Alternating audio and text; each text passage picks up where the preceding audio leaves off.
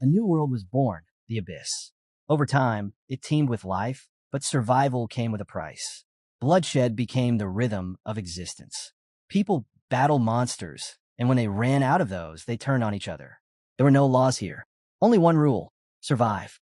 And for those who managed to do so, unimaginable treasures waited beyond the carnage. In one grim age, war consumed everything. A colossal dragon lay defeated, its enormous frame sprawled across a field of ruin.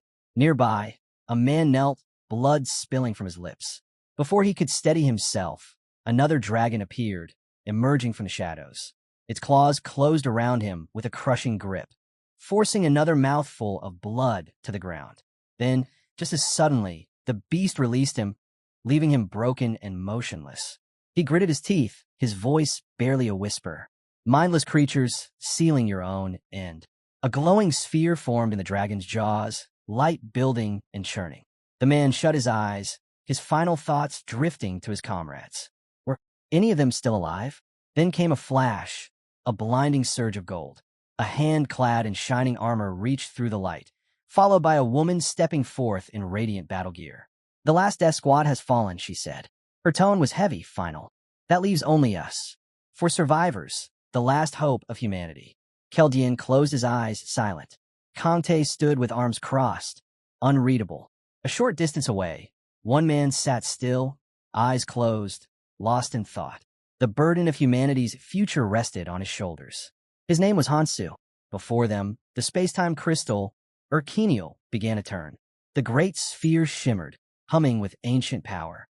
It was humanity's final card, the power to turn back time after 50 years of torment in the abyss. Conte straightened. "Only one of us can return to the past," he said quietly. But in his mind, the choice was already clear. He smirked. "Obviously, it should be the strongest among us." Keldien sighed, adjusting his glasses. "I thought for once you might say something reasonable. Clearly, I was wrong." Iris stepped between them, her voice sharp. "Enough. Focus. Most of the Valkyries who fought the Golden Dragon have already fallen. It won't be long before it reaches us." She lowered her weapon, pausing. The decision weighed on her, but there was no other path left. Her gaze locked forward. "The only one who can return is Hansu." Hansu looked up, uncertain. His heart pounded as he stared at his hands. Hands that had fought, killed, and endured for so long he'd forgotten why. Maybe it wouldn't be so bad to stop here. Then Iris reached out, placing her hand over his, breaking his thoughts. She sat beside him and spoke softly. Iris steadied her voice. "The fate of humanity rests in your hands. Don't give up, Hansu." Hansu glanced at her, weary but listening. His eyes shifted toward Keldien and Conte. Keldien gave a firm nod. "Iris is right. The fact that you're still standing, despite starting 20 years after Nyan, proves why you're the one. If you'd begun even 5 years earlier, the world might already be different." Conte crossed his arms, a faint grin on his face. "They've got a point. Even I can't deny your skill. But hey, if you really don't want to go, just say so." His grin widened mischievously. "Though, come on. Going back means you get to relive everything you missed out on." He paused, realizing his wording. I mean you'd be the one getting those chances, obviously, since you're the only one going back." A faint chuckle escaped Hansu's lips. Then he rose to his feet. Without another word, he stepped toward the massive, glowing sphere. The moment he neared it, the air trembled. An invisible force crashed down on him like a tidal wave. The others stiffened. From the shadows, a massive presence stirred. A roar split the air, shaking the battlefield. Darkin had arrived. Golden flames burst from the dragon's mouth, lighting up the wasteland. "Hansu, stay focused. We'll hold it off," Keldien shouted, summoning a barrier that flared to life above them. The flames hit like a meteor, detonating in a blinding explosion. "Switch," Keldien commanded. Iris and Conte moved in unison. "Hold it while I prepare." Keldien's voice rang out. Conte gripped his stone, eyes sharp. "Leave it to us." He shot a glance at Hansu. "Now's your moment. Show us what you've got." Iris didn't hesitate. She surged forward, her weapon slamming into the ground. Shockwaves rippled through the battlefield, scattering the dragons that surrounded them. Conte's blade ignited, engulfed in roaring flame. "Figured this out a long time ago," he yelled. With a single swing, he cleaved into the ground, fire exploding in every direction. But before he could recover, A massive claw tore through the smoke, descending straight toward him. His eyes widened, too late to dodge. He braced himself, teeth gritted as the impact roared. Hansu instinctively stepped forward, ready to jump in, but Keldien caught his arm. Your weapon's broken, he reminded him sharply. Don't lose focus now. Iris turned to him, her voice cutting through the chaos. Keldien's right. You have to go. She took a step closer, unwavering.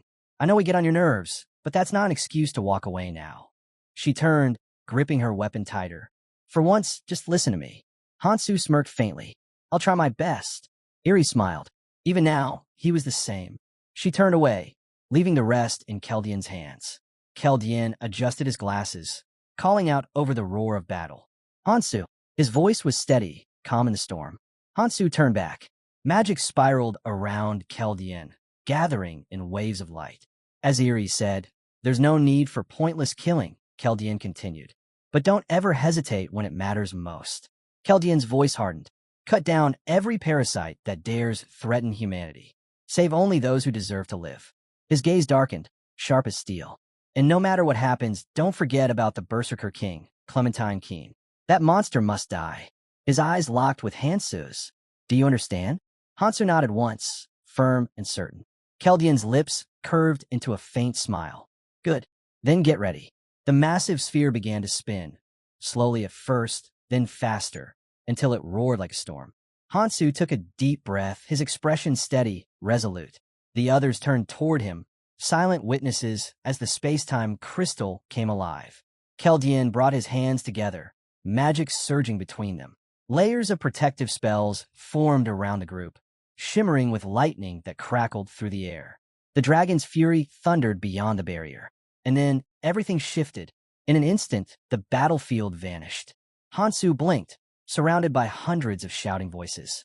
People stumbled and screamed, confusion and fear spreading like wildfire. A green sun hung above them, bathing the ruins of a collapsing city in its eerie light. It had worked. Hansu steadied himself. This is it. The mission, their sacrifice, it all led here. He couldn't let them down. All around him, chaos broke loose. Where are we? Someone shouted. I want to go back, a girl cried. A man grabbed another by the collar, shouting, You did this, didn't you? I don't know anything, the other man screamed back. Let go of me. Hansu watched silently as panic consumed the crowd. It was only natural. They had been thrown into a world they couldn't begin to comprehend. His thoughts drifted to the beginning, the year everything changed. Back then, only 100 people had been pulled into the abyss. But the number grew, thousands, millions, all vanishing from their worlds without a trace. He remembered his own disappearance at 20. 1 second, he was holding his phone. The next, it slipped from his hand as reality tore open beneath him. This place, the midpoint of the abyss, was where countless dimensions collided. The first arrivals adapted fast, gaining strange powers driven by pure instinct. But for most, this world was death itself. A land without mercy, ruled by monsters. And when enough people gathered here from a devoured world, the door to the true abyss would open. That's when the Great War would begin. Hansu stretched his arms, exhaling slowly. 5 years, he murmured. That's all I got to grow stronger. He took his first step forward, then stopped. His hands trembled slightly. The strength he once had, the skills he spent a lifetime forging, they were gone. He clenched his fists. It didn't matter. He would start again. A scream tore through the air. Gasps erupted around him. People pointed upward, faces pale. The sky itself was splitting apart, cracks tearing through the heavens. Something was breaking through. Then it fell. With a bone-shaking crash, a grotesque creature slammed into the crowd. The people froze, horror in their eyes.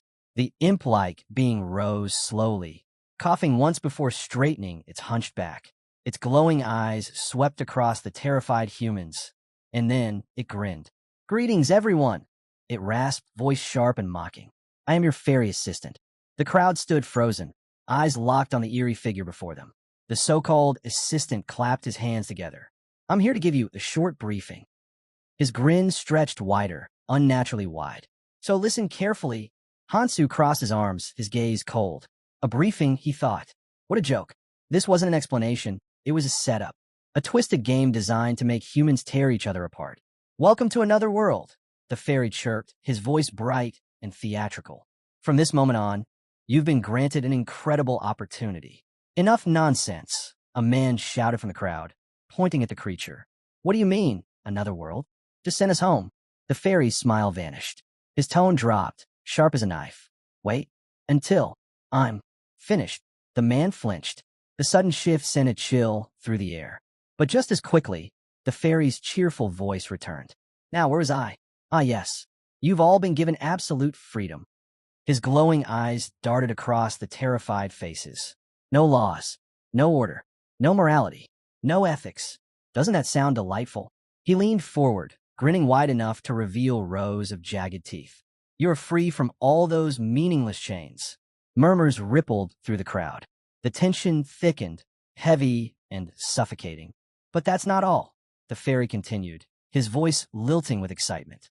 Every physical limit you once had, gone. And depending on what you do, you can grow stronger. Infinitely stronger. He chuckled, tilting his head. Think of it like a movie. You could be the hero or the villain, whichever you prefer. Then he snapped his fingers. Allow me to demonstrate. The man who had shouted earlier began to glow. Confused, he looked down at his body, just before a chunk of it tore away. Blood splattered across the ground. A collective gasp tore through the crowd. Silence. Then, the screams began. The fairy gasped theatrically, hand to his mouth. Oh dear, how careless of me. His tone dripped with mock pity. I really do dislike noisy people. Someone shouted, run, and chaos erupted. People bolted in every direction, trampling one another in blind panic. The fairy sighed, shaking his head. Tisk, TSK. I said I hate noise. He snapped his fingers again. A young girl froze mid-step, tears streaming down her cheeks. She tried to speak, her voice trembling. Please, someone help me. The fairy's face twisted in irritation. Enough. If you want to live, earn it. Then, just like that, the rage disappeared. His voice brightened again, cheerful and sing-song. Ah, much better. Now let's move on, shall we? A faint light shimmered between his palms. When it faded, a small stone etched with glowing runes rested in his hand. This, my dear survivors, he announced proudly, is a rune. You can obtain one by killing living beings. The stone pulsed faintly as he turned it, admiring the glow. There are 8 types in total, each appearing at random. This one's colorless, but the more you fight, the more you grow. Collect them, and your power will soar. His gaze swept over the crowd, smile returning, sharp and gleaming. So, then, he purred. Who wants it? The crowd fell silent. No one moved. Not a single soul dared breathe. Then, one hand rose. Hansu. He stood still among the trembling crowd, his expression calm, unreadable. The fairy's eyes gleamed with delight. Oh, how exciting, he sang out, drifting toward him. Such enthusiasm. I like you already. The creature extended its clawed hand. Hansu met it without hesitation. As their palms touched, the fairy chattered on excitedly. Runes are truly magnificent. They reshape the very laws of this world. Look, my muscle capacity just increased from 117 kilograms to 122.3. Incredible, isn't it? Hansu said nothing. He'd seen this before. He understood it all too well. His lack of reaction made the fairy's grin falter slightly. The creature cleared its throat. Ahem. Anyway, it straightened, regaining its false cheer. Runes come in many forms, each granting powers beyond the reach of ordinary science. Strength, speed, endurance, even control over mana. He looked around the crowd. Would anyone else like to try? A few people flinched, but said nothing. The fairy chuckled. Perhaps not yet. Very well. Let me give you one final piece of advice. His tone sharpened. No matter the rune's attribute, none of them are ever a disadvantage. If you wish to live, if you wish to grow stronger, collect as many as you can. The words hit like a spark in dry grass. Tension broke. People surged forward, pushing and shouting as they scrambled for the runes scattered across the ground. The fairy floated above, watching with childlike amusement. Ah, how predictable, he mused. Greed never changes. He turned his attention back to Hansu. By the way, he said lightly, if you touch your right ear, you can see how many runes you've collected. Like this. He demonstrated, tapping his ear. Instinctively, the others followed, touching theirs in curiosity. Murmurs filled the air. The fairy smirked. Humans do love their numbers. He went on casually. For reference, an average person's stats are around 10. A simple baseline. Hansu checked his own. His strength had risen by a single point. Just one, but it was proof. With each hunt, he could recover what he had lost. Strength, mana, magic power. Everything could be rebuilt piece by piece. The fairy's tone shifted again, almost thoughtful. You can obtain runes from any living being, he said. It doesn't matter what you hunt. His eyes lingered on a quiet boy standing near the edge of the crowd, then flicked to a trembling girl beside him. In truth, the fairy added, this world isn't so different from the one you left behind. A murmur swept through the crowd. Unease twisted into dread. Then, with a sudden grin, the fairy clapped his hands. Well, you all look so gloomy. Let's change that, shall we? Light flared. In an instant, weapons materialized in every person's hands. Swords, axes, bows, and crude blades. Forget the past, the fairy announced brightly. Focus on what's ahead. Train, fight, grow strong, and enjoy your new life. He hovered higher, his grin stretching impossibly wide. Once I'm gone, training will begin. You'd better give it everything you've got. Whispers rippled through the crowd. Training? What did he mean by that? Before anyone could ask, a piercing scream tore through the air. Every head turned. From the shadows behind them, a massive swarm of creatures emerged. Their forms were twisted, grotesque, eyes glowing like embers in the dim green light. They crawled, snarled, and bared rows of jagged teeth. The fairy's laughter echoed above the chaos. Lesson 1, he said, voice dripping with amusement. Survive. Fear spread through the crowd like wildfire. Someone stammered out, Is this part of the training? The monsters advanced, slow, deliberate, unhurried. Their glowing eyes locked onto their prey. The people stood frozen, too terrified to move. Just as the tension reached its breaking point, a girl stepped forward, voice trembling but steady. Everyone, don't panic. Stay calm and move back slowly. Her words barely registered. The air was thick with dread. Hansu planted his feet, his gaze fixed on the incoming creatures. Around him, fear was spreading faster than reason. Someone turned to retreat, but collided with another man. Watch it, the man barked. But the first man didn't respond. His shaking hand pointed ahead. Wait, something's wrong. A shimmer rippled across the air in front of them. A wall. Invisible, impenetrable. He slammed his fists against it. Hey, let us out. No response. Only the echo of his desperate pounding. Then more gasps. Others had turned to see it too. The barrier was closing in. Their path was sealed, and the only direction left was toward the monsters. Then it began. The goblins charged, their guttural screams tearing through the air. The crowd erupted into chaos. Some swung their weapons wildly. Others ran aimlessly. The sound of metal, bone, and screaming filled the space. A boy holding a knife shouted, I won't die here, and lunged at the nearest goblin. But before anyone could process what was happening, a strange voice cut through the madness. 49. Everyone froze. The man who'd shouted before was gone.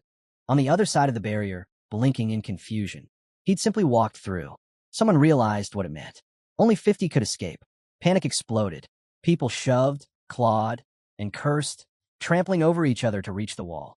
The fairy's twisted laughter echoed somewhere beyond, watching his game unfold. Hansu's jaw tightened. He looked at the chaos before him. Humans destroying themselves before the monsters even had the chance. There were 100 of them here. If they just stood together, if they fought properly, they could win. There'd be casualties, yes, but nowhere near this. He remembered the last time. 40 dead. Only 10 had survived. Not again. Hansu gripped his knife tighter. His eyes sharpened. This time will be different. The goblins lunged. Screams tore through the air. Blood splattered across the ground. People cried, begged, fought. Most died before they even understood what was happening. A goblin swung a club toward Hansu's head. He caught it mid-swing. With a swift slash, his blade opened the creature's throat. Blood sprayed as the goblin collapsed. Hansu threw the body aside and turned to the next one. His movements were precise, efficient, a silent storm of violence. When the last goblin fell, the survivors stared, stunned. Hansu stood in the middle of the carnage, surrounded by corpses, blood streaking his face. He wiped it away with the back of his hand. His breathing steadied. His body, this young, untempered form, felt exactly as it had decades ago, and that unsettled him. Nearby, the boy who had survived crouched low, gathering runes from the fallen. His agility stat flashed upward, a 1/10 of a point gained. But agility wasn't just speed. It sharpened his perception, slowed the world around him. In battle, that was everything. As Hansu surveyed the area, a faint whistle cut through the air. A dagger, thrown by a goblin that had been playing dead, was spinning straight for his chest. Hansu twisted, his hand snapping up. The blade stopped midair, caught between his fingers. He exhaled slowly. Round one over. Hansu caught the dagger midair, then flicked his wrist. The blade spun through the air like lightning and buried itself straight into the goblin's skull. Dropping to one knee, Hansu barely caught his breath before the rest came charging. They could smell blood. Dozens of them. Eyes wild, claws dripping, shrieking with murderous hunger. Hansu gripped his cleaver tighter. The moment blood touched the ground, their frenzy began. No hesitation, no thought, just raw instinct to kill. He met them head-on. His blade sliced clean through the first, splitting its chest open. Another lunged. He countered with a sharp elbow strike, crushing bone. His movements were ruthless, precise, and efficient. Each swing was calculated, each kill deliberate. Somewhere behind him, a voice shouted, "He's fighting alone." That was enough. The sight of Hansu, standing unshaken, sparked something in the others. A handful of survivors broke from their panic, raising their weapons with desperate resolve. "Let's go," someone roared. The humans surged forward, clashing against the tide of goblins. Steel met flesh, screams met growls, the chaos swallowing everything. Hansu moved through it all like a storm, focused, relentless. He knew this wasn't the time for caution. The only way out was through. He parried another strike, countered instantly, and drove his blade through the creature's skull. This world, how many have they dragged here? He thought of the millions who had been taken, ripped from every corner of humanity. The first wave had been lucky. 3 months of protection, a training period before the slaughter began. But once that ended, they were thrown into the abyss proper, alongside veterans who had survived for years. He'd seen what that did to people. He thought of those survivors now, the ones who endured, the ones who adapted, and the kind of monsters they became. Another goblin lunged. Hansu met it with a swift, brutal swing. The blade cut deep, and the creature collapsed. He knelt, grabbed a glowing stone from the corpse, a rune. Even the smallest increase mattered now. Every drop of power counted. Keljian had chosen correctly. This world needed someone like him. When the last goblin fell, the field was silent, littered with corpses. Blood soaked the dirt. Someone gasped. He killed them all. The boy who had fought earlier stared, speechless. Around him, whispers spread. Some called Hansu a monster. Others, a savior. A faint voice rose from behind. It was one of the fairies, watching the aftermath. She floated above the carnage, surveying the survivors with a hint of approval. "You all did well," she said lightly. "That must have taken quite the effort." Her gaze drifted over the shaken faces. "And there are still plenty of you left." But the crowd didn't share her satisfaction. Their eyes were hard, filled with hatred. Behind her, the barrier shimmered, then began to open. The fairy smiled.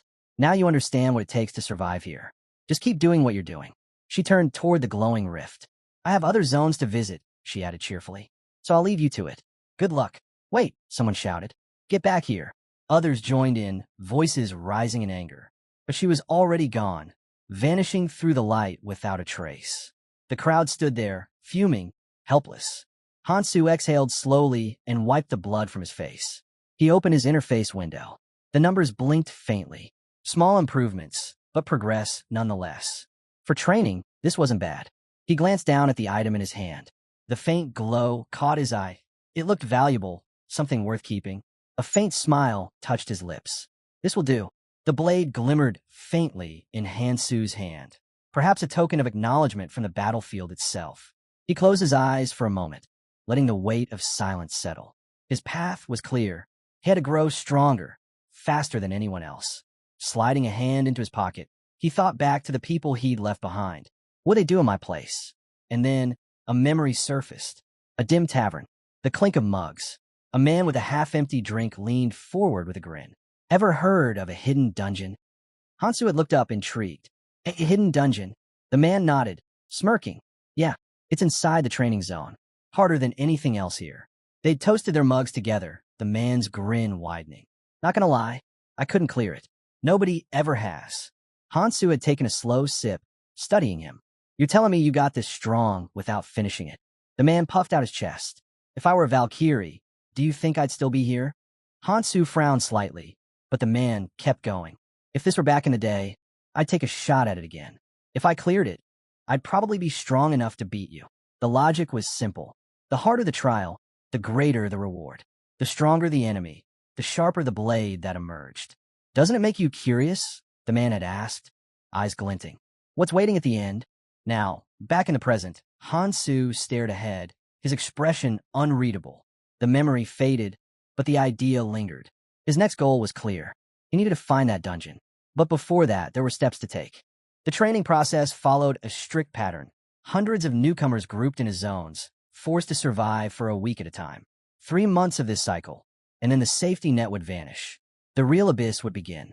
Hansu knew the truth others didn't. There were 2 hidden parts in the first training stage. No one had ever reached the end, but to unlock the hidden dungeon, both were required. It was the fastest, most dangerous path to power, and he intended to take it. His gaze swept across the desolate landscape. A moss-covered sign caught his attention, half buried in dirt. The markings were faint, but it was the clue he needed. He started toward it, until a sharp voice cut through the air. What are you doing? Hansu turned. Nearby, a man and a woman were arguing. The man's tone was forceful. I just said we should go together. Why make it a problem? The woman crossed her arms, shaking her head. We'll manage on our own. Before she could turn away, the man grabbed her wrist. All around them, similar scenes were unfolding. Arguments, tension, the stronger preying on the weaker. The man smirked, his grip tightening. Come on, you want to survive, don't you? We all have to cooperate. His voice dropped, the words twisting with arrogance. That's how we make it out alive. Hansu's eyes narrowed slightly. He'd seen this too many times before. The abyss didn't create monsters. It revealed them. Hansu exhaled sharply. He didn't have time for this. The hidden part would vanish in a week. If he didn't find it by then, the chance would be lost forever. He turned to leave. Hey, wait. The voice made a pause. A man wearing headphones jogged up, hesitant but determined. What's your name? He asked, eyes darting nervously. Hansu frowned. Do we know each other? The man flinched but pressed on. Just tell me your name. Before Hansu could reply, another voice cut through the tension. Have you lost your damn mind? A blond man came charging in, fury blazing in his eyes. He swung a punch straight at Hansu. We were together before this. What the hell is wrong with you? Hansu didn't move. His eyes followed the motion calmly, narrowing slightly. These 2 knew his name. How? Then realization struck. The blonde's voice, the man with headphones, their faces from a lifelong past. His classmates. Memories surfaced. They'd started this nightmare together, but they had died long ago. He had forgotten them. And yet, here they were. Before he could dwell on it, movement caught his eye. The girl from earlier, Yumi, had broken free from her captor's grip. She stepped forward cautiously, sunlight glinting off her hair. Her name echoed in his mind. Yumi. He remembered now. She had been with them, too. Hansu's gaze flicked to the man in the jacket, the one who had grabbed her. His face twisted in frustration. You're seriously ignoring me? He snapped. His tone shifted, trying to sound tough, but his eyes betrayed his fear. He'd seen Hansu fight, seen him cut through a swarm of goblins like they were nothing. But the man hesitated. Hansu looked tired. Maybe, just maybe, he could be taken down. A glance at his gang confirmed it. They were thinking the same thing. The leader smirked, stepping closer. Where are your manners? He called mockingly. We weren't finished talking. His gaze slid toward Hansu. You look like you've had a rough day. Think you can handle much more? The group chuckled under their breath, confidence returning. Then the leader turned back to Yumi. Come here, he said smoothly, voice dripping with arrogance. I'm asking nicely. He grinned wider. More's always better, right? Why don't you join us, before we come to you? Hansu's eyes scanned them all, measuring, calculating. He turned briefly to the blonde beside him, muttering, filth, still crawling everywhere. These men were blind, intoxicated by their small victory, completely unaware of the true predators waiting beyond this place. He took a step forward. The gang leader's grin faltered. Hansu's tone was calm, but the weight behind it was suffocating. Do you even understand where this is heading? The leader's mouth opened, but no sound came. Hansu shoved him backward, the force driving him several steps off balance. His dagger gleamed in the dim light, veins pulsing along his arm. Got anything to say? He asked coldly. The air grew heavy. Then another man stepped between them, broad-shouldered, wearing a red shirt. He raised a hand. Easy, he said, forcing a grin. No need to make a scene. Behind him, A giant with a shaved head moved closer, muscles tensing like coiled steel. The atmosphere shifted instantly. Hansu's fingers twitched around his weapon. This wasn't going to end with words. The man in the red shirt smirked. "Relax," he said lightly. "We're not bad people. Right, boss?" The others nodded eagerly. "Yeah, that's right, boss." Their leader flashed an easy smile, but his eyes told another story. He was sizing Hansu up like a wolf circling prey. "Why not join us?" the man offered smoothly. "Given how things are now, we could use someone like you. Everyone's got a role to play." He tilted his head slightly, a sharp glint cutting through his friendly expression. "Wouldn't it be smarter to work together?" Hansu studied him quietly. This man had already adjusted. No, evolved to fit this cruel new world. He wasn't pretending anymore. He thrived in it. A predator perfectly suited to the abyss. Hansu's hand tightened around his dagger. He could end this now, quickly, efficiently. But then, Iris' voice echoed in his mind. "There's no need for needless killing, Hansu, but never spare those who will become parasites. The kind who will harm humanity when the Great War comes. Protect the ones who deserve to live." He exhaled slowly. These guys, they weren't worth the effort. They destroy themselves sooner or later. "Not my problem," Hansu said flatly, turning away. "Get lost." The boss watched him leave, his expression unreadable. One of his men started to speak nervously. "Boss, should we?" "Enough with the hysteria." The man cut him off sharply. "We've got bigger things to handle." He turned his gaze over the crowd of frightened survivors, people too weak to stand, too broken to fight. In a world crawling with monsters, he saw opportunity. "To survive," he muttered, "we'll need order." Hansu, walking away, recalled the fairy's words and scoffed under his breath. "Fairy, my ass more like a devil." Still, despite everything, something about this place fascinated him. The chaos, the danger, the raw survival instinct in every corner. He smirked faintly. "The strong rule here," he murmured. "So why not use it?" Behind him, the self-proclaimed boss led his followers in the opposite direction. They trailed behind him without hesitation, blind to what awaited them. The blond man watched them go and sighed. How is it that people are scarier than monsters? Then his gaze shifted toward Hansu. There was something different about him now, something colder. "He's always been strange," he muttered. "But was he always like this?" Hansu wiped the drying blood from his face and kept walking. Footsteps followed. He turned slightly. It was the orphan, the boy with the dark, distant stare. Hansu had barely noticed him before. Now, the kid looked up, meeting his eyes. "Why are you acting like you don't know us?" he asked quietly. Hansu frowned. "Memory loss," he said simply. His classmates exchanged uncertain glances. Minnie giggled softly. "Why do you sound like some old man?" Hansu looked at her, confused. He couldn't see what was funny. Minnie smiled awkwardly, cheeks flushed, eyes darting away. She was too bright for this place, too human. In a world they'd come from, that brightness might have taken her far. But here, beauty was a weapon, one that cut both ways. He hoped she'd learn to wield it before it got her killed. They continued through the ruins in silence. Crumbling walls, the stench of death, the distant howls of unseen beasts. The blonde shifted uneasily beside him. "We haven't said a single word about what's next," he began. Hansu didn't answer, because he already knew. There was no next, only survival, and the path to the hidden dungeon. "Word this whole time," she murmured, glancing around the empty streets. Then, forcing a smile, she turned to Hansu. "So, where exactly are we headed?" Hansu didn't respond. He just kept walking, his steps steady and deliberate. After a long pause, he finally said, "You'll know when we get there." Up ahead, their destination came into view. A dark entrance. The stairs descending below read one name, Gangnam Station. Minnie frowned, confused. "Wait, why here?" Hansu exhaled, pressing a hand against his mouth in thought. He didn't have time to explain, not now. If it weren't for Erie's words, he wouldn't have even brought them along. Finally, he spoke, quiet but firm. "I can't explain it, but I have a feeling. I may have lost my memories, but in exchange, I gained something far greater." The group froze. Their eyes darted between one another, disbelief written across their faces. After everything they'd seen, monsters, fairies, worlds collapsing, why was this the part that shocked them? The blonde leaned closer to her friend, whispering, "Are we really sure about following this guy?" Hansu suddenly turned to face them. His gaze was sharp. "I'm not forcing anyone," he said. "Everyone makes their own choices.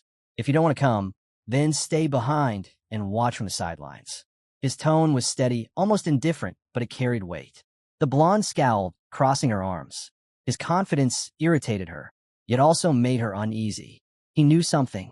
Hansu took a deep breath and stepped forward, beginning his descent into the subway. She hesitated for a heartbeat, then followed, reluctantly, but drawn in all the same. The rest trailed after. As they moved deeper underground, the air grew colder, heavier. The blonde tried to laugh it off, flashing an uneasy grin. You sure this place is safe? It feels like a horror movie down here. Hansu didn't even glance back. We're meeting friends, he said. She blinked. Friends? Down here. They reached the bottom. The silence was thick, like the place itself was holding its breath. Hansu stopped. His hands slid into his pockets. Then, without warning, he drew his dagger. A sharp gasp echoed. Many flinched. The blonde whipped around. Tae-sung, someone shouted. Hansu's eyes locked on something moving near Tae-sung's feet. A pale, pulsing shape. Before anyone could react, he lunged. His blade sliced clean through the creature's head. A fong caterpillar. Its green blood hissed against the ground before fading into mist. Hansu pulled his dagger free and spoke calmly. This dungeon mirrors Gangnam Station. Those bugs, they respond to vibrations. The corpse dissolved into particles, leaving behind a faintly glowing pebble. Hansu picked it up, studying it as he continued. They can't stand sunlight, so they hide underground. But if one ever bites you, he turned to face the group, his voice low and unshaken. You'll be gone in seconds. Flesh shredded, nerves cut. You won't even have time to scream. A cold silence hung over the group as Hansu's words sank in. Fear crept through them like a chill. Hansu let out a quiet sigh. I'll show you an easy way to deal with them, he said. Then, without hesitation, he drove his dagger straight into another bug's throat. The group flinched at the sound, but Hansu's calmness steadied them. Soon, knives were passed around, and the hesitant group began slashing at the writhing creatures. Hansu watched carefully, studying every movement. These four, they might actually prove useful. His gaze shifted to a boy standing a little apart from the others. Nervous, shaking, headphones hanging around his neck. Hansu stepped closer. If you're not confident, he said evenly, step only on solid tiles. If you spot a crack with dirt inside, stab it, but don't forget to protect your hands. Minhee wiped the sweat from her brow and tried to lighten the mood. So, basically hit the parts that look off, right? The blonde snorted. Sounds like a twisted game of whack-a-mole.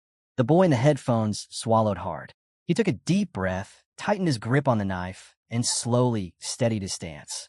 But before he could move, a loud screech erupted behind him. The ground split open, and a massive beetle lunged straight toward his back. Hansu reacted instantly. He shoved the boy aside and swung his blade in one clean motion. The creature split apart midair, crashing to the floor in two twitching halves. The boy stared at him, eyes wide. Then, almost sheepishly, he whispered, "Thanks." Hansu didn't respond. He'd already sized the boy up, too hesitant, too weak. Someone like him would only slow them down. Without a word, Hansu turned away and kept walking. The boy lowered his head, frustration flickering across his face. The blonde, still trying to make sense of everything, caught up to Hansu. You knew this was going to happen, he said, narrowing his eyes. Ow! Hansu glanced at him, a faint smirk tugging at his lips. Didn't I tell you? His tone carried a quiet amusement. Then, almost playfully, he added, It's my superpower. The blonde blinked, caught off guard. The others froze too, exchanging uncertain glances. But Hansu wasn't interested in explaining further. Let's focus on hunting, he said curtly, already moving ahead. As the others lingered, unsure what to do next, Hansu twirled the fallen stone in his fingers and looked back. Why aren't you collecting the runes? Minhee gave a sheepish laugh. Well, we figured you should have them. You're the strong one, right? You protect us, we stay out of the way. She hesitated, rubbing the back of her neck. Besides, it's not like picking up a few glowing rocks will suddenly make us superheroes. Hansu frowned. Her logic was naive and dangerous. Relying on him for protection wasn't teamwork, it was dependency. He stopped and turned toward them, his voice steady and firm. Your prey belongs to you alone, he said. If you want to stay with me, you follow the basic rules. It was a rule as old as the abyss itself. Everyone down there learned it eventually. Your prey belongs to you. In a group, rewards are shared by effort and need. Because when things turn desperate, goodwill never lasts. His classmates stared at him, unsure of what to say. They didn't yet understand the kind of world they'd been thrown into, but Hansu knew it wouldn't take long. He met their uneasy gazes and spoke plainly. First rule, rely on your own strength.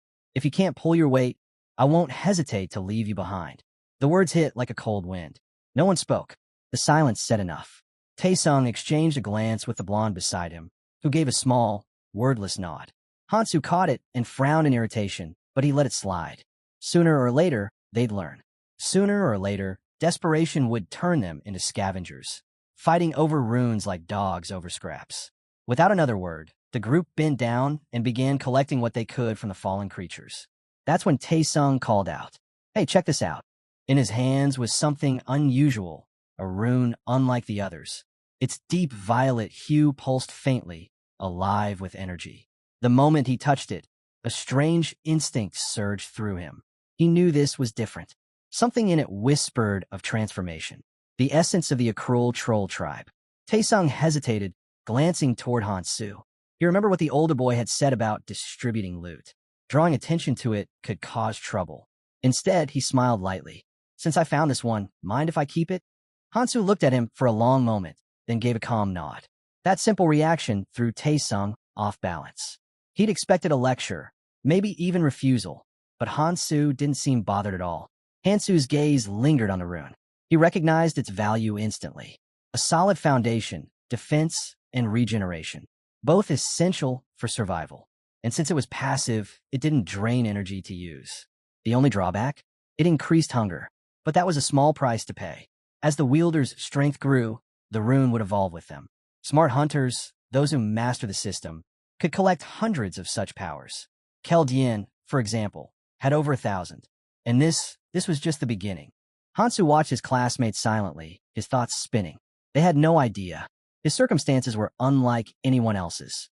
Across the ground, runes flickered faintly, remnants of the creatures they'd slain. One of them flared brighter than the rest, and Hansu instinctively raised a hand to shield his eyes. The surge of light made him clench his fists. Somewhere distant, Iris's voice echoed in his mind. She sighed. As expected, his skill limit is 7. Her frustration was clear. "If only we'd known earlier," she muttered. He could have chosen stronger abilities. A limit of 7, that's crippling. But Hansu wasn't like the others. His power didn't stop at limits. It grew beyond them. Every skill he acquired would evolve over time, shifting into something greater. What started as simple regeneration from a lizard's essence could one day match Kongtae's legendary immortality. His rapid dash, the speed skill, had the potential to transform into something far beyond even Keldian's signature move, Rupture Space. That was why they called him 7 Stars Hansu. While others spent decades perfecting their abilities, he advanced in mere years. That was why he, above all others, had been chosen to return to the past. A faint smile touched his lips, but it vanished just as quickly. Every choice he made from here on out would shape everything that followed. Iris's voice echoed faintly in Hansu's mind. She warned him to choose his skills carefully. Every decision mattered. If things went as planned, his training would be nothing but a warm-up. Meanwhile, Taesung examined his newly acquired rune, curiosity flickering in his eyes. After a moment's hesitation, he pressed it against his chest. The rune melted instantly, dissolving into pure light that surged through his body. A system notification appeared before him. Skill acquired, physical resistance. A satisfied grin spread across Taesung's face. Checking his stats, he could see the difference. His strength, endurance, and defense had all risen. The thrill of power made his heart race. He shot a glance toward Hansu, a spark of rivalry igniting behind his smug expression. "Just wait," he thought. "I'll catch up to you soon." Hansu noticed, but didn't react. He simply gestured for the group to keep moving. Taesung slung an arm casually over his shoulder. "It's only going to get tougher from here," he said with forced confidence. "Let's stick together, yeah?" Before Hansu could respond, Taesung turned toward Yumihi. "Need me to watch your back?" he added with a grin. She blinked, confused. "Oh, what?" Hansu's expression darkened slightly. So he sees me as his rival now, he thought. The idea was mildly entertaining, but not enough to tolerate. He shrugged Taesung's arm off without a word. The group pressed deeper underground, the air growing heavier with each step. Hansu's eyes dropped to the floor. "We need to go lower," he said. Mihi frowned. "Lower? Why? The subway, Hansu replied. Her jaw dropped. Wait, don't tell me the trains are still running down here. Hansu glanced back at her, his expression unreadable. You'll see soon enough. He continued walking, his thoughts drifting back to a conversation long ago. Someone he'd once met, someone unforgettable. He remembered sitting in a dim bar, half listening to a man bragging about his so-called dungeon conquests. The man boasted loudly, listing the number of dungeons he'd cleared, how many monsters he'd slain, how unbeatable he was. Then, a calm voice cut through the noise. Those dungeons you're talking about, the newcomer said. They're nothing compared to the ones I've seen. The braggart turned, glaring. Who the hell are you? Mind your own business. The stranger didn't flinch. He simply folded his hands together and stepped closer. His presence alone silenced the room. Hansu remembered that moment vividly. The quiet confidence, the controlled tone. The man brushed past the loudmouth and took a seat beside him. Then, leaning slightly closer, he spoke with quiet certainty. If you really want to grow stronger, faster than anyone else, there's something you need to find. Hansu could still see the glint in the man's eyes as he continued, voice low but burning with conviction. It's in the training zone, somewhere beneath the subway.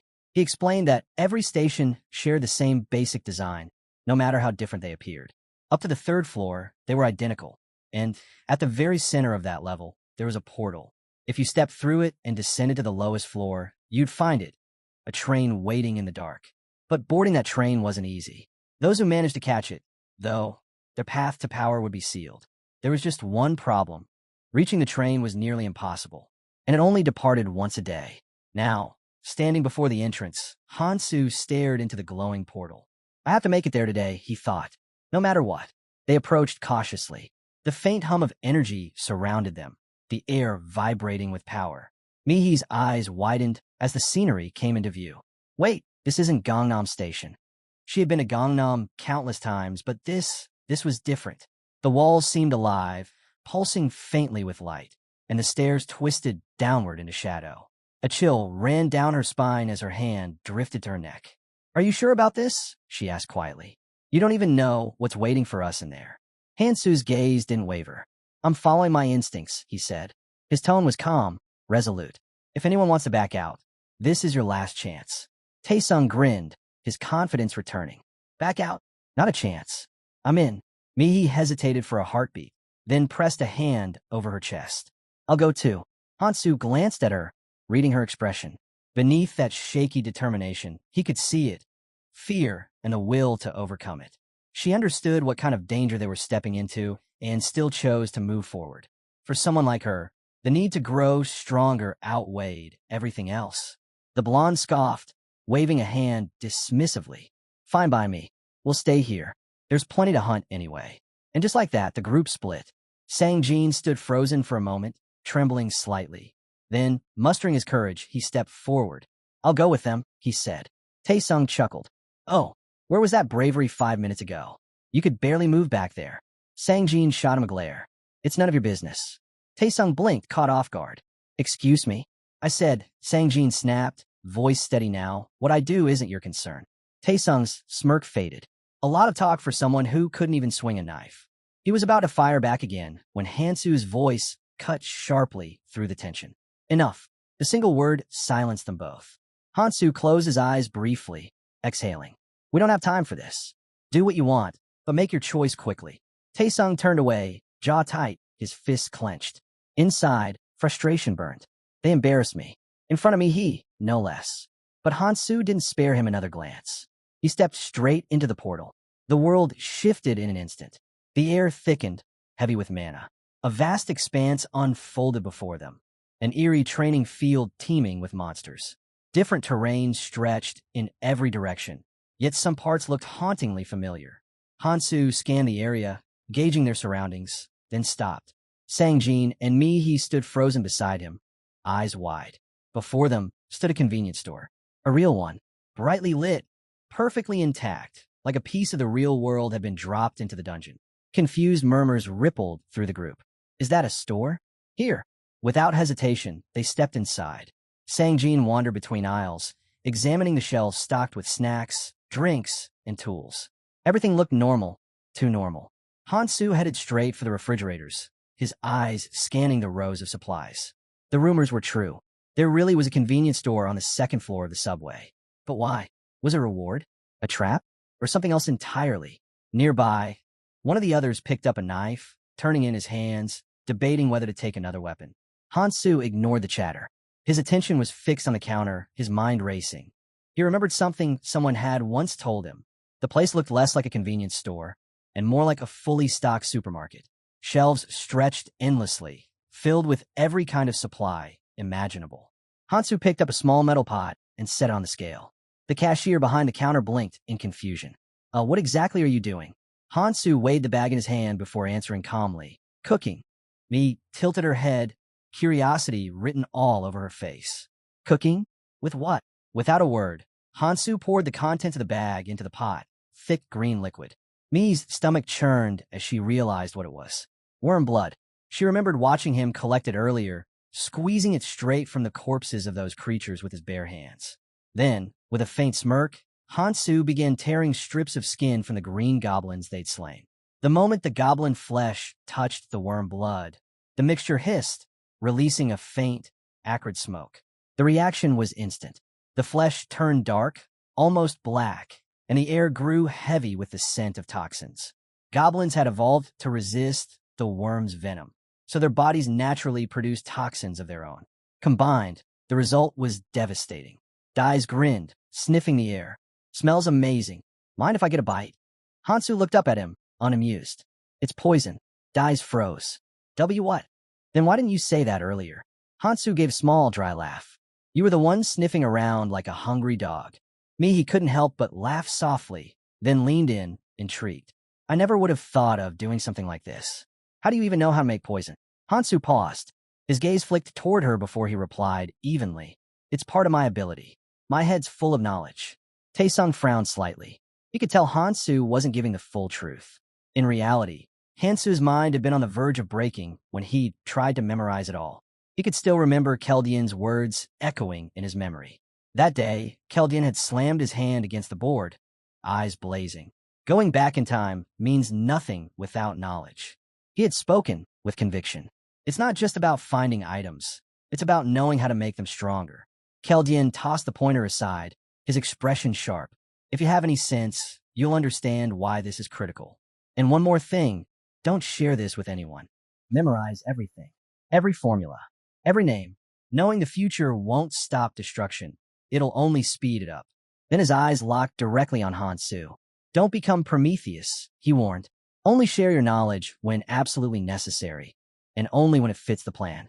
Back in the present, Hansu stared at his reflection in the steel pot. Without exact ratios or timing, this formula would be useless. But that was fine. He poured the thick purple mixture into a bottle, then uncapped a small vial and spread the venom over his dagger's blade.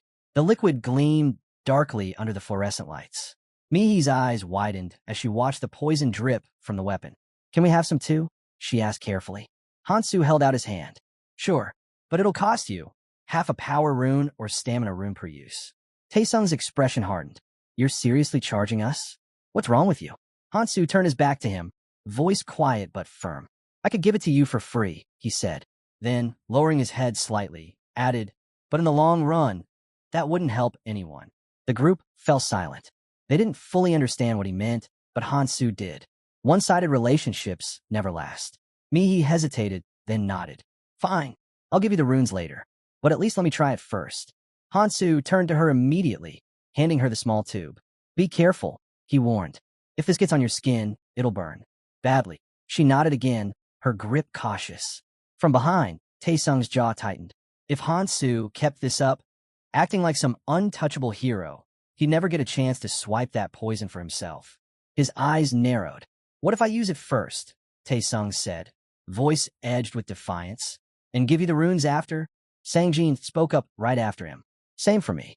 Soon, one by one, they all started passing the tube around, each coating their weapons with measured hesitation. Hansu didn't bother interfering. He simply turned away, organizing his own gear.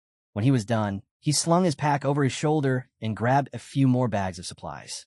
It wasn't much, but it would be enough. He turned back toward them, only to pause. Mihi was standing there, watching him carefully. We're ready, she said. Then she frowned. Why are you looking at us like that? Hansu's gaze swept over them. They were all carrying too much, bags strapped to every limb, weapons clinking, supplies stuffed wherever there was space. He sighed deeply. Are you planning to fight or make yourselves bait?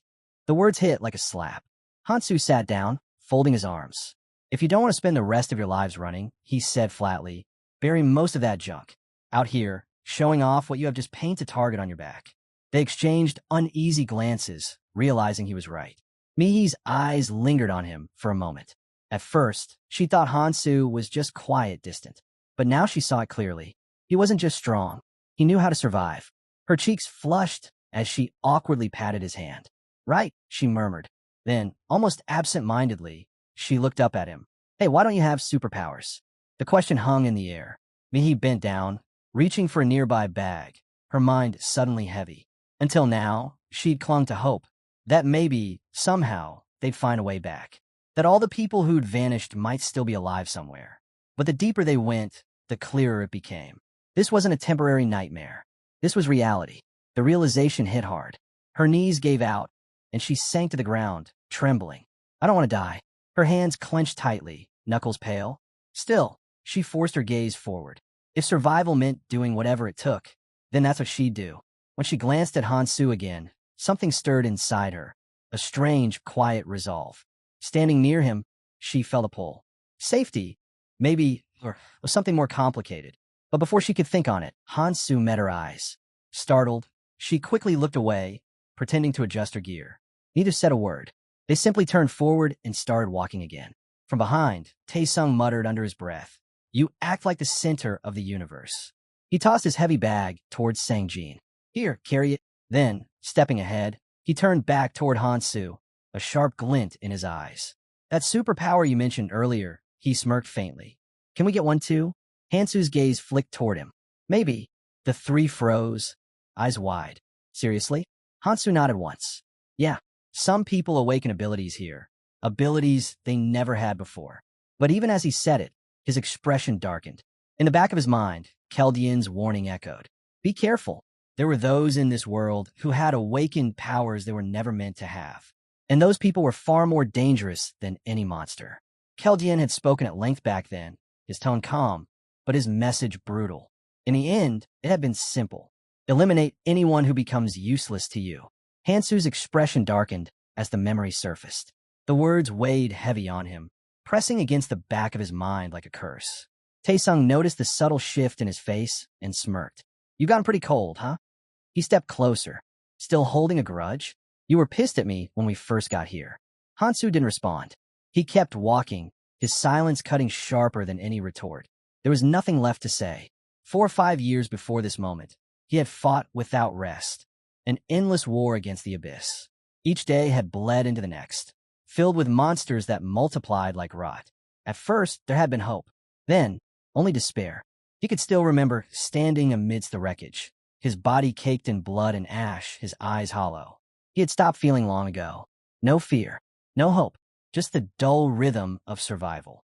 Now, that same emptiness flickered behind his gaze. He turned away. Taesung frowned. What's his deal? He clenched his fists, irritation boiling beneath the surface. Fine. Keep acting like you're above everyone. He glanced at Mihi, then at Hansu again. I'll get stronger. Then I'll have Mihi. I'll get rid of Sangjin. And Hansu, his lips curled faintly. He'll follow my lead. But before that thought could go any further, Hansu's voice cut through the air. Stop. The command was sharp enough to freeze everyone in place. Everyone stand still. Hansu crouched, pressing 2 fingers to the damp ground. He rubbed them together, feeling the texture. A slick, sticky residue clung to his skin. The blonde leaned forward, confused. What's that? Hansu didn't answer right away. He brought the slime closer to his nose, examining it carefully. It didn't have the sharp, sour stench of sword snails. No traces of entrails nearby either, so it wasn't from a zombie carcass. That only left one option. San's eyes widened as the realization hit. Land mermaids. Almost on cue, shapes began to slither from the shadows. Slick, pale bodies dragging across the tunnel floor, eyes glinting faintly in the dark. Hansu's jaw tightened as he studied the trails. He knew exactly what they were dealing with. Land mermaids moved slowly, but the moment they injected their paralytic venom, escape became impossible. They would drag their prey through the tunnels, feeding until nothing was left. But Hansu already had a plan. A faint grin flickered at the edge of his lips. Taesung noticed it and scowled. "Quit acting like you know everything." Hansu ignored him and gestured to the group. "You're about to see something interesting," he said. "Follow my lead." Confused, they watched as he began filling bottles with a thick, homemade mixture. No gasoline, just what he could scavenge from the store. Still, it would do. Mihi and Sang-jin exchanged uneasy glances. Mihi sighed. "Don't tell me. You made those with stuff from the convenience store?" Taesung grabbed one of the bottles, turning it in his hand. "If this is supposed to be a superpower," he said with a smirk, "I'll admit it's not bad." He looked up at Hansu, his tone turning teasing. "You actually like it here, don't you? This world. You can do whatever you want." Hansu's lips curled slightly, a half-smile that didn't reach his eyes. Taesung's smirk faltered. "What?" he said, stepping back. "Why are you looking at me like that? Did I say something wrong?" Hansu didn't answer, but the look in his eyes said enough. In Hansu's mind, the voices of Chaldean and Eries still echoed, arguing endlessly over whether Tun even deserved to exist. He forced the thought away, crouching to the ground. With a stick, he began sketching in the dirt, outlining a rough plan. "One of us throws the Molotov," he said, marking an X. "As soon as it hits, the rest charge in and finish the job." He added 3 more crude figures around the first. The group leaned closer, silently studying the drawing. "The person in front gets first pick when we divide the runes," Hansu added calmly. Taesung lifted his chin, smirking. "Then I'll go first. Someone competent should lead." Hansu didn't comment. His gaze swept across the others instead. "Fine.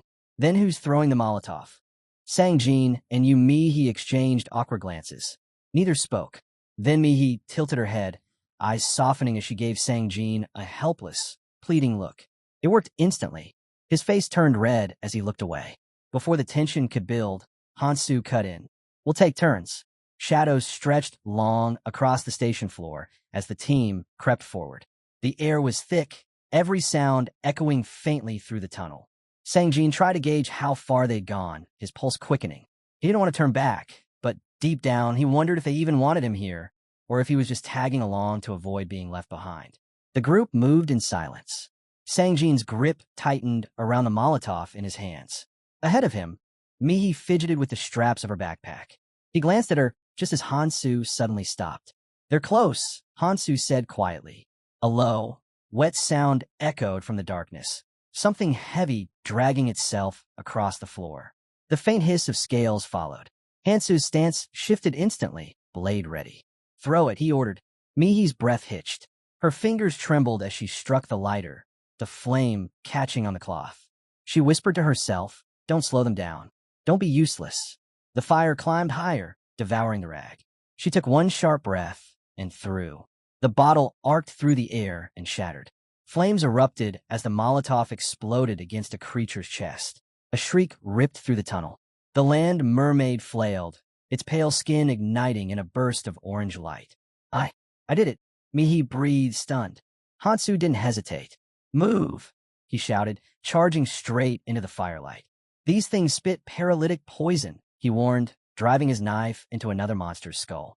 Taesung froze for a moment, watching in disbelief as Hansu tore through the enemies one after another. Each movement clean, precise, merciless. Every time a creature fell, runes burst from its body in a flash of light. TCH, that bastard's taking them all. Taesung thought bitterly. Before he could stew any longer, a mermaid lunged straight at him. He snapped back into focus, swung his sword, and split it cleanly down the middle. Blood sprayed across his face, warm and metallic. He stared at the corpse, then at his blade, and grinned. "Damn, this poison really works." Hansu glanced over while collecting the fallen runes. "Told you it was worth it," he said coolly. Taesung caught his reflection in his blade and smirked to himself. "With his power, I'll catch up to him. Just wait." Another Molotov flew. Another creature burned. The battlefield was chaos, fire lighting the walls, shadows writhing like smoke. The mermaids shrieked as the flames devoured them. And through it all, Hansu moved like a storm, silent, unstoppable. He didn't fight for glory or rage. He fought with purpose. As the last body hit the ground, Hansu's thoughts flickered to what waited deeper inside the tunnels. Hansu's mind was clear. using Molotovs against creatures drenched in their own flammable toxins. It was the perfect strategy. The dull edge of his blade didn't matter. What counted was precision. He plunged the knife deep into a land mermaid's shoulder, twisting until smoke hissed from the wound. That's exactly why I made the poison, he thought. Behind him, Taesung fought wildly, adrenaline coursing through him. Then, 2 runes dropped near corpse. His eyes locked on them instantly. Mine. He lunged toward the glowing stones. But before his fingers could close around them, something wet splattered across his leg. Pain shot through him like electricity. His muscles spasmed violently, sending him crashing to the floor. He screamed. His leg convulsed, every nerve on fire. Humiliation flared hot in his chest. Everyone had seen it. The mermaid loomed over him, dragging itself closer, eyes gleaming like molten fire in the dark. Its jaw unhinged, revealing rows of teeth slick with venom. "Get away from me," Taesung yelled, scrambling backward in terror. Yumihi frantically searched through her bag. "I'm out of Molotovs," she shouted, then turned toward Sangjin. "We're switching." Sangjin fumbled to light the next one. His hands trembled as the flame caught, but before he could throw it, the mermaid lunged. Sangjin screamed. The bottle slipped from his grasp, shattering uselessly across the floor. Taesung's rage boiled over. "I told you to throw it, not take a piss," he roared. Panicked, Sangjin swung his arm in desperation, his elbow slamming into the mermaid's skull. The creature crumpled with a hiss, twitching once before going still. He froze, staring at what he'd done. Then, a dagger flashed between them. "Calm down," Hansu said sharply. His voice cut through the noise like steel. "Stick to the plan." Neither of them moved. Hansu gave him a quick glance before turning away. "Take a breather, then collect your runes." His tone was flat, neither praise nor scolding, just command. Taesung exhaled shakily, still trembling. "Thought I was dead for sure," he muttered. He glanced down at his leg. It had already healed. "Guess my skill kicked in." Hansu looked over. "Boost your stamina," he said simply. "You'll recover faster." Then, in the same steady tone, he repeated, "Gather the runes." Quickly, Taesung did as told, but when he counted the few runes in his palm, bitterness surged through him. That's it. Meanwhile, Hansu had already gathered most of the others, methodically dividing what he needed without question. Sangjin bent down quietly, picking up his share without a word. Taesung's gaze darkened. Slowly, he stepped closer, shadow falling over the smaller boy. A cruel smirk twisted his lips.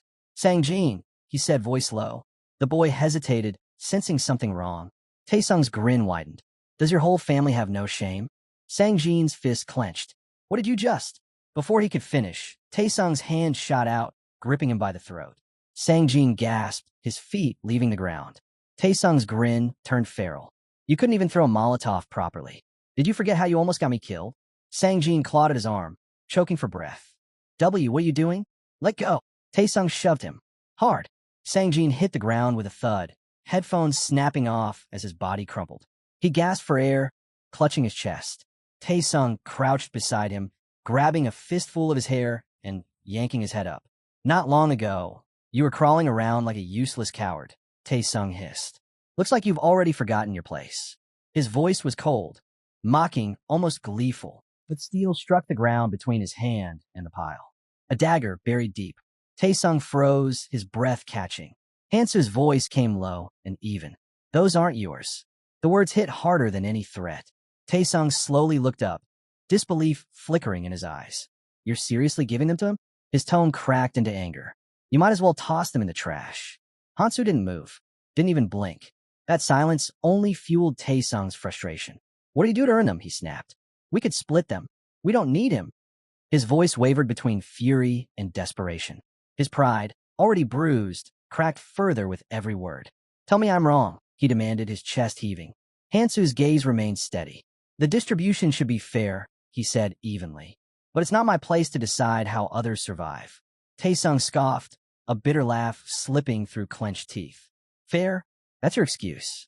He turned away, muttering, "You'll regret that later." Hansu's eyes flicked to Sangjin. "Then learn to protect what's yours," he said quietly. "Next time, no one will defend it for you." The group dispersed quickly, each hurrying to gather whatever runes remained. The silence between them carried the sting of what had just happened. Mihi hung back, her expression uncertain. After a moment, she walked up beside Hansu, fiddling nervously with the strap of her bag. "Doesn't all this bother you?" she asked softly. "Watching us fight like that?" Hansu kept his gaze forward. "It's fine," he said simply. "I'm not going to judge anyone for struggling with what they're still learning to do." She nodded slowly, biting her lip. His words weren't meant to comfort, but they did anyway. A few steps later, she caught up again. "Then, does that mean you're staying with us? Until the end?" Hansu stopped, his back still turned. "You're the ones who chose to follow me," he said. "You've done well so far. There's nothing to worry about." Mihi looked down, her chest tightening. When she lifted her gaze again, her eyes lingered on his back, strong, solitary, already half a step away from them. There was something unbearably lonely about it. They passed the scorched corpses of the land mermaids, their twisted forms littering the tunnel floor. As Hansu walked, he noted the faint glow of dropped runes scattered among them. Most radiated with strength and endurance, physical traits essential for survival. He picked one up, studying the faint pulse of light within it.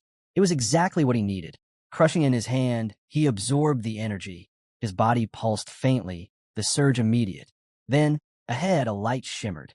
A small figure appeared, wings fluttering softly in the air. A fairy. Her presence illuminated the dim tunnel as she hovered in front of him. "The traveler's total stats have surpassed 50, she announced brightly. "His first achievement has been unlocked." The others murmured in confusion. "What is that thing?" someone whispered. "Why is she here again?" The fairy's gaze fell on Hansu. "You," she said, smiling. "You were the one who raised your hand first." Her tone carried a mischievous lilt. "I was curious who among you would reach this point the fastest. And it seems I found my answer." Circling him playfully, she tilted her head. "We always admire those who work hardest, you know." Reaching out, she brushed her fingers lightly against his hair, her smile soft. "So I brought a little gift for the most active traveler." Her gaze shifted toward Mihi, who watched in stunned silence. "Tell me, traveler," the fairy said, voice twinkling like the light around her. "Aren't you curious what it might be?" Mihi's hands trembled as her voice broke. "This isn't fair. We didn't even start with the same stats." The fairy let out a soft, mocking laugh. "Fair? Don't worry about that. It's not like you'll even get close enough to touch me." But before Mihi could react, the fairy shot forward. Her grin twisted, her aura turning sharp and dangerous. "There are exceptions," she whispered, eyes glinting. "Maybe you're one of them." Mihi froze, every muscle locking in fear. Then, just as the air thickened with tension, the fairy leaned back and giggled. "Relax. I'm kidding." She gave Mihi's shoulder a light push, her tone turning casual again. "Forget about fairness. You got your own edge, don't you?" It took Mihi a moment to realize the fairy was pointing at her. "I'm not in a rush to get rid of you," the fairy continued, smirking. "If you want to catch up, you'll have to earn it." The Abyss assistant chuckled softly. "Life's never been fair anyway." With that, she fluttered toward Hansu, her expression shifting to amusement. "Now then, it's time for your reward." Hansu didn't look surprised. He already had a guess. "For reaching a certain level with your physical stats," the fairy explained, "you get to choose 3 runes." She snapped her fingers, and glowing symbols floated into the air. Agility, perception, healing. She held the last one between her fingers, spinning it lazily. "This one's special. It's expendable, but it'll seal a hole in your stomach and cure almost any poison. Think of it as an extra life." Hansu studied it in silence. A healing rune, powerful, but not if a limb was gone. Around him, the others stared wide-eyed. A rune that could pull someone back from death. It was the kind of miracle no one expected to see. Some of them secretly hoped Hansu would use one on them. But he only looked at the fairy and asked, "Do you have a rune that grants magic immunity?" For a split second, the fairy's expression stiffened. Then, she flicked her wrist, and another set of runes appeared. "There is one," she said slowly. The group exchanged uneasy glances. To Hansu, it seemed like just another choice, nothing out of the ordinary. He examined the runes, thinking it through. Healing was useful, sure, but immunity, especially to magic, was far rarer. Stamina only helped with endurance, but resistance? That could turn the tide in any battle. Physical attacks could be learned, countered, endured. Magic, though, that was a different kind of threat. He scratched his cheek, deep in thought. Finally, he checked his stats and nodded slightly. What he had should be enough to keep him alive for now. The fairy stretched her arms, opening a swirling portal in the air. Well, my job here is done. She threw Hansu a playful wink and blew a kiss. Keep up the good work. The others just stood there, speechless. Hansu turned, noticing their stunned faces. What's with the looks? He asked flatly. Time passed. Mihi was now locked in combat with a mermaid, her body slick with sweat as she wiped her forehead, the salty sting of sweat fading as she realized something. Fighting was getting easier. Her movements flowed more naturally now, sharper, faster.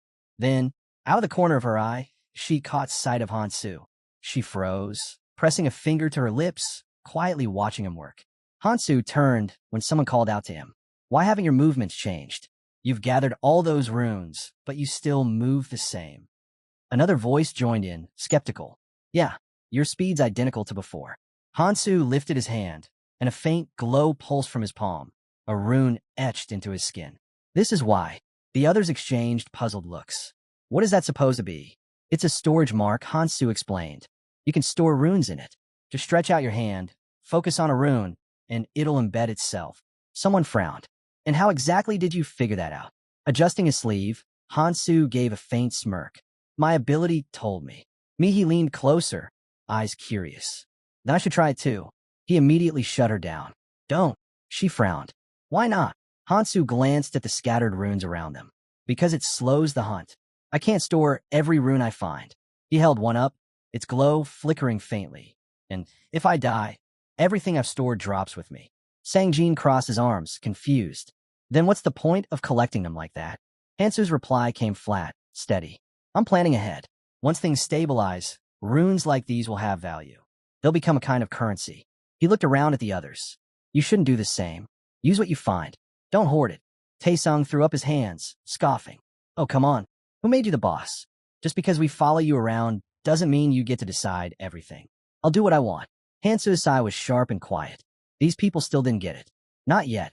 They'd only understand when the world beat the lesson into them. His eyes dropped to the dull, chipped blade in his hand. It wasn't enough anymore. Neither were they. He looked up, his decision already made. Listen carefully, he said. Everyone went still. Hansu's gaze swept over them, cold and unwavering. You can follow me, or you can collect runes on your own. Makes no difference to me. Then, with a calm, deliberate motion, he threw the worn blade to the ground. The sound echoed between them. But for now, his voice dropped low, cutting through the air. Hand over your weapons. Taesung's laugh was bitter, sharp. You gotta be kidding me. You want to rob us now? He gestured toward Hansu's weapons, anger flashing in his eyes. You already have plenty. Why should we give you ours? Hansu pointed to the discarded blade. It's useless. Too rough to fight with. He shook his head. I need proper weapons, spares. That set Taesung off completely. You've lost it, he shouted, fists tightening at his sides. Hansu didn't flinch. His tone stayed calm, steady. Do you understand what I'm saying? Taesung's jaw clenched. You think I'll just let this slide? If you take our weapons, how are we supposed to fight? You want us to just stand here doing nothing? Taesung's voice cracked through the air, heavy with anger. Nothing. What? You expect us to just stand here, sucking our fingers while you play the hero? His words burned with frustration, but the smirk on his face carried a clear challenge. Sangjin hesitated, reaching a trembling hand toward Hansu. I'll give you everything because... Shut up, Dai snapped, cutting him off as he stepped forward. His expression hardened as he planted himself between Hansu and the others. The air shifted, tense, electric. Hansu regarded him for a moment, unflinching. You want to fight? He asked calmly. Taesung's grin widened, though his eyes betrayed him. Why wouldn't I? He sneered. There's nothing here to be afraid of. His voice dropped, bitter and tight. I've always hated that smug look on your face. Hansu rubbed his cheek lazily, unimpressed. He'd expected the guy to talk big, maybe even flinch. But no, this one really didn't understand what he was stepping into. He sighed softly, his gaze turning cold. Enough talk. Lifting a finger, Hansu laid out the terms. You've got two choices. He pointed toward the tunnel entrance. 1. Go on your own. Handle everything yourselves. Then, toward the group. 2. Stay out of my way and watch me do it alone. His tone dropped, sharp and final. Choose. The silence stretched. Sangjin fidgeted, his voice barely above a whisper. I'll step aside. Yumi bit her lip, eyes flickering with doubt before she finally nodded. Me too. If he says it's dangerous, then it probably is. Taesung's hands clenched. That's exactly why we should fight together. he shouted, his desperation cracking through.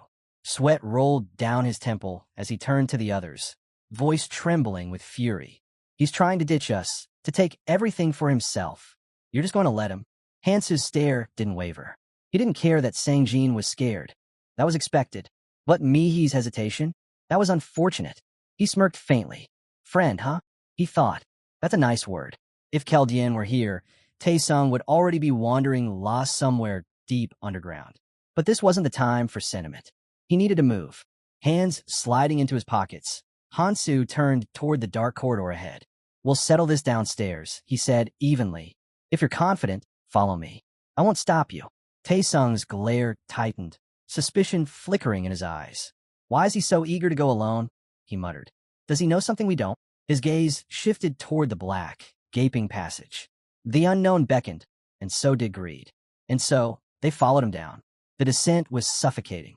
Darkness pressed against their skin, the air thick with heat and decay. Then light. All three burst through to the surface, gasping for air. They squinted against the sudden brightness, hearts pounding in their chests. Yumihi clutched her chest, trembling. I knew it, it's too dangerous down there. Just moments earlier, they'd all frozen in place, paralyzed by what they saw. A snake. No, a monster, uncoiled in the shadows. Scales rippled like armor, muscles flexing beneath its massive form. Its eyes glowed faintly, locked on its next prey. Taesung's throat went dry. His mind screamed at him to run, but his legs refused. He looked back, disbelief twisting his features. He's really going to fight that thing alone? It was madness. And yet, Hansu didn't move back. He didn't even flinch. He stood his ground, eyes fixed on the beast, silent and steady as a blade ready to strike. The snake's hiss ripped through the chamber, a sharp, piercing sound that made the air itself vibrate. Then, in an instant, it shot upward, its massive body coiling high above Hansu like a living tower of muscle and scales. Hansu tensed, muscles coiled tight, ready for what was coming. Without warning, the creature's jaws split open, revealing a blinding light deep within. A deafening blast erupted from its mouth, a beam of raw energy that screamed across the room. Hansu barely had time to react. He dove behind a nearby column, just as the attack struck. The explosion tore through the chamber. Stone cracked and split, shockwaves blasting dust and debris in every direction. Crouched behind cover, Hansu quickly checked his stats. As expected, his magic immunity had held. He was still standing. Even the sound, warped by the beast's power, couldn't reach him. Still, he wasn't foolish enough to relax. The snake reared back, surveying the chaos it had unleashed. Then it slammed its tail into the broken column, shaking the ground. Hansu moved. In one breath, he sprinted forward, silent, focused. He couldn't afford to drag this out. The tail lashed toward him again, slicing through the air, but he slipped past by inches. He saw it, the small, vulnerable gap between its armored scales. That was his chance. With a swift, precise strike, Hansu drove his blade deep into the opening. The snake let out an ear-splitting shriek, thrashing wildly as dark blood sprayed across the ground. Hansu leapt back, the blade still buried in its flesh. The beast writhed in fury, slamming its tail again and again before raising its head high. Its mouth opened, another beam forming. This time, the attack hit him squarely. The impact sent a burning shock through his body. Hansu gritted his teeth, fighting the pain, every nerve screaming. Before he could steady himself, the snake's tail whipped around and struck him hard, throwing him across the floor. He slammed into the wall, gasping for breath. So, it's regenerating now, he muttered, watching as the wound he'd carved began to seal itself, scales knitting back together. The serpent's head swung slowly, eyes scanning for him through the dust. This was the Abyss training area. Nothing here fought fair. His resistance would keep him alive for now, but immunity didn't mean invincible. The poison seeping from the beast's blood was still lethal. He knelt, gripping another blade, his fingers trembling slightly. 5 left, but 5 wouldn't be enough to finish it. He exhaled once, slow, steady, and pushed his feet. His gaze hardened. Then he ran. The snake lunged down to meet him, fangs gleaming, its roar splitting the air. The ground trembled under the force of their clash. Steel met scale. Sparks scattered. The echo of each blow ricocheted through the cavern like thunder. Far above, Yumihi stood at the tunnel's edge, her heart pounding as the faint echoes reached her. Each sound, each distant crash, tightened a knot in her chest. She clenched her hands. He's still fighting? Taesung glanced at her, frustration written across his face. Why'd you stop? He demanded. We don't even have a single weapon left. We should go back, get something, anything. Yumihi hesitated, torn between reason and instinct, but only for a second. Then she turned, determination flashing in her eyes. I have to check on him. Before Taesung could stop her, she bolted into the darkness. Damn it, he growled, jaw tightening.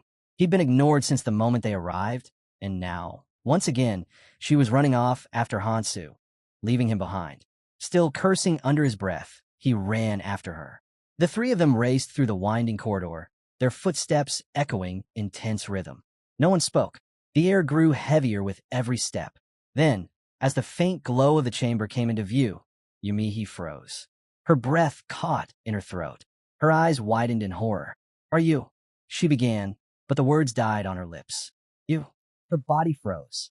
Hansu was suspended in midair, the massive serpent's fangs buried deep into his arm. Then came the scream, a raw, guttural sound that tore through the chamber. Hansu gritted his teeth, feeling the crushing pressure sink into his bones.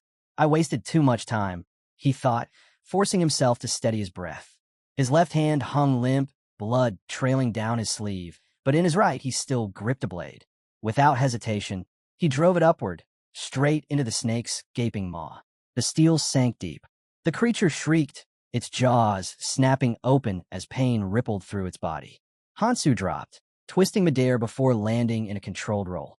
The ground shook as the serpent thrashed violently, blood splattering across the stone. 3 daggers were now embedded in its body, each one precise, each one lethal. The fight was over. Hansu's arm pulsed with pain where the fangs had torn through. He glanced at the shredded sleeve and sighed softly.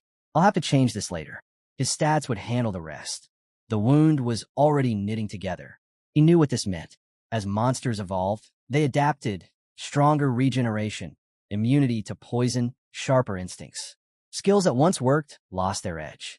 But in the early stages, paralysis toxins still had their use. Without that, he thought, I wouldn't have lasted this long. He adjusted his grip on his blade, watching as the serpent's movements slowed. The glowing eyes dimmed, and finally, the massive body collapsed with a thunderous crash. Silence. Then, hurried footsteps. Yumihi rushed in first. Are you okay? She cried. Hansu barely glanced her way as he walked past, wiping blood from his blade. You're still here. She frowned, caught between irritation and relief. I was worried, but I guess I didn't need to be. Her eyes flicked his arm. That bite looks serious. Hansu exhaled, unbothered. Just a scratch. It's healing already. Taesung stood frozen, eyes wide, staring at the serpent's corpse. The size, the destruction, the fact that Hansu had faced it alone. His mind couldn't keep up. He killed that by himself? He'd always known Hansu was strong. But this was something entirely different. The gap between them wasn't just large, it was crushing. How am I supposed to compete with that? Hansu crouched beside the serpent's body, his expression unreadable. Then, a faint smirk tugged at his lips as he reached into the creature's remains and pulled something free. A small, glowing rune shimmered faintly in his hand. Taesung stepped closer, voice cautious. What's that? Hansu held it up, studying the faint light that danced across its surface.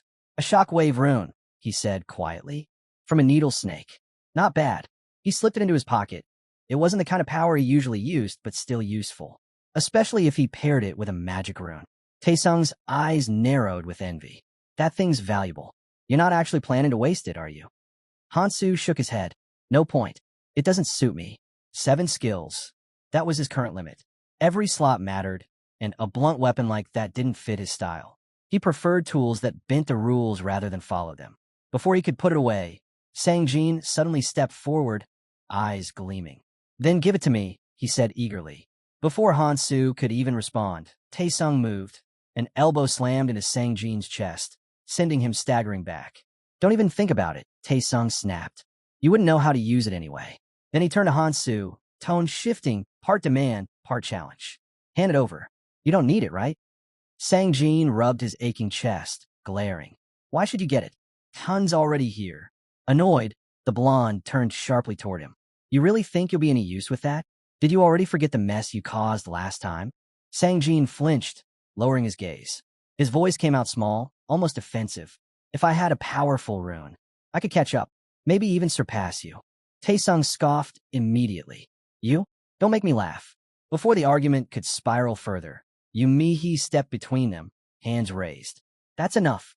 Both of you. Hansu, who had been silently watching from the side, finally sighed in irritation. What exactly are you two doing?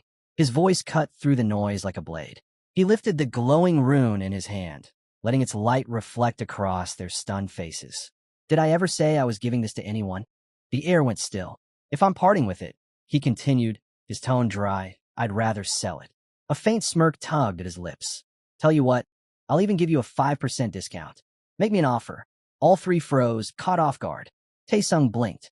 Can we pay in installments? Hansu shrugged casually. If someone's willing to vouch for you, you can guarantee each other. Yumihi turned away, thinking, then stepped forward with quiet resolve. I'll take it, she said, pressing a hand to her chest. That didn't surprise anyone. Trust was a rare luxury here, and she was the only one among them still clinging to some sense of it. Hansu handed her the rune without a word. He'd already noticed earlier that she'd picked up a rune of magic during the chaos. She hadn't even needed to hide it. After all, she'd earned it. She was the one who helped bring the beast down. But still, in this place, it was better to keep your cards close. As the rune's light faded into her palm, Hansu studied her a little longer. Beneath her calm front, she was far more ambitious than she pretended to be. Yumihi broke the silence first.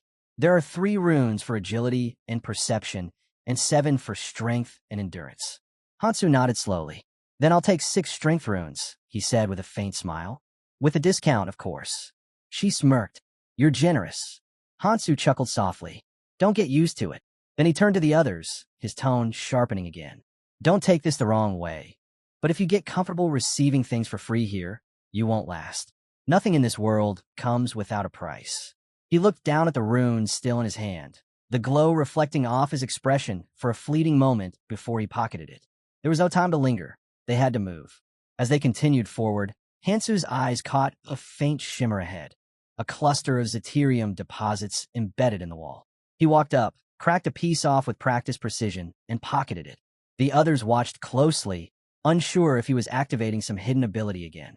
Yumihi and Sang-jin followed at his sides, their gazes fixed on every move he made. Hansu suddenly paused, straightening. Then, without a word, he drew his knife and turned toward the massive serpent's corpse. The others froze. With quick, precise movements, Hansu began cutting into the snake's thick hide. The sound of the blade, slicing through scales, echoed through the chamber. Yumihi and Sang-jin stared, transfixed by his focus, while Taesung frowned, clearly confused. What are you two even staring at? Hansu didn't respond. He just kept working. One clean cut followed another until the beast's insides spilled out onto the ground, glistening in the dim light. Taesung's voice wavered, uncertain. Wait, is he making more poison again? But this time it wasn't that. Hansu gathered several of the snake's scales, examining their texture and durability.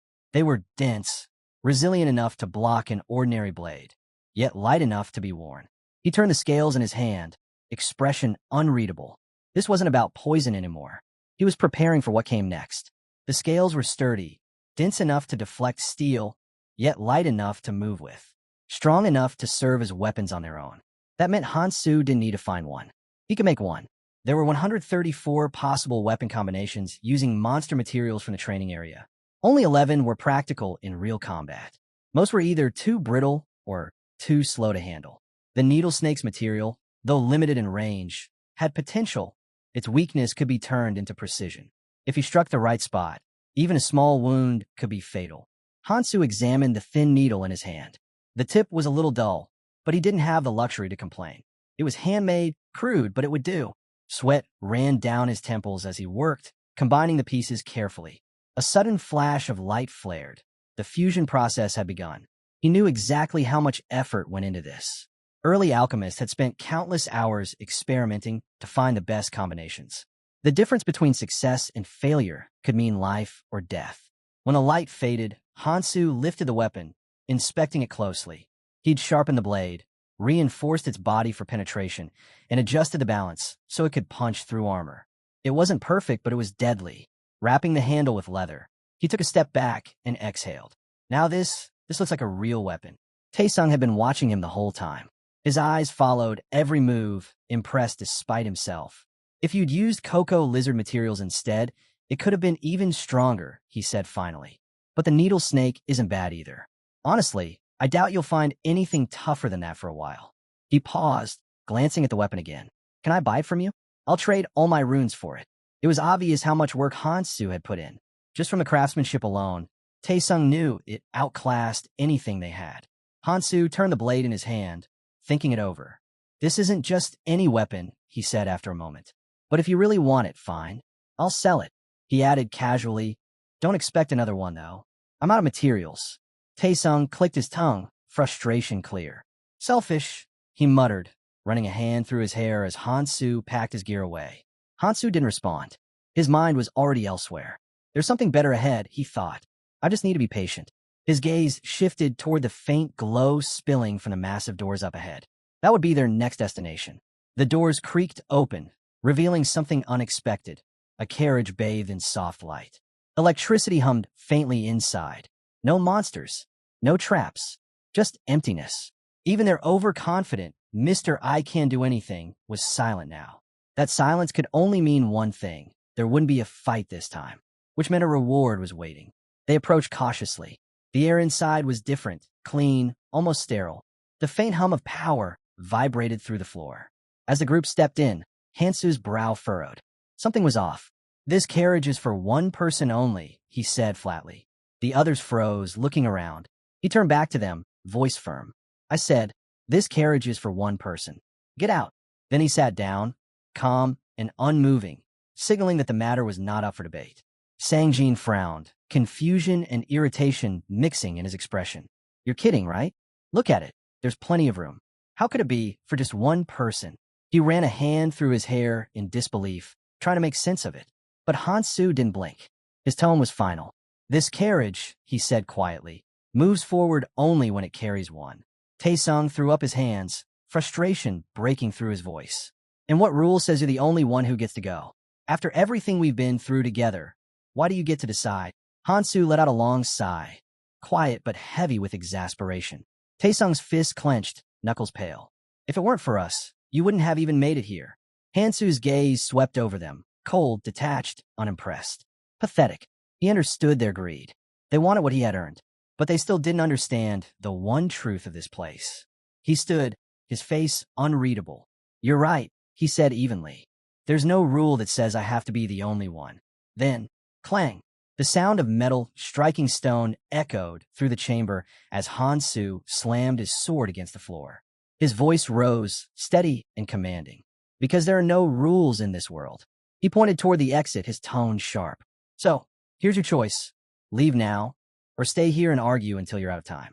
Then he turned to Taesung, raising the needle-like weapon and aiming it directly at him, a smirk curling at his lips.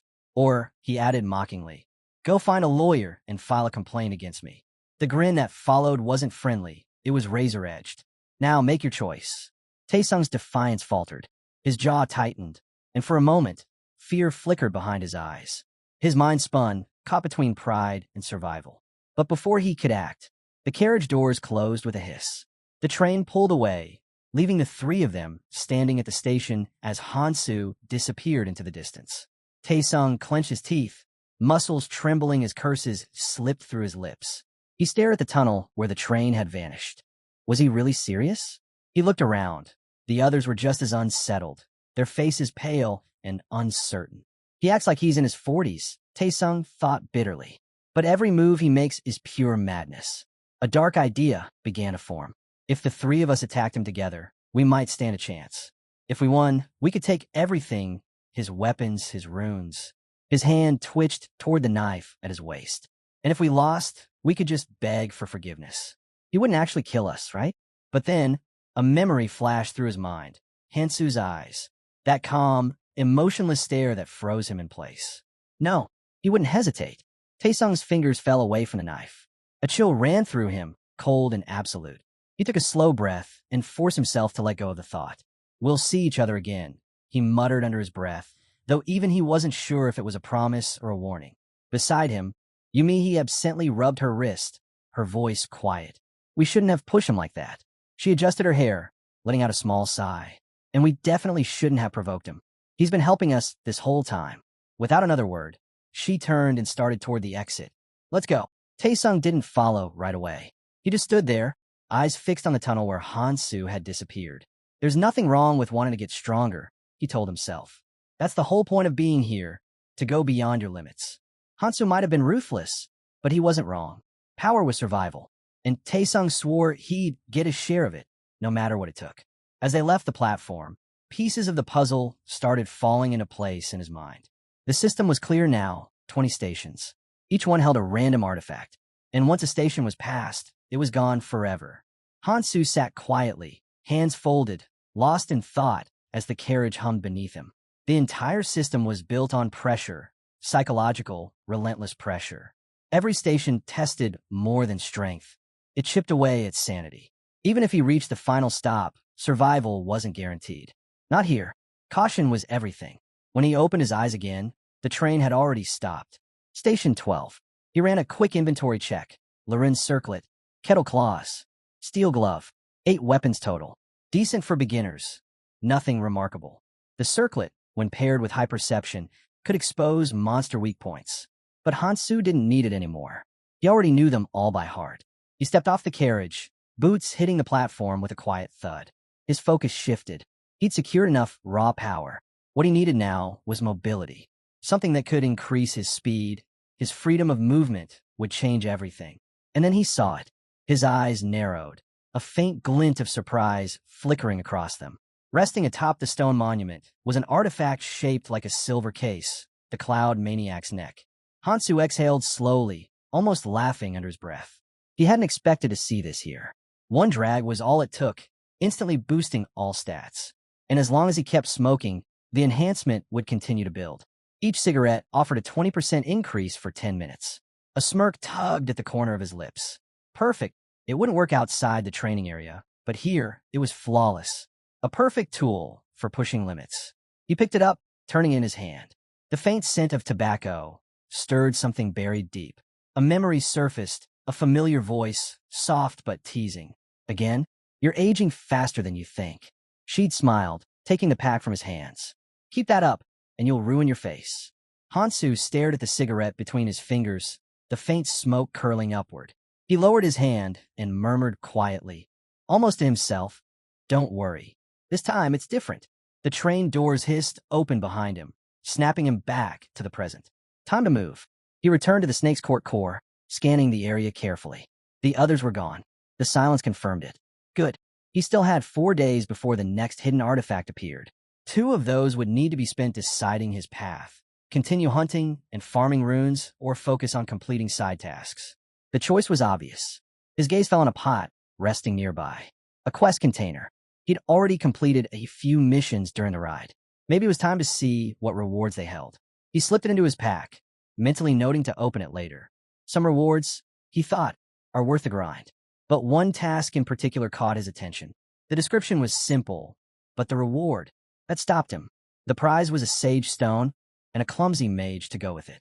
Hansu rubbed his chin, intrigued. The sage stone was no ordinary artifact. It boosted every stat by 10, including itself, and could instantly heal fatal wounds. A rare treasure, even beyond the training area, valuable enough to shift entire power balances in the red zones. But there was a catch. The person who completed that quest last time hadn't been sane. He knew who it was. Anvi, a member of the death squad. She'd volunteered at a prison, helping the inmates, until the day she got thrown into the abyss with them. At first, Anvi had been surrounded by people she trusted, friends, comrades, her own team. But once the training began, everything changed. Fear twisted them. Greed devoured them. They turned on her. The betrayal shattered whatever restraint she had left. For 7 days, she hunted them one by one, her vengeance cold and unrelenting. When it was over, she had torn them apart and eaten their hearts. By the end, only silence remained. She'd planned to end her own life soon after, until the quest appeared. A new objective, a reason to keep going. Hansu exhaled sharply, rubbing the bridge of his nose. Not my kind of quest, he muttered. It clashed with his principles, his mission to save as many as he could. He let it go. There were better things to focus on. Night was falling, and that meant new opportunities, quests that paid well both in runes and supplies. He recalled one in particular, a mission to retrieve food from a selfish, well-fed man hoarding his resources. Simple, efficient, worth the effort. He adjusted his pack and moved on, priorities clear, finish the quest, manage stamina, and keep pushing forward. Rest could wait. He ducked into what had once been a convenience store, its shelves stripped bare and windows shattered. He scowled at the mess. So much for teamwork, he muttered, kicking aside an empty box. A hole had been dug into the floorboards. Someone had already looted the stash beneath. His jaw tightened. Scoundrels. He slung his backpack over his shoulder and stepped outside, eyes drifting upward. The sky had turned to deep indigo. The moon would rise soon. A smirk tugged at his lips. Let's see how brave they really are. The sun had already dipped below the ruined skyline, casting long shadows over the crumbling city. In the half-light, figures moved, men in dark jackets unloading crates from a battered truck. A small group of survivors crouched behind rubble nearby, watching in silence. One of them hissed under his breath. How can I just take everything? A girl beside him clenched her fists. We have to stop them. A blonde-haired man shot her a glare. Use your head. The second they notice us, we're dead. We didn't even grab anything yet. They even took my cash. He shook his head, jaw tight. How do they move so fast? Another survivor peeked out from behind a slab of concrete. They might be stronger than us. Sang-ho, who rarely spoke, murmured, there's too many. Even if our stats are higher, the numbers aren't in our favor. His calm tone caught the group off guard. The blonde girl glanced at her boyfriend, whispering, since when does Sang-ho talk this much? Across the street, movement. A man named Sango stood in the open, smirking as he waved toward them. Instantly, everyone tensed, ducking lower. The blonde frowned. Wait, is he waving at us? Taesung scoffed. They're just trying to mess with us. Ignore it. He turned, motioning for them to follow. Come on, we'll find food somewhere else. The others hesitated, uncertain. The blonde still glanced back, unease flickering in her eyes. She didn't understand what the wave had meant, but it had done its job perfectly, because they never noticed the movement behind them. A shadow emerged from the alley, quiet, steady footsteps echoing against the walls. Sang-ho squinted. Who? Before he could finish, Taesung spoke without turning around, his tone casual but focused. We're low on food, he said. Let's check the subway. He flashed a faint grin, eyes reflecting the distant light. Taesung smiled, his tone light, but his words deliberate. Then let's hurry. We should grab supplies before anyone else gets there. He flashed a confident grin. I'll show you the way. Sango's grin broke the tense silence. And why should we trust you? He asked coldly, voice dripping with suspicion. You just want to trick us into fighting for you, don't you? The blonde tensed. That's not. But Taesung snapped. He stepped forward, his patience gone. Do you even understand the situation we're in? Sang-ho bristled, anger rising. Don't yell at me. Bam! A sharp crack echoed through the air as Taesung's fist slammed straight into his face. Sang-ho hit the ground hard, clutching his nose as blood streamed between his fingers. He let out a sharp groan of pain. Taesung stood over him, smirking. Why would I need to set a trap for weaklings like you? Sang-ho glared up at him, dazed and furious, but Taesung had already turned away, calm as ever. I'm giving you a chance, he said coolly. Think about it. Meanwhile, the rest of the group had taken shelter inside an abandoned building. The door creaked open. The blonde girl looked up and froze. Her breath caught in her throat as Hansu stepped through the doorway, shadows trailing behind him. Relief flooded her chest before she could stop it. He was back. Taesung, sitting near the wall, smiled faintly to himself. Perfect timing. No one needed to know how much he'd engineered this situation. Even if they found out, he could talk his way out of it. He always did.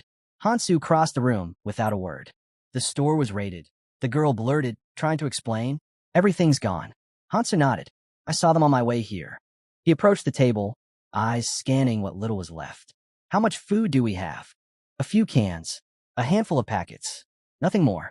We tried to gather as much as possible, but one of them started. Taesung cut him off with a quiet, knowing smirk. Things happen. But now that you're here, maybe we can get it all back. A man near the corner shifted uneasily. It won't be easy, he muttered. but I can help. Hansu said nothing. He simply pulled out a chair and sat down. Let's eat first. The words hit harder than any outburst. A vein pulsed on Taesung's forehead. Did he just snort at them? His jaw tightened as he leaned forward. This doesn't feel right. His forced smile wavered. Do you really have no shame at all? Hansu looked up, annoyance flickering across his face. Turning toward Hansu, she folded her arms. If you got something valuable, then maybe, just maybe, we'll share. Her lips curled into a smug grin. And let's not forget, the food was gathered for everyone. Taesung raised his hand, feigning disbelief. You're just going to hand it out for free? He allowed a dry laugh. You all seem to have forgotten. This food cost us. People bled for it. His smirk deepened, tone dripping with mock sincerity. Even among friends, fairness matters. That was when Hansu finally spoke.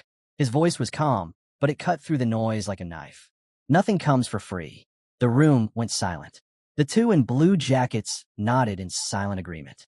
Taesung spotted his chance. If he could get everyone on his side, the hero wouldn't stand chance.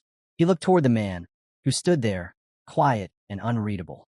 Hansu broke the silence with a scoff. Too bad, he muttered, his tone sharp. Then he turned to the hero. If you've got nothing to offer, what's your plan? Taesung's grin widened. Come on, he said, his voice dripping with mockery. You must have found something useful in there. The blonde watched the hero expectantly, waiting for a reaction. Taesung pressed harder, gesturing toward the spot the hero had come from.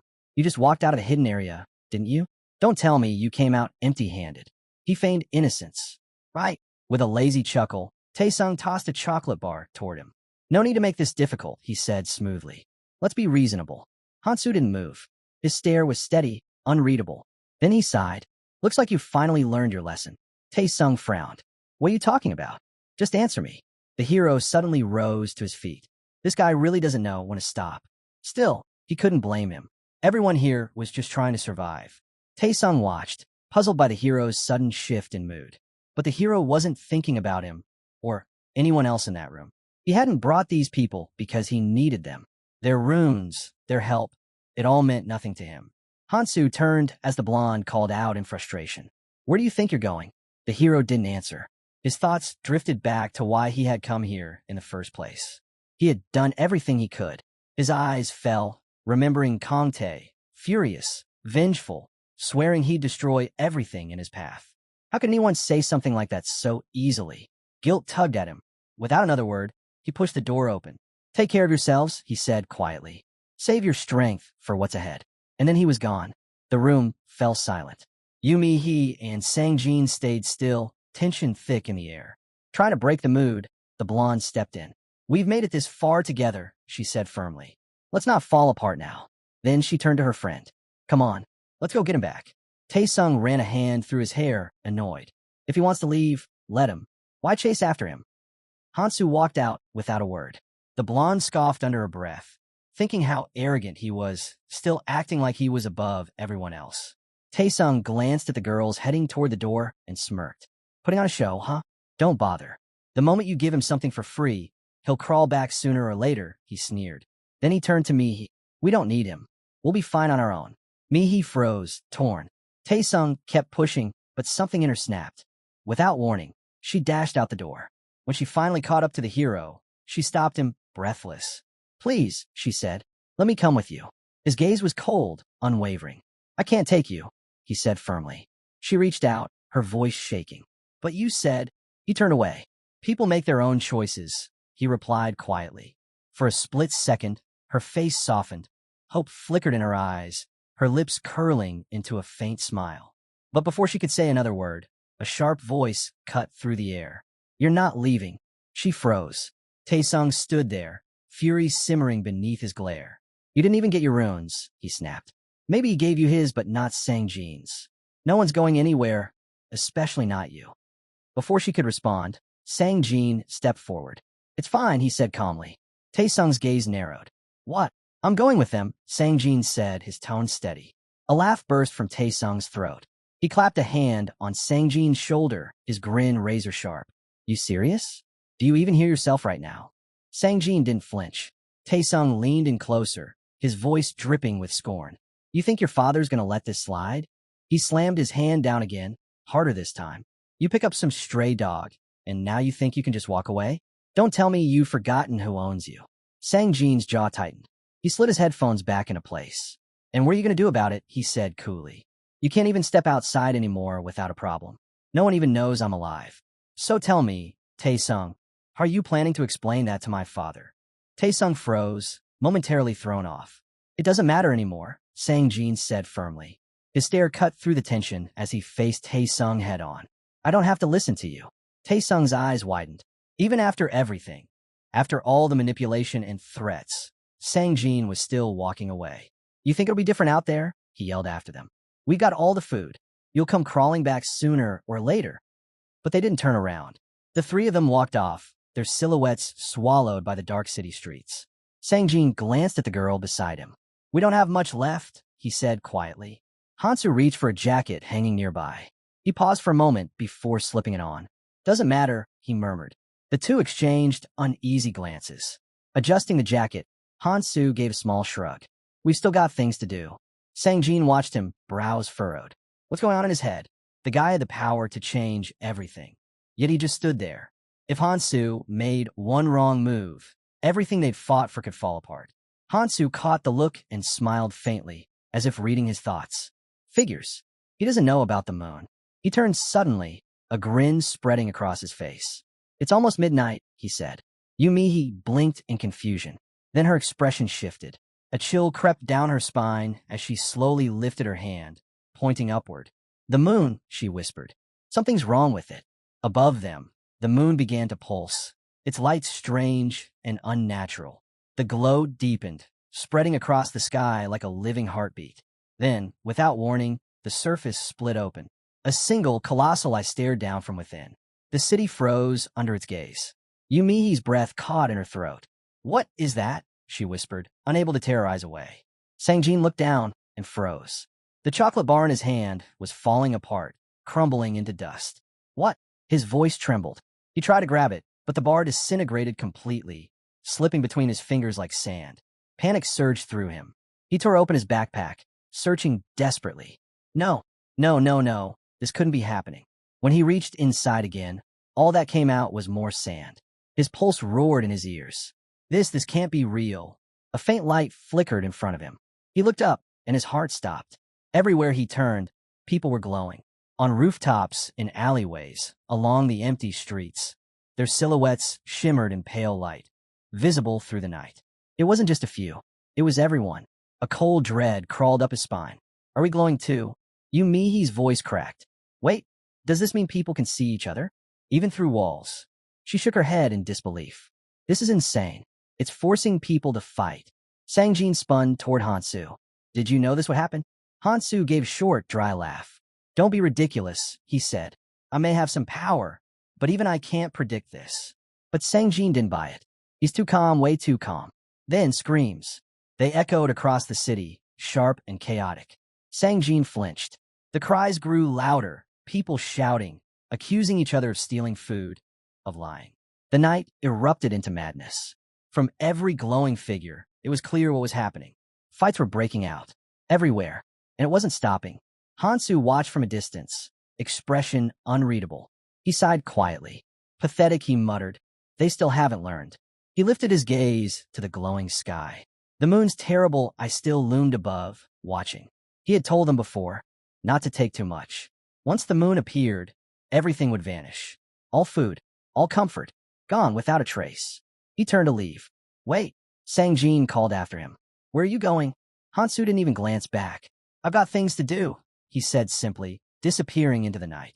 Meanwhile, back in the building, the others stared in horror as their supplies turned to dust before their eyes. Tae-sung slammed a hand against the table. It's all gone, he said, voice shaking. Everything. A girl began to cry. What do we do now? Should we try to find more? Her boyfriend stood motionless, staring out the window. There's nothing left, he said numbly. Most of the stores are already empty. Tae-sung leaned forward, gripping the edge of the table as anger twisted in his gut.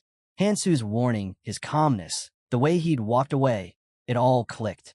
That bastard knew. He clenched his fists, rage boiling just beneath the surface. Did he set us up? Did he want this to happen? Cursing the so-called hero, Tae-sung glared toward the window. Outside, The streets burned with light. Glowing silhouettes moved through the darkness, some wandering, others hunting. Near the glass, a blonde girl froze. "They're everywhere," she whispered. Out there, Sung-ho and his crew were on the prowl, their glowing figures cutting through the night as they searched for one man, Tae-sung. And this time, they weren't looking to talk. Rage burned through the gang as they shouted about how that coward dared to trick them. Tae-sung peeked through the window, pulse hammering in his ears. If they got caught now, it was over. No chance to fight, no chance to run. He gritted his teeth. Should we escape or wait for them to split up? The blonde turned toward him, her voice low but firm. "We should go find Hansu." Tae-sung scoffed, jabbing a finger in her face. "That bastard? The one who ditched us and came crawling for help? You gotta be kidding me. Have a little pride." She shoved his hand away. "And what's your plan, huh? Hide here until they find us? You really think we can survive this alone?" Her frustration flared. "If we don't move, we're done for." Her boyfriend stepped in, trying to calm her down. "She's right," he said carefully. "If we don't reach Hansu first, they will. And if that happens, we're finished." Tae-sung turned his head sharply, annoyed but silent. The thought of begging Hansu for help twisted his stomach. But if they could turn it around, make him owe them, a grin crept across his face. "Fine, you win," he said. "We'll find him. But we do this my way." He looked toward the street, scanning for movement. "If we move quietly, they won't spot us. Stick close and follow me." They barely took a step before something cold slid across his shoes. Tae-sung froze. Then his eyes widened. A thick green sludge began creeping up his legs, clinging tight, dragging him down. What the hell is this?" he shouted, clawing at the slime. "Help me. Get off." Before the others could react, a calm voice cut through the air. "Are you sure you want to bring him along?" They turned. The gang's leader stepped into view, his trademark jacket draped casually over his shoulders. His expression was unreadable, his tone almost amused. "I doubt any of you are going anywhere," he said, stepping closer. "Come on, let's have a little chat." The couple froze in terror, then bolted. Tae-sung's screams echoed after them as they disappeared down the street. The gang leader crouched beside him, studying the struggling man like an insect caught in a web. "Such harsh words for someone so young," he said softly. "That, my friend, is orange duct tape." He smirked. "While you were busy plotting, we weren't exactly sitting around." He sighed, sounding almost bored. Things get dull when there's no real fight left. Straightening, he glanced at the others. "Enough talk. There were 3 of you, right? Where are the rest?" Tae-sung didn't answer. His chest heaved. His jaw tightened. The boss didn't wait. With a sudden kick, his boot slammed into Tae-sung's leg. A wet crack. A scream. Blood splattered across the floor. "Aff!" Tae-sung's cry tore through the night as pain shot up his body. "I'll talk," he yelled, his voice breaking. "I'll tell you everything. Just stop. Please. I'll tell you where they went." The leader turned toward one of his men, Sang-ho. A slow grin spread across his face. "Good," the boss said. "At least he knows his place." Then, with a flick of his hand, he added, "But first, someone's been waiting to talk to him." Sang-ho stepped forward, cracking his knuckles. His grin widened into something cruel. "Let's finish this before we move," the boss muttered. Sang-ho crouched beside Tae-sung, his shadow stretching long across the ground. "That leg looks bad," he said in mock sympathy. "Hurts, doesn't it?" Then his tone darkened. "Good, because I don't feel better yet." He leaned closer, voice dripping with menace. "Not until I return the favor." Tae-sung gritted his teeth, cursing the so-called friends who'd left him. The boss nodded once. "Don't overdo it." Sang-ho laughed and signaled his men. "You heard him. Don't go too far." Blows rained down. Tae-sung hit the ground, shielding himself as best he could. Through blurred vision, he watched the couple vanish. He swore under his breath, "I'll kill them all." The couple ran without a destination, and they saw a pot of meat soup bubbling over a fire. Hansu and his group sat around it, eating in silence. The couple stopped and stared. "What are you doing?" the man asked. They glanced at the broth. "Is this a picnic?" The blonde stepped forward. Hansu stood up and raised his sword, flicking the blade toward her face. The edge hovered inches away, mouth still full. Hansu said, "Don't come any closer." Then he turned his back. The couple bristled. "What's with this?" the man demanded. The blonde snapped. This was Tae-sung's fault. "What if we step forward anyway?" the man asked. Hansu lowered the sword a fraction. "Then my ability says it won't end well for you." The man scoffed. "Does your ability tell you everything?" "It tells me enough," Hansu replied. "Like the fact you led danger to us." A voice came from the dark. Your sharp hero. A squad in jackets emerged, their boss smiling faintly. Hansu watched them. The blonde stood still. Hansu thought of the rules here. A bag of food, held by someone who won't share. The condition was simple. Cook and eat as much as possible while the moon was in the sky. Only the person who ate the most, without sharing a bite, would get the reward. Beside the fire, sliced meat lay on a board. Hansu stuck his knife in the soup, pulled out a piece of meat, and ate it. Footsteps approached. The jacketed gang dragged in the battered Tae-sung, his body covered in fresh bruises. The blonde gasped. Tae-sung, are you okay? He snapped his head toward her, eyes blazing. Shut up, he roared. His voice cracked with fury. Why did you leave me? The couple froze, terrified. We ran to get help, she stammered. Tae-sung laughed bitterly. Help? Don't give me that crap. If it weren't for you two, I would've. Enough, Sang-ho interrupted, clicking his tongue. Calm down. The gang boss stepped forward with a smile that didn't reach his eyes. He gave Tae-sung a light pat on the shoulder. Relax. No need to shout. Then his gaze shifted to Hansu. Long time no see. He looked around the campfire, eyes narrowing at the pot of bubbling soup. You've got some nerve cooking out here. Gotta admit, impressive. But tell me, he gestured at the stew. Where'd you get that meat? Hansu didn't even glance up. He pointed lazily at the ground. Meat's everywhere, he said flatly. Why ask me? He scooped another bite and slurped it down. You really want me to describe it for you? The gang exchanged uneasy looks. They'd seen others eat that kind of meat before. Every one of them died horribly. But Hansu, he was eating like it was nothing. The boss took a step closer, studying him. So you figured out how to cook it safely. Hansu swallowed, then said without emotion, boil it in goblin blood. Then it's edible. He nodded at the pot. Go ahead. Try it. For the first time, the boss hesitated. Tae-sung had told him Hansu wasn't ordinary. He had a skill, something unique. And he'd taken something valuable back at the station. The boss's smirk returned. Perfect. Hansu might have fought monsters, but he was still human, a 20-year-old civilian. Against real people, experience would win. The boss's grin widened. He's not ready for this. Tae-sung looked between them nervously. What are you waiting for? Relax, the boss said smoothly. We'll eat, talk, maybe trade a few words. No need for tension. Tae-sung frowned, jaw tight. He didn't like taking orders, but he wasn't about to defy the man leading an entire crew. Hansu rose slowly, sword in hand. His eyes never left the boss. He tensed. Something in Hansu's stance felt different. He wasn't preparing to talk. He was preparing to end it. Tae-sung forced a smirk and stepped forward. Let's talk then. Don't. He screamed. Don't cross that line. Tae-sung ignored her, fist tightening. Shut up and wait, he snapped. Hansu lifted his blade, voice calm but final. This ends here. In his mind, he spoke a silent apology. Don't blame me for this. Tae-sung's smirk faltered. Confusion flashed across his face. Then pain exploded through his body. In an instant, his knees buckled. He collapsed, eyes wide in disbelief. For a heartbeat, silence. Then a scream tore through the night. Tae-sung looked down. His legs were gone. Blood pooled beneath him, steaming against the dirt. He clawed at the ground, trembling violently. The gang staggered back, horrified. Even the couple flinched, stumbling away from the sight. Tae-sung's screams echoed through the darkness, raw and desperate, his rage swallowed by agony. They howled in agony, screaming at the hero. How could he call himself human after that? How could he be so ruthless? Screams ripped the night as Tae-sung demanded. All this, just for a piece of meat? Sang-jin stared, beads of sweat on his forehead. The blonde warned the group to be careful. If the hero would do this to avoid sharing food, what would he do once he grew stronger? Would he not turn on him someday? Tae-sung spun toward the jackets, shouting that the hero would kill them all for the runes. We have to act now. Kill him before he gets stronger, he yelled. The boss's face hardened. Get ready, he ordered. Sang-ho hesitated, eyes tracking the hero.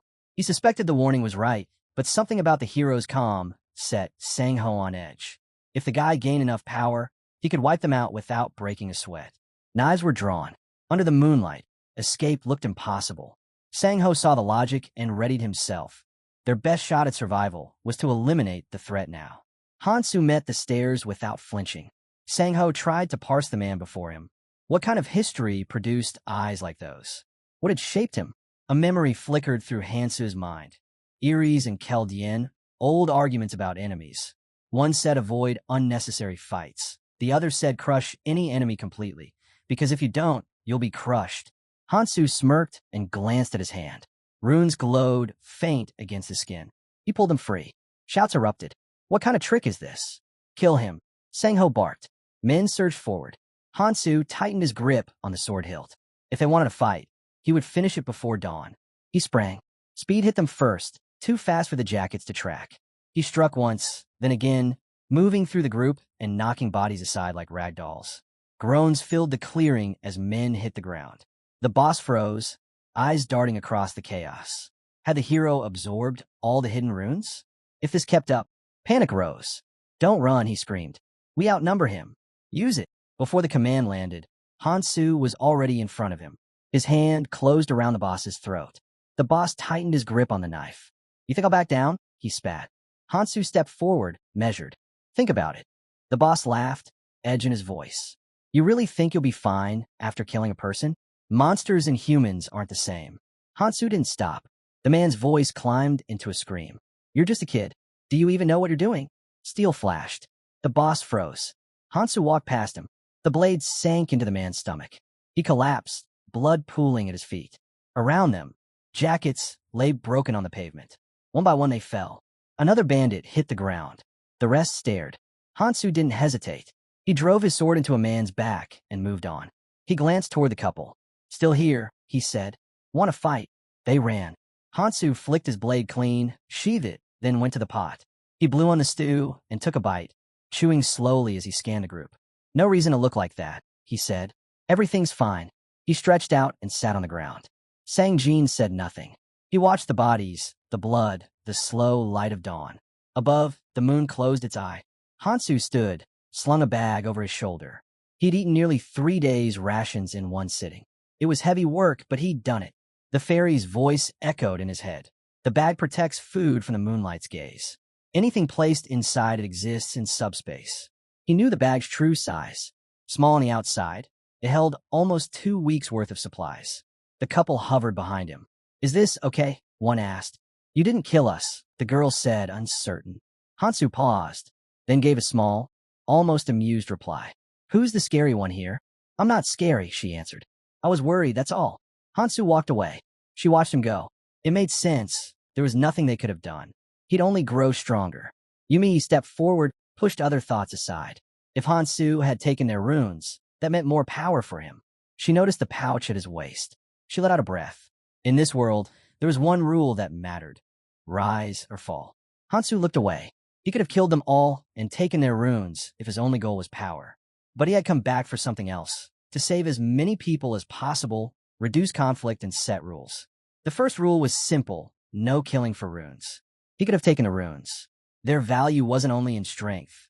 It was in what people could contribute. The real task would be enforcing rules.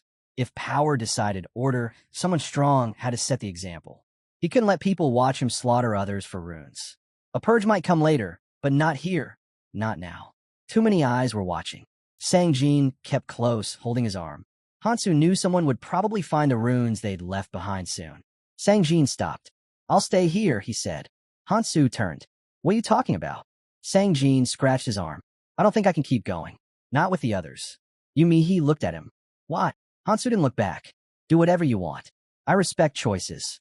Sang Jin walked away without another word. Yumihi watched him go. Hansu called after her. Why don't you do what you really want? She answered, I'll stay. Hansu turned to her. Are you not afraid of me? I am, she said. But I know not to cross that line. If I leave now, you won't let me come back, will you? She asked. Hansu said nothing. I'll stay. Until the end. Hansu considered her, then said, Good instincts. Then let's go. They descended into the subway. Sometime later, Taesung thrashed under a body, hands slick with blood. Damn jackets. All they do is yap, he spat. He thought he should have killed them all. The hero had made a choice. Taesung's wounds were closing. Soon he would heal. When he healed, he would make them pay. He dragged himself forward, inch by inch, pain with every move. He wouldn't stop. He would follow the hero. How dare they abandon me, he snarled. Yumihi. She left him too. Rage burned through Taesung's veins, his vision swimming red. I won't let him get away with this. I'm not the one who gets left behind, he hissed. Then, a shadow fell over him. Heavy combat boots stopped just inches from his face. Taesung froze. Slowly, he looked up. Sang-jin stood there, silent, unmoving. For a moment, Tae-sung stared, confused. Then realization struck. This is it. My chance. He forced a weak grin. Help me up. No response. His smile wavered. You deaf? I said, pick me up. Still nothing. Sang-jin just stood there, eyes hollow, a storm brewing behind them. Tae-sung's patience snapped. You're really gonna walk away after everything I did for you? Silence. Then Sang-jin's hand began to move, slow, deliberate. Tae-sung sneered. What? You trying to scare me now? Don't make me. The words died in his throat. Sang-jin's fingers closed around a knife lying on the ground. A chill ran down Tae-sung's spine. The blade shimmered under the faint light, cold, merciless. And those eyes, they weren't the eyes of the man he used to know. Tae-sung smirked at the boss, pretending control. Sang-jin stayed silent, his gaze locked on his target. As Tae-sung turned to leave, Sang-jin moved, quietly, steadily, closing the gap between them. Tae-sung frowned. What's your problem? Too late. A hand grabbed his collar and yanked him forward. Tae-sung's instincts kicked in. He caught Sang-jin's wrist. What the hell are you doing? Sang-jin's voice was low, steady. Now I see it. Tae-sung's eyes widened. When did he get this strong? Sang-jin pulled him closer, his expression unreadable. I should have done this long ago. Tae-sung snapped. What are you talking about? Let me go. But Sang-jin's grip only tightened. And then pain. A sharp, blinding pain stabbed beneath Tae-sung's ribs. His breath hitched. His hand trembled as it reached for his headphones. You, he growled, voice shaking. The headphones slipped from his grasp, hitting the floor with a dull clatter. Sang-jin's voice cut through the silence like ice. You told me to know my place. Now it's your turn. Tae-sung's body trembled. Sang-jin glared down at him. You thought you were untouchable? All you ever did was hide behind your father, using him to humiliate me. A bitter laugh escaped his lips. The bloodied knife slipped from his hand and hit the ground. Then, almost as if struck by his own thoughts, Sang-jin dropped to his knees, clutching his face. Get it together, he muttered. This is nothing. You've faced worse. Around him, the shattered runes of the dead glowed faintly. He rose. The boss, trembling, extended a hand. Wait, we could talk. Spare me, and we'll work together. Sang-jin didn't even glance at him. His eyes drifted instead to the fallen man beside him, the one who had followed him through it all. And suddenly, it all made sense. Hansu hadn't stayed behind because of fear. He'd known. The wounded man reached out weakly, voice shaking. Sang-jin scoffed. Pathetic. If you had the guts to stand with me when it mattered instead of hiding behind your fear, maybe things would have been different. His voice faded into the air, along with the last echo of what they once were. Can I still stay by your side? Sang-jin's hand tightened around Tae-sung's runes. If only he'd been stronger, the hero wouldn't have turned his back on him. That truth had never changed. His thoughts drifted back to the days of school, back when every hallway felt like a battlefield, every glance a reminder to stay small, stay quiet, because of one person. But not anymore. This time he would rise. Sang-jin's eyes burned with resolve. He would grow stronger, just like the hero. If it meant using others as stepping stones, so be it. As he walked forward, blood trailing in his wake, he whispered, one day, he'll see me differently.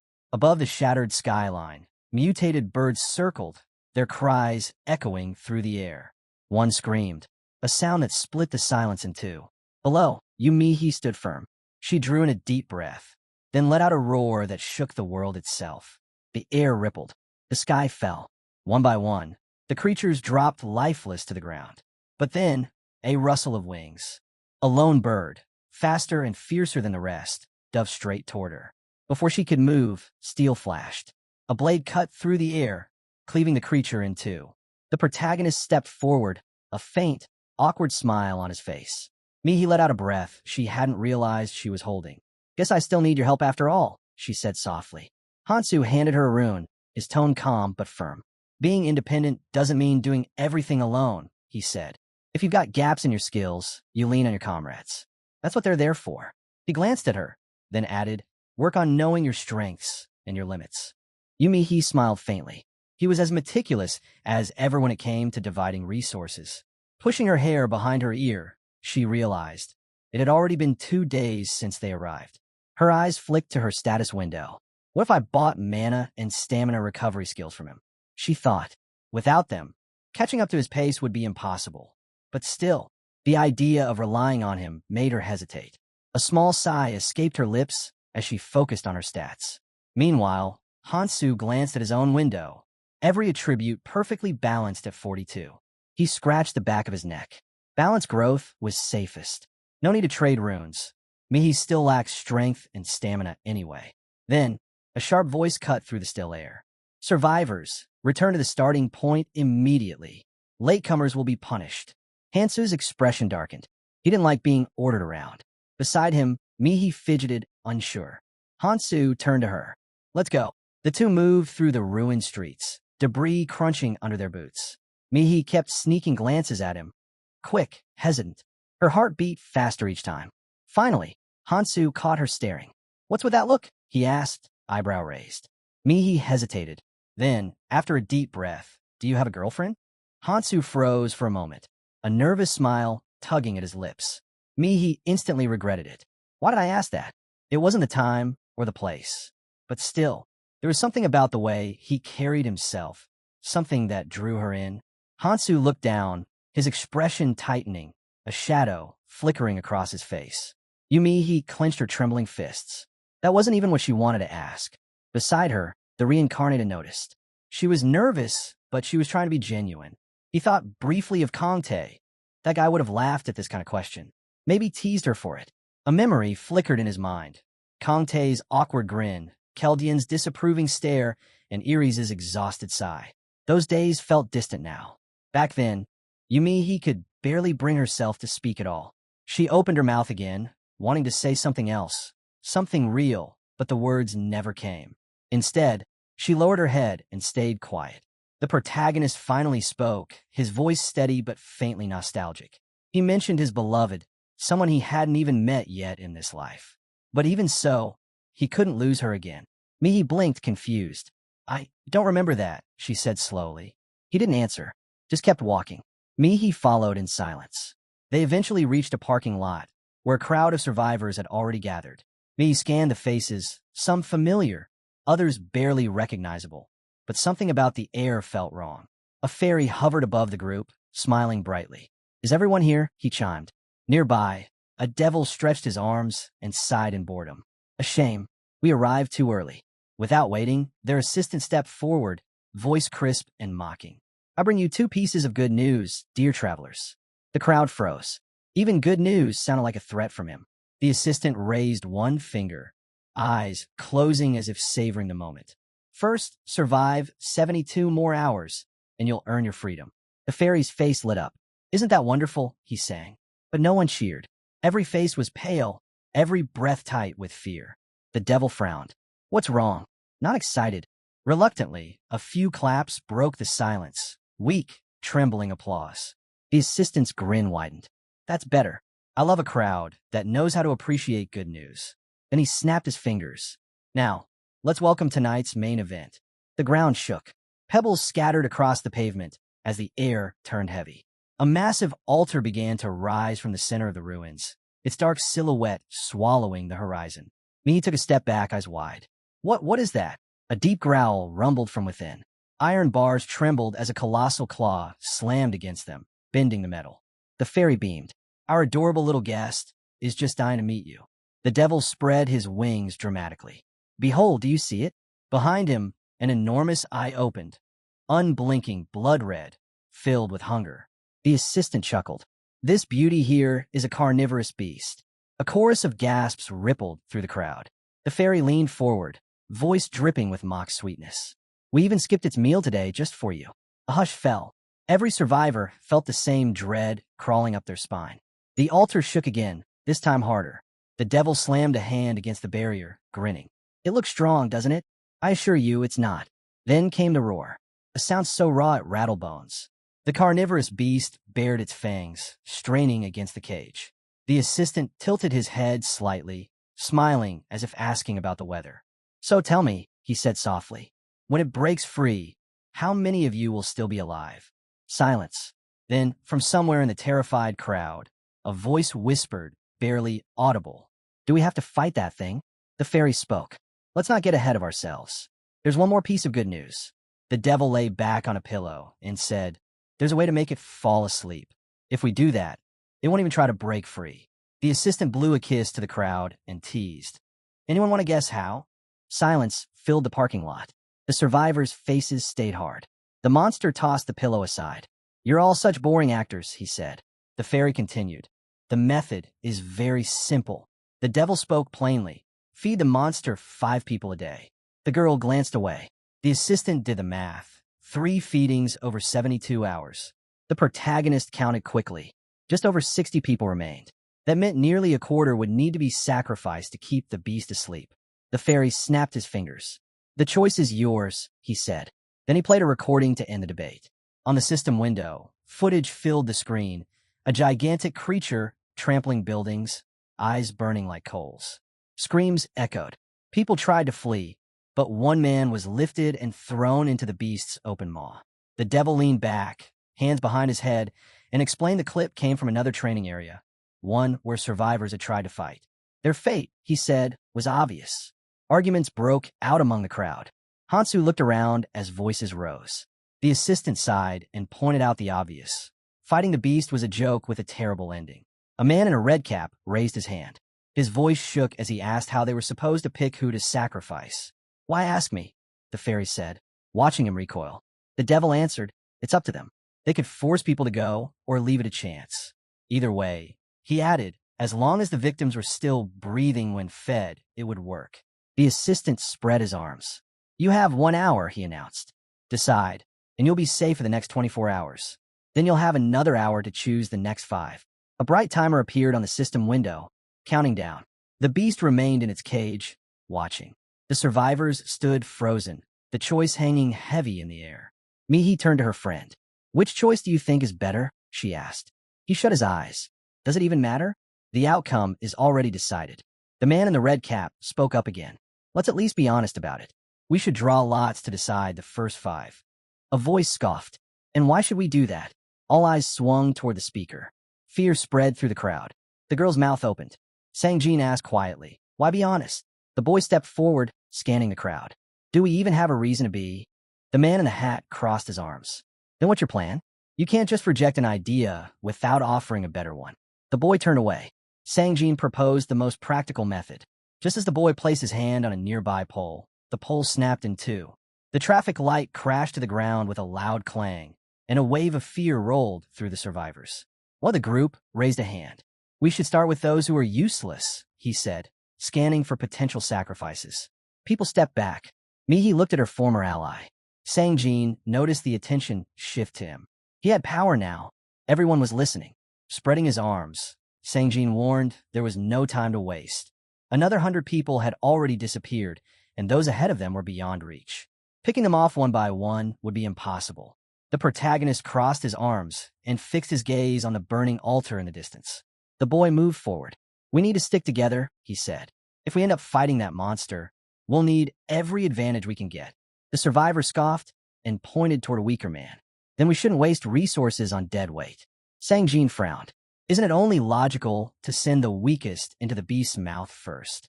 Hansu looked up as they turned to him for his opinion. The heroes faced each other, the air thick with tension. The boy thought of his past, of Tis, and realized he wasn't the same. He had changed. Looking at his former comrade, he decided he didn't want an enemy there.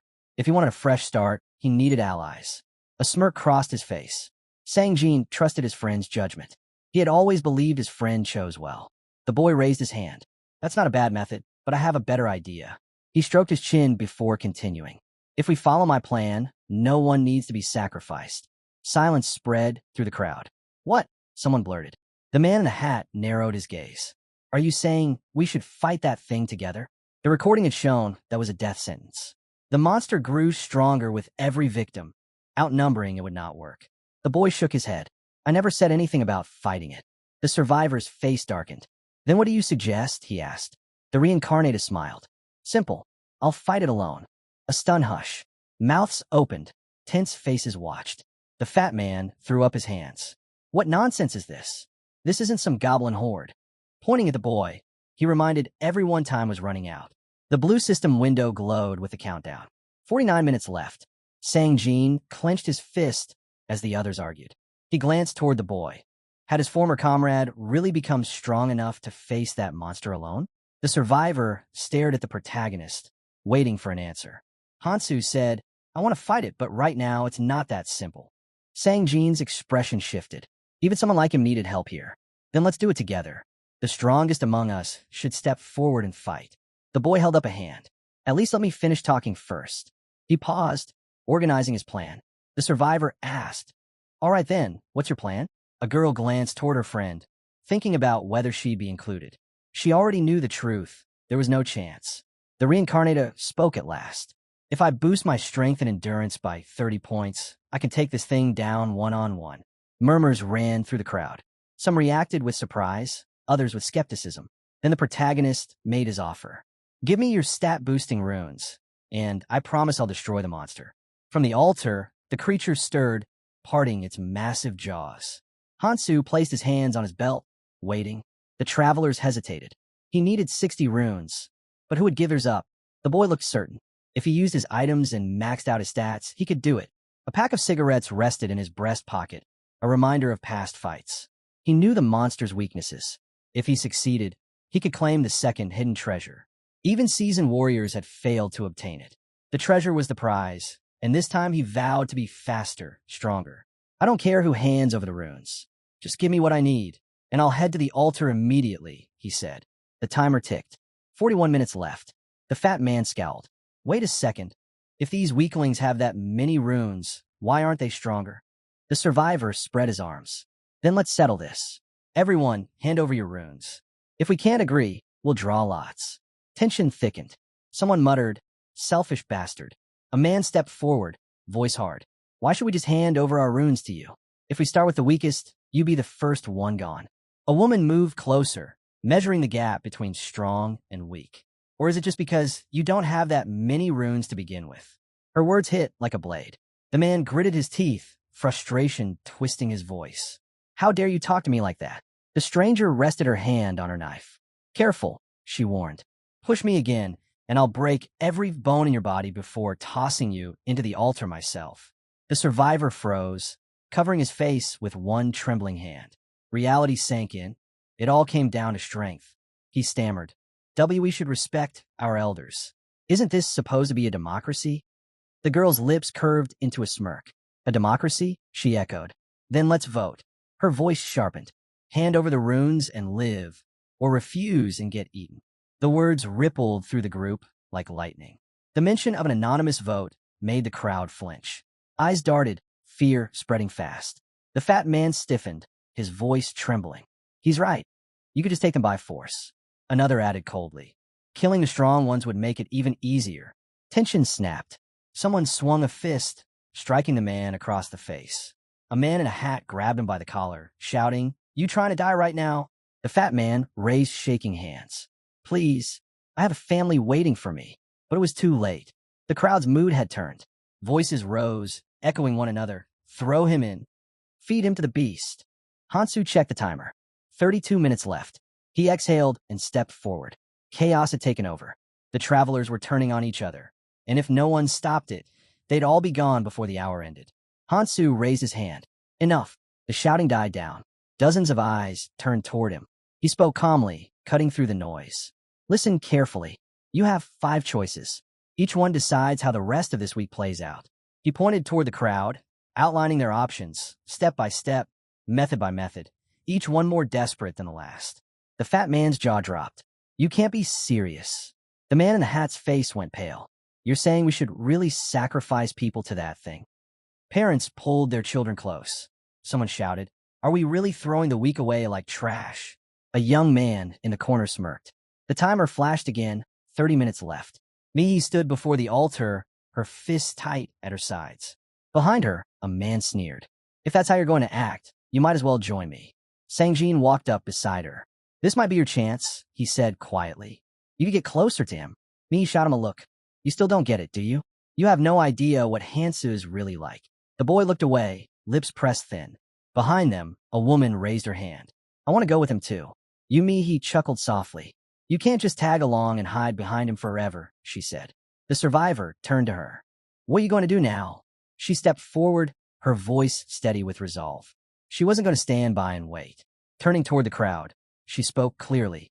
If I do nothing, I'll earn nothing but your scorn, and that would make me no different from any of you. Hansu's gaze swept across the group. While you're all standing here arguing, he said, others are out there taking on real challenges. What are you doing? The survivors looked up, uneasy. Hansu continued, his tone hard. It doesn't matter how bad things look. What matters is knowing the cost of your choices. The leaders didn't abandon you because you're weak. They left because they couldn't afford to drag you along. Did you really expect to be taken care of here? No one answered. Eyes fell to the ground. If you want to live, he said, folding his arms, you each need to claim 2 runes. Hunt them down in the next 3 days. Pay what you owe. Then he smiled a sharp, knowing smile.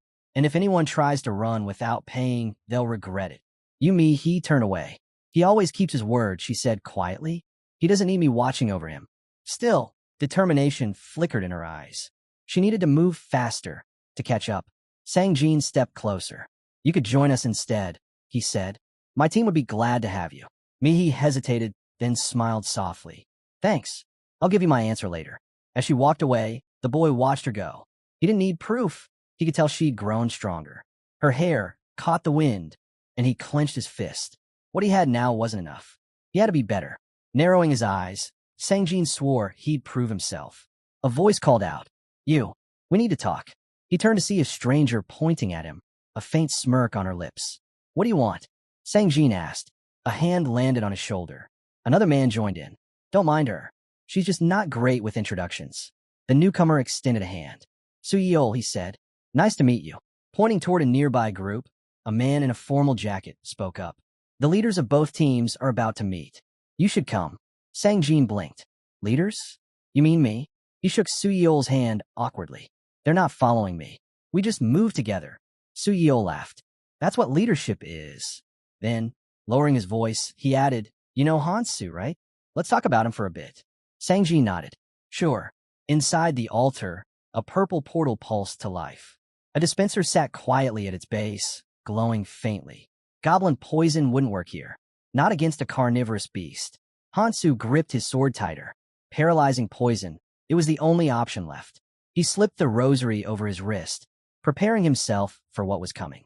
The item restored stamina and boosted strength. A valuable find, even if it had to be earned the hard way. Without hesitation, he tossed it into his mouth. Every edge counted. As he descended the stairs, he analyzed his odds. They weren't good, but retreat wasn't an option. He didn't have enough power to face this thing head-on. Not yet. The creature below exhaled, a thick mist spilling from its jaws. Hansu reached into his pocket and pulled out a familiar pack of cigarettes. Cloud snacks, he muttered under his breath. He placed one between his lips, inhaling the faint scent of tobacco. It had been a long time since he'd needed one of these. Tucking the pack back into his jacket, he exhaled slowly, hoping, just this once, that he'd made the right call. A surge of energy burst around him, bright and sharp. He looked down at the rune forming in his palm. At last, something built perfectly for this world. The dull gray stone shimmered and shifted through colors. Red, orange, yellow, until it burned like a miniature sun. A colorless rune evolving past its limit, its stats surpassing 100. A system window blinked into view. Cloud snacks, boosts all stats by 20%. The text faded, but Hansu knew what it meant. Once runes crossed the 100 mark, every level widened the gap. The difference between life and death could be measured in numbers. From the shadows, the monster's eyes flickered open. This wasn't some creature from the early trials. This was a carnivorous beast, intelligent, vicious, and fully aware. Only a colorless rune would be enough to kill it. Hansu stepped forward, mind racing. If he had the essence of a troll, this fight would already be over. And if that ever happened, even the Berserker King would lose control. He stopped. There was one man, only one, who had ever claimed the hidden treasure. Lightning sparked in his eye. The harder the challenge, the greater the reward. That was the law of this cursed world. The monster stirred, massive muscles coiling beneath its hide.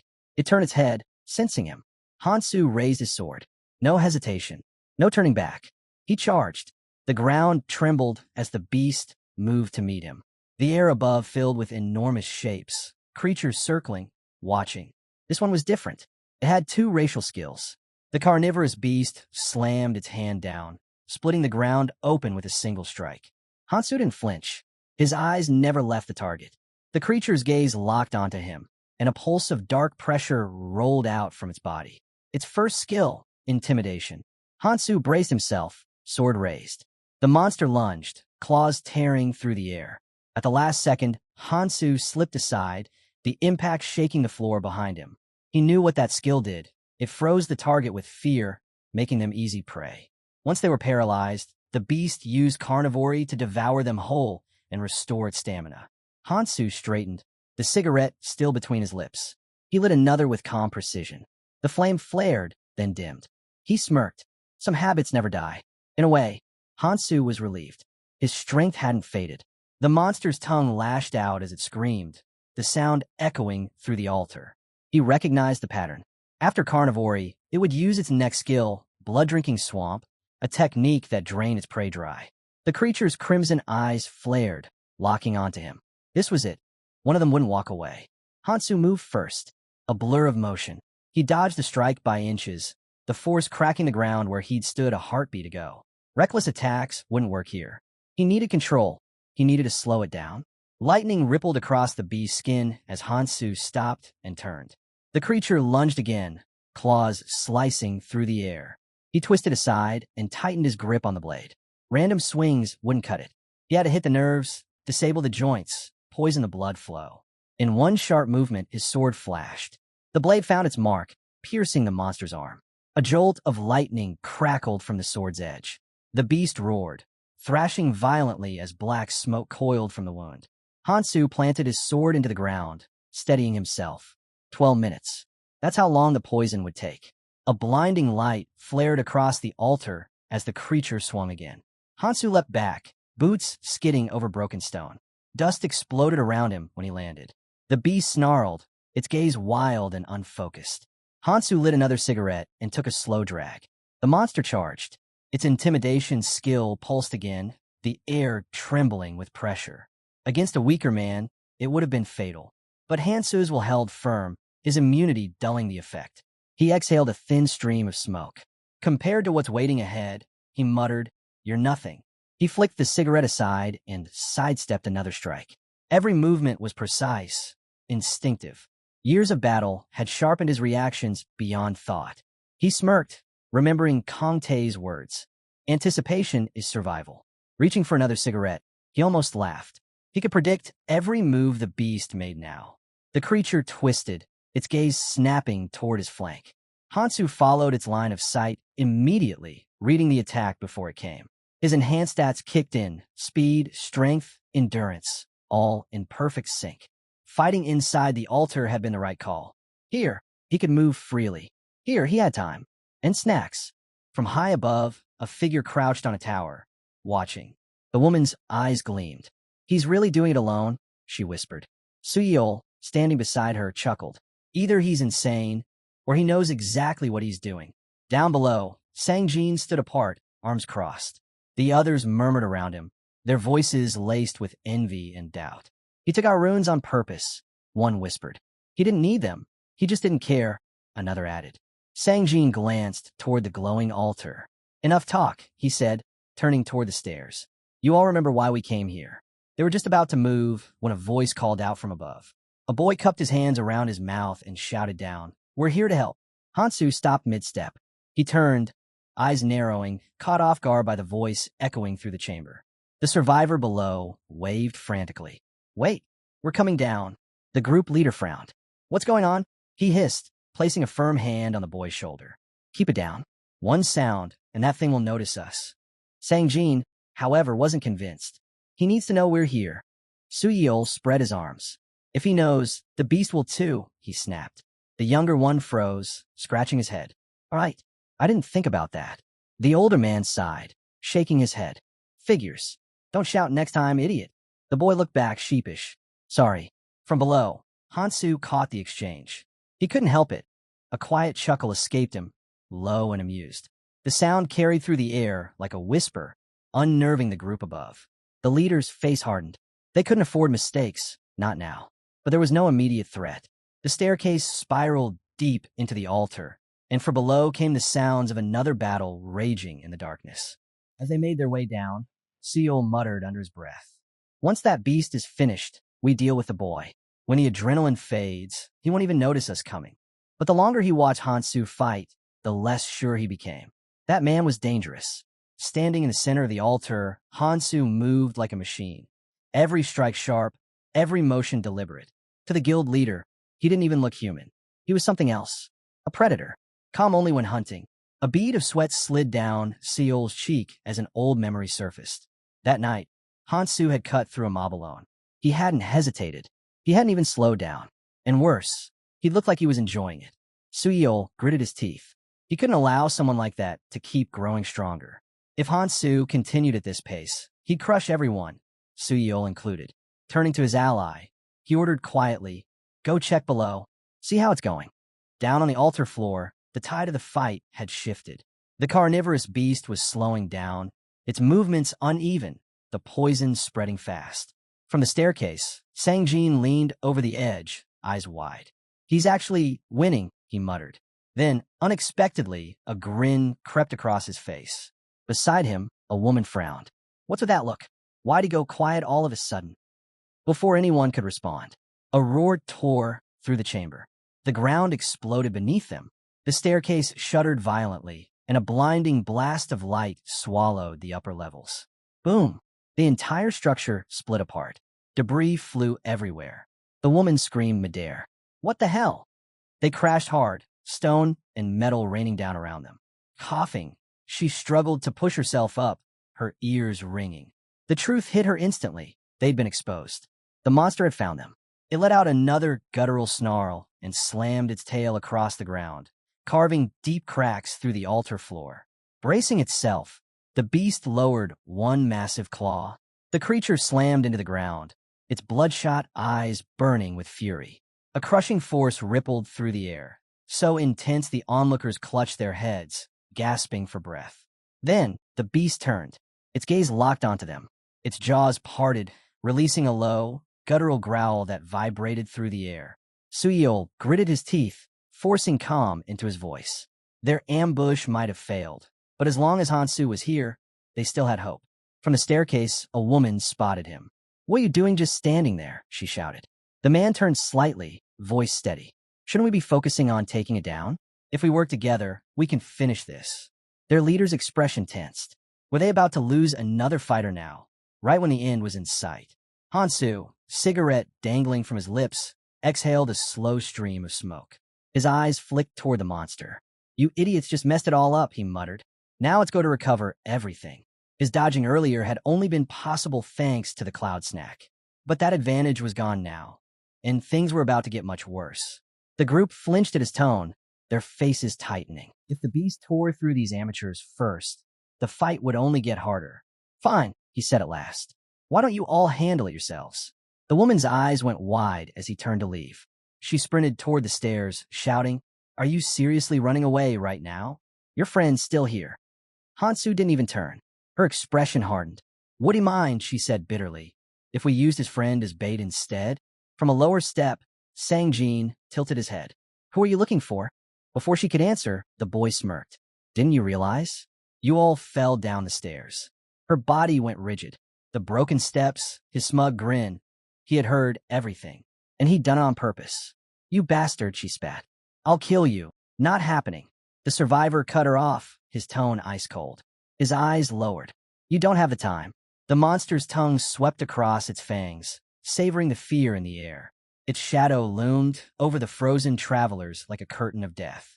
"If that thing recovers, we're finished." Seol shouted. His heart pounded as his eyes darted toward Hansu. "We need him. Without him, we're dead." Hansu scanned the area, lips curling into a faint grin. The stairs were no longer a concern.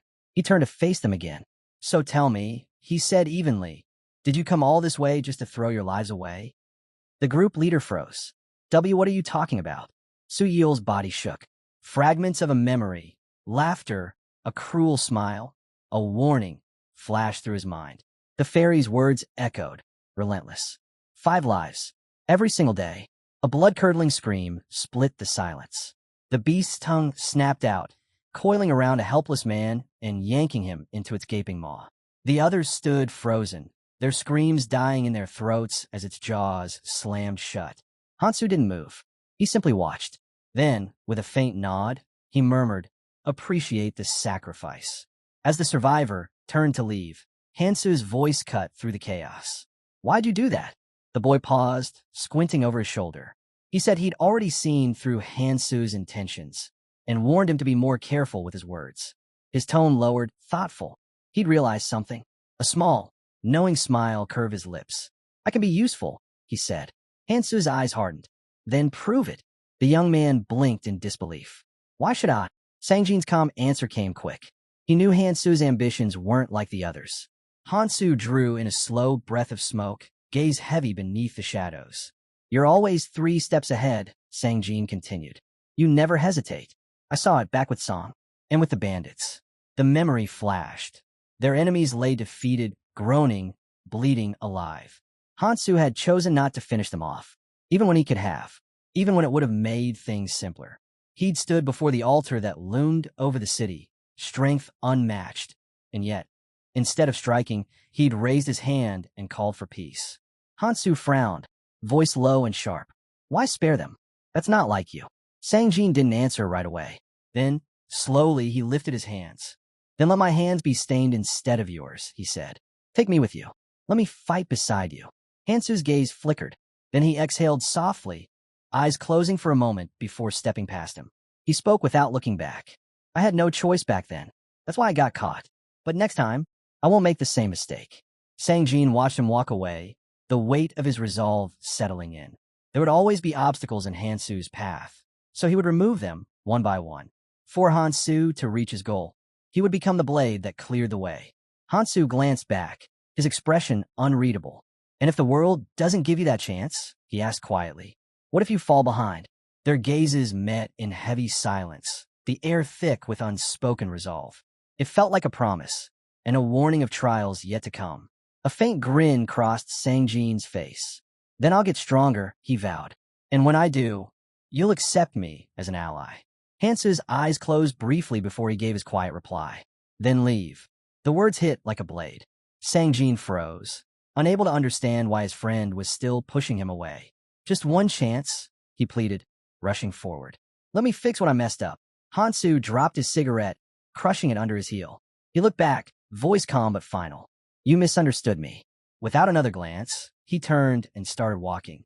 Just before disappearing into the shadows, he spoke over his shoulder. "Meet me here tomorrow." He pulled out a fresh pack of cigarettes, tapping one loose. "The monster won't be around by then." Confused, Sangjin frowned. "What do you mean?" Hansu didn't answer. His eyes flicked to the cigarette in his hand. "Take the runes from the bodies," he said simply, a faint smile ghosting across his face. "See you tomorrow." When his figure vanished, silence settled over the ruins. Sangjin's knees gave out. He hit the ground hard, frustration clawing at his chest. Hansu still didn't trust him. Not yet, but maybe one day that would change. A soft voice broke the stillness. Iris knelt beside him, her tone steady and cold. "You've forgotten your mission," she said. "Your duty is to save humanity." Her long hair hid her eyes as she continued, "But many will stand in your way. That's why you'll need a punisher, someone who'll do what you can't." Around them, armored warriors appeared like echoes of the past. The woman in armor raised a dagger, her movements deliberate. "Every monarch has a punisher," she said. "A hand that carries out the dirty work, so the master's focus remains pure." Hansu had once considered Anbi for that role, but Sangjin, he had already been a punisher once before, in another life. The glowing rune on his hand, now, was proof of it. Despite his doubts, Hansu decided to give him a chance. When the second training began, the survivors would scatter, shattered into glowing fragments of blue light, flung to faraway places. Hansu knew that when that day came, his view of Sangjin might change again. He smirked, turning his head slightly. If he could gain a punisher with many hands and 8 cloud snacks, then the risk was worth it. Failure wasn't an option. His focus shifted to what came next, the second hidden treasure. Somewhere deep within the dungeon, a monstrous roar shook the walls. The creature's chest caved under a barrage of blows, rubble raining from above. The condition for claiming the treasure was simple, yet brutal. The monster had to die before it destroyed the altar. Hansu tightened his grip, blade gleaming in the dim light. Then he drove it straight through the beast's chest. No one else would dare attempt this. At the far end of the chamber, a golden portal flickered to life. Hansu stepped forward, sword in hand, and disappeared into the light. The system's voice echoed through the silence. Hidden task complete. Blood dripped from his fingertips as the boy reached forward, closing his hand around the glowing treasure. A faint smile curved his lips. Resting in his palm was the legendary ring of the Vampire King, Manhwa. As he studied it, the truth clicked into place. Now he understood how the Berserker King had come to possess it and why no one else ever could. The ring's white gemstone pulsed with a brilliance that seemed almost alive. Beyond it floated countless other artifacts, suspended in the void, each radiating its own hue, a clear mark of value and rank. Ordinary artifacts could never rival superior ones. But, as always, there were exceptions. Color-shifting runes danced across the air, whispering their power. Over time, when travelers evolved their runes, certain artifacts could absorb that energy, changing color, growing stronger. And above them, all stood the most coveted of them, the single artifacts. A sudden flash exploded from the pedestal. Flames ignited in his palm as the system's message blazed before him. Number 9. The Manhwa ring, the emblem of Clementine himself. Once, the Berserker King had hidden his face behind his hand, the world trembling beneath his strength. Single artifacts weren't named for rarity, but for ownership. There was only ever one rightful wielder. And this one, this ring, had belonged to Clementine, whose enemies had been ripped apart under its power. Now, that same power rested in Hansu's grasp. He turned the ring over, disbelief flickering in his eyes. To obtain something like this, it wasn't luck. It was proof that he had earned it. Sliding the ring onto his finger, he clenched his fist. Instantly, the system responded. System notification: only one ability can be active at a time. Total abilities: 8. Current status: colorless, one ability available. Energy surged, flooding his veins. Power of destruction: a chilling force swept through him. An ability capable of shutting down an opponent's skills, their traits, even their passive powers. A crimson warning blinked across his vision, marking the time limit. But it didn't matter. Even limited, the power to erase another's strength was an overwhelming advantage. Another screen appeared, listing the ring's hidden conditions. To awaken its full potential, one of his attributes needed to align with the colorless rune. Hansu touched his chin thoughtfully. That would demand countless magic runes, but that challenge could wait. He stepped through the golden portal. Light folded around him, and in an instant, he emerged back on the city streets. A familiar voice called out, "Did you really kill the carnivorous beast?" She ran toward him, eyes bright with relief and awe. Before he could reply, a deep, guttural roar rolled across the ruins. Her smile vanished. A massive shadow loomed behind her. The timer had run out. The altar was gone. Hansu exhaled slowly, gaze steady. "I told you this would happen," he said quietly. Then a faint smile. "And I promised I'd take responsibility for destroying it." Her face flushed, and she quickly turned away, trying to hide it. Sangjin lifted his gaze to the sky. For the first time in a long while, he felt certain he'd made the right choice. Looking back down, he spoke quietly. "We've got some time before the next training starts." Turning toward the others, he made his decision. "Let's go hunting," he said. She hesitated, her eyes falling to the ground. "I was thinking of going a different way." His head turned sharply, surprise flickering across his face. But she didn't meet his eyes. "I'm not strong enough to stay by your side forever," she said, her voice calm but steady. "Sooner or later, I'll need to stand on my own." She closed her eyes, exhaling softly. "The boy asked if I'd go with them," she continued, glancing toward the nearby group. "They said I could join, and they meant it." Hansu watched her for a moment, then nodded, realization settling in. This was the right time to part ways. The second training would scatter them anyway. He smiled faintly. "Good choice." She stayed silent, watching him as he turned to leave. Then, just as his back began to fade into the distance, she called out, "Wait." He stopped. Her brows tightened with resolve. "When we meet again," she said, "I won't give up. Not this time." A small smile touched his lips. "Then I'll hold you to that," Mihi replied gently. "Let's meet again." He nodded once, the faintest glimmer of warmth in his eyes before turning away. Just as he was about to go, his name echoed behind him. He paused, listening. Without looking back, Hansu said, my offer still stands. The choice is yours. Sang Jin's eyes widened. Then, slowly, a smile spread across his face. One that reached his eyes, his cheeks flushed with a quiet, genuine light. A week later, the fairy spread her arms wide before the assembled travelers, her voice ringing through the air. You've waited long enough. The second training begins now. Beside her, the devil covered his mouth, clearing his throat with a sly smirk. His gaze swept over the crowd. There are more of you than I expected, the assistant noted dryly. The creature's lips twisted into a grin. I've been waiting for this moment for a very long time. The air shifted. Hansu narrowed his eyes, watching closely. Then, with a snap of her fingers, the fairy changed everything.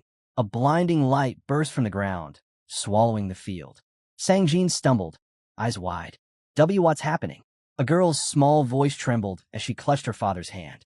All around them, panic began to spread. Hansu looked up. He understood immediately. It's starting. The light consumed them whole, then vanished.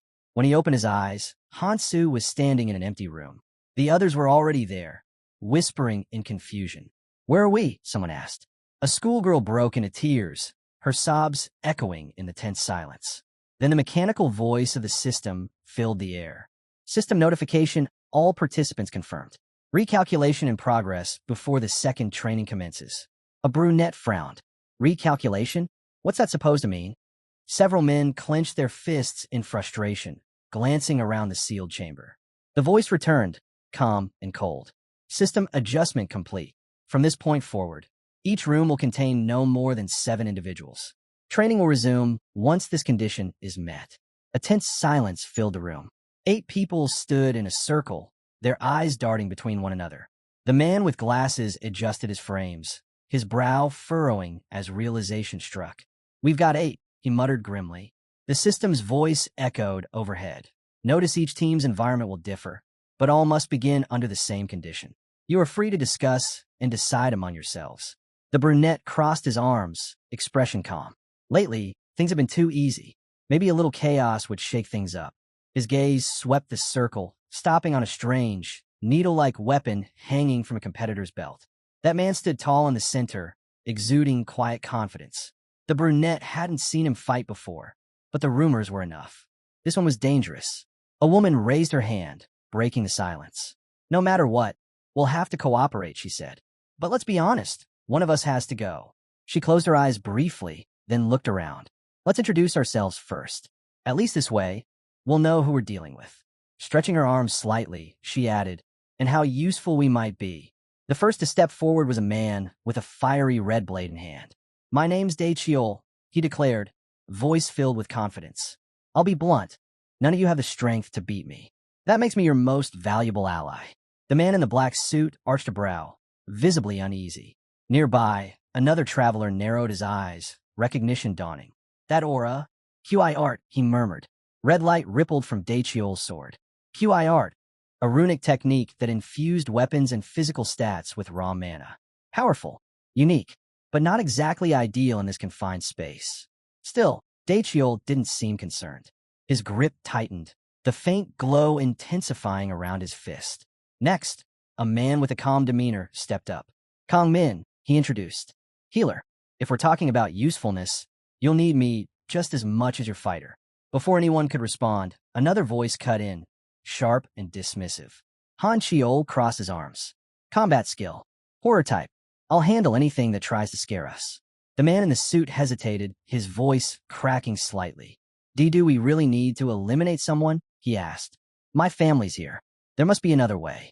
No one answered. Then, Daechiol raised his hand. His gaze landed on the one person who hadn't spoken yet. You, he said flatly. Set the example.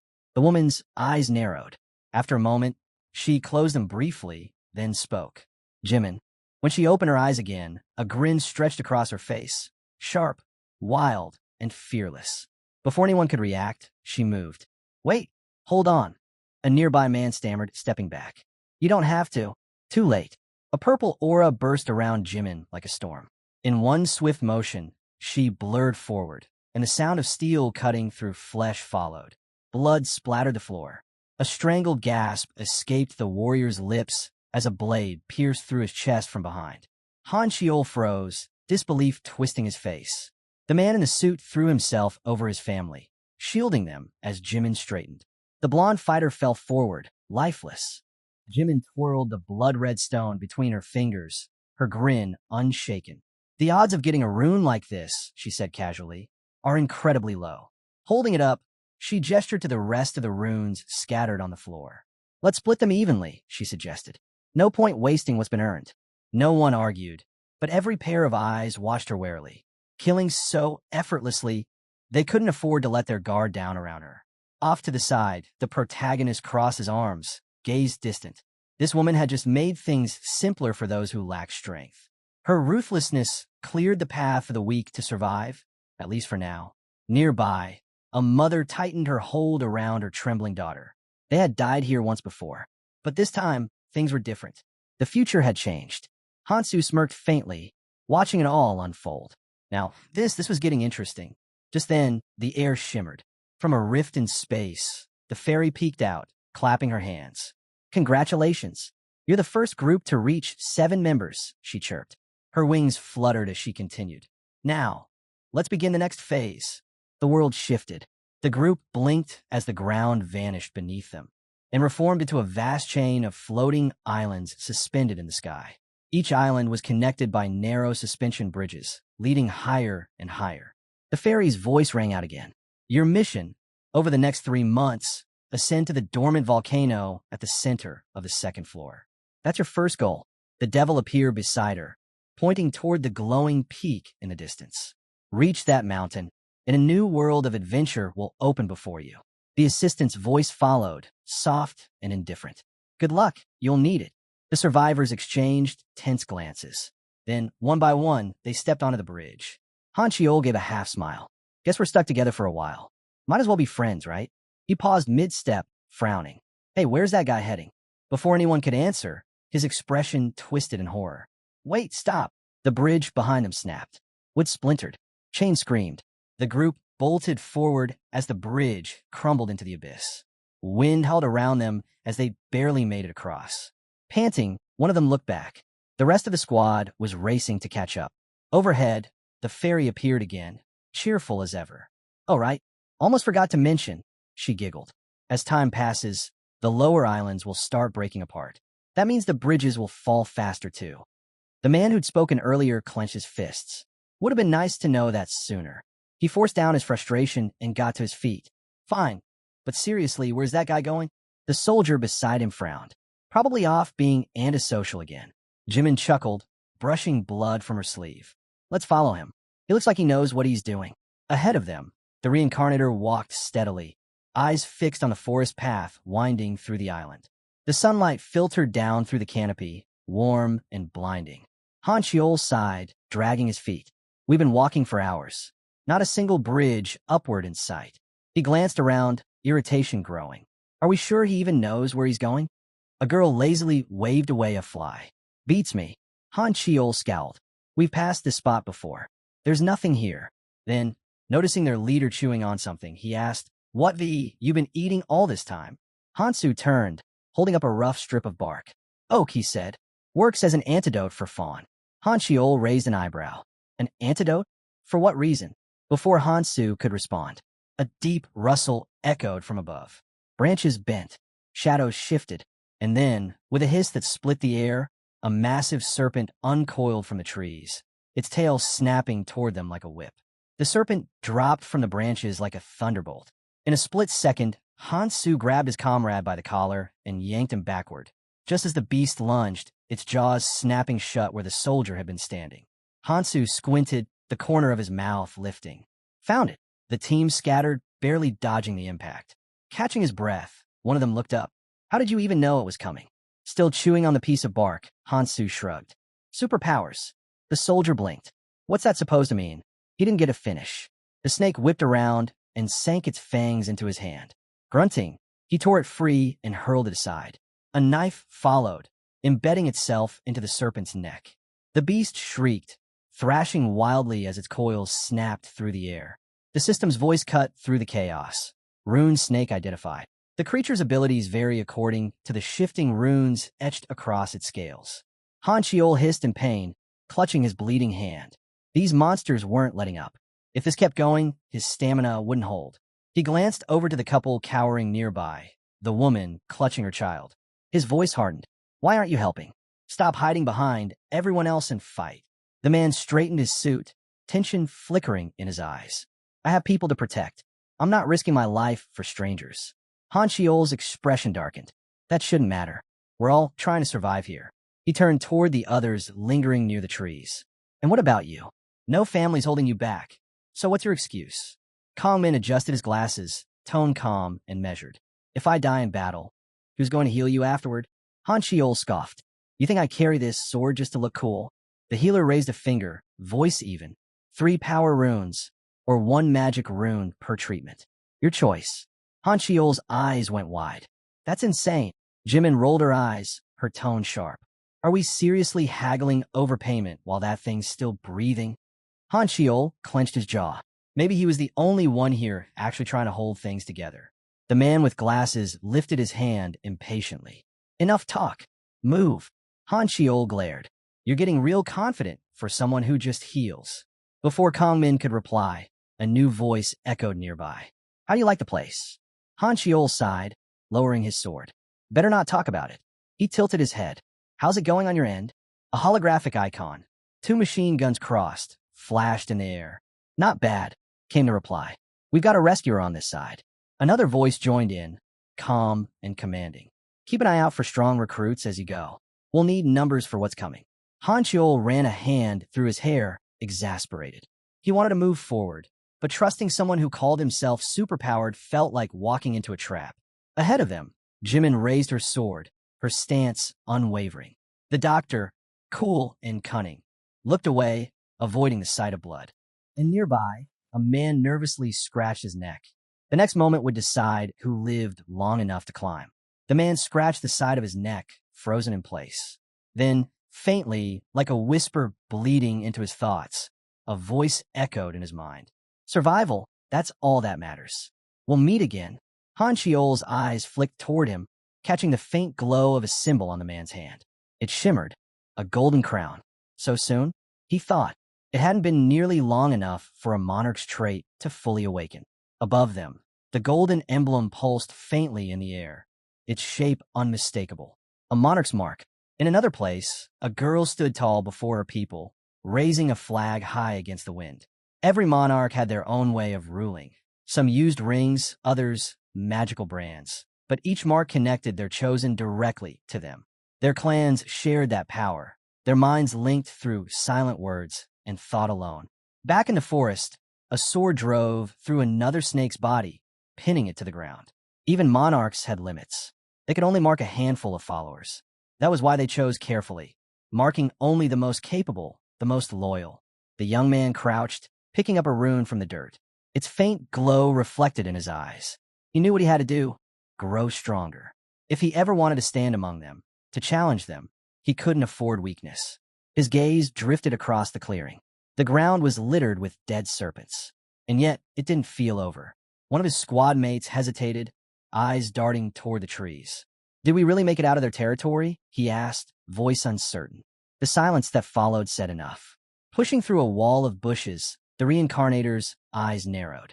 Ahead lay a small clearing, a massive fallen tree twisted with vines and decay. Wrapped around it was the largest serpent yet. Its scales shimmered with runes, and carved into its forehead was a strange, glowing mark. The man in the suit stepped forward, lifting a cautious hand. Wait, he said. Do we really need to fight that thing? We could slip past it. Stay alive. Hanser's expression didn't change. I'll handle it alone, he said flatly. If you want to move ahead, go. The man's frustration broke through his calm. That's not what I meant. Why would you take something like this on by yourself? We're supposed to move together. Hanser's tone dropped, cold and sharp. I never planned on going with you, he said. You were just walking in the same direction. That ends here. He stepped through the brush without looking back. Jimin exhaled softly, closing her eyes. There was no point in arguing. The suited man froze, stunned. Han Shiol watched, his jaw tight, hand resting thoughtfully on his chin. He couldn't just let the kid walk into that alone. Why? He asked himself. Why was he even hesitating? The doctor scoffed beside him, his words dripping with cynicism. Because he's the only one who never once asked me for help, Kong Min said, turning slightly. People like him, those who've lived their lives on battlefields, they don't listen to anyone. Then, in a tone almost bored, he added, and people like that don't last long. Han Chiol's glare deepened. Losing someone like Han Su would be a waste, but trying to control him? That would have been impossible. The devourer snake's fangs sank deep into a tree trunk, splintering the wood as its jaw stretched impossibly wide. It moved with eerie precision, waiting, calculating. Whenever a certain magic rune pulsed to life, the beast recoiled. Yet the moment another rune appeared, it struck without hesitation. Only one rune threw off its rhythm: agility. Each time that one activated, the mark on its forehead began to shift. Hansu's eyes narrowed. The instant the runes flickered, he moved, his blade slicing through the air in a blur. The snake hissed violently, coiling and striking again. It was faster, stronger, and smarter than the common breeds. But Hansu had faced far worse. Lighting a cigarette, he exhaled slowly through the haze of smoke. A long fight won't wear me down, he thought, but it'll attract trouble. The rune snake's scales shimmered as its resistance rune activated, dulling the force of his blows. That only confirmed what he already suspected. The key wasn't to kill the beast, it was to destroy its lair. His gaze darted toward the cluster of trees at the center of the clearing, the heart of its nest. If he struck there, instinct would drive the serpent to defend it. Perfect, Hansu muttered. In one smooth motion, he lunged forward. His blade tore through the air, cutting deep into the roots of the lair. The beast shrieked. As predicted, it abandoned its guard and lunged after him in blind fury. Hansu pivoted, sidestepping effortlessly. Steel flashed. A flurry of strikes followed. Sharp, precise, relentless. And then silence. The massive serpent hit the ground with a thunderous crash. Hansu turned away, cigarette between his lips, as the corpse collapsed behind him. Done already, he murmured. Faster than expected. Among the fallen leaves, something pulsed faintly. An egg, trembling, faint runes crawling across its surface. Hansu knelt, pressing a rune against the shell. Crack spread. A small eye blinked open. From within, a tiny serpent emerged, no larger than his wrist. But its aura was different. Runes shimmered around it like living threads of light. The hatchling swallowed a rune, then immediately spat it back out. Hansu's expression shifted. So that was its ability. After consuming 3 runes, it could release any 2 of the user's choosing. Some might call that inefficient, a loss of 1 rune for every trade. But Hansu knew better. Quality mattered more than quantity. And with this creature, he could refine his strength with precision. He gently brushed a finger over its head. Rest, he said quietly. The newborn snake coiled in his hand, its tiny runes flickering softly. This was a turning point, and he knew it. With this ally, his path forward had just become clearer. Not far away, another group studied their map in frustration. Where do we go from here? A girl asked, uncertainty in her voice. A man holding the map sighed. Be patient. These things aren't exactly detailed. The suited man beside him frowned. We can't just keep moving blindly. We need to know where it's safe. He clenched his jaw. If we hadn't been left behind, this wouldn't have happened. A rustling from the bushes cut him off. The woman tensed, clutching her daughter. Stay back, a man shouted, raising his weapon. The sound grew louder. Then, a familiar figure stepped out from the trees. Relief spread through the group instantly. Hansu brushed a few leaves from his shoulder, glancing at them calmly. What are you all doing here? He asked. One of the men grinned wide. You made it. You got away from that monster. Hansu's smirk returned, cool, unreadable. Something like that, he said. Han Chiol scratched the back of his head and said casually, caught it. The man in the suit froze, disbelief written all over him. Just a scratch? That was all his friend got from that? No way. When Han Chiol asked about the others, the survivor hesitated. Earlier, Kongmin had simply crossed his arms and told the family to go. The suited man frowned. What do you mean? He asked, his tone uneasy. Splitting up now was dangerous, completely pointless, even. Han Chiol let out a short laugh. So what? You're just planning to hide behind us and take it easy. Jimin looked over her shoulder and nodded slightly. Without someone strong to rely on, dragging along weak and whiny people would only make things harder. The healer shrugged. Doesn't matter who gives me runes. I just stick with the strong ones. The suited man's face darkened. We didn't leave them. They left us. Even blocked the way so we couldn't follow. As his comrade turned away, the survivor called out, Where are you going? The boy didn't even glance back. We've wasted enough time. Let's move. The woman frowned, then gave her husband a look. He hesitated, then finally lifted his hand, signaling the family to follow. Trailing behind, the reincarnator spoke quietly. What's your plan? The man in the suit arched a brow, thinking back to his own words. With a tired sigh, he said, forget it. You go your way. We'll handle it ourselves. Han Chiol shrugged, eyes half closed. Suit yourself. Doesn't matter to me. I'm fighting alone anyway. Hansu faced off against a pack of boars. Each battle pushed his limits, sharpening his strength with every victory. He released the rune eater snake onto the grass and watched it swallow a rune hole. Strengthening his resistance first had been the right call. Picking up another stone, he muttered to himself, this should make things smoother. From the bushes, his family watched in silence. He noticed they needed food. The girl blushed, realizing how far ahead he'd grown. The woman only felt relief. At least he wasn't blaming them. The schoolgirl whispered, should we fight too? Her father shook his head. That's reckless. What matters is staying alive. The fact that we're still together, that's enough. Ahead of them, the reincarnator pressed on, and they hurried to keep up. Where are you going now? Someone asked. Han Chiol stopped at the entrance of a dark tunnel. Sunlight poured through from above, lighting his face. The survivor raised a hand to block the glare, squinting. There were people, many of them. He stared in shock. Wait, they've been heading here all along. Behind him, the family smiled in relief. They made it. They'd survived. Han Chiol turned. The moment Hansu's eyes met his, the soldier's face hardened. One glance was enough. His condition said it all. The rumors were true. He really had taken down a beast alone. Meanwhile, the fairy propped her chin on her hand, clearly irritated by the noise from the stragglers. With an exasperated sigh, she waved her arm, and the heavy door slammed shut behind them. A massive slab of stone sealed the tunnel, leaving no path back. Not far away, the devil snapped his fingers, a wicked grin spreading across his face. Let's make things more exciting, he said, triggering another large-scale event. In an instant, the scenery twisted. The survivors blinked, finding themselves standing on the shore of a mountain lake. At the dock on the first floor, the assistant stood waiting, visibly relieved. Around 75 people had made it this far. Then, a hulking figure appeared above the water, its voice booming across the area. Next event, battle for the tickets. Blue tickets shimmered into existence before each traveler. These weren't just ordinary slips of paper. They were the only way to escape the collapsing island and reach the next one. The fairy floated up, spreading her arms dramatically. Now, then, listen carefully, she said. Some islands are crawling with monsters and surrounded by lava. Others, especially those at the center and south, hold treasures beyond imagination. But don't expect it to be easy. A projection appeared above the lake, showing the map. Boats were scattered across the water, each designed to carry 3 people.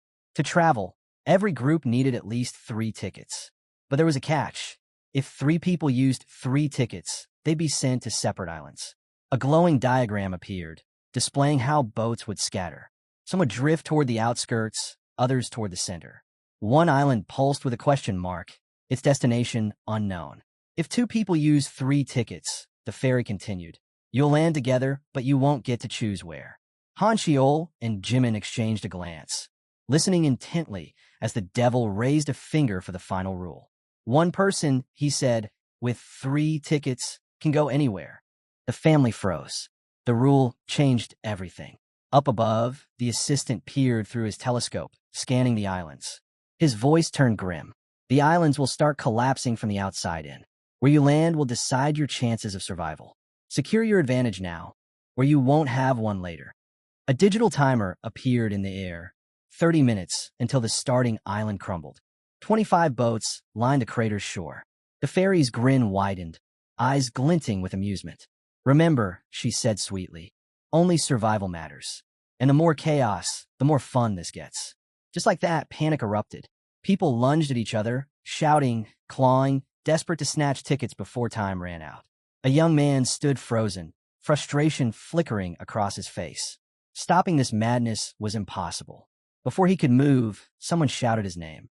Not far away, a man in a suit had fallen to his knees. His head hung low as he pleaded, voice trembling. Please help my family. Just this once. Without raising his gaze, he continued. explaining their situation. They needed more tickets, enough to reach the central island safely. His ally only laughed, eyes gleaming with wild amusement. "You're strong, aren't you?" he taunted. "Shouldn't be hard for you to grab a few tickets yourself." The man looked up, desperation burning in his eyes. "If you just take a few extra and pass them to us," he urged, "we can all make it there together." Then, he pressed his forehead to the ground and begged him to spare the innocent. The reincarnator looked away. "It's time you took responsibility for yourselves," he said. "Mind your own business." The survivor scoffed. "You have no sympathy at all." Before he could continue, Han Sheol stepped forward. Without hesitation, he kicked the traveler aside and grabbed him by the collar. "Shut up," Han Sheol snapped. "I just want my tickets and to go." The soldier turned to the protagonist with an offer. He'd travel with them and even hand over his tickets if needed. He admitted he disliked the others in the group, despite being on the same side. Han Sheol clenched his fist. "If you're so strong, why not team up with someone on your level?" he challenged. The soldier raised his hand and revealed a glowing symbol. "This isn't just a skill," he explained. "It's a power awakened by a friend. One you could have too."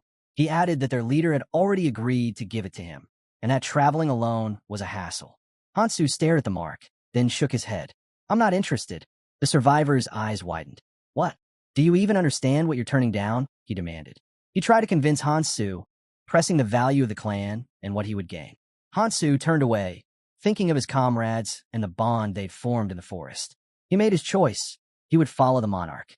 It was the path to his goal. Cho let out a small sound. "So that's how it is." He flicked his wrist and tossed a ticket at Hansu's feet. "I stole this from that worthless man," he said, pointing to the fallen survivor. "Take it or don't. Consider it a gift for later. We'll be seeing each other again." The soldier left without another word. Hansu glanced at the ticket on the ground and remained unmoved. The tricks wouldn't work on him. None of it mattered right now. The moment other travelers saw the ticket, chaos erupted. A mob surged forward, desperate to grab it. Someone snatched it first, but the fight continued. Hansu stood to the side and watched as survivors clawed at each other for a chance to escape. A flash of silver cut through the melee, a knife. Kian lunged at a man to protect her father. The attacker seized her by the vest and, realizing they were from the same family, spoke in a cold tone. "Perfect. Then you could die together." From above, the fairy watched the chaos unfold, resting her chin on her hand with a wicked smile. The parents' cries for their daughter echoed through the air, raw, broken, and exactly as intended. Every tear, every scream, all part of the design. This wasn't just survival. It was entertainment. Below, the battlefield of puppets danced on cue, and the devil's unseen hands tugged at every string. Even death was nothing more than a piece of the show. Through the noise, a voice called out, asking why the young man had rejected Han Chiol's offer. Jimin folded her arms, her eyes fixed on him. The reincarnator didn't flinch. "Personal reasons," he said flatly. "What do you want?" A faint smile crossed her face. "Then maybe you'll consider mine." She stepped closer, removing her glove and offering her hand. But Hansu shook his head again. Jimin exhaled softly, not surprised. Before turning away, she threw one last question over her shoulder. "You're not staying behind because of sympathy, are you?" Her voice sharpened. "You're not that soft." Hansu gave a faint smirk, but stayed silent. She was the last one. Everyone else who could leave already had. One by one, the boats rose into the air until only a single vessel remained in the crater. Down below, silence followed. No one would ever know what happened here. Bodies covered the ground, some bleeding, most lifeless. Those who survived could barely stand. Behind Hansu, shadows trembled and begged for help. He wanted to save them, but he couldn't. Not here, not under the fairy's control. Above, the devil floated lazily, his grin stretching wider as he observed the despair below. Hansu turned from the pleading faces, tightening his grip on his sword. If he hesitated now, everything he'd fought for would mean nothing. His hand shook. "Forgive me," he whispered. He already knew what awaited those left behind. The remaining travelers fell into the acid river, their screams cutting through the air. The fairy clapped her hands in delight as their bodies melted away, her laughter ringing across the crater. Hansu raised his arms, his blue eyes blazing. "Complain all you want," he said. He wasn't letting them die for her amusement. This was his way of granting mercy. Above him, the floating islands gleamed in the light. The rune-eater snake on his shoulder coiled tighter, swallowing another rune as it hissed softly. Fascinating, Hansu murmured, but the moment passed as quickly as it came. The assistant crossed his arms and nodded with approval. As expected from a rising star, he said. We never talk for fun. The devil chuckled, hovering just behind him. I'll be waiting for our next encounter. Hansu glanced down, his face unreadable. He felt no regret. He hadn't come back to save everyone. He'd come to win. In this world, hesitation was death. Lifting his gaze to the sky, he focused on what lay ahead. The central island. As the last boat rose into the air, he stepped aboard. The wind caught his hair, the light fading behind him. And just like that, he moved on to the next stage. At the center of the island rose a towering clock tower, its shadow stretching across the land like a silent guardian. A system voice echoed through the air, congratulating the 1,921 travelers who had made it this far, welcoming them to the land of opportunity. Beneath the endless blue sky, the castle stood tall, with crimson roofs glinting under the sun. Here, on the central island, three things mattered above all else. Defending the crystal sealed within the castle, growing stronger through the island's dungeon, and surviving the monster waves that would soon descend upon them. The massive pink crystal shimmered with radiant light, its glow spilling across the castle's open doors. Beams of sunlight cut through the darkness inside, touching the grand hall beyond. But within those halls, an army of skeletons marched forward, armor clattering, eyes burning an eerie red. Hold the line, the hero shouted. From the castle walls, defenders loosed arrows and swung their blades, trying to push back the tide. But panic began to spread. We're out of men, a boy yelled. The hero's jaw tightened. His sword met bone and steel, sparks flashing with every strike. Then a sickening sound. A skeleton's blade sliced clean through a girl's neck. The hero's voice broke into a desperate roar. Just hold on. If we endure a little longer, we'll live to see another day. Among the fighters, one man raised his trembling hand, exhaustion hollowing his face. Last another month? Are you insane? We need reinforcements. The hero turned, barking an order for everyone to stay in formation. Then came a crack of light, pure energy ripping through the air, shaking the ground. Pebbles rose from the floor as a shriek split the battlefield. Inside the castle, a young man slammed his palm against the ornate table. We need order, he shouted. The hero stood, frustration in every breath. Their defenses had fallen on the first day. The losses were unbearable. How long could they keep this up? Young-wook scowled. At this rate, we won't just lose the crystal, we'll all die here. And Juyun folded her hands, voice calm but uncertain. We should wait for the other monarchs before making any decisions. Xia crossed her arms, unimpressed. The strongest are already here, she said flatly. The rest don't matter. Li Guktae raised a brow. Then what's your brilliant plan? Young-wook spread his arms. Our biggest problem is manpower. We need more protectors, even if it means forcing those who haven't joined a clan. Xia's eyes narrowed. And how do you plan to control unaligned travelers? Young-wook's frown deepened. We pressure them. Talking won't work, not in a place this lawless. He leaned forward, both hands on the table. The next wave hits in 3 hours. If we're not ready, no one here will survive. The hero's voice cut through the rising tension. So what? We just sit back and wait to die. Li Guktae tilted his head, his tone sharp. And if the clan alliance joins us, can you promise that'll change anything? The hero let out a sharp breath. Sending more people into the dungeon isn't something we can decide lightly. Outside the window, the meeting room came into view, a circle of heroes seated around a massive table. Someone spoke up, pointing out what everyone had already realized. Their numbers had grown. They now rivaled the clan alliance. A new force had emerged, the Basement Alliance, a wild, unpredictable faction that refused to follow anyone's rules. The question now was simple. Could the clan alliance, with all its defenses and structure, actually keep them in check? A vision flickered through the hero's mind. Rows of weary travelers standing before a heavy wooden gate. Young-wook turned from the window, his tone firm. Send the frontline clans into the dungeon, he said. And Jiyun shot to her feet. And who's supposed to defend the castle while they're gone? A girl across the table chimed in. Then the smaller clans should go first. We can't afford to risk the main forces. Xia closed her eyes and exhaled. The conversation was spiraling nowhere. Everyone wanted to protect their own. No one had a real plan. Biting her finger, she looked away, thoughts spinning. If all 1,900 of us focused on defense, maybe then we'd stand chance. Once survival had united them. But that changed the moment a single fighter returned from the dungeon, holding a relic of immense power. Greed took root.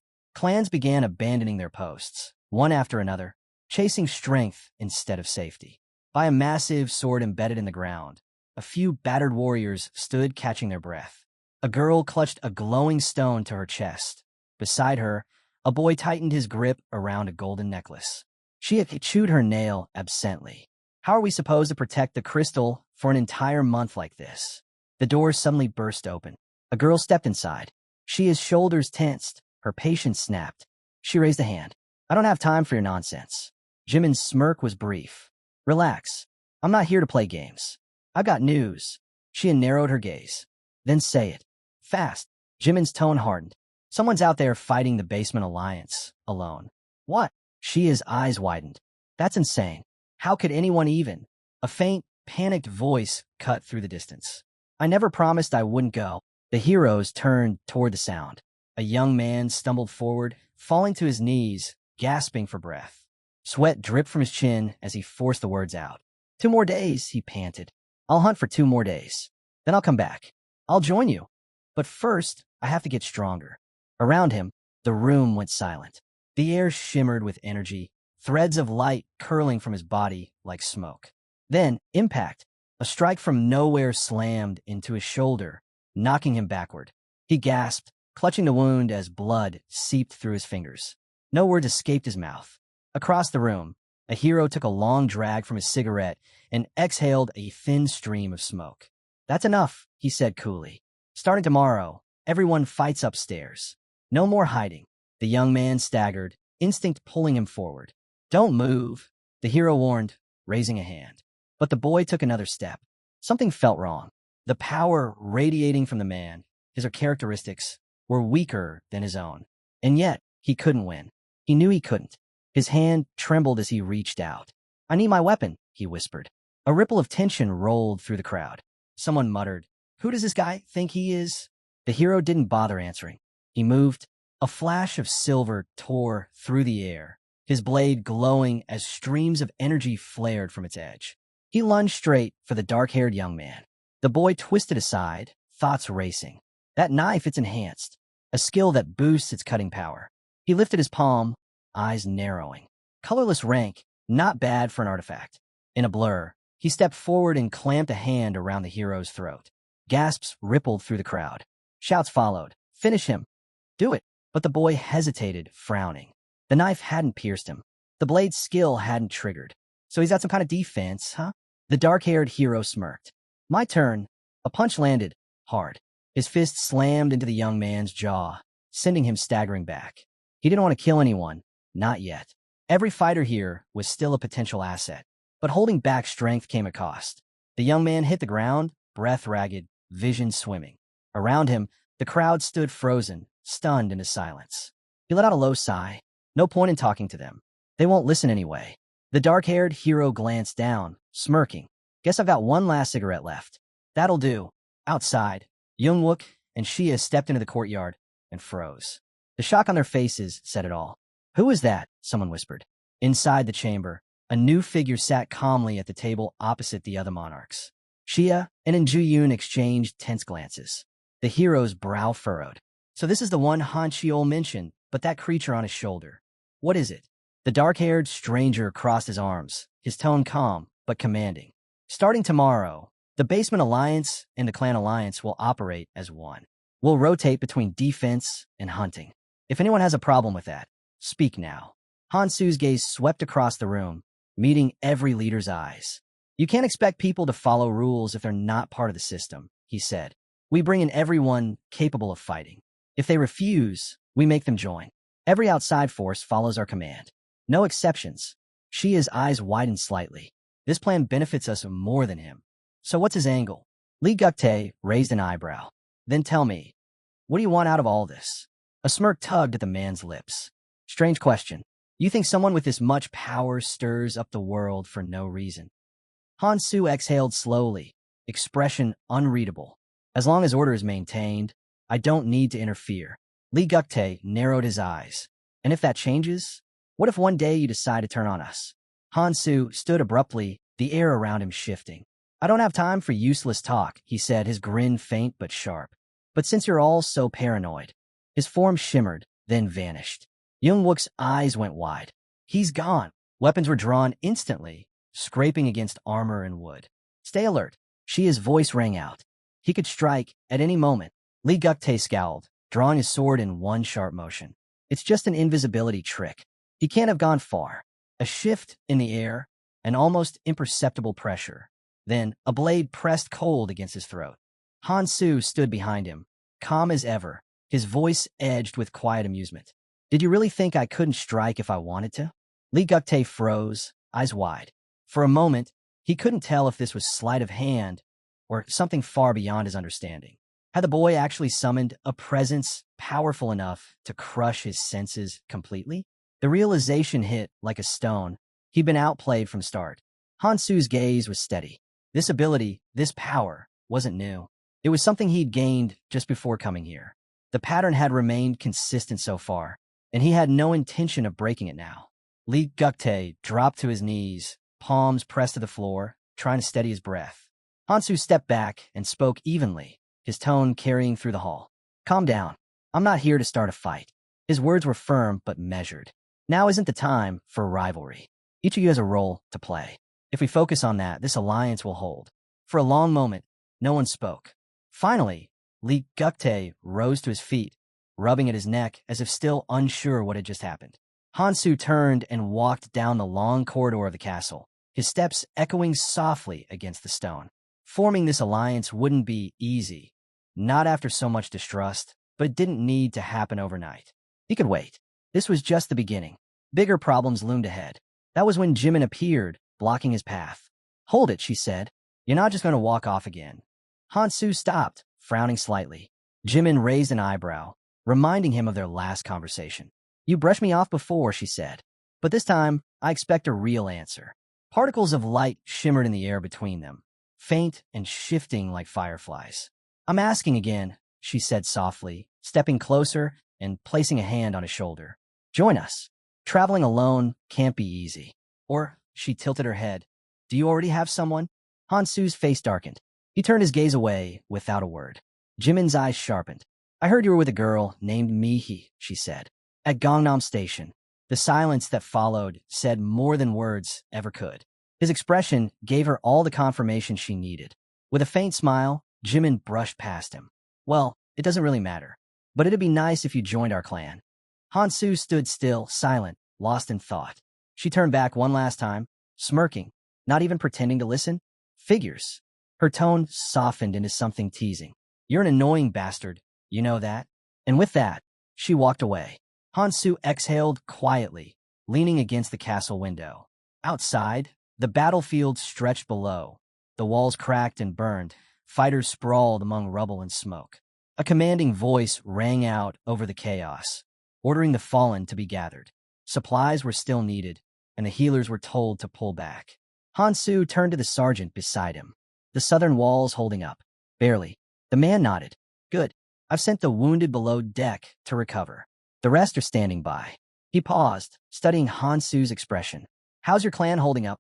Hansu exhaled slowly. This time, we actually managed a solid defense. Every post is holding. Below the walls, the battlefield was a graveyard of shattered bones.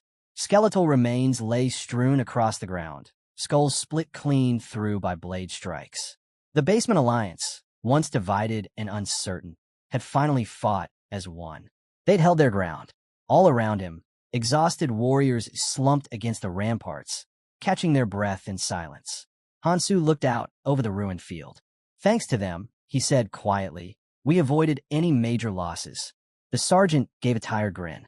Maybe so, but we can't start getting comfortable. His eyes swept over the heaps of broken skeletons. If next time's worse, do we even have a choice? Hansu didn't answer. He just stood there, the wind tugging at his hair as he turned his gaze away. Incredible, someone said nearby. You handled all that alone? The sergeant chuckled under his breath. He could already imagine asking Hansu that question himself, but he knew what kind of answer he'd get. The boy would just shrug, maybe mutter something vague. If he had an ounce of humility, the sergeant thought he'd have invited him into the clan already. But that was between Hansu and whatever gods were watching over him. Still, he couldn't deny it.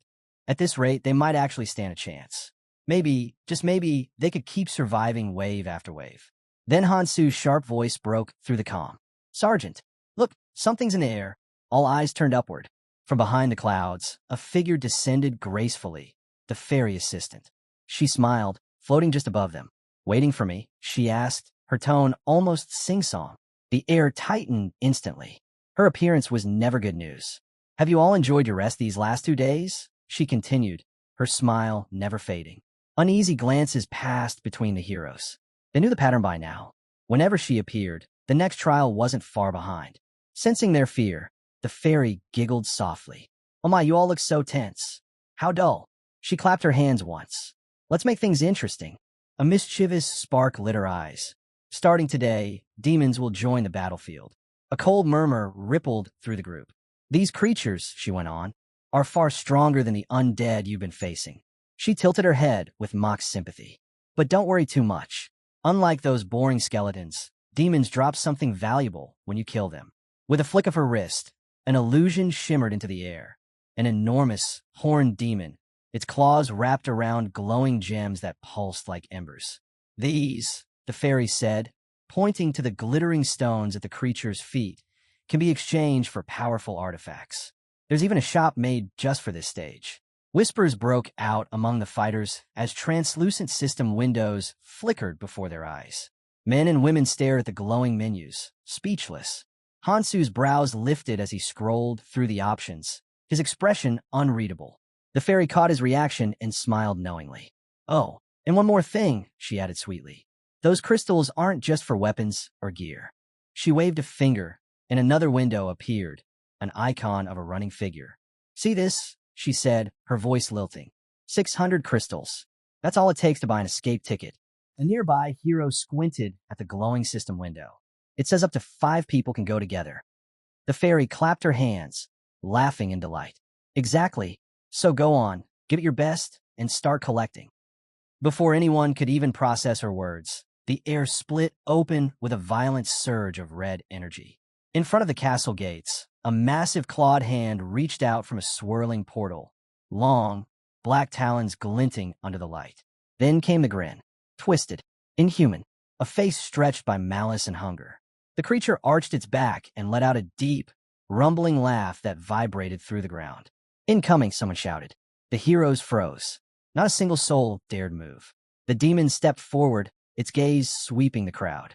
Everyone wanted those crystals, but who would risk being the first to face it? Through the tense silence, Hansu's voice cut clear and steady. Step back. He pushed off the wall in one swift motion, his blade flashing in the sunlight as he launched himself into the air. With a sharp swing, he brought his sword down in a powerful arc. The demon raised one arm, catching the strike with terrifying ease. Sparks scattered as steel met skin that felt more like iron. A cruel grin twisted its face, energy crackling in its other hand. Hansu leapt backward just as a blast of crimson light exploded from the demon's palm. The shockwave split the air, shaking the castle walls. He landed hard, exhaling through gritted teeth. Expected. A degraded version, but still dangerous. He tightened his grip on the hilt. Normal attacks won't cut it, and I'm out of cloud snacks. His defenses held strong, thanks to the rune eater snake coiled at his side, but his offense was weak. He needed speed. The demon roared, spreading its arms as bright streams of energy flared behind it like burning wings. At that moment, light surged beneath Hansu's feet. A system notification blinked before his eyes. Light boots of a scoundrel. Speed increased for 1 minute. A faint smirk touched his lips. Speed, huh? That'll do. In an instant, he was gone. A streak of light tore across the battlefield, zigzagging faster than the eye could follow. The demon spun, but Hansu was already behind it, his sword flashing in rapid succession. Steel clashed. Sparks flew. Dozens of luminous slashes hung in the air, cutting through the demon's guard. Then, impact.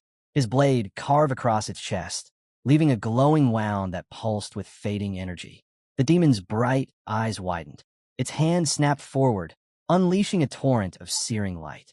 Hansu braced himself, bringing his sword up just in time. Boom! The explosion shook the castle grounds. Dust and shattered stone filled the air. From behind his blade, Hansu's expression didn't waver. The faint glow around his weapon told the story. Nirmaha's ring of destruction had activated. Every attack, every burst of power that touched his sword was neutralized on contact. From the ramparts, soldiers could only stare in disbelief. "Is he seriously fighting that thing alone?" one whispered. The sergeant's brows furrowed. "Just how much stronger has he gotten?" Beside him, a soldier turned to Hanchiol, voice urgent. "We can't let this chance slip by." Hanchiol looked up, uncertain. "You're saying we should join the fight?" He hesitated, glancing at the chaos below. "Is that really a good idea?" Young-wook frowned. "If we don't, someone else will. You really want to just stand here and watch?" Almost as if answering him, a group of warriors vaulted off the castle walls, shouting as they charged. "There's only one demon. We're not missing this fight." Jimin raised an eyebrow, unimpressed. "Not really my kind of entertainment," she muttered. Turning to Shia, she asked, "And you?" Shia folded her arms, eyes fixed on the battlefield. "We wait." Jimin's lips curved into a grin. "Oh, so you're curious too. You want to see what Hansu can really do." Down below, several heroes rushed toward the demon, weapons gleaming. Hansu turned his head slightly, his brows twitching upward. Reckless. They had no idea what they were getting into. The demon hadn't used its racial skill yet. If it unleashed it now, anyone nearby would be obliterated. Their interference could get them all killed. He didn't have time to babysit amateurs. Hansu's focus sharpened. The towering demon stood before him, eyes glowing like embers in the dark. Something wasn't right. It hadn't attacked with its full power. That meant either hesitation or restriction. The demon tilted its head, studying him with a mocking glint. Hansu's mind raced. Demons each have unique racial skills, random, deadly. Could this one have an area of effectability? As if to answer, red energy spiraled into the demon's palm, bright enough to burn through the haze. Hansu's voice cut through the noise. "Fall back. If you're too close, you'll die." A bespectacled hero hesitated. "Wait, you're saying we should just watch? You can't take that thing alone." Another hero shook his head, defiant. "We need to be close enough to land the last hit." The demon's grin widened. Power pulsed in its hands, and then it roared. A storm of crimson fire burst outward as it unleashed its racial skill. Hellfire. The flames carved through the air like living serpents, devouring everything they touched. "I've got an artifact," one hero shouted, raising his shield. "It'll block minor flames." Another clicked his tongue. "TCH, if I finish it off, the loot's mine." Hansu's voice tore through their chatter. "Run." It was too late. Hellfire exploded across the field, engulfing everything in a sea of red. Screams erupted as the ground split and burned. The warriors scattered in panic, their courage swallowed by the inferno. The demon stepped forward through the blaze, laughter echoing across the ruined battlefield. And through that storm of heat and smoke, Hansu didn't move. Resting his sword on his shoulder, he smirked faintly. "Hellfire, huh?" The flames curled toward him, but his blade was already gleaming. He tightened his grip and swung, clean and precise. A burst of pure light tore through the fire, slicing it apart. Destruction slash. The explosion that followed rattled the earth. From the walls, soldiers gasped. Did he just cut through the flames? Dust and ash settled. The ground was scorched, craters stretching as far as they could see. Hansu lowered his sword, eyes narrowing as he faced the towering demon. This isn't just another monster. His heartbeat steadied. His resolve hardened. Right here, right now, he was the only one who could fight it. The demon extended a clawed hand, flames spiraling wildly around him. His grin stretched wider, eyes blazing as they locked onto the protagonist. Then, with a burst of heat, he lunged, talons slicing through the air like blades. Hansu froze for a moment, his breath catching in his throat. His hands trembled as his gaze fell on the hero, standing tall, sword buried deep in the ground like an anchor in the chaos. He clenched his fists, frustration twisting inside him. Is he really just a traveler like us?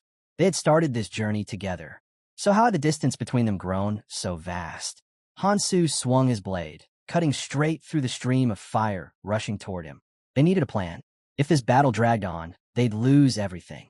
Young-wook scanned the field, his brows furrowed. Behind him, Sergeant Shia covered her mouth in shock, while Jimin watched with a faint smirk.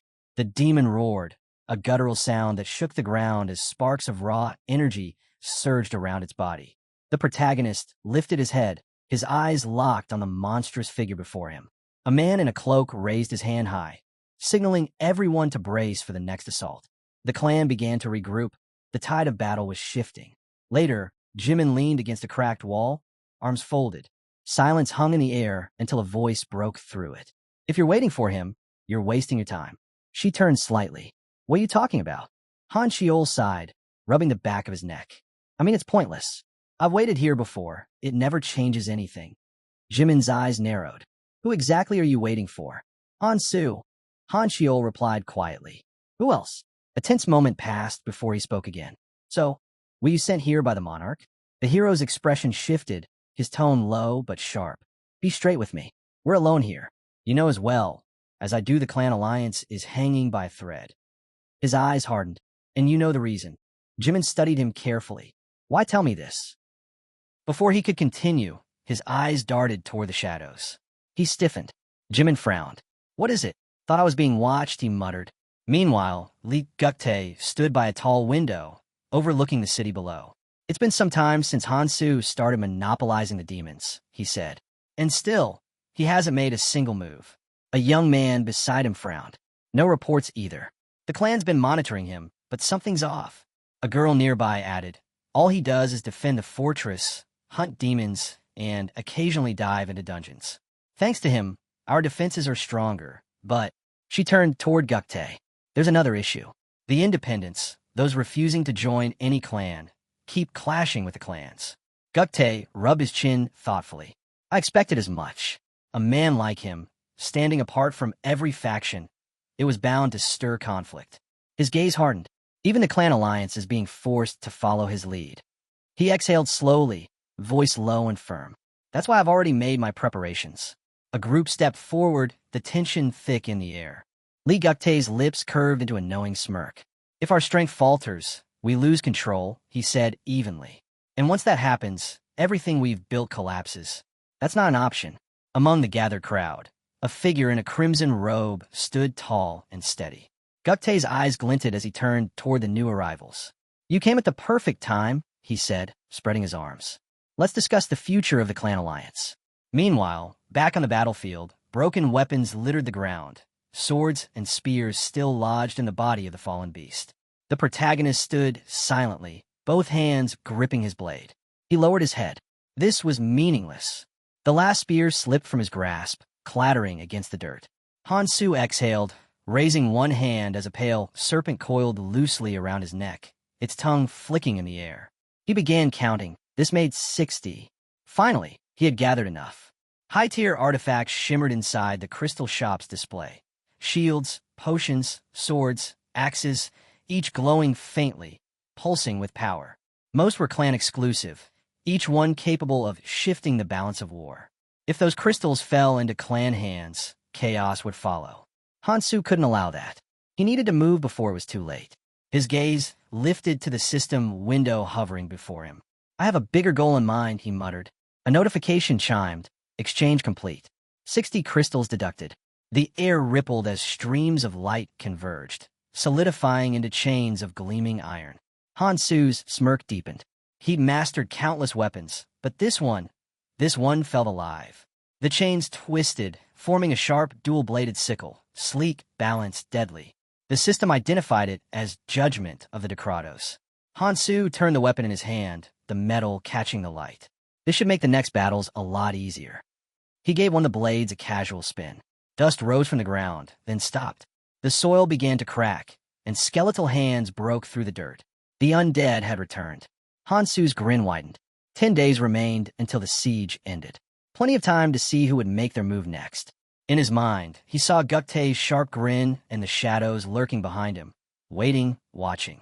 Then the atmosphere shifted. A small figure floated into view, a fairy assistant. Her faint, unnatural smile made everyone's skin crawl. This round has been quite entertaining, she said lightly, her voice echoing in the silence. To those of you who've lasted this long, we've prepared something special. The ground suddenly quaked beneath them. A violent tremor spread outward, pulsing with an unfamiliar energy. Panic erupted. This wasn't another wave. A dark aura rolled across the field, swallowing the light. All around them, The corpses of monsters began to move. Gasps broke out as the dead creature's eyes snapped open, glowing with a sinister purple hue. Shattered limbs and torn bodies fused together, drawn toward one another as if pulled by an unseen force. Inside the fortress, the chaos deepened. The remains twisted and merged into something unholy, a single, shifting mass that pulsed with life. From that grotesque pile, a figure slowly rose. A girl. Her horns curved outward from her skull, and liquid dripped down her face as she lifted her head. The demon had arrived. The fairy assistant's voice echoed through the chaos, tinged with amusement. And so, your next challenge begins. The demon spread her wings wide, shadows rippling through the air as she prepared to strike. Hovering above, the assistant crossed his tiny arms, a grin curling on his face. "If you were human," he said lightly, "I'd tell you to stay far away from the fortress walls. Not that it would help, of course," he chuckled. "There's no escaping this." He lifted a finger, his tone playful yet cold. "That leaves you with two choices. 1. Stay and fight the undead swarm heading straight for you. 2. Escape using a crystal." His grin widened. "But here's a little warning. These undead aren't the same as before. There's always one more option." The air fell silent as his words sank in. Face the demon herself. Inside the fortress, shock rippled through the group. One of the boys spoke up, voice trembling. No one had ever mentioned a demon king before. Another answered quickly, eyes darting to the fairy. The assistant looked completely unconcerned, casually filing his nails. "Well," he said, almost bored, "I didn't bring it up because, honestly, most travelers never make it this far." He smirked. Since hardly anyone survives to meet her, it didn't seem worth mentioning. Tension spread fast. Whispers filled the hall as everyone learned the truth. The escape crystal would only activate 30 minutes after the undead assault began. Worse, it could only carry 500 people. That meant half of them were already doomed. But there was still one hope. If they managed to defeat the Demon King, everyone could escape. A timer suddenly appeared in the air, ticking down relentlessly. The fairy helper, voice oddly calm this time, explained that since this was a special event, he'd give them time to decide. Someone cursed under his breath. They had thought they only needed to survive a month. Now, it was far from over. A sharp clap cut through the noise. Lee Guktae stepped forward, his expression resolute, fist clenched tight. "All we have to do is hold out for 30 minutes, he declared. "Survive, reach the crystal, and escape. That's it." He raised his voice. "Clan Alliance. Head toward the crystal. Everyone else, prepare to defend the front lines." But not everyone agreed. A man wearing glasses glared at Guktae, fury flashing in his eyes. He saw immediately. Guktae's plan was nothing more than a way for the clans to save themselves, abandoning the rest. Their eyes locked, the tension sharp as steel. Lee Guktae didn't flinch. "If you've got a better plan," he snapped, "let's hear it." The man's jaw tightened, but Guktae pressed on, his tone growing darker. "Even that first demon we faced wiped out dozens with a single blow. So tell me, how exactly do you plan to defeat the Demon King?" He turned to face the entire crowd, his voice echoing off the walls. "Would you rather fight and die like moths to a flame, or survive together and reach the next island?" The man with glasses hesitated, his anger faltering for the first time. From the sidelines, Ji-yoon smirked, clearly amused by the entire exchange. Their safety seemed guaranteed. The alliance with the Smog clan had already secured their protection. At least that's what they believed. But then, a lone voice rose above the noise. Someone stepped forward defiant. "The only way we all survive is by defeating the Demon King." A hush fell. Ji-yoon stiffened, unease written in the tension of his movements. Across from him, Hansu stood calm and steady. "If we defeat the Demon King," Hansu said plainly, "everyone who survives will be able to escape." Ji-yoon's jaw tightened, irritation flashing in his eyes. Hansu was interfering again, and this time, in front of everyone. Lee Guktae stepped closer, his gaze sharp and skeptical. "Are you sure you'll survive?" he asked. Hansu simply shrugged. "Who knows?" His tone was casual, but his next words cut deep. "But if you run for that crystal, more than half of you will die. Maybe all of you." Silence hung heavy. Then, a girl in the crowd laughed quietly. "In that case," she said, "I'd rather follow him." Her smile sharpened. "Why trust clan leaders who only care about themselves? If we're going to fight, I'll side with someone who doesn't plan to abandon us." She turned to Hansu. What do you think? Her words sparked something in the others. Fists began to rise. Voices joined hers, one after another, rallying behind Hansu. The fear in their eyes faded, replaced by raw determination. Seeing the shift, Juyun's clan exchanged uneasy glances before deciding to align with him as well. Soon after, Xia stepped forward, announcing that her group would also stand with Hansu. Juyun's face darkened. If things continued like this, Hansu's influence would grow out of control. One way or another, he'd have to be dealt with. His eyes flicked to his men. If they could break the group's morale now, chaos would follow. In that confusion, Hansu could be taken down. But before Jiyun could make a move, Hansu turned sharply, his glare cutting through the tension. Save your plans to kill me for later, he warned. Then he moved. Hansu's weapon slammed into the ground beside Jiyun with explosive force, the impact shaking the floor. In one fluid motion, he yanked it back, the blade catching the light. You sure you can handle the consequences? Jiyun froze. He'd barely escaped being cut down. Li Guktae quickly stepped in, his tone steady but tight. Not now, he said. We wait. There's still time. He cast a quick glance at Hansu. For now, they would follow his lead. But when the opportunity came to escape, he'd take it. The decision was made. Before they could move forward, Hansu stepped toward the crystal, his expression unreadable. Let's make sure we're all committed, he said. In one swift motion, he swung his weapon. The chain coiled tightly around the crystal's surface. With a sharp pull, cracks spidered across it, spreading fast. A thunderous crack echoed through the hall as the crystal shattered, exploding into glittering fragments. Jiyun and Li Guktae froze. Their faces drained of color. Gasps rippled through the crowd as panic erupted. What have you done? Someone shouted. Hansu turned toward them, voice firm and unwavering.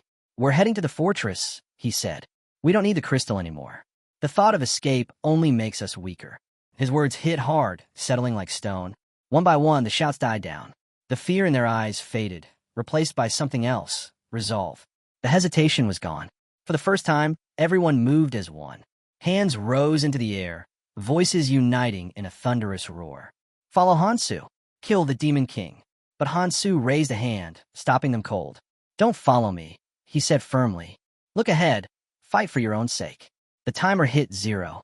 The fortress doors groaned open, metal grinding against stone. A thin beam of light cut through the darkness, spilling across the hall and revealing the path forward. Someone whispered in disbelief. This doesn't feel like the same fortress. And it wasn't. The air itself had changed, thick, heavy, and suffocating. As they stepped inside, the flicker of candles lined the corridor, their flames burning an eerie shade of purple. Shadows danced across the cracked stone walls, twisting with every step they took. At the far end of the hall, the light disappeared into darkness.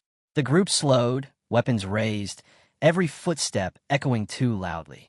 Then a voice drifted out from the shadows. Smooth, mocking, amused.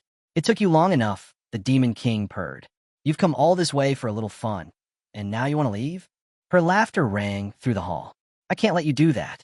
Before anyone could react, the massive doors behind them slammed shut with a deafening boom. A crushing force surged through the room, pressing down on their bodies until some dropped to their knees. A system notification flashed before their eyes. Fortress sealed. No escape. The ground rumbled. Cracks spread across the floor, glowing faintly before shattering open. Stone chunks fell away, and the screams started. Something's coming, someone shouted. Then they saw it. Grotesque creatures dragged themselves from the darkness below, jaws unhinged, lined with rows of jagged fangs. Their shrieks pierced the air, echoing off the walls. One lunged forward, claws flashing toward a terrified soldier's throat. But before it could strike, a chain shot through the air, wrapping around the demon's arm and yanking it back with brutal force. Hansu stood at the front, weapon in hand. Stop panicking, he shouted. They're no different from the monsters we've faced before. He turned, glaring at the trembling man behind him. Pull yourselves together. He knew the truth. The real battle wasn't with these creatures. It was with the Demon King herself. As if answering his thoughts, the ground exploded again. Pillars of flame burst upward, rocks levitating as the air crackled with power. From within the fire, armored demons emerged, their bodies wreathed in purple light, eyes glowing with raw magic. Move! someone screamed as the flames spread. Hansu swung his chains, deflecting an incoming blast. "We have 2 targets here," he barked. "Split up and take them down." Orders flew fast. Support units fell back. Ranged fighters stepped forward. Those who couldn't hold their ground were told to stay clear. Young-wook hesitated. "Hansu, if we charge now, we'll—" But Hansu was already moving. "Left side," he called. "I'm going in first." He dashed through the smoke, chains trailing behind him like streaks of silver light. His mind raced, analyzing every movement. This demon, it wasn't random. Its attacks mimicked the Abyss Gatekeeper, a creature far stronger than most. But its pattern, predictable. Hansu smirked. "That's all I need." The chains coiled and struck with ruthless precision.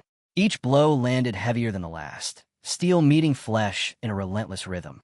But even as he fought, his thoughts were elsewhere. Something far more important was taking shape in his mind. This was it, Hansu's chance to unleash the full power of judgment of Decratos. The chains shot out like streaks of light, stretching across the battlefield. With a single motion, they coiled tightly around the demon's massive sword, locking it in place. The metal glowed with an eerie radiance as a surge of energy rippled through them. Suppression.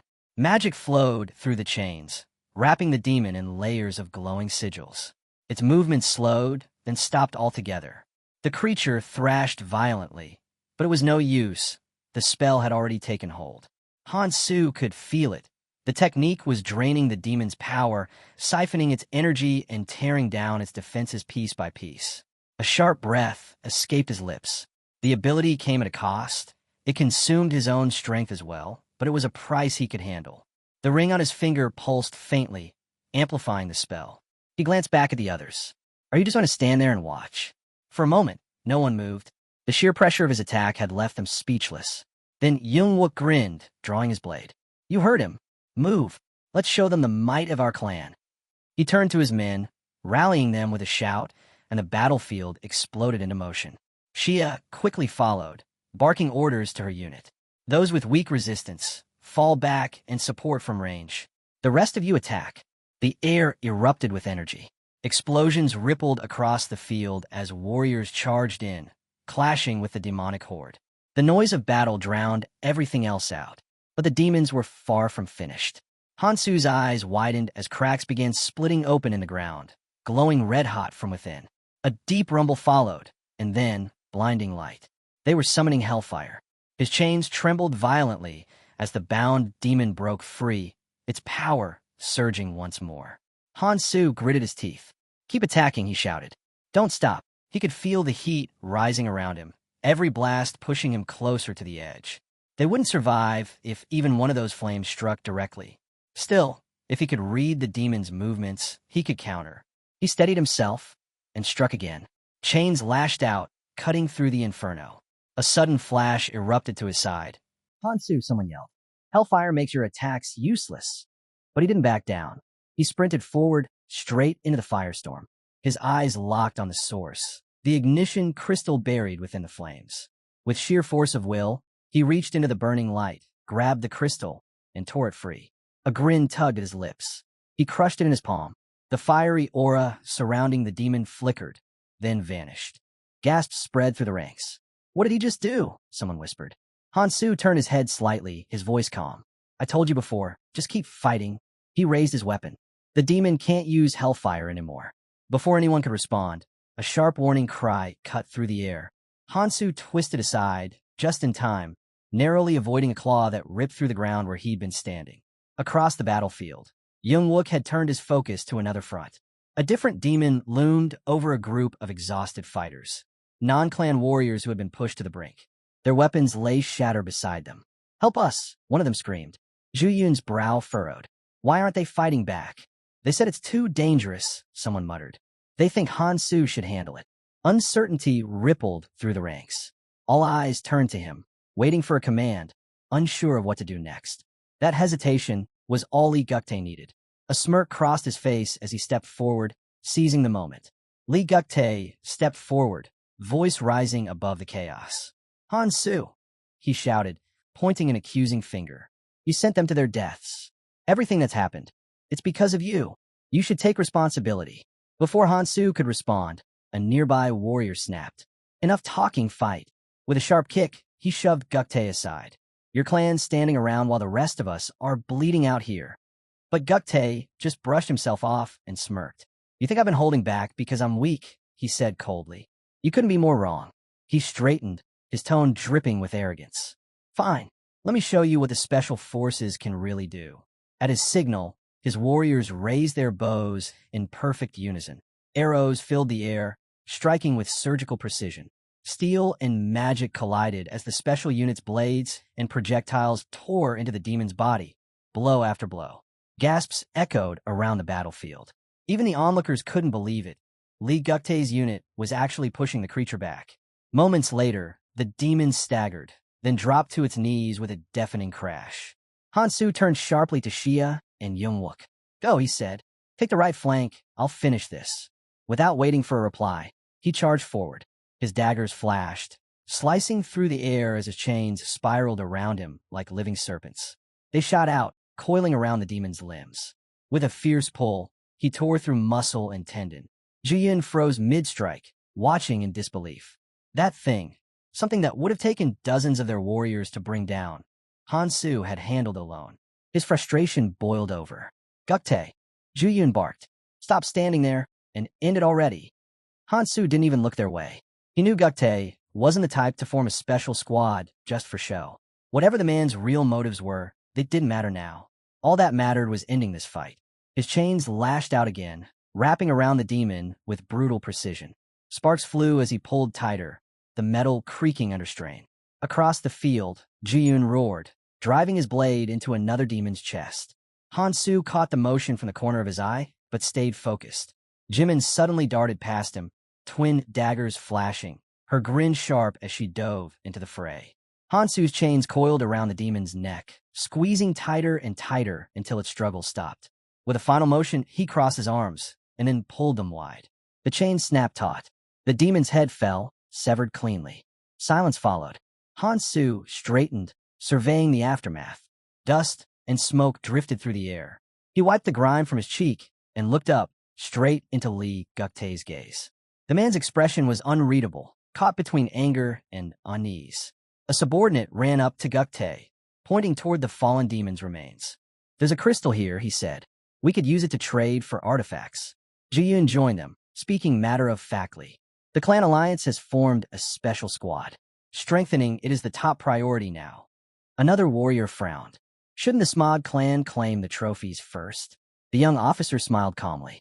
I might be the temporary commander, he said, but the special squad belongs to the entire alliance. No need for concern. Youngwook's brow furrowed.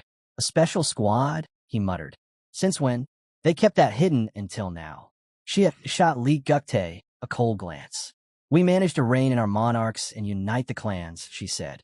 The coming crisis just sped up the process. Hansu opened his system window, his expression unreadable. He'd overheard enough. Whatever their reasons for forming this squad, whatever secret plans they were hiding, it didn't matter. There was no point in dwelling on it now. Just then, Xia and Youngwook approached. It looks like the alliance is trying to corner you, Xia warned quietly. Hansu didn't even flinch. I already know, he said, waving it off. No need to worry. Xia arched a brow. So you have a plan? A faint smirk crossed Hansu's lips. Just wait and see. He had already made his move. Moments later, several warriors approached, delivering the news. The clan alliance would now have to take the front lines. For once, they couldn't hide behind others. That makes things easier for us, one of the men said. They'll finally have to fight instead of watching. Jimin folded her arms, her tone sharp. Are you sure about that? What if they regroup and do nothing? Even if we help, they might just leave us to die again. Jimin stepped forward, cutting through the doubt. If anyone still wants to escape, then there's no choice. We have to fight the Demon King. Survival means fighting, nothing else. Xia's gaze swept over the exhausted group. Many were injured, some could barely stand, while others were already out of the fight entirely. Most had come here thinking they could handle the Demon King if they joined a clan, but now, uncertainty clouded every face. Then, a sharp voice broke through the noise. Enough whining. A girl pushed her way through the crowd. Her tone was calm, but carried the weight of command. If you want to live, there's only one path. Defeat the Demon King. She turned to Hansu, eyes steady. I'm Song, she said, stepping closer. Her hand lifted toward his chest, but Jimin's fury flared instantly. What do you think you're? Shia grabbed her just in time, holding her back. Hansu smacked Sung's hand aside, his glare cold. What do you think you're doing? Sung tilted her head, pretending innocence. Oh, so serious. I wasn't doing anything, just wanted to introduce you to someone. She smirked, turning away. Let me know if you're interested. Then, as she walked off, she tossed one last teasing line over her shoulder. After all, someone seems very interested in you. Jimin's expression darkened. What is wrong with her? She hissed. Just ignore her, Shia muttered, pulling Hansu aside. Jimin grumbled under her breath, glaring at Sung's retreating figure. She's always like this, never acknowledges anyone. Acts like we don't exist unless she wants something. Even the clans couldn't get through to her. Hansu sighed, clearly done with the drama. If you're finished, he said flatly, let's move. Juyin groaned. Ignoring me again. Huh? Hansu didn't respond. The group pushed forward. Before long, they reached a towering stone wall that loomed before them. Voices rose as they debated what might lie beyond. Are we really doing this? Someone asked nervously.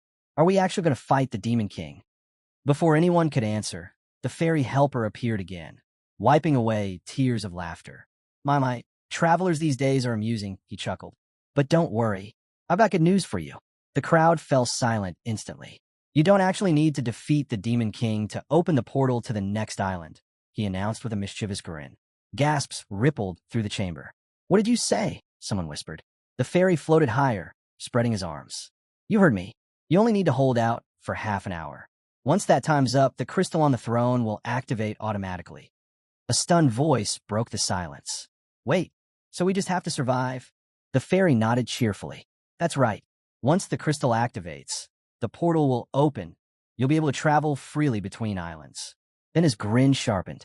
Of course, if you don't feel like waiting, you can always buy your way through using crystal shards. He winked. Though, between us, that's not exactly the official route. Hansu's eyes narrowed. He wasn't surprised. The creature had been waiting for this exact moment to tempt them. The fairy clapped his hands together. Well then, good luck, travelers. I'll be watching, and I hope to see you all on the next island. With that, he vanished in a flash of light. The group advanced into the Demon King's chamber. The hall stretched endlessly, lined with massive cocoons that pulsed faintly in the dim glow. The air was thick, suffocatingly still. Then, the Demon King raised her hand. Rise. The command echoed like thunder. Eyes snapped open within the cocoons. Cracks split across their surfaces as twisted forms pushed their way out. Skulls tore through the walls, dragging themselves free, hollow eyes burning with unholy fire. A faint smile curled across the Demon King's face, satisfied, cruel. Hansu's mind raced. This wasn't her full form, just a fragment of the true being buried in the abyss. But even weakened, she was beyond dangerous. He tightened his grip on his weapon. He already knew how he'd strike. The demon's voice resounded once more. Arise. Bones rattled. Skeletons lurched upward in eerie synchronization. At the same moment, a system notification flickered before Hansu's eyes. Monocrystals have been consumed to purchase high-tier artifacts. Hansu's hand began to glow. Chains whipped around him as he summoned his weapon. The chain's sides of judgment, Decrados. With a flick of his wrist, they shot forward, cutting through the air. The Demon King shrieked, the impact sending waves of dark energy through the hall. Hansu didn't stop. Channeling his energy, he invoked two of Decrado's hidden skills, separation and return. Dozens of spectral copies of his weapon materialized around him. In a single motion, they launched toward the Demon King from every direction. The strikes landed, but she didn't fall. Instead, a twisted smirk spread across her face as the replicated sides began to tremble. She raised her hand, and crimson light engulfed the chamber. A wave of curses burst forth, wrapping around Hansu's weapons. The chains, alive with corrupted energy, lashed violently against him. But Hansu didn't yield. His grin returned, calm and unshaken. With precise movements, he struck key points on the weapons, regaining control, forcing the cursed energy to obey him. The Demon King hissed in irritation and waved her arm again. Come forth. Another demon erupted from the shadows, towering over the soldiers. Tear them apart. The battlefield erupted into chaos. Hansu turned sharply toward the others. I'll handle the Demon King. The rest of you, deal with the summons. Across the field, Li Guktae hesitated. The leader of one alliance faction gave a cold order. Stay out of it. Don't interfere. Jimin clenched her fists, glaring. Figures. They'd rather hide than help. Hansu caught her tone, but didn't argue. Just hold them off for a bit, he called back. Buy me some time. Jimin's voice snapped with frustration. And how are we supposed to do that without you? The Demon King's laughter rolled through the hall, low, distorted, mocking.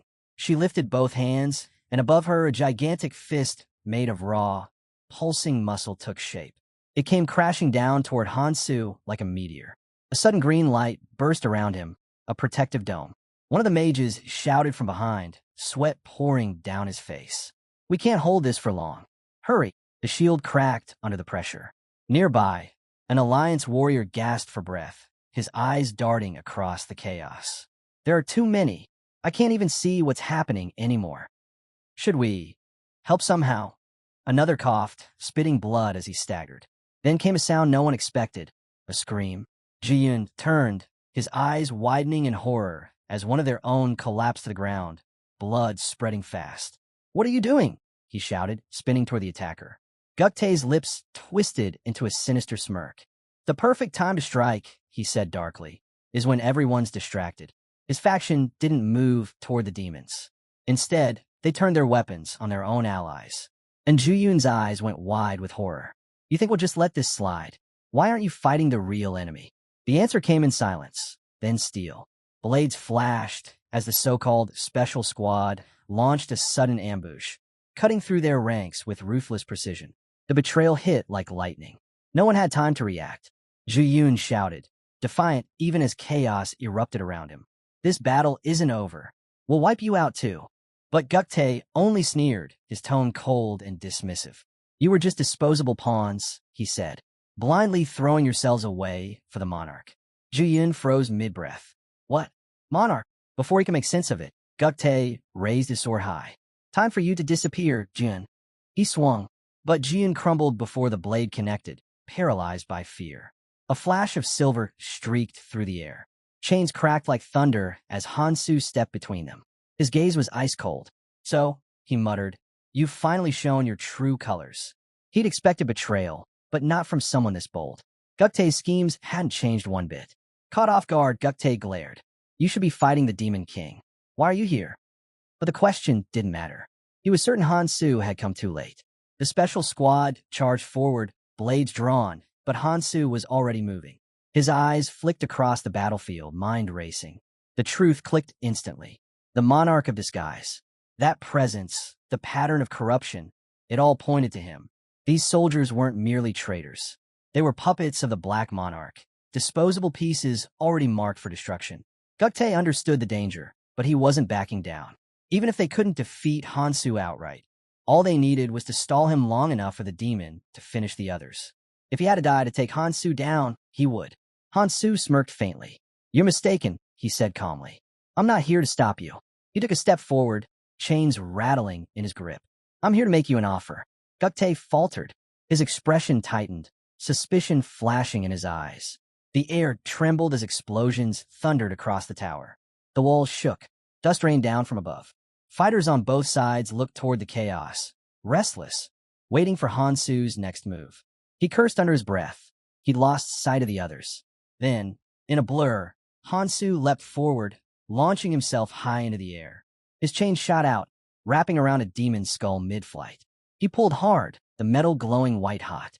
The linked demon screamed before being torn apart in a burst of light. Shia turned toward him, her voice sharp. Where have you been? Preparing, Hansu replied simply. Before she could speak again, an explosion erupted behind them, sending Jimin flying across the chamber. The Demon King sighed, her voice echoing through the hall. This is getting boring. Her skinless fist clenched, and she swung. Hansu dodged, his body twisting midair. A weapon shimmered into existence in his hand, a scythe forged from pure energy. In one fluid motion, he hurled it forward. Chains followed, spiraling around the Demon King as the scythe struck true. The blades tightened, binding her in place. She thrashed violently, her screams shaking the ground. How dare you? No matter how she struggled, she couldn't break free. Shia's eyes widened, but Hansu held out a hand. Stay back, he warned. Han Chiol frowned. Why? Why stop us now? Before Hansu could answer, a blinding purple flash split the room. Lightning tore through the air, slamming directly into Hansu's chest. Black smoke burst from the impact, filling the hall with choking haze. Gasps erupted from the onlookers. I can't see him, someone shouted. Is he dead? Shia's breath hitched. There's no way, she whispered. There's no way he went down that easily. Jimin's voice cut through the smoke. He's up there. All eyes shot upward. High above them, Hansu stood against the storm, his expression sharp and unyielding. Around him, countless spectral sides shimmered into existence, each one an echo of his will. Without hesitation, they launched forward, slicing through the air and slamming directly into the glowing rings around the Demon King. The chains constricted with violent force, dragging the Demon King to her knees. Hansu didn't stop. His weapon spun once before driving downward. Another scream tore from her throat. With a swift, merciless strike, he severed one of her arms. Looks like that worked, he muttered. But instead of rage or fear, the Demon King burst into laughter, raw and distorted, her voice echoing through the chamber like breaking glass. Then her horns began to pulse, glowing with dark, unstable energy. Above her, a massive demonic hand started to form, its fingers clawing through the air, reaching down toward her. Hansu's eyes narrowed. She's calling on something stronger. He yanked his scythe back, refusing to give her the chance. In his palm, the white stone flared to life, its power thrumming violently. This ends now. The demonic hand shuddered, and then exploded. Hansu leaped back just as a surge of corrupted energy tore across the floor. The shockwave hit like a blast furnace. Then, without missing a beat, he lunged forward again. Chains lashed out, wrapping tighter around the Demon King's body. The demonic hand that had once reached for her clenched into a massive fist, trembling in defiance. Hanao! Hansu shouted. A great sword now. The weapon was hurled to him midair. Hansu caught it, spinning in one clean motion. The demonic fist came crashing down, but before it could strike, it disintegrated, collapsing into dust. Everything stopped. The ground beneath the fallen hand crumbled, and the entire battlefield fell silent. In the blink of an eye, Hansu appeared beside the Demon King. His speed so fast, she didn't even have time to react. He struck. Steel met flesh, and the impact sent a burst of red across the floor. The Demon King screamed, a raw, piercing sound, as she released a wave of magic from her mouth in blind retaliation. Hansu didn't move. He pushed forward, driving his sword straight through her. The light in her eyes flickered. Her head lowered, voice trembling between fury and disbelief. How dare you? Someone in the back whispered, hesitant. Is it over? But Hansu's gaze shifted toward the unmoving crystal. He shook his head. No, not yet. And then, the Demon King twitched. Her body convulsed, then straightened. Her voice dropped to a chilling calm. It's been a long time since I felt pain like this. Dark energy erupted from her as she spread her arms wide. A pulse of raw power exploded outward, blasting Hansu across the chamber. He hit the ground hard as the Demon King gathered energy into her palm, forming a dark, swirling sphere that pulsed with lethal intensity. For you, Hansu, she sneered. I'll use my full strength. She hurled the sphere, but before it could strike, a blade flashed through the air, slicing straight through it. The sphere shattered into fragments of light. The Demon King froze, eyes narrowing. TCH. She clicked her tongue, turning her attention elsewhere. No matter. There are still some loose ends to tie up. Her gaze locked on Jimin. She pointed, and one of her demons lunged toward her. Jimin braced herself, teeth clenched, ready to meet her end. But Shia was already there, intercepting the strike. Good work stalling her, Shia said quickly. Now we pull back. The Demon King chuckled, her grin spreading wide. You could try to run, she hissed. But soon, none of you will exist. Her gaze shifted again, this time back to Hansu. Now, she said, lifting her hand, it's time for your reward for entertaining me. Hansu tensed beside one of the massive stone columns, instincts screaming. A beam of pure, demonic energy tore through the air, slamming down on his position. The blast hit like a meteor, an explosion so fierce it shook the entire fortress. The shockwave threw bodies across the chamber. Screams filled the air as the dust swallowed everything. Junyun stumbled back, stunned. That was just the shockwave. The sheer force of the blast left him breathless. Could Hansu have survived something like that? The smoke refused to fade. The battlefield hung in silence, until a faint blue spark shimmered within the haze. Out of the thick fog, Hansu's scythe tore through the air, slicing straight toward the Demon King like a streak of lightning. The Demon King let out a low chuckle, clearly surprised that Hansu could still fight despite his condition. Hansu brushed it off, ready to end this once and for all. But the king wasn't ready to fall so easily. She drew her weapon, cursing the restrictions that sealed away her true power. Her patience had worn thin. As the tension crackled between them, the massive crystal above began to pulse with light. Then, it burst open, revealing a swirling portal. Cheers erupted across the field. The Demon King was defeated. The path to the next island had finally opened. But before anyone could celebrate further, the demons' bodies began to shrink, only for fire to explode out of nowhere. Hansu's eyes narrowed. Something was wrong. The Demon King's hearts were still burning, alive. Then, her form began to twist. A wicked grin spread across her face. "Did you really think it was over? I'm just getting started," she hissed. "Even if it costs me everything, I'll drag you all down with me." Before she could unleash her final strike, a burst of laughter cut through the chaos. The fairy assistant appeared, effortlessly grabbing the Demon King by the collar. "Rules are rules," he said lightly. "No true power in a training zone. You know the punishment." A colossal hand descended from the sky, gripping the Demon King as an unseen voice echoed. "Violation detected. Removal initiated." The Demon King thrashed, fury blazing in her eyes. "You meddling pest. If not for you, I would've." Her words were drowned out as her body erupted into black fire, disintegrating completely. Silence followed. No one moved. Then the fairy assistant coughed awkwardly and straightened up. "Just a minor issue. Nothing to worry about. Anyway, congratulations. You've cleared the stage." With a casual wave of his paw, he continued, "Few ever make it this far. You've all earned your reward." His gaze fell on Hansu. "And as for the one who contributed the most, there's only one prize fit for that." Hansu stepped forward and accepted the purple runestone. A glowing system window appeared before him. Runestone effect. Rune stats locked at 99.99% for 24 hours. After the effect ends, stats will revert to 100%. Hansu exhaled slowly, the glow of the runestone reflecting in his eyes. The fairy assistant smiled. "I'll handle the rest. To use the crystal, just picture where you want to go, and it'll take you there. I'll be waiting for you all on the next island." With that, he vanished, leaving behind only the faint shimmer of magic in the air. Hansu looked down at the runestone resting in his palm. Victory. Hard-earned and absolute. Hansu looked down at the runestone, a faint smile tugging at his lips. This was it, everything he'd come to the Central Island for. Yet even as the glow pulsed in his palm, a shadow of unease lingered. That energy he'd felt earlier, it was unmistakable. The abyss.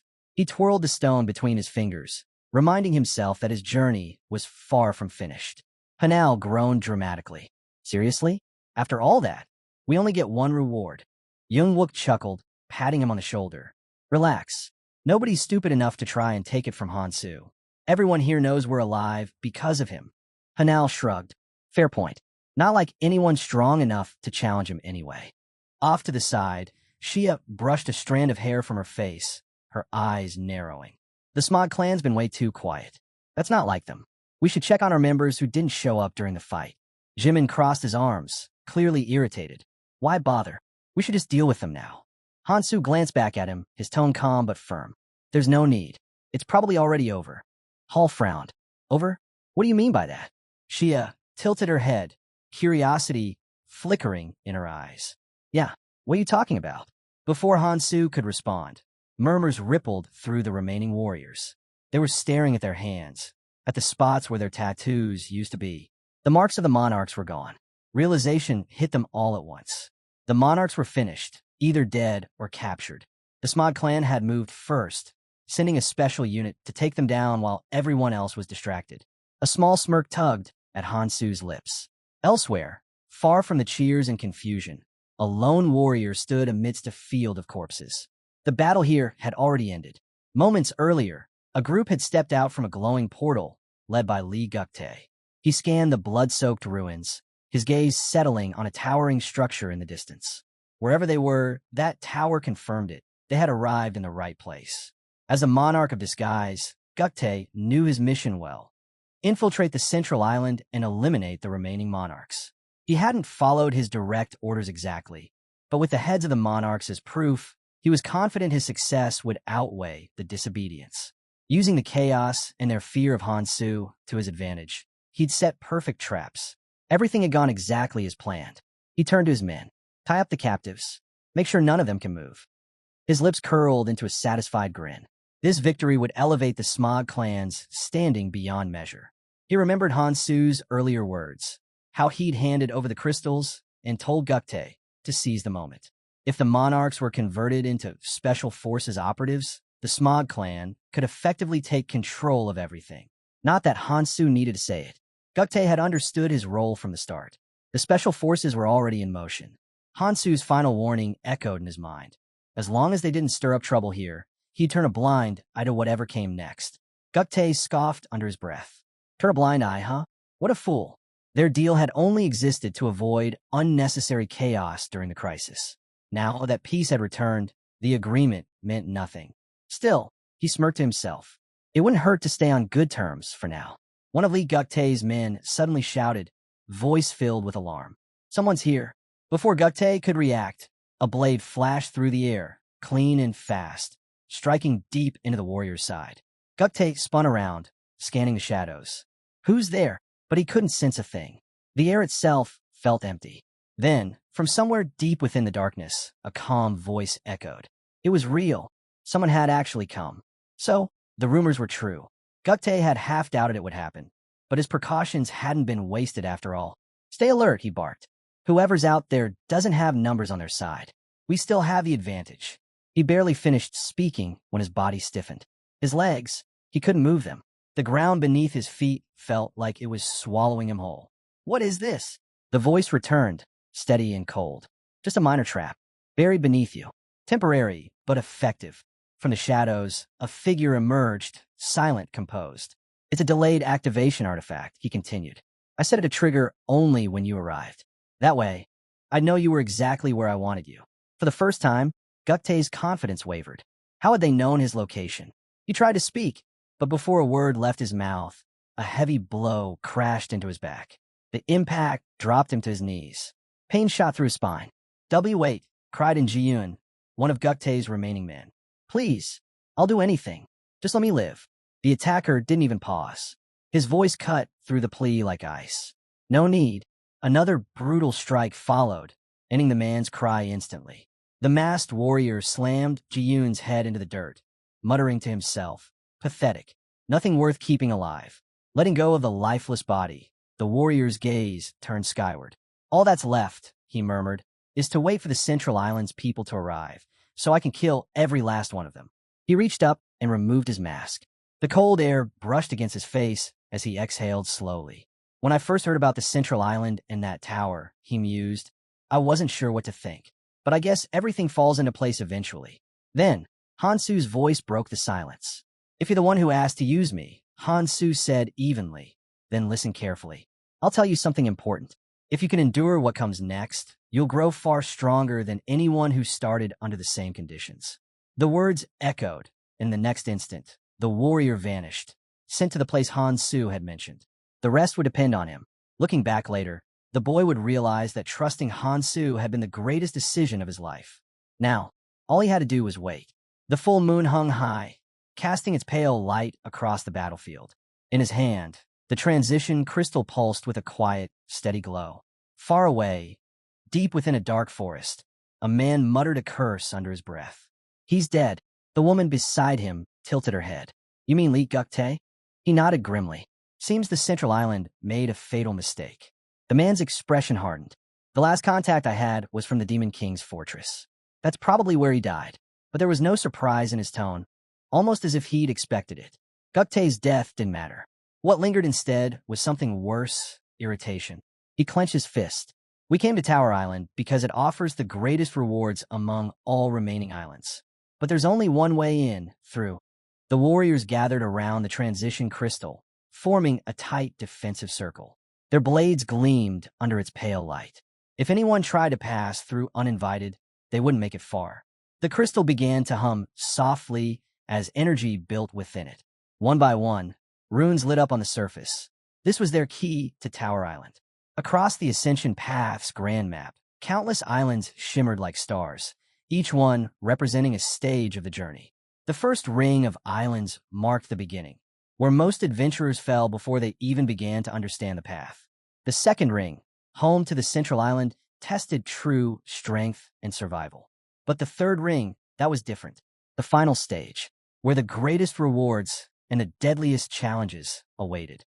And at the very center of it all stood the most sought-after of them all, Tower Island. The name alone drew warriors like moths to a flame. Inside the throne room, silence hung heavy. A massive yellow crystal loomed over them, radiating an otherworldly glow. From somewhere in the room, a voice cut through the quiet. "You really think going there's worth it?" Hansu didn't bother to look up. Casually, he took another bite of his snack before replying. "If you're heading to Tower Island just for the rewards," he said between chews, "you should probably think again." He swallowed and continued, his tone calm but sharp. "Otherwise, you'll end up like the ones who rushed to the central island without a clue." Murmurs rippled through the hall. Hansu's gaze swept over them, steady and cold. Tower Island isn't like the others. Surviving it will be far harder than anything you faced here. If you're not ready to risk everything, don't bother. Unease spread through the group. Whispers filled the air. Should they still go? Could they even survive if they did? Shia stepped forward, her expression unreadable. "So, you're not going?" Hansu didn't answer. Unseen eyes watched them from the shadows as tension thickened. The protagonist finally spoke again, voice low but firm. "There's always a way to claim what you want," he said. "No matter the island." Shia hesitated. That wasn't the answer she expected. She had thought Hansu would be the first to charge ahead, no matter the danger. Maybe she was wrong. Then another voice broke the silence. "He's right." A man stepped forward, his tone calm but resolute. "Our clan's been recruiting survivors ever since the monarchs disappeared. But everyone's exhausted. If we keep pushing without rest, we'll lose more than we gain. Finding a safe place to recover is smarter than dying for greed." He turned to Hansu and extended a hand. "Before we go, thank you, Hansu. We made it this far because of you." Hansu let out a short chuckle. "If I'm still breathing, I'm sure we'll meet again." He rose from his seat. Junyun called out, "Hansu, let's move." Behind them, Jimin leaned closer to Shia. "Should we pack up too?" Shia tapped her chin, thinking. "He told us not to go to Tower Island. Maybe we should actually listen this time." Just then, the massive yellow crystal began to pulse, and a swirling portal opened beside it. Gasps filled the room. "Is that the exit?" someone whispered. The crowd exchanged uneasy glances. For the first time, doubt outweighed ambition. If even Hansu was hesitating, maybe Tower Island wasn't worth the risk after all. Hansu looked at them and spoke firmly. "Go on. I've got a few things left to handle." Young-wook shrugged, spreading his arms with a faint grin. "Then we'll head out first." He and Cho approached the glowing portal. Just before stepping through, Young-wook turned back one last time. "I hope we all make it out of this alive."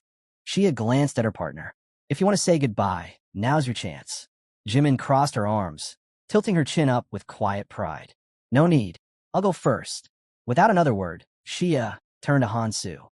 "I'm not one for goodbyes," she said simply, "but we'll meet again." As the last few people stepped toward the portal, Hansu followed behind them. Just as he was about to pass through, he stopped and looked back. His eyes landed on Song. "Why are you still here?" Song raised a hand, her tone light but firm.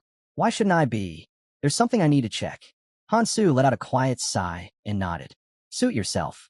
His figure began to fade into the light of the portal, and his voice dropped to a murmur. "See you on the next island." When he was gone, Song tilted her head slightly.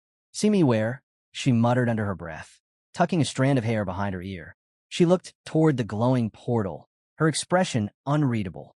Well, at least someone's heading in the right direction. A faint red mark appeared on the back of her hand. It pulsed once, then faded, carrying her message. Time passed. A long-haired man stood before that same portal, his arms crossed. "It's been a while since I got the signal," he muttered, frustration creeping into his voice. "Is anyone even coming?" Before he could turn away, the portal surged with light. Energy rippled outward, shaking the ground beneath his feet. Instinct kicked in. His hand flew to his sword as he dropped into a ready stance. From nearby, another warrior holding a spear motioned sharply to his squad. "Stay sharp," he barked. Then, without hesitation, he charged toward the portal. The air crackled, glowing brighter and brighter until the whole forest was drenched in gold light. When the brilliance finally dimmed, the spear wielder froze. His expression twisted in disbelief. "Down!" he shouted.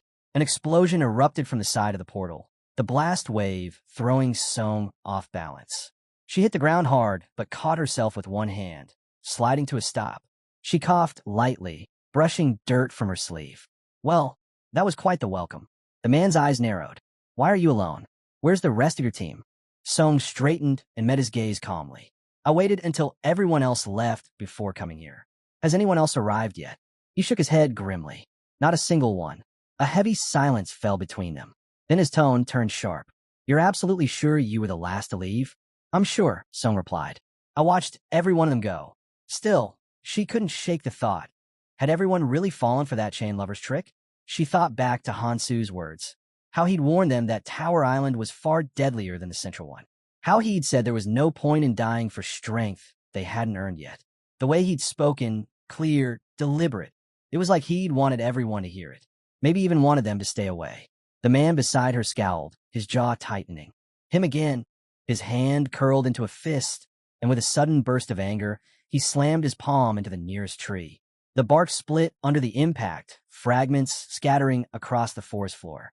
Lowering his hand, he muttered under his breath, his voice low and bitter. "That guy's really starting to piss me off." He stared at the shattered tree and spat. "We haven't even killed one of them.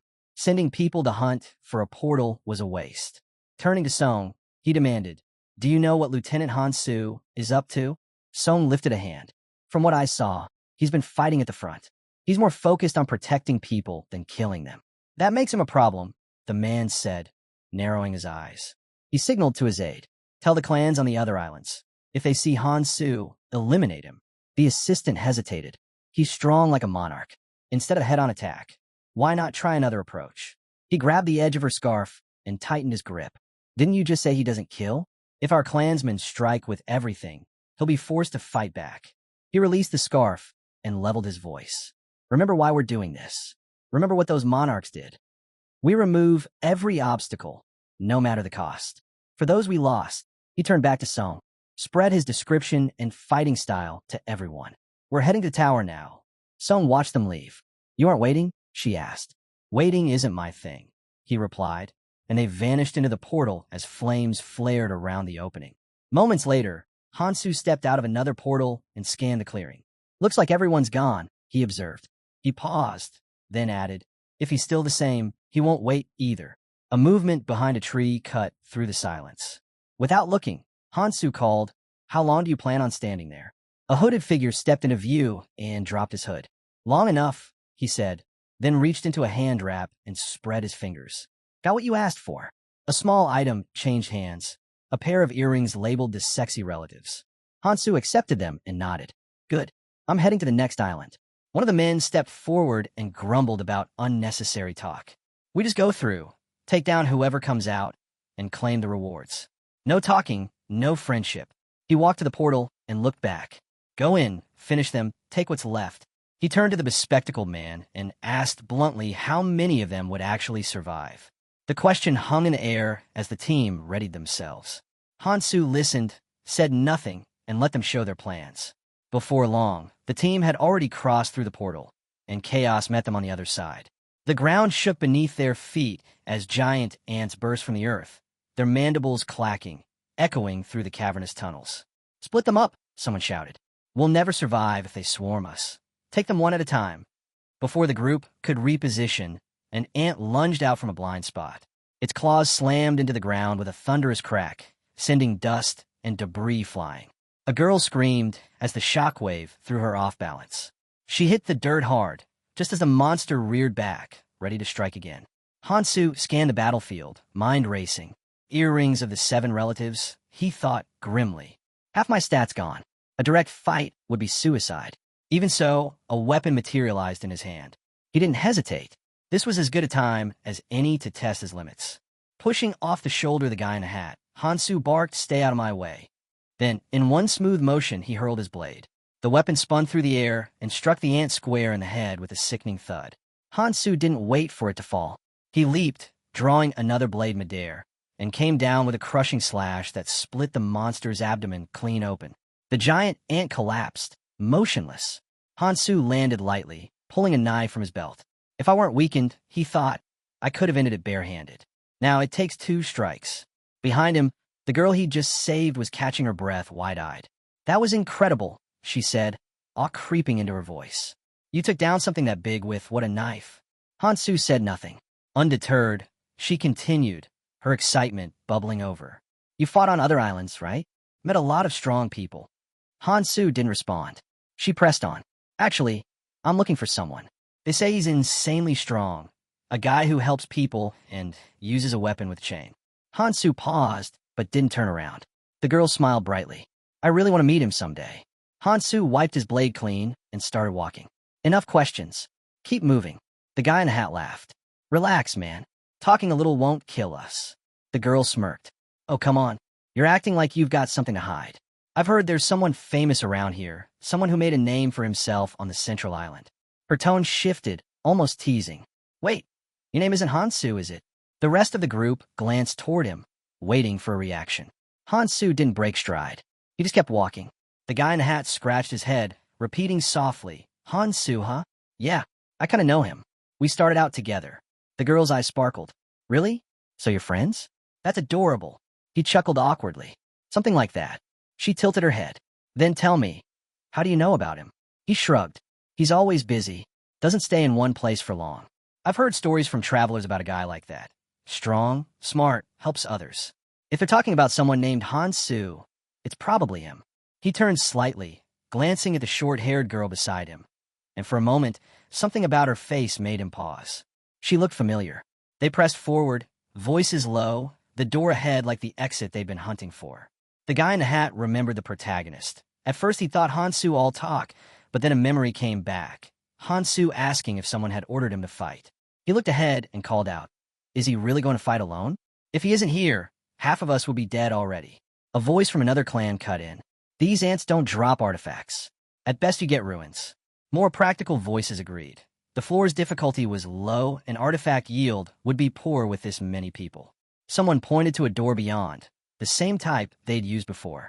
They moved toward the portal, ready to step through together. Then a shout broke the motion. A man appeared and stopped them.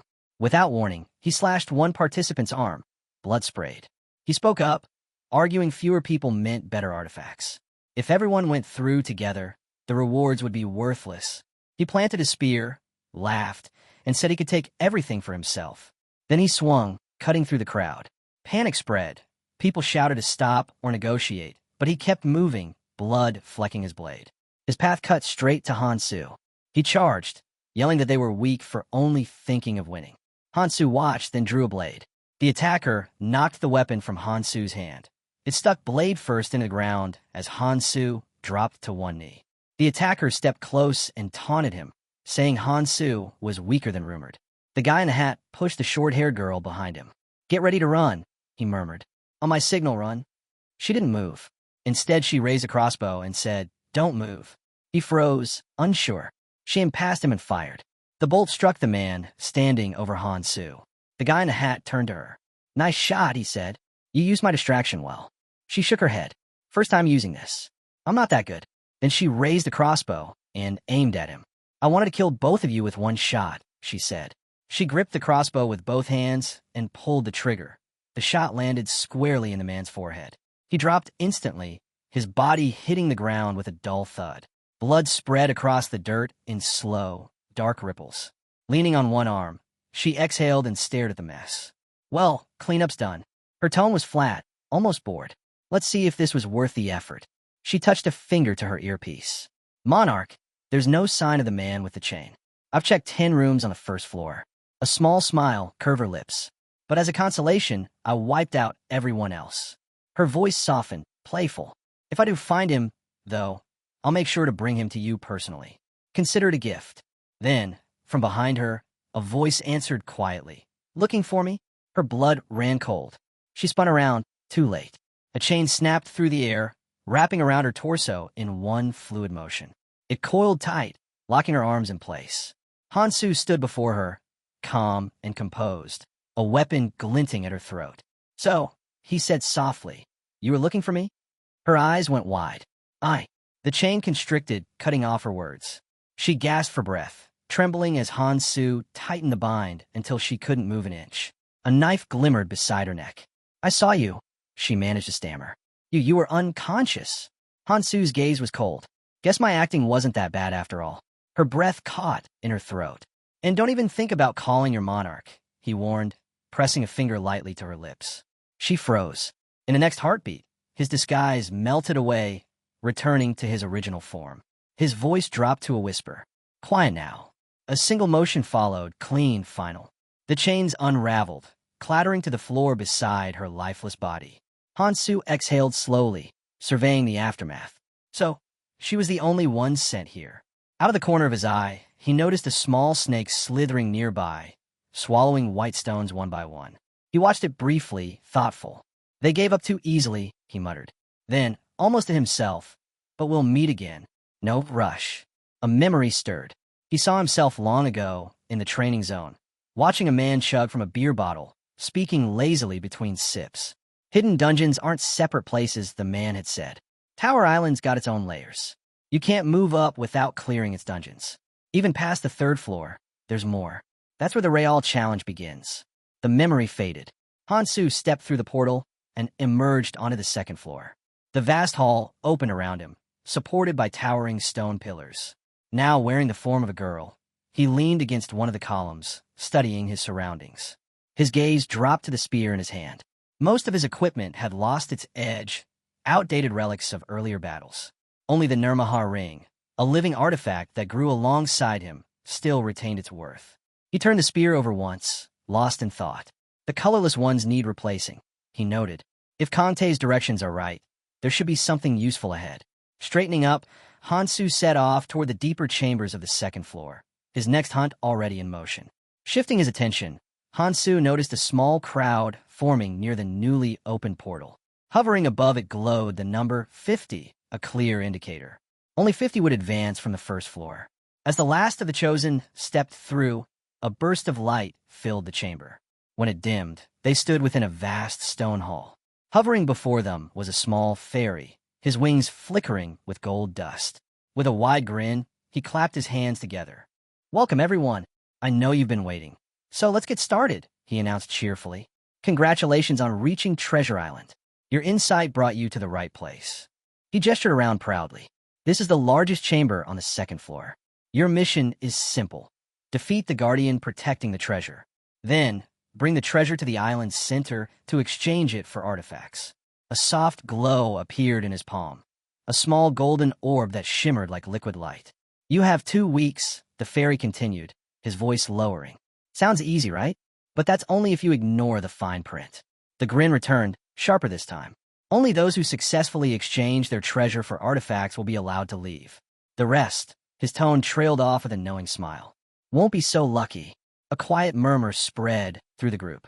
The fairy twirled the golden ball lazily between his fingers. "You see, there's only one treasure. So, you have a choice. Fight to gather 50 artifacts and make sure everyone survives, or take fewer and increase your personal ranking." He floated higher, spreading his arms dramatically. "The fewer who succeed, the better the rewards. Choose wisely." With a flick of his hand, a glowing map appeared in the air, showing 128 glowing points across the island. "These," he said, "are the guardians you'll need to defeat. Each one protects a path that leads closer to the treasure." As the projection faded, silence reclaimed the hall. Hansu's eyes stayed fixed on the fairy. Defeating 128 guardians in 2 weeks with only 50 people. This isn't about cooperation. It's a test of endurance and betrayal. His gaze shifted toward a girl with short green hair, standing near the front. Her expression was unreadable, but she raised her hand to speak. "Then let's split into 5 groups," she proposed clearly. 10 people per team. If each group defeats 2 guardians a day, we'll reach the goal within the time limit. She smiled faintly. "Seems doable, right?" The room erupted in whispers. "Work together? With rival clans?" Someone scoffed. "That's suicide. Only 10 per team? What about the solo players?" Hansu listened quietly. Not a bad plan, he thought. Efficient. Risky but efficient. Behind him, a yellow-haired girl tapped the shoulder of a boy wearing a white coat. The boy nodded, then raised his voice. "We're in," he said. "2 guardians a day sounds fine. If someone fails, that's their problem. Our clan's already divided into groups." The murmurs shifted. Others began agreeing reluctantly. Not because they trusted the plan, but because it was the only one that made sense. Hansu studied the two who had spoken, the yellow-haired girl and the boy beside her. Their composure, their confidence, they were the ones everyone else would end up following. The strongest in the room, he noted, and smart enough to control the rest without saying much. Eventually, the noise settled. The boy took another step forward, speaking clearly so everyone could hear. "Once we locate the treasure," he declared, "we'll..." and immediately head for the center. The yellow-haired boy finished, his tone leaving no room for argument. With that, the crowd began to break apart, groups forming and scattering toward their chosen routes. Hansu stayed where he was, watching them go. His eyes flicked over the floating map once more. Guard markers dotted the expanse of the dungeon like constellations. The sheer scale of it would slow most people down. But not me, he thought.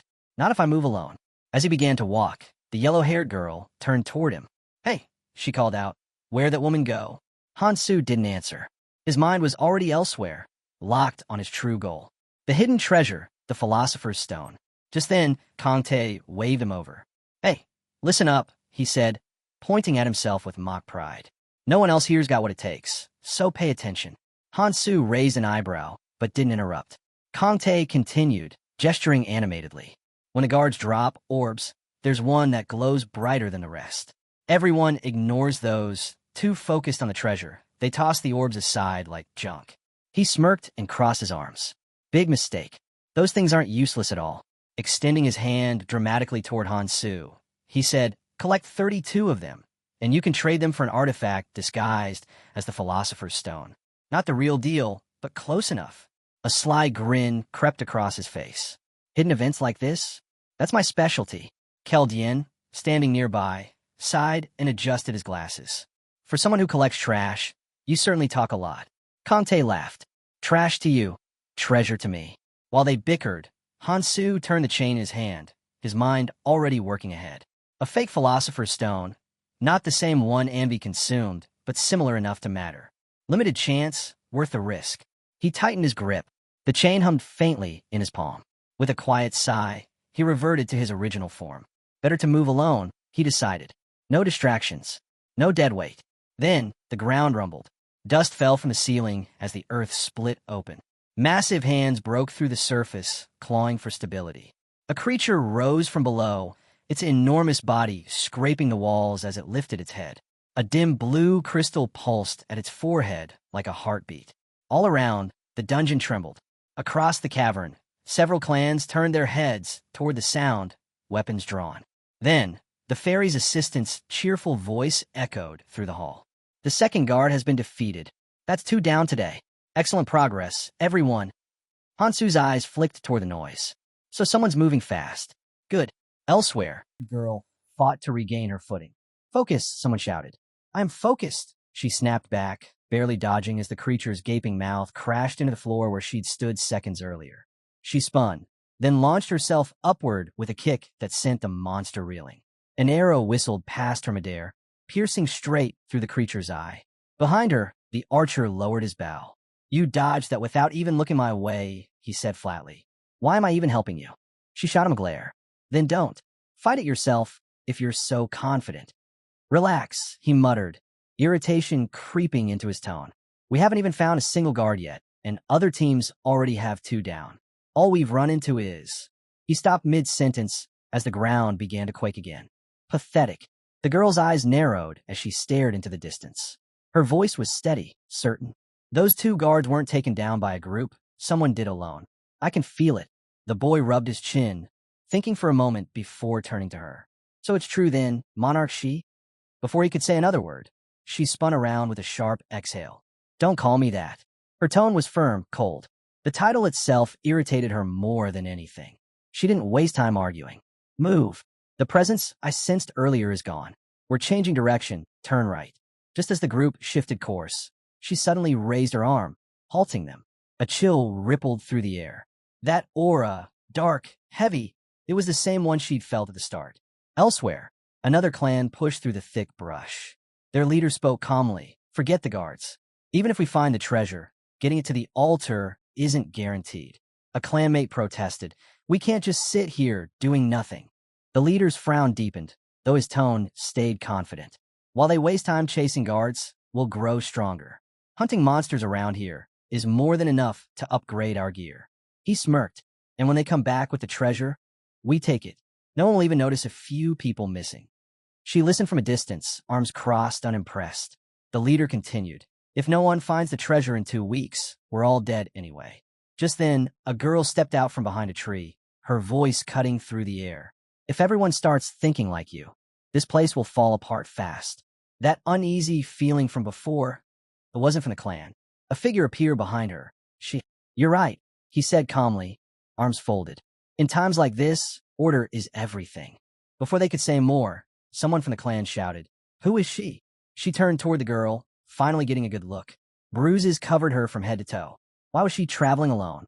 The thought unsettled her, and then she realized it. That strange feeling she'd been sensing all along, it came from this girl. The protagonist's eyes locked onto her instantly. The clan's archer raised his bow, pulling back the string. Why are you sneaking up on us from behind? What do you want? Speak, and be honest. Looks like you're alone. The girl didn't flinch. Relax, she said evenly. It's nothing dramatic. I just have a proposal. The man scoffed. A proposal? Are you out of your mind?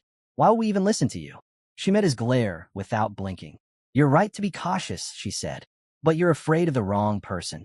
Then she raised her hand and pointed straight at. The girl with yellow hair stepped forward. I want to talk to her. Turning back, she continued, her tone calm but sharp. You already know, don't you? With that high intuition of yours. A chill crept down her spine as realization hit her. That strange presence she'd been feeling earlier. It was her. It wasn't easy to recognize this person as the monarch of another clan, but the energy was undeniable. Either her intuition was on par with her own, or something about this person wasn't human at all. An artificial shell, maybe. Whatever the truth was, something dark pulsed beneath that calm surface. Then, she placed a hand on her hip, and a powerful surge of magic erupted from her body. The air around them trembled. Her eyes widened. The protagonist didn't flinch. His voice was steady, unhurried. There's no need to be so tense, he said, meeting her gaze. I told you already.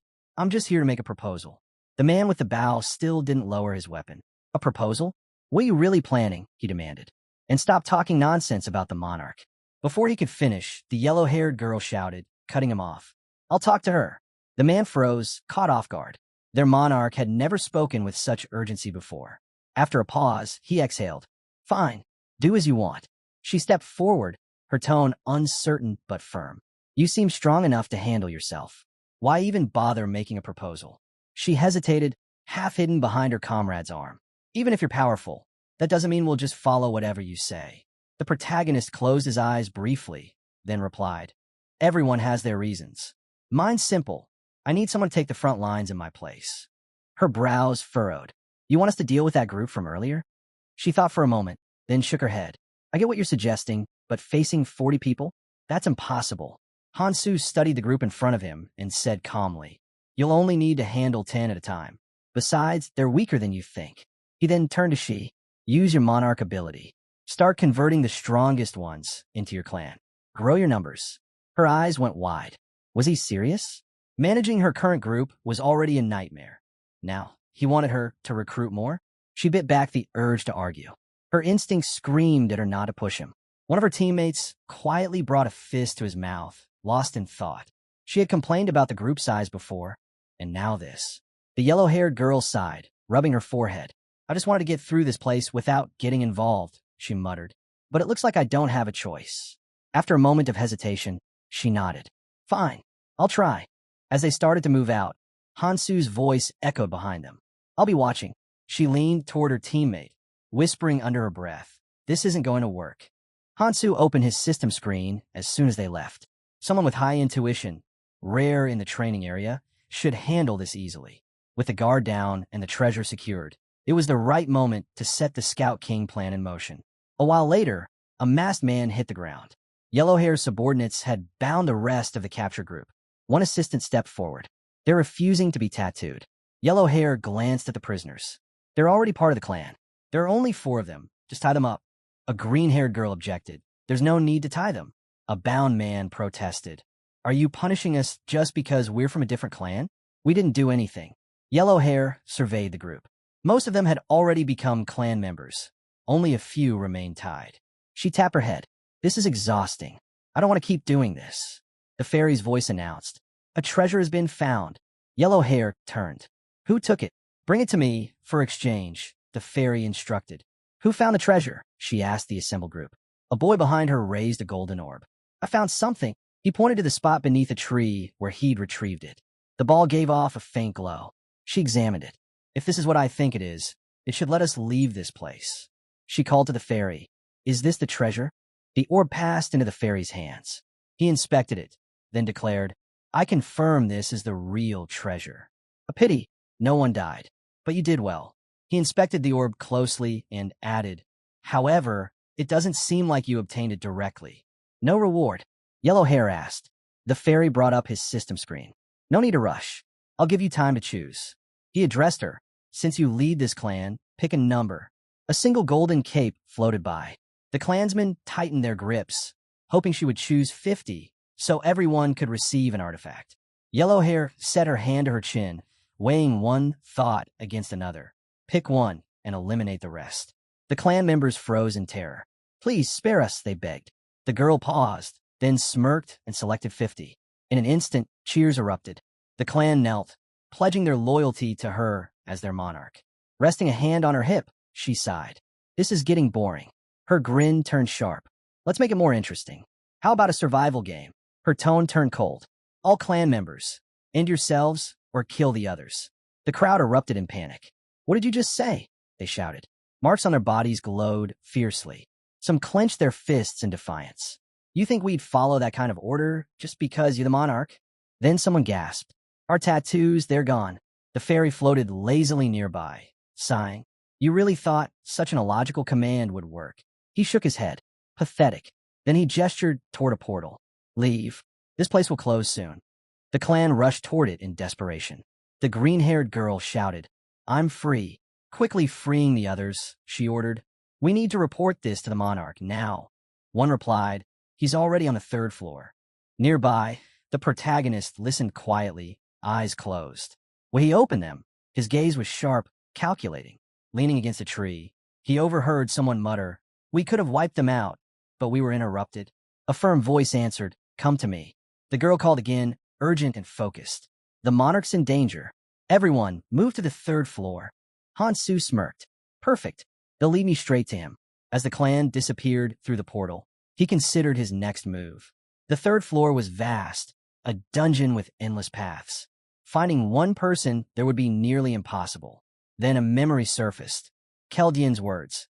If we don't capture the Dark Monarch in the training area, and he reaches the red zone, everything we've done will be for nothing. Hansu's eyes narrowed. There's only one way to prevent that. Keldian's voice echoed again. Block every exit. Force him into one path. Hansu straightened, resolve hardening. It was time to set the plan in motion. Hansu and Kongtae stood quietly as the man before them spoke, his tone certain. The island within the tower was the perfect battleground for their plan. Iris nodded in agreement. Pulling it off on the 1st or 2nd floors would have been impossible, but the 3rd floor was different. Adjusting her hair, she explained that the floor had hundreds of entry points. Once he arrived, he'd need his clan's full support. She turned to the protagonist, raising a finger. This will be your only chance. She continued, describing the 3rd floor as the true passage to the other world. It resembled the next red zone. Not exactly, but close enough. The creatures there were on another level entirely. Kongtae lifted a finger, outlining their strategy. They would draw the monarch out. Once he sensed danger, he'd vanish into hiding, and that's when they'd strike. The monarch was clever, always cautious, but Kongtae was certain he'd try to lead his true forces straight into the red zone. He admitted the monarch's power rivaled his own, though he wasn't invincible. Stepping up to Hansu, Kongtae pointed directly at him. Want to know how to bring him down? He asked, pulling out a perfect replica of the Philosopher's Stone, his prize from a recent expedition. Hansu recognized it immediately.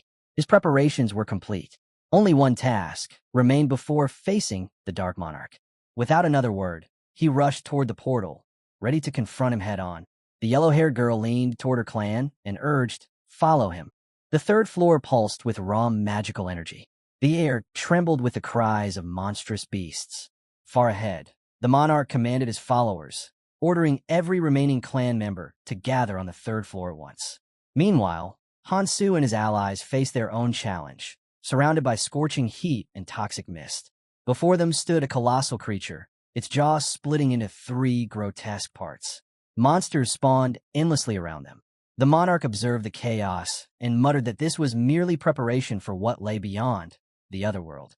His comrades continued to battle, yet he noticed that the higher beings had chosen not to intervene. Maybe they didn't need to. The earth shook as the monster slammed its foot down. Lifting its head, it unleashed a thunderous roar. But the monarch didn't retreat. Channeling his strength, he swung his weapon with devastating force. The creature bit down, crushing against his blade, forcing him back under the weight of its power. He pushed against it, muscles straining, refusing to yield. With one final surge, he roared and cleaved his weapon through the monster's neck, splitting its head clean in two. As he caught his breath, his subordinates shouted. More monsters were approaching from every direction. Standing atop the fallen beast, the monarch roared for his warriors to hold their ground. There would be no retreat. If they wanted to survive, they had to stay close to him. Raising a clenched fist, he commanded them to stand firm. "We will not fall. No matter what happens, do not let them push us back." One warrior echoed his cry, rallying the others with renewed determination. They had to trust their leader. The monarch straightened, taking strength from their resolve. He couldn't falter, not now. His clan was the mightiest in the tower, built on sacrifice and strategy. Everything he had done led to this moment. He would not fail. As the battle raged on, the number of monsters began to dwindle. Yet something felt wrong. His eyes caught a faint glow from a cross-shaped shard half buried in the ground. He stepped closer, frowning. Was this the cause? A strange unease washed over him. The shard pulsed faintly, as if alive. Within the red crystal, countless faces were reflected, frozen in silent agony. His soldiers gathered behind him, murmuring in confusion. "Is someone inside?" he muttered. A soft chuckle broke the silence. A fairy appeared beside him, grinning. "Beautiful, isn't it?" it said lightly. "This place could be quite the attraction. But there's more here than meets the eye." The monarch glared, but the fairy only smirked wider. "Go ahead, look closer. You might recognize a few. Anyone who's passed through the training area could end up here." A chill ran through him. Without hesitation, he stepped forward and placed both hands against the shard. His eyes scanned the trapped souls inside, until one face stopped him cold. A girl, eyes closed, peaceful but unmoving. His hand shook. "Sojong." The word left his lips in disbelief. His knees hit the ground as the truth crushed him. His daughter, his precious child, was sealed within the crystal. A strangled cry escaped him. If only I had become the monarch sooner. Memories surged like a storm. The monstrous creature tearing through their city. The screams, the destruction, his partner's desperate voice telling him to run. His daughter crawling toward him, her small hand outstretched. "Please save me." He had sprinted toward her, shouting that he was coming. But before he could reach her, a cold voice rang out from behind. "Leave them. Protect me." He'd stopped, trembling. "What about my daughter?" The man's reply was sharp and merciless. "Your duty is to protect me, not those worthless lives." The monarch's fists had clenched in fury. If he'd known what was waiting in this cursed place, he would have thrown those cowards to the monsters himself. Now, in the present, he knelt before the shard, cradling his daughter's image through the crystal, his voice raw as he whispered, "Wake up, please." Behind him, another monarch watched silently, a cruel smirk spreading across his face. Consider it an honor to die for the monarch. Letting go of his daughter, the man rose, rage burning in his voice. If he'd known their monarch viewed her as nothing more than a tool, he would have never joined his ranks. The monarch sneered and ordered him to stay silent. Time was short. The bait had been taken, and he needed to move. He turned to flee, but before he could finish speaking, the man lunged. Clutching a knife, he spat. "If someone like you can be a monarch, then so can I." With a swift motion, he drove the blade into the monarch's chest. As the body fell, A crimson mark appeared on his hand, the mark of a new monarch. His destiny was now clear, to destroy every parasite like the one he had just slain. Clenching his trembling fist, he whispered that his power would surpass them all. He wouldn't rest until he found his son. Tears streaked down his face as he reached toward the stone. He never thought he'd see her again. Voice cracking, he pleaded for a way to bring her back. The fairy beside him chuckled. "What you're seeing is only a replica," it explained. "This place is just a copy of where you came from. Everything that happened there, every memory, every power, has been recorded inside this cross. The rules," it said, "were simple. To create something new, a sacrifice was needed. The man had to offer a living being." His companion watched in silence as he whispered in disbelief. His son might still be among those trapped within. But where could they find someone to sacrifice? His eyes darkened as he glanced over his clan. If a single life could bring his son back, was it worth it? The fairy shook his head. "That won't do," he said. The man frowned. "What do you mean?" Resting his chin on his hand, the fairy grinned. "A clan member?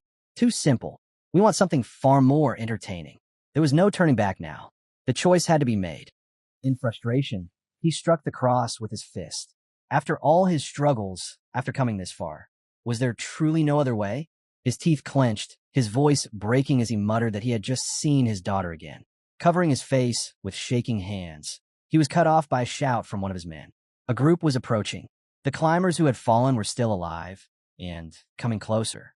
The man lifted his head slowly. Madness flickered in his eyes, and a twisted smile spread across his face. "Capture them alive," he ordered. Hansu climbed steadily to the third floor, every step measured and quiet. He rubbed his face, letting out a tired sigh. "If only I could have a smoke right now." As he turned, movement caught his eye, a group approaching fast. A familiar presence among them made him pause. It was someone who should have perished long ago alongside the Berserker monarch, Wang Qiang, the Mad Dark monarch.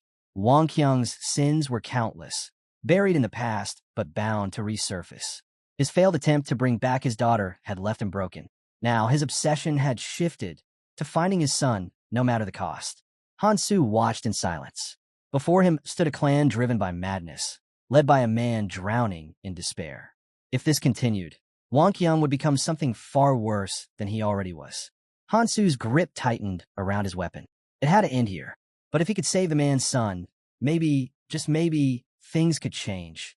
Then, Song spotted him and shouted, recognizing him instantly by the chains. Wang Qiang burst into wild laughter. "What luck," he cried. "The one we wanted to kill comes right to us. A gift for Sojong."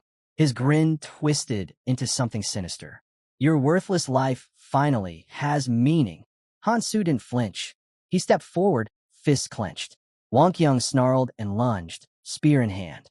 But before their clash, the ground shook violently. The air split with a deafening boom as a massive beast erupted from below, tearing through the stone floor. Wang Qiang cursed. "Damn it! If that thing loses control, we're dead. Everyone, don't let the man with the chains escape." He turned to Song. "Go back, Anne." He never finished. Hansu's voice cut through the chaos. "No need." Chains exploded from his arms, coiling around the monstrous creature. With one brutal pull, he tore it apart, its body crashing down in a storm of debris. "The obstacle is gone," he said calmly. He drew his blades, eyes locked on Wang Qiang. "If you won't come to me." He leapt forward, chains cracking through the air. "Then I'll come to you." Wang Qiang stumbled back, eyes wide. "He's a monster." "Kill him," he bellowed. Hansu didn't hesitate. He charged straight in, chains slicing through the battlefield. Each strike was clean, precise, deadly. Enemies fell before they even realized they were hit. Watching his men drop one by one, Wang Qiang growled. "They said he doesn't kill." Looks like that was a lie. Behind him, Song scoffed. "So much for your intel. That woman's information was garbage." Then, through the haze of smoke, a glint of steel cut the air. A chain blade shot toward them at incredible speed. Song spun her weapon, deflecting the strike with a sharp clang. "I know he's strong," she shouted, wiping sweat from her face. "But if he's this powerful, why isn't he using any skills?" She gave a faint, mocking smile. "Guess he doesn't have any worth using." Wang Qiang stood beside Song, his tone cold but steady. "Fine, I'll trust you one more time." His eyes narrowed dangerously. "If he doesn't have defensive skills, we'll crush him with numbers." With a sharp roar, he commanded his troops to unleash everything they had. Warriors charged from every direction, their coordinated assault designed to trap Hansu where he stood. But in a blur of motion, Hansu vaulted clean over them, landing effortlessly beyond their reach. Song's hand tightened around her sword. "Not bad," she said, eyes locked on him. Without hesitation, she lunged forward. "Let's see you dodge this." Her blade sliced through the air, but Hansu summoned his weapon in an instant. Dodging wasn't an option. He met her head-on. Steel collided with a deafening crack. Lightning flared on impact, the shock running through his body. Blood sprayed as he staggered back, pain burning through his limbs. That hit hard, he thought grimly. If I keep trading blows like this, I won't last long. Keep up the pressure.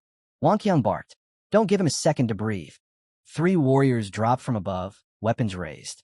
Hansu reacted instantly. His chains whipped upward in perfect sync, slicing through all 3 before they could strike.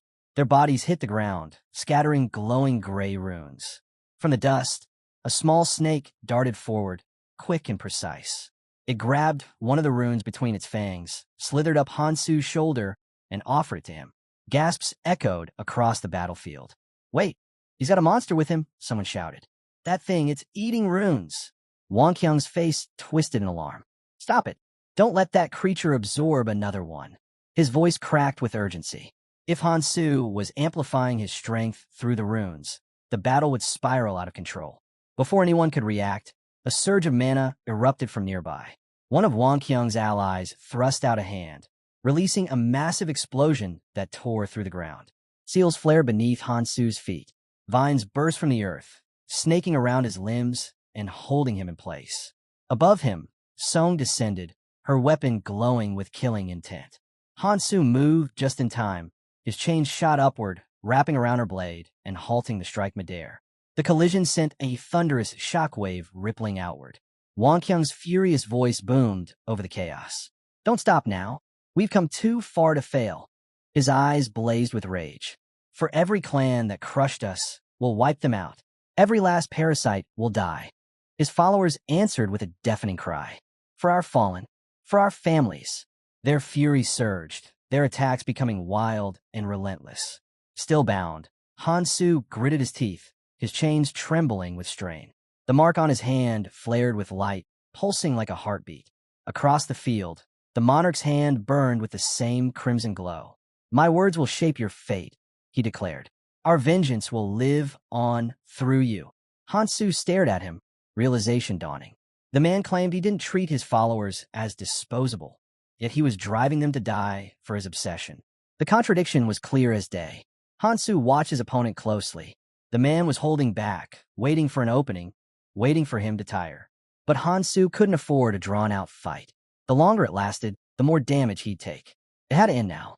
Wang Qiang's eyes flared crimson as he lunged forward. Hansu twisted aside, narrowly avoiding the strike. Every movement mattered. One mistake could be fatal. Then a shout echoed across the battlefield. One of Wang Qiang's allies stepped forward. "I'll hold him down," she yelled. Hansu's response came instantly, sharp and cold. "Not happening." Mana flared through his weapon as he leapt, his dagger slicing through the air and leaving a trail of glowing energy behind. The woman stumbled back, eyes wide. "My skill, it's not working." Hansu didn't slow down. He rushed through the enemy line, cutting them down with precise, unrelenting strikes. In moments, only a single girl remained between him and Wang Qiang's clan. She smirked, stretching her arms as violet mana erupted around her. "You walked right into my trap," she shouted. Hansu's leg jerked. The ground beneath him lit up with glowing seals. He crouched, realizing too late that she had planned for his advance. From behind her, Wang Qiang emerged, his tone icy. "It's useless. You're just one man, and you're already running out of breath." With a roar, he raised his sword and charged. Dark mana crackled around Hansu as Wang Qiang slammed his weapon down. The monarch's grin widened. "My daughter will live again," he cried. "This is the first step toward my goal." His laughter filled the air until Hansu's voice cut through it. "You finished." Hansu gripped the sword pressed against his shoulder. Blood ran down his arm, but he didn't back away. Instead, he met Wang Qiang's gaze with a razor-sharp grin. "You've got it backwards," he said quietly. "You're the one caught in my trap." His eyes swept over the battlefield. Every last one of Wang Qiang's subordinates had fallen. There was no one left to save him. Hansu raised his weapon, smirking. Let's see if you can run from this distance. Wang Qiang's jaw tightened. Fury flickered in his eyes, but before he could act, a heavy impact crashed against Hansu, sending him staggering. Wang Qiang pulled a combat knife from his pocket, voice filled with defiance. You think I came unprepared? I've seen every trick you've got. None of them will work now. Hansu chuckled under his breath. Oh really? He said calmly. Then you're still missing something. A second blade appeared in his hand. I never said my chains were my only weapon. Before Wang Qiang could react, the dagger flew. What? The word barely left his lips before the blade buried itself deep in his stomach. Blood sprayed from his mouth as his eyes went wide, his body jerking from the force of the strike. A subordinate screamed, Get away from the monarch. I won't forgive you. Hansu stayed composed, rising until he towered over Wang Qiang, who had dropped to his knees. The monarch lifted his head weakly. So, you used yourself as bait, he whispered, then shouted, Kill him now. Don't give him time to recover. His soldiers surged forward without hesitation. Hansu breathed out slowly, voice steady. If you want to take a life, be prepared to lose your own. He stared down at the fallen monarch. Do you even have the resolve for that? Then he turned and looked over the battlefield. Watch your people die, just like you always do. Minutes later, Song knelt, shaking. Hansu released her by the chest and faced Wang Qiang. Why? Wang Qiang murmured, then bellowed. Why are you going this far to stop me? What did I do to deserve this? Is it because of those damned rules you made? Hansu said nothing. Is it that rule about not killing travelers? Wang Qiang spat. The question landed, and Hansu's thoughts drifted to a familiar scream, to Wang Qiang crying out about broken rules. For what reason? Wang Qiang pressed. Why have you hunted me? To kill me? For revenge. Hansu looked at him with cold disdain. Kante stepped forward, voice cutting across the field. Do you know how many you've killed? Hundreds. Even your own clan. Wang Qiang gasped, eyes dropping. Kante turned to Hansu. Step aside. Let me finish him.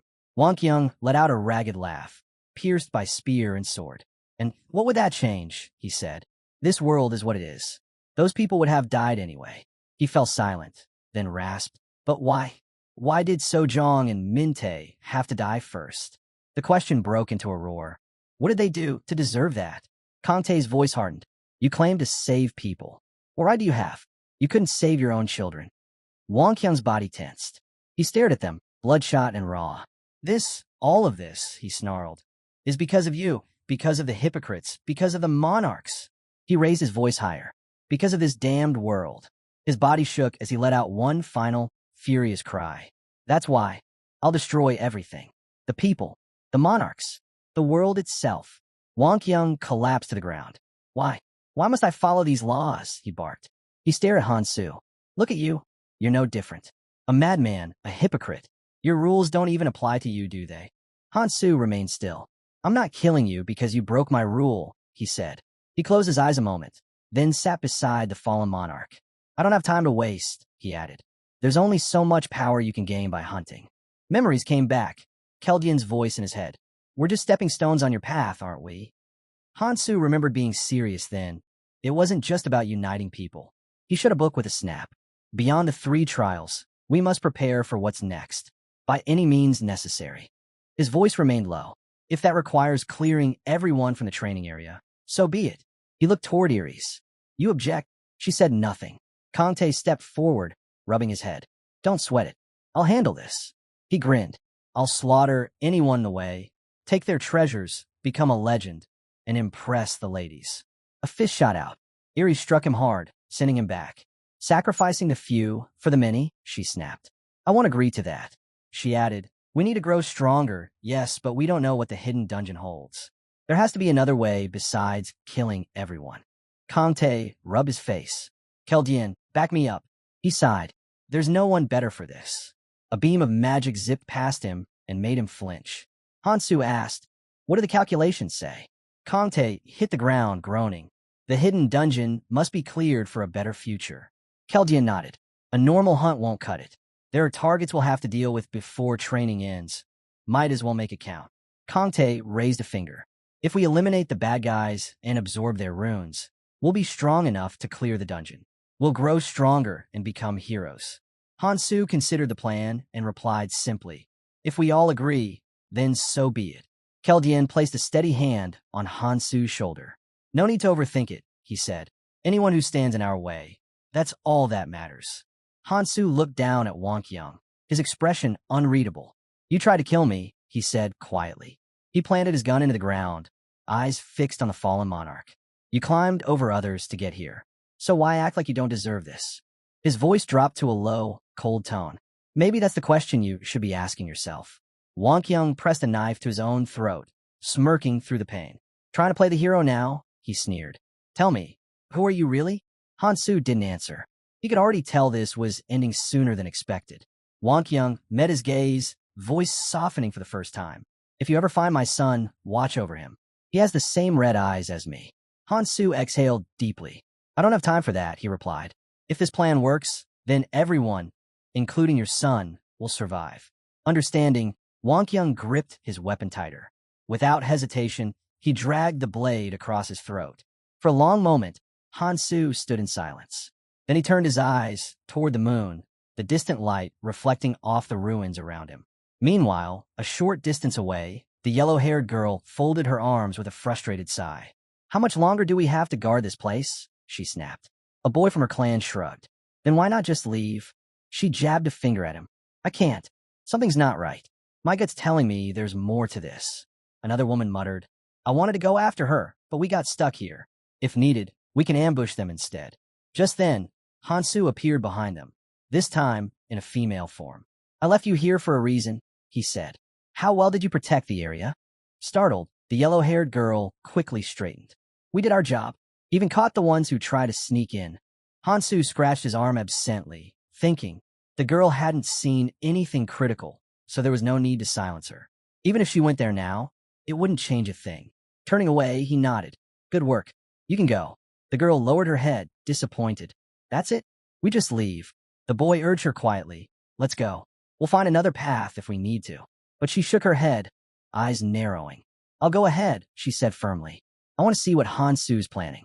The fairy assistant clapped her hands, eyes sparkling with excitement. Amazing, she whispered, gazing at the glowing cross. A playful grin spread across her face. Looks like we've got another traveler.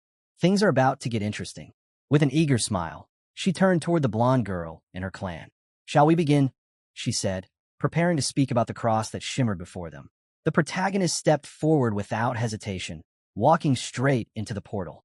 As the light surrounded him, his old appearance faded away. No need for this anymore, he muttered, shedding his disguise completely. One by one, figures began emerging from the portal, travelers returning from their journeys. They gathered at the central plaza, regrouping after surviving the first 3 floors and the preparation zone on the 4th. Hansu lifted his gaze. His goal was clear, the island at the heart of the tower. The 4th floor was a staging area, a place for travelers to ready themselves before entering the red zone. Along the river, they could build boats to reach the scattered islands ahead. The creatures that prowled nearby carried the materials needed for construction, resources to forge both strength and survival. The fairy floated closer and spoke again, voice playful. Sounds simple enough, doesn't it? She teased. Then, raising a finger, she added with a smirk, but it's not. She conjured a small paper boat and placed a tiny human doll inside. The quality of your boat depends on the materials you use. Bigger boats carry more people, so of course, larger means better. A list of materials appeared before the group. Basic ones were easy to find, but rare components would determine whether their boats could endure what lay ahead. Thankfully, everything was clearly recorded. No excuses, no confusion. The countdown to departure had begun. All eyes turned toward the dense forest beyond the wall. One traveler pointed to the horizon. We need a boat big enough for everyone. Let's move, he shouted, leading his clan into the wilderness. Another group stepped up, members of a different clan. We'll join you, one of them said firmly. If we want to live, we have to work together. At the back of the group, Hansu stood still, lost in his own thoughts. He wasn't just thinking about survival. He was searching for something, a specific place hidden within this world. Then, a voice called out from behind him. You're later than I expected. Hansu turned slightly to see Sangjin approaching. The man extended a hand. We got here early, he said. Been collecting materials ever since. Did you finish what you needed to do? Hansu's eyes flicked briefly toward the Black Monarch before answering. Yeah, it's done. Then, with a steady tone, he asked. Do you remember what I told you? Sang Jin nodded without hesitation. I started preparing the moment we stepped onto the first floor. But then, confusion crossed his face. Wait, are you planning to use that form again? Hansu turned his gaze aside. There's no need for disguises anymore, he said calmly. Then, shifting the topic, he asked, what about you? Aren't you joining in? Building a large ship will drain a lot of resources, and time's not exactly on our side. Sang Jin chuckled. Mihi and the clan will take care of that. Hansu raised a brow. Mihi, deep within the forest, glowing arrows sliced through the air, striking a massive beast in the neck. The creature let out a guttural roar before collapsing with a heavy thud. From the dense brush, a lone figure stepped out. Mihi, bow still drawn, her stance unwavering. Sang Jin's smirk widened. Found her back on the first floor. She's different now. Scanning the area, Mihi called out, I need backup. Her voice echoed between the trees as shadows stirred around her. The Dark Monarch, watching from the sidelines, spoke casually. She'll be happy to see you again. Then, with an easy motion, he tossed a white snake toward Hansu before turning away. I don't need her anymore, he added, voice distant. But she might still have her uses. He paused mid-step. This may be the last time we all gather here. The red zone after this, he looked back briefly, is nothing like the training floors. Sang Jin lowered his head, his voice dropping to a quiet tone. I wouldn't have made it this far without you. When he looked up again, a faint smile crossed his face. We'll meet again. Hansu gave no reply. He glanced sideways, silent for a moment, then turned away with a hint of a smile tugging at his lips. Sang Jin watched him go, shaking his head lightly. He hadn't expected an answer anyway. Elsewhere, the blonde girl stood with her companion, tension in her voice. We're late, she muttered. Wasted too much time near that cross. The man beside her frowned. Shouldn't we have brought Wonkyung with us? Quiet, she hissed sharply. They might hear us. Sang Jin, walking nearby, caught their words. His eyes flickered in surprise, but before he could dwell on it, Yu's voice broke the silence. It's time, for us and for him, to move. Just then, a figure stepped out of the portal. I'm sorry for the delay, he said breathlessly. It was Wonkyung. I was worried about my daughter, he admitted. The blonde girl crossed her arms, unimpressed. My people were guarding the rear. What's there to worry about? Her tone was sharp. You really don't remember anything, do you? He hesitated before raising his hand. It's true. I don't even know where I am. One moment, I was jogging with my daughter, and then his voice trailed off as confusion clouded his face. Moments later, a young girl emerged from the portal behind him. The blonde girl turned away, muttering, I see. But her thoughts were elsewhere. She had hoped for a strong warrior to lead her team, not someone who had lost everything, even his memories. Pushing the disappointment aside, she faced the twin siblings. Come on, I need to talk to the fairy giving the orders. Without another word, the group moved out. From the shadows, the Dark Monarch observed silently, eyes fixed on them, his expression impossible to read. Elsewhere, Hansu moved steadily through the forest, his steps light but deliberate. The woods were quiet, too quiet. He noticed immediately that most of the monsters had already gathered deeper within the preparation zone. Inside the tower, every floor carried its own strange reality. Some opened into endless skies. Others plunged travelers beneath vast oceans. But here it all felt hollow, fabricated, artificial. Hansu stopped and placed his hand against a towering wall that loomed in front of him. His eyes followed its height upward.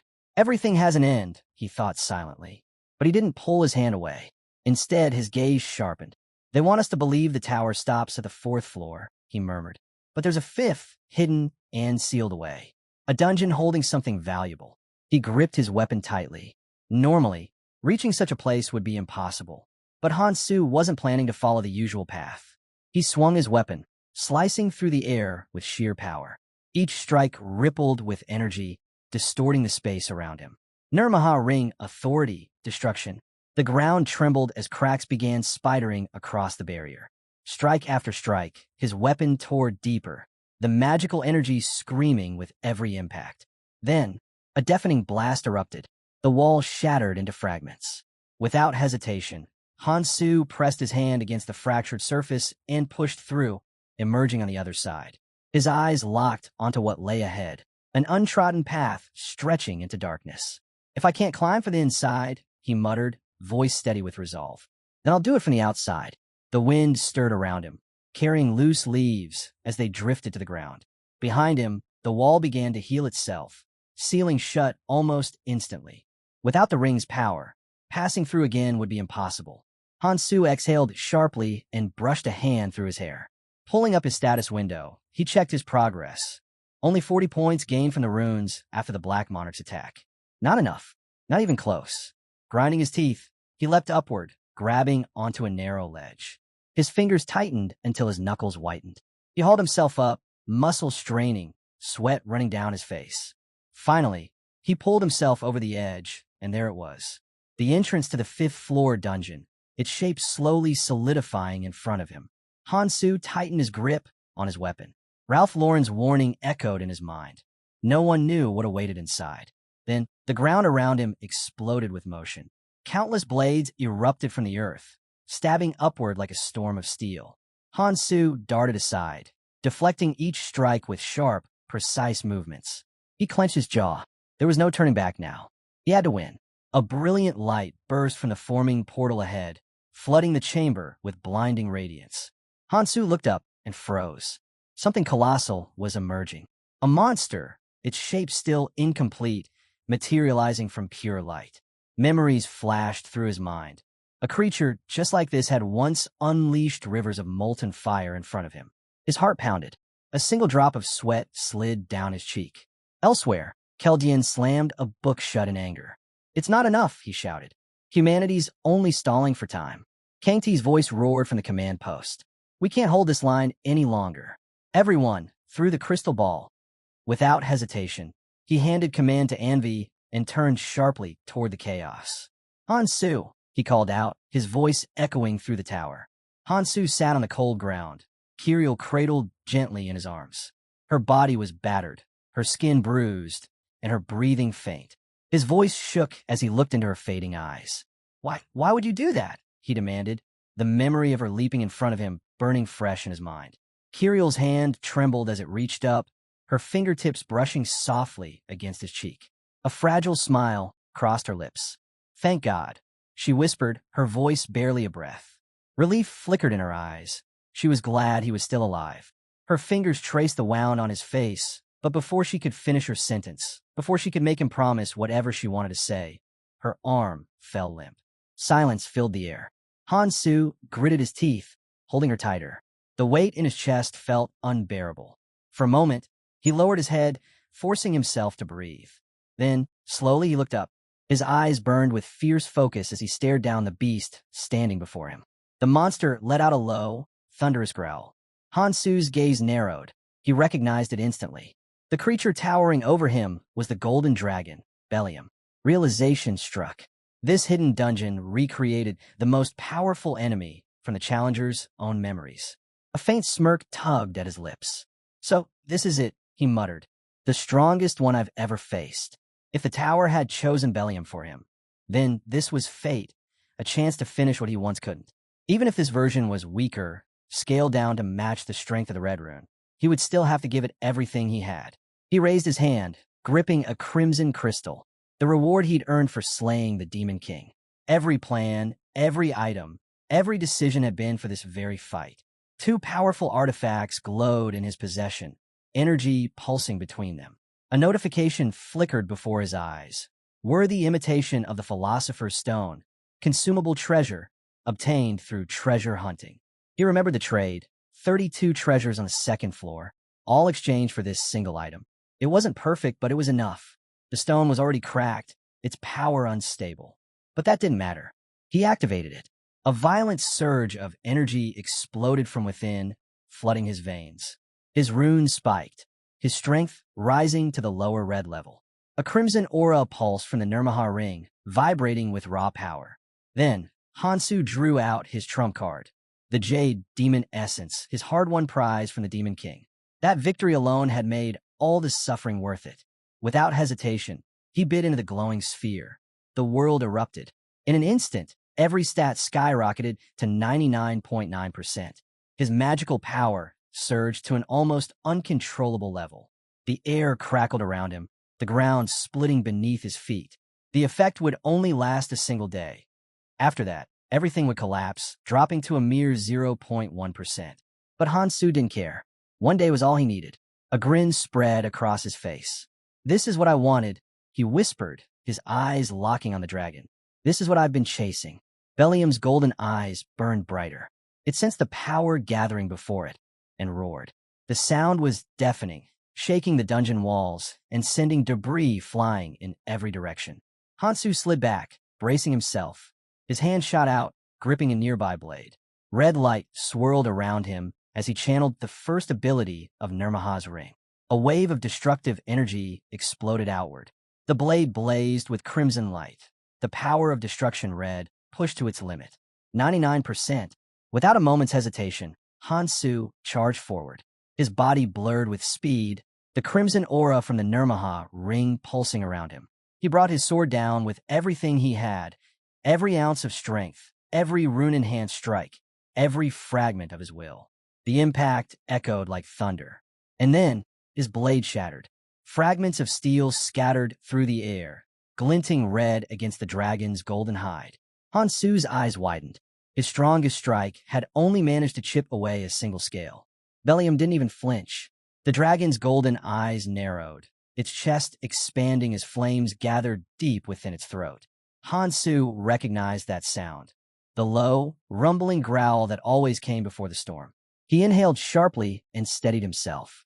A sphere of molten fire formed in the dragon's mouth before erupting outward, transforming into a blinding torrent of flame. And Hansu smiled. Far away, deep in the forest, the corpse of a massive beast lay motionless on the ground. Sang-jin landed atop it, his boots sinking slightly into its scorched flesh.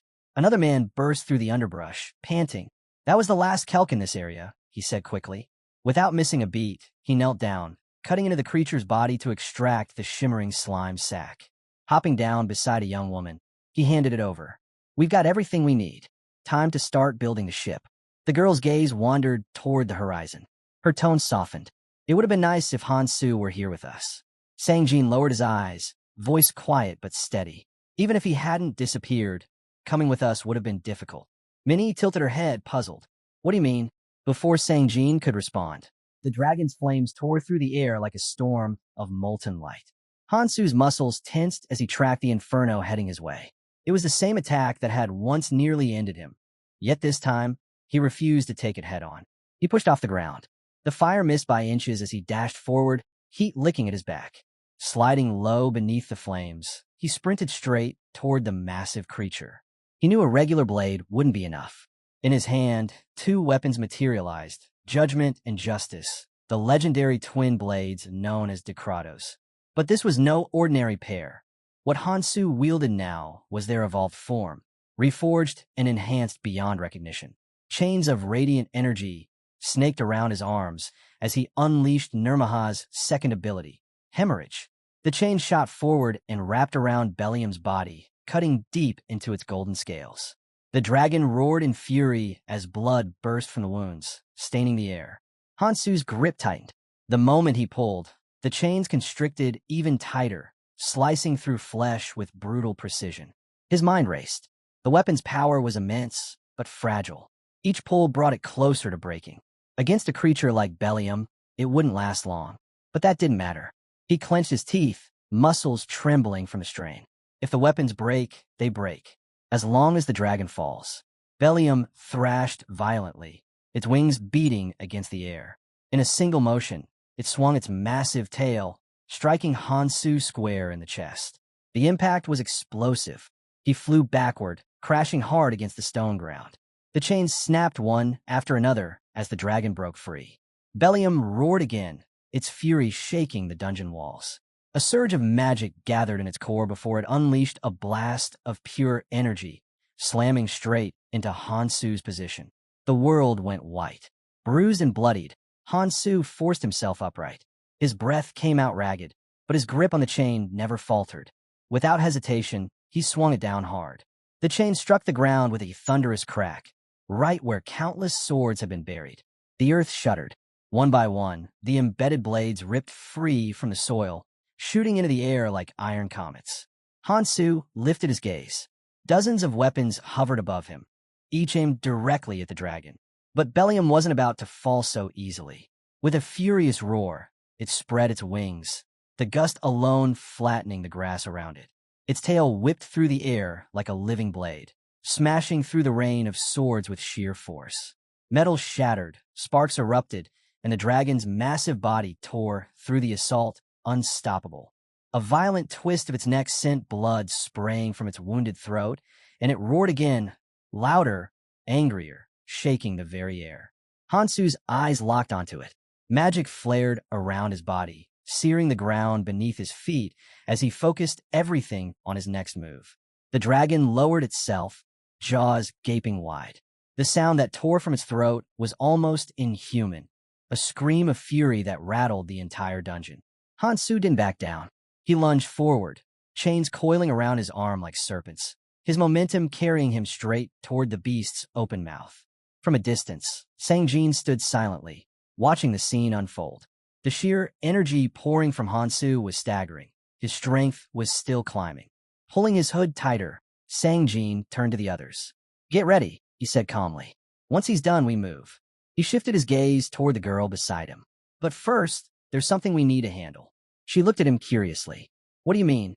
Sangjin's eyes drifted toward the horizon. "We'll be taking a few people with us." One of the men frowned. "Your acquaintances?" He gave a vague shrug. "Something like that." His eyes flicked briefly toward the young clan's camp in the distance. They might come in handy. The forest around them was silent, too silent. The air was thick, and the ground was slick with a strange, red liquid spreading like a stain. A boy's foot splashed down in it. Instantly, he gasped, feeling a burning sensation crawl up his leg. His heart pounded. The poison had spread this far. "Not good," he muttered before bolting forward, racing toward the half-built ship ahead. He raised an arm, shouting desperately, "Wait, don't leave yet, I'm not on board." But before he could reach them, thunk! Spears slammed into the ground at his feet, cutting him off. His head snapped up, eyes wide. "What are you doing?" he shouted. Hanchul leaned lazily against the ship's railing, smirking. "TCH, missed again. Didn't think the little dwarf could dodge that fast." The boy's fists clenched. "You promised," he yelled, anger trembling in his voice. "You said if I brought you the materials, you'd take me with you." Hanchiol waved dismissively. "Change my mind. We don't have space for strays. Clan only." Mocking laughter rose from the others on deck. "Guess you'll have to build your own boat," one of them sneered. "If you can finish before the poison eats through your skin." Their laughter echoed through the forest as the boy's rage boiled over. He grit his teeth so hard they nearly cracked. "Traitors," he spat under his breath. "All of you." He took off running again, fury driving his steps. If only that damn creature had told me about the time limit. He skidded to a halt, eyes darting wildly across the field. "I just need one kill," he muttered. "One kelp slime sack. There has to be one left somewhere." Then, a noise. A low hum, followed by a sharp crackle. He froze. Slowly, he turned toward the source. The ground split open in front of him, light spilling out from a swirling rift. A hand emerged from the portal. His breath caught. Then, with a soundless crawl, Hansu pulled himself out of the light, blood-soaked and barely standing. The boy stumbled backward, eyes wide, a terrified scream tearing from his throat. His voice shook.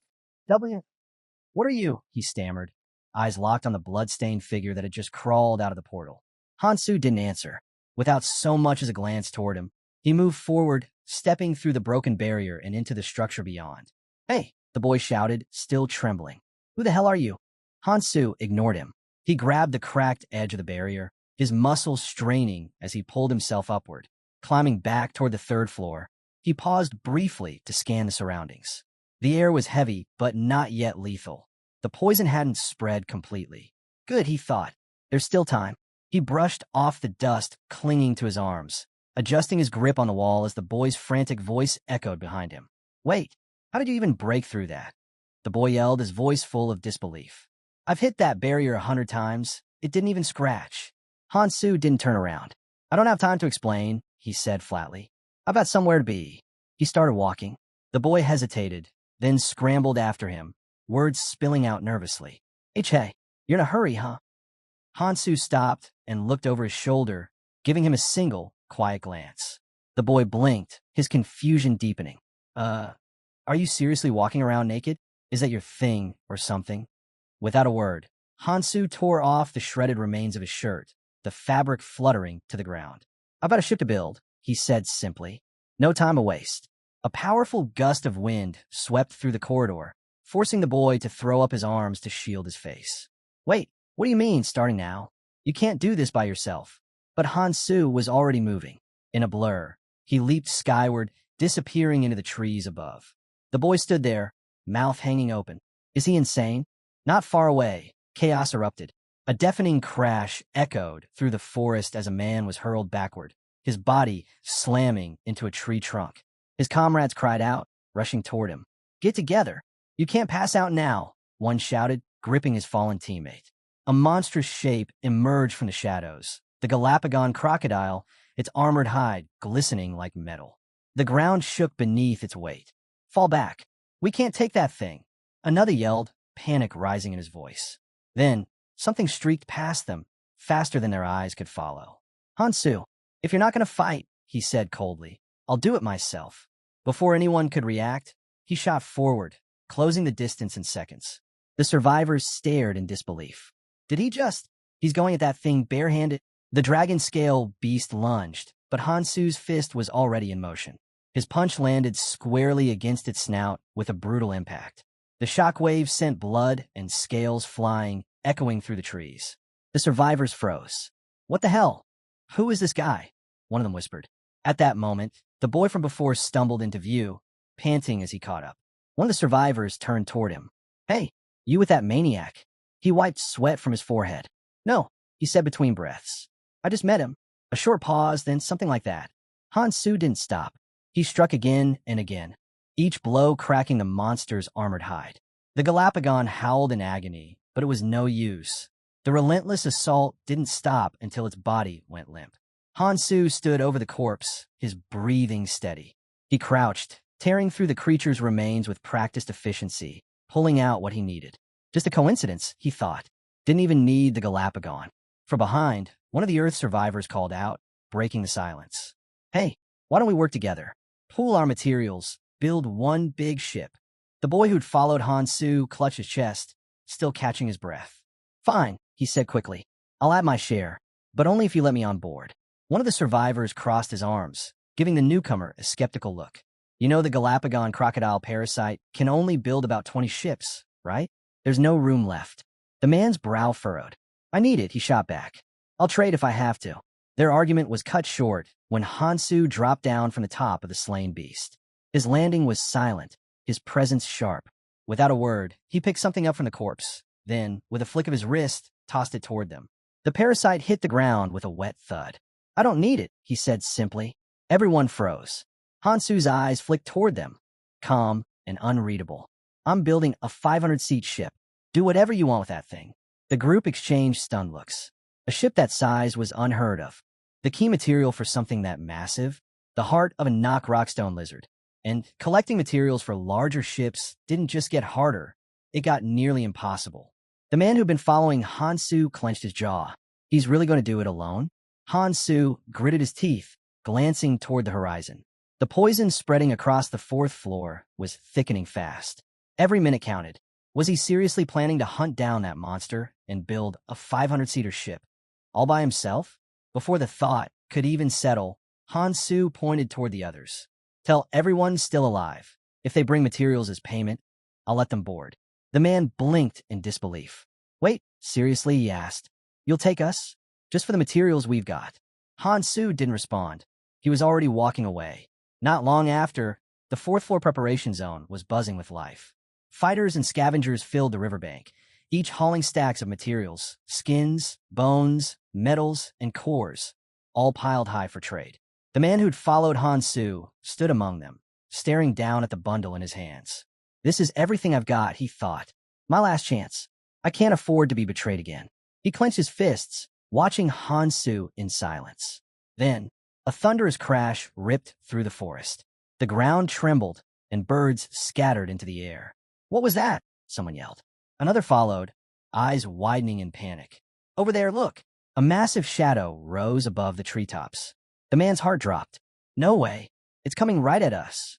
Hansu's voice cut through the panic like a blade. "Scatter." The ground erupted. The enormous knock rockstone lizard slammed down in the center of the clearing, the shockwave knocking people off their feet. Screams broke out as the survivors scrambled for cover. And standing on top of the creature's crushed skull, calm, unshaken, was Hansu. He looked down at the stunned crowd and smirked. Well, looks like everyone's here. Then he jumped down, landing lightly on the poisoned soil. Get ready to leave. The man who'd been following him could only stare.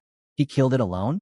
Hansu dragged the colossal, still pulsing heart of the knock rockstone lizard across the ground. Its surface glowed faintly as he stopped before the fairy guardian. I've got the heart, he said, dropping it at the fairy's feet. Let's trade. The fairy glanced at the timer floating in the air. Still some time left, he murmured, then looked back up at Hansu. You do realize you'll need more than that, right? Hansu nodded once. Of course. He scanned the piles of materials stacked along the riverbank, his sharp gaze moving from orc to bone to fabric. Finally, he reached down and lifted a coil of gleaming rack silk rope. This, he said, holding it up, should be everything. The fairy guardian floated closer, arms folded, his expression smug. And where's the knock rockstone lizard's heart? Hansu tilted his head slightly. Right behind me, he said. Take it. The guardian's lips curled into an amused smirk. Well, you actually managed to collect all the required materials. He hovered for a moment, studying Hansu. There's still some left to gather, technically, but you're the only one who's done this much alone. Makes me want to give you a little reward. Before Hansu could respond, a voice shouted from the crowd. The poison, it's spreading. Panic rippled through the survivors. They stumbled backward, eyes wide as the crimson mist crept closer across the ground. The fairy guardian, unfazed, spread his arms with a mocking grin. Oh, come on. Shouldn't you congratulate him first? A little applause, maybe. Just build the damn ship, someone roared. The guardian laughed, clearly enjoying himself. Hansu exhaled through his nose, unimpressed. You were all in such a rush a minute ago, he said flatly. Almost liked it better when you were trembling. Moments later, a deep hum filled the air. Hansu turned toward the riverbank, eyes narrowing. There, he said, gesturing forward. That's the ship you'll be sailing on. The crowd turned and gasped. From a swirl of light and shadow, the ship began to take form. Its size was beyond comprehension, an enormous structure stretching across the river like a floating fortress. The boy beside Hansu stared, jaw slack. That's a 500-seater ship? Hansu gave a single nod. Enough room for everyone who contributed. Go ahead, bring them all aboard. For a heartbeat, there was silence. Then chaos, shouts of awe, relief, and disbelief all at once. The survivors rushed forward, climbing the newly formed gangplanks, their earlier fear replaced by pure excitement. We're actually getting out of here. I can't believe this thing's real. If he's the one leading, we'll follow him anywhere. Hansu watched them board, silent as ever, before heading to the helm. Once everyone was settled, the boy who'd followed him stepped up and raised his voice. Don't worry about steering, he called out. As a reward for taking us, we'll handle the navigation. Hansu said nothing, his focus already fixed ahead. The fairy guardian floated higher, addressing the gathered crowd. Everyone, take your seats and rest, he announced. Estimated travel time, 3 days. Then, lowering his arms, he gave a sly grin. Well, my work here is done. I won't be interfering anymore. His tone darkened as he added, I'm glad I sent you all to the red zone. At least my efforts won't go to waste. As the ship began to rise, the portal ahead opened wide, swirling with red light. The fairy's voice echoed one last time, mocking but faintly sincere. Try to survive as long as you can. The world shifted. The ship broke through the barrier and emerged into open waters, no longer in the training zone. The air was heavy and metallic. The sea around them glowed with a sickly red sheen. One of the men on deck leaned over the railing. Is that the entrance to the red zone? He asked quietly. His eyes scanned the horizon. Dozens of other ships were visible in the distance, all sailing through the same crimson mist. Then his gaze dropped to the water, and his expression twisted. Wait, that's not an ocean. The realization spread quickly. The liquid wasn't blue. It wasn't water at all. It's poison, another whispered. Silence fell across the deck. The only sound was the ship's low hum as it cut through the red tide. Finally, one man let out a slow breath. We should be grateful, he said quietly. If we hadn't made it aboard, we'd be dead already. They turned to Hansu. You didn't make it hard for any of us. You really are a good person. Another survivor chimed in. Yeah, we never even asked your name. Hansu didn't answer immediately. He stood at the helm, eyes fixed on the endless red horizon. Then, wordlessly, he opened his status panel. His numbers had plummeted, every stat, every attribute, all the way down to 0.1%. He sighed softly. Good thing I accounted for the Demon Jade Essence's backlash. The sea hissed below, the air thick with toxic mist. Still, he stood tall, steady hands on the helm, guiding them forward into the unknown. Hansu's gaze drifted to his bandaged hand. The faint pulse of mana flickered beneath the cloth, radiating through his fingers. He hadn't expected to gain something like this here. Not in the red zone. Then it hit him. The art of dragon energy. The words echoed in his mind. Memories from his past life resurfaced. Whispers of ridicule, dismissive sneers. Back then, people had looked down on this technique, called it outdated, weak, pointless. But now he could only learn 7 skills total. 7 in his entire lifetime. And this wasn't a bad start.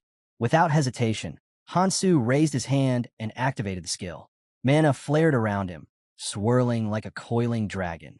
And then, a scream cut through the air. Hansu turned sharply. The boy beside him pointed toward the front of the ship, his face pale with terror. What the hell is that? Ahead of them, the sea was filled with wreckage. Splintered hulls and shattered masts drifted aimlessly across the crimson waters. Dozens of ships obliterated. And from within the poisoned waves came a voice. Help, please. I don't want to die here. A man clung desperately to a floating plank, his face twisted in panic. His eyes met theirs, and horror dawned across his expression. Recognition. These were the same people who had abandoned him before. The same ones who'd left him to die. He shouted frantically, calling out that more survivors were trapped beneath the toxic waves, begging for help. He tried to pull himself higher onto the wood, but then suddenly, his body jerked. A trident burst through his chest, the tip glowing faintly in the red light. Blood spilled into the sea as the weapon lifted him clean off the water's surface. He gasped and choked, his voice lost in a wet gurgle before his body went still. Screams erupted across Hansu's ship. Monsters! There are monsters in the water. Panic spread instantly. People ran in every direction, shouting over one another. Someone pointed toward the helm. Who changed the ship's course? The boy's eyes darted to the wheel, and then to Hansu. It's him, he whispered. The ship creaked as it turned, slowly veering away from its path. Why are we changing direction? Another man shouted, his voice cracking with fear. Stop! Do you even see what's out there? All those wrecked ships. Those things will tear us apart. We'll die out here. Hansu didn't answer. His hands remained steady on the helm. Answer me! The man yelled again, panic rising. You think you can save everyone if we get attacked? That's impossible. You'll get us all killed. His voice trembled, more from desperation than anger. Why do you even care so much about saving everyone around you? For a brief moment, the words hung in the air. Hansu's eyes softened. Memories flickered, his old companions, their voices, their laughter, their sacrifice. Why do you care so much? He let the thought fade away. The man kept shouting, his fear turning to pleading. We need to go back. Please, stay on course. Hansu turned his head slightly, his voice quiet but resolute. We'll make it now. The man blinked. Relief flooded his expression, and he let out a shaky breath. Good, you made the right choice. You're a good man. But then, his relief twisted into unease. Something in Hansu's tone, cold, detached, wasn't what he expected. This wasn't reassurance. It was a statement of fact, and something about it felt wrong. Hands suddenly clamped onto the ship's deck, one after another. Soaked and desperate, survivors hauled themselves up, gasping for air. The boy froze, his eyes wide in disbelief. When did they get here? He shouted. One of the drenched survivors stumbled to his feet, fury written all over him. He pointed an accusing finger and roared, I heard everything. You were going to abandon us, weren't you? He stormed forward, voice shaking with rage. We swam for our lives to reach your ship. And you, he grabbed the boy's cloak and pulled him close. I wonder how you'd feel getting tossed overboard yourself. Before anyone could react, a sharp whoosh tore through the air. A blade embedded itself deep into the ship's side with a violent thud. The aggressor froze, his face draining of color. What was that? What just hit me? The protagonist stepped out from the shadows, his tone calm but firm. Enough. They're here. The The bully spun around, confused and furious. Who's here? The answer came in the form of a sudden jolt that rocked the entire vessel. The ship groaned as if something massive had struck from below. That's when it hit them. They had arrived. From the depths of the toxic sea, dark silhouettes rose. Twisted figures emerged, their glowing eyes slicing through the black water. Each one carried a jagged trident. These were the Red Zone's gatekeepers, the damned survivors. Without warning, the creatures attacked. Their strategy was merciless, smashing through the ship's underside to drag it down piece by piece. The hull shook violently under the barrage. "They're underneath us," someone yelled. "They're trying to sink the ship." Crew members scrambled to the edges, hurling everything they had into the water. "Keep them away from the hull," another shouted. "Use long-range weapons. Don't let them get close."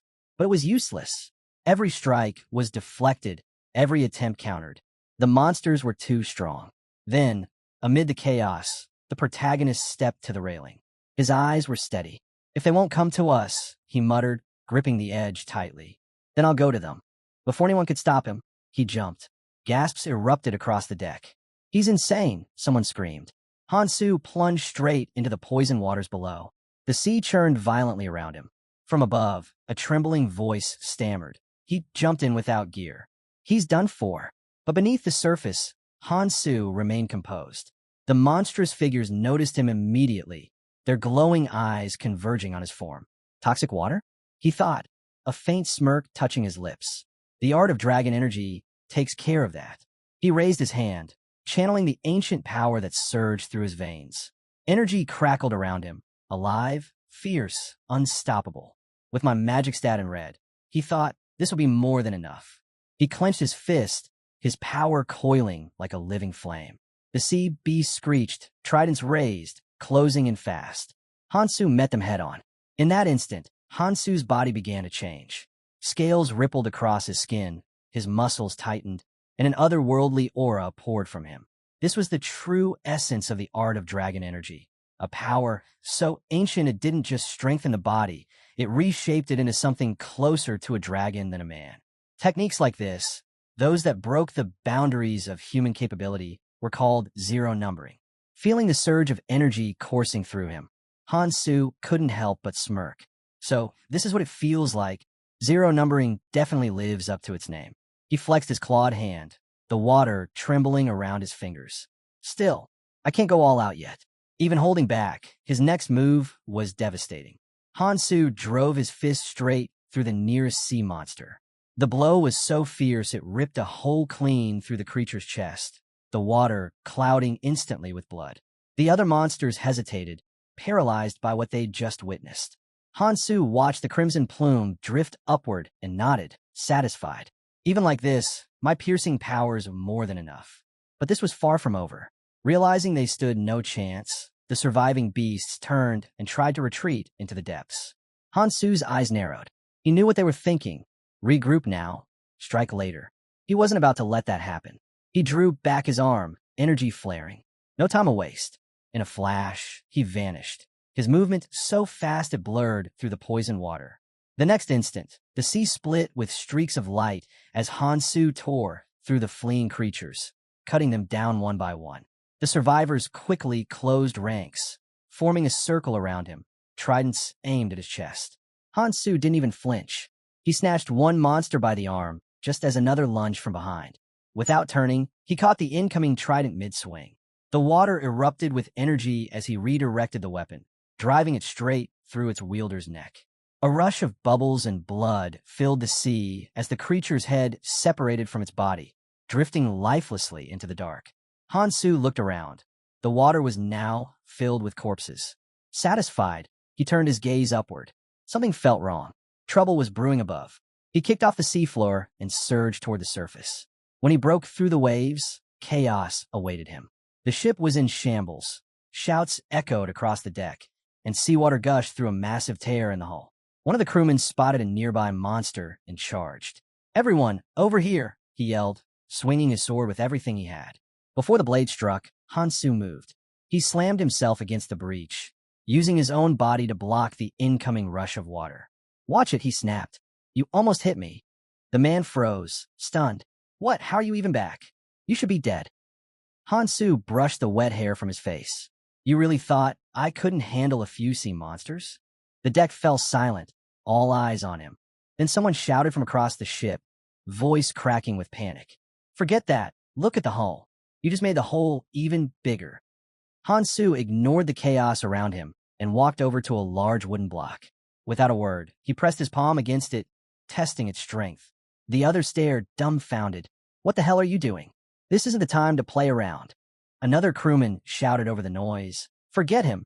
We still have monsters out there. Get ready to fight. But a different voice broke in, hesitant. Wait, look at him. Hansu was already breaking the wood apart, shaping the splintered blocks into makeshift planks. The realization hit everyone at once. He's fixing the ship, someone yelled. Follow his lead. Get as many Arun wood planks as you can find. Hansu didn't look up as he spoke. We'll also need kelp slime. It'll seal the gaps. That was all the crew needed to hear. They rushed in motion, working side by side to patch the gaping breach in the hull. Sweat dripped, wood cracked, and the stench of salt and poison filled the air. Then came another voice, panicked. What about the toxic water that got inside? It'll kill us. Hansu glanced over, calm as ever. It'll evaporate on its own. Just don't sleep down here. The fumes are deadly. Everyone stays on deck until it clears. One by one, the exhausted sailors climbed topside, their bodies heavy but their spirits lifting. For the first time in hours, the ship felt stable. Hansu leaned against the repaired wall, exhaling slowly. His body ached from the battle, but everything had gone as planned. His eyes shifted to the trident resting nearby, one of the monster's weapons. He turned in his hand, feeling its weight and balance. If it can survive the poisoned sea, he thought, then it'll serve me well. Then his tone shifted. Everyone, he called out, his gaze fixed on the horizon. Look ahead. You're about to see something interesting. A crewman scoffed. What now? We've been through enough for one day. But his words died in his throat as he looked ahead and froze. Wait, is that? Gasps rippled across the deck. Land. A wave of cheers erupted. After endless days on the deadly sea, they had finally reached the red zone, sooner than anyone had expected. Relief and excitement swept over the crew. But the joy didn't last. Why aren't we stopping? Someone asked. The ship should be slowing down on its own. A strange tension filled the air. Then from behind them, a calm voice spoke. The voyage lasts 3 days, the figure said. It's not over yet. Hansu stepped forward, his expression unreadable. That's not land, he said quietly. We're standing on the root of the world tree.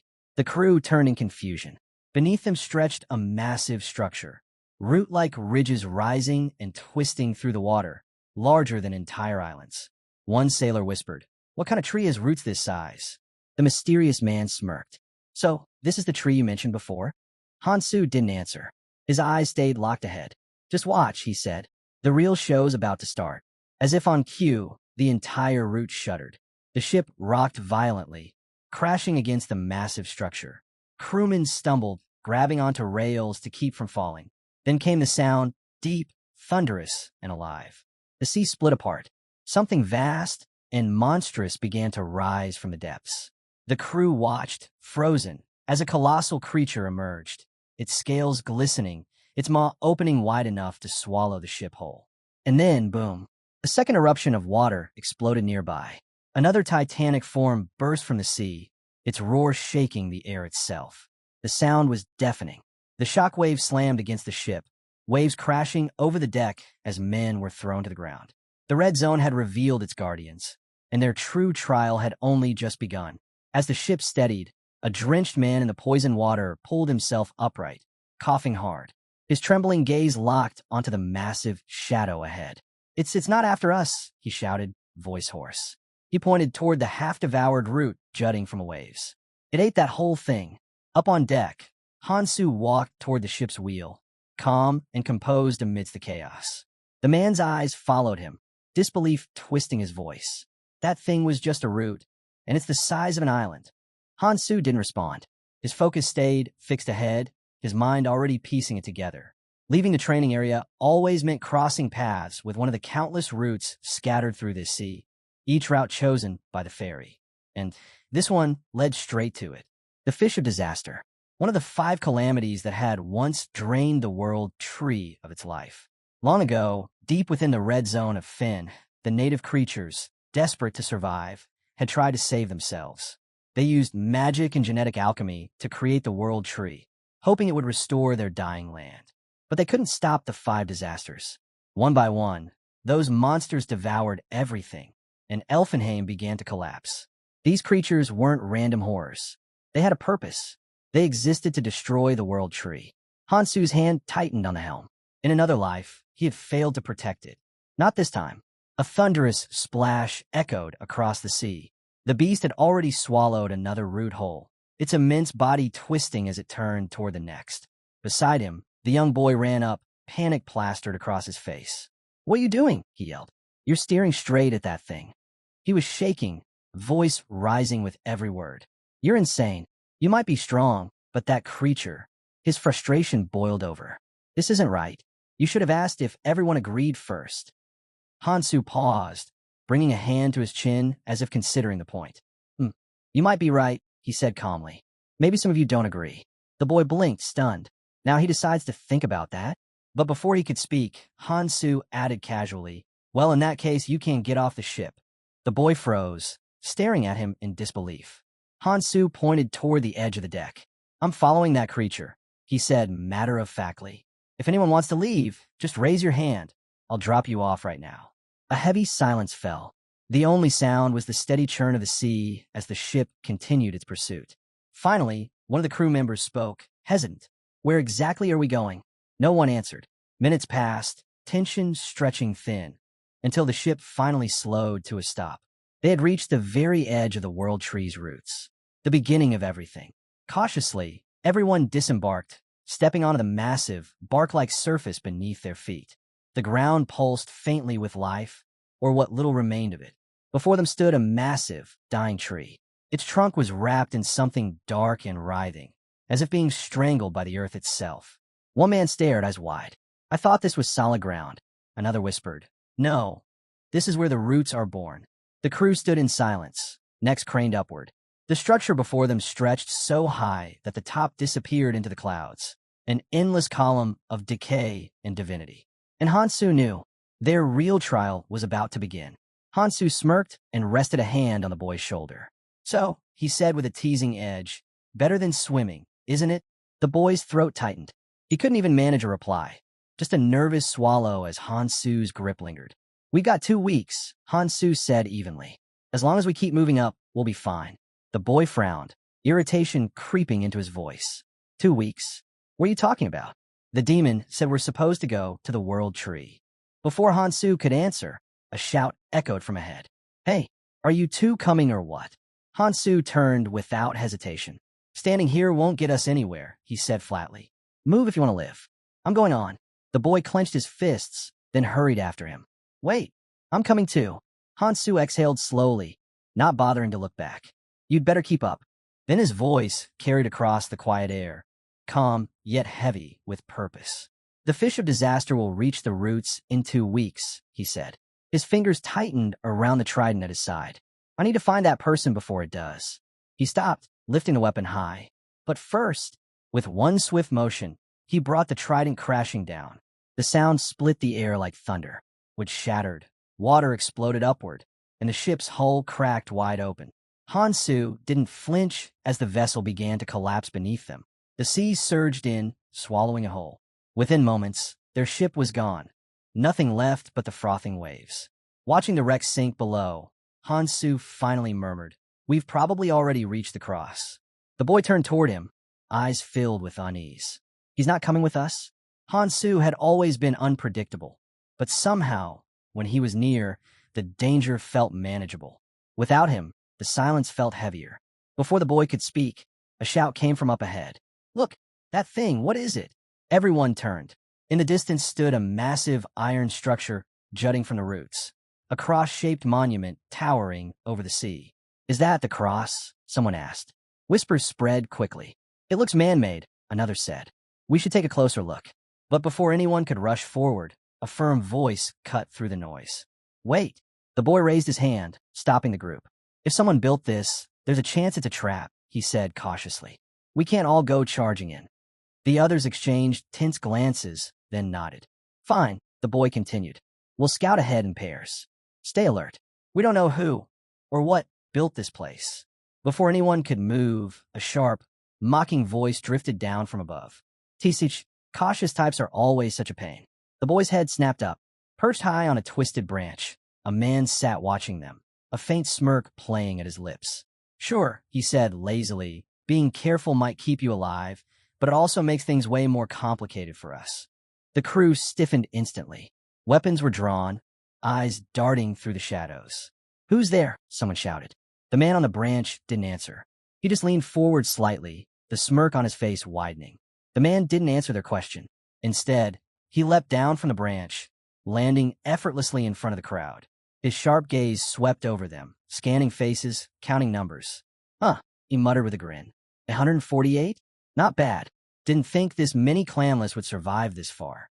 He crouched, resting his elbows on his knees, grin widening. Name's Aaron. Valkyrie clan. Helper group. His tone was light, almost mocking. And lucky for you. He spread his arms with a smirk. We're your saviors. Uneasy murmurs rippled through the group. Someone finally spoke up. What do you mean? Saviors? Aaron sighed dramatically and rolled his eyes. You really don't know a damn thing, do you? He scratched the back of his head. Figures. After the training ends, those freaky-looking fairies of yours don't explain anything, right? They just sit back and watch. The crowd shifted, exchanging nervous looks. Aaron's grin returned. Yeah, they're watching right now, by the way, but don't expect them to help. That's our job. He stood, brushing off his knees. So here's how it works. You follow us, or... He stopped mid-sentence as a quiet laugh echoed behind him. No one's following you after that speech. Aaron turned. A young woman stepped out from the group, her arms crossed, eyes cold and steady. Name's Beck, she said flatly. She tilted her head toward the elderly woman beside her. And this is Pam. Beck glanced around at the confused travelers before continuing. We're also from the helper group, and we were given actual orders to assist travelers coming out of the training zone. Orders? Someone asked, frowning. From who? Pam tapped her cane against the ground with a soft thunk. From Erie's, she said, her tone calm but firm. Monarch of the Valkyrie clan. The crowd erupted in murmurs. Even Aaron blinked in surprise. Beck's expression didn't waver. Erie's left for the Orange Zone 20 years ago, she explained. Since then, our mission has been to help newcomers like you survive the Red Zone. Another helper stepped forward, voice steady. This is the end of the routes. You're still far from the World Tree. Without someone guiding you, you won't last. The travelers glanced at one another. None of the helpers seemed openly hostile, and if things went wrong, they had the numbers to fight back. Aaron straightened and stretched lazily. You rookies just don't know how to listen. He extended a hand toward them with a smirk. Come on, follow us, and you might actually live long enough to see the tree.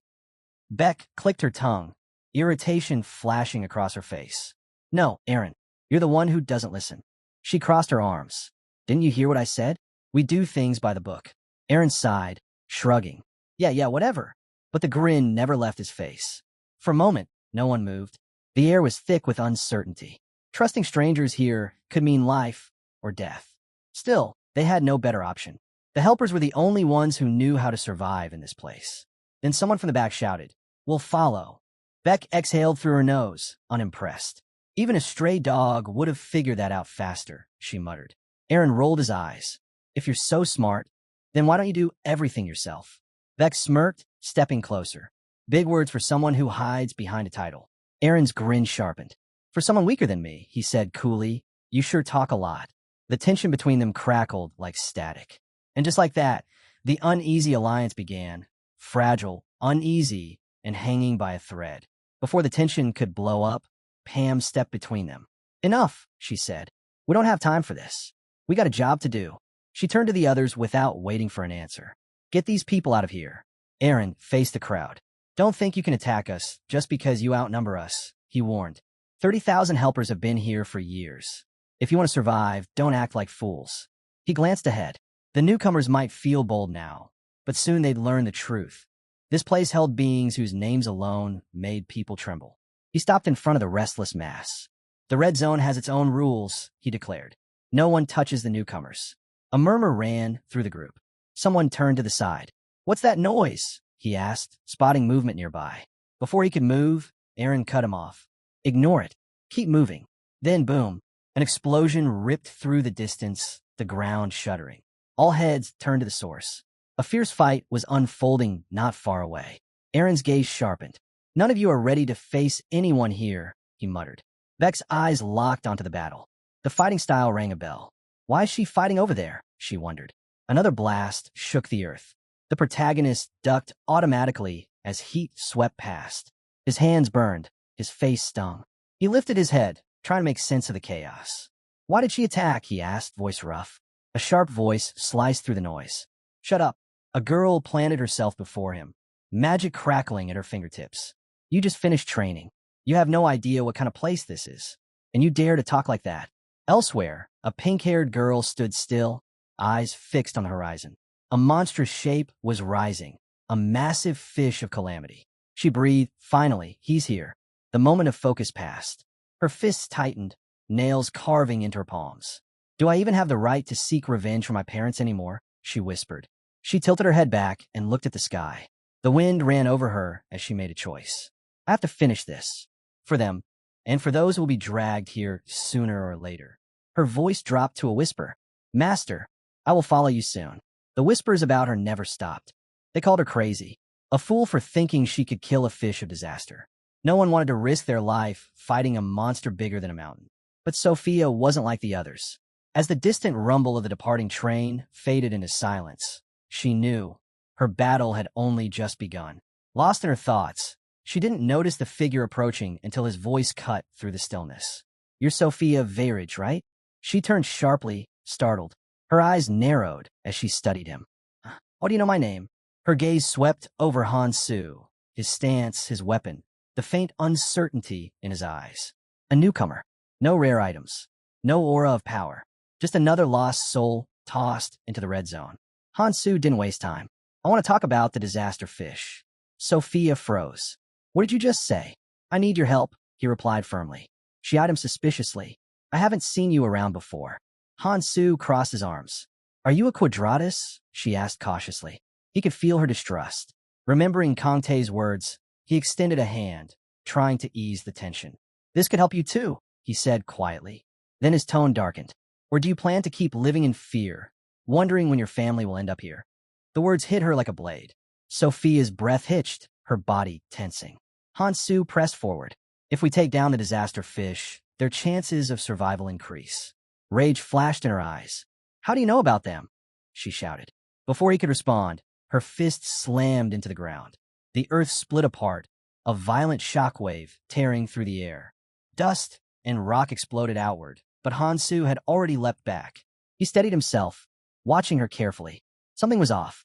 Sophia gritted her teeth, lunging again, faster, harder. Hansu dodged by a hair's breadth. "Just listen to me," he shouted.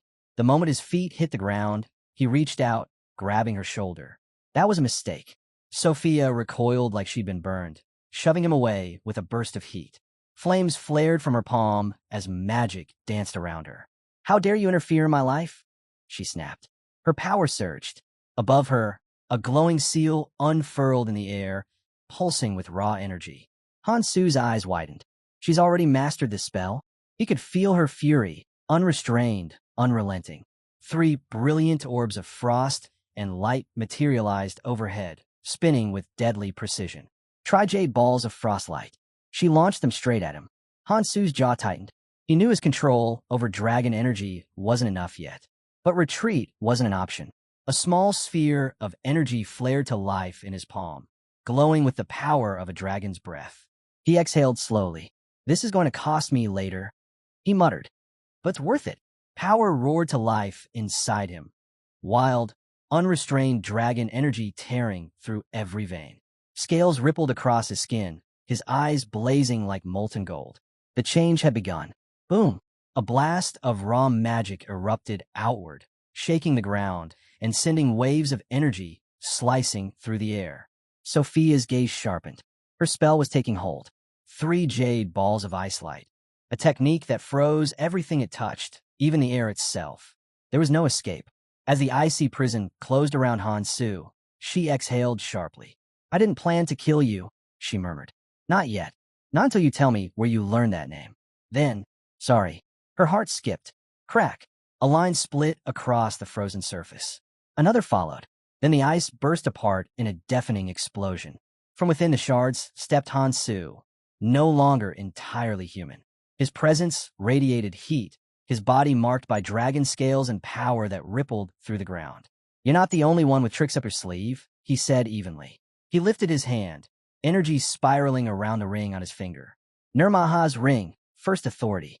It pulsed once, and the earth responded. He slammed his fist into the ground. Authority of destruction. The world trembled. A roaring shockwave tore through the battlefield, shattering every trace of ice. Mist evaporated under the raw force of his mana. Sophia stumbled back, shielding herself. "He broke my 3 jade balls of ice light." Her mind reeled. That's not possible. No one can gain that kind of power through training alone. Just how deep does his mana run? Her jaw tightened. Hesitation was death. Echoes from her past whispered in her mind. If you don't move forward now, you'll be left behind. You'll die chasing a legend, Sophia. She gritted her teeth. No, not yet. I won't stop here. Impossible, she screamed, mana flaring. With a burst of speed, she shot into the air, monumental air path activated. Power spiraled around her. As Alice's book appeared, its pages flipping in a furious storm. She clapped her hands together, solidification. Above her, a colossal magic weapon took form, pulsing with destructive force. "This is why I'm still alive," she shouted. "So people like you can't look down on me." She hurled the weapon downward, aiming straight for him. Hansu's eyes glowed crimson. His arms shifted, fingers turning into claws of living flame. In one smooth, precise motion he swung.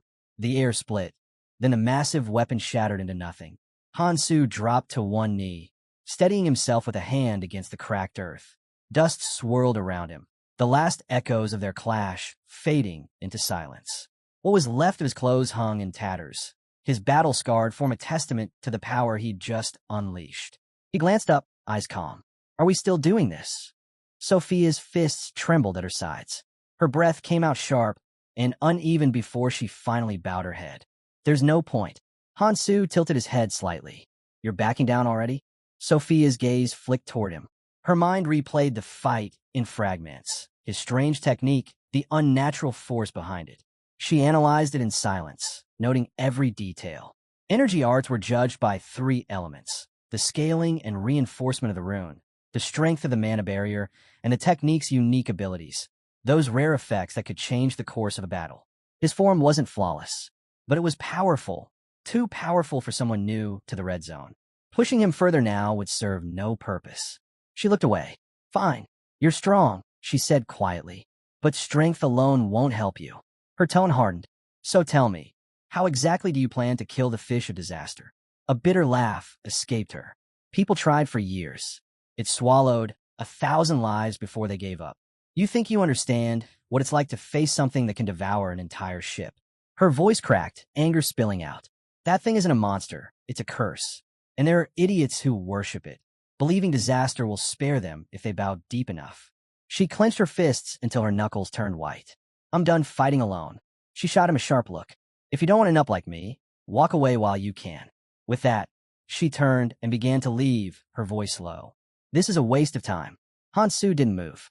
"If I thought it was easy," he said quietly, "I wouldn't have come to you." He straightened, his tone firm. "I have a plan. That's why I need your help." Sophia stopped mid-step, tension rippling through her shoulders.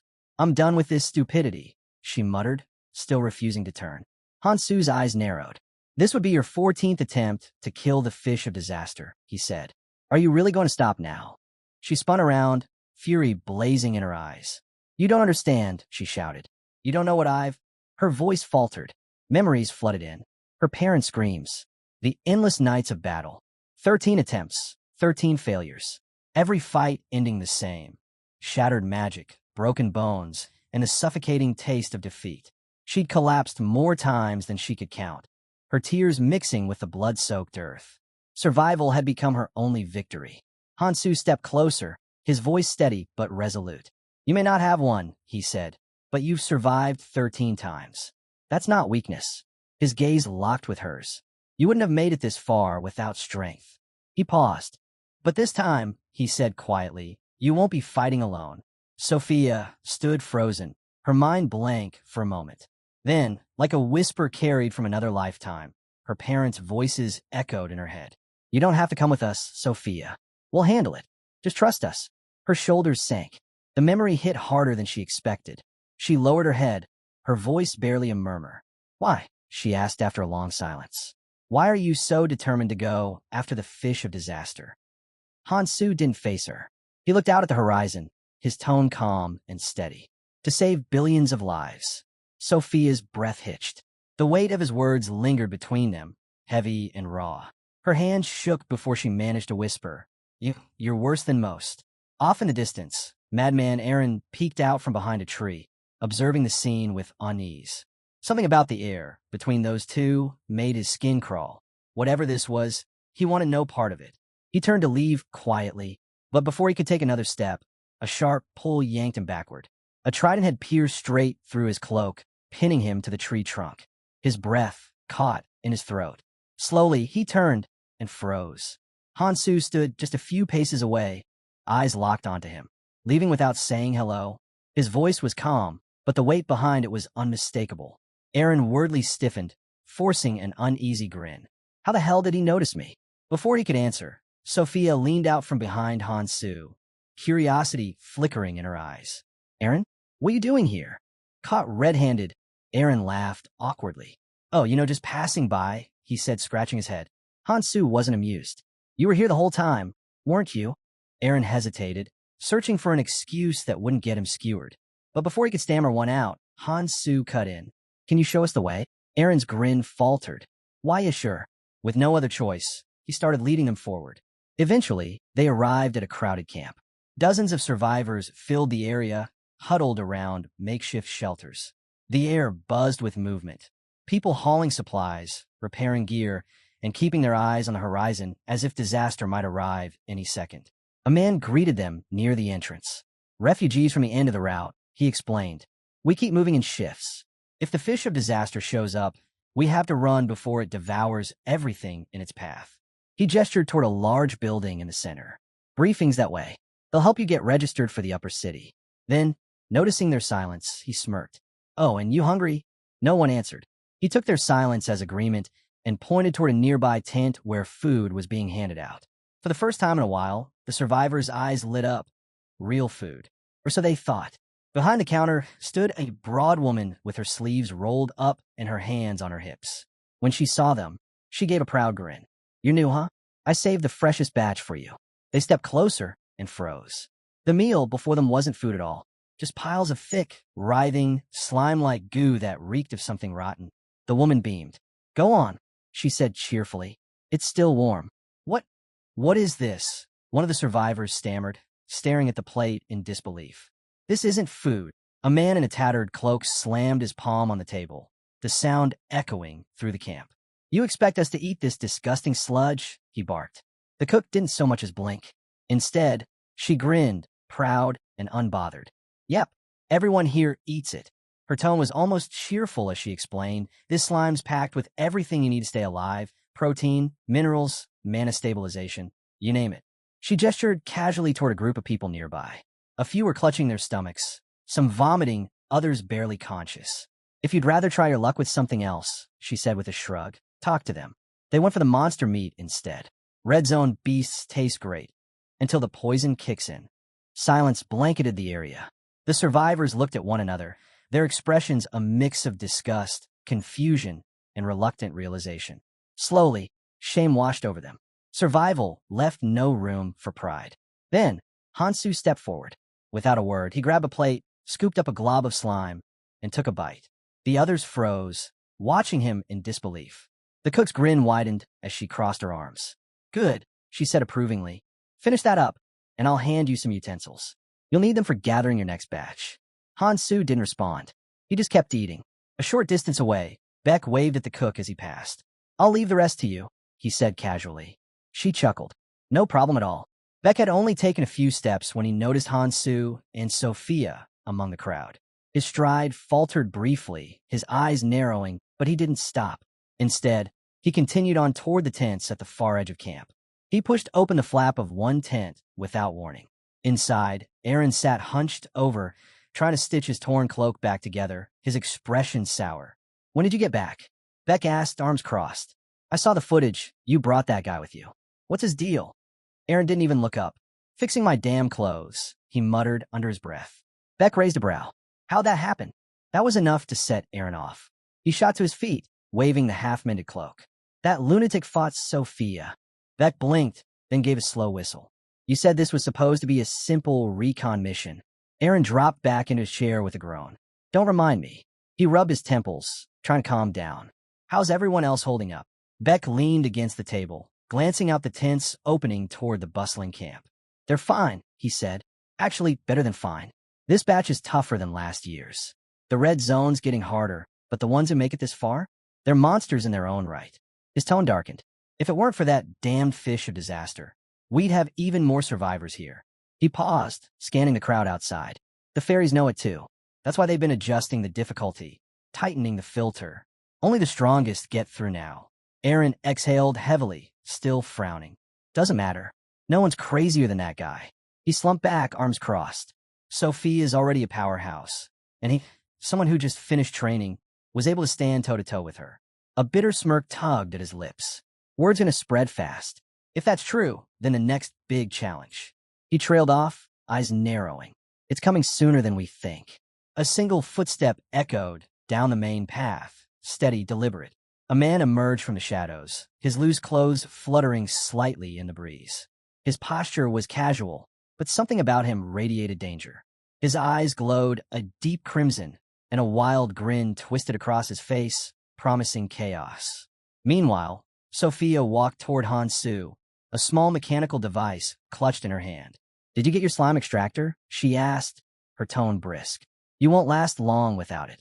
Hansu glanced at her, raising an eyebrow. Where did you disappear to? Sophia looked away. I had to handle something. Then, as if remembering, she shoved a pair of folded pants into his hands. Here, you should change. They're not great, but better than what you've got left. Hansu looked at the clothes, then back at her. You worried about me now? Sophia froze. What? No, don't flatter yourself. She crossed her arms, trying to sound firm. We're partners, that's all.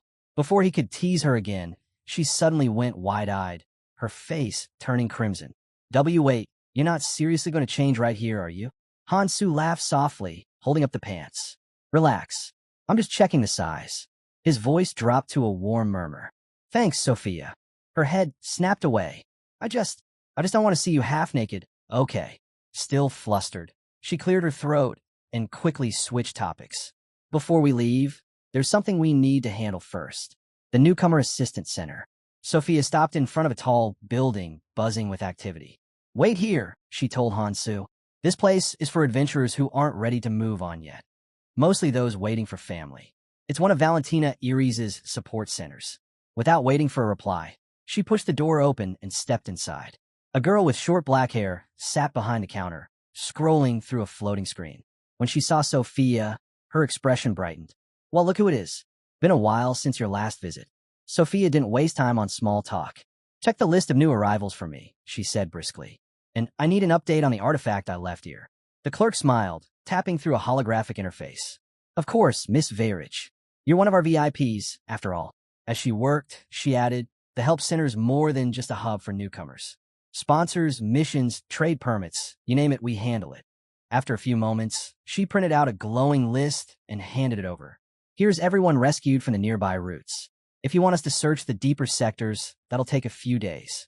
You'll have to come back. Sophia scanned the names quickly, her brow furrowing. They still haven't arrived, she whispered. Her gaze hardened. Then I'll focus on the fish of calamity for now. Just then, the door opened. Hansu stepped in, now dressed in clean clothes, his presence calm but commanding. If you're finished, he said evenly, let's go over the plan. The clerk jumped, startled by his sudden appearance. Why, yes, of course. Hansu checked the timer on his wristband. 13 days, 18 hours left, he said quietly. We don't have much time. Sophia's eyes flicked to him, a faint blush coloring her cheeks before she masked it with composure. So, she asked, voice steady, what's the plan? Hansu met her gaze, dead serious. Simple. You take me inside, and I'll strike the fish of calamity's weak point with my special weapon. Sophia stared. That's it. He nodded. That's not a plan. That's a bad joke, she said. What's wrong with it, he asked. They stepped outside. Sophia inhaled once. You can't kill that thing from the outside. It's not that simple. Hansu didn't flinch. Then we'll use a ship. You have a ship ready? She asked. I do, but not just any ship. I've got a 30-seater, she offered. That won't do. We're taking mine. How big is yours? 500-seater. You still have that thing? She snapped. I'm not a newbie, he replied. You'll see once we get there. But definitely a newbie, she countered. Fine. Let's just agree I have superpowers. Either way, we have a ship. Now we need materials. Let's split up. His voice went steady. Trust me, and everything will go smoothly. She paused, then pointed. I'll collect materials over there. Don't refuse me yet. She tossed him an axe. Your weapon won't last long in the red zone. He caught it. You worried about me? No, we're working together. That's all. She added, this axe is better than your trident. The weight and grip felt familiar to him. A memory flashed. Sophia handing him a weapon years ago and saying, this is your first weapon. Take care of it. He strapped the axes to his back. I already know what materials we need to take down the fish of calamity, thanks to my ability, she said. The library? He guessed. How do you know that? She asked. Wait, do you really have abilities? He only grinned. Fine. Yes. I can visualize any information I need. I don't know everything, but when it comes to the red zone, no one knows more than me. She glanced at him, and yet, I still can't figure you out. I'm heading to the outskirts. You ready? He asked. Let's finish this monster once and for all, she said. She launched into the air and flew off. To kill the fish of calamity, they needed a deadly poison. That meant gathering specific ingredients. Landing with purpose, Sophia focused on the next task. To collect a pond's fluid, they had to lure him out of his nest. Sophia shot forward, green streaks of energy bursting behind her. She twisted midair, summoning a shimmering shield that deflected the incoming blasts with effortless precision. Then a voice, one that made her skin crawl. Well, the man standing across from her grinned, his tone dripping with mockery. His red eyes gleamed with twisted amusement. Sophia, still wearing that same body, I see. Care for a stroll down memory lane? Her eyes hardened. Go deaf, she snapped. Then louder, I don't have time for garbage like you. Zhang Gisu chuckled, clearly enjoying himself. Ouch, that's no way to greet an old friend. He smirked, leaning slightly closer. You're standing a little too close for that kind of attitude. Her jaw tightened, the air around her humming with restrained mana. Gisu lifted his hand, green magic sparking to life at his fingertips. My partner and I just came back, he said casually, the grin never leaving his face. Fresh from the belly of the fish of calamity. Then, without warning, he launched a blast straight at her. So maybe show some respect. Sophia didn't flinch. Her eyes locked on him, cold and unreadable. With one sharp motion, she swept her arm sideways. A massive manifestation panel appeared above her, glowing like a miniature sun. In an instant, countless energy projectiles rained down, tearing through the ground around Gisu. He barely dodged, the smirk fading for just a moment as explosions erupted where he'd been standing. Sophia's tone dropped, steady and venomous. I hate people who don't know their place. But Gisu only laughed, low and unhinged. Inevitable. A glowing arrow materialized above her and shot toward him with terrifying speed. Gisu reached up, tore the bandage from his forehead, and revealed a crimson eye gleaming with power. Sophia's focus snapped to it instantly. She redirected her arrow midair, sending it straight toward that exposed weakness. Gisu smiled, quick thinking. He tapped the side of his head, the red eye pulsing brighter. Do you even know what this is? He didn't wait for an answer. The Zerit beacon. His tone turned smug. Did you really think I'd come here alone? I've got an entire organization at my back. And I don't just have the beacon. His grin deepened. I've got something tied directly to you. Sophia froze for half a breath. Her fists clenched. You really love running your mouth, don't you? Ah, there it is, he said, placing a hand dramatically over his chest. That familiar irritation. I miss that. His tone softened mockingly. Don't take it personally, Sophia. Just want to test you, to see if all those defeats dulled your edge. He smirked, the red eye flickering before dimming. Guess the rumors were wrong. You're still sharp. Whatever, she muttered, turning away. I'm done listening to your nonsense. Get lost. Gisu sighed theatrically, closing his third eye. Fine. I'll back off. His expression darkened. After you tell me one thing. He leaned forward slightly. Where's the newbie? The one they call Hansu. Sophia spun around, fury blazing in her eyes. As if I'd ever tell you. Before she could finish, his hand shot out like a viper. Gotcha. His fingers clamped around her wrist. The grin returned, cold and triumphant. I knew it, he said quietly. Jang Gesu's grip tightened like iron. His tone turned mocking, every word dripping with smug satisfaction. That's why I used my investigation skill, he said, leaning closer until his breath brushed her ear. Thanks for your cooperation. Sophia jerked her arm free, fury flashing in her eyes. Since when did you? He cut her off with a low laugh. You could have stopped me, but you hesitated. His grin spread, cruel and taunting. You've gone soft. Her eyes darkened, her voice turning into steel. You should have stayed inside that cursed fish of calamity. It would have been better for you to die there, she said flatly. The temperature around them seemed to drop. Jang Gisu stumbled a step back, trembling. You're freezing, he hissed. But the chill didn't come from her. It came from him. He forced a shaky laugh, raising his hand, the madness in his eyes returning. You should have joined Quadratus when I gave you the chance, he snapped. But no, you just had to be stubborn. Quadratus, the cult that turned terror into worship. They'd crowned themselves the servants of the four disasters, kneeling before the very monsters that destroyed humanity. Sophia's patience shattered. Enough of this garbage, she shouted. You really think I'd ever side with monsters like that? Her anger poured out, raw and unrestrained. You kill people to glorify those disasters, then sell the relics of their corpses like souvenirs. You're nothing but a vulture. Her voice trembled, but it wasn't fear, it was rage. Do you have any idea how many travelers you've led to their deaths?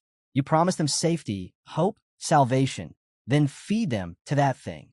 Jang Gisu only smirked, his eyes gleaming with unholy amusement.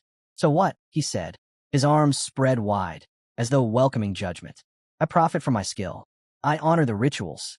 If fools believe me, that's their fault, not mine. His grin turned monstrous. They wouldn't have survived here anyway.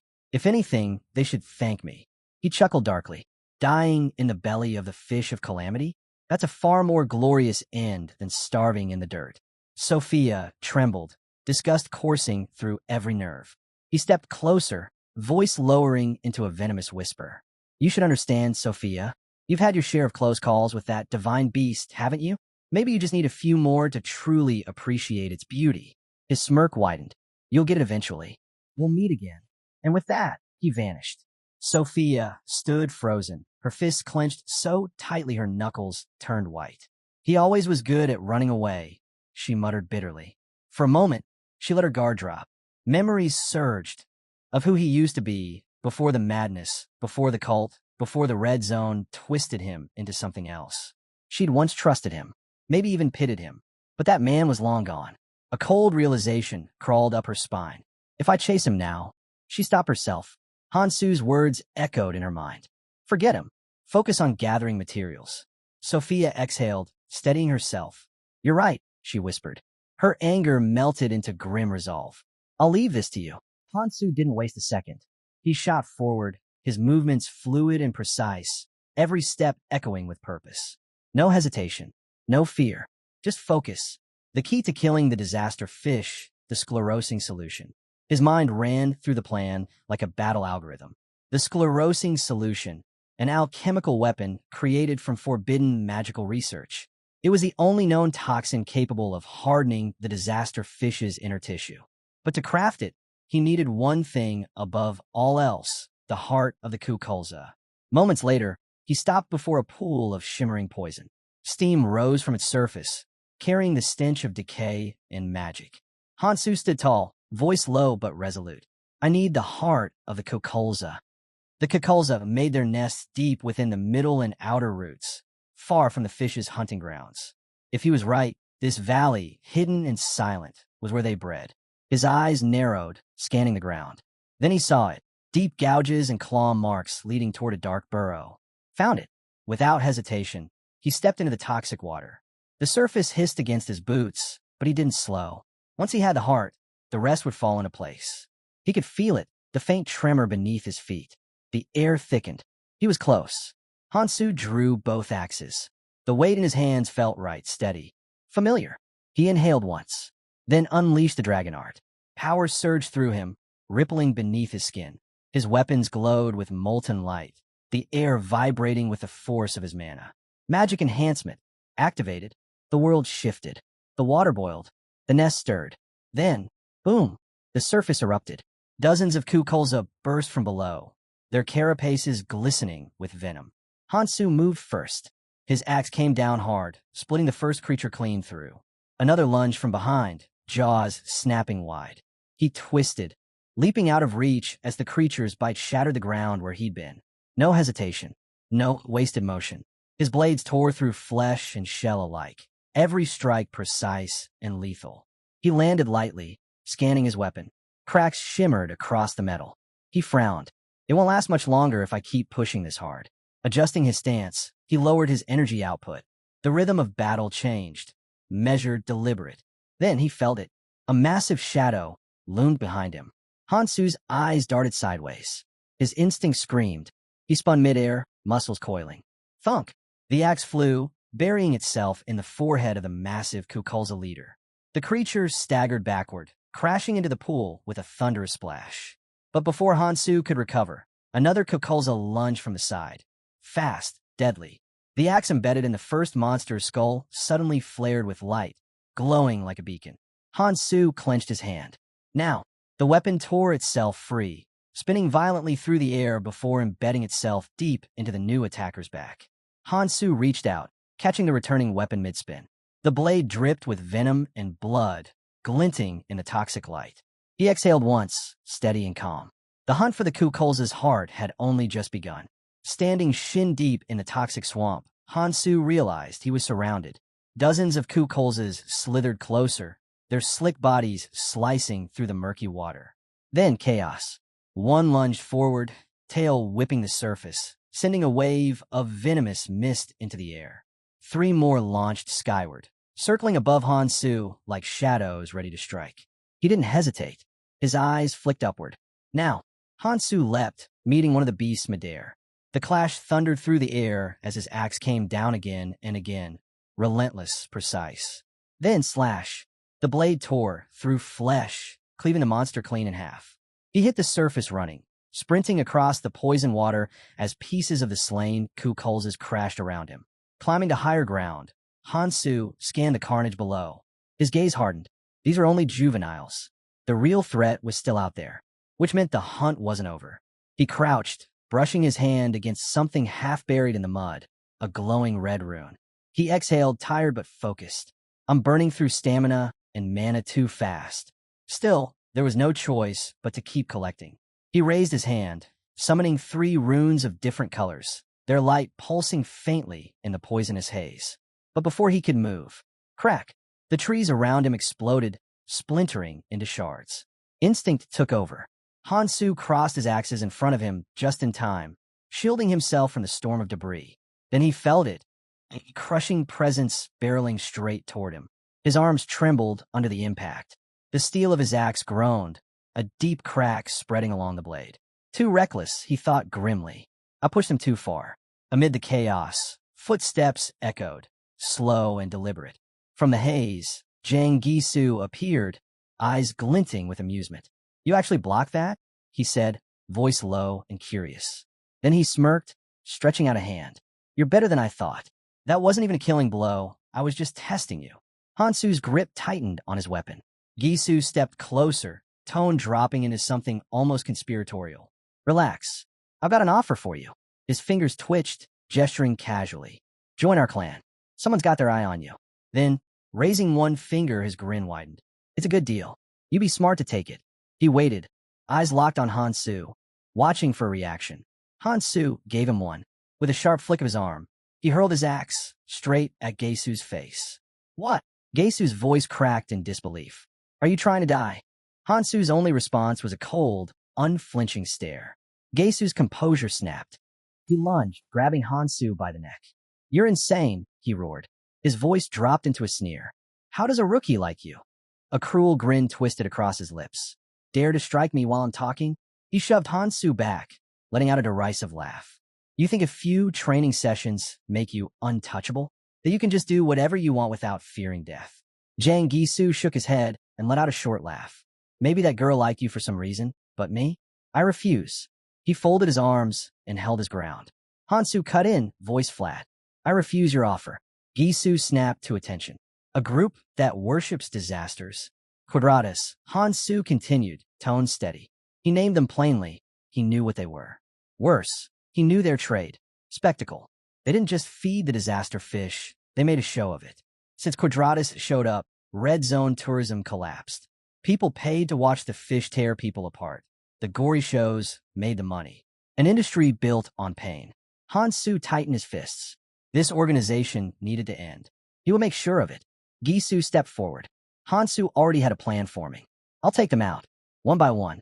He exhaled and looked away for a moment. Then he faced Gisu again and scoffed. Why would I waste time listening to someone weaker than me? That earned a reaction. Gisu pressed a hand to his forehead and said, low and dangerous, you're really pissing me off now. If I don't bring you in, they'll be furious, but that doesn't mean I have to bring you in unharmed. He unclasped a gold chain and dangled it like a threat. They won't mind if you lose a few limbs. Hansu stepped forward, unshaken. That works both ways. I need information from you, and I bet you can still talk, even without a few limbs. Gasu's face hardened. In an instant, a weapon materialized in his hand. I'd like to see you try, he snarled. Magic flared, and he launched a fierce attack. Hansu moved, smooth, effortless. He dodged.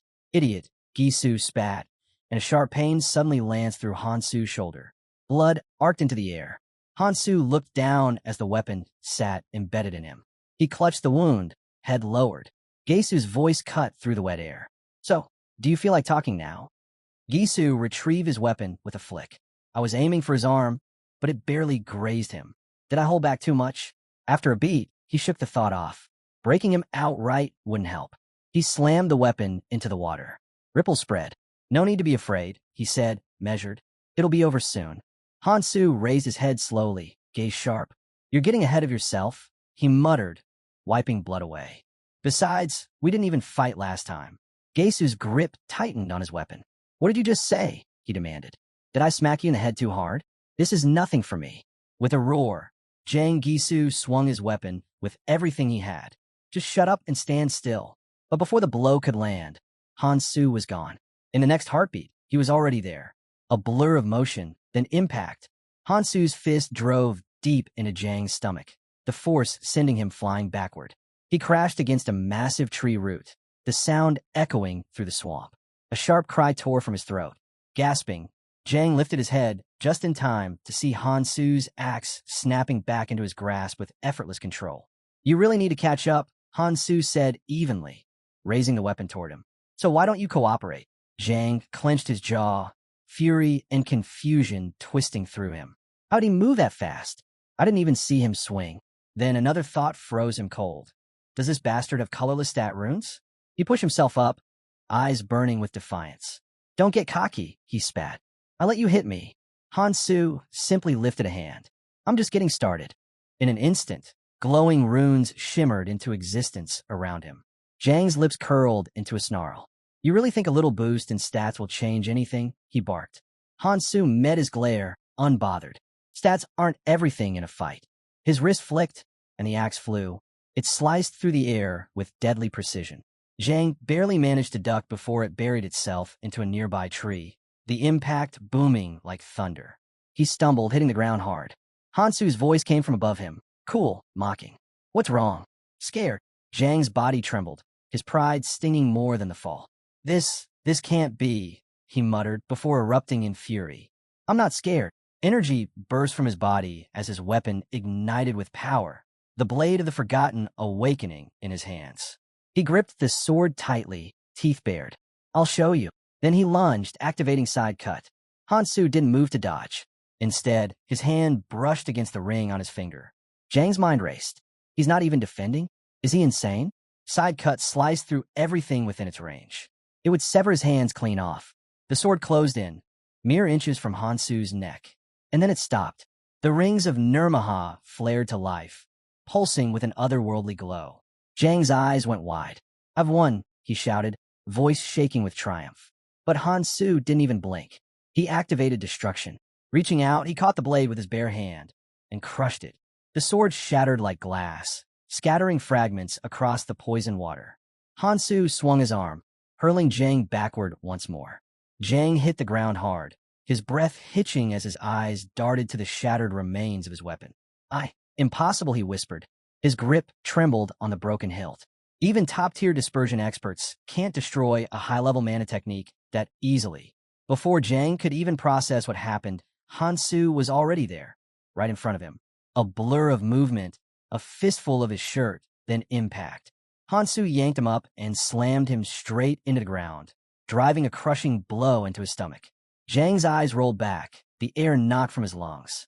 His mouth opened in a soundless gasp before a spray of blood burst from his lips. Hansu stood over him, calm and unshaken. Quit pretending to be dead. I held back. He grabbed Jang by the collar and shook him hard. Did you pass out already? Jang groaned, hand trembling as he gripped Hansu's wrist. The faintest smirk tugged at Hansu's lips. Not bad. You actually reacted in time. Jang's thoughts churned bitterly. The bronze jade absorbed the blow, but he's locking me down too tightly. This is exactly why I didn't want to use it. His fingers curled into fists. No choice left. Hansu tilted his head slightly. That all you've got? Then, bam. A vicious punch connected square with Jang's face. Teeth scattered across the dirt. His head snapped to the side, only for another strike to come crashing down. How the hell is he tearing through my skills too? Hansu didn't stop. Blow after blow rained down, each hit heavier than the last. Jang screamed, throwing his arms up in desperation. Wait, I'll talk. I'll tell you everything. Hansu froze, his fist hovering midair. Go on. Jang coughed violently, blood dripping from his chin. I had no choice. There's no money in tourism anymore. People like me, we just follow orders. His words spilled out fast, panicked. Let me go and I'll give you the runes. I'll tell you who sent me to capture you. Hansu's eyes turned ice cold. Too much useless chatter. Before Jang could react, another crushing punch landed squarely against his face. His body jerked from the impact, vision spinning as blood mixed with dirt beneath him. You told me to talk, damn it, he spat, voice breaking between gasps. Hansu stared down at him, unmoved. Jang's anger cracked through the pain. What the hell are you waiting for? I told you everything I know. Hansu didn't answer. His silence alone was enough to make Jang's rage collapse into frustration. You already beat me like a dog, he growled, shaking. What else do you want? For a long moment, neither spoke. The only sound was Jang's ragged breathing. Finally, his tone dropped, defeated, hollow. That's all I know. He slumped forward onto his knees, head bowed. Quadratus, they worship disaster. They run tours across this region, and they hire different clans to do their dirty work. This time, their job was to find you, someone who just finished training. Hansu's expression remained unreadable. Jang swallowed hard, voice trembling. The order came from Morin, a member of Beacon. Beacon. The name echoed in Hansu's mind like thunder. The coalition of 6 clans that ruled the highest roots of the world tree, the pinnacle of power itself. Hansu rubbed his chin, thoughts spinning. If I remember right, Beacon falls under Miyamoto's command. Could it be more than just one clan involved? His gaze snapped back to Jang. Right now, these guys are preparing for another tour. The one who gave you this information, was he an assistant? Jang nodded weakly. Yeah, some of the assistants were involved. But this time, I got the order directly from Morin. Hansu folded his arms. I've heard enough. Panic flickered in Jang's eyes. He felt the end closing in. Desperation pushed him to speak faster. Wait, there's more. I can still tell you. Suddenly his grin cracked into something frantic. He jabbed a finger at the symbol on his forehead and laughed. You idiot. You had no idea, did you? Do you even know what this mark is? Hansu didn't flinch. The eye of 1,000 Li. Shock hit Jang. How does he know that? After a beat, he stood straighter. Yeah, that's right. This lets me share my vision with other intelligent beings. Which means, he let the sentence hang. They already know where you are. Hansu turned away, voice dry. Oh no, I'm terrified. Guess I should run for my life. Jang pushed forward. You don't get it. Morin commands the Beacon stormtroopers. You really think you can run from him? In his head, Jang calculated. I used the ability recently. I need time before I can use it again. If I buy an opening, I can re-establish the link. He started to speak. Bam! Hansu's fist drove into Jang's stomach with devastating force. The world blurred. The last image Jang saw was Hansu's silhouette looming over him before everything went black. His body collapsed into the poisoned water, unconscious. Hansu stood over him and exhaled. TC, playing with you was more of a hassle than I expected. He crouched and searched Jang's things. Your weapon's a wreck. Guess I'll have to find a new one. He unearthed a rare find, the relic of the forgotten, and a single-use artifact, mirror clone. Not bad. A pure white bird arced across the sky. Hansu followed it with his eyes and knew at once he'd been found. He scoffed. Figures. Can't even remember who they sent, so they must not think I'm that important. Still, annoying as hell to keep dealing with distractions. Beyond, deep guttural roars rolled through the air, repeated and building. Hansu's smirk widened. A pack of Gerdas, huh? Guess that works in my favor. He cracked his knuckles.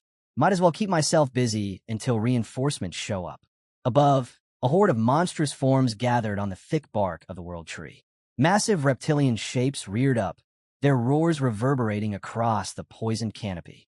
These were Gerdas, ruthless pack hunters that relied on sheer numbers to crush anything in their path. And right now, they were chasing 3 cloaked figures through the dense, root-covered terrain. Branches snapped underfoot as the trio sprinted through the jungle-like expanse. One shouted, "All forces activate concealment." In an instant, their forms shimmered and vanished. Invisible now, they vaulted into the trees, escaping the Gerdas prowling below. The forest quieted, leaving only the sound of labored breathing. Among them was Chung, a member of Quadratus. He peered through the foliage, watching the creatures snarl and scatter beneath them. "Damn, thought we were done for," he muttered, irritation seeping into his tone. "This is exactly why I hate being bait." One of his comrades chuckled. "How many more do we need?" Chung ran a hand through his hair and sighed. "Plenty. The tour's still incomplete." His face hardened. "But concealment only works if we hold our breath. We can't keep this up forever. Still, we've drawn them into the valley. That buys us a moment to rest." He leaned back against a thick trunk, eyes closing briefly. "Speaking of delays, what's taking that idiot so long?" The other operative glanced over. "You mean Zhang? He was sent after that rookie, right?" Chung nodded, looking up through the canopy. "Yeah, probably slacking off again." Before another word could be spoken, flash! A streak of blue light cut through the air. A glowing carrier pigeon, crafted entirely from magical energy, descended and perched neatly on Chang's finger. He frowned, studying its form. Only someone skilled could make a construct this refined. A second later, his expression shifted, eyes widening as he read the message encoded within. His body tensed. "Change of plans," he ordered sharply, standing upright. "We're moving." His companions exchanged confused glances. "What happened?" Chang's voice left no room for argument. "New orders. Lake Kukulza. Move now." Elsewhere, Zhang's consciousness stirred. His eyes fluttered open, vision swimming back into focus. Pain pulsed through his body, every breath sharp. Slowly, he became aware of 3 figures standing over him. Chang's voice broke through, low and edged with annoyance. "So, did you fail?" Zhang averted his gaze. "I blacked out before the poison could kick in." He tested his legs, wincing. "They're barely working." Chung folded his arms, unimpressed. By the time we arrived, Hansu was already gone. "Knock you out cold," and vanished. His tone grew harsher. "Tell me something. How does someone who survived the belly of the fish of calamity lose to a rookie? Now we gotta clean up your mess." Zhang's fists tightened, anger simmering beneath his humiliation. His mind flickered back to the fight, the broken weapon, the searing pain in his leg, and Hansu's cold voice telling him to sleep. Then he remembered the gift Hansu left him in exchange for that weapon. Before he could piece it together, Chang's voice snapped him back. "Get up. We're moving." Zhang clenched his teeth and pushed himself up, the faint burn in his leg spreading. Something was wrong, and deep down, he knew Hansu had left more than just a bruise. Zhang groaned, clutching his head. "I know. That guy said something to me." Chung frowned and turned to one of his men. "What's wrong with him? Did he inhale poison?" "Doesn't matter," the man replied flatly. "We need to get him back to the ship before it spreads." Chung nodded and quickly raised his hand, summoning a carrier pigeon of condensed mana. It flared to life, a message spell, crude but fast. He let it go, the glowing construct shooting into the air. "It's enough. They'll understand." But before it could fly far, crack! A hand shot out of nowhere, seizing the pigeon mid-flight and crushing it in an instant. The light fizzled out like smoke. A man stood before them, his presence suffocating. "Song," he said darkly, voice like gravel. "Follow me." Without another word, he leapt from the ship's deck. Cheng's eyes widened. That was fast. We barely sent the... He didn't get to finish. The man shoved past him, his movements radiating fury. And then Chung realized who it was. Morin, the stormtrooper commander of Beacon. Zhang looked up weakly and froze. Before he could even react, Morin's fist drove deep into his stomach. The impact was explosive. Zhang's body folded around the blow, air and blood rushing from his lungs as he hit the ground. "And who the hell do you think you are?" Morin hissed, voice sharp as steel. "Calling me by my first name?" He grabbed Zhang by the collar and slammed him down again, hard enough to crack the soil beneath them. This group has grown pathetic. His glare shifted to Chung and the others. "Tell me, how exactly do you plan to fix this disaster?" Chung bowed his head immediately. "We'll take responsibility." Before he could finish, "Trouble." One of the crew sprinted toward them, panic in his voice. "The Gerdas, they'd escaped. The entire pack's heading straight for us." A deafening roar rolled through the valley. The ground shook. Then came a sound, hundreds of pounding feet. A wall of monstrous shapes burst through the tree-line, eyes glowing like embers, jaws dripping with venom. A tide of Gerdas was charging straight for the ship. Cheng's blood ran cold. No, once Gerdas start running, they don't stop. We trapped them in the valley. Why are they leaving? Then realization struck him like ice. Unless someone drove them out. Morin stiffened. He caught something faint in the air. A scent. Metallic, thick, and unmistakable. His eyes narrowed as he turned toward Zhang. The smell was coming from his leg. "Idiot." Morin's tone dropped to a frigid growl. Before Zhang could move, Morin's blade flashed. Steel tore through flesh. Zhang screamed, collapsing as he clutched his leg. The wound hissed and smoked, red liquid splattering across the ground. Morin twisted the blade, once before pulling it free. The edge gleamed dark red. "The blood of the Gerdas." His voice was calm now, almost amused. "No wonder they're after us." He raised the sword, studying it. A faint shimmer surrounded the blood. Magic, layered and potent. "It's been enhanced," he said, eyes narrowing. "Artificially. Whoever did this made sure the scent would spread." He exhaled slowly, the truth sinking in. "If I hadn't used a Ronin's tracking," he muttered, "we'd never have noticed it until it was too late." Then it hit him what that meant. His grip on the sword tightened, fury flashing across his face. "A rookie," he said quietly. "Someone who just set foot in the red zone is already using the instincts of the Gerdas to hunt us." Morin's laughter tore through the chaos, loud, unrestrained, and edged with madness. It echoed across the valley, his arms spreading wide, as if to embrace the destruction around him. When the sound finally faded, his expression hardened. The manic grin was gone, replaced by a cold, razor-sharp fury. He turned toward Chung, his voice steady, each word carrying the weight of command. "Bring me Hansu." The calm in his tone made it even more terrifying. "I want to see that bastard's face myself." Cheng's eyes darted toward the shoreline. The Gerdas were closing in fast, hundreds of them, each one a blur of muscle and teeth. The ship's hull groaned under the growing pressure. "There's no way we can hold out for long," Chung muttered, panic flickering across his face. Morin's jaw tightened, a muscle twitching in frustration. "Looks like I'll have to handle this myself." His hand ignited, bright flames licking up his arm as he advanced on the trembling servant nearby. His voice cut through the air like a blade. "I don't like repeating myself." He grabbed the boy by the chest. Fire crawled from his fingertips, the heat rippling through the air. Cheng took a step back, sweat prickling his skin as the temperature spiked. Morin's eyes burned with violent resolve.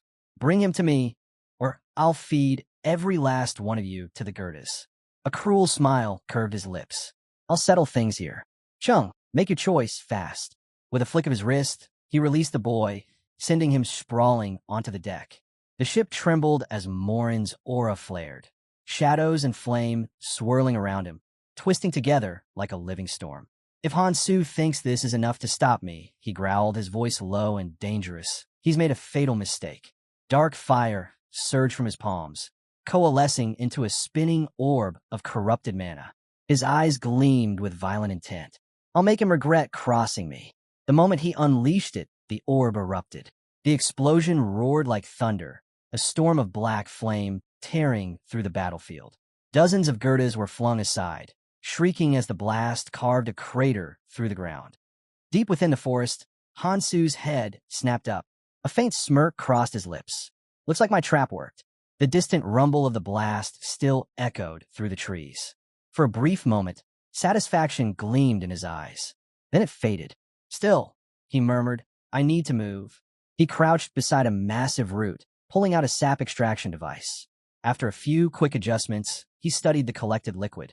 His expression darkened. Useless, he muttered. No nutrients at all. His stomach twisted, 2 full days without food. His body was running on fumes. The world tree's roots had once been a source of pure vitality, carrying water and energy through every vein of the forest. But ever since the tree's death, that life had vanished. The few surviving roots that still held energy were rare and buried deep. If he didn't find one soon, even his strength wouldn't last. With a resigned sigh, he reached into his pack, pulling out a small cache of supplies, spoils from a greedy noble who wouldn't be missing them anytime soon. At least I've still got the basics, he said quietly.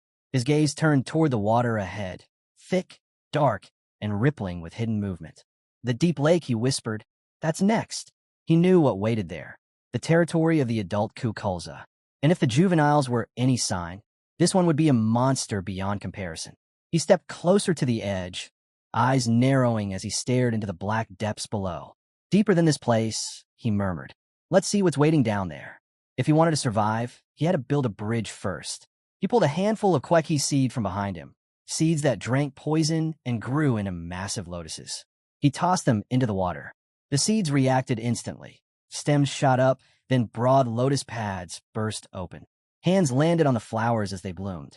He gripped Jang Gesu's broken weapon, tested its balance, and muttered that aiming upward would be easier, but he'd handle it himself. Before he could move further, massive shapes tore through the water, looming over the new platform. He tightened his hold. Time to hunt. On the shore, Morin stood among a field of slain monsters, arms folded. He turned and asked the girl behind him, Has the carrier pigeon arrived? Miller kept her hands behind her back. Not yet. It's still on its way. Morin walked past the bound Jang Gisu and looked down at him. A top-tier recon skill wasted. All because of you. He grabbed Jang by the collar. If you weren't our guide, I would have left you to rot in the poisonous sea. You and Quadratus both. He shoved Jang away and faced Miller. Take us to the last known location. Miller hesitated. You're really going there yourself? Morin's reply was simple. Of course. There's nothing like hunting with my own hands. Back among the lotus pads, the last of the monsters fell. Hansu, drained, wiped his sword. I can barely swing this thing anymore, he said to himself. He reminded himself this was the final Kukulza heart he needed. He rested on the flower and caught his breath, then danger locked on. A silent arrow, honed for a single target, sliced the air toward him. He moved at the last moment, and the shaft missed him, burying itself in the lotus and shredding it to pieces. Chung, the archer, frowned. He had missed. Hansu pulled the arrow free and examined it. Precision skill, he said. Dodging won't be easy. More arrows followed. Realizing escape was the only option, he raised his sword and blocked what he could. A sharp pain exploded in his hand. Blood spurted, dripping from his fingers into the poison water. The moment a drop hit the surface, the monsters beneath reacted. The scent of fresh blood sent them into frenzy. Hansu ran. Damn it. The blood's riling them up. From a ridge, Chung knocked another arrow and drew his bow. These Kukulzas are making this a nightmare, he cursed. We were supposed to be backup. Go down there and grab him. Miller stood beside Chung, one hand on her hip, the other lazily brushing her hair from her face. She raised a delicate finger to her lips and sighed. You want me to jump into that chaos? Do you have any idea what this water will do to my hair? Chung threw his arms up, exasperated. Are you serious right now? The monsters only attack when they smell blood. You're fine. Just move already. Miller covered her ears like a bored child. Stop yelling, she said flatly. You'll give me wrinkles. Ignoring her, Chung conjured a glowing dove of magic between his palms. I'm sending this out now, he snapped. We can't let him escape. Move, we need him alive. Miller let out a long, dramatic sigh. Yeah, I get it, she said, stepping forward. With a graceful leap, she landed atop one of the floating lotus flowers. Drawing a sleek blade from her back, she flashed a smirk. Guess he'll have to keep me entertained until we're both worn out. Behind her, Chung and his squad extended their hands, channeling mana toward her. A wave of power surged forward, wrapping around Miller like a shimmering veil. She shivered with delight. It's been a while since I had a scene this good, she murmured. In an instant, she vanished, then reappeared right in front of Hansu. Their swords collided with a deafening clang. Sparks erupted with every strike, the rhythm of metal against metal echoing across the poisoned lake. Neither yielded an inch. Then, a sudden surge of motion. A massive kukulza lunged at Hansu from his side, claws raised. He pivoted sharply, twisting his sword. The weapon warped, edge curving into a brutal arc. One clean strike, slash, and the beast collapsed into the water, motionless. Before he could breathe, Miller was already there, right behind him. "Where are you looking?" she whispered. Her blade whistled through the air, aimed straight for his head. Hansu ducked, feeling the slice graze just above him, and spun on his heel. His counter came instantly, a hard kick that slammed into her ribs. The impact sent her skidding across the lotus pad. She steadied herself, one knee sinking into the surface before she rose again, brushing blood from her lips. "Not bad," she said, amusement flickering in her tone, especially for someone who was just falling. She glanced at the blood on her fingertips, eyes half-lidded. "But if you want to leave a mark on me," she said, dragging her tongue across the crimson smear, "you'll have to do better." Her smirk faded into something darker. "Not that it matters. Even if you surrender, I won't spare you." Hansu's eyes narrowed. His instincts screamed that she was changing, the way her movements sharpened, the way her energy spiked. Around them, the air shimmered with magic as her blood-drawn dolls crawled closer through the mist. If he hesitated now, it was over. His fingers tightened around his sword. "I need to turn this fight around, fast." Mana flared from the ring on his finger, coursing through the blade. The edge began to glow, faint but steady. Miller noticed immediately, her grin returning as she lifted her sword. "Oh, finally taking this seriously?" Hansu didn't answer. He moved. The strike came faster than before, fluid, precise, and far heavier than she expected. Miller tried to block, but the impact forced her back several steps, her boots sliding against the slick lotus surface. She steadied herself, tilted her head, and gave a low chuckle. "Huh, that's it," she said, eyes narrowing. "I thought you had some brilliant trick up your sleeve." Her blade spun once in her hand as she smirked. "But this is kind of underwhelming." Her eyes flicked toward his weapon. "Hold on, isn't that Zhang's blade?" A sly grin tugged at her lips. TSK, stealing toys now, are we?" She lunged forward to strike again, but froze mid-motion. Something felt wrong. She looked down at her arm. "What the?" A thin line of crimson traced across her skin. At first, it looked harmless. Then, her breath caught. The wound wasn't closing. Her eyes went wide. Why isn't it healing?" A single drop of blood fell, landing in the water below. The ripple spread. Then, everything erupted. The water exploded upward as a monstrous figure surged from the depths, its massive form blotting out the light. Miller barely had time to gasp before it lunged at her. Cheng's voice cut through the chaos. "Miller, pull yourself together. It's just a scratch." But she couldn't hear him. Panic took over. She stumbled backward, swinging wildly. "They can smell my blood," she screamed. Meanwhile, Hansu activated his ring, the ring of Nirmaha. Second authority, hemorrhage. This wasn't just bleeding. It was a curse, a power that drained strength, clouded the mind, and consumed mana like fire devouring air. Clinging to the beast below him, Hansu could feel the toll. His breathing slowed. "I didn't want to use this," he thought grimly. "But if the monsters are drawn to blood, then we're finally even." Miller slashed at the creatures swarming her, desperate to keep them back. Chung seized his chance. "Don't just stand there. Catch him," he barked. Drawing his bow with trembling hands, he loosed arrow after arrow, each one clearing a path through the chaos. "I'll hold him off. The rest of you go for him." Miller and the others charged toward Hansu. Calmly, Hansu reached into his pouch. Miller didn't hesitate. Her blade flashed, cutting whatever he held cleanly in half before it hit the ground. "You're not getting away." But then, everything shifted. A torrent of blood splashed across her, thick and dark, coating her armor in red. She blinked in confusion. The body at her feet wasn't human. It was a Gerda's. Hansu's smile turned cold. "The blood of a Gerda's," he said softly, "is perfect for driving the Kukulzas mad." Miller's eyes darted to the monsters closing in, their movements growing frenzied, their roars shaking the air. Hansu tilted his head, his grin widening. "And now that you're drenched in it," he let out a low chuckle. "I wonder what they'll do to you." The water erupted like an explosion. A swarm of monstrous creatures surged from the depths, thrashing toward them in a frenzy. Miller, her face streaked with the dark blood of the Gerdas, let out a shaky laugh. Hansu, you're completely insane, she whispered, half in awe, half in disbelief. Hansu stood at the ledge, glancing back once. A faint smirk crossed his lips. Enjoy the show. And then, he was gone. Outside, he leaned against a thick tree trunk, breathing hard. He placed a hand on the bark.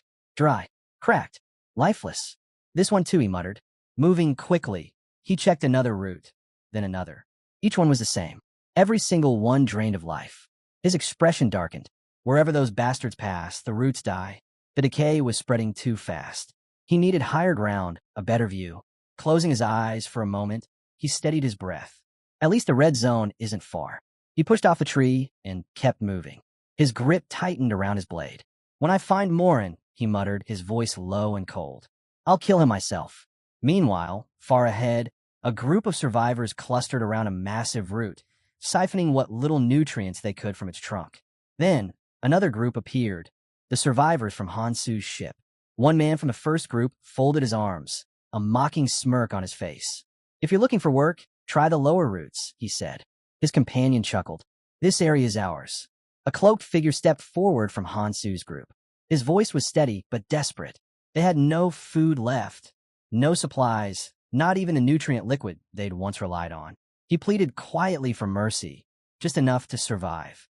But the boy facing him only sneered. Maybe you should have planned better, he said coldly. This route belongs to our clan. He drew a knife with a flick of his wrist. You really think a bunch of rookies like you can take this from us? His grin sharpened. A little hunger's normal for newbies. Anger simmered in the survivors' eyes, but they could do nothing. Outnumbered and starving, they turned to leave. The cloaked man clenched his fists, frustration twisting in his chest. After everything we've been through, are we really going to die here? The world tree was dying, the lower roots crumbling, the upper ones rich but crawling with monsters. And every path upward was guarded by the strong, greedy clans who hoarded what was left. Hopelessness settled over the group like fog. Then, a scream tore through the air. One of the bullies shouted, his voice shaking with rage. Who the hell are you? The survivors turned sharply, hearts pounding, eyes wide with sudden hope. Get lost, the boy roared. But before he could finish, a powerful strike sent him crashing backward, skidding across the dirt. The cloaked man froze, staring at the figure now standing before them. He recognized that presence instantly. Hansu had returned. They bolted at once. We need to run, one of the bullies' clanmates stammered, and the rest scattered. The survivors seized the moment. They scrambled onto the route, set up their extractors, and began drawing the precious liquid. One of them turned to the newcomer. You just solved all our problems with a single move.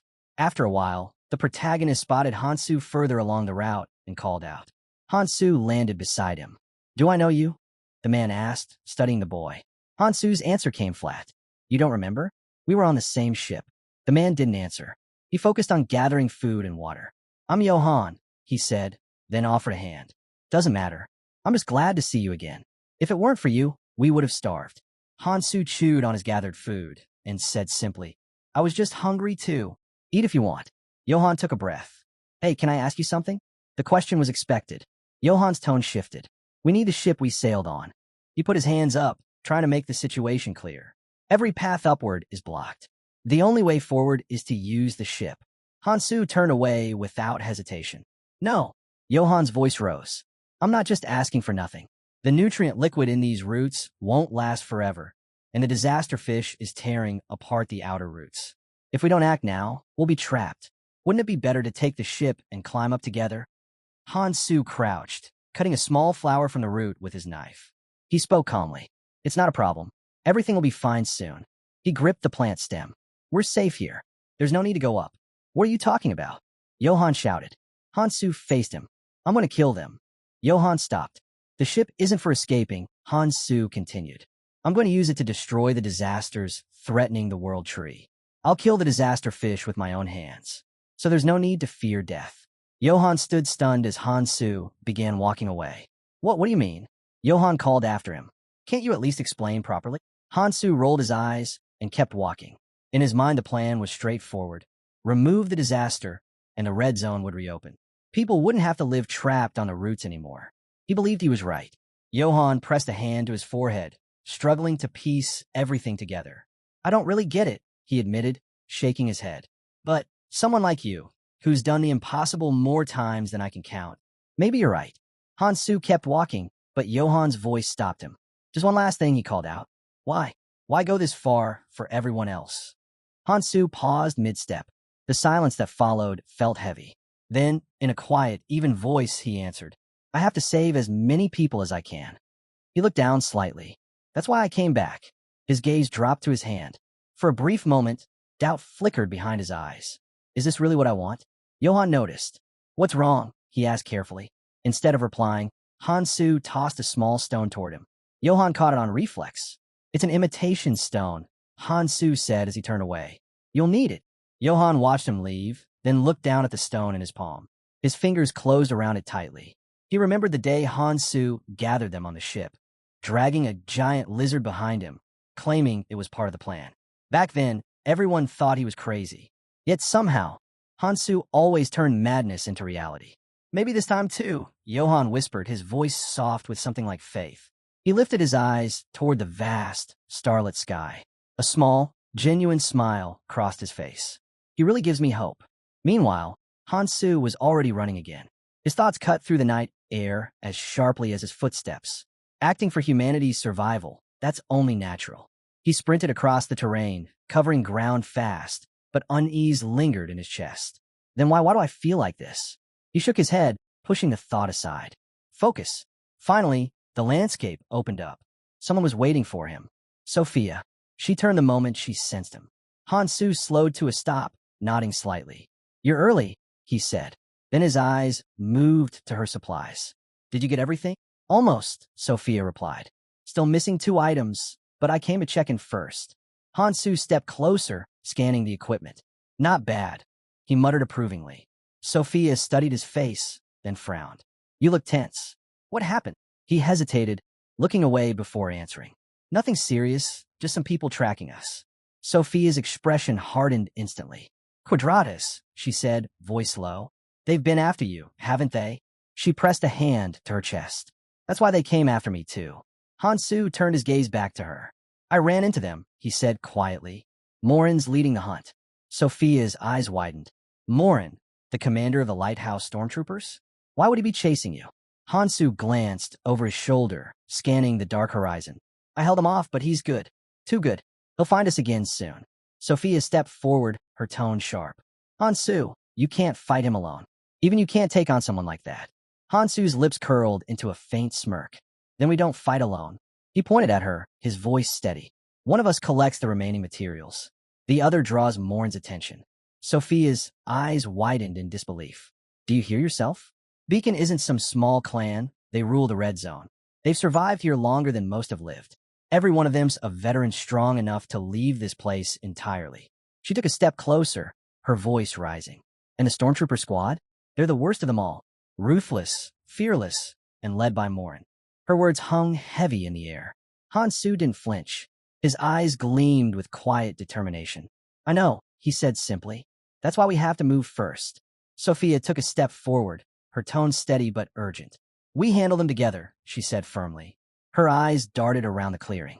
If they haven't found us yet, we need to move. Now, Hansu's lips curled into a faint grin. Too late, he said quietly. I left an artifact behind, but from how things feel right now, his gaze hardened, they've already caught someone. Elsewhere.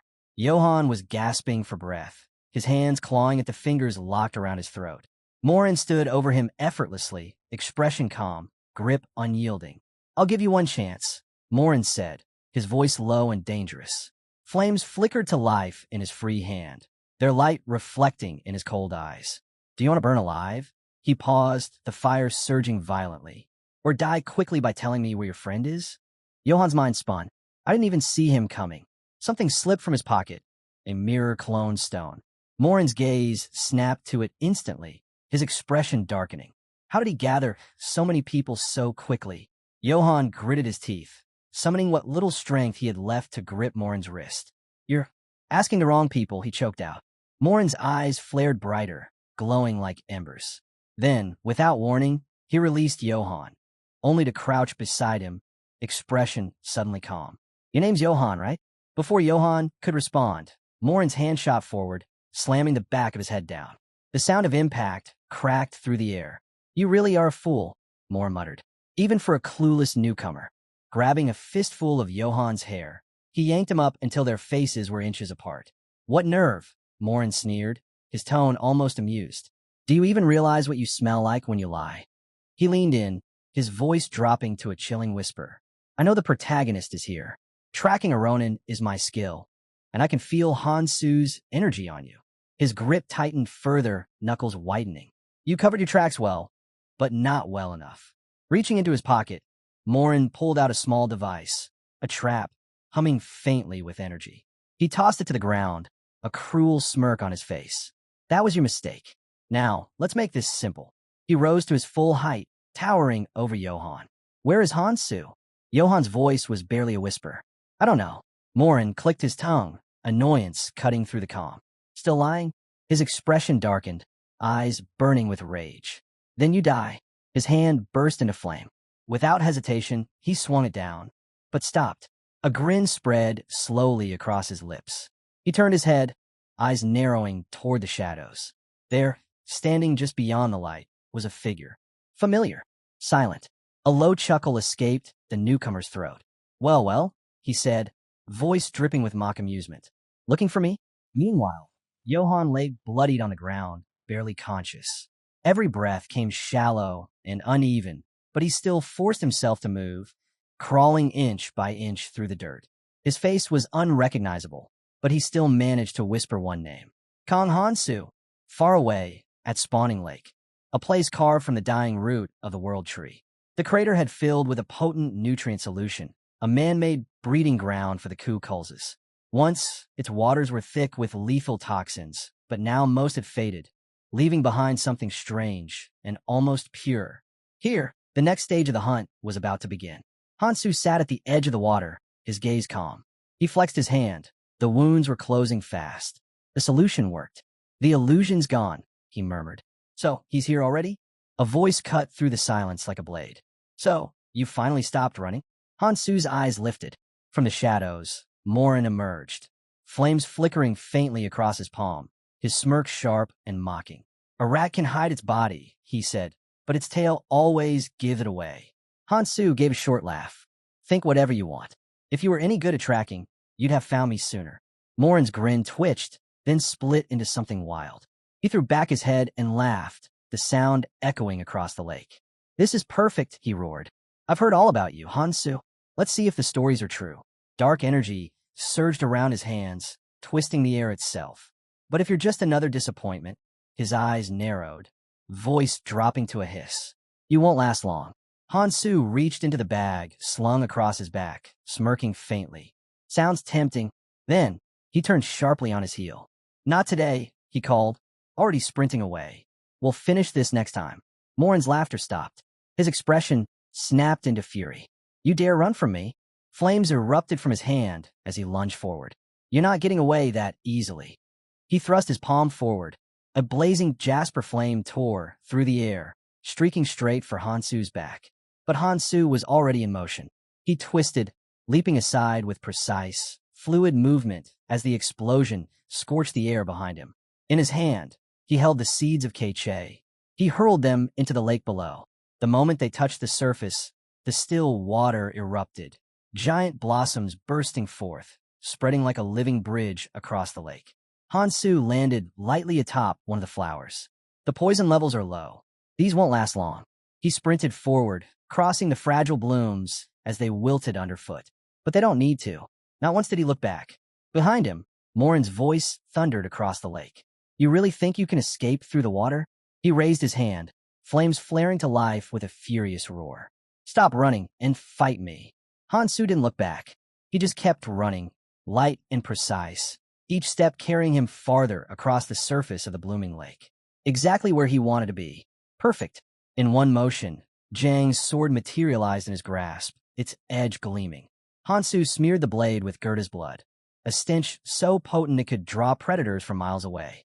Then, without hesitation, he sliced his own palm, letting his blood drip and mingle with the foul mix. A single drop hit the water. Spawning season. The reaction was instant. The calm surface below began to tremble, then churn violently. A deep rumble echoed from the abyss, and the lake exploded. From the depths, massive forms burst forth, twisting, writhing, Kukulzes erupting in a frenzy of teeth and scales. At the very last moment, Hansu launched himself off the collapsing bloom, soaring through the mist as the monsters surged upward. Landing lightly on another flower, he turned, smirking. "Looks like we've got some company." Morin's eyes darkened. Energy flared around him as glowing orbs ignited in his hands. "You're using Kukulzes?" he said, almost laughing. "Do you think I'd be afraid of these pests?" The creatures lunged from every direction, their jaws snapping, waves crashing around him. But Morin didn't budge. With one sharp gesture, he unleashed his jade flame, a barrage of searing light that tore through the horde. The explosion rocked the lake, ripping the monsters apart midair. Severed limbs and scales rained down, splashing back into the dark water. Morin brushed off his hands. "Pathetic," he said with a smirk. "Now, where were we?" Hansu's expression didn't change, but there was something in his eyes. Amusement. Morin pointed straight at him, his voice cracking with fury. "You're next. Go ahead. Hide underwater if you want. It won't save you." Hansu chuckled softly. "Of course not." That single line made Morin pause. His grin faltered for a fraction of a second. "What's so funny?" Hansu's gaze flicked to the amulet hanging around Morin's neck. Breath of Ahal, he thought. A perfect artifact for underwater combat. He'll follow without hesitation. He met Morin's glare and smiled. "Take good care of that for me, will you?" Morin's eyes narrowed. "What?" Before he could finish, Hansu dove straight into the lake. The impact sent ripples racing outward. Morin stared at the water's surface for a heartbeat, then broke into a cruel grin. "Idiot." He flexed his fingers, fire sparking to life once more. "You really think I won't follow?" He spread his hand, flame reflecting off the churning water. "You'll run out of air soon enough, and when you do, I'll be waiting." His smirk deepened. "Though honestly, I prefer hunting to fishing." With a sharp flick of his wrist, he hurled fire into the water. The flames hissed and twisted, streaking down through the surface in violent bursts of red and orange. "Let's see how long you last down there." Deep below the surface, Hansu swam calmly through the darkness, his movements deliberate and fluid. Air bubbles trailed from his lips as he cut through the murky depths. Then, light flashed ahead. Dozens of flaming projectiles tore through the water, slicing past him in blinding streaks. Hansu glanced upward, eyes narrowing as the abyss above exploded with burning light. The real fight had just begun. He's just going to keep firing until I resurface. Hansu knew it. The moment he broke through the surface, Morin would be there, waiting to burn him alive. "I need time." His mind flashed back to the bud from the root. The demon dragon's enhancement was still off limits. His mana reserves were running too low.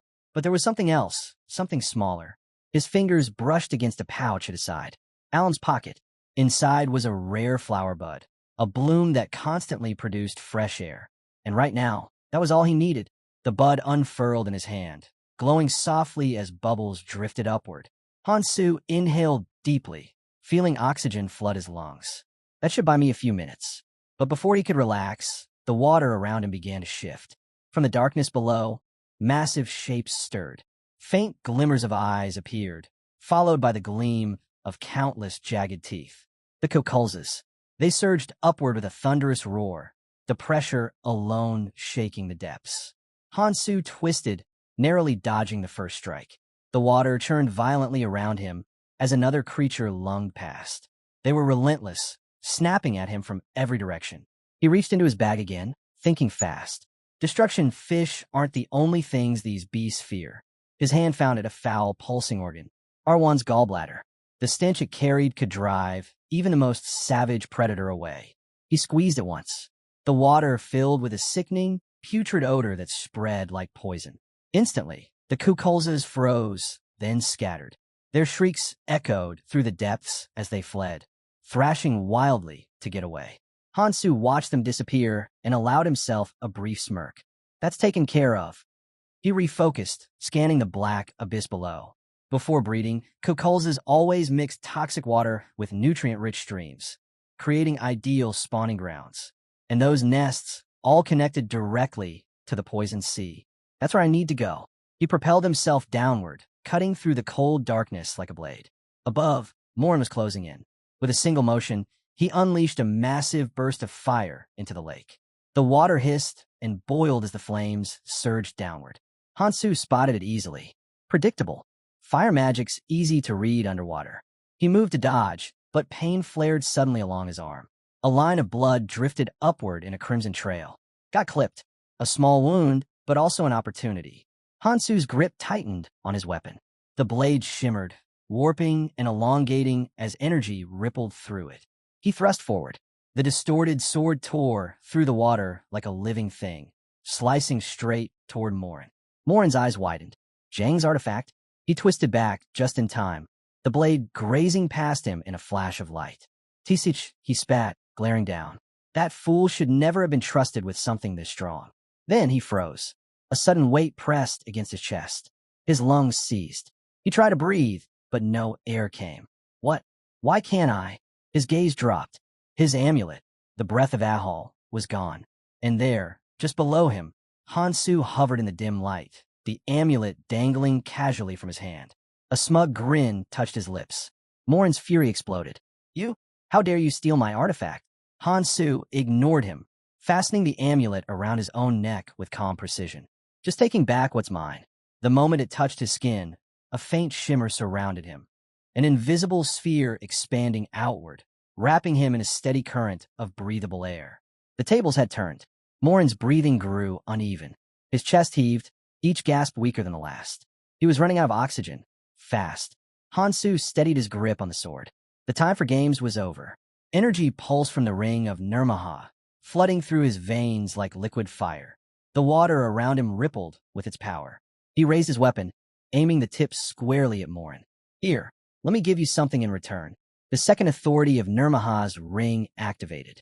A glowing band of energy shot forward, wrapping tightly around Morin's wrist. It constricted, then bit deep. Blood spilled into the water, curling upward in red ribbons. Morin's jaw clenched, his eyes burning with fury. You think this pathetic trick will stop me? He snarled. But before he could retaliate, something moved behind him. A shadow, enormous. A beast lunged from the abyss, jaws opening wide enough to swallow him whole. Morin twisted, raising his hand just in time to block the blow, flames bursting around him as he countered. The impact sent shockwaves rippling through the water. Then he looked up and froze. All around him, more figures stirred. The depths shimmered with movement as kukolzas began to emerge, one after another, drawn by the intoxicating scent of blood. Their eyes locked on him. Morin's expression shifted from rage to realization. This isn't worth it. He snapped his fingers, magic flaring in a circle of light around him. The spell activated instantly. Without another word, he turned and vanished into the shadows, retreating in a swirl of bubbles and light. Hansu watched the chaos fade, the dark water slowly settling around him. A small smile tugged at his lips. Victory had come swift and clean. Fragments of stone drifted weightlessly beside him as he turned toward his next destination. Above the surface, countless bubbles rose from below as the lake began to calm. On a high cliff overlooking the water, a girl stood silently, her eyes locked on the rippling waves. The wind tugged at her hair, but her gaze remained steady. Her mind wandered back to the first time she met a certain man here. She adjusted her monocle, tension flickering across her face. When will he come? She murmured. Her sharp eyes scanned the horizon. Something fell off. The ship that should have been there wasn't. Then, without warning, more bubbles. The lake stirred again, unnaturally. A massive wave rose and crashed behind her, breaking her focus. She spun around instinctively and froze. A ship had appeared, floating silently across the surface, its hull gleaming with moisture. She didn't hesitate. Her shield flared to life as she raised a cautious hand. Where did that ship come from? She whispered. From the deck, a man stood drenched but composed, scanning the scene with calm precision. Right on time, he muttered. He looked up and motioned for her to board. The waves splashed against the hull as the vessel remained perfectly steady. The girl narrowed her eyes, analyzing every move he made. Hansu smirked. A friend helped me, he said simply. But when she questioned him, his brow furrowed. How did you figure that out? Her gaze sharpened through the monocle. Seeds like those aren't easy to come by, she said quietly. You've only just entered the red zone, haven't you? How do you already know so much? A powerful aura radiated from the boy. His stats, impossibly high for someone new. Hansu crouched deep in thought. It's like he already knows everything. The boy picked up a small item, turning it between his fingers as it glimmered faintly in the light. The right combination, he said thoughtfully, can amplify their power. A vessel formed in his hand, swirling with strange liquid. This, he explained, his tone calm but certain, is the product of years of alchemist's work, created for one purpose. He looked up, eyes steady. The survival of humanity. Hansu's sharp gaze locked onto the girl as she spoke, his expression unreadable. Then came her question. What are you hiding? He turned away, voice calm and even. Everyone has secrets. The girl's eyes widened slightly at the name that followed, the Seventh Phantom. But the boy didn't dwell on it. Rising to his feet, he looked toward the horizon, his tone shifting. That doesn't matter now, he said quietly. It's time to meet her, face to face. The surface of the lake grew still. The silence was heavy, too heavy. Then a ripple. Something vast moved beneath the water. From the depths, a massive shadow emerged, its monstrous eyes gleaming in the darkness. The fish of destruction had awakened. It lingered just beneath the surface, watching as the ship drifted closer, silent and patient. From a deck, the crew analyzed the scene below. We'll enter through the gills, one of the men said, breaking the tension. The young man, Hansu, shifted his gaze toward the blonde beside him. His tone was firm, resolute. From now on, you follow my lead. Without hesitation, she stepped forward. I won't be a burden, she said, her voice steady. Then, meeting his gaze, she added softly, and your secrets don't concern me. Hansu started to reply, but she cut him off, her expression fierce with purpose. She spoke of her goal, of what she had to do. He crossed his arms, meeting her gaze with quiet conviction. Don't worry, he said, his voice calm but unwavering. When I make a promise, I keep it. The ship pressed forward through the dark waters, a heavy silence hanging over them. There was no turning back now, no second chance. Droplets sparkled along the railing, catching the dim light of the setting sun. And then chaos. Arrows sliced through the air, their sharp whine cutting through the silence. They struck the water around the ship, exploding into waves that slammed hard against the hull. The vessel lurched violently. The blonde stumbled, gripping the railing to steady herself. Below deck, the wood creaked in protest. Water began to seep in through the cracks. If they didn't act soon, the ship would sink. Hansu stepped forward, his gaze snapping toward the source of the attack. Beneath the surface, the faint outline of another vessel moved in the shadows. He caught one of the arrows mid-flight, his hand closing around it effortlessly. A smirk tugged at his lips. Miller, he muttered. A spear followed, slamming into the deck beside him, its tip humming with power. Without hesitation, Hansu grabbed it, testing its weight. But before he could act, another wave of arrows came raining down. They missed, plunging into the sea, but the impact rocked the ship again, forcing the crew to brace themselves. The girl reached for him.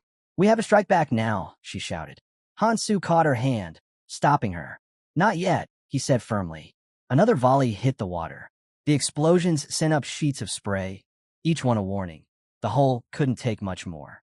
Tension thickened in the air as Hansu finally spoke, his tone grave. The fish of destruction, it reacts to mana. The girl froze. That one sentence changed everything.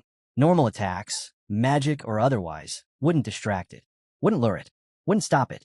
Beneath them, the water rippled violently. A massive shadow shifted in the depths. The pressure alone was enough to make the air tremble. Hansu's words echoed like thunder.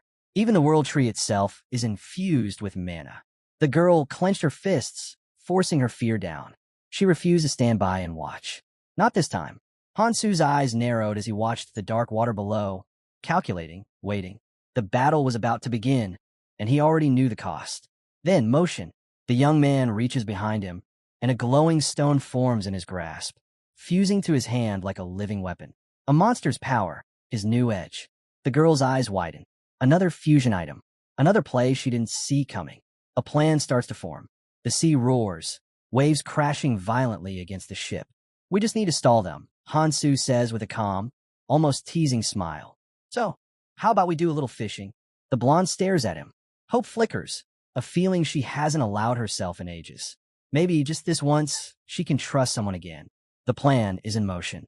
But the ship, barely holding together, groans under the storm's weight. The sails are shredded, the wind unrelenting. From afar, a man watches in silence, eyes locked on the chaos. It's only a matter of time before the ship goes under.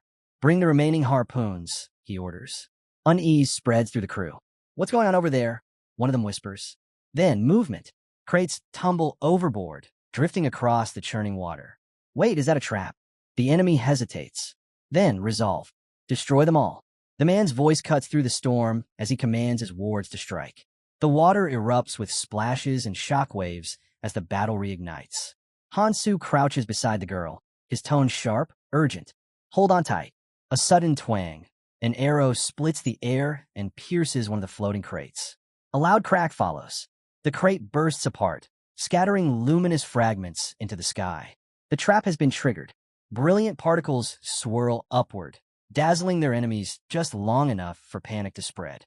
The man's eyes widen. Something stirs below. His men freeze. The ocean itself seems to rise. From the depths, a monstrous kraken surges upward, its tentacles wrapping around the ship with crushing force.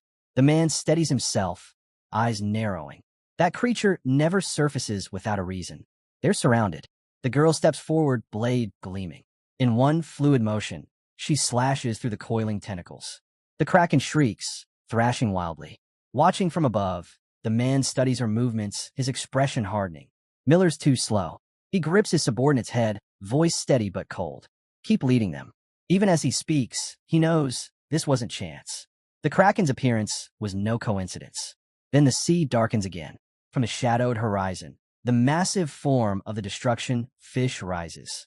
The ship sails forward, defiant, cutting through the chaos. A warning shouts over the noise.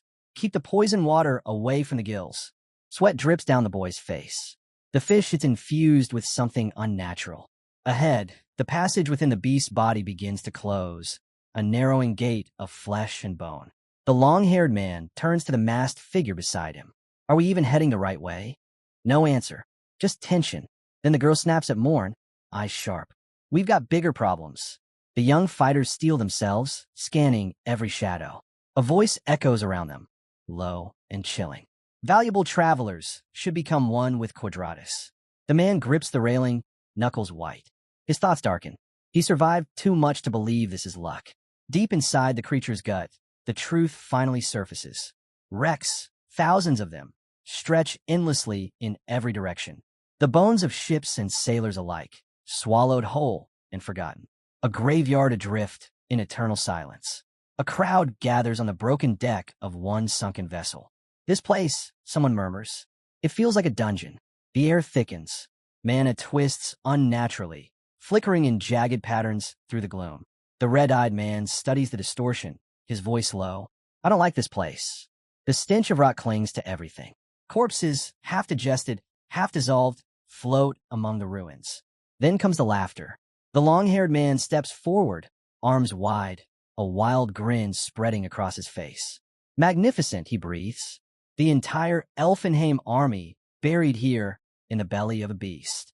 His boot crushes a shattered skull into the wreckage below. Treasure Island. The young man turns the pendant between his fingers, eyes glinting. Artifacts, he says softly, the word dripping with temptation. Then louder, tell me, do you crave power? Silence answers him. Then one by one, heads nod. Faces harden. Desire burns behind every gaze. The redstone pendant pulses with a deep crimson glow. Then the young man declares, thank the destruction fish for its gift. Hansu watches quietly from behind as the boy steps forward, ready to speak. The long-haired man's eyes close. The boy smiles. And then, chaos. An alarm blares through the ship. The floor splits with a violent crack as jagged crystals burst upward, ripping through the deck. Hansu grips his belt. Is that enough? He mutters. But it's already too late. The ship trembles violently as the crew loses their footing. The boy doesn't flinch, still smiling. He praises Sophia, just as Morn pushes the long-haired man aside. Clenching his fist, Morn thrusts his hand toward Hansu, his voice sharp, mocking. The long-haired man spreads his arms, taunting him. Did you come all this way just to die here? Then, with a shove, he sends his comrade backward. Go. Now. A blade scrapes across the ground. The air goes still, and a moment later, a skull gleams through the darkness. Then another, and another. An army of skeletons rises from the wreckage, bones clattering as they draw their weapons. Whispers ripple through the group. They've returned. A chill runs down the long-haired man's spine. He recognizes them instantly. Elfenheim's fallen warriors, Galadriel's cursed army. One skeletal soldier lunges forward, blade swinging. Steel clashes. Sparks fly. An explosion tears through the air, scattering bones and fire alike. Amid the chaos, a voice shouts, "If we want to live, we act now." The assault team leaps into formation. "Wipe them out," comes the command. A man raises his hand, mana swirling in his palm. His grin sharpens as crimson flame erupts, engulfing the battlefield. A skull crashes to the floor, shattered by the blast. The team cheers for their leader's power, but the long-haired man doesn't join them. His jaw tightens. He knows this isn't over. A broken skeleton twitches, then rises again. The boy's smile fades, horror flashing his eyes. "These aren't ordinary undead," he whispers. "They're the guardians of the fish of destruction." A hand reaches out, gripping a cracked skull. The knight pauses. The curse is real. He sets the skull back down, voice grim. The dead won't rest. Not while the fish still breathes. A hush settles. Then blue fire bursts from corpse's mouth. The flames twist violently, lighting the ruins in ghostly hues. For one heartbeat, everything is still. Then chaos. Screams fill the air. The undead burn, but they do not stop. Hold your ground. Morn roars. No one retreats.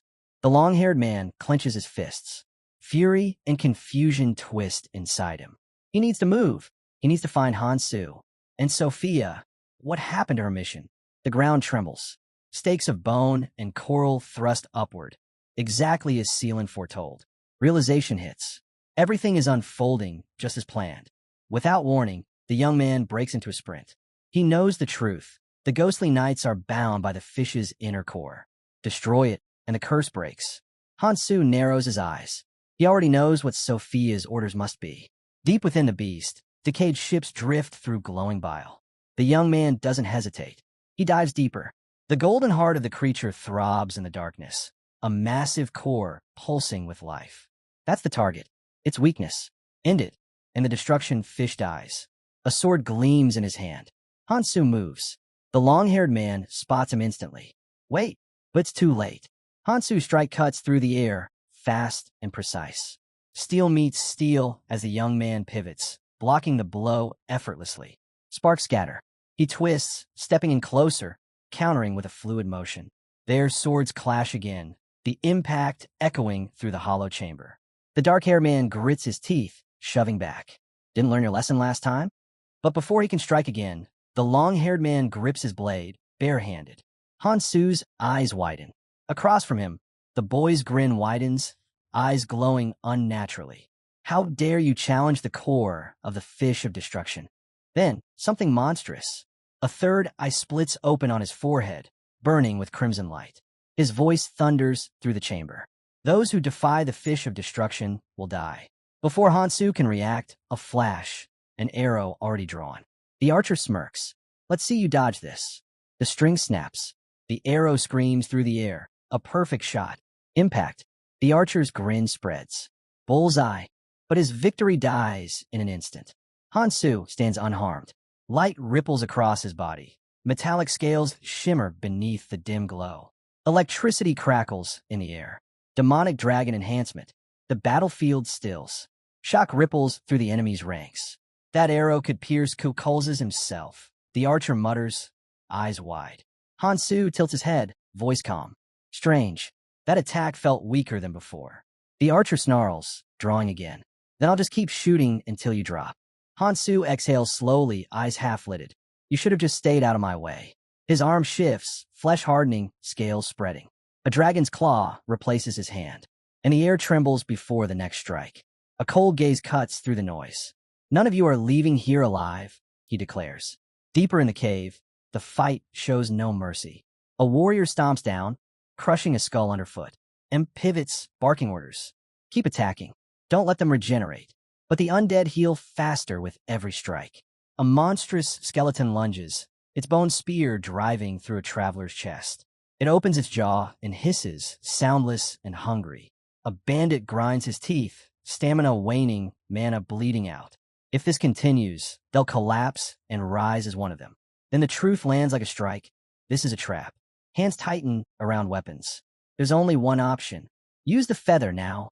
If we don't, we'll die and become like them, someone shouts. A single feather of the world, their only escape. A small tree sprouts in a man's palm. The system message blinks. This artifact can instantly teleport the user and everyone nearby to a new location. The boy's voice shakes. We already tried that. It didn't work. On the platform, Sophia shakes her head. Of course it didn't. You can't just escape the stomach of the fish of destruction. Her tone is flat. Even the ghostly knights of Elfenheim are trapped here. They're immortal, only inside this place. Waren's fists clench. You think we'll just let you walk away after interfering with us? He snaps. Sophia answers, cutting through the argument. After all this time, you expect help from those who stood by and did nothing? The bandit spreads his arms. His comrades lift their weapons in agreement. Stop talking and think about how to get out of here, Sophia says. Clan communication doesn't work inside this stomach. No one will know if we live or die. A flash of annoyance crosses the man's features. But Sophia is already moving. She forms a magic circle in her hand and light scans across the chamber. I have what I needed, she states. The Beacon assault team captain straightens. Patience gone. You've lost your mind, he says. I'm in charge of the red zone. That means I deal with you. Morin's hand pulses with dark energy. He lunges forward. I'll wipe out the weakest of the 7 ghosts myself. Sophia flicks her fingers. Ice arrows streak toward him. Morin steps aside without breaking stride. He laughs, voice edged with contempt. You can't even hit me. What a disgrace to the name of the 7 ghosts. The orb of dark energy slammed toward Sophia. A thunderous explosion rocked the cavern as Morin landed on his feet. I wasn't aiming at you, Sophia said, voice flat. A deep rumble rolled through the chamber. Walls shuddered. Confused voices rose. Then a shout. Waters flooding in. Inside the fish of destruction, a passage began to close. Sophia glanced at the swirling currents. All this time I searched for a way to seal the gills, and now I've done it, she said. Her librarians, I have found the solution. Morin moved to intervene, but Sophia was already slipping away. Let's hope we never meet again, she called over her shoulder as she vanished. The bandit barked orders to his crew. Get the ship ready, Miller answered. Everything's set. Then froze, scanning the horizon. Where's our ally? He should be guiding us by now. Her gaze shifted, new danger approaching. The Ghost Knights are back, someone warned. There was no easy escape this time. The assault team captain warned that by the time the ship closed the distance, the gills would reopen. For now, their job was to keep the knights from the civilians. He promised the enemy would pay for crossing him. War gathered dark energy and unleashed a jade flame wave that tore through the ranks of the risen dead. The bandit leader signaled his men to charge, but a figure stepped into his path. Hansu gripped Jang Gisu by the collar and hurled him aside, saying bluntly that the captain wouldn't have listened to him anyway. The captain sneered and admitted he'd once considered recruiting the youth, but that idea was off the table now. Hansu moved forward. Enough talk. Morin blocked the strike with his sword. The impact cracked the ground beneath them. Miller watched from afar, alarmed for the captain. The bandit, shaken by how Hansu threw Jang Gisu, realized the boy had changed. He'd absorbed the runes of Quadratus. Clutching a broken stone fragment, the bandit rallied himself. Do you think you can beat me? He snarled. I'll kill you and take back what you stole. Beside him, a girl turned to Ahol. Let me help you, she offered. The captain scoffed. You think I need your help? His sword flashed as he sprinted forward. Go handle the Ghost Knights. Hansu didn't move. His stance was steady, sword raised. Doesn't matter, he said flatly. I was planning to take them all down anyway. Morin's grin widened. You're just a rookie. Steel collided with a deafening clang. Sparks exploded as their blades met, the force shaking the ground. Morin pressed in, testing Hansu's strength. Is that it? That's all you've got. Hansu's arm trembled under the pressure. Morin's smirk deepened. He's struggling. He can't match me. A newbie like him could never win. Their blades locked for a split second. Then Morin shifted, sliding his sword down to create an opening. In a single leap, The captain rose into the air, blade aimed for the kill. "This is the end," he shouted, bringing his sword down with full force. The strike hit clean. The blade drove straight through Hansu's chest. He didn't move, didn't even scream. The bandit captain exhaled, shaking his head. "This could have ended differently. You should have accepted my offer. You could have served me instead of dying like this." Blood spread down Hansu's torso, but he stayed upright, eyes hidden beneath his hair. The captain leaned in, voice dripping with triumph. "You lost because you were weaker than me." Hansu's lips curled into a faint smile. "Is that so?" Before Morin could react, Hansu's hand snapped up, gripping the sword still lodged in his chest. His eyes lifted cold and sharp. "Funny," he said quietly. "I was about to say the same thing." Blood dripped from his mouth, yet his grip only tightened. "Insolent brat," Morin roared, try to wrench the blade free. "This is your punishment for defying me." Hansu's voice stayed calm. "You said that already." Morin's confidence faltered. The man standing before him, impaled, bleeding, was holding his weapon still, refusing to fall. Hansu looked down at the sword. "Night artifacts, impressive," he murmured. "Sharp enough to pierce dragon scales." A flash of energy sparked around him. Metallic armor rippled across his skin, shimmering like molten gold. "Thanks for delivering it to me." Morin's eyes widened in horror. "No, I hit your heart. You should be dead." Then he saw it, the clawed hand, scales spreading, energy crackling. Body modification. Hansu raised his hand. "Doesn't matter anymore." With one brutal slash, his claws ripped through Morin's body. Blood sprayed as the captain staggered backward, gasping. "You're still wounded," he wheezed. "That skill, it's broken." His voice faded. His body fell. Silence. Hansu exhaled slowly. He grasped the blade still buried in his chest and pulled it free with one swift motion. Tossing it aside, he opened his hand. A faint white rune shimmered above his palm, then dissolved into nothing. Hansu took a steady breath. "That worked, but only because I spent the time to forge 3 dragon hearts." Above him, the massive beast rumbled with a guttural growl.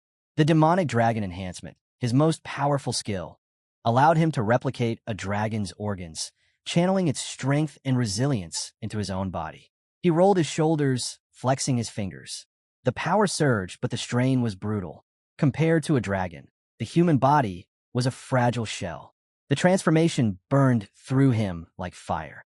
His gaze dropped to the glowing runes etched along his arm. 35% capacity. Not enough. He sheathed his blade and closed his eyes for a moment, steadying his breath. He couldn't maintain this form for long, but that didn't matter. He clenched his fist, heat radiating from his palm. "As long as I can still fight, that's enough." His mind raced. "Do I have time?" Every second counted. If he hesitated, he'd lose his window. Behind him, Jang Gisu lay motionless. His body didn't stir, but the third eye on his forehead twitched, the pupil darting restlessly beneath the lid. Then a deep, rumbling presence filled the air. A massive red eye appeared above, glowing through the shadows, locking onto Hansu with unsettling focus. A voice whispered, cold, ancient, and heavy with malice. "I will remember you." The eye vanished, leaving silence in its wake. Hansu turned and pressed forward, sprinting deeper into the belly of the destruction fish. The path ahead twisted and pulsed like a living maze, but it was clear, for now. He still had a chance. Sophia said the core is buried deep, layered under reinforced flesh, just above the midline. If he wanted to reach it, he needed perfect timing.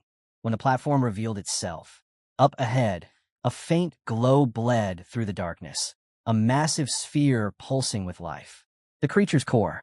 Hansu tensed. The destruction fish had no armor on the outside, but inside, it was a fortress of muscle and regeneration. Suddenly, several tentacles shot toward him.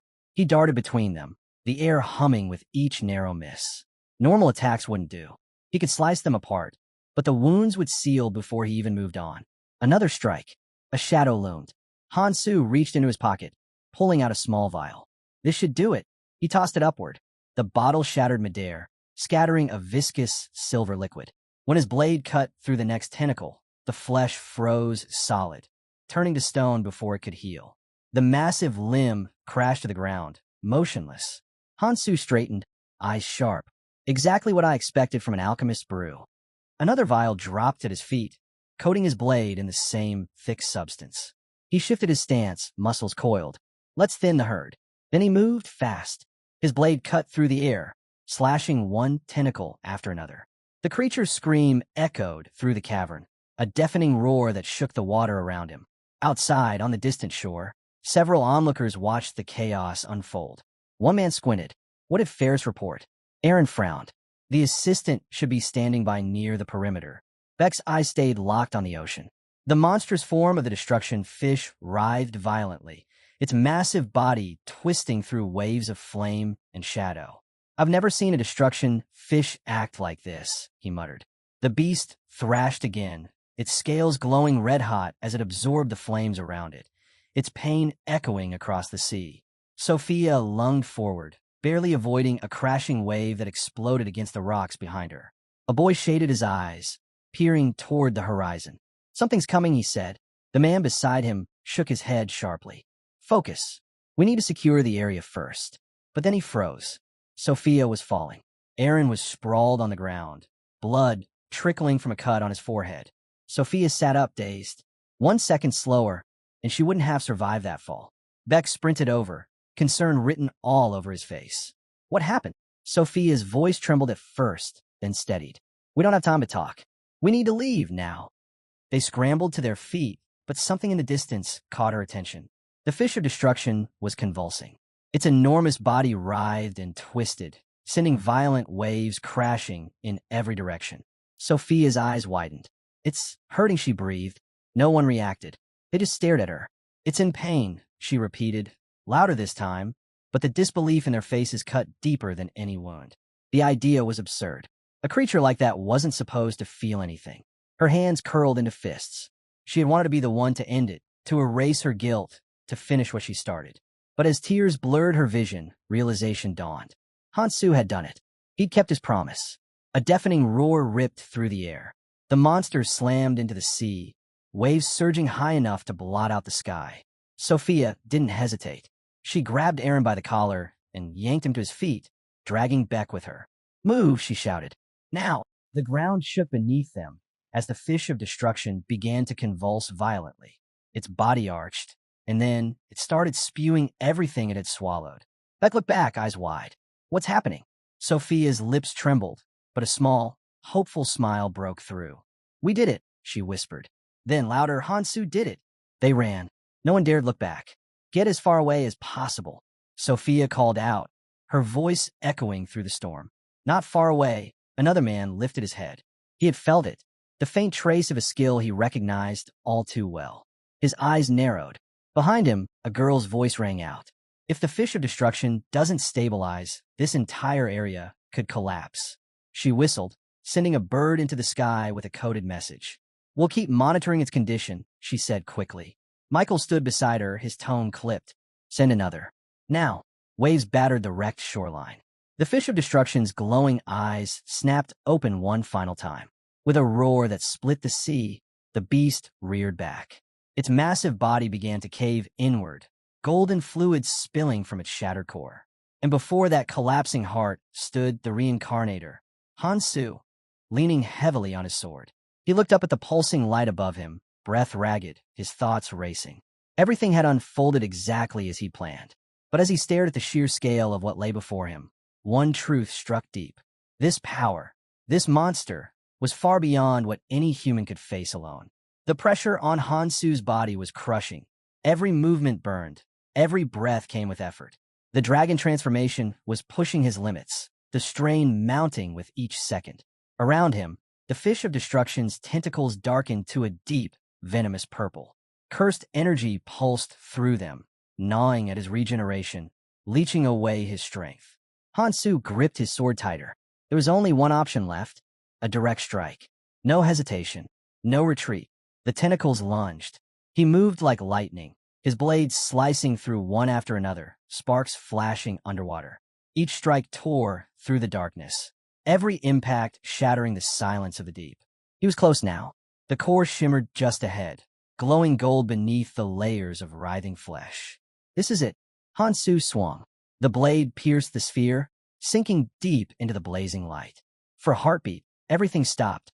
Then the realization hit him.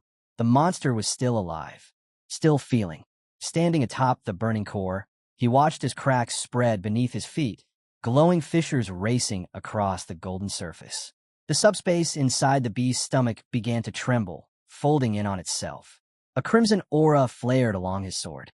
With a final, decisive slash, the core split apart, the explosion of energy tearing through the chamber like a storm. The first step was done. Hansu shot forward, his body illuminated by the cascading light. The stomach was collapsing, but there were still 2 more stages to complete. Step 2. Reach the artery and destroy the link to the creature's heart. Step 3. Unleash the dragon's power and burn away the poison from within. Every motion was deliberate. His breathing steadied. Against his chest, the breath of a hob pendant pulsed softly, the only thing keeping him alive in the depths. Everything was going according to plan, until the tentacles came back. They surged out of the abyss, dozens of them, thrashing and snapping like living blades. Hansu twisted aside, narrowly dodging the first strike. His body cut through the water with impossible precision, his sword flashing in arcs of gold. He sliced through 2, 3, 4 limbs in a blur of motion. Then, impact. A massive tentacle struck him squarely across the back. Pain shot through his body like fire. His vision flickered. His mouth opened in a silent gasp. 3 hearts beat within him, but 2 were already faltering. He staggered, then drove his blade backward, severing the tentacle cleanly. Blood and energy swirled around him. His breathing came fast, uneven. No time to rest. No time to recover. He looked up and froze. A wall of tentacles loomed ahead, writhing together in a grotesque mass, sealing the way forward. Hansu's grip tightened. His eyes hardened. If he stopped now, everything would be for nothing. Lightning burst from his body, golden and wild, rippling through the water like a living storm. He roared and charged head-on, his swords blurred into streaks of light, each swing carving through flesh and darkness alike. Tentacles fell in ribbons around him, the water churning with motion and blood. He pressed forward, faster, sharper, unstoppable. Then light. Above him, a radiant glow cut through the depths. A vast network of glowing veins extended from a massive shard, a fragment of the divine stone, the ancient power once rooted in the world tree itself. Now, it pulsed at the center of this abomination, the corrupted heart of the fish of destruction. And Hansu knew this was where it would end. Hansu's eyes narrowed. The enemy wasn't finished, not yet. Without hesitation, he dove straight toward the creature's heart. The walls around him pulsed violently, veins contracting as the beast sensed his approach. Then, with a sickening tear, a massive tentacle ripped through the flesh, its fanged maw snapping open like a serpent's. And it wasn't alone. Dozens more surged from the walls, coiling and striking in unison, their movements erratic and vicious. Hansu gripped his sword tighter. The fight wasn't over. Not until he said it was. He drew a deep breath, golden light sparking around him. Then he lunged, blades flashing through the crimson haze. Steel met flesh. One clean strike, then another. A tentacle split in half, the pieces dissolving into the thick, translucent fluid around him. He moved like a storm, cutting down every limb that dared to block his path. Each swing was faster, heavier, sharper, until only silence filled the artery. Then pressure, something cold and slick wrapped around his leg. He looked down, startled for the first time, when, before he could react, a swarm of tentacles erupted from the side, hammering toward him. He barely twisted away as the impact shattered the wall where he'd been. The entire passage trembled, and then everything froze. The tentacles halted mid-attack, twitching violently as if seized by invisible force. Hansu didn't waste the chance. With one sharp twist, he tore free and surged forward. But he didn't relax. He knew better. This wasn't over. His gaze locked on the massive, pulsing heart ahead, the source of everything. "Let's see how strong you are without power," he muttered. He raised his sword high and drove it down. The blade struck true, but barely left a mark. Hansu frowned. The surface was harder than steel. It was no ordinary heart. If I can't destroy it directly, then I'll cut off its lifeline. His eyes shifted to the glowing veins surrounding the core, thick, pulsating arteries feeding energy from the divine stone fragment to the beast itself. That was the key. With a precise slash, his sword cut deep into one artery. Blood and light burst forth, staining the water crimson. Again, another swing. The second artery severed, then a third. The pressure in the chamber shifted instantly. The monster's body began to convulse as power drained from its heart. Hansu's muscles tensed. His sword rose one final time. He struck with all his strength. The artery ripped open, completely severed. Before him, the divine stone fragment floated free, flickering weakly like a dying star. Hansu reached out, hand trembling, and caught it. Warm light pulsed against his palm. So small, and yet it held enough power to sustain a monster that defied gods. For the first time, a tired smile touched his lips. "It's over," he whispered, but the victory lasted only seconds. The walls groaned.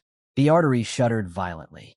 Chunks of flesh tore free as the entire structure began to collapse. The fish of destruction was dying, and it was taking everything with it.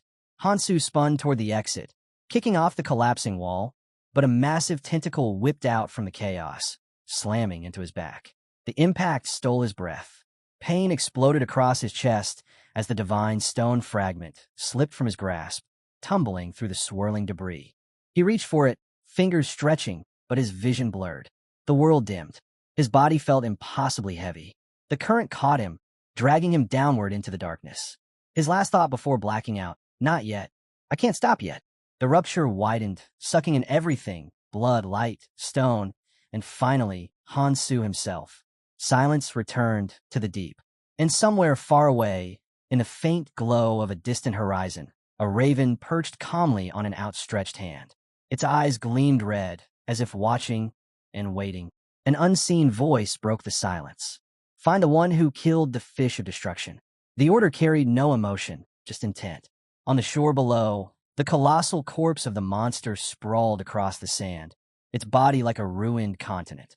The air reeked of brine and burnt flesh. Crowds were already forming, whispers spreading like fire. Among them, a young man raised his hand. "Deputy Commander." Lu stood apart from the others, hands clasped neatly behind his back, gaze fixed on a massive wound carved into the beast's chest. The sea breeze tugged at his coat as he studied the destruction, expression unreadable. In his palm rested a broken mask, the mask of Morin, the fallen captain of the assault group. The sight deepened the crease in Lu's brow. Something wasn't adding up. He had received strict orders to eliminate Quadratus, not to witness its complete annihilation. So how had the operation turned into this? A soldier approached from behind, his voice low. "Sir, we've located the bodies of the remaining team, all identified as members of Morin's squad." Lu closed his eyes briefly, then exhaled. The boy hesitated, then added, "Judging by the marks and residual mana, it was all done by one man." Lu tore the mask from his face and crushed it in his fist. "Then we no longer have a captain." His tone was sharp, decisive. "Effective immediately, we're restructuring." The subordinate hesitated, then lowered his head. "Understood, Commander." The new title hung in the air. Lu smirked faintly, testing the word in his thoughts. "Commander." Morin had inherited his position through time and convenience. Lu, however, had just earned his through blood. His expression hardened. "Any survivors?" The soldier pointed toward the wreckage drifting offshore. The ship was barely intact, its sails shredded, hull half submerged. "Search teams are still combing the area, sir, but," he hesitated, "chances of survival are low." Lu crouched and picked up a broken blade from the sand, inspecting its fractured edge. Something wasn't right. A creature of this magnitude should have dropped thousands of runes, yet there was nothing, no trace of power, no lingering resonance. He tossed the blade aside. "Then what about him?" Lu asked quietly. "Is the enemy dead?" The men exchanged uncertain glances. "Keep searching," Lu ordered. "I want confirmation. Check the thousandly stone embedded in Quadratus. If it's still active, we'll find him." He stepped closer to the fish's corpse. The ground trembled under its weight. Its tentacles twitched weakly, as if refusing to accept death. The cavity where its heart once was yawned wide, still steaming from the inside. Lu studied it in silence. "What the hell happened here?" he muttered. The sheer scale of destruction. No ordinary force could have caused this.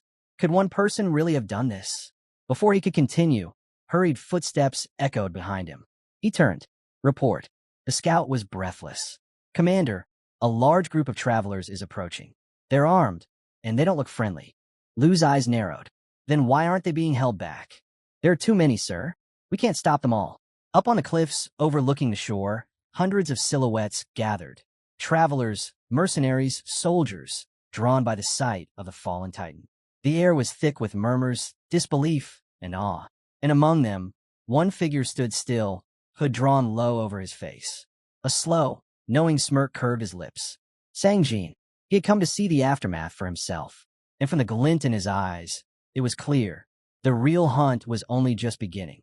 Inside that monster lies an unimaginable wealth of artifacts, Sangjin mused, his voice carrying easily over the murmurs of the crowd.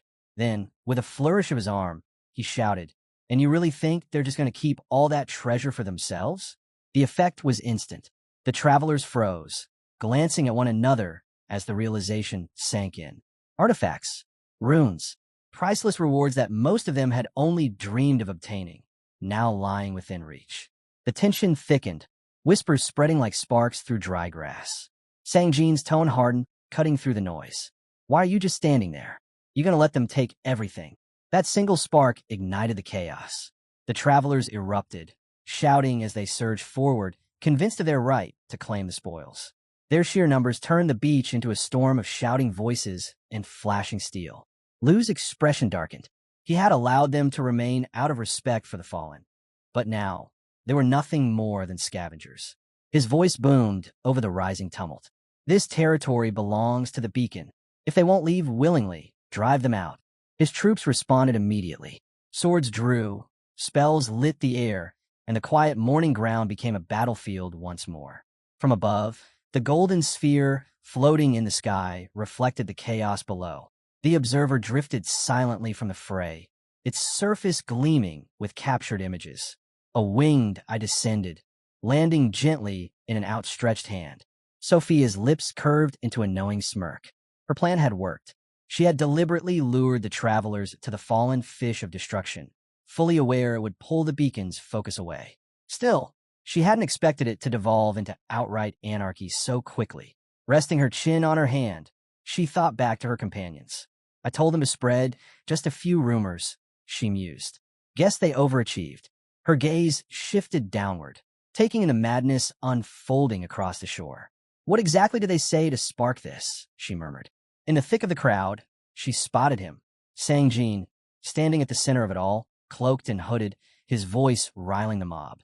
Around him, several robed figures moved in sync, shrouded in shadow. Sophia's smirk deepened. "Even better," she whispered. The longer this chaos lasted, the longer Beacon's eyes stayed off her. She summoned a glowing sphere of energy into her palm, its surface pulsing faintly. She didn't have much time left. Above, the sky shimmered. God's eyes materialized one by one, vast glowing irises scanning every inch of land and sea. Controlling that many at once was difficult, even for her, but she couldn't afford to stop now. 3 days, she muttered under her breath. It's already been 3 days. Her expression hardened. "No, I refuse to believe he's dead." The observers scattered across the skies, streaking away like golden comets. Far below, at the edge of the ocean, a body lay still among the wreckage. Waves washed over him, dragging shards of wood and metal across the shore. Cuts and bruises marked his skin, his clothes torn to ribbons. A small fairy hovered over him, wings fluttering impatiently. Finally, she huffed, arms crossed. Her eyes narrowed in mock annoyance before she leaned closer, a mischievous grin forming. When he didn't stir, she sighed dramatically and tapped her chin. "Well," she said, voice teasing, "if you don't wake up, I'm going to kiss you." The boy shot upright as if jolted by lightning, eyes wide, arms flailing. The fairy burst into laughter midair, spinning with delight. "Knew that'd work," she said, smirking. "Welcome back, sleepyhead." And for the first time since the fall of the Fish of Destruction, Han-Su was awake. The fairy pulled back with a giggle, wings fluttering lazily. "Oomph, I was almost hoping you'd stay down a little longer." Han-Su flexed his fingers, feeling the ache in his bones fade little by little. His strength was returning, slowly but surely. He'd managed to recover just before the last traces of dragonification burned out. Something caught his eye, half buried in the sand, a faint glimmer. He reached down and brushed the grains away, revealing a fragment of the divine stone. A smirk tugged at his lips. "Got everything I needed." Then, "It's been a while, hasn't it?" Han-Su froze. That voice. He looked up sharply. The fairy hovered there, smiling as if she'd been watching the whole time. He frowned. What the hell are you doing in the red zone? She tilted her head, eyes glinting with mischief. You already know we don't touch the ground unless something big happens. Before he could speak again, she darted forward and threw her arms around him. And I had to see this for myself, she laughed, pulling back just enough to point toward the shore. The fish of destruction lay still, its massive form sprawled across the coastline like a mountain of death. Its scales no longer shimmered, its eyes dull and hollow. Tell me, she said, her voice lowering, eyes gleaming. Have you ever seen anything this breathtaking? Hansu glanced at the corpse. The impossible done. The fairy sighed dramatically. Too bad, though. We have rules, you know. A great deed deserves a great reward. She paused, her grin sharpening. But this beast? It wasn't meant to be hunted. She shrugged with exaggerated indifference. So, no reward. Hansu's eyes narrowed.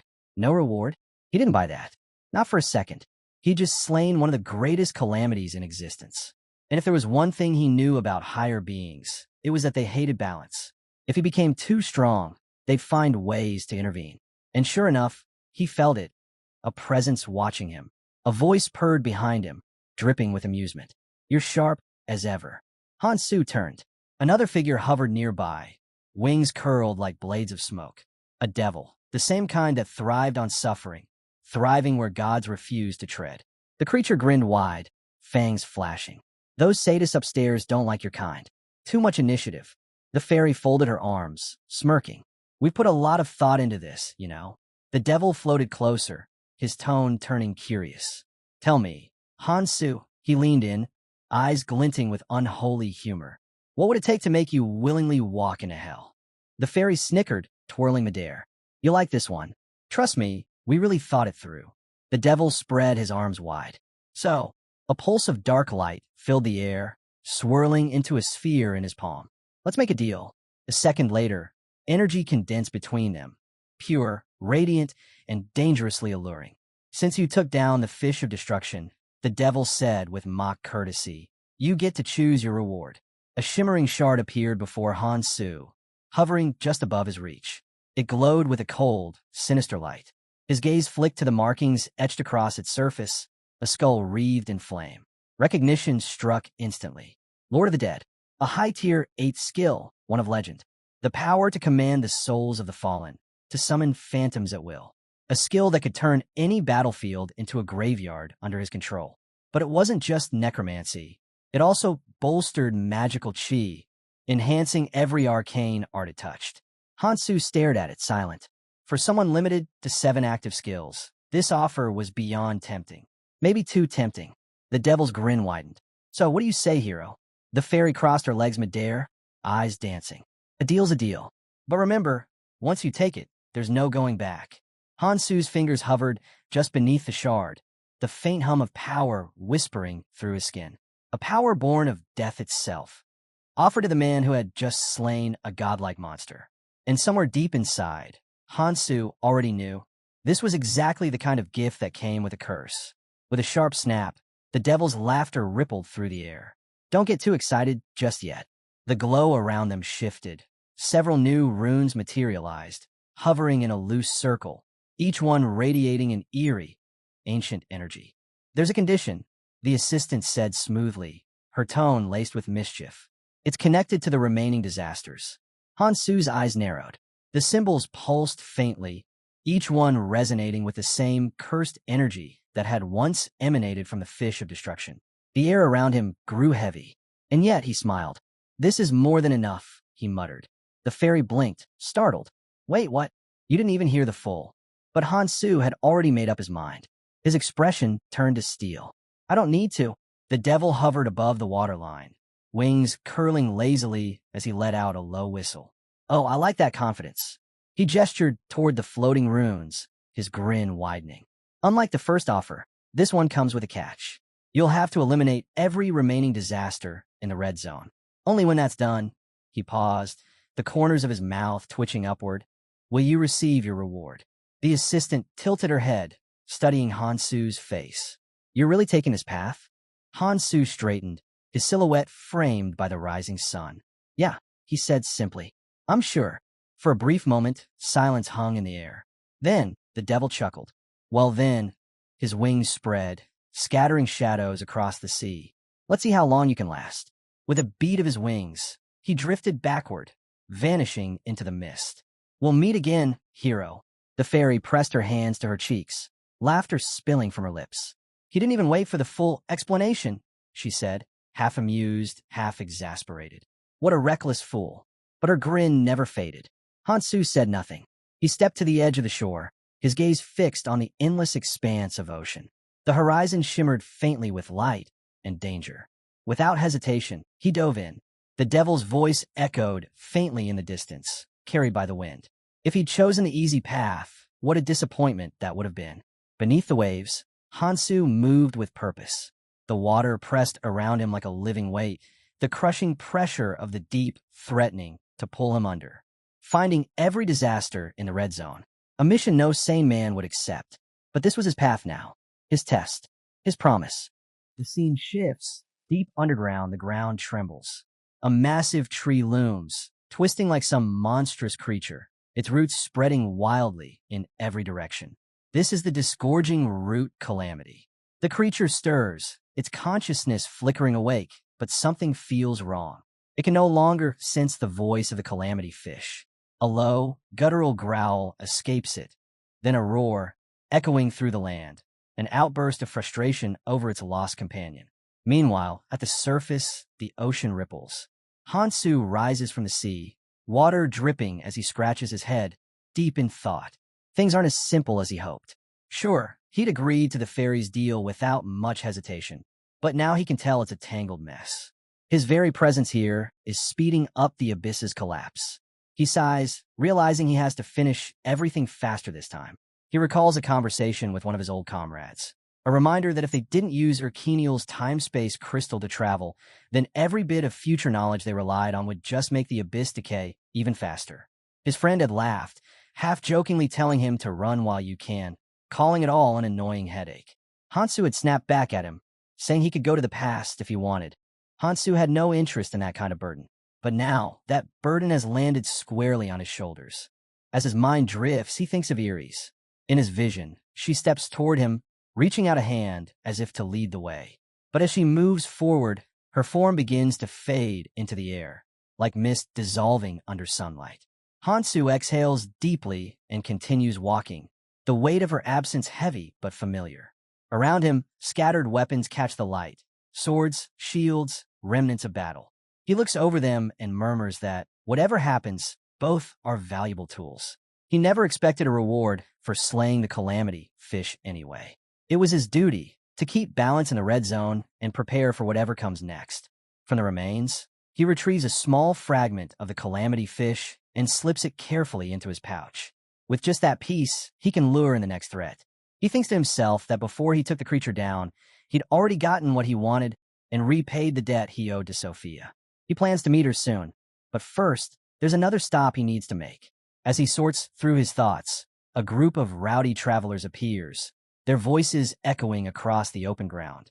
One of them yells, "Hey, there's still a small fry crawling around. What are you doing just standing there?" In seconds, Hansu finds himself surrounded. They smirk, clearly underestimating him. Hansu's grin spreads slowly. This timing couldn't be better. He's been meaning to test something. He stretches his arms, loosening up, then suddenly dashes straight toward the loudmouth who shouted at him. "Good," he says with a smirk. "There are plenty of people here I can ask." The man's confidence instantly cracks, panic flashing across his face as Hansu charges in. But Hansu just adds, his tone almost casual, "Don't worry. I'll make sure you can at least still talk." Hansu finishes, bracing himself as his fist drives forward. Moments later, silence fills the air. The cocky travelers now lie scattered across the ground, groaning in defeat. Hansu dusts his hands off and glances around, only then realizing 3 whole days have slipped by. Surveying the ruined landscape, his expression tightens. The calamities must have already started moving. The fish calamity's life is fading fast, and that's bad news. The longer he's delayed, the faster everything falls apart. He clenches his jaw. He can't believe he was out cold for that long. Without wasting another second, he pushes forward, his body blurring in emotion. But before he can go far, A shimmer of light flares in front of him. A magic sheet unfurls midair, blocking his path. Hansu narrows his eyes and looks up. Standing there is Levnon Michael, the Valkyrie clan's helper affiliate, smiling like he's been waiting all day. Hansu stops, his voice firm. Make it quick. I don't have time for games. Michael's grin widens as several figures appear behind him, his minions. One steps forward and mentions that Sophia has been searching for Hansu, wondering if she still hasn't found him. Michael turns his head slightly and mutters that those who've been helping the Seven Phantoms will have to answer for it. Despite his status as a Valkyrie affiliate, his tone carries a quiet warning. No one should cross the line here. Then, without hesitation, Michael leaps from the nearby cliff, landing effortlessly in front of Hansu. But first, he declares, I'll deal with you. A flash of light bursts from his hand, and a sword materializes from thin air, pure magic. Just as the tension peaks and both prepare to clash, a storm of fluttering pages fills the air. Looks, from within that whirlwind, Sophia steps out, her presence commanding. Found you at last, she says, eyeing Hansu. You really have a knack for getting tangled up with the wrong people. But I'm glad you're still in one piece. Michael glances at her, a flicker of surprise crossing his face. Sophia, he says, why are you looking for someone who should be guarding your seat as one of the Seven Phantoms? Are you sure you know what you're doing? We already know what side you've chosen. Sophia's gaze hardens. I've already made my decision, she replies. And what about you, Michael? Planning to stand in Kang's way, too. Then she turns to Hansu. I'll buy you time, she says simply, energy swirling around her as she prepares to fight. Michael raises both hands slightly, as if to de-escalate. Wait, there's no need for this, he says smoothly. I think there's been a misunderstanding. I just want to confirm something. Whether Hansu here was really the one who took down that monster and the calamity fish. Hansu's stare turns cold. And what if I was? Michael's grin returns, sharp and knowing. Then I was right. He lowers his weapon and, unexpectedly, extends a hand toward Hansu. Both Hansu and Sophia pause, taken aback. Even Michael's own men exchange confused looks. Come on, Michael says lightly. No need to be so tense. Take my hand. Sophia narrows her eyes. What are you plotting, Michael? Why would someone like you want to cooperate with us? Hansu adds, his tone flat. What's in it for you? You don't strike me as the type to give without getting something back. Michael chuckles. Simple. Unlike Sophia, who's, shall we say, a bit compromised, I can offer you something more direct. Real support. Resources, information, leverage. Call it fair exchange. He looks between the two of them and smiles. Think about it, Hansu. For you, this isn't such a bad deal, is it? Michael lowers his hand slightly, his expression softening. You know, he says, this place has been stagnant ever since I arrived. Nothing changes here.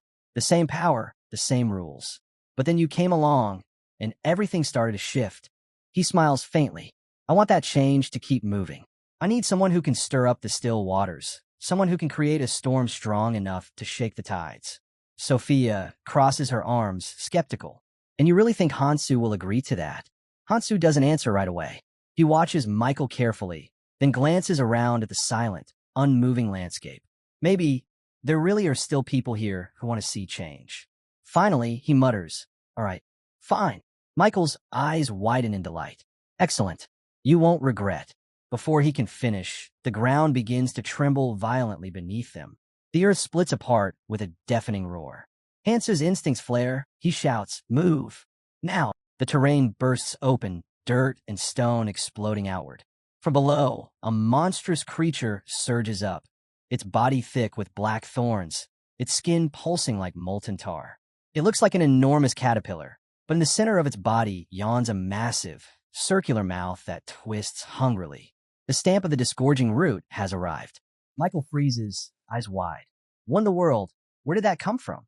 The creature's mouth gapes wider, a dark vortex forming at its center. Michael's pupils shrink as realization hits. A demon's mouth, wait. Don't tell me that's the stamp of the disgorging root. He knows the stories. These things can consume everything around them. No weapon can pierce their hide. No magic can hold them back. And the worst part?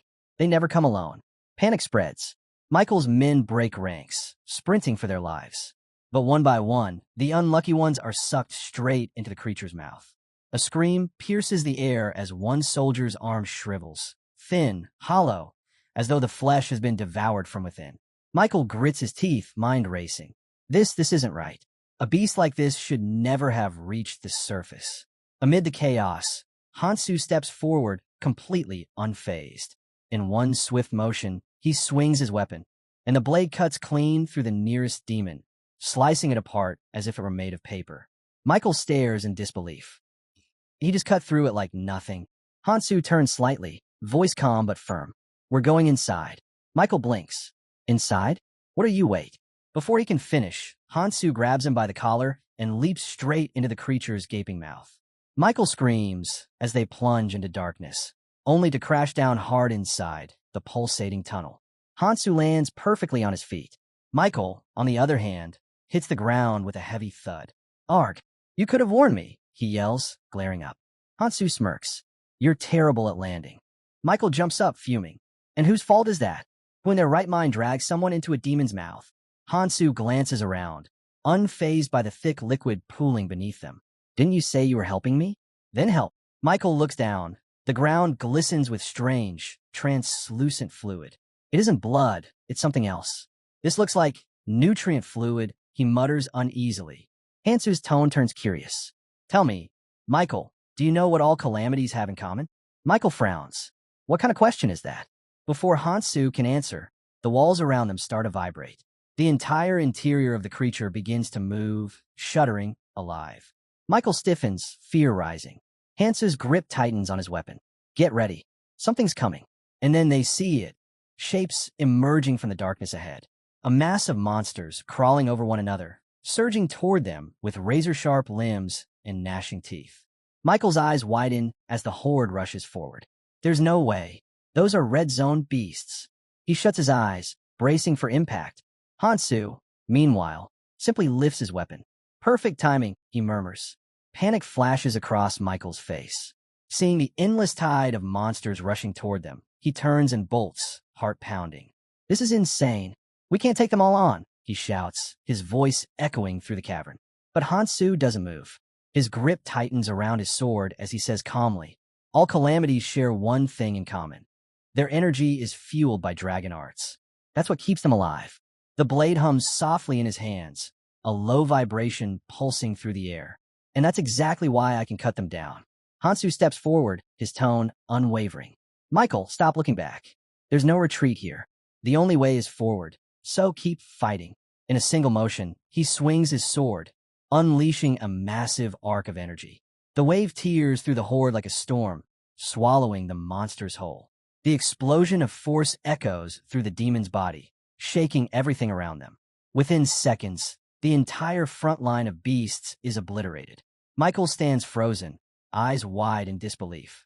How is he doing that? He can't even process what he's seeing. Hansu, alone, pushing through that chaos like it's nothing. He's really that strong? Then a voice cuts through his thoughts.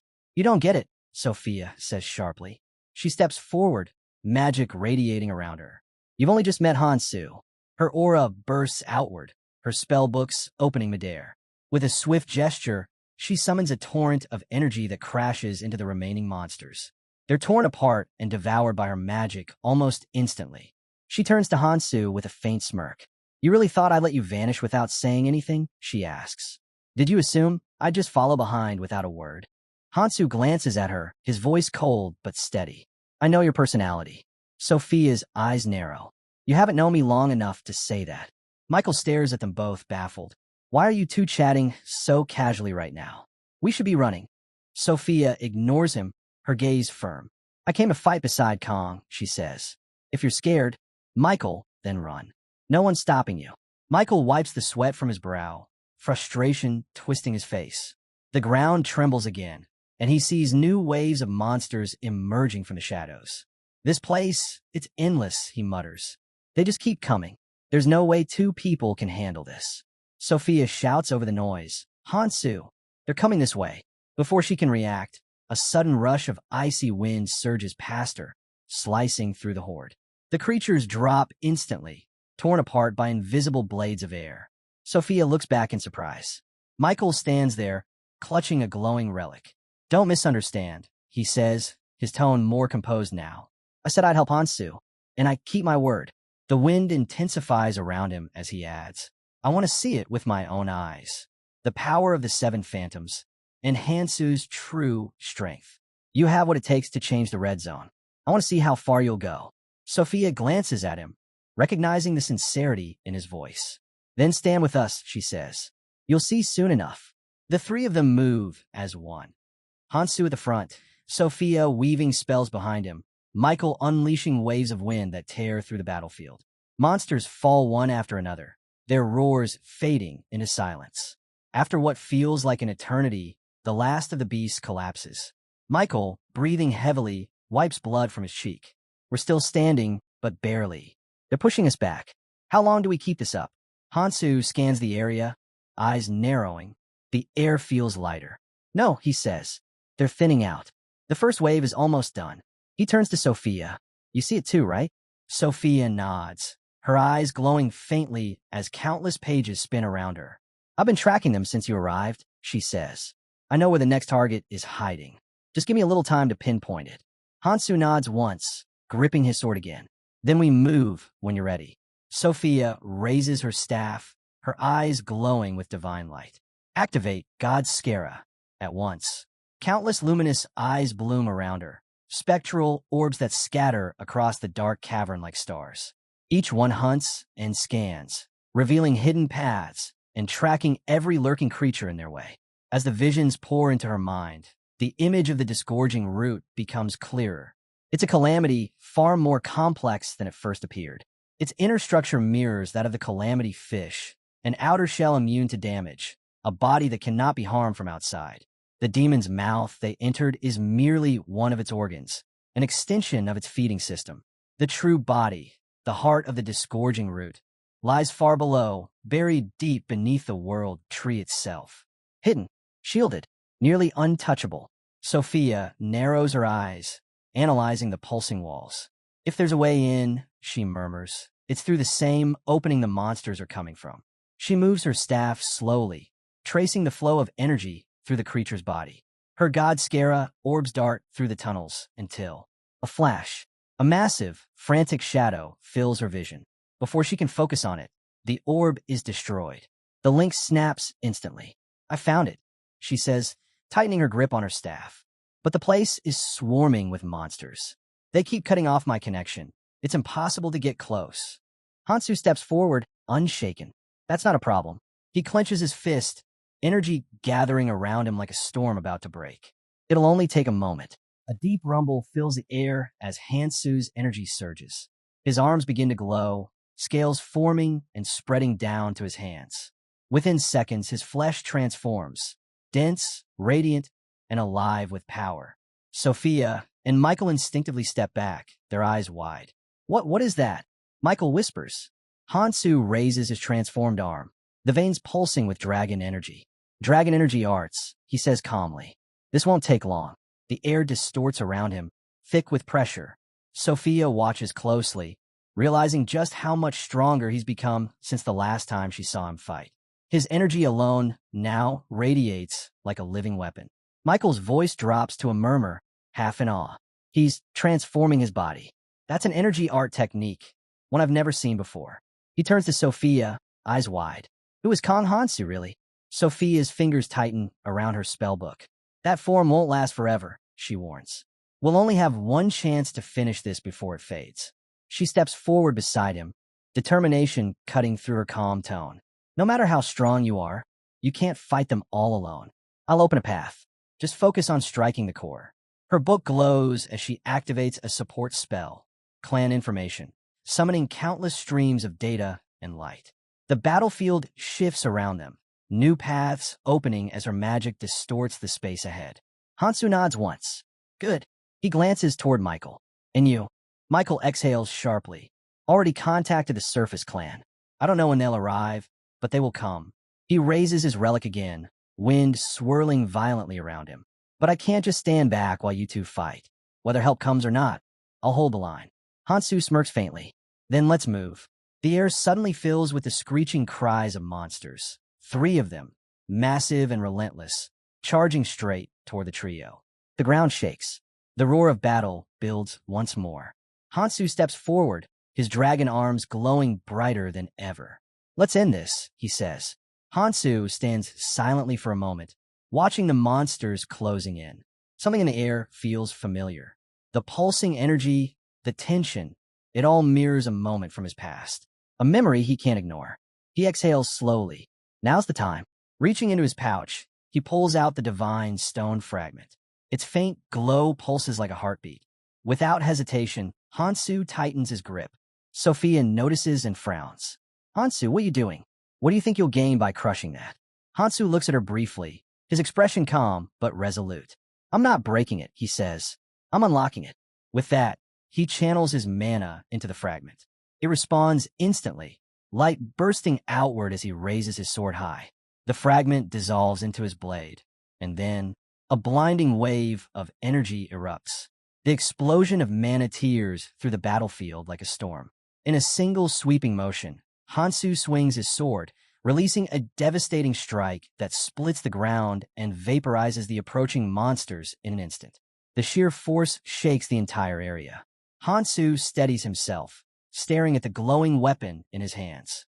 So Gesu really did know what he had, he mutters.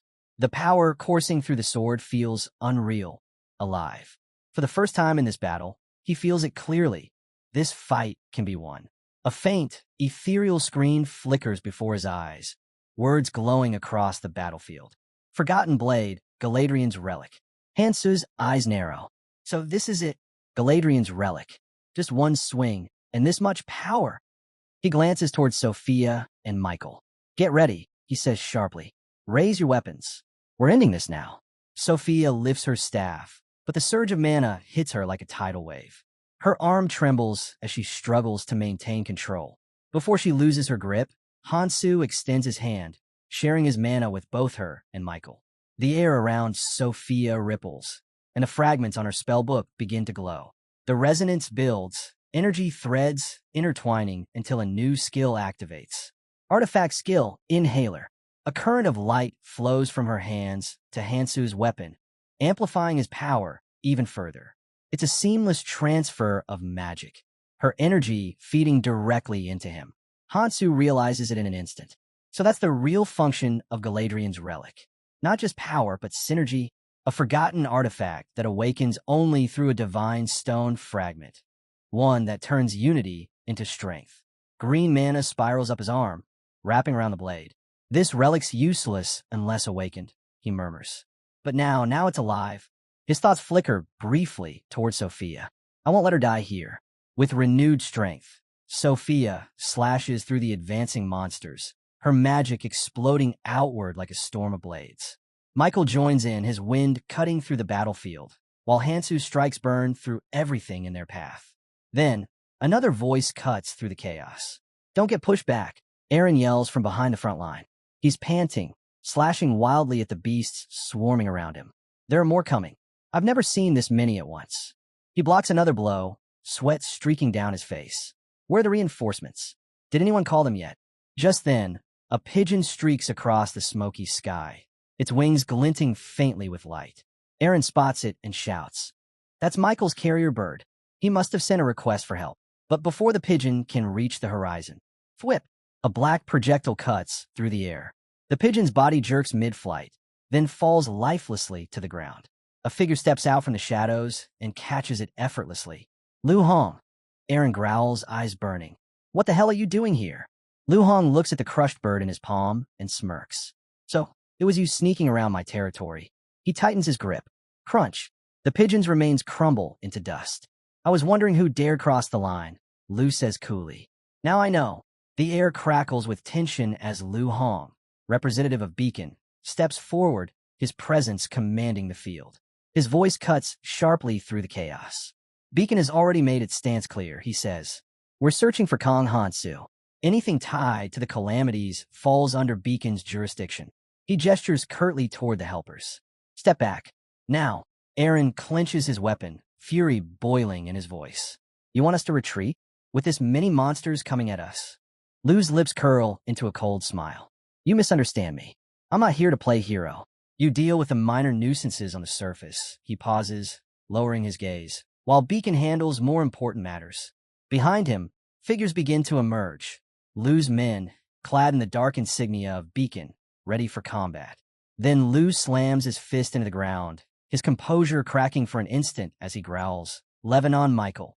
First helpers, huh?" The shout echoes off the cavern walls. Michael stiffens, turning sharply. "Lu Hong, what are you doing here?" Lu's eyes narrow, his tone ice cold. "You dare move freely within my territory, and you think you won't answer for it? This is Beacon's domain. Don't test our patience." He takes a step closer, glare sharp as a blade. "You first helpers should know your place.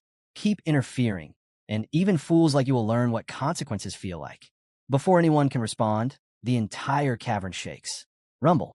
Everyone looks back. The entrance they came through has vanished. The walls themselves shift, curling inward, sealing them incompletely. "What the?" Lu shouts, slamming his palm against the stone. "Why is it closing? The demon's mouth, it's changing shape? That's impossible." Michael smirks despite the situation. "Well, this is going to be a problem," he says lightly. "It's harder to use skills down here than it is outside. Guess we're all trapped together now." Lu glares at him, but then pauses, noticing something strange. The pigeon, the one Michael had sent for help, had somehow drawn a powerful presence here. That bird, it summoned someone important. He clenches his jaw, realization dawning. "Fine. If we want to survive, we fight together. For now." Michael nods reluctantly. "Agreed." But before he can add more, a thunderous crash interrupts them. From atop a massive monster's head, a lone figure appears, standing tall, sword drawn, his aura blazing. His voice cuts through the chaos like a blade. "Enough talking. Move if you want to live." The battlefield falls silent for a heartbeat. Lu stares up at the man, stunned. The power radiating from him. It's overwhelming. "Oh, is that?" he mutters under his breath. Then the realization hits. Could it be the one who defeated the Calamity Fish? His expression hardens. Kong Hansu. With the exit sealed, Lu knows there's no sense wasting strength on pointless arguments. He grits his teeth. "Advance," he orders. Beacon's soldiers surge forward, weapons glinting, chains whipping through the air, swords drawn tight. As the ground trembles beneath them, Lu pulls out a small feather shimmering with emerald light, the feather of the World Tree. With this, he thinks, "I can perform an emergency extraction if things go wrong. I have to report this to him." He glances toward Hansu, determination flickering in his eyes. "I'll deal with you later, Kong Hansu. You might be growing fast, but your power must come from that phantom, Sophia." Then Hansu turns, his gaze meeting Lu's. "Your strength won't be enough," he says quietly. Lu's hand freezes on his weapon. What? For a brief moment, he imagines it. The recognition, the power, the title. "If I defeat him here, I'll be appointed assault commander." He narrows his eyes. "Tell me something, Kong Hansu." Hansu steps forward, his voice calm but cutting. "You won't last long in your current state. You've weakened." Lu's brow furrows. "What did you?" Hansu lowers his hood. The dim light hits his face. Lu's breath catches. His eyes widen in disbelief. "You?" The realization slams into him like a physical blow. It's him. A sudden pulse ripples through the battlefield. Hansu blinks in surprise as mana floods his body, surging faster than he intended. The energy spreads outward like lightning, and before he can contain it, it flows through everyone around him, his allies, and even Lu's men. A stunned silence follows. Both sides freeze, wide-eyed, as the shared power courses through their limbs, amplifying their strength. Hansu exhales slowly. "This wasn't supposed to happen," he mutters. Even for him, sharing magic with this many people is overwhelming. The mana feels heavy, pulling at his core. "Stay sharp," he calls out, his voice cutting through the chaos. "Control your flow. Don't lose focus." The soldiers tighten their grips on their weapons, the glow of magic now pulsing through each of them.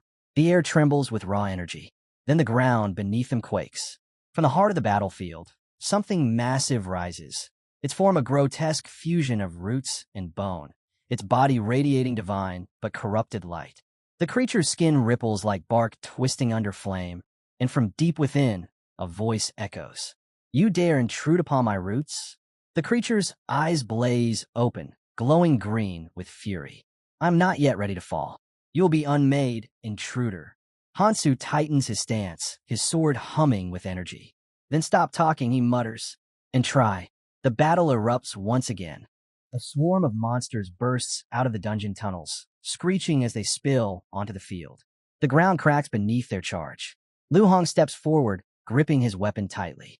He can feel it, Kang Hansu's overwhelming presence spreading across the battlefield. The air around Hansu burns with the power of Dragon Claw, his transformed energy tearing through the horde like a storm. Lu smirks faintly. So this is what it feels like, he whispers to himself. Incredible. But as he watches Hansu fight, that small grin fades. The sheer difference between them becomes impossible to ignore. For the first time in his life, Lu feels it, powerlessness. The weight of Hansu's strength presses down like gravity. He clenches his fists, and his own energy bursts outward in response. No, he growls, his aura flaring violently. I refuse to be overshadowed. The sudden surge shocks even his own soldiers. But deep down, Lu knows this isn't nearly enough. Hansu's energy is still on another level entirely. He doesn't even know how strong he's become, Lu thinks. Even this cursed place, the demon's mouth itself, can't restrain him. The walls of the dungeon shimmer faintly, layered with magic far older and stronger than theirs. Yet Lu can see it clearly. Hansu could tear straight through it if he wanted. If I can keep up with him, Lu thinks if I can make it out alive, the higher ranks will notice. I'll rise above the rest. I want to end up like Carl, dying a meaningless death. A monstrous claw slams down beside him. Lu reacts instantly, slicing upward, but the creature's second limb catches him off guard, wrapping tightly around his torso. He grits his teeth. TCH, let go. The pressure tightens. His breath catches, and suddenly his mana flow cuts off. The energy that was sustaining him vanishes, as if it's been drained. What's happening? Why can't I feel my power? He struggles, looking wildly around for the cause. Then a surge of white light crashes into the monster, forcing it to release him. Sophia stands there, her spellbook glowing faintly in her trembling hands. That's all I can do, she says evenly. You'll have to handle the rest yourself. Lu steadies himself, panting. When he meets her gaze, he realizes it. Without her magic, he wouldn't last a minute here. She really is the most heretical of the phantoms, he thinks bitterly. And yet, I need her. He looks away, voice sharp. Assault team, hold your ground. Don't let a single one through. His soldiers roar in response, reforming their line. Sophia lowers her hand to her chest and lets out a quiet sigh. She can feel her mana faltering, her magic flickering unstable. Her eyes drift toward Hansu in the distance, his energy burning hotter, fiercer, more erratic. So it's true. His power's growing unstable, she thinks. If this continues, the battlefield trembles once more as the fight pushes on. Hansu's blade glowing brighter with every swing, the divine energy inside him struggling to contain itself. And above them, deep in the walls of the demon's mouth, something ancient begins to stir. Sophia's gaze drifts toward the dark passageway leading deeper into the dungeon. Faint tremors echo from within, and for the first time, uncertainty flashes across her face. What's happening in there? Her thoughts are interrupted when Hansu speaks. His tone is steady, decisive. I'm going in. Sophia's head snaps toward him. What?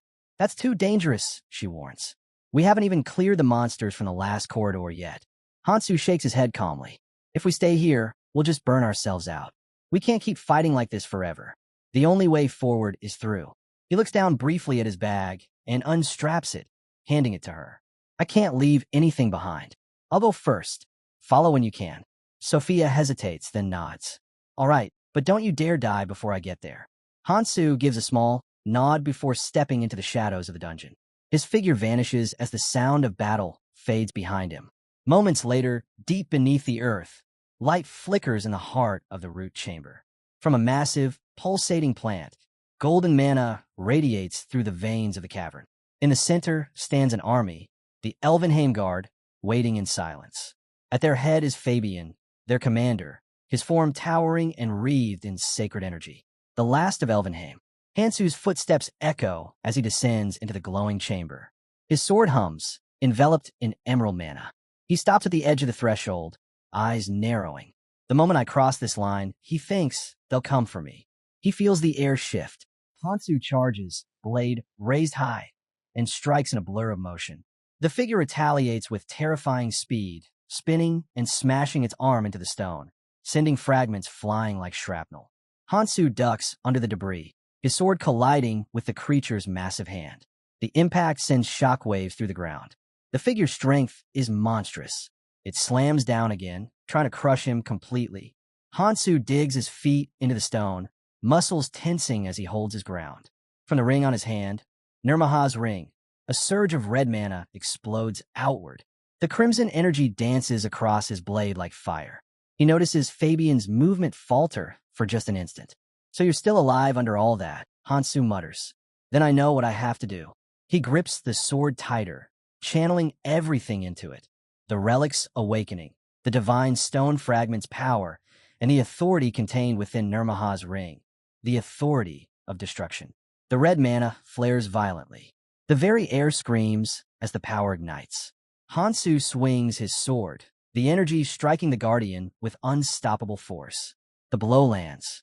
A guttural sound escapes Fabian as he recoils, the crimson light burning into his body. The shockwave blasts through the chamber, shattering the outer barrier of magic. Hansu lowers his sword, watching carefully. "That should have broken your defense," he says under his breath. Fabian staggers, the damage visible, more severe than Hansu expected. But even as he falls back, his body begins to regenerate, mana pulsing through his wounds. Hansu exhales, steadying himself. "No choice," he mutters. "I'll just hit harder." Their clash reignites, sword against fist, red mana colliding with divine light. The ground splits apart under their feet. Fabian channels his power and smashes the floor, hurling sharp fragments of stone toward Hansu like a storm of blades. Hansu deflects them, but then, a flicker of movement. From the shadows, more figures appear. 5 silhouettes, armored and glowing faintly with ethereal green light. Hansu freezes for half a second. "Echidrian," he mutters, recognizing them immediately. The 5 generals of Elvenheim. Their presence fills the chamber with ancient power. The dead warriors of a forgotten age. "So that's how it is," Hansu says quietly. "Exactly what I expected from the fallen generals of Alfenheim. Ancient systems functioning with precision that defies time." The glowing relics pulse in synchronization with the chamber's heartbeat, protecting the ruins as fiercely as they did eons ago. Hansu wipes blood from his lips and exhales sharply. "So that's how it is," he mutters. "Even after all this time, they still guard the roots." Pain shoots through his arm. He glances down. His right arm is shattered, bones splintered from the last exchange with Fabian. Yet, even now, he can't help but smirk faintly. "Not bad. I've grown faster than I thought." A flicker of light dances before his eyes. System message, skill utilization, 73% efficiency. Hansu grits his teeth. Even with his rapid growth and the reinforcement of Red Rune gear, the system confirms what he already knows. The damage from those relics can't be fully negated. He steadies his breath, recalling his plan. He had split his power earlier, leaving part of the assault to his allies above while he took the core himself. It had gone as intended, except for one variable. The generals of Alfenheim. Each one wielded relics of terrifying power, using them with precision only warriors of a bygone age could achieve. Hansu may have awakened his own relic using the divine stone fragment, but wielding it at full potential was another story entirely. His true target isn't the generals themselves, but the force hidden behind them, the ancient energy fueling their endless defense. Then, a deep tremor rolls through the chamber. The ground splits. The walls pulse. A second wave of light floods the room. Hansu's eyes widen. The next layer of the defense system. Monsters begin to crawl out of the cracks. Hundreds of them. But these aren't ordinary beasts. Their movements are coordinated, mechanical, and in perfect formation. The Galadarian army has awakened. Their armor gleams like liquid silver, and their eyes glow with a faint blue hue of divine magic. They march as one, blades drawn, moving with overwhelming unity. Hansu's jaw tightens. "So, it's a numbers game now." He raises his sword, the edge glowing with red and green mana. "Fine, I've got something for that too." Just as the front line closes in, flashes of light appear from behind, the arrival of his allies. Sophia, Lu, and the remaining assault team burst into the chamber, weapons drawn. Sophia's eyes widen as she takes in the scene. This can't be," she whispers. "The Galadarian army. They were meant to guard this place, not destroy it." Her voice shakes as realization hits. They're being controlled by the Calamity Fish. Beside her, Lu steps forward, his blade coated in wind magic. So that's the disturbance I sensed earlier, he mutters grimly. I never imagined it would be something like this. He glances toward Hansu, who stands amid the chaos, surrounded by both the living and the dead. How far is he planning to take this? Liu wonders. How long can he keep fighting like that? The army surges forward again. Hansu swings his sword, cleaving through two of the hulking soldiers, but their wounds knit back together almost instantly. He frowns, frustrated. Regeneration. He pivots, slashing through another. Again, the same result. The flesh closes before he can finish the strike. A whisper of air warns him a second too late. Hansu twists, barely dodging an attack from behind. The blade grazes his shoulder, tearing through his armor. He stumbles slightly, panting. Damn it. Fighting two at once like this. Both enemies step forward again, their blades raised. Hansu's vision blurs from blood loss, but he forces his body to move. His dragon energy arms flicker weakly, the power that once surged like fire now sputtering under the strain. He steadies his sword with his left hand. If I keep using dragon energy like this, he thinks my body's going to give out. Still, his eyes harden. Backing down isn't an option. Hansu's breath grows ragged, every inhale sharp as broken glass. He channels draconic energy through his body to knit his shattered bones and seal torn flesh, while simultaneously feeding mana into his weapon. The dual flow pushes him to the brink, his blood vessels strain, threatening to burst. But his mind remains steady. Ignore the pain, he tells himself. There's only one target. All else fades from thought. Only the central heart of the roots matters now. The scene shifts, deep within the structure once called Elvenheim. At its core lies a vast circular chamber, surrounded by colossal stone hands frozen mid-gesture.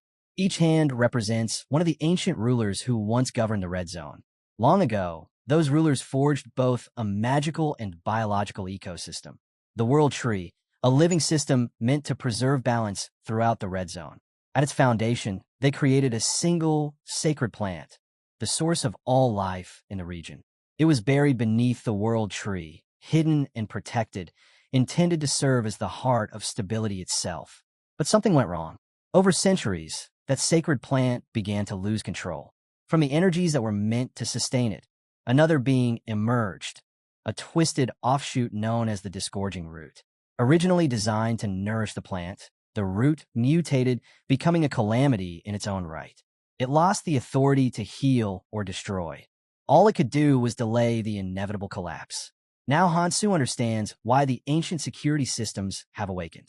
Their true function isn't defense. It's stalling time before total failure. He pieces together the rest. The army of Alvenheim still exists. Warriors preserved through forbidden magic, commanded by the 5 generals of Alvenheim, bound by ancient oaths.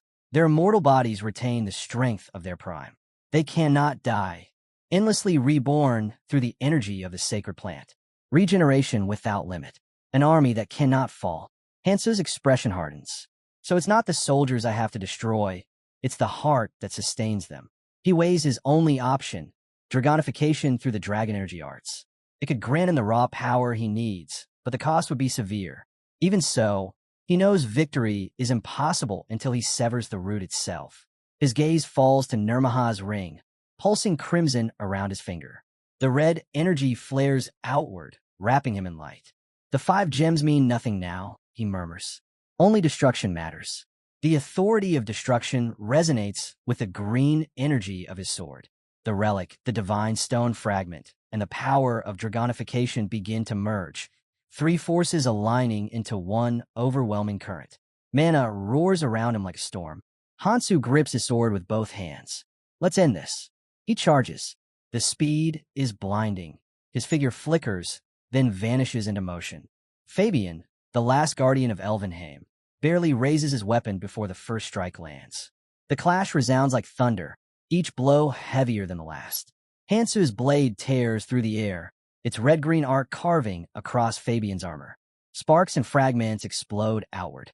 Fabian staggers, his shield of Galadarian relic steel fracturing under the pressure. Hansu doesn't stop.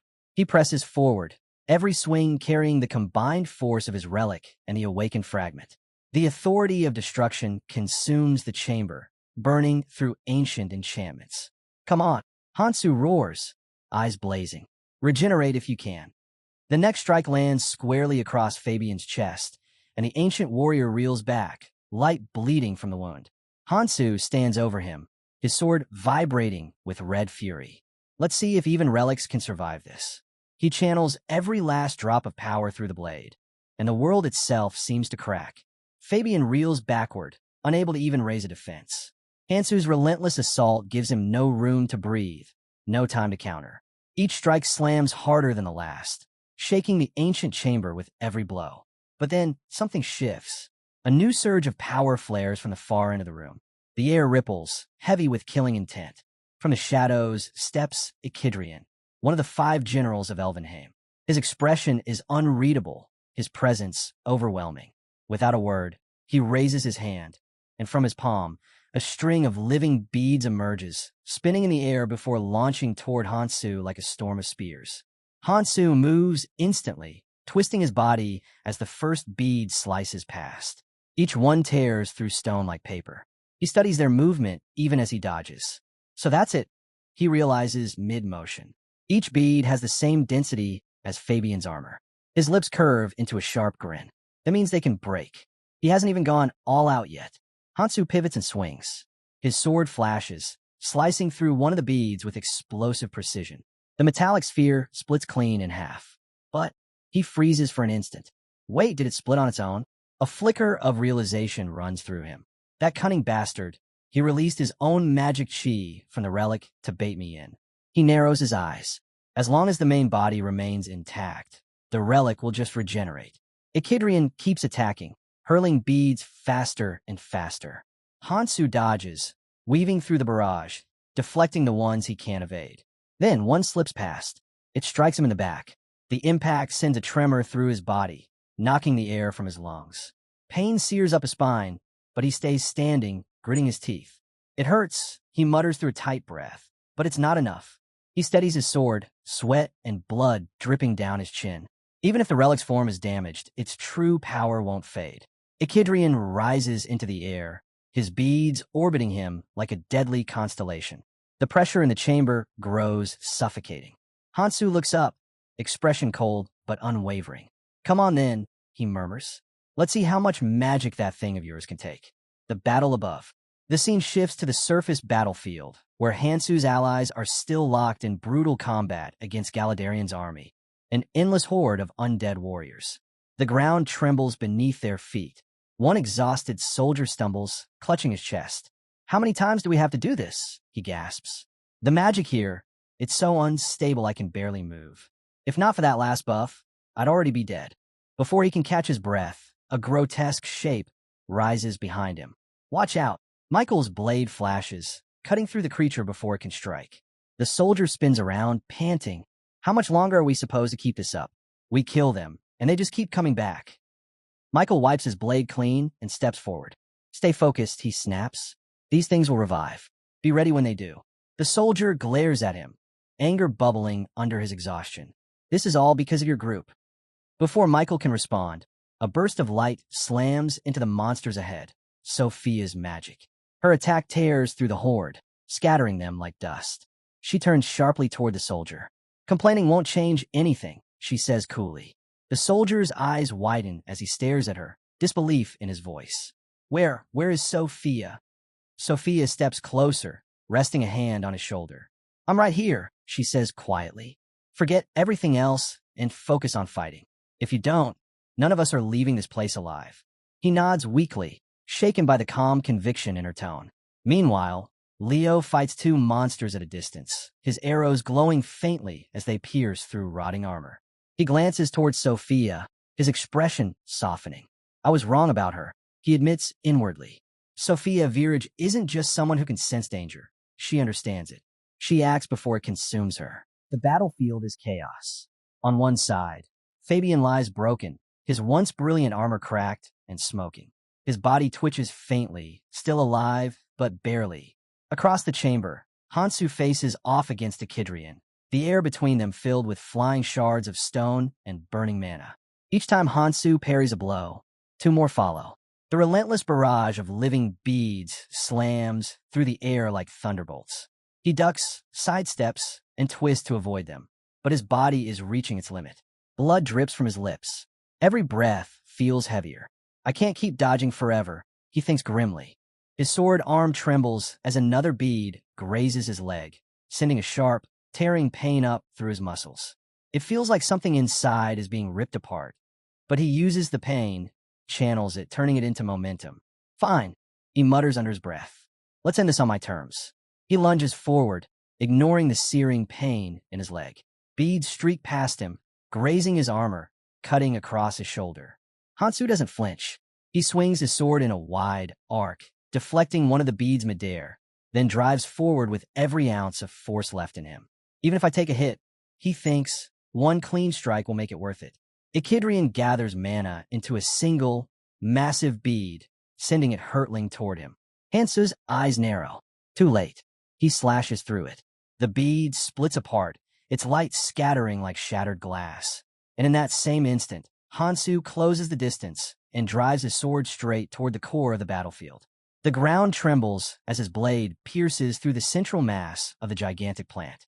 From within the writhing roots, something glows, a heart, throbbing with golden mana. Hansu's voice is calm, resolute. You were never my real target, he says to Echidrian. He grips his sword and wrenches it free, pulling the pulsing heart from the plant's core.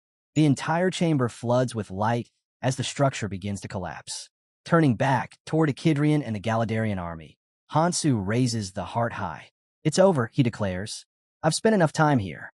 He brings his sword down, one final devastating strike. The blast of energy ripples through the chamber, consuming the undead army in blinding red light. Silence follows. The echoes fade. Sophia, covered in dust and blood, shields her eyes as the light dims. When she finally dares to look, the entire army has stopped moving. The knights stand motionless, their regeneration gone. Her eyes widen. Hansu, is it finally over? Hansu wipes the blood from his chin and nods. Their source is gone. The core's been destroyed. His expression hardens. But this isn't the end. This was only the first step. We need to move to the next site. The others barely react, too exhausted to speak. Then Lu Hong steps forward, his expression cold. If you're going deeper, he says flatly, Beacon will pull out. Hansu looks up, but says nothing. Lu continues, we're not fools.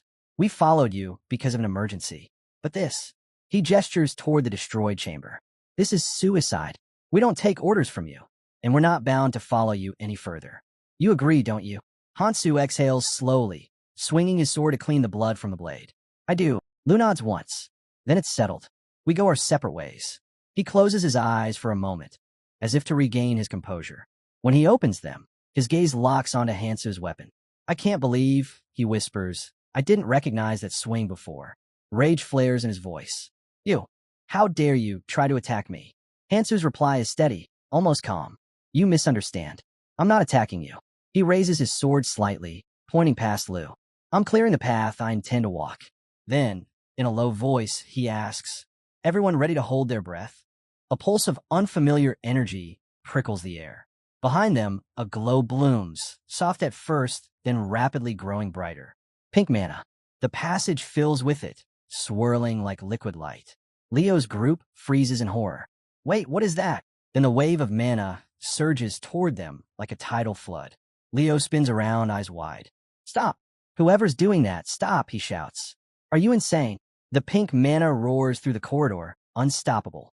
Leo's voice echoes over the rising storm. You madman! A wave of pink mana surges through the air, flooding over everyone like a storm. Lu wipes it from his face, staring in disbelief. He mutters that the boss has gone completely insane, trying to drown everyone in this chaos. He can't believe it's come to this. Not after they were ready to retreat.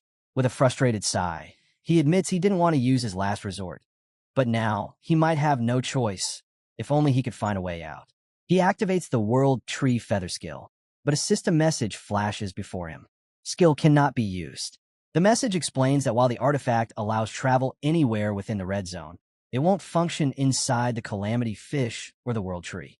Since they aren't in a dungeon, the activation fails. The Divine Stone fragment is interfering, restricting its use. Meanwhile, Hansu pieces everything together. This must be the spot where the Gorshan root has latched onto the World Tree, deep within its center, right in the heart of the red zone. They're close to the core, the room that holds the parasitic plant itself. Holding the relic of the five generals, Hansu says he brought it for this exact reason, and now he plans to awaken it using the divine stone fragment. He knows that the more relics he has, the easier it will be to control the unstable mana flowing from the fragment. Even using a fraction of that power is dangerous, something only relic users or true candidates can withstand. He channels the divine stone's energy into the relic. In response, glowing beads of light swirl around him, forming a steady orbit. He exhales softly. Things should get easier from here. But Lu, seething with anger, can't stay quiet. He shouts that Hansu has gone too far, acting like nothing happened. He declares that once they escape, he's taking command of Beacon's first unit, and he won't let this insult slide. Hansu's voice turns cold and sharp. He reminds Lu that he already warned them. If they want to survive, they need to strike at the main body. It's the only way. Everyone here can endure the poison. They're all strong enough. Better to fight than become deadweight. Lu, still fuming, points at Hansu and snaps that no one has the right to order him around. Hansu just turns away. Do whatever you want, he says calmly. It won't change a thing. The dangers already lessen a bit. Follow me or don't. It's your call. But those who do will make it out alive. He adds, the red zone is about to change in ways no one's ever seen before. Don't miss this chance. Michael, eyes wide with determination, echoes the words. The red zone will change, he murmurs. For so long, nothing in this cursed place has ever shifted. But now, because of Hansu, it finally might. Hansu says they'll need a dolly to shift the spave tires, and someone like Michael to handle it. Michael lets out a small smile. Guess this is why people should be careful what they wish for, he says. Before anyone can respond, Beacon suddenly steps forward. His expression darkens as he declares that his unit will now move independently. It's too late for you to ask for our help, Hansu, he warns. You'll pay for looking down on us. His lips curl into a cold, sinister smile. Hansu doesn't flinch. Are you really sure about that? He asks quietly. Lu, already on edge, snaps again. What's that supposed to mean, Hansu? Hansu's eyes look heavy, almost distant. Even I can't keep carrying everyone, he says. He thinks to himself that he tried to live up to Iris's expectations. But there are moments when exceptions can't be avoided. Leo steps forward, his voice sharp with anger. There it is again. You always look down on Beacon. Before the tension can rise further, Sophia suddenly speaks up. Wait, she says, her voice uneasy. Something's wrong. She narrows her eyes and activates her obsession skill. Kong Hansu might be mistaken this time. I can sense movement nearby. She scans the area. A group is coming. Her warning proves true. Strange trunks burst open all around them, spilling out a swarm of unknown creatures. Someone shouts. Something's pouring out.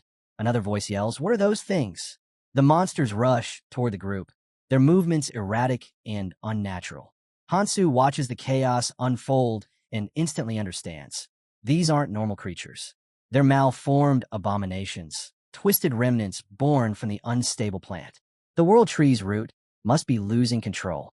He studies them and realizes they can't survive long. Their life force is unstable. But before they burn out, they'll destroy everything in their path. He clenches his fist. So, the disgorging roots lost control? Huh, he mutters. If someone thought this would stop me, they were wrong. Outside the jungle, countless monsters are tearing through the forest. Survivors regroup in a battered camp. One of them shouts, the main team's done organizing. Advance units fall back. Support members start moving quickly, shouting over each other.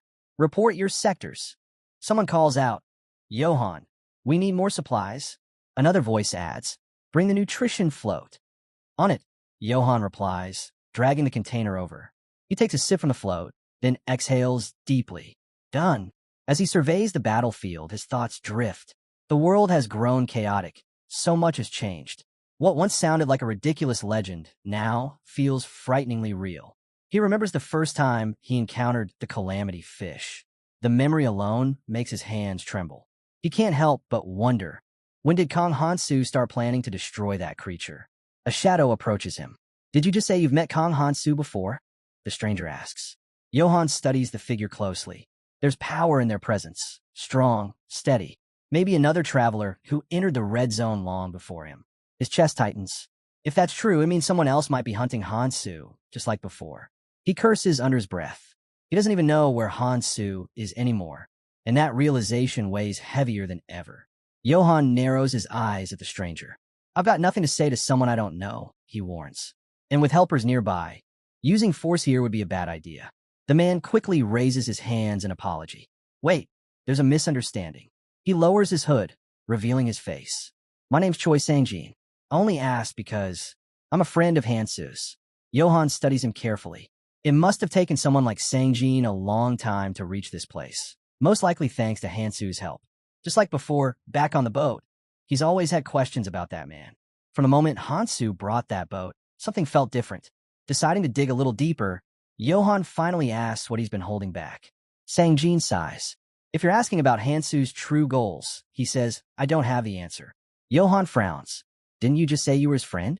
Sangjin looks away, his tone uncertain. Hansu never explains everything, even to the people close to him.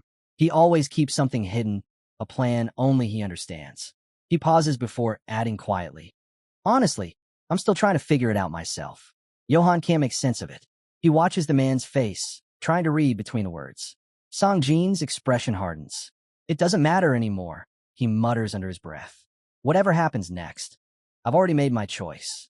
Inwardly, he calls out to Hansu, use me. If that's what it takes, I'll follow your path. He remembers the moment Hansu saved his life.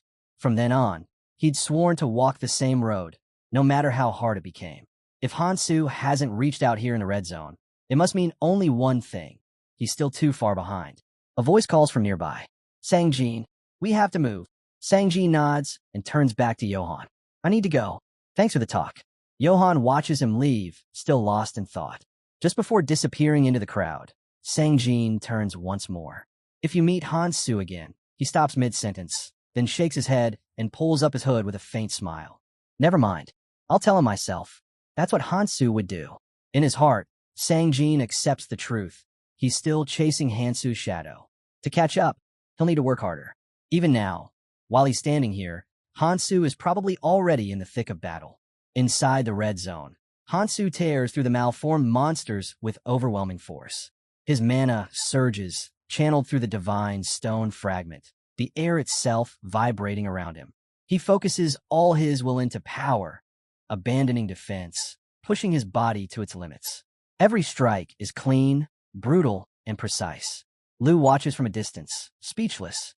He always knew Hansu was strong, but this is something else entirely. Could Kars Moron be behind this sudden surge of strength? The thought chills him. Hansu glances his way. The path back leads only to a poison waterfall, he says flatly. If you plan to survive, good luck. Without waiting for a reply, he turns and continues forward, deeper into the storm. Hansu, Sophia, and Michael push deeper into the red zone. The air hums with power, every step sinking into roots, pulsing with mana. Hansu turns to Michael. I'll move ahead, he says. You and the others can follow, if you choose. Michael nods, ready, while behind them, Lu's team hesitates. One of Lu's men urges, Commander, we should follow him. Hansu's the only one who knows the way out. Lu clenches his jaw, but nods. You're right. We have no choice. Another soldier hesitates. Are you sure, sir? If we want to escape, Lu snaps. We move now. Without another word, the team rushes forward, sprinting after Hansu into the glowing forest. Elsewhere, the plant monster stirs. Its voice echoes through the living roots. My creation is nearly complete, it proclaims. A being forged through perfect implantation of the plant's power. The culmination of my work, the Alpha. Its anticipation grows as it commands the awakening. Rise, Alpha, the one who has sustained the red zone until now. Without warning, the Alpha moves. A blinding surge of energy erupts as it strikes, its first attack splitting the air. The plant monster watches with a sinister grin, clearly delighted. Excellent, just as before it hisses. Now, eliminate the intruders. But then, something changes. The Alpha doesn't move. In a calm, steady tone, it speaks. Something feels wrong. Tell me, why would a being of my level obey a creature like you? The plant monster freezes, stunned. Then, rage takes over. What? I am your creator, your master. You are nothing more than a replica of my design. Alpha tilts its head slightly, unbothered. My creator, It repeats. You dare call yourself that? Turning away, Alpha's gaze locks on the massive twisted trunks surrounding them. The key to the armory, it says with purpose. It should be there. The plant monster wavers, uncertain now, thrown off by its creation's defiance. Alpha's voice hardens. Hand it over, it demands. That key is what I seek. Alpha steps closer to the core. This key must evolve. It murmurs, reaching forward. The world tree itself trembles. Its booming voice fills the cavern. Do you truly intend to attack me, Alpha? Alpha's eyes flare. Attack you? You dare accuse me? It replies sharply. Look at yourself. Mindless, spawning monsters in self-defense while your body withers. Fool, you're failing to restore the plant. It points toward the churning roots. Give me the key. I'll redirect this battle before it's too late. Watching silently, the plant monster wavers. It had been startled by Alpha's earlier outburst, but now senses that its creation still acts according to its original programming. After a long pause, it finally nods. Take it, it says grudgingly. Take the key. Alpha steps forward and presses its hand into the heart of the world tree. This is it, it whispers. The right place. A faint hum builds as it inserts the fragment stone into the tree. A brilliant glow erupts, spilling across the chamber. Alpha's expression turns satisfied. The plant monster's voice rises in fury. What are you doing? That's the divine stone, it roars. Stop at once. But Alpha doesn't respond. The light intensifies, swallowing the shadows. Alpha keeps his bright smile as the light of the divine stone reflects across his face. Without hesitation, he reaches out and takes it. The plant monster can do nothing, completely powerless before him. Now standing tall and fearless, Alpha speaks quietly to himself. He will keep his promise. He will bring an end to this conflict. The glowing fragment rests firmly in his grasp, pulsing with divine power. Meanwhile, in the red zone, Hansu's group fights on. The monsters keep coming, wave after wave of grotesque shapes. Sophia unleashes his power, while Michael's blade flashes through the chaos, cutting down every threat that gets too close. Hold on a little longer, Michael shouts. We're almost through them. Then, out of nowhere, a small roach scurries into view. The group stops, confused. What is that thing doing here? Someone mutters. Before anyone can react, the roots surrounding them surge forward, striking with sudden force. Stay alert, someone yells. Hansu moves like a blur, weaving through the roots with surgical precision. His sword slices cleanly through them, never pausing, never hesitating. Each motion is deliberate and efficient. As he fights, his mind analyzes every detail. The internal defense here isn't nearly as strong as the Calamity Fish, and even the monsters themselves are weaker. But then he notices something stranger. Their strength is fading little by little. They're getting weaker, he realizes. Is it because the core's missing? Nearby, Lu channels his red mana and joins the fight, carving through the enemies with brute force. Still, part of him wonders if he should abandon the fight altogether and make straight for his objective. The others start to notice something too. The smaller roots have stopped moving. The stillness is unsettling. Hansu's eyes narrow. That's no coincidence, he mutters. Without a moment's hesitation, he charges into the thick of the roots, diving straight into the monster's body, deeper and deeper toward its core. Hansu, Sophia shouts after him, but he's already gone, swallowed by the writhing mass. Inside, Hansu slows. The air is heavy, alive with strange energy. He senses something different here. The world tree stands before him, but it's sealed, wrapped in layers of hardened growth. What is this? He whispers. Why is it sealed? Then from above, an unfamiliar voice calls down. Come here. Hansu looks up sharply. Who's there? A figure stands on the upper roots, descending slowly into view. Hansu's gaze hardens. The aura, the presence, there's no mistaking it. This must be the one who took the divine stone fragment. But how? No one else should have been able to reach this place. Not without being part of his team. Then another presence emerges behind him. You're different, a calm voice says. Smarter than the others. More aware. Hansu turns, meeting the cold gaze of Alpha. Alpha studies him, almost curious. You use the key well, he says, especially for someone who isn't one of us. Perhaps we should talk about that key you hold. Hansu listens carefully, his thoughts racing as Alpha speaks. The 5 relics, Alpha says slowly, are not just ancient artifacts. They are keys. When united, They grant complete control over the world tree. Hansu's eyes narrow. The way Alpha said that word, keys, it sticks with him. Few people ever use that term. Only a select few from Elvenheim. The same beings he'd met long ago in the abyss. A flicker of realization stirs in his mind, and suspicion begins to grow. His grip tightens around the sword. That presence, could it really be who he's thinking of? No, impossible. And yet, the doubt refuses to fade. His senses sharpen, every sound around him stretching into clarity. Hansu narrows his gaze. Are you a replica? He asks flatly. Alpha meets his stare with calm detachment. No, he answers. Then his tone shifts, steady, deliberate. You're not merely using a key. You understand the original. You've seen it before. The words carry weight. There's something deeper in them, something Hansu can't ignore. You're speaking in riddles, Hansu snaps. What are you getting at? Alpha's expression hardens. He raises a hand and points straight at Hansu. That key you hold, it belongs to me. Hand it over and leave this place. Hansu's eyes flash with cold defiance. A creature like you doesn't deserve it, he says. His voice lowers to a deadly calm. If that's your offer, then here's mine. He lifts the fragment of the divine stone, the light flickering in his palm. His other hand grips his sword tightly. Then, without hesitation, he hurls the fragment straight at Alpha. You're a fake, Hansu mutters. You don't deserve this. Alpha snatches the fragment effortlessly. Surprise flashes across his face for an instant, but it's gone as quickly as it came. A grin spreads instead, sharp and unnatural. He raises the stone high in one hand, pressing his other to his head as a strange, echoing laugh bursts out. When the sound fades, his eyes lock on a Hansu's. You don't even know your place, he says, his voice laced with contempt. You think you can kill me? You're nothing but a bug. The air trembles.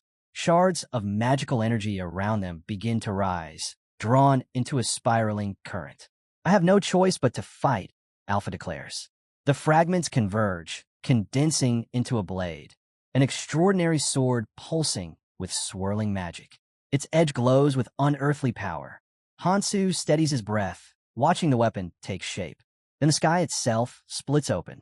A black rift tears through the air above, expanding into a massive void. At the tip of Alpha's sword, a gateway takes form, dark and ancient. Hansu's eyes widen.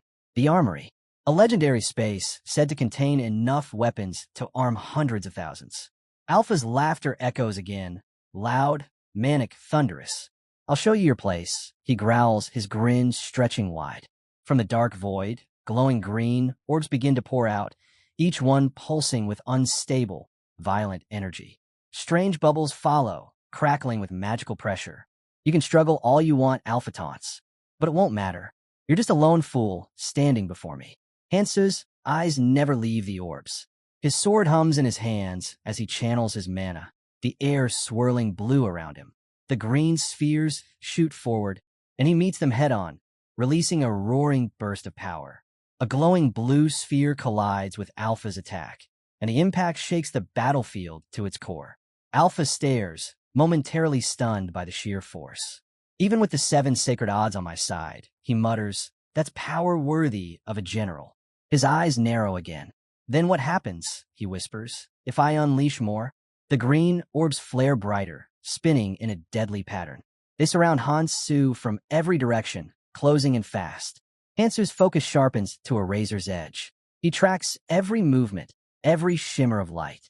When the first orb lunges, he moves, his sword flashing in clean, controlled arcs, cutting through the assault one strike at a time. The air crackles with raw power. The battle between man and creation has only just begun. He realizes quickly that each orb is tougher than it looks. Its surface carries the same resilience as worn-out soldier armor, dense and unyielding. There are too many of them to count. The air grows heavy with magic as the glowing spheres rush toward him from every direction. Hansu leaps, vaulting over a massive tree root. From above, he sees how vast the swarm truly is. If the armory can arm an entire army, then this endless storm of orbs makes perfect sense. They rain down in waves, emerald streaks cutting through the air. Hansu tries to ascend higher, but they follow relentlessly, adjusting their trajectory like guided arrows. Forced to turn and fight, he pivots midair and swings his blade. One clean arc, striking a green orb as it hurtles toward him. In that instant, Recognition flashes in his mind. He knows this weapon, the armory's sacred orbs. A thought hits him. Use the same strategy. Hansu lands, sword in one hand, a captured orb in the other.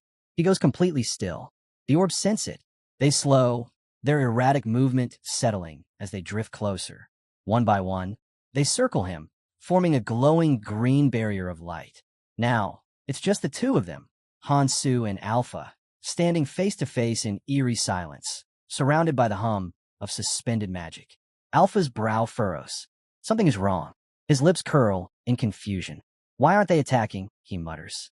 He studies the orbs, disbelief creeping into his voice. Impossible. I can't lose control of the sacred orbs. Panic glints in his eyes as he snarls. The armory should be responding. Its energy, it's dispersing on its own. You can't be controlling them. But then his voice falters. His gaze narrows on Hansu. Wait, how do you know the magic code of the 7 sacred orbs? Hansu raises one of the glowing spheres, calm and composed. He steps forward, the light washing across his face. I warned you, he says coldly. With one fluid motion, he slashes downward, a cross-shaped strike that tears through the hovering orbs. The impact releases a blinding flash. A memory flickers in his mind. A distant voice, faint but familiar, once teaching him how to handle the sacred orbs and dismantle their control. Confidence anchors him. Even if Alpha is a clone with the power to summon the armory itself, Hansu possesses the skill to defy it. He cuts through another orb, the explosion rippling with green fire. Alpha's eyes widen, shock breaking his composure for the first time. A weapon's worth, Hansu says, voice low and unwavering, is decided by the one who wields it. Hansu drives his foot into the ground, the impact releasing a burst of energy that shatters the soil beneath him. He doesn't hesitate. In one breath, he charges forward, shouting, Is that all you've got? Alpha doesn't move. He stands calm and firm, his composure unshaken, exuding an aura of cold superiority. The tension between them vibrates like drawn steel. Hansu's glare sharpens, his fury quiet but burning. Alpha answers it with a faint smirk, confident, unflinching, as if daring him to strike. Then Hansu lunges. The green light blade flares to life, carving through the air at blistering speed. Alpha's eyes narrow, his own fury igniting to match. Hansu's thoughts crystallize into a single resolve. This ends now. Hansu's blade slices through the air, but in a sudden twist, Alpha jerks aside, narrowly dodging the fatal blow. With sharp, fearless eyes, Alpha growls through clenched teeth. Damn you. Hansu doesn't stop. His aura ignites, surging like wildfire. Power radiates off him, dense, oppressive, and impossible to ignore. Then, with a fierce roar that shakes the air, he bellows, Go to hell. He steps forward, pure resolve in his stride, and launches into a relentless assault. A blur of motion follows, his body twisting, striking, driving his elbows squarely into Alpha's face with brutal precision. Alpha stumbles back, the impact ringing through his skull, his arm trembling from the recoil. But Hansu doesn't give him a second to breathe. He's already charging again, his green sword blazing with mana as it cuts a vicious arc across Alpha's neck. Alpha reels, staggered, a flicker of weakness crossing his face. His movements slow, his energy drains away. Hansu fixes him with a cold, piercing stare. Too shallow, he says flatly. The two warriors face each other again, a thin tension humming between them. Then Hansu's hand sparks with light, divine power surging through his veins. I won't let you go, he roars. He unleashes a volley of divine stones, the glowing projectiles spiraling outward in a flurry of raw energy. The explosions tear through the battlefield, forcing Alpha into a desperate retreat. One stone grazes Alpha's foot mid-sprint, the impact jolting his body, and the divine stone fragment slips from his grasp. Damn it, he curses, stumbling as he scrambles to recover it. His mind races. He's impossibly skilled. How can he control magic like this? Even using just a fragment, Hansu's control is flawless, balanced, fluid, and impossibly stable. Alpha grits his teeth, eyes narrowing. No, it's more than skill. If it's about magic control alone, he's beyond my level. Hansu doesn't let up. His strikes rain down with unrelenting force, every swing sharper than the last. Alpha barely keeps up. Each clash sends a wave of energy tearing through the air. A mix of awe and fear creeps into Alpha's thoughts. At this rate, he might actually kill me. He steadies himself, chest heaving. The reflection of Hansu flickers in his crimson eye, a lone figure moving with purpose, like death itself approaching. Inside, a storm brews. Alpha's mind twists with fury and despair. He's come too far to fall now. Failure isn't an option. Survival isn't a choice. It's a necessity. Then Hansu charges again, shattering the stillness like thunder breaking the clouds. Alpha braces himself, tightening his grip, refusing to yield. But as Hansu's blow lands, something's wrong. There's no pain, no wound, no resistance. The strike simply stops. Hansu pulls back, his eyes narrowing. He feels it too. Something about Alpha's form is different off. Alpha straightens, a low hum emanating from the armor that now gleams across his body. Hansu's gaze hardens. So that's what you've been hiding. The truth settles over him like lead. This isn't a new technique. It's a transformation. Solo numbering 6, the Heavenly Soldier Armor. A relic of impossible defense, forged to devour weaponry itself. Each armament it consumes strengthens its body, evolving it further, until no conventional weapon can pierce its shell. Alpha raises his head, the faintest smirk tugging at his lips. Hansu exhales slowly, sword gleaming in the dim light. His voice is calm, but edged with steel. This just got more troublesome, he says. His grip tightens, which means I've got even more reason to bring you down. With renewed energy and unyielding focus, Hansu surges forward. His eyes lock on the target, unwavering and sharp as steel. The Heavenly Soldier armor gleams under the fractured light, its surface nearly indestructible.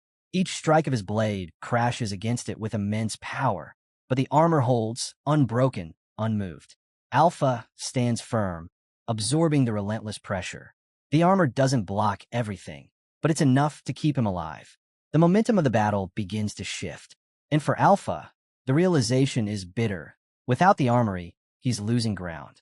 If only I could merge its power with the armor, he thinks. I could change everything. But the armory remains sealed. Its functions are locked by the magic power code, rendering it useless. Yet, there's still a spark of hope. The weapons still exist within it, untouched, waiting to be called. He just needs a way to reach them. Hansu presses forward, his magic surging brighter, energy rippling through his every move. Alpha's mind races.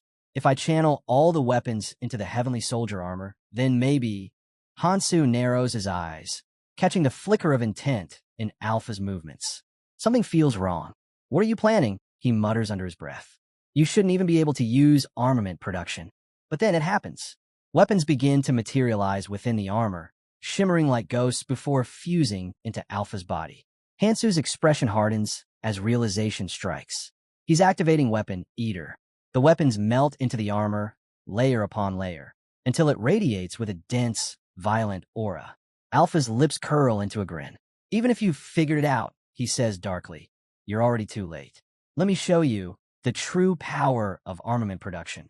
His eyes blaze with frenzy as the armor pulses uncontrollably. But the power he's drawing is too much, even for him. The glow begins to twist, distort. Cracks of red energy snake across the armor's surface. A grim realization dawns on him. It's consuming me. The Heavenly Soldier armor, greedy beyond measure, has begun to devour its own wielder. The more weapons it consumes, the more unstable it becomes. Alpha's breath grows ragged. Even with all this strength, he mutters, I can't hold out much longer. He looks up, eyes burning with defiance. And you, there's no way you can endure it either. The time for hesitation is gone. With everything collapsing around them, he makes his choice. Drawing on his remaining strength, Alpha channels his energy and faces the colossal hand of force that Hansu's power has unleashed. This is what you wanted, isn't it? He says, his voice low but resolute. Hansu takes a step forward, concern flashing briefly across his face. Alpha catches it and smirks faintly. Don't pity me, he says. Take it. Then, bracing himself against the surging energy, Alpha transfers the authority of the Heavenly Soldier armor to Hansu. His body trembles under the weight of the release, the overwhelming force threatening to crush him entirely. A spark of disbelief flashes across Hansu's eyes as the transfer hits. Power floods through his body in a violent surge, lightning crackling across his armor. The sheer intensity threatens to tear him apart from the inside. Alpha watches coldly from a short distance, his expression blank but his tone sharp. "It's useless," he mutters. "The chance of surviving the transfer of authority is 9 to 1. His gaze darkens, and that's under normal circumstances. But after feeding the armor every weapon from the armory, the succession trial has become far more brutal. You won't last long. Inside, Alpha's thoughts twist with calculation. He'd expected Hansu to be consumed instantly, to vanish under the armor's hunger. But the man still stands, muscles straining, holding back the chaos clawing at his body. Even so, Alpha knows the truth. He won't be able to use the heavenly soldier armor after Hansu's death anyway. Not right away. He straightens, a shadow crossing his expression.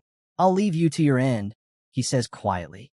"I'll deal with the world tree first." Turning away, he casts one last glance over his shoulder. "When you're gone," he says coldly, "I'll return to collect what's mine." Hansu's breathing deepens, sweat rolling down his face. The air crackles around him.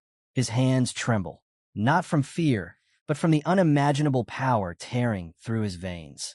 His narrowed eyes glint with determination. This isn't over. Not yet. An immense, crushing pressure flooding the battlefield. His breath catches, his pulse quickens. Did the transfer of authority trigger this? The weight around him is suffocating. Every instinct screams that one wrong move could kill him. The thought of using his dragon shi arts flickers through his mind, but doing so would drain his life force entirely.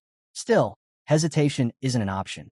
The world around him trembles. The very mana in the air feels alive, restless, and ready to devour. And then, Hansu's power erupts. A fiery surge bursts outward, consuming the air in blinding heat.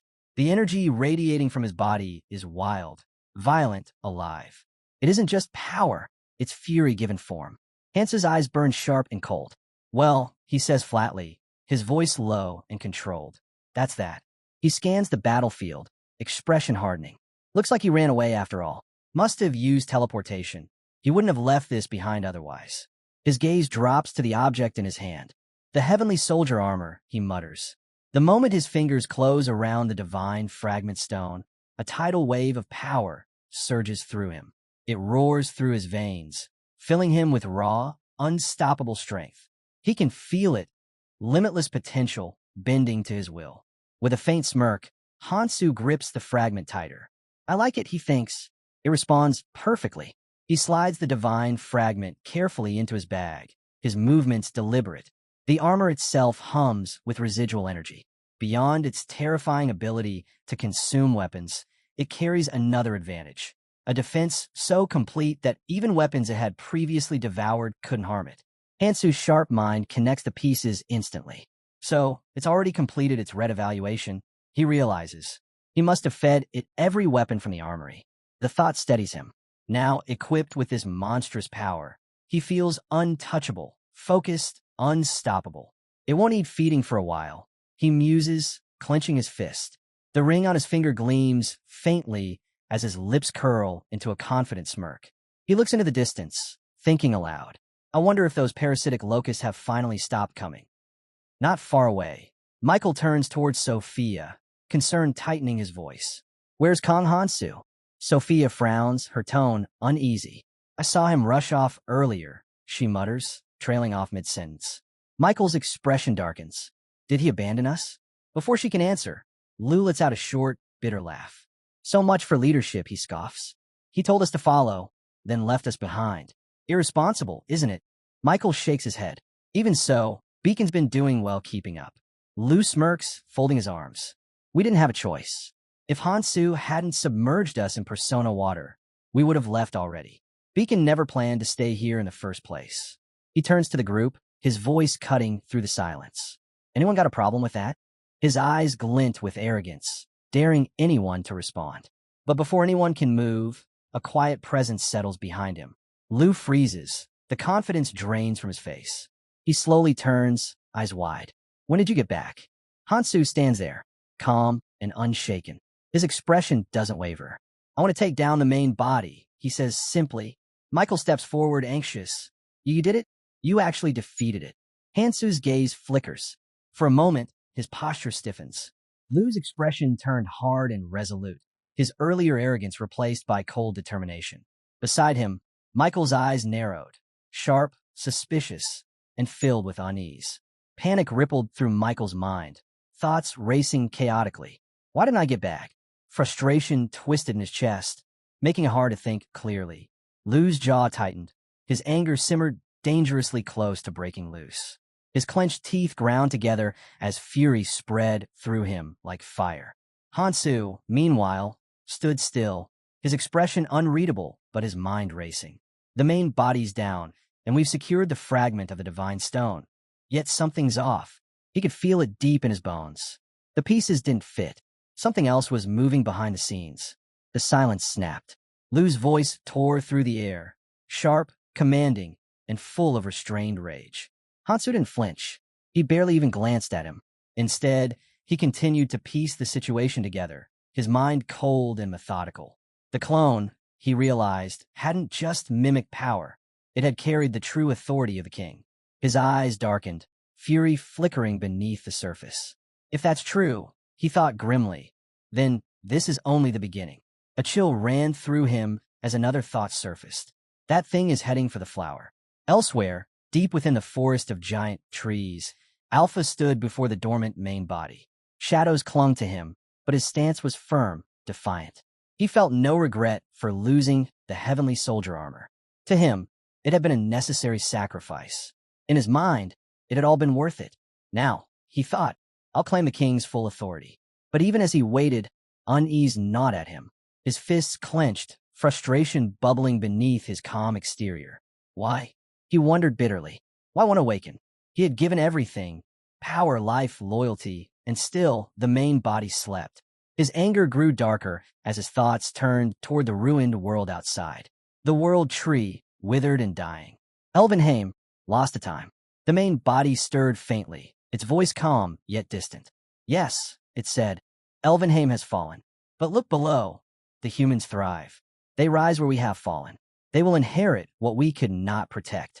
The words only fueled Alpha's rage. The idea of humanity replacing his kind was unbearable. The main body's tone shifted, carrying the weight of resolve. I will correct the mistakes of the past. Alpha's eyes blazed with fury. And I'll revive my kin, he growled. Every step I've taken, every life I've spent, it's all been for that. His face hardened with absolute conviction, his voice trembling with passion. I will claim all of Acheron. At that place, Alpha's voice rang out with venom and conviction. You failed, he said coldly. You couldn't save your kin. You couldn't save Elvenheim. You lost yourself in the end, a cowardly king. He lifted his head, his expression unwavering. Watch from where you stand. I'll finish what you couldn't. Alpha believed the key to his success lay with the man called First. To achieve his purpose, he would need to recover Galadriel's sword, Echidron's beads, and Fabian's bracelet. He reasoned that since Echidron and Fabian were two yet one, the bracelet must already be in the same possession. Once he reclaimed the administrator's authority, he would enter the flower. But even as he planned, he knew this would not be easy. This task, he murmured, will require true power, not tricks. His eyes hardened. His voice turned deadly. If I must, I'll invoke Ouroboros. With that, he grasped the rope before him and descended sharply, his motion fluid, confident, and without hesitation. Every step of his fall carried quiet dominance, his aura coiled and ready to strike. Landing softly, he straightened and faced the flower, a towering, radiant structure that pulsed like a living heart. His hand came to rest on his lower back as he surveyed the scene, eyes glinting with authority. When he finally spoke, his tone was calm, but merciless. Move, he commanded the presence before him. How dare you bare your fangs at your creator? The forest trembled under the weight of his words, and the world itself seemed to hold its breath.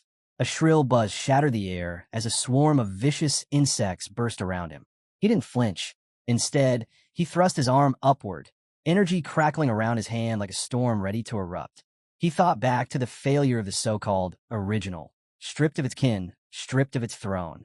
Now, with a cold laugh, he declared that the true original stood here before them. From this moment on, he would be known as Techeron. Without warning, two figures stepped out of the shadows, Hansu and Alpha. Hansu remained still, his back turned, silent as ever. Alpha smirked. I thought you were dead, he said. Didn't even fight back, huh? Guess you actually made it out alive. Off to the side, Sophia stood lost in thought. Michael glanced at her. What's on your mind? He asked, then shook his head. Never mind. I bet we're thinking the same thing. He remembered that man, the one who had slain the calamity fish and the disgorging root. Since his arrival, everything in the red zone had changed. Michael admitted quietly he had nearly given up once. Even that man had said it was impossible. Killing a single calamity? He couldn't even imagine it. But that man did it. Alone. A small spark of hope lit in Michael's eyes. He believed the newcomer would win that man's favor, enough to cross safely into the orange zone. If that happened, the red zone would finally stabilize. More survivors would emerge from the tutorial alive. Maybe even his own sibling would make it. He dreamed, for the first time in ages, of saving 1 billion lives. Sophia chuckled under breath. Michael blinked. What's so funny? She smiled faintly. Just the thought that something this absurd might actually happen. Michael nodded with a quiet grin. Yeah, I get that. Suddenly, a flash of blue streaked across the sky. An eagle. A girl pointed upward. What's that? The man beside her trembled. See carrier pigeons. They look like carrier pigeons. But more came. Dozens. Then hundreds of blue eagles filled the air, diving toward them. Why are there so many? He shouted. Panic spread. People ran, stumbling over rocks and dirt, faces pale with terror. One man tripped, crashing to the ground. The others didn't stop. He reached out, voice breaking. Wait, help me. A few turned back, torn between fear and guilt. Sweat rolled down their temples as the buzzing grew louder. He screamed again, louder this time. Don't leave me. Blood spurted from his lips, and then they came. The parasitic locusts swarmed him, tearing through flesh and bone in seconds. Silence followed. Everyone froze, staring in horror. Only Hansu stood unshaken. Sophia met his gaze and offered a fearless smile. Above them, the locust leader hovered, its voice cold and sharp. Stop the humans, it commanded. Until Ouroboros is fully under our control, none may escape. Its grin split wide, razor-edged and cruel. The swarm gathered, their wings humming like blades. They blocked the path to the orange zone, surrounding the humans from all sides. Thousands of them, hungry, waiting. In the leader's gleaming eyes, Hansu and Sophia's reflections burned bright. The hunt had begun. Without warning, they appeared. A black cloud of parasitic locusts surged forward, slicing through the air like a living storm. The ground quaked beneath their wings. Panic spread instantly. Faces drained of color, hands trembling, hearts pounding as sweat streamed down their necks. Someone screamed, pointing toward the horizon. They're coming. A command rang out through the chaos. Hold your positions. We cannot let them through. The message was clear. If their defenses fell, the red zone itself would be lost. Fear crept across every face. Eyes darted around, searching for hope that wasn't there. They all knew what was at stake. Until the other clans arrived, they had to stand their ground, no matter what. The air thickened with dread. A voice broke through the noise, trembling with disbelief. We're supposed to stop that on our own. The swarm advanced, blotting out the light. Millions of locusts crashing toward them like a tidal wave of red and black. The sky trembled. The earth groaned. The calamity had arrived. A sudden blur of motion. A blue eagle swooped down, landing neatly on Michael's outstretched arm. He watched it closely, suspicion and unease in his eyes. The message it carried was short and horrifying. Every single parasitic locust within Ouroboros had awakened. Over 100 million. Even if every clan united, it wouldn't be enough. This wasn't a battle. It was a death sentence. Michael clenched his jaw. The absurdity of it almost made him laugh. A flicker of tension crossed Hansu's face. Michael's mind spun through the possibilities. Why were the locusts moving now? They were Ouroboros' guardians, creatures designed to protect its inner body, never to leave their posts without cause. Ouroboros itself was still occupied, consuming poison water. For 5 centuries, not once had it ever summoned them. So why now? Only one explanation made sense. Alpha. Ruthless. Unpredictable. Dangerous. Michael had always known Alpha would be a problem, but this was far beyond expectation. A shout broke through his thoughts. Hansu. It was Liu, storming toward him, rage written across his face. This is your fault, he roared. The locusts are going berserk because of you. Hansu turned, confusion flashing in his eyes. What are you talking about? Lu pointed an accusing finger at him. Don't play dumb. If you hadn't started killing the calamities, this never would have happened. How are you going to take responsibility for this mess? Before Hansu could answer, Michael stepped forward. Enough, he said sharply. Don't speak without proof. There's no connection between Hansu and this outbreak. Then, turning towards Sophia, his tone shifted. Sophia, use your librarian skill. I need a calculation.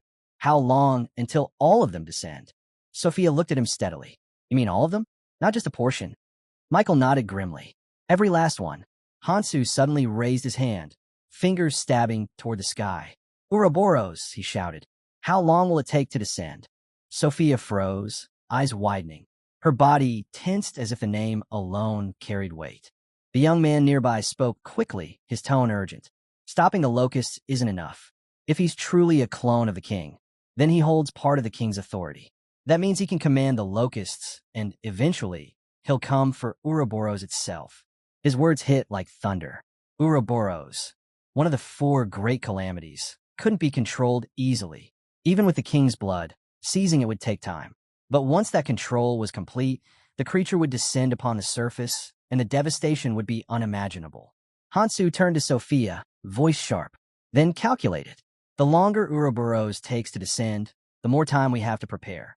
Hurry. Sophia's eyes flickered with data and light as she activated her skill. Moments later, her voice broke the silence. 2 weeks. The number hung heavy in the air. Lu's expression hardened. His fists clenched. 2 weeks. That was all. He gritted his teeth, realization dawning that everything was collapsing.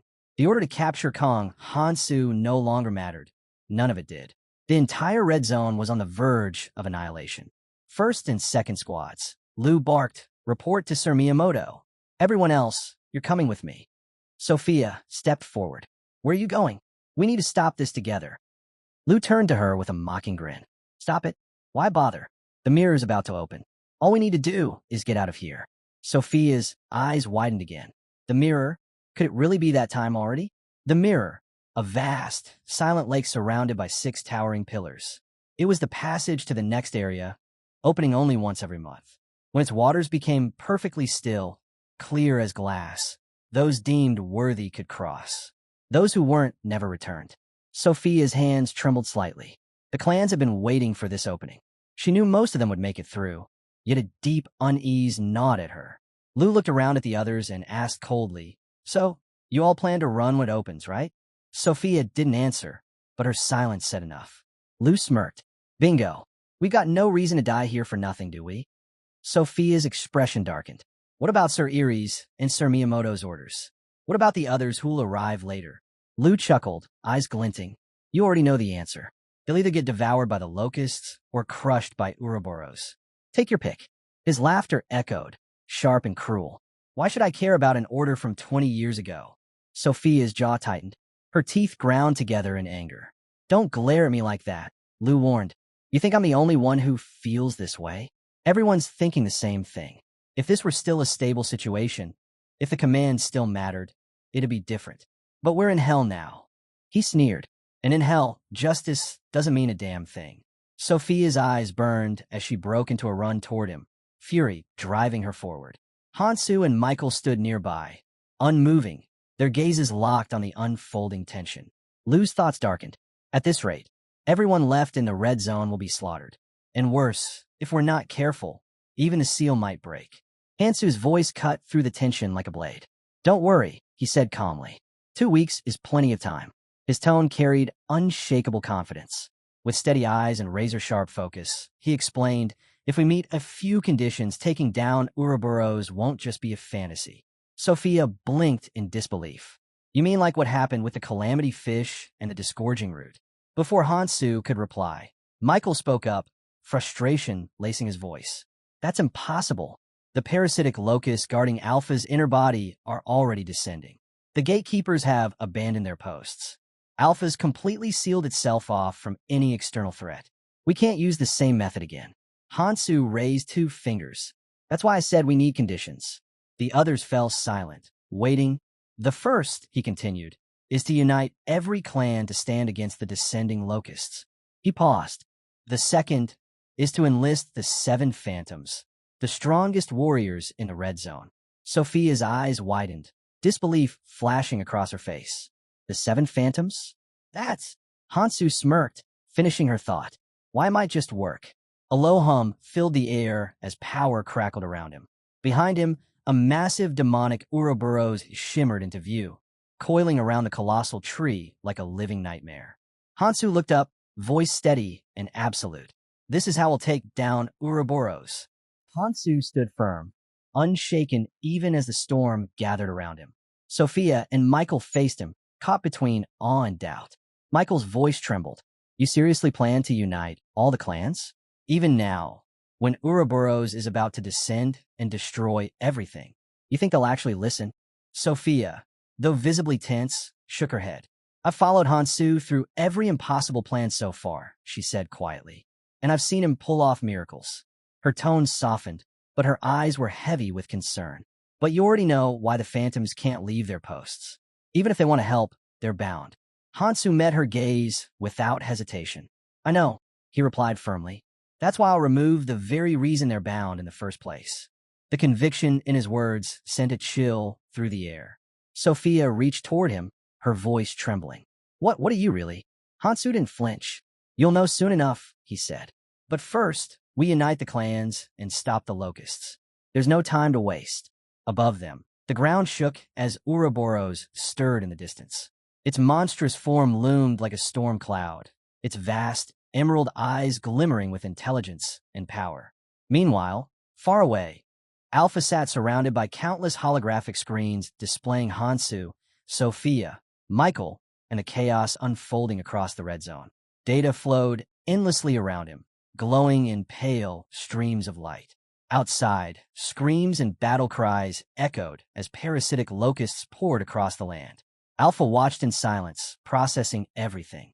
They're holding out longer than expected, he thought. But it doesn't matter. Numbers are on our side. Suppressing them is only a matter of time. Still, his logic remained cold and precise. I can't let too many of them die. Every human is a valuable resource, and the population must be preserved. He paused, scanning a cluster of holograms. His eyes narrowed. Some are trying to escape. A large group heading for the next zone. Alpha leaned back slightly, gears turning in his mind. His lips curved faintly. Let's see how far they get. Alpha's words dripped with venom. Cruel, twisted, and revolting.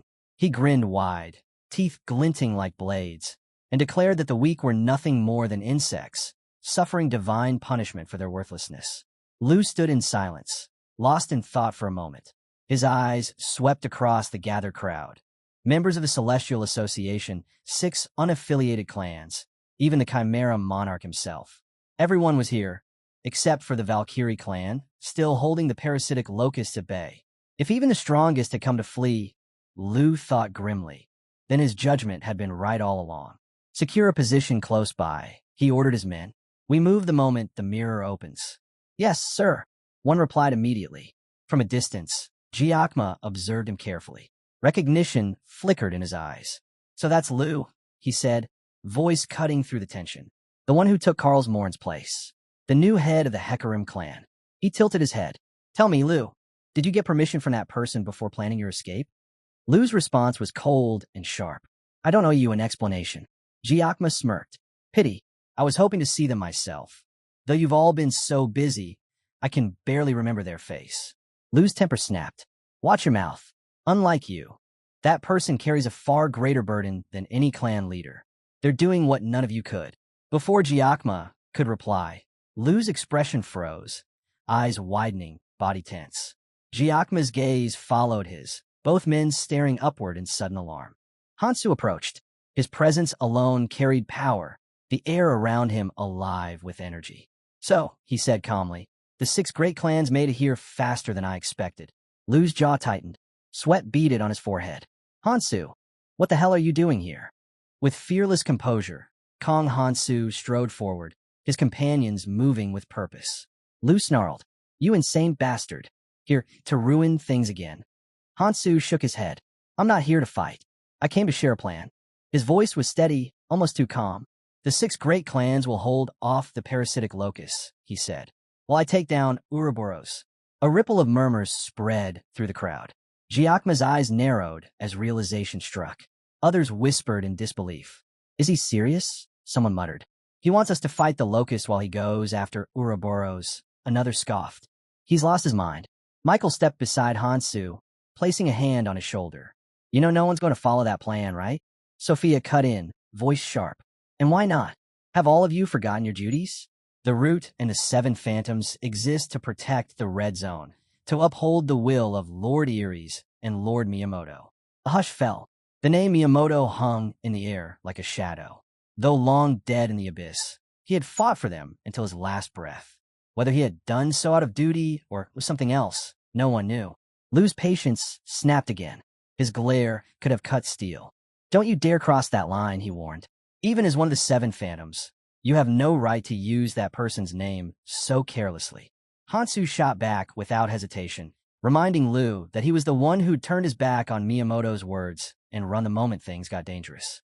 Michael murmured something under his breath, too quiet for most to hear. Hansu turned toward him, eyes blazing, and suddenly shouted, his voice cutting through the tense silence like a blade. Giacomo couldn't help but laugh. You're even crazier than I thought, he said, shaking his head. You really are Kong Hansu, huh? Then let me give you some advice. He smirked, speaking loud enough for everyone to hear. You've slain your fair share of calamities. I'll give you that. But this isn't about fighting anymore.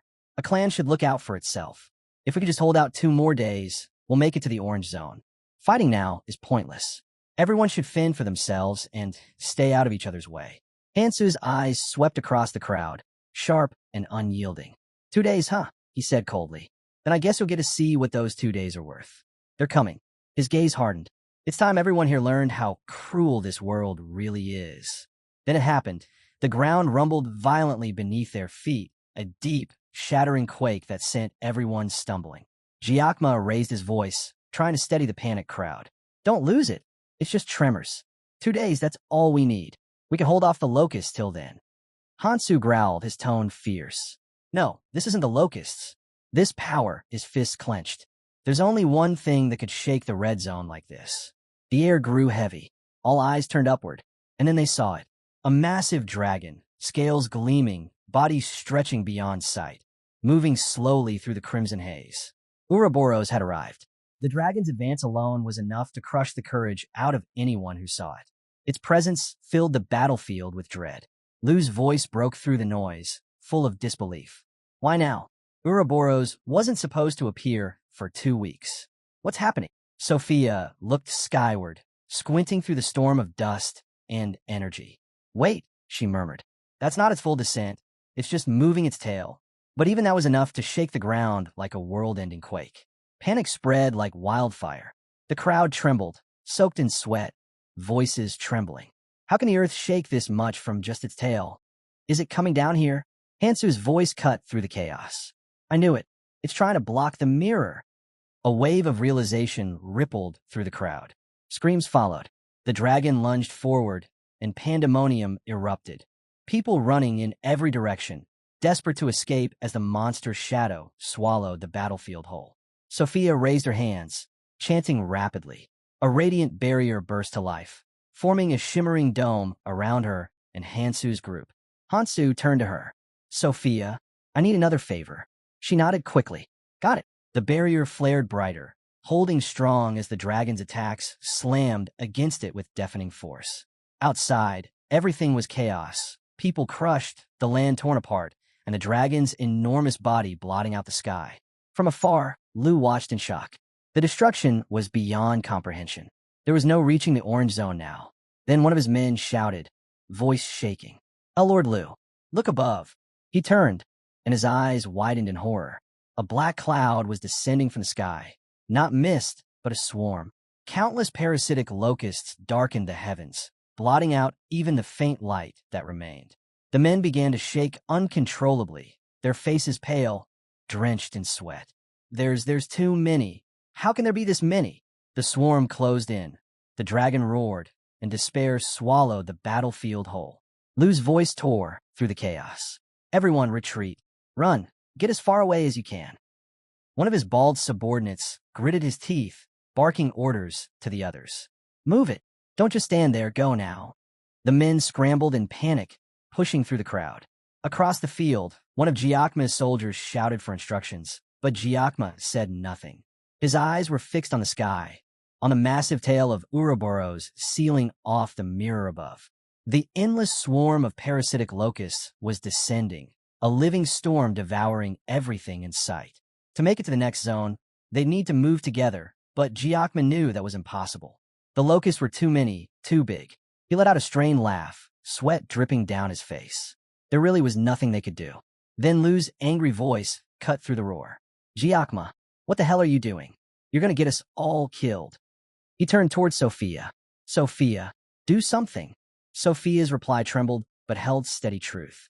Lou, you know as well as I do, running won't save us. Whether it's now or 2 weeks from now, when Ouroboros fully descends, we're dead either way. Lou clenched his fists, jaw tight with frustration. Before he could respond, one of his men screamed, They're here. The locusts are right behind us. The swarm crashed forward like a tidal wave. Screams filled the air. The minions stumbled over one another, shouting, desperate, terrified. Then, a blur of motion. Hansu leapt in from behind the locust swarm, his blade flashing. In a single breath, he cleaved through the parasite, slicing it apart mid-air. Blood rained down as the monster fell in pieces.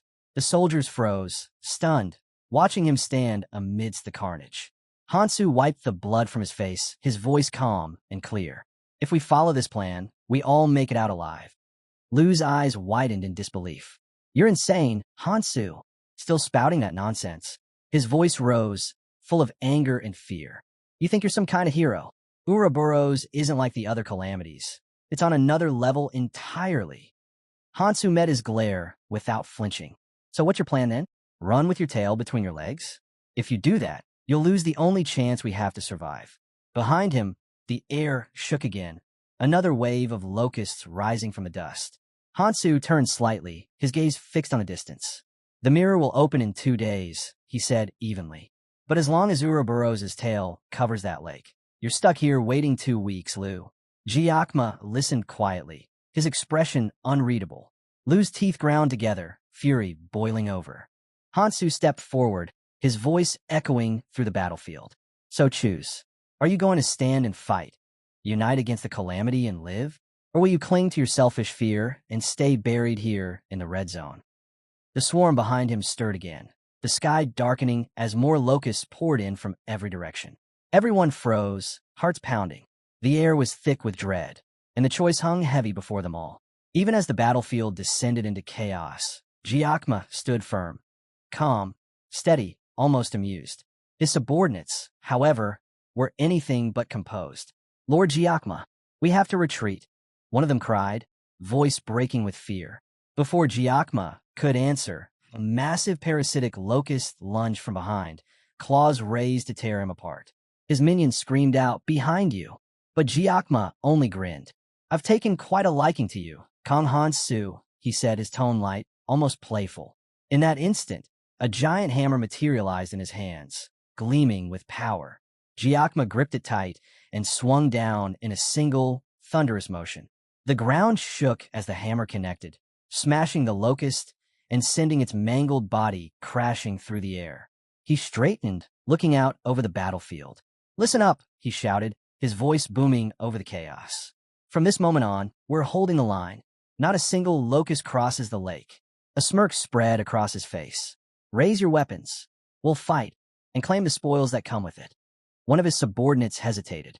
Lord Giacomo, are we fighting until Ouroboros is defeated? Giacomo tilted his head. Do you really think I go that far? His tone was almost teasing. We'll fight, yes, but we'll be ready to retreat when the time comes. He planted the hammer into the ground with a heavy thud. It's better this way. The 6 great clans are all gathered here. It's the perfect time to fight together.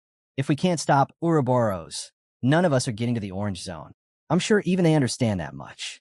Then, with a grin that bordered on manic, he added, and if things go wrong, we'll just blame Hansu. He laughed. Let's see if he can really slay Ouroboros with the 7 phantoms. Either way, we've got nothing to lose. From the distance, Hansu watched silently, his expression unreadable, cold, calm, unwavering. The battlefield had become pure bedlam. The dragon and the swarm of parasitic locusts rampaged through the land, tearing everything apart. Yet even in the face of that nightmare, Giacoma's men roared with renewed vigor. They charged forward, weapons gleaming, cutting down locusts one after another. The red zone became a storm of steel and screams. Among the fighters, members of the Lu clan stood frozen, paralyzed by fear. They looked around in disbelief as the other clans threw themselves into battle. Sweat ran down their faces, their hands trembling around their weapons. One of Giacoma's men shouted at them, "What about you? Are you just going to stand there?" But there was no response, because Lu was gone. Somewhere far from the chaos, Lu was running for his life. Each step pounded with regret and disbelief. "If I'd known it would come to this," he muttered under his breath, "I would have prepared differently." He glanced back toward the distant flashes of battle, sneering. Idiots, all of them, fighting like lunatics against an army that can't be stopped.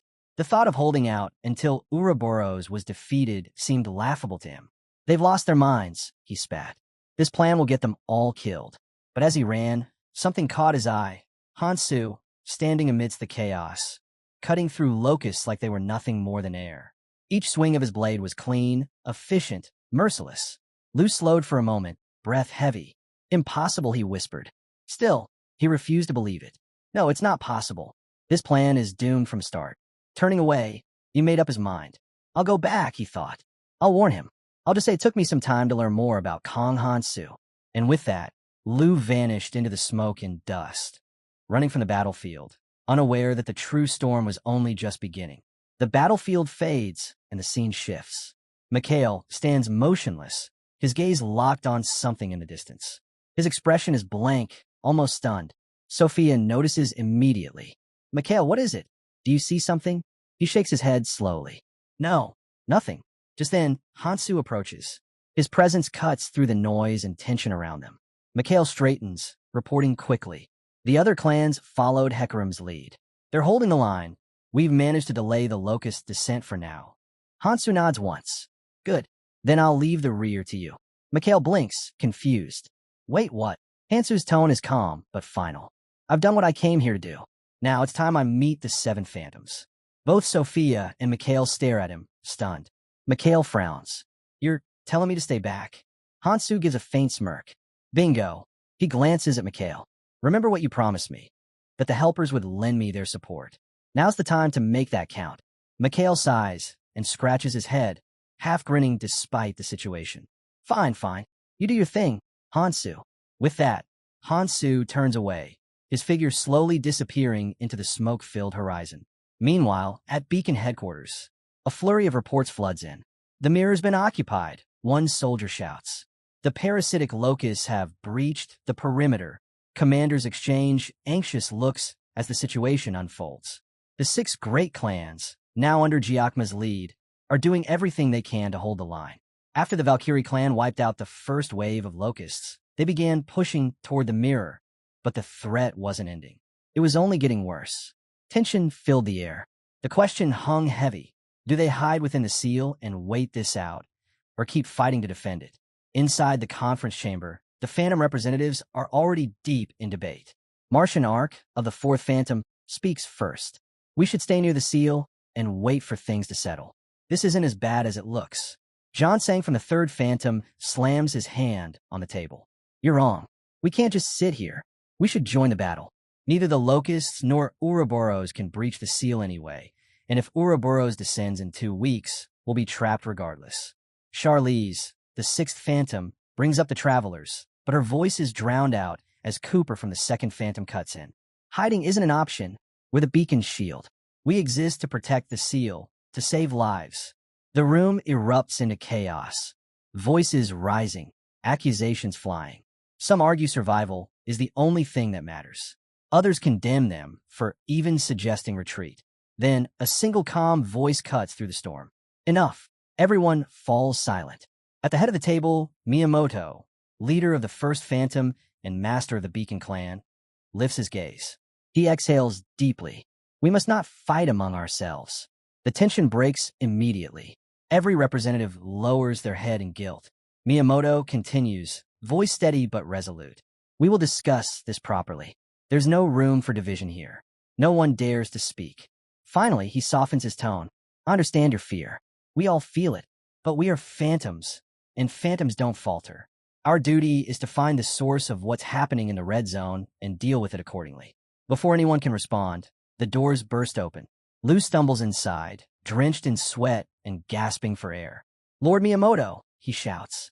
I have an urgent report. One of the representatives snaps. We're in the middle of a meeting. But Miyamoto raises a hand, stopping him. It's fine. Let him speak. Lou steadies himself, still panting. Whatever news he's brought, it's clear it's about to change everything. Miyamoto rose from his seat, calm yet commanding. His gaze softened slightly as he addressed the man standing before him. Lou, he said, you've done well filling the seat left behind by Carl's Morin as assault commander. Lou bowed deeply. Thank you, sir. Miyamoto placed a hand on Lou's shoulder. Now, tell me, what did you come here to say? Lou straightened, his expression tense. Sir, the 6 great clans of the Mirror are in crisis. It's all because of Kong Hansu's reckless actions. He's proposed something unthinkable. He wants to subjugate Ouroboros itself. I came here to report everything to you. Miyamoto nodded slowly. Ah, I see. Relief washed over Lou's face. At least Miyamoto seemed to understand. But then Miyamoto's tone shifted, quiet yet sharp. Tell me, Lou, why did you go to the Mirror in the first place? Lou blinked, caught off guard. Well, you see, Miyamoto raised a hand, cutting him off. No need to explain. The fact that you went there means you intended to escape to the orange zone, didn't you? The room fell silent. The other phantoms exchanged uneasy looks. For us phantoms, Miyamoto continued, our task is to guide the red zone's future. Your actions showed disregard for that responsibility. Panic flickered in Lou's eyes. I was only following your orders, sir. Miyamoto's calm demeanor vanished. His eyes hardened like steel. My orders? Lou froze. Sweat rolled down his face as he bowed deeply. Forgive me, Lord Miyamoto. I spoke out of turn. The tension hung heavy for a moment, until Miyamoto finally sighed and waved a hand. That's enough. Wait outside. We'll discuss this later. Grateful to be spared, Lou bowed again and quickly left the chamber. Charlize watched him go and scoffed. What a disappointment. He ran away while everyone else was fighting. Miyamoto turned to her, his tone even. Perhaps. But considering the size of the descending Ouroboros, even his fear can be understood. Mariette frowned, scratching her head. Still, this Hansu person must be causing quite the stir. I'd like to meet him at least once. Miyamoto gave a faint smile. You never know. He might be a reasonable man. Someone who could prove useful to the red zone. Just then, a soldier entered and whispered something urgently into one of the phantom aide's ears. The aide's eyes widened, and he immediately called out, Lord Miyamoto. Miyamoto turned, brows lifting slightly. What is it? The aide swallowed hard. Hansu. Kong Hansu is here. The room stirred. A moment later, the doors opened, and in walked Hansu, with Sophia close behind. Miyamoto straightened, his voice calm but firm. Kong Hansu, you say? Miyamoto faced him squarely. You may not know me, he began, though I assume Sophia has told you something. Regardless, introductions are in order. I am Miyamoto, one of the 7 phantoms who protect this red zone and the current leader of the Beacon clan. Hansu nodded respectfully. It's an honor to meet you, but his tone quickly turned serious. There's no time for pleasantries. I've come here with one goal, to take down Ouroboros. I need your help. The room went silent. Every representative froze, staring at him in disbelief. Cooper from the second phantom scoffed, muttering under his breath, audacious fool. He doesn't even deserve to stand here. But Miyamoto said nothing for a long moment. Then, with a faint smirk, he spoke. You're an honest man, Kong Hansu. Hansu's eyes narrowed slightly, waiting for his response. Miyamoto's expression hardened. But honesty isn't enough. Even if what you claim is true, even if you truly believe you can defeat Ouroboros, we cannot aid you. Hansu stared at him, silent. There is a reason, Miyamoto continued, voice heavy with meaning, why we cannot leave this place, no matter what happens beyond it. The weight of his words settled over the room, and everyone felt it. A sense that beneath Miyamoto's calm, something deeper and far more dangerous was at play. Hansu's grin widened. So that's how it is, he said casually. Then let's talk about Akuma. The moment the name left his lips, the room erupted. The phantoms froze, eyes wide, breaths caught in disbelief. Sophia felt sweat trickle down her neck. How does he know? Hansu's voice stayed calm but resolute. As I've always done, I'll take your place, Miyamoto. I'll strike down Akuma myself. So release the seal.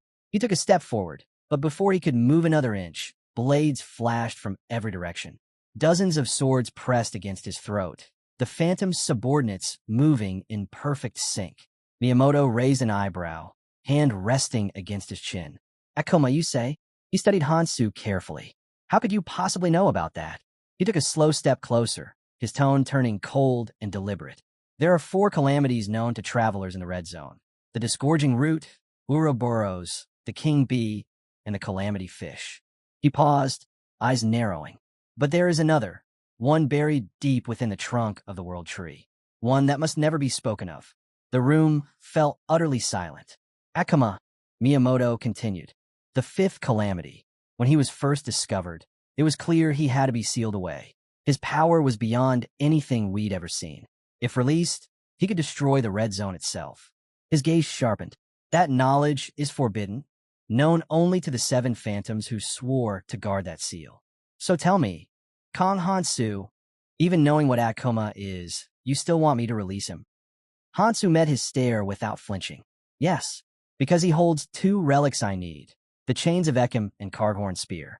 Without them, I can't subjugate Ouroboros. The phantoms exchanged uneasy glances. Miyamoto turned toward Sophia.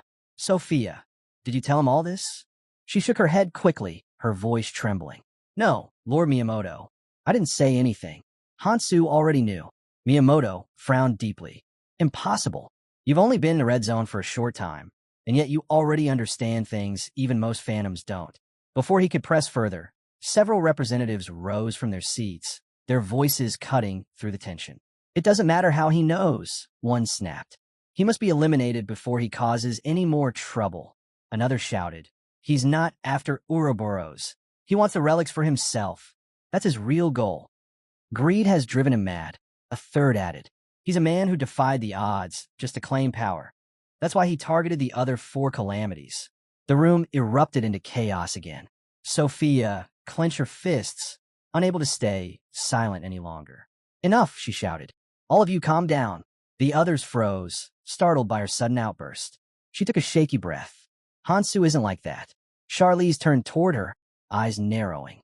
Then tell us, Sophia, do you actually believe in him? Sophia hesitated, then nodded firmly. I didn't at first, she admitted. When he said he'd kill the calamity fish, I thought he was insane. But he did it. And the disgorging root. He took that down too. Alone. Her voice rose with conviction. Anyone who's seen what he's capable of knows it's true. He can do the impossible because he's Kong Hansu. The room fell quiet again. Miyamoto's lips curved slightly. Miracles, you say? He raised a hand. Lower your blades. The phantom's subordinates hesitated, then obeyed, stepping back as the steel left Hansu's throat. Miyamoto regarded Hansu with a thoughtful look. I understand your resolve, he said, but I've also heard the voices of the dead, the ones who faced Akuma before. Their spirits tell me how utterly hopeless it was, how overwhelming his power truly is. He paused, his tone heavy with warning. Even if you call it a miracle, Kong Hansu, some miracles demand a price too great to pay. Miyamoto's gaze hardened as he stared at Hansu. Tell me, he said slowly, what do you possess that we do not? Hansu tilted his head slightly, the faintest trace of a grin appearing on his face. What is it you want to know? Without another word, his aura exploded outward, a wave of raw power that rippled through the chamber like a shockwave. The ground trembled beneath their feet. The phantoms instinctively stepped back, eyes wide. The air grew heavy, suffocating. Even Miyamoto's expression shifted slightly, his composure momentarily shaken. Hansu raised his sword and took a stance. If you doubt me, he said calmly, then I'll prove it right here. I'll show you that I have what it takes to take down Akuma. Come, all of you. The challenge hung in the air like thunder before storm. Jansang's eyes narrowed, his voice sharp and cold, overflowing with arrogance. Aren't you? Fine then. I'll test your words myself. Miyamoto opened his mouth to object, but it was too late. Jansang had already drawn his blade, and 3 of the phantom warriors rushed forward at once. Their movements were lightning fast, their blades glinting as they closed in on Hansu. Steel clashed. Sparks flew. Sang swung with precision, only for Hansu to counter effortlessly, deflecting the strike with a flick of his wrist. The shock from the impact rippled through the floor. Charlize and Cooper exchanged glances, silently readying their abilities. Power flared around them, lighting up the room in an otherworldly glow. Sang glared, standing face to face with Hansu. "We are the Phantoms, guardians of the Red Zone. To think you could take on all of us, that's not courage. That's arrogance." Hansu met his glare head-on. "Arrogance," he said evenly. "No, just confidence." Golden light surged around him as his guardian armor activated, encasing his body in gleaming energy. "I'm not a mere traveler," he declared. "I've earned the right to stand among phantoms." Sang's eyes flickered with surprise. "What do you mean by that?" Hansu didn't answer with words. Instead, his energy spiked, power coursing through his armor as it began to hum with divine resonance. At that moment, Charlize and Cooper lunged from opposite sides, moving faster than the eye could track. Hansu's heavenly soldier armor reacted instantly, intercepting their attacks, but they slipped past it, scraping along the glowing surface as if testing its limits. Hansu grinned faintly. "Perfect," he murmured. "A real test." The scene blurred, time rewinding into the past. Hansu stood before Iris, his expression calm but curious. "Tell me about Miyamoto," he said. Iris raised an eyebrow. "Why the sudden interest?" "I heard he managed the Red Zone," Hansu replied, "but that he died not long after the Abyss opened. If that's true, I need to know what kind of man he was. I'll likely meet him one day." Iris leaned back, thinking for a moment. "Miyamoto was different," she said. "He wasn't like the other clan leaders." Her tone softened. While others chased power, rewards, or advancement to the Orange Zone, he stayed behind. His talents were defensive, protective. Buffs, support, debuffs. Nothing flashy, but he used them for others, not himself. Hansu listened silently.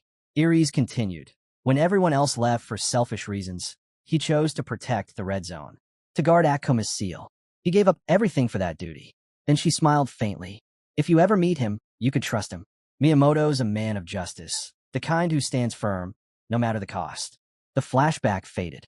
Back in the present, the chamber erupted into chaos again as the clash between Hansu and the Phantoms intensified. But before anyone could make another move, "Enough!" Miyamoto's voice thundered through the hall. Everyone froze. He stepped forward, eyes blazing. "Do you all have any idea what you're doing? Even if we combined every ounce of our strength, we wouldn't have enough to face what's coming." The silence that followed was deafening. "Ouroboros will descend in 2 weeks," he continued. "That's where our focus should be, not this pointless fight." Cooper lowered his weapon and bowed his head. "My apologies, Lord Miyamoto." Miyamoto exhaled slowly, the fury fading from his eyes. "Good." He walked toward Hansu, who still stood poised with his weapon, Eater gleaming faintly in the dim light. "You're strong," Miyamoto said. "Stronger than most I've ever seen." Then he extended a hand toward him. "But strength alone won't save this world. Put away your weapon. Calm Hansu." Hansu hesitated. Miyamoto's voice softened. "Let's talk. We'll reach a decision together. Too many lives are at stake for pride or rivalry." The tension in the air began to settle, but beneath that calm, everyone could feel it. The storm that was coming would test them all. The meeting moved into a large tent illuminated by the faint, flickering glow of lanterns. Outside, the muffled roar of distant battle could still be heard, a grim reminder of the chaos beyond. Inside, Miyamoto sat across from Hansu. His tone was calm, but the weight of his words filled the air. "You're strong, Hansu," he began. "No one here doubts that. But strength alone isn't enough to unseal what was meant to stay sealed." He folded his hands on the table. "No one can predict what will happen if the seals are broken. Akuma's seal isn't just a barrier, it's a warning. Even approaching it, you can feel his presence pressing against your mind. It's not something that should ever be disturbed." Miyamoto leaned forward slightly. "So tell me, Kong Hansu, do you truly have a plan for facing him?" Hansu met his gaze without hesitation. "I do." He straightened, his voice steady and clear. "The 5 relics of Elvenheim. 2 are currently being used to maintain the seal. I possess the other 3. Miyamoto's expression darkened as Hansu continued. "If 2 relics are enough to suppress Akuma's power, then with all 5, it should be possible to subjugate him entirely. That's the strategy." He paused for a moment, then added, "What do you think?" The tent fell silent. Miyamoto sat back, his eyes heavy with contemplation. He thought about Hansu's resolve, his unshakable confidence, his willingness to risk everything without a trace of fear. For a moment, he saw someone else in that determination. Ares. A voice broke through his thoughts. Lord Miyamoto, one of the phantom folk, called gently. He blinked, realizing he'd been staring into his drink.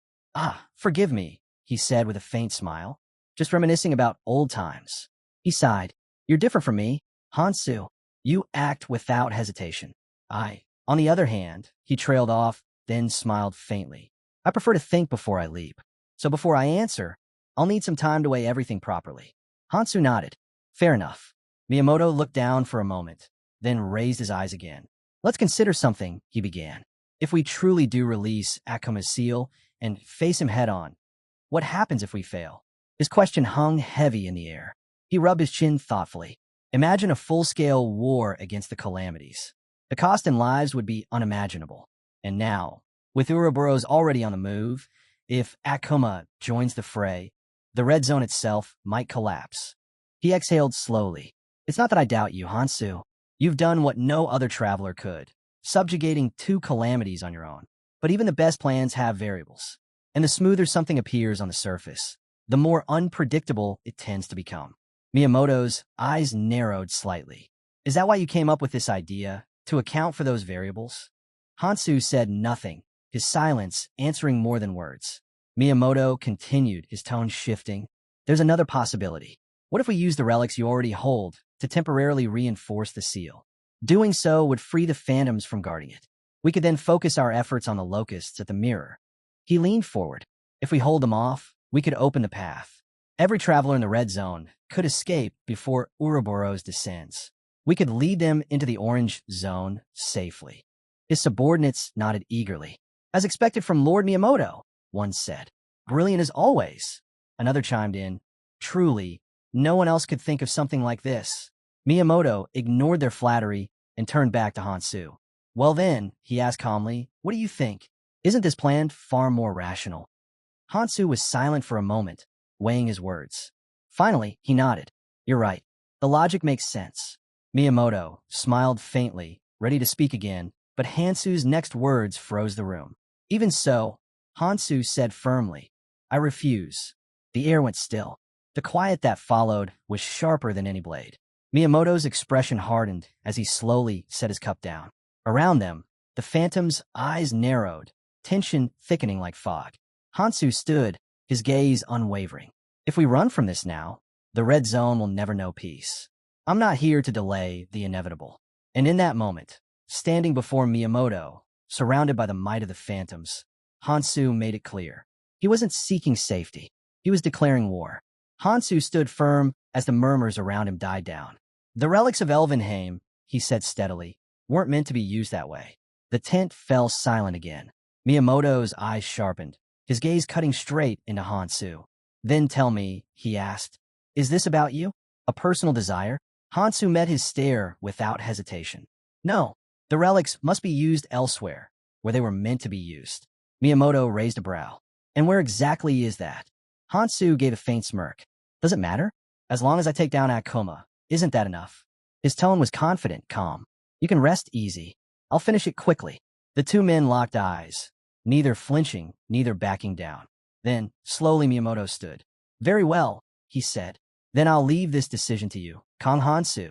Sophia's eyes widened. Wait, what do you mean by that, Lord Miyamoto? He turned toward her. Given how things stand, we have no choice but to trust in him. His tone softened slightly. And that means believing in you, too. Miyamoto faced Hansu once more. I'll place my faith in you, Mr. Kong Hansu. Come, I'll take you to where Akuma is sealed. As they turned to leave, Miyamoto suddenly paused. One more thing. He looked Hansu over with a faint smile. Change your clothes. You fight with speed and precision. Your current gear slows you down. I've got something better suited for you. Moments later, Hansu emerged from the tent in a new outfit. A dark, sleek set of armor that fit him perfectly. He flexed his arms slightly, feeling the difference. So, this is Gerda's leather, he thought. Lightweight, almost no drag, perfect. Sophia walked beside him, visibly relieved. It's good to see him trusting you, she said softly. Now, it's just a matter of subjugating Akuma, according to plan. Hansu nodded, but remained thoughtful. He recalled Miyamoto's earlier words, that he tended to hesitate, caught between logic and instinct. It wasn't a weakness, but it made Hansu uneasy. As they continued walking, Hansu finally spoke. Sophia, can I ask you something? She looked at him curiously. What is it? He didn't answer right away, because just then, they reached it, the place where Akuma slept. Before them stood an enormous shell, massive and pulsating with a faint, crimson light. Heavy chains bound it tightly, and a spear was driven deep into its surface, sealing it in place. Within the translucent shell, something moved, a dark, monstrous form stirring from within. Even sealed, its presence radiated raw, suffocating power. Akuma, a creature so vile it seemed born from the depths of hell itself. The scene shifted 20 years into the past. A younger Miyamoto stood alongside Iris and his comrades, deep within a cavern shrouded in eerie stillness. What they found left them speechless. Dozens, no, hundreds of stone statues filled the chamber. Each one was shaped like a human, faces twisted in horror. What happened here? One of the men whispered. Iris stepped forward, her expression grim. These aren't statues, she said. They were people. Miyamoto clenched his jaw. Turned to stone by what kind of power? No one could answer. The only thing they could sense was the thick, residual energy lingering in the air, something ancient, chaotic, and deeply malevolent. The group followed the trail of that energy until they reached the center of the chamber and saw it. The source. A monstrous figure sealed within layers of chains and runes, its body twisted, its eyes faintly glowing even in sleep. The air grew colder just standing near it. Miyamoto felt his heart pound as realization hit him. This thing, he whispered. It did all this? Iris nodded. One being, one calamity. A silence fell over them as the truth sank in. They had found something that shouldn't exist, something far beyond any calamity they had faced before. It has to stay sealed, one of the explorers said quickly. As long as it remains bound, we're safe. But another voice trembled in reply. The seal, it's weakening. Everyone turned. The restraints, though still glowing, were flickering faintly. Miyamoto stared at them, his mind racing. It's only a matter of time before it breaks. And so began the vow, the decision to remain in the red zone, to guard the seal forever. Because even then, they understood, if Akuma ever awoke, the red zone would cease to exist. Iris compared the situation to a ticking time bomb, an image that perfectly captured the danger they were in. As Miyamoto stepped closer to the seal, he realized they couldn't just act on impulse. They needed a solid plan. The thought of retreating for now crossed his mind, but just as he was about to speak, an idea sparked, so sudden that his minions turned toward him in surprise. Miyamoto's thoughts drifted to the risk ahead. Would he need to put his life on the line again, just to climb higher? As that thought sank in, the aura from his ring began to pulse more intensely. In an instant, a massive spirit materialized from thin air, rushing forward to reinforce the seal. He believed his weapon eater was the strongest weapon they had left, but if they moved on to the next zone, he'd have to rebuild its power from scratch. Still, he poured the weapon eater's energy straight into the seal. One of his companions stared in disbelief. Wait, are you seriously pressing the seal down with the weapon eater? They shouted. Miyamoto didn't answer immediately. He only wondered how long he'd need to keep this up, and if there would ever be an end. He was convinced that his weapon eater could strengthen the seal just enough to keep the being inside from breaking free. Iris reminded him that staying in the red zone would be the only way to maintain control over the weapon eater. Miyamoto nodded, unwavering. If it's for humanity's sake, I'll endure it, he said calmly. Don't worry about me. I'll hold the line here. Now, Miyamoto stands before the seal, surrounded by countless stone statues of humans frozen in time. Cooper calls out, noticing Miyamoto's distant gaze. You all right? You look like you're somewhere else. I just remembered something from long ago, Miyamoto replied quietly. Hansu, impatient, cuts in. Then let's start. We're running out of time. Sophia shoots him a glare for speaking to Miyamoto so bluntly, but he ignores it. Miyamoto turns to Hansu and nods. You're right. Let's begin. He raises his hand toward the seal, the ring on his finger glowing a vivid green as he channels every ounce of his strength to hold the seal firm. Hansu watches closely. The power radiating from Miyamoto's weapon eater is immense. Clearly, he's fed it countless weapons. Though it doesn't rival the heavenly soldier armor, Its raw strength is undeniable. Hansu realizes now. The Phantom's role must have been to gather weapons for Miyamoto. Since maintaining the Weapon Eater limited what Miyamoto could do himself, the Phantom's handled that burden in his place. But something feels off. Hansu can't shake a sense of unease. Something about all this doesn't add up. Before he can piece it together, Miyamoto steps back from a seal. That single movement sends shock waves through the chamber. The chains binding Kuma rattle and collapse, the massive spear clattering to the ground as the earth trembles violently. Cracks spread across the shell encasing Kuma's prison, widening with each second, until, with a deafening roar, it shatters completely. Kuma is free, and his unleashed power tears through the air like a storm. The moment Akuma breaks free, Hansu stands before him, eyes cold and unflinching. Sophia freezes, shock written all over her face. Before them looms Akuma, his long tongue flicking out, his twisted, monstrous body radiating a presence that feels straight out of hell itself. Charlize's body refuses to move. It's only his killing intent, she realizes, yet even that alone feels deadly. There's no doubt left in her mind. Akuma is an absolute monster. Then, in a blur, Akuma vanishes and reappears right in front of her. Charlize can't react, locked in place as death rushes toward her. Just as Akuma's strike descends, Hansu's sword flashes through the air. He blocks the attack with a thunderous impact, the force exploding outward like a shockwave. As the air settles, Hansu stands firm, holding Akuma back. Without hesitation, he counters, his blade slashing deep into Akuma's hands. Not a single scratch touches Hansu. He moves instantly, spinning with fierce precision, and drives a brutal kick straight into Akuma's face. The blow sends Akuma crashing through the air, smashing into the distance. Hansu turns toward the others. "Listen carefully," he commands. Akuma slowly rises, clutching his head, his fury burning hotter with every breath. Hansu's voice cuts through the air again. "Protect yourselves. I'll take care of him. This is my end of the deal." With that, he launches forward, charging at Akuma. The monster lets out a growl that shakes the ground, forming a blade from his bare hand. In the next instant, both rush at each other with full force. No hesitation, no holding back.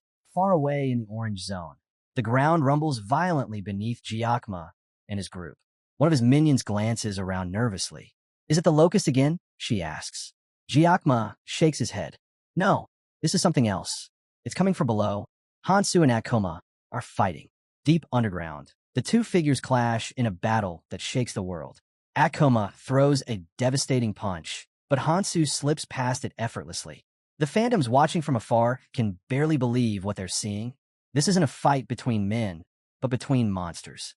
Akuma keeps attacking, his blows sharp and relentless, but Hansu dodges every single one. In response, Hansu summons a glowing orb of energy and hurls it straight into Akuma's face. The blast lands perfectly, making Akuma stagger back in rage. Realizing he's being pushed back, Akuma's fury erupts. He lunges again, fists swinging with brutal power. Hansu retreats just in time, only for Akuma to chase him down, closing the distance in a blink. But Hansu is already ready. His armor flares with light as he calls upon its spirit, preparing a fierce counterstrike. Akuma reacts instantly, dodging with terrifying speed. Before Hansu can even follow his movement, Akuma reappears behind him, and his punch connects with a thunderous crack. But Akuma's triumph is short-lived. Hansu twists midair, dodging even that crushing blow, and retaliates with a slash aimed directly at Akuma's face. The Phantoms stare stunned. Akuma's expression mirrors their shock. Hansu has not only survived, he's matched him blow for blow. Cooper's expression hardens. He can feel in his gut. This is no fight they can step into. The sheer speed and power radiating from both fighters make it clear they're completely out of their league. He exhales and mutters. Just like Hansu said, all we can do now is trust him. Meanwhile, Hansu sizes up Akuma carefully. The monster's faster than he expected, far faster. Even with part of the heavenly soldier armor summoned, he can barely keep up. Striking blindly would be pointless. He decides to hold the armor's full power back, saving it for the moment he's sure he can land a decisive blow. Instead, his mind shifts to his other weapons, the chain of Ekim and Cardhorn spear. Before Hansu can act, Akuma growls something incomprehensible. then suddenly speaks. His voice trembles with a strange desperation. Kill me, please. Hansu meets his gaze, cold and steady. All right, he replies simply. That's why I'm here. Akuma lunges forward in a frenzy, swinging with monstrous force. But his strike hits nothing. In the next instant, Hansu counters, his movements sharp, precise, merciless. The impact sends a shock wave through the ground. He follows up immediately, summoning glowing spheres of energy and hurling them toward Akuma. Each one detonates on contact. Akuma tries to retaliate, but Hansu already has both the chains and the spear in hand. The chains tighten in his grip, their energy pulsing. He feels a sense of relief. They're working. In a blur, Hansu charges, activating the chains mid-motion. They spring to life, whipping through the air before wrapping tightly around Akuma's body. The monster roars as the chains coil around him from all sides, locking him in place. Hansu knows it won't last long. The moment Akuma breaks free, everything will spiral out of control. He has to end this now. He raises Karghorn's spear, ready to strike the final blow. But then something strange happens. His arms refuse to move. What? His mind races. He can feel pressure pushing down on him, freezing him in place. His entire body locks up. Is this one of Akuma's skills? He wonders. But that's impossible. Akuma has no ability like this. Panic flickers in his chest. If not Akuma, then who? He turns his gaze slightly, scanning the battlefield. And then, he sees him. Behind the phantom group stands Miyamoto. His eyes are cold, burning with intensity, locked directly onto Hansu. Hansu's breath catches. Miyamoto? It's not an illusion. It's really him. And the realization hits Hansu like a blade through the chest. As he's still processing the shock, Akuma, still bound in chains, suddenly surges forward, his muscles bulging with power. He's coming straight for Hansu, ready to strike. After countless failed attempts, Akuma finally lands a blow. The impact echoes like thunder, and the chains binding him shatter instantly under his sheer strength. When the dust clears, Hansu is still standing, unharmed. But now, his thoughts race faster than ever. Everything begins to make sense. The unease he felt around Miyamoto, the strange interference during battle, the field of suppression surrounding Akuma. He recalls Miyamoto's obsession with maintaining Akuma's skill field, the weapon eater that devoured countless weapons, and the hidden debuff skill that had been aimed at him. It all clicks at once. Miyamoto isn't trying to stop Akuma. He's protecting him. Hansu's mind flashes back to something Iri's once said. She had described Miyamoto as a righteous man, someone who would always do the right thing. But looking at him now, Hansu can't help but doubt that. Righteous or not, Miyamoto doesn't seem like someone who'll be of any help this time. Before he can think any further, Akuma lunges forward again. His strike lands cleanly, sending Hansu staggering back. The impact rattles through his body. He steadies himself, but something feels off. Akuma's movements are sharper, faster. Or so it seems. As Akuma charges once more, Hansu barely manages to evade the attack. And that's when it hits him. Akuma isn't getting faster. He's the one getting slower. The realization sinks in like a weight. What follows is a brutal exchange, an all-out duel where both warriors throw everything they have into their strikes. Steel clashes against raw power, shockwaves tearing through the ground around them. Every swing, every step is a deadly gamble. But no matter how fierce their efforts, neither manages to land a decisive blow. From a distance, Miyamoto watches with a faint grin curling on his lips. He isn't just observing, he's enjoying the chaos. Then, with a subtle gesture, he activates his debuff skill once again. Hansu feels it instantly. The heaviness, the slowing of his limbs, the way his reactions dull. Frustration burns in his chest. He can't waste energy fighting two enemies at once, but Miyamoto's interference leaves him no choice. As Hansu tries to gather himself, Akuma roars and slams into him, sending him flying backward. He crashes hard into the ground, the impact cracking the earth beneath him. Hansu grits his teeth. The longer this fight drags on, the stronger Miyamoto's debuff becomes. He thinks briefly of Sophia, hoping she'll act before it's too late. Meanwhile, Sophia watches the battle unfold, her heart pounding. Hansu is clearly struggling. Just moments ago, he had been overwhelming Akuma, yet now he's barely holding his ground. Something is wrong, terribly wrong. And then she remembers. Hansu's warning from before, if I can't land a single clean hit and start getting pushed back, draw Akuma's attention, even for a moment. Her eyes widen. Without hesitation, she shouts toward Miyamoto, her voice sharp and desperate. Miyamoto, Hansu needs help right now. Miyamoto turns to her, calm and unbothered. You mean to say we should help him? He asks evenly. You know as well as I do that none of us can fight Akuma. If we charge in recklessly, we'll be nothing more than distractions. We'd only get in his way. He folds his arms, his tone steady. Hansu said to leave this to him, so that's what we'll do. Sophia clenches her fists, frustration boiling over. If we just stand here, he's going to die. And if Hansu falls, then we all fall. Every traveler in the red zone will be doomed.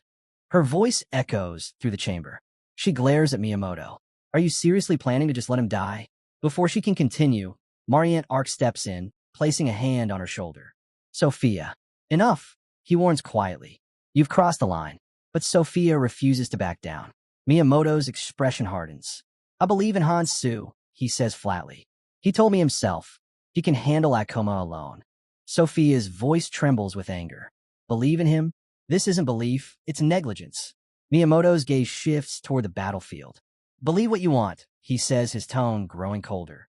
But look for yourself. The situation isn't in his favor. The best thing we can do right now is not interfere.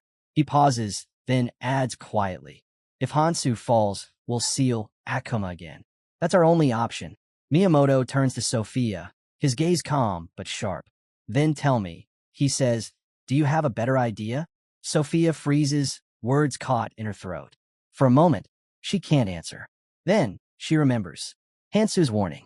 He had told her, be careful of Miyamoto. If something feels off during the fight, it'll be him. At the time, she hadn't wanted to believe it. Miyamoto had always seemed composed, rational, even honorable.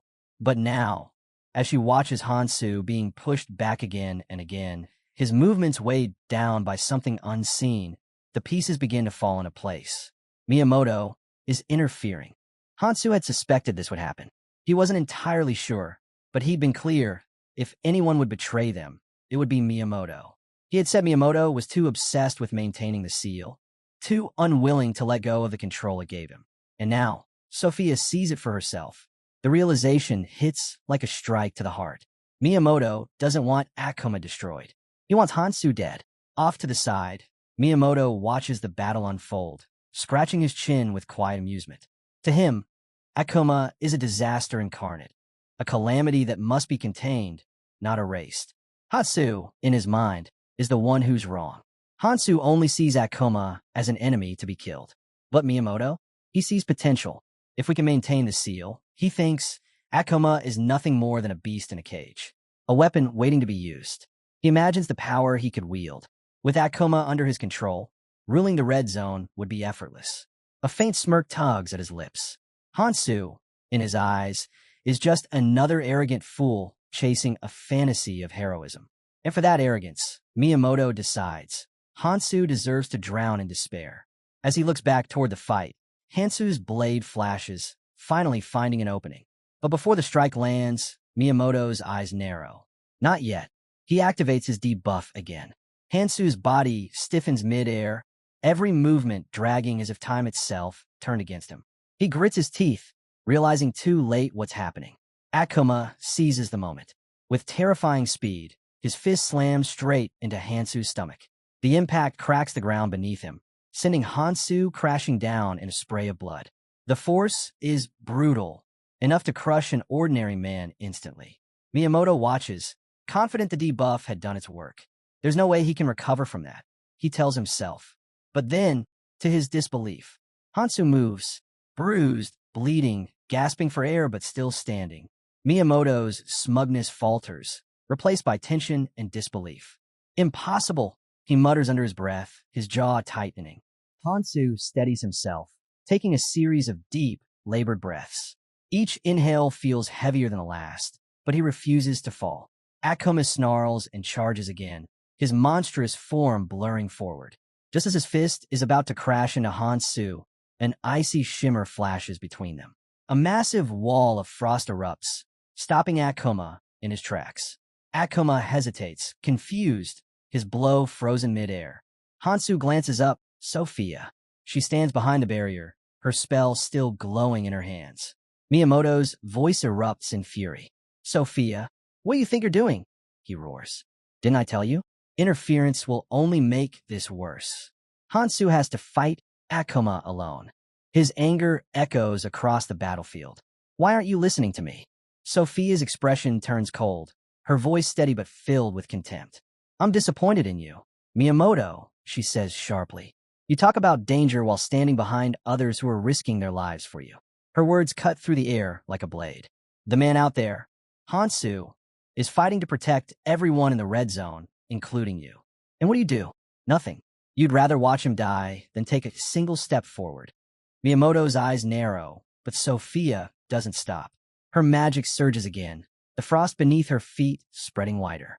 For someone who calls himself righteous, she says quietly, you're the most cowardly of us all.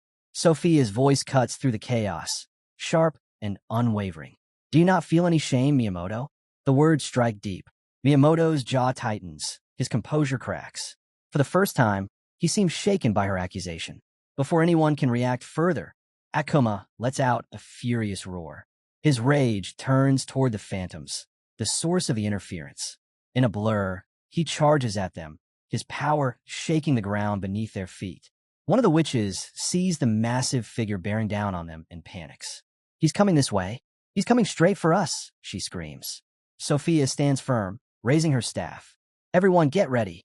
Miyamoto, his face twisted with anger, turns on Sophia. You've doomed us all, he shouts. But before Akuma can reach them, Hansu's voice booms across the battlefield. Don't you dare turn your back on me.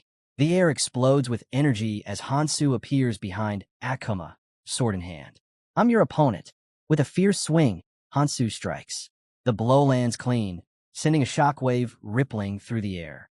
Akuma howls in pain, his massive form staggering forward. Sophia's breath catches. She's about to call out to Hansu when Akuma suddenly spins around, his claws snapping forward. In one brutal motion, he seizes Hansu by the head and hurls him across the chamber. Hansu crashes into the wall with bone-shaking force. The dust settles, but he's already standing again, completely unfazed. On the other side, Sophia begins chanting. Magic surges around her hands. Path of the Descent. A glowing circle forms beneath Hansu's feet. He feels the energy flood through his body. Sharp, focused, empowering. He grins. Nice one, he mutters. I'll take it from here. In a flash, he launches himself forward once more, sword in hand. But as he closes the distance, something strange catches his eye. Akuma's body is changing. Dozens of sharp, black horns begin sprouting across his form, twisting and elongating like living weapons. Within seconds, they launch outward, hundreds of them, shooting toward Hansu like a storm of missiles. The phantoms stare in disbelief. What is that? He can do that. Hansu doesn't retreat. His hands move with precision, conjuring spheres of light that explode midair, deflecting every incoming horn. The battlefield erupts into a storm of energy and smoke, but Hansu keeps pushing forward. As he charges through the chaos, he thrusts his arm back. Magic surges behind him as the chains of Ekim spring to life once more, reforged and regenerated. They lash out like serpents, wrapping tightly around Akuma, binding him in place. Hansu calls out, voice steady and cold. Just stay put for a moment. He grips his spear, its energy humming in his hands. I'll end this now. He throws it with full force. The spear cuts through the air like lightning and pierces Akuma's stomach, embedding deep into his body. Akuma screams, the sound echoing through the chamber. The phantoms watch in awe. He actually did it, one whispers. Hansu took him down, but not everyone shares their awe. Miyamoto's fists tighten. Rage burns his chest. If Hansu kills Akuma, everything, his plan, his control, will crumble. No, he thinks, I can't let that happen. He immediately releases his full arsenal of debuff skills, directing all of them toward Hansu at once. The air thickens, pulsing with oppressive energy. But Hansu doesn't falter. With one sweep of his arm, he counters every single effect. The magic dissipates before it even reaches him. Miyamoto's eyes widen in shock. Impossible, he whispers. Hansu turns his gaze toward him. His voice is calm, but laced with ice. Enough of your games, Miyamoto. I'll deal with you later. He lowers his sword slightly, his attention still locked on Akuma. For now, I've finished this. Miyamoto grits his teeth, fury boiling beneath the surface. But beneath that anger lies something else, something older. As he stares at Hansu, standing tall amidst the chaos, a memory flickers. He remembers Ares, standing proudly atop a mountain of monsters, radiant and unstoppable, as he and his men watched in silent awe. Back then, he had felt admiration, respect. Now, watching Hansu command the same overwhelming presence, he feels something different, something darker. Not awe, envy. Miyamoto gasps for air, body trembling under the weight of exhaustion. Every breath feels heavy. Before him stands a monstrous beast, its presence alone pressing down like a mountain. High above, eagles circle, their cries echoing in the tense silence. The creature lunges forward, claws slicing through the air with killing intent. Miyamoto's limbs refuse to move. He's too drained to dodge. He braces himself for the impact, teeth clenched.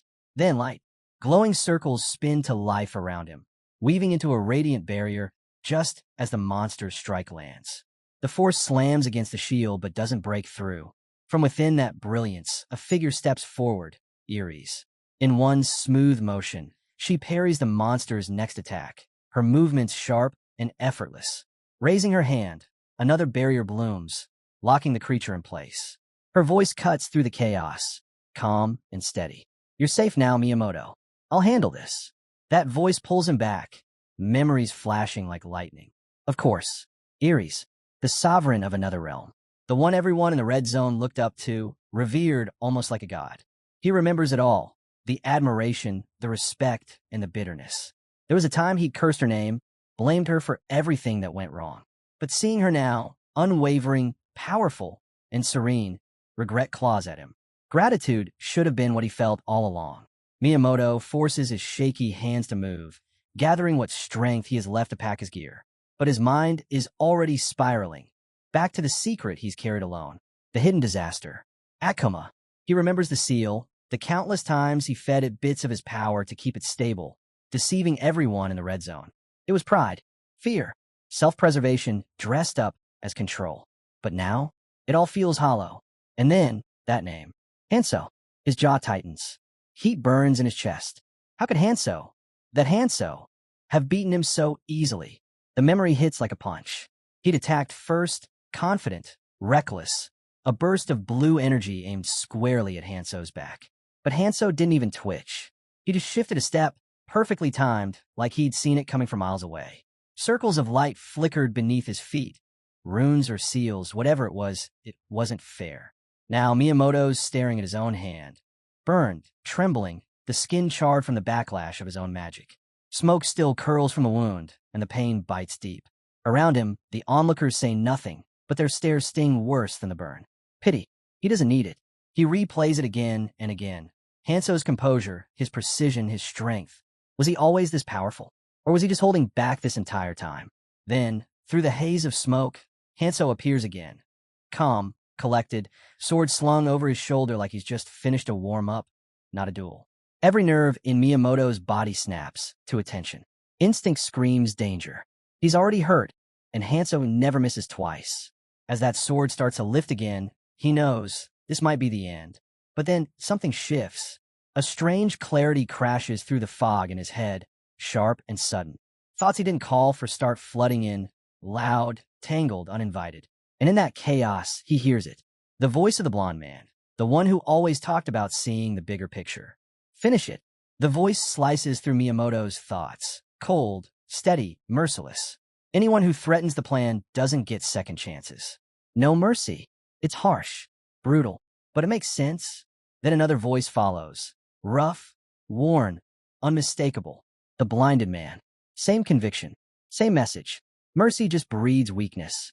Weakness leads to ruin. Miyamoto tightens his grip on his sword. The weight of their words digs deep. Maybe they're right. Maybe all that talk about compassion and restraint was just an illusion. Maybe Hanso isn't the villain here. Or maybe he is, but only because neither of them truly understands what's at stake. Hanso stands across from him, calm yet conflicted, blue light flickering faintly in his eyes. For a heartbeat, he looks almost lost, like he's asking himself the same question. Should he end this now? In Miyamoto, and the risk and the uncertainty? Or was there still something left worth sparing? The battlefield holds its breath. Neither man moves. Not yet, because right now, it's no longer just about strength. It's about choice and what comes after. Then, slowly, Hanso's eyes sharpen. The hesitation fades. That calm, focused light returns. Erie's voice breaks through the silence, gentle yet firm. Hanso, she says softly, the future depends on you. Hope depends on you. Even those lost to darkness can still be saved. But this choice, it's yours. Her words hang in the air like a fragile thread of faith. But before that hope can take root, the blond man cuts in, voice sharp as a blade. You're wrong, he snaps. Evil must be erased, not pitted. Mercy only gives it time to strike again. You don't save a viper, you crush it. Ares meets his words without flinching. And what if that viper could change? What if destruction isn't the only answer? Their opposing ideals clash, steel against steel. One preaches ruthless justice, the other defends redemption. Hanso stands caught between them, jaw tight, brow furrowed. He listens, silent, torn between what he's seen and what he still wants to believe. Then he moves, a blur of motion, too fast to follow. The hiss of a blade through air. A scream. Miyamoto stumbles back, eyes wide in disbelief. His arm hits the ground before he does. Blood spills fast, red against the dust. His scream tears through the silence, raw and guttural. Behind Hanso, his squad stands battle-worn, their armor smeared with dirt and blood. None of them speak. Hanso steps forward, sword still humming with power. His voice is steady but heavy. This is your last chance, Miyamoto. Stop this now, or keep walking the path that's already destroyed you. It's a warning, a mercy, wrapped in the chaos of war. But Miyamoto doesn't hear the mercy, only the insult. His face twists with fury, eyes burning through the pain. You think you're some kind of savior? He spits. You're just another monster. Blood drips from his shoulder as he calls out to his remaining comrades. Stand with me. Protect me. We'll finish him together. They hesitate. The air grows heavy. Hanso says nothing. His gaze doesn't waver. Then a voice cuts through, cold and sharp. Sophia. She steps forward, her expression unreadable, eyes locked on Miyamoto. A smirk tugs at her lips. Shut up, Miyamoto, she says flatly. We're not your shields. You did this to yourself. Miyamoto glares, furious. You dare. But Sophia doesn't even blink. She meets his anger head-on, steady and unflinching. And in that quiet standoff, something shifts. The battlefield, once full of noise and rage, now feels heavier than silence itself. Sophia's gaze sharpens. She looks at Miyamoto with open disdain. Enough with your delusions, she says coldly. We fought for the red zone, not for you. You betrayed us, Miyamoto. You lost the right to lead long ago. Her words hit harder than any weapon. One by one, the squad steps away from him, blades lowered, faces firm. Their silence says everything. They stand beside Sophia now. One of them finally speaks, voice steady and clear. We are the Phantoms. Our duty is to protect the red zone. Your actions go against everything we stand for. We can't follow you anymore. The betrayal hangs heavy in the air. Miyamoto staggers, clutching his wounded shoulder as blood seeps through his fingers. His breath comes ragged, then turns into laughter. It starts quiet, a low, broken sound, but grows louder, twisting into something unhinged. Protect the red zone? He scoffs. Go ahead.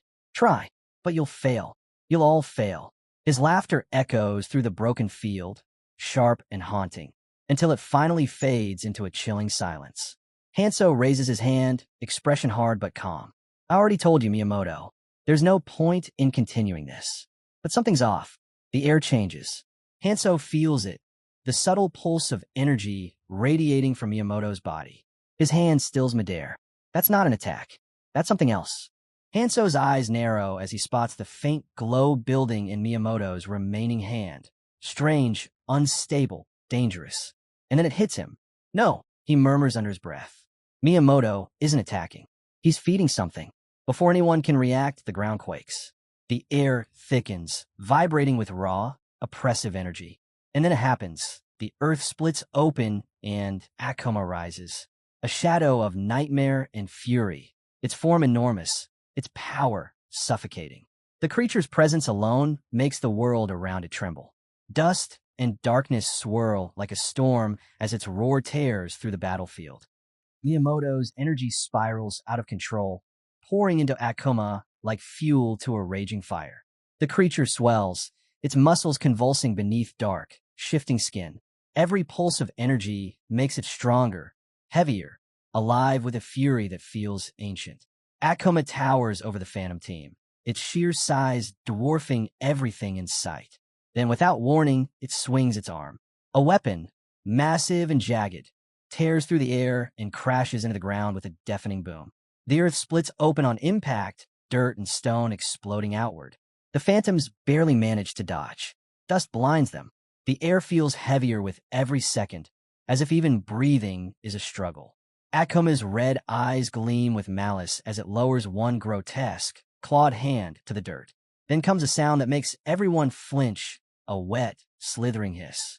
A thick, slimy tongue, as wide as a tree trunk, slides out of its gaping jaws. The air fills with the nauseating sound of flesh dragging across earth. Some of the team recoil instinctively, hands rising to cover their faces. The creature's tongue lashes out, a blur of motion. It smashes into the ground with terrifying strength, shattering stone and soil in all directions. The force alone sends ripples through the battlefield, like miniature earthquakes. Then it moves again, faster. Akuma lunges, tearing deep gouges into the earth. The resulting explosion sends chunks of rock flying through the air. One of the girls throws up her arms just in time, shielding her face as the shockwave hurls dust and debris everywhere. The squad struggles to hold their footing. Fear grips the edges of their resolve, but training kicks in fast. They regroup, shouting over the roar of destruction. Watch the tongue. Keep your distance. Don't let it corner us. Their voices cut through the chaos, sharp and desperate. They know now. That monstrous tongue isn't just a weapon. It's death itself. Each strike splits the ground wider, shaking the land like a living nightmare. Cracks open beneath their feet. The world seems to break apart around them. And as Akuma towers above them, roaring unstoppable, the Phantoms realize the truth. This isn't just a monster. It's a force of nature, one born from Miyamoto's madness. Amid the chaos, Sophia's attention sharpens like a blade. Out of the corner of her eye, she spots Miyamoto, his body flickering with a faint shimmer of mana. He's preparing to vanish. Miyamoto's trying to escape, she yells, voice cutting through the roar of battle. The team reacts instantly, their focus splitting between the raging monster and the traitor who refuses to face his end. We have to stop him before he disappears, one of them shouts, sprinting toward the faint glow where Miyamoto's form is beginning to blur. Nearby, a black-haired girl hesitates. Her eyes flick from Akuma's monstrous frame to Miyamoto's fading outline. The decision claws at her. Chase the traitor or stand her ground against the beast. One wrong move, and everything could fall apart. Before that hesitation can spread, Hanso's voice cuts through the noise, firm and steady. Stay calm. I'll deal with Akuma. The rest of you, stop Miyamoto. The authority in his tone silences all doubt, except for one voice. You plan to take that thing on alone? A teammate calls out, disbelief heavy in their voice. Hanso doesn't even blink. His reply is quiet but sure. I'm prepared for this. At his command, the team splits, half racing toward Miyamoto, the rest forming up behind Hanso. Sophia remains beside him, unmoving. You should regroup with the others, Hanso tells her. But Sophia shakes her head. No, I'll stay. I want to see this through. If things get worse, I'll contact the team myself. Her voice is calm, but the air around her hums with tension. Her eyes lock onto Akuma, whose presence alone feels suffocating. The killing intent radiating from the creature is colder, sharper, heavier than before. Whatever Miyamoto did, it's amplified Akuma's strength beyond anything they've seen. For a brief moment, doubt flickers in her chest. Can Hanso really take down something like this? Before she can dwell on it, Hanso raises his hand. The sword lying beside him trembles, then rises slowly, floating in the air as if guided by an invisible force. The motion is silent, deliberate, almost ethereal. What are you doing? Sophia asks, her voice tight with concern. Hanso offers a small, reassuring smile. Don't worry, he says quietly. He lowers the sword gently, letting it rest at his feet. I don't need it anymore. Sophia blinks, startled. No weapon. Against that? But before she can question him further, the ground quakes beneath them. Akuma lets out a guttural roar and charges. Faster, heavier, wilder than before. Hanso steadies himself, watching as the creature's entire body glows with a sickening red hue. His sharp eyes catch the truth instantly. Regeneration magic. The buff didn't just make Akuma stronger, it made it nearly immortal. Every wound sealed as soon as it was made, every attack fueled by its own decaying life force. The impact comes like thunder. Akuma's strike sends Hanso crashing through the air, but he twists mid-flight, landing hard and rolling back to his feet in a smooth, practiced motion. Sophia watches in disbelief as Hanso closes the distance again. Unarmed, fearless. He steps up to the towering beast, lifts one hand, and rests it gently on its massive head. Akuma, he says softly. The air ripples. A crimson field bursts between them, pulsing with energy. For a moment, it's unclear whether it's an attack or something else entirely. Then a shift. Akuma freezes. The monstrous glow in its eyes flickers, then fades. Slowly, those wild, inhuman pupils roll back and reform, turning into human eyes, wide and uncertain. Gasps ripple through the group as Akuma's massive frame begins to shrink, the darkness peeling away like smoke. Muscles retract, scales fade, claws dissolve, until what stands before them is not a monster, but a boy. A young boy, barely more than a child. He looks up at Hanso, trembling, confusion painted across his face. His voice comes out small, fragile. Are you really Hanso? In that instant, Hanso understands. Akuma isn't a mindless creature born of rage and ruin. There's still a human soul buried beneath all that corruption. A boy, trapped inside the storm. Keeping his hand steady on the child's head, Hanso speaks softly. Do you remember your father? The boy blinks, the word catching in his throat. Father? His voice trembles. Faint flashes flicker behind his eyes, memories breaking through the fog. Soldiers, battlefields, a man with tired eyes and a heavy hand. A father who had loved him, though that love had been twisted by duty and war. Then pain floods in. The boy's face contorts as he clutches his head, screaming. Why did you punish me? What did I do wrong? Why did everything hurt so much? His cries pierce through the battlefield, raw and aching, the sound of a wound that never healed. Please, make it stop. Don't leave me alone again. Hanso closes his eyes. The agony in the boy's voice cuts deeper than any blade. But before he can respond, the boy's terror boils over. Don't come near me. Leave me alone. A burst of force erupts from him, throwing Hanso backward. He slams into the ground hard, dirt scattering around him as the boy's screams echo through the air. Lonely, desperate, fractured. As Hanso struggles to rise, a memory stirs, a voice from long ago. Takaran, the boy's father. I killed my son in pursuit of ideals I thought were righteous, and I've regretted it every day since. The weight of those words anchors in Hanso's chest. Before Akuma can lash out again, Sophia darts forward, slamming her palms together. A shimmering barrier bursts into existence, shielding them both. Hanso, watch out, she yells, her voice sharp with urgency. The air hums as Akuma unleashes another wave of energy, long, thread-like tendrils whipping through the air like blades. He's attacking from range now. Sophia shouts, reinforcing the barrier as sparks dance across its surface. Hanso pushes himself up, steadying his breath. He gives her a brief nod. I'm fine, he says, eyes fixed on the trembling boy. Ignoring his own pain, Hanso steps forward again. The red glow returns to his hand as he places it once more upon the boy's head. Listen to me, he says quietly, voice steady. Neither Akuma nor your father, Takaran, is at fault. The air ripples again, the red aura surrounding them both. Slowly, the monstrous energy begins to fade. The boy's breathing slows. The distortion in his form eases, human features flickering back through the chaos. Sophia lowers her guard, watching in stunned silence as Hanso kneels beside the child, his voice softening. You've suffered enough, Hanso whispers. You don't have to carry this pain any longer. The light brightens, warm, gentle, almost peaceful. Rest now, he says, closing his eyes. It's over. And for the first time, the battlefield falls silent. Hanso kneels beside the small boy, the fragile human soul that once bore the curse of Akuma. His voice is calm, steady, carrying a compassion that seems to quiet the very air around them. Neither you nor your father are to blame, he says gently, his hand resting on the boy's trembling shoulder. The child's eyes, wide and uncertain, search Hanso's face for something. Understanding, forgiveness, maybe both. Hanso continues, voice low but unwavering. You've carried this burden alone for far too long. It's time to let go of it and finally rest. For a moment, peace seems within reach. The boy exhales, shoulders easing, but then his body begins to tremble violently. The red glow around him flickers, darkens, twists. His skin ripples. His breathing quickens. Fear flashes across his face as his form starts to distort once again.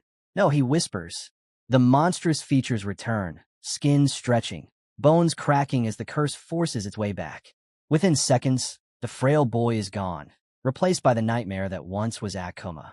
The transformation finishes with a low, guttural roar. Akuma's massive hands claw at the ground, as if trying to tear himself free from his own body. His human eyes, still visible within that monstrous face, widen in terror. He sees himself, and it breaks him. What am I? He chokes out, voice trembling through the beast's throat. He stares at his reflection in a pool of dark water, the twisted, hulking form of a creature that once was human. His body shakes violently. His mind spirals into chaos. The boy trapped within Akuma's body screams, not from rage, but from despair. And Hanso, standing before him, realizes this fight is no longer about power. It's about saving what's left of his soul. The boy trembles, his breath uneven, but Hanso's calm presence grounds him. His voice is low, steady, a steady warmth amid the chaos. It's all right, Hanso says softly. The rage inside you, it's quiet now. Not gone, just asleep. The child's shaking begins to ease. His monstrous energy fades to a faint hum, like a beast breathing somewhere deep within his soul. A few steps away, Sophia watches with wide eyes. The scene before her is unlike anything she's witnessed. Not power, not dominance, but empathy. She can feel the faint connection forming between Hanso and the boy, something fragile yet profound. Hanso meets the child's gaze again. You should be able to move freely now, he murmurs. The boy lifts his head slowly, eyes glistening. For the first time, a flicker of hope stirs within them. Am I cured? He asks, voice barely a whisper. Hanso shakes his head, his tone gentle but firm. No, this isn't a cure. The rage will return, because it's part of who you are. What I've given you is only a moment of peace. The boy's lip trembles. Tears spill down his cheeks as he grips his chest. I don't want to be a monster again, he cries. I don't want to hurt anyone. I don't want them to hate me anymore. Hanso listens in silence for a moment, his expression unreadable. Then he extends his hand. Then help me, he says. My plans have changed. I need your strength, and you need control. When that rage wakes again, I'll be there to guide it. But you have to trust me and follow my lead. The boy hesitates, uncertainty warring with fragile hope. After a long pause, he reaches out and clasps Hanso's hand. His grip is weak but steady. All right, he says, I'll trust you. Their hands tighten, a silent pact, born of faith and desperation. For the first time in a long while, the boy's eyes reflect purpose instead of pain. But before the moment can settle, the air ripples. A tiny shape bursts into view, wings fluttering, voice sharp and lively. This arrangement won't do, it says cheerfully, as though mocking the tension that hangs in the air. Both Hanso and the boy turn at once, startled. The small creature hovers between them, its glow flickering mischievously. My heart races every time I see you, Hanso, it declares. I've been waiting for this meeting. Sophia's eyes widen in recognition. That's the assistant fairy, she whispers. My assistant. The fairy's gaze softens, almost sentimental. Aren't you happy to see me again, Hanso? Hanso's reply is immediate, clipped and cold. Drop the act. What do you want? The fairy's grin widens, playful and cutting. Still as emotionless as ever. It teases. How dull. Then, with a sharp whistle, the air around them shifts. A pulse of magic surges outward, crackling across the field. In an instant, Akuma, the boy, collapses. The light in his body flickers out completely, leaving him motionless on the ground. His power is gone. Hanso freezes, shock flashing across his face. What did you do? The fairy folds its tiny arms, its tone now cool and detached. I made things simpler, it says. Kill him now. The command hangs heavy in the air, casual, but laced with malice. The creature drifts lazily, circling Hanso as it speaks. You fought well, Hanso. The desperation, the violence, it was exhilarating to watch. Its eyes gleam, almost entertained. But this ending, it shakes its head with a sigh. So boring. Why ain't it like this? Hanso's gaze hardens. Why did you interfere? He demands, voice low and edged with anger. The fairy pauses midair, meeting his glare, and for a heartbeat, the battlefield feels tense again, as though the world itself is waiting for the next move. The fairy's smirk deepens, its wings flickering with mischief as it hovers before Hanso. Bingo, it says smoothly. Every moment you've lived through, every fight, every pain, it was all arranged for my entertainment.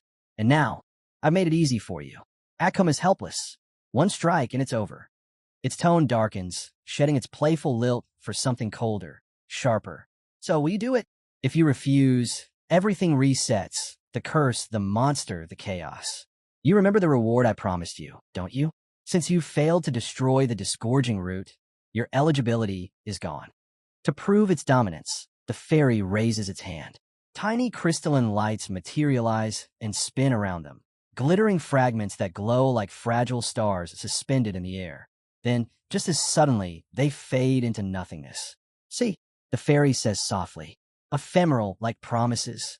With a wave, it conjures a single, shimmering sigil that pulses faintly between them. Kill Akuma now, it commands. Do that, and the reward tied to the root's destruction is yours. The world falls silent. Hanso doesn't answer. His fist tightens at his side as his gaze shifts to the broken figure lying before him. Akuma, the boy, stirs weakly, eyes glistening with fear and heartbreak. Is it really that simple for you? The boy asks, voice trembling. He drags himself forward, blood and tears streaking his face, until his hand grips the hem of Hanso's coat. I understand what you have to do, he whispers. I'm used to it. Being abandoned, being unwanted. Maybe no one ever cared if I lived or died. The words hang heavy in the air, raw, honest, final. Sophia watches from behind, her expression clouded with sorrow. Her mouth opens slightly, as if to speak, but no words come. The silence between them stretches thin, fragile as glass, ready to break. Then Hanso moves. He steps closer, slow and deliberate. Kneeling beside the boy, he leans down and whispers a single word into his ear. Shame. The name hangs in the air like a whisper from another lifetime. The boy freezes, eyes wide with shock. How do you know that? He stammers. Hanso's voice drops lower, barely audible, but heavy with something that makes the boy's eyes tremble with disbelief. Whatever Hanso says next, it cuts deep, unraveling the last of the boy's resistance. And then, with one swift, decisive motion, Hanso ends it. The sound is soft, almost merciful. The boy exhales, eyes fluttering shut as the last trace of life leaves him. His body falls still. Sophia's heart sinks. Her fists clench at her sides. The fairy bursts into delighted applause, spinning in midair with glee. Wonderful. Absolutely perfect, it cheers. The despair, the hesitation, what a performance. Truly a fitting end. But Hanso doesn't move. There's no victory in his eyes. Instead, he lowers himself beside the boy's body and gently lifts him into his arms. Cradling the still form against his chest, he murmurs quietly, a promise meant for no one else to hear. I will wait, he says softly. I'll wait until the end. The air shimmers. All around them, radiant red crystals begin to rise from the ground, luminous, pulsing with impossible beauty. Their light reflects in Hanso's eyes as they multiply, forming a breathtaking field of crimson brilliance. The fairy, momentarily awed, lets out a quiet gasp. Such magnificence, it breathes. Now, that is a reward. A perfect climax to our story. Hanso ignores its gloating, scanning the crystals with focused precision. Amid the sea of red, something catches his attention. A faint flicker of black at the center of the glow. A stone, small, unassuming, yet somehow more significant than all the rest. The fairy tilts its head, curiosity flickering in its eyes. That's it? That's all you're after? Without hesitation, Hanso steps forward, reaches through the light, and closes his hand around the black stone. A faint chime echoes in the air, the system's response. Item acquired. Fragment of memories. Hanso looks down at the object, his expression unreadable. That's all I need, he says quietly. The fairy blinks, watching him with intrigue.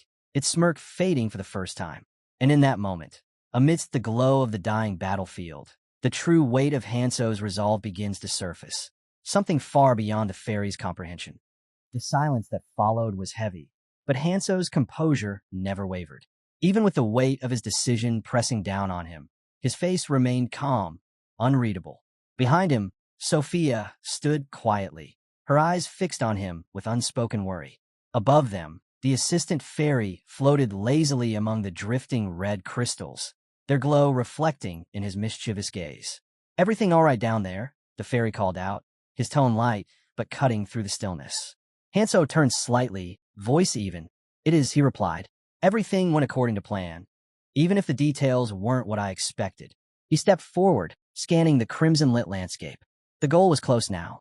His movements were confident, precise, as though he already knew what lay ahead. With a small hand motion, he signaled the others to follow. "We'll move soon," he said, "but not yet. There's something we need to wait for." The fairy tilted its head, saying nothing for a moment, only watching him with curious amusement. Sophia noticed the change, the way the fairy's gaze lingered on Hanso, studying him too intently, as if trying to peel back his calm to see what lay beneath. Her concern deepened, but she stayed silent. The fairy finally broke into a sly grin, his small teeth flashing. "Still keeping secrets, I see," he said playfully. Hanso didn't respond. His thoughts were elsewhere, drifting through the echoes of his past decisions, the lives they'd changed, the memories that refused to fade. There was no turning back, only forward. "You're not even a little worried about what comes next?" the fairy asked, his tone now laced with mock curiosity. Hanso didn't look up. "There's no need to worry," he said flatly. The fairy hovered closer, eyes narrowing. "Really? Even after everything you've seen?" That was enough. Hanso stopped walking. Slowly, he turned his head toward the floating creature, his expression hardening.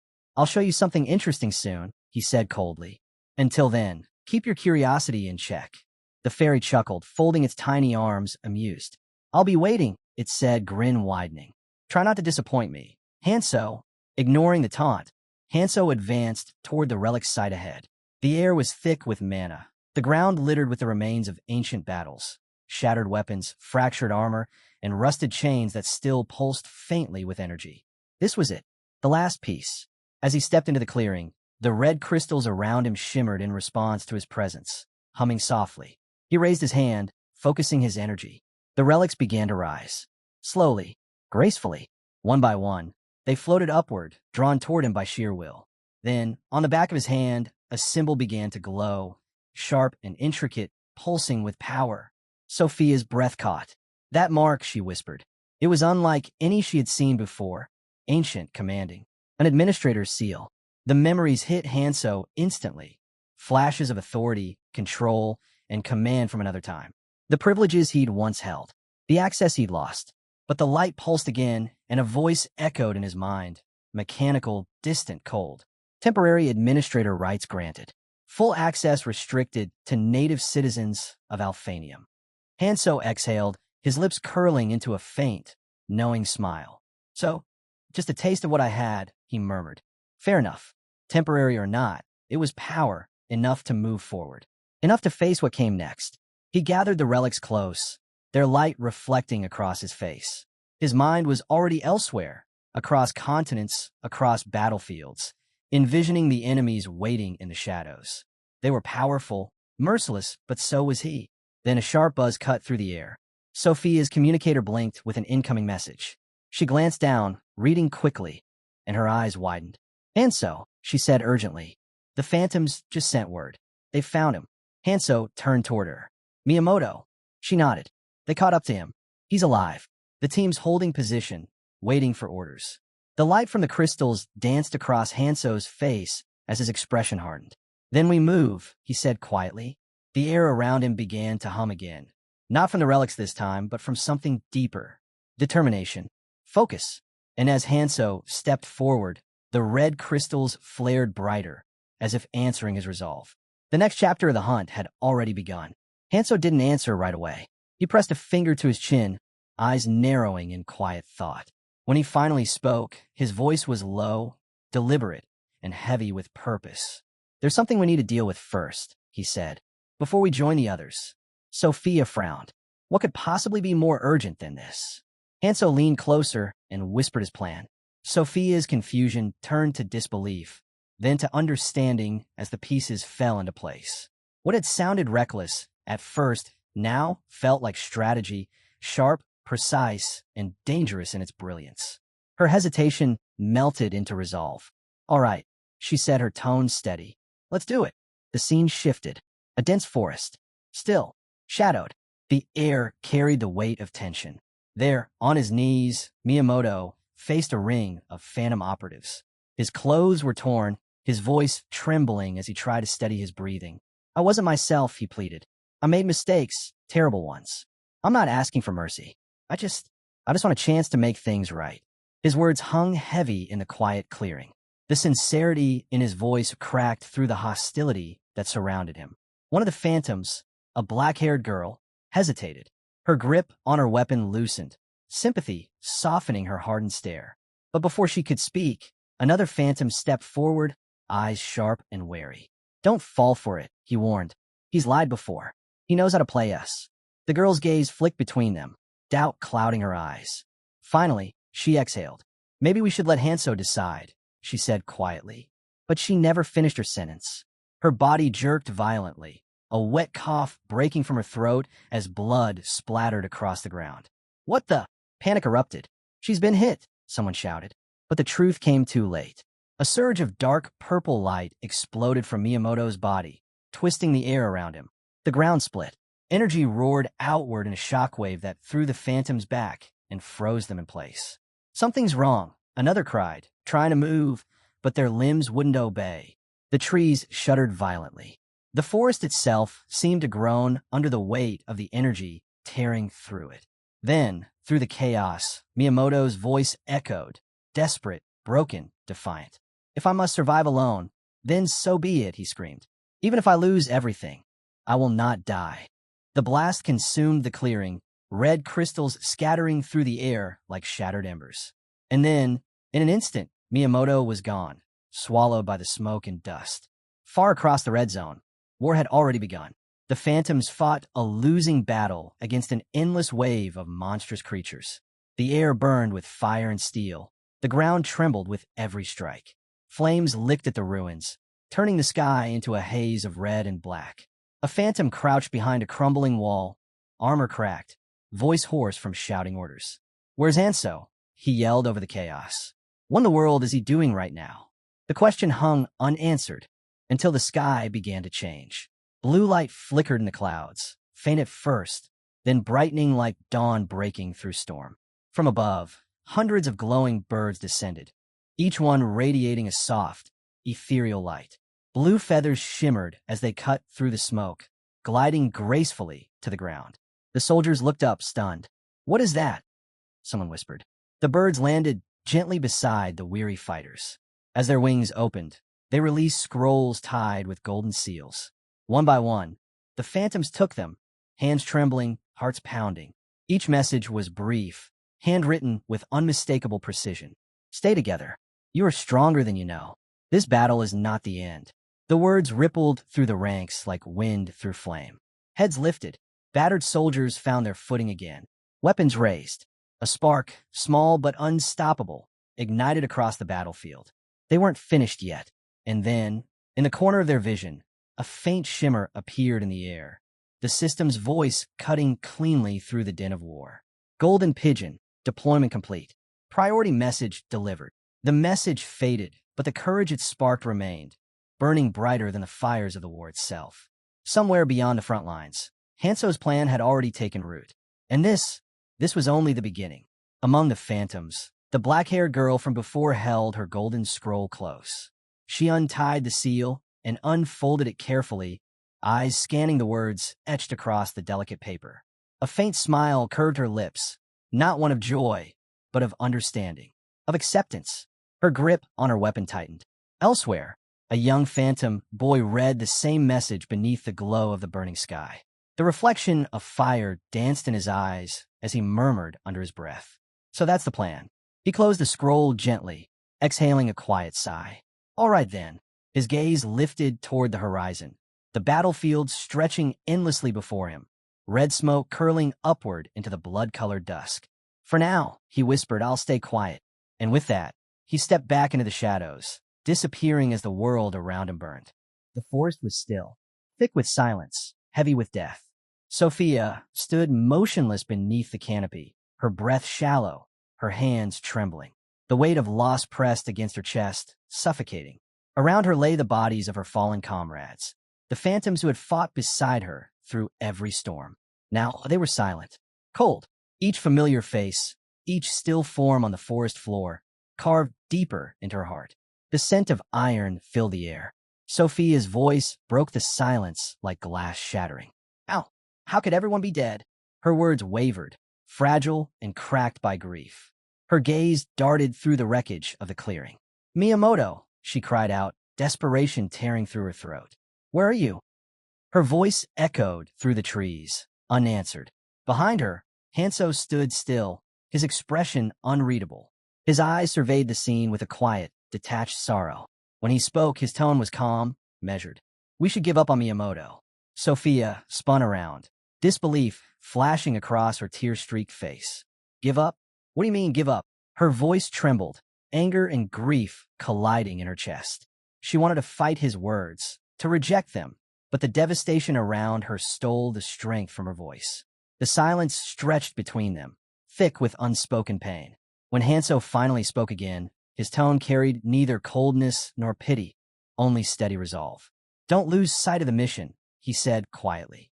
"We've faced darker paths before. This isn't the end." Sophia's breath hitched. For a long moment, she said nothing. Then finally, her expression softened. The ache in her chest didn't fade, but she swallowed it down, forcing herself to steady. "What's the next step?" she asked softly. Hanso's reply came without hesitation. "We return to the central point. Reinforcements are waiting. The Phantom's task is complete." Sophia nodded weakly, wiping the tears from her face. The weight in her heart remained, but purpose began to fill the cracks. Farther along the forest's edge, chaos reigned. Another squad fought desperately against a churning swarm of locust-like creatures. Their wings filled the air with a deafening hum, blotting out the light above. The team struggled to keep formation, blades flashing amid the storm of wings and teeth. A blonde girl shouted over the chaos, fear tightening her voice. "We can't stay here any longer." Beside her, a black-haired boy stood his ground, his expression calm despite the madness around them. "We have no choice," he said firmly. "I promised Hanso we'd meet him here." His eyes hardened as he raised his weapon once more. "And I keep my promises." Frustration burned in the blonde girl's eyes as she threw her hands up, her patience finally cracking. "I'm starting to get fed up with Hanso and all this madness," she snapped, her tone edged with exhaustion and resentment. The tension in the group thickened instantly. Every breath, every step seemed heavier, the weight of uncertainty pressing hard against already frayed nerves. A few paces away, Yinchi's sharp ears caught low whispers from her teammates, soft, poisonous gossip that carried her name. Her jaw tightened. "Stop wasting time with rumors," she barked, voice cutting clean through the murmurs. "Focus on finding your partners." The group fell silent, startled by her sudden anger. But Unchai wasn't done. Her fury shifted, laser-focused on one person. "This chaos is your fault, Sang-jin," she hissed. Sang-jin blinked, taken aback. "My fault?" he asked quietly, confusion flickering across his face. "What are you talking about?" But Unchai didn't answer. She was too angry, too caught up in the storm building inside her. Before the argument could spiral further, a small voice broke through the tension. A young girl, trembling, stepped forward from the back of the group. "The locusts," she whispered. "They've surrounded us." The words froze everyone where they stood. In the next second, the forest erupted. A deafening hum filled the air as the swarm descended.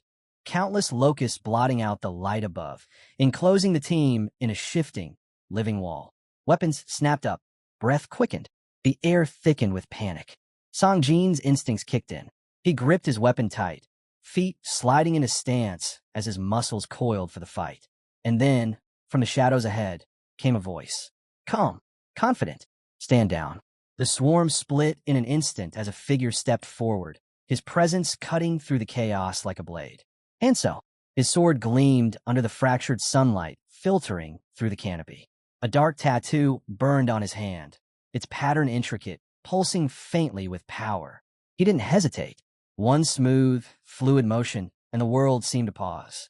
His blade swept outward, and in a single strike, the swarm parted, shredded into silence.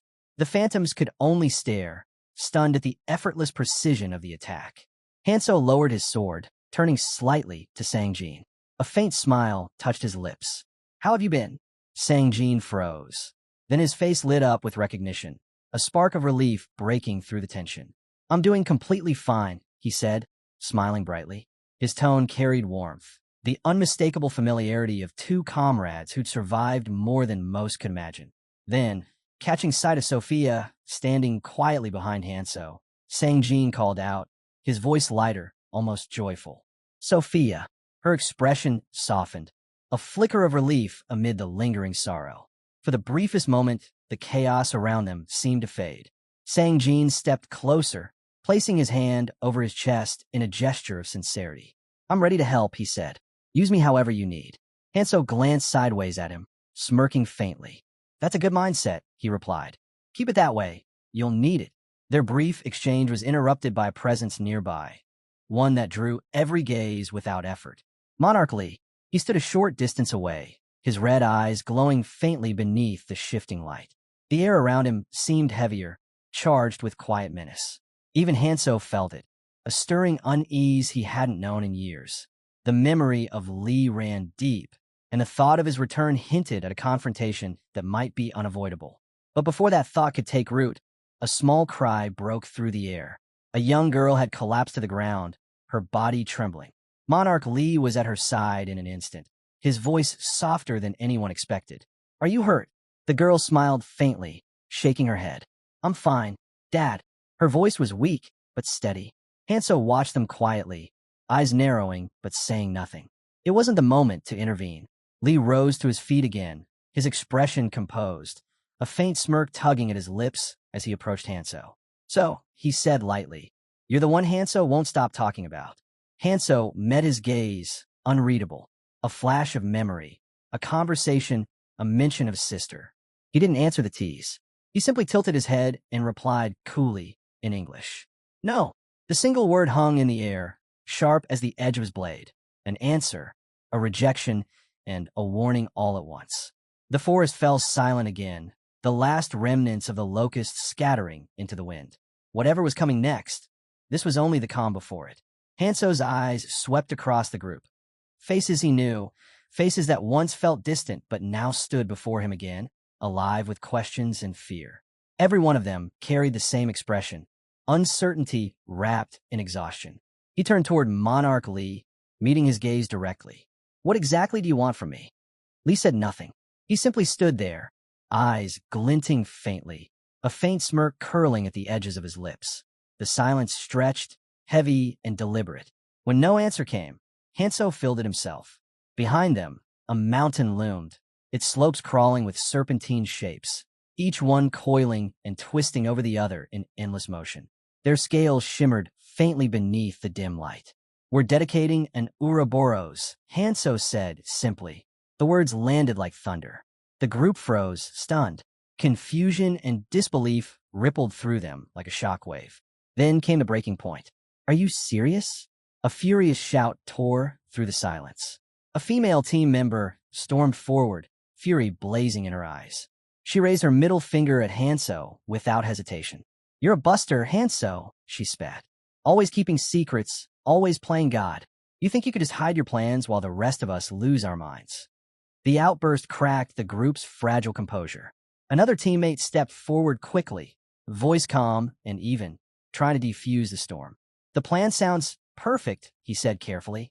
"We'll do our best to live up to Hanso's expectations." But the woman wasn't buying it. She slammed her fist into the ground, dirt scattering. "Perfect? You've got to be kidding me," she muttered bitterly. "You're all acting like a bunch of fools. Someone here's a useless sack, and we all know it." Murmurs broke out. Voices rose. Arguments sparked like dry leaves catching fire. "You're out of your mind. This isn't what we signed up for. You think he even cares what happens to us?"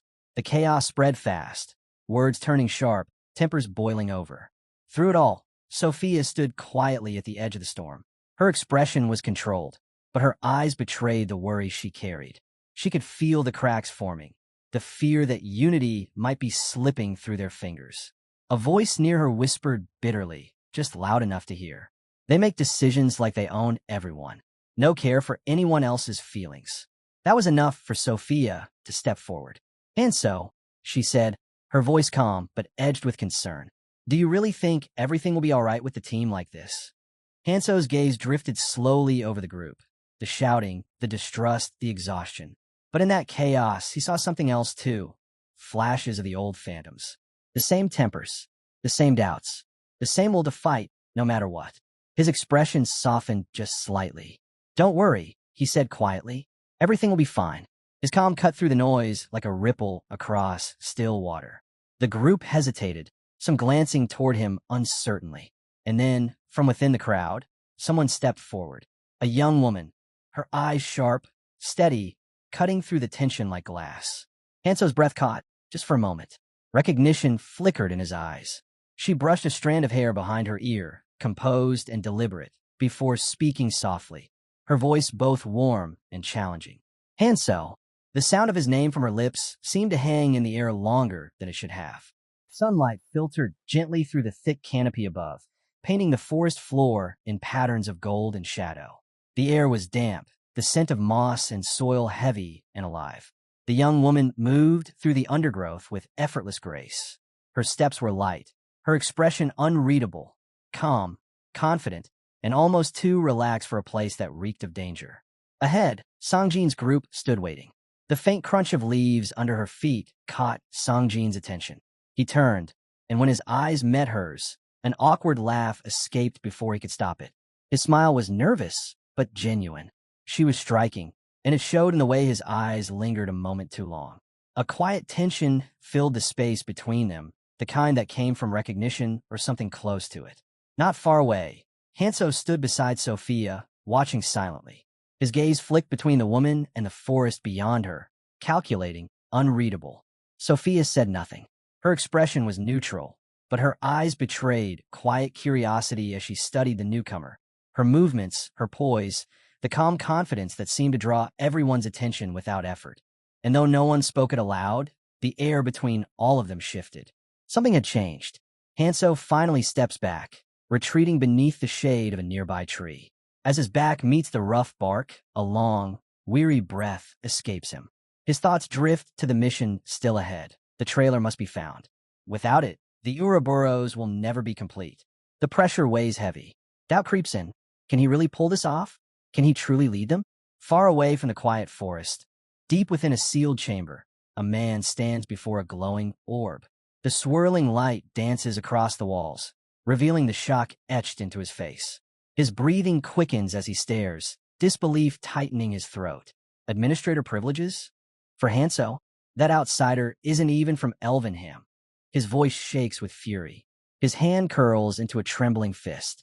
Hanso shouldn't have survived the succession of the heavenly soldier armor. No one ever has. And yet, not only did he survive, he gathered 5 members. That alone makes him an administrator, a title the man refuses to share. His jaw tightens. The orb flares brighter as his gaze locks on a Hanso's region. He's nothing like me, he snarls. He's just an insect. A low, bitter laugh escapes him before it twists into silence. His hand covers his mouth, muffling what might have been a scream. Only one eye remains visible, cold, unblinking, and burning with rage that cuts through the distance between them. Meanwhile, in a distant village, panic spreads like wildfire. Dark clouds of parasitic locusts descend from the sky, devouring everything in their path. Screams echo through narrow streets as villagers run for their lives. Amid the chaos, one man lifts his spear high and shouts, "Hold the line. If we fall here, it's over." Behind a crumbled wall, a black-haired man crouches low, breath unsteady, sweat streaking down his temple. His instincts scream at him to run. This is Commander Lee, and he has no plans to die today. The clan headquarters is practically empty. Staying to fight would be suicide. As he slips away through the shadows, a voice cuts through the noise. Commander Lee. He freezes. Every muscle locks. Slowly, he turns, and find himself staring into the eyes of a man who sees straight through him. Lee stammers, I was just going to the bathroom. The man's expression doesn't change. No time. We've got a crisis. Move. Inside a nearby building, the air is thick with tension. Miyamoto lies on a stretcher, bruised, bloodied, barely clinging to consciousness. Medics rush around him, doing everything they can. The moment Lee steps inside, he straightens, giving a stiff nod. Sir. Miyamoto's head tilts slightly, eyes meeting Lee's. That gaze, cold, deliberate, sends a chill down Lee's spine. The entire room feels heavier, colder. Then Miyamoto speaks, voice sharp and cutting through the silence like a blade. Who did this to me? Lee takes a slow step back, forcing himself to breathe. But before a single word can escape, Miyamoto's voice cuts through the air like thunder. Everyone, out. The medics hesitate. One tries to protest. I said out. Miyamoto roars. Silence. Within seconds, the room empties. The door slams shut, leaving only the two of them. The silence that follows hums with pressure, like a storm about to break. Then, without warning, Miyamoto lunges forward and seizes Lee's hand in a crushing grip. His strength sends a jolt through Lee's arm. Look at me, Lee. Their eyes lock. A chill runs down Lee's spine. Miyamoto's voice is low, but every word drips with venom. This is all Hanso's doing. That bastard. I'll never forgive him. Lee stands frozen, words caught in his throat. When he finally speaks, his tone is quiet, but steady. If you've still got the strength to hate him, then I already know. I've lost. You've surpassed me. For a moment, Miyamoto's expression softens. He lets go of Lee's hand and rests it gently on his shoulder. It's fine, he says. I'll tell you where the secret armory is. Lee nods, his jaw tightening. Something cold settles deep inside him, hardening like ice. I'll take Hanso down, he says. But once it's over, I'm coming for you. Back in the forest, Hanso moves like a blur between the trees, his sword carving through waves of locusts. Each strike lands clean, deliberate, precise. His arms ache, the hilt slick with blood, but he doesn't falter. Just a bit farther, he mutters. Behind a nearby trunk, Unchai crouches, breath quick and shallow. Unchai, Hanso calls out. We move. Miyamoto won't wait. She's already up before he finishes, nodding sharply. Not far away, a young girl fires arrows in relentless rhythm, each shot hitting its mark. Sophia stands beside Monarch Lee and his daughter, summoning a radiant barrier that flares against the swarm above. The light hums, keeping the creatures at bay. Sangjin, half hidden behind a gnarled tree, swings his blade wildly. I'm at my limit, he gasps, nearly losing his grip as another locust dives. Beside him, the archer exhales shakily. Same. I can't keep this up. Unchai steps out, eyes darting to Hanso. We can't hold this much longer. Hanso glances over the battlefield, his team exhausted, outnumbered. His decision comes fast. We're pulling out. Yinchi's voice cracks with frustration. We're strong, but this is the red zone. Stay here, and we die. Her words hit him like a blade. His fists tighten, jaw locking. She lowers her gaze, voice trembling now. I'm not like you, Hanso. I don't care about glory. I don't want war. I just want to live. Her eyes glisten. Every day, I think about what it takes to survive. But if nothing changes, I know how this ends. Sangjin suddenly snaps. Then just follow Hanso. He's giving you a way out. Unchai whirls and punches him square across the face. The sound echoes. Sangjin stumbles back, stunned. Shut up, Sangjin. You never know when to stop talking. Their shouting fills the forest, raw and furious. Sophia watches quietly from the side, shaking her head as another sigh slips past her lips. Sangjin never learns unless someone knocks it into him. Sophia mutters under her breath. The argument dies down, replaced by uneasy silence. The group stands scattered among the trees, the sound of distant locusts fading into the background. Sophia glances toward the young archer. There's something different about her. Steady stance, sharp focus. The girl radiates quiet resolve, a survivor's instinct. She steps forward, eyes locking on Hanso. We move, she says firmly. Whoever wants to follow, then. But Hanso shakes his head, stepping into view. His gaze sweeps across the group. No, he says evenly. We go together. I trust you. So trust me now. For a moment, no one moves. Even the forest seems to still. Then slowly, one by one, they nod and fall in line behind him. Dust swirls faintly around their boots as the group forms a loose semicircle. Hanso stands before them, calm but resolute. His posture is relaxed, yet there's an unspoken weight in the way he holds himself. You all have reasons to doubt me, he begins. His voice isn't loud, but every word carries, clear and grounded. But if you want to survive, if you want anyone else to survive, then I'm asking you to follow me. Unchai crosses her arms, eyes narrowing. Frustration burns beneath her calm exterior. Why should we follow someone like you? She challenges. You're strong enough to survive alone. Why drag weaker people down with you? Hanso meets her glare without hesitation. The silence stretches before he finally answers, quiet, deliberate, because saving lives matters more than surviving alone. The words hang heavy in the air. Even the wind seems to pause. He continues, voice steady as he recounts the battles he's fought, the losses he's endured, the pain that almost consumed him. Yet through it all, he survived. And now, he refuses to walk that path alone. I've seen enough death, Hanso says. If I have the strength to save even one person from it, why wouldn't I use it? Unchai scoffs, folding her arms tighter. So what? We are lifeguards now. Hanso glances over the group, his tone calm, unwavering. Yes, he says simply. That's exactly it. If we move together, we save dozens. Maybe even ourselves. The sincerity in his voice catches her off guard. For a brief second, the anger in her eyes flickers, replaced by uncertainty. Hanso turns, his back straight as he starts forward. Nothing comes without cost, he says over his shoulder. I'll make you stronger. But if you want to leave, Unchai, I won't stop you. I respect your choice. Just know this. If you walk this road with me to the end, you won't regret it. He moves ahead, the forest parting before him. The others watch in silence. Sophia and the young archer exchange a glance, both following his retreating figure with quiet admiration. Unchai lingers behind, fists clenched, thoughts swirling. Slowly, a faint smile tugs at her lips. Oomph, she murmurs to herself. We'll see about that. That guy must be insane, Unchai mutters under her breath. Completely out of his mind, but somehow it's kind of admirable. Sophia's gaze follows Hanso as he moves ahead. Her brows knit together, thoughts turning over behind her eyes. He's different, she murmurs. The Hanso I knew before, he wouldn't have said those things. A voice cuts in from the side, dripping with suspicion. Or maybe he's not the same Hanso at all. Sophia spins toward the speaker, unimpressed. Relax, stripping man, she snaps, her tone dry and mocking. The jab earns a short laugh from Mahi, standing beside Sangjin. Sophia turns toward her, curious. Were you one of Hanso's comrades back in the tutorial? Mahi thinks for a moment before answering. Not exactly comrades, she says. More like classmates. We crossed paths during the tutorial, but went our separate ways after. Sophia tilts her head, studying her. And now, after everything you've gone through together in the red zone, would you call yourself his comrade? Mahi's gaze drifts toward Hanso's back as he leads the group forward. Her expression softens, but her answer is careful.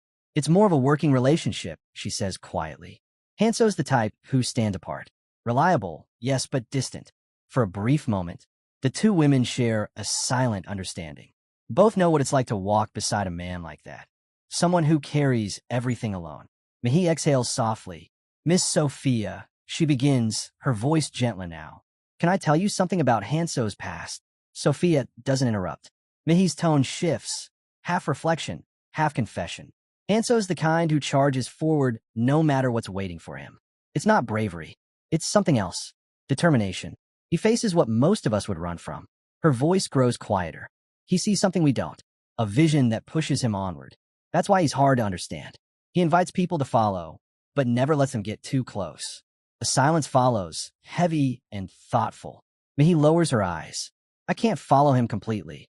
Not when his strength is so far beyond mine. Sophia doesn't respond right away. The words hang between them, weighted by truth. Both women understand now. Hanso's strength isn't just power, it's solitude. Mahi glances at him again. Her expression softens further, and a faint smile tugs at her lips. Maybe, she says quietly, I'm starting to understand him a little better. Just then, Hanso halts. He raises one hand, signaling for silence. The group gathers around as he kneels and presses his ring, Narmaha's ring, against the ground. A low hum reverberates beneath their feet. Then, the earth begins to quake. Massive red monoliths burst upward, tearing through soil and stone. The vibration deepens, echoing through the forest like a heartbeat. A metallic voice rings out. Authority destruction initiated. A roar follows, earth splitting open into a gaping void. The air surges violently, pulling at clothes and hair as the group shields their faces from the storm of dust. Sophia squints through the haze, eyes wide. What did he just do? The wind howls, carrying the sound of the abyss below, deep, endless, and alive. Sophia narrows her eyes, the wind from the crater whipping her hair across her face. There's something deeper here, something Hanso hasn't said. What is this really about? She asks quietly. Hanso steps closer to the edge of the massive pit, his gaze fixed on the shadows below. Do you understand now? He says, voice steady. He turns to face them. Why they call me the artifact holder? A memory flashes through his mind. Kong Tae, the red-haired man who once stood before him, eyes burning with secrets. He had spoken of a treasure buried where no one could reach it. A hidden skill, lost to time, something even Miyamoto never discovered. Not in the lower zones, not even in the highest tiers. Now, standing here, Hanso realizes that moment has arrived.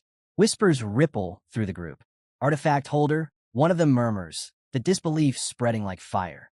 Sophia and Sang-jin exchange a glance, both stunned. Then, in a single pulse of light, the air before them ripples, revealing hundreds of drones and relics. The sight steals the breath from every chest. Rows upon rows of artifacts stretch out before them, each one glowing faintly with ancient power. Sophia steps forward, voice barely a whisper. This is insane. There's enough here to equip an entire army. The twin brothers burst out laughing, racing ahead to claim their share. Gauntlets hum as they slide onto their arms, energy crackling around them. System notification, you have acquired Gauntlets of the Titan. Strength increased. Unchai stares down at her own weapon, the glow reflecting in her wide eyes. My stats, they're in the triple digits, she mutters, half in awe, half in disbelief. Questions flood her mind. How'd he find this? Who is Hanso, really? Sang-jin looks around suddenly, tension rising. Wait, where's Hanso?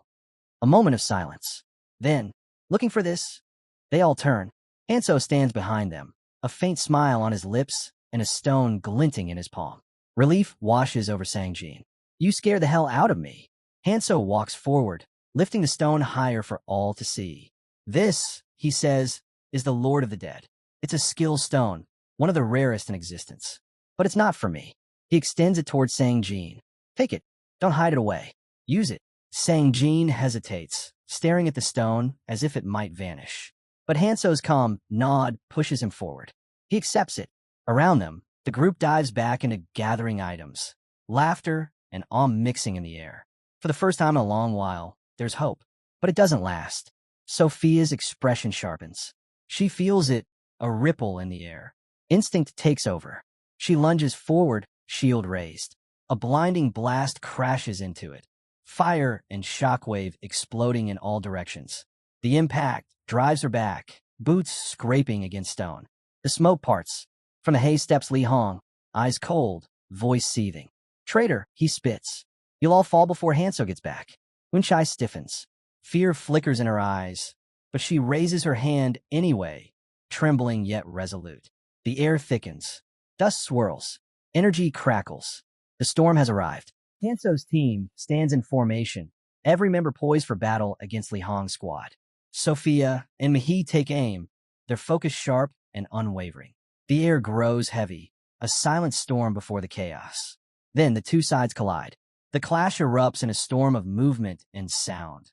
Steel meeting steel, every strike echoing across the field. Wounds spread quickly among both teams, yet no one falters.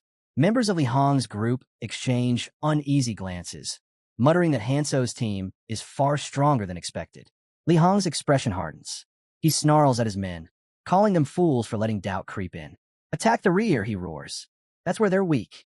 Sophia and Mihi are locked in fierce combat. Their opponents are swift, leaping through the air with deadly precision. Every motion is sharp, every counter perfectly timed. Li Hong's voice cuts through the noise again, commanding his fighters to eliminate the weaker members first. Break them down piece by piece, he orders. Unchai, trembling at the edge of the battlefield, shields her face with her hands, paralyzed by fear. Suddenly, Mihi spins around and shouts, Everyone be careful. Her voice slices through the chaos. Her eyes dart toward a fast-approaching enemy. A sword raised high, aimed straight at Unchai. Unchai, she cries out. But Unchai doesn't move. She stands frozen, wide-eyed, as the attacker closes in. Don't just stand there. Dodge, someone yells from nearby. An archer frowns, gripping his bow tighter. Sweat trails down Yunchi's cheek as she squeezes her eyes shut, her body trembling. The attacker's voice comes low and cruel. Watch closely, he sneers. This is how you die. In that instant, everything slows. Flashes of the past surge through Yunchi's mind. Scenes of battle, blood, and loss. She remembers kneeling before a man holding a sword, his grin twisted and merciless. The memory cuts deep.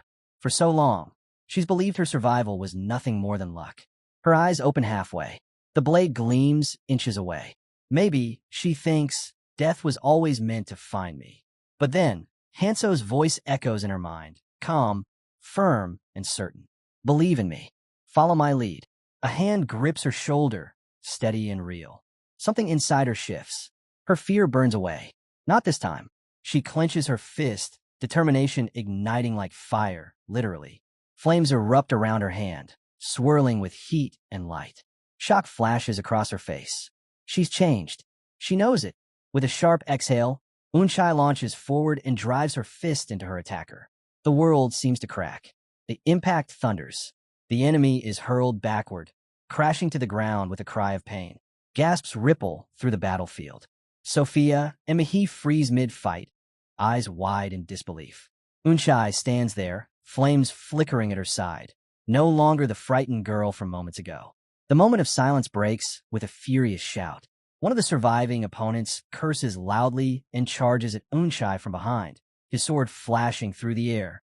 The blade strikes her armor and instantly shatters into glittering fragments. Unchai pivots, effortlessly sidestepping his failed attack.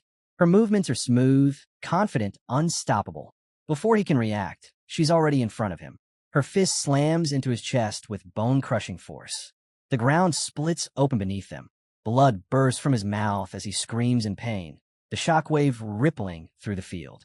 The rest of Li Hong's team freezes, their faces pale as they stare at the crumpled fighter twitching on the ground. Unchai stands tall, breathing hard but steady. She looks down at her armor, still glowing faintly, and then to her team.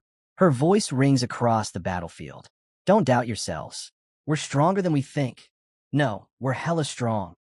Her declaration burns through the tension, filling the team with renewed fire. Hanso covers his mouth, stunned. I didn't see that coming, he mutters, eyes wide with disbelief. Sang-jin says nothing, quietly observing her. Mihi lets out a half-laugh. Even Sophia and I couldn't pull that off, she admits. She handled it completely on her own. Their admiration hangs heavy in the air, but Yunchi's expression tightens slightly. Their words grate at her, their reliance pressing down like a weight. She doesn't want to be seen as the only one capable of fighting. Meanwhile, Hanso studies the situation carefully. The enemy's sheer numbers should have crushed them by now. Something's off. He narrows his eyes, analyzing the battlefield. Runes, artifacts. That must be it. The enemy's strength isn't natural. They're enhanced, supported by hidden power. Unchai glances shyly at Hanso, catching his gaze for a moment. He responds with a quick side-eye, half acknowledgement, half curiosity. Then Hanso straightens and steps forward. It's our turn, he says calmly. Let's end this. From his side, he draws a slender rod humming with blue mana. Lightning dances along its surface. Li Hong's eyes widen in panic. No, stay away, he screams, backing up. But Hanso's voice cuts through his fear, cold and commanding. You're not going anywhere, Li Hong. First, you're going to answer me. He steps closer, his shadow falling over the trembling man. Did Miyamoto tell you where the treasury is? Li Hong shakes his head violently, panic taking over. Don't come near me. Hanso doesn't stop. In one swift motion, he plants his foot on Li Hong's chest, pinning him down. I won't ask again, he growls, pressure increasing as mana flares around him. Where is Miyamoto hiding? Something in Hanso's tone breaks Li Hong's defiance. Terror floods his face. I'll tell you everything, he blurts out. Miyamoto's at the Beacon clan headquarters. Hanso leans in closer, his voice low and sharp. So he's still there? Injured, I presume. Li Hong nods quickly. Why, yes. He hasn't moved since then. The moment the words leave his mouth, every head turns. Sophia clenches her jaw. Miyamoto, the leader of the Beacon clan, frustration flares across her face. She runs a hand through her hair and slams her palm against her forehead. I should have known. While we were searching, he was already heading back there. Hanso's expression darkens as he pieces the situation together. His mind races, Miyamoto's injuries, his location, his plans. Slowly, an idea begins to form. The battlefield falls silent again, tension thick in the air. The tide has turned, but Hanso's eyes say it all. This fight is far from over. Hanso's hand tightens around Li Hong's throat, his expression unreadable. You're after the treasury's artifacts, Hanso says flatly. You want their power for yourself. Li Hong struggles, gasping as Hanso lifts him off the ground, feet dangling. The pressure around his neck grows, his face turning pale. We have everything we need to stop you right here. Hanso continues, his voice cold and steady. Li Hong thrashes desperately. Wait. You got all wrong, he chokes out. You don't understand. I'm not your enemy. Miyamoto is mine too. The words catch Hanso off guard. His grip loosens slightly as surprise flashes across his face. From behind, Sophia's voice cuts through the air, sharp and disbelieving. You expect us to buy that garbage? Li Hong gulps down a breath, his tone turning frantic. It's true. I fought him myself and won. I don't follow his orders anymore. I don't trust him. He pants heavily, eyes darting between them. Strength alone doesn't rule this world. He steadies himself, trying to sound convincing. Give me the artifacts and the runes. I'll take care of Miyamoto for you. I'll kill him where he stands at the headquarters. Unchai whispers under her breath. He's trying to run. He's planning to betray us. Sangji nods. Exactly.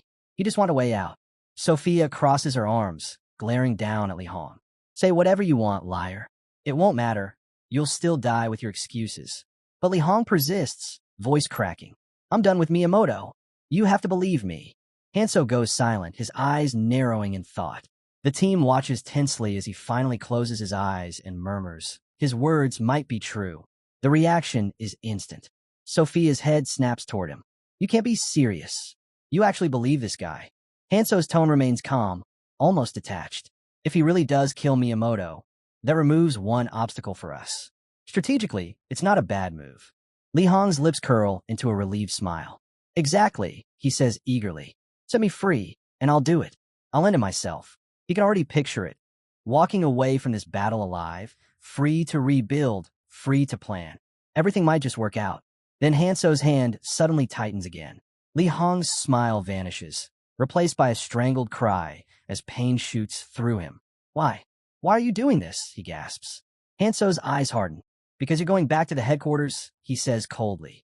You'll tell Miyamoto that his next challenge is me. And with that, Hanso, let's go. Li Hong hits the ground hard, gasping as the strength drains from his body. Hanso stares down at him, voice steady and final. I don't trust traitors. The battlefield falls silent again. Even the wind seems to hesitate. The battlefield is chaos. Michael swings his blade through a horde of insect-like monsters, every movement slower than the last. Sweat stings his eyes, his arms feel like lead, but he refuses to stop. Damn it, Hansu! Where are you? He yells, cleaving through another wave. The creatures keep coming, endless and relentless.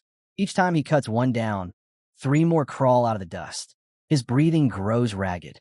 Can't even get a second to breathe. He growls, raising his weapon once more. Then the air splits open.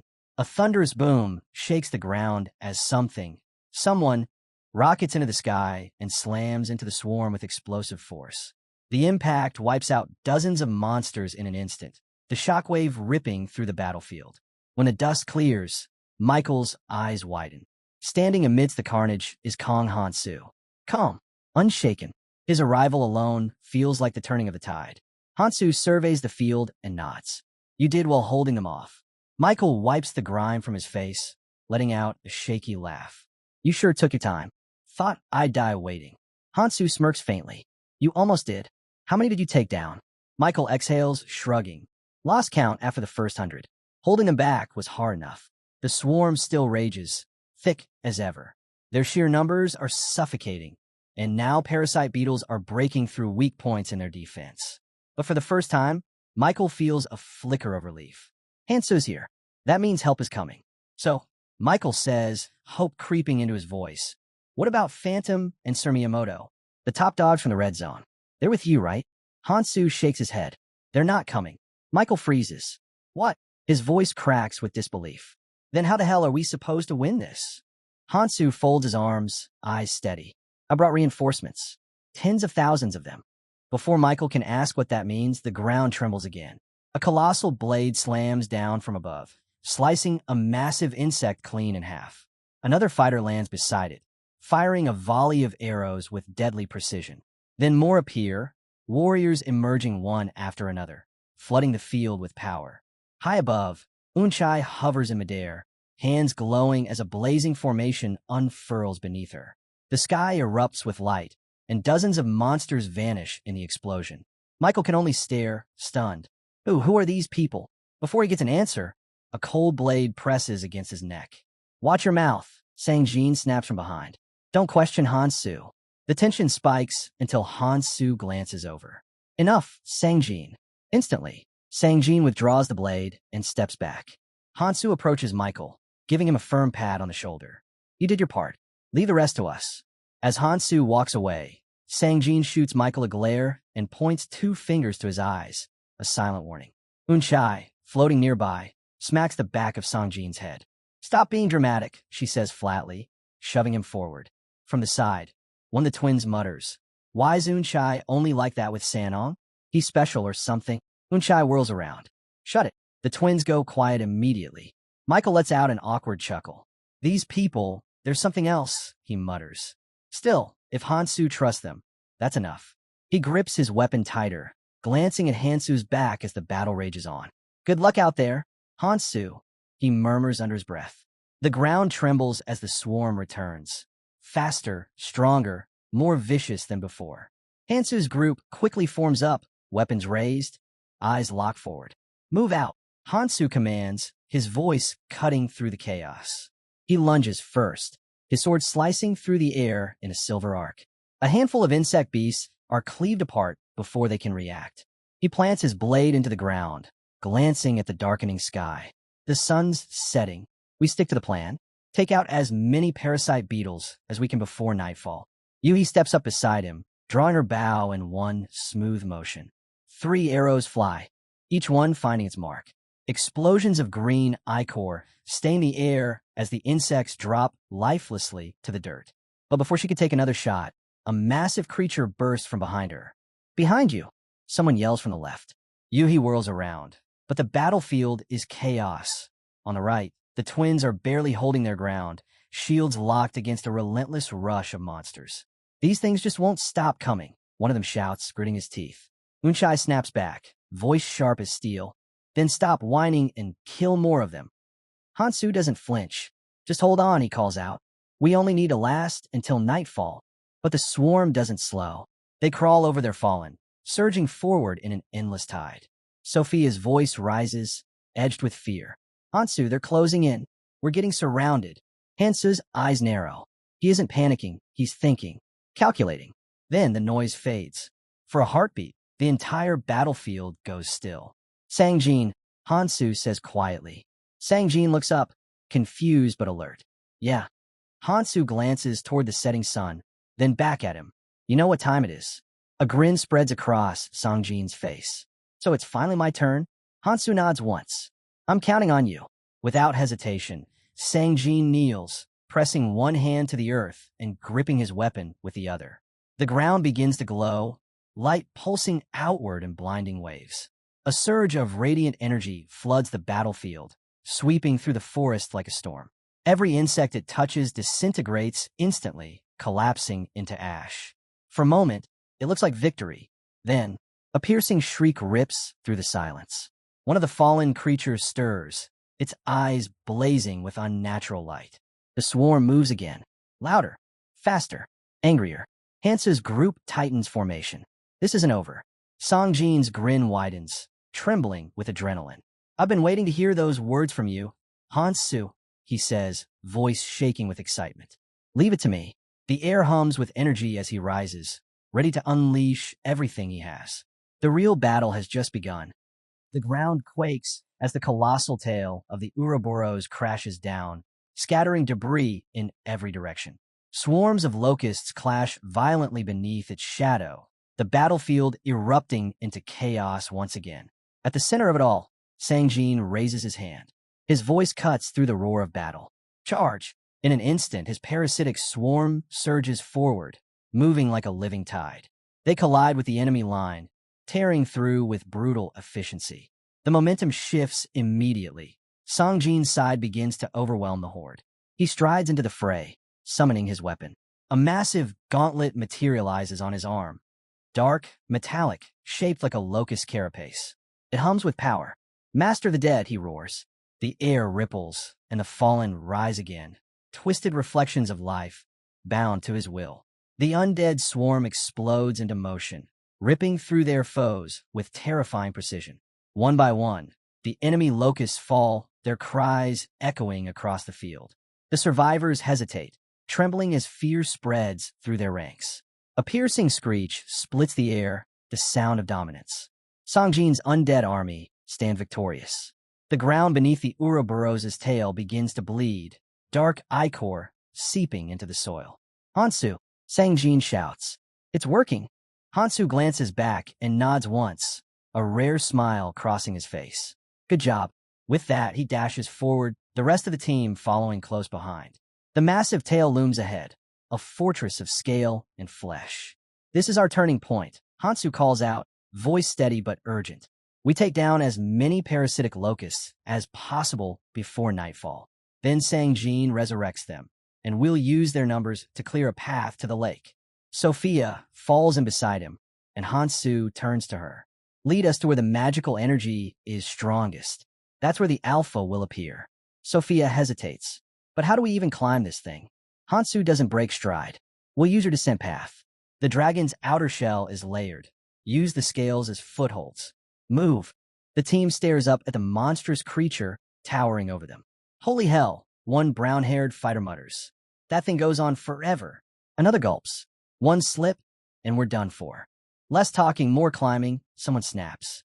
At least it's not as slippery as it looks, another replies, brushing dust off a jagged scale. Rough enough to hold. Hansu's voice cuts through their chatter. Eyes forward. From here on out, I lead. You follow. No one argues. Sophia nods first, then the rest, one by one, they fall in line. Together, they begin scaling the creature's body, moving from one massive scale to the next. Halfway up, the pink-haired girl halts. Her ears twitch. Something's coming, she says quietly. A second later, a deafening screech tears through the air. From above, a massive swarm dives toward them, a storm of wings and claws. Unshai doesn't wait for orders. I'll take point, she yells, rushing ahead with her weapon raised. Wangqing follows beside her, voice firm. We'll hold them off. Clear the path upward. The pink-haired girl glances back, her expression calm. Leave the rear to us. Nothing gets through. Hansu scans the battlefield, eyes sharp and unblinking. Then he sees it, a second swarm, hidden behind the creature's massive scales, waiting to strike. Behind us, he warns. Unshai turns and freezes. The swarm is enormous. Hansu steps forward, his eyes glowing with a fierce light. Power surges around him as he drives his weapon straight into the advancing locusts. The explosion of energy shreds through the horde, scattering bodies in every direction. Even Unshai stares, speechless. Hansu glances back at his stunned allies. Move! Sophia and the pink-haired girl race after him. And when they reach the ridge, they both stop dead in their tracks. Below them yawns a vast, endless abyss, swallowing all light and sound. The team reaches the edge of the massive chasm carved beneath the dragon scales. Sophia peers down, her voice barely a whisper. What is this place? Hansu steps beside her, eyes narrowing as he studies the darkness below. The neural passage, he says calmly. It leads to the Ouroboros' core, the center of its nervous system. He points toward the depths. This beast has 3 ganglia, clusters of nerve cells outside the main brain. Destroy all 3, and the Ouroboros dies. Without wasting time, Hansu pulls out a pouch filled with glowing green vials. The liquid inside flickers like captured lightning. Yi's eyes widen. So this is what you've been working on? Hansu nods. A neurocorrosive compound. Once injected into the core, it'll eat through everything. He divides the group swiftly, his tone all command and precision. 3 ganglia, 3 teams. Unchai, you lead the first. Yumihi takes the second. I'll take the third. Unchai blinks. Wait, why am I going first? Hansu meets her protest with a flat look. Because your entrance is closest, and someone has to clear the path. Unchai groans, but adjusts her weapon. Fine, but if I die first, I'm haunting you. Hansu almost smiles. You won't. He gestures toward the edge. Each entrance is spaced around the pit. Go. We don't have time to waste. Unchai takes a deep breath, then nods and leaps into the abyss, her team following close behind. Their figures vanish into the black. Hansu turns to Sophia. Seal it. Without hesitation, Sophia raises her staff, whispering a quick incantation. A blinding sphere of light bursts from her hands, sealing the entrance in a flash. The stone hardens instantly, cutting off the swarm behind them. Henu exhales in relief. First step's done. Not yet. Hansu replies, his gaze shifting upward. We still need to reach the upper entrance. All around them, the shrill cries of locusts echo through the cavern. Their wings beat like thunder, the swarm crawling over the walls, desperate to break through. Team 2 Titans formation, unease rippling through their ranks. How are there so many of them? Someone mutters, voice shaking. They just keep multiplying. Hansu draws his blade, the steel glowing faintly under the dim light. He steps forward, calm and unyielding. Then we'll cut them all down, he says simply, no matter how many there are. The swarm screams as if in reply, surging toward him.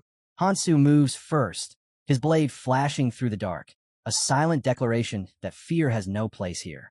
Meanwhile, deep below, Yinchi's team pushes through the suffocating dark. Then they see it. Unchai freezes mid-step, eyes wide. The others stop beside her, unable to move or speak. Before them stands a colossal stone figure, a silent guardian carved from the rock itself. It towers over them, ancient and unmoving, yet somehow alive. Its gaze fixes on them, and the air grows heavy, almost electric. None of them speak. None dare to. The stone sentinel waits. The silence inside the neural passage is shattered by thunderous impact. A monstrous, beetle-like creature screeches as its carapace splits cleanly in two. Hansu stands over the corpse, his blade dripping with dark fluid. His breath is steady, his eyes sharp as glass. He scans the area, assessing. This is the second entrance, he says quietly. Behind him, 3 figures emerge from the shadows. He gestures for them to move up. Team 2, your turn. Team 1's already 5 minutes in. You follow the plan exactly. Deliver the weapon to the core after the interval. Baek John Sang give the curt nod, his tone solid. Understood. Yu Mihi, John Sang, and the blindfolded woman step forward, their silhouettes fading into the dim light. Hansu and Sophia stay behind to guard the entrance. Just as Yumihi reaches the edge of the abyss, she pauses. Her gaze flickers back. Henu catches it immediately, brow lifting. Something wrong. Mihi hesitates, flustered. No, I just forgot what I was going to say. She laughs softly, the sound fragile against the heavy air. For a brief moment, time seems to slow. The space between them feels stretched, filled with words that never quite form. She tilts her head with a faint smile, brushing off her own hesitation. Never mind. Let's finish this first. Hansu's eyes narrow slightly. He doesn't miss the flicker of unease behind her smile. Mihi turns away, her voice lighter now. We'll talk later, I promise. With that, she leaps into the darkness, her bow gleaming in the faint light as she disappears below. Henu stands frozen, her last words echoing in his mind. He exhales and mutters, activate the device in 30 minutes, no matter what. Beside him, Sophia's spellbook hums softly with power, faint runes pulsing along its pages. Got it, she replies casually, but her eyes stay lowered, her voice carrying the weight of quiet sorrow. Far below, Yumihi presses a hand to her chest. Her heartbeat pounds, her expression shadowed by thoughts she can't voice. Sophia, even from above, seems to sense it, and for an instant, she understands. Above, the night unfolds, 1,000 stars glimmering over a war-torn sky. The contrast is almost cruel. Hansu and Sophia break into a sprint, racing toward the final objective. The air thickens with pressure the deeper they go. a suffocating presence that crawls under the skin. Hansu slows, eyes narrowing. It's close. Sophia feels it too. That overwhelming, pulsing energy ahead. Alpha level, she whispers, her voice tight. And then they see it.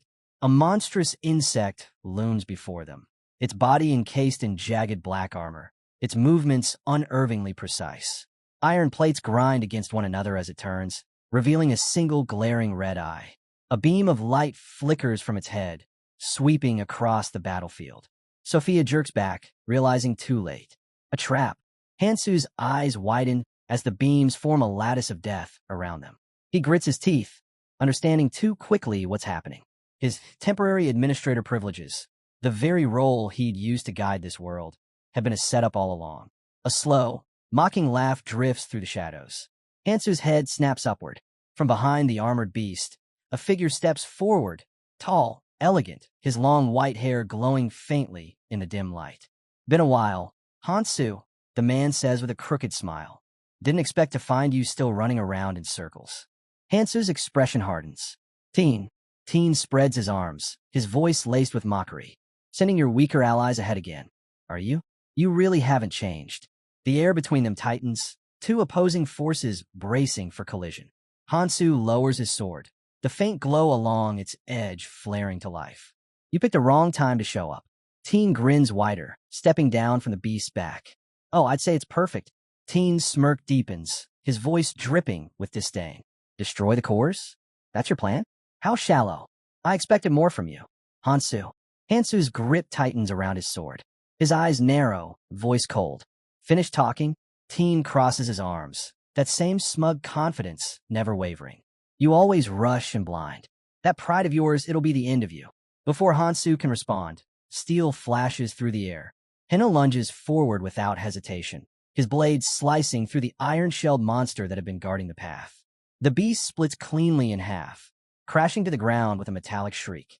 Sophia glances toward the corpse, her brow furrowing. That wasn't the Alpha, she mutters, scanning the battlefield. He's moved, probably toward another team. Hansu exhales sharply. Then we finish this fast. He steps past the ruined carcass, pointing toward the open cavity pulsing with eerie light, the exposed neural core. Move, he orders. Sophia nods once, determination hardening her face as they stride into the chamber.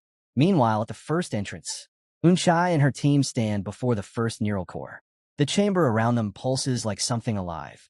Massive tendrils snake across the walls, converging on a central crystal that glows faintly in the dark. Unchai stares, unable to hide her astonishment. This thing's enormous.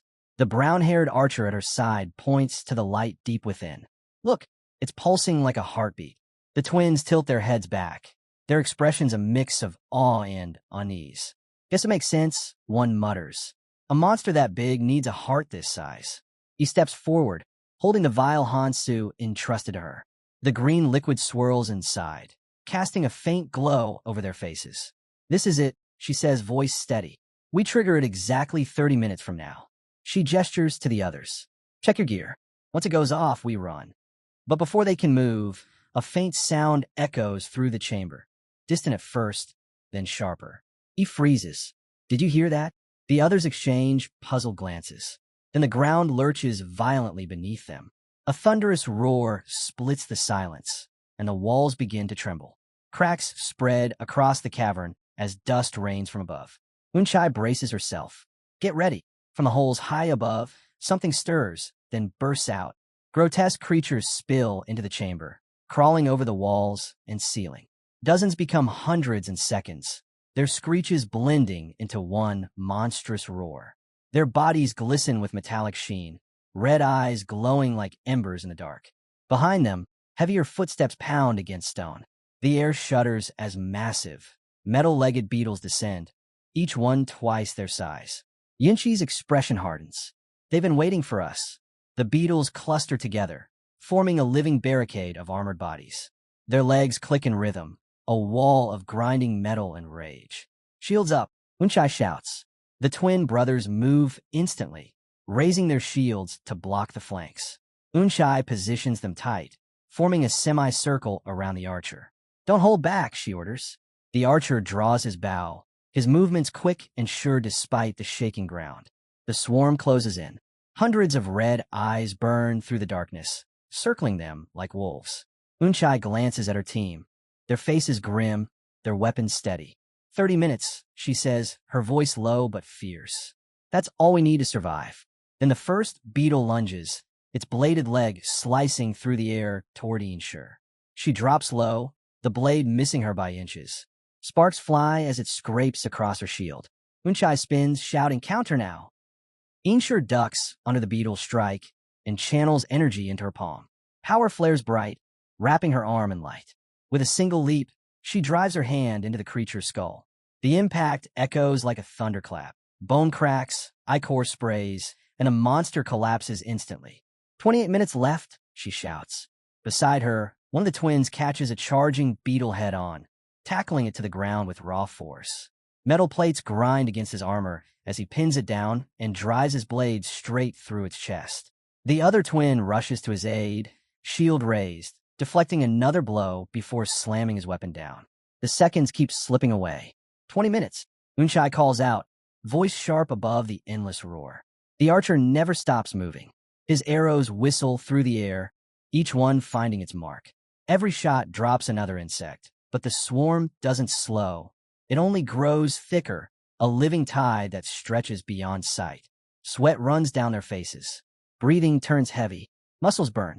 Unchai spins her weapon through another swing, cutting 3 more beetles apart.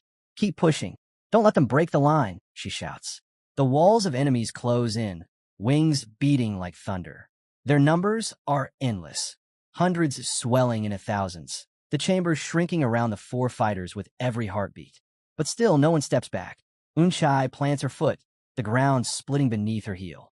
Her voice cuts through the chaos, unwavering and fierce. 15 minutes, she roars. That's all we need. Her eyes blaze with determination. Hold the line, and when the time comes, she raises her blade, the green glow of the vial flickering in the shadows behind her. The real battle begins. From the depths of the Ouroboros, new horrors crawl into the light. Parasitic locusts, their bodies slick with black fluid, spreading across the battlefield like a plague. Sophia exhales slowly, closing her eyes in focus. When they open again, they shimmer with cold blue light. She raises a small orb, the Trijade Frostlight, a relic of restraint, and whispers a spell. In an instant, ice erupts from the ground, spiraling upward in jagged spears. The wave of frost tears through the swarm, impaling the locusts mid-charge. Their shrieks echo through the cavern before silence swallows them whole. Hansu, our hero, smirks. Sitting ducks, he mutters. He launches forward in one fluid motion. His blade flashes once, twice. 3 heads hit the ground before the bodies even realize they've been cut. Without stopping, he slides past the next creature, cleaving it cleanly in half. His movements blur as he zigzags through the swarm, carving them down one after another. Every strike is clean, every blow decisive. Even the dying ones get no mercy. When the last locust twitches, Hansu finishes it with a single precise swing. The battlefield grows quiet again. Sophia lagged behind, still catching her breath. Hansu is already ahead, far ahead. He glances upward. Inside the dark tunnels above, dozens of locusts crawl along the walls, watching but not moving. Their silence unsettles him. So they're just waiting, he murmurs. Fine, let them watch.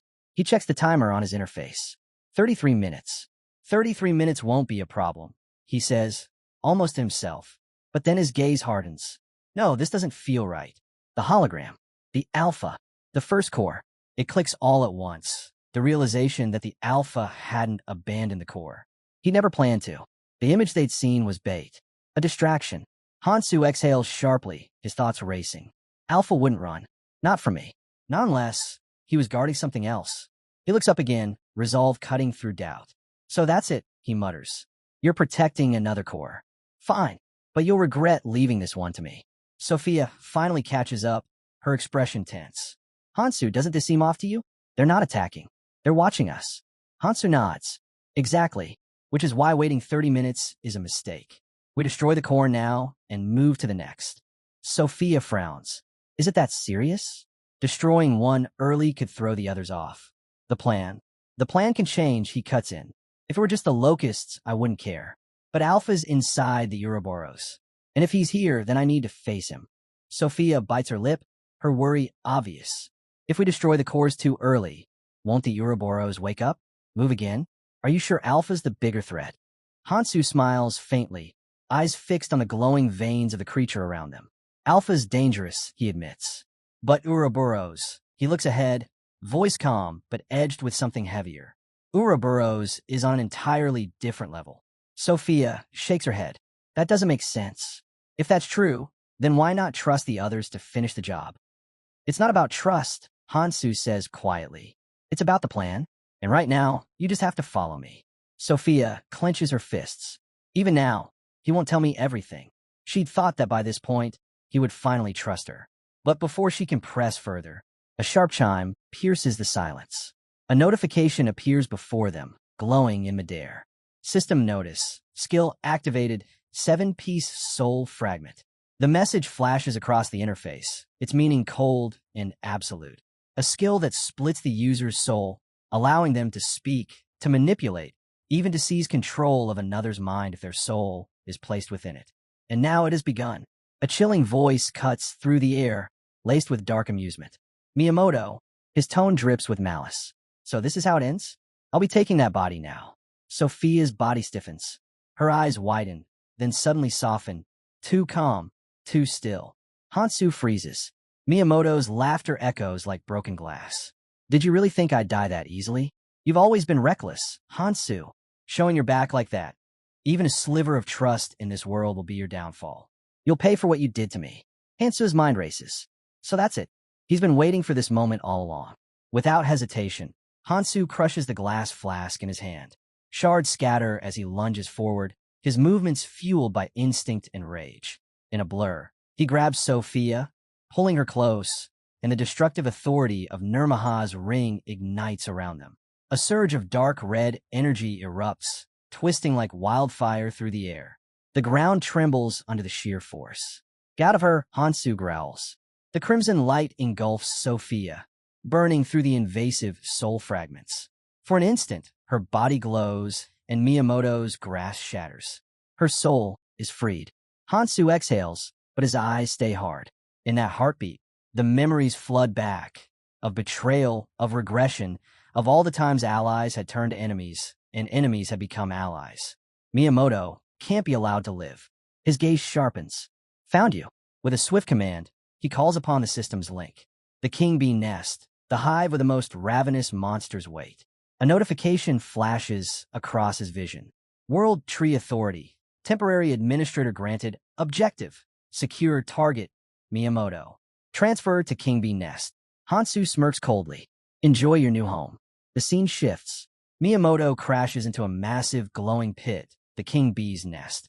His arms are bound by the same magic rings he once mocked. What is this? He screams, panic rising. The air hums. A celestial portal closes above him, sealing his fate. Then he sees them, a swarm of locusts, chittering in hunger, their eyes glowing red. And among them, one presence stands out. A predator, the deadliest of them all. Miyamoto stumbles backward, terror flooding his face. No, I am the ruler of the red zone. I can't. His words are cut short as the swarm descends. Screams echo, rising and fading into the abyss. Back at the battlefield, Hansu holds Sophia in his arms. The 7-piece soul fragment has dissolved, erased the moment Miyamoto's essence was devoured. He looks at her peaceful face. It's over, he murmurs. The locusts got what they wanted. The king bees too. But his relief doesn't last. From the distance, a low hum ripples through the air, faint at first, then rising like a storm. Sparks flicker across the horizon. Hansu looks up. Not much time left. He glances down at Sophia, still unconscious. It'd be nice if you woke up now, he mutters. Running with you asleep won't be easy. He checks his interface. The numbers flash in red. Magic power capacity. 47% remaining. Use World Tree Energy? Y/N. Hansu exhales and smiles faintly. Sorry, World Tree. I'm gonna have to borrow a little more. He rests his hand against the glowing roots embedded in his armor. The World Tree's core circuit. Authorization granted. A surge of blinding light floods through his veins. The earth trembles as the ancient magic responds to his call. The air thickens with energy so pure it distorts the space around them. Sophia's hair lifts slightly from the force, her unconscious body glowing faintly in his arms. Hansu tightens his grip on her. Let's end this before everything burns. The surge of magic coursed through Hansu like fire and lightning intertwined. For a brief moment, he almost couldn't breathe. With this much power, I can control it freely now. He tightened his hold on Sophia and took a deep breath. The glow around his body intensified as he invoked it. Dragon key art, dragonification, heavenly soldier armor, activation confirmed. The armor responded instantly. Scales of shimmering energy rippled across his skin, and massive wings of light unfolded behind him. With a single explosive motion, he leapt skyward, carrying Sophia in his arms. The ground shattered under the pressure. Below them, the ice began to splinter. Cracks spread like spider webs, glowing with the reflection of an ancient power awakening beneath. Then, a low rumble shook the world. From below the frozen surface, something massive stirred. The ice burst apart in a violent explosion, shards scattering into the air as a colossal shadow moved beneath the world tree. A serpentine form, endless and coiling, rose slowly, wrapped around the trunk like a living mountain. The Ouroboros had awoken. Its enormous body pulsed with dim, golden veins, and its scales glowed faintly as it ascended higher, wrapping itself tighter around the floating world tree. The sound of its breath alone split the clouds. Hansu hovered in midair, eyes narrowed. So it's awake, he muttered. But the tree isn't moving. He looked down at the ancient roots and branches suspended in the air. The world tree hung silent, alive but still, radiating no will, no reaction. If it had a will of its own, Hansu thought grimly, it would have attacked me first. That meant one thing. The battle wasn't between him and the tree. It was between him and Alpha. System notification, Voltri Temporary Administrator Command, confirmed. The air crackled as another divine system stirred. From the depths of the sky, a vast branch of the Voltri tree tore through the clouds like a spear of light. It twisted and plunged downward, striking the Ouroboros from behind. The impact echoed like thunder. Ouroboros howled in rage, its massive body writhing as the branch coiled around it, forcing its jaws open. The world trembled under its weight as the Voltri's roots tightened, binding the beast against the world tree's trunk. Its roar shook the heavens.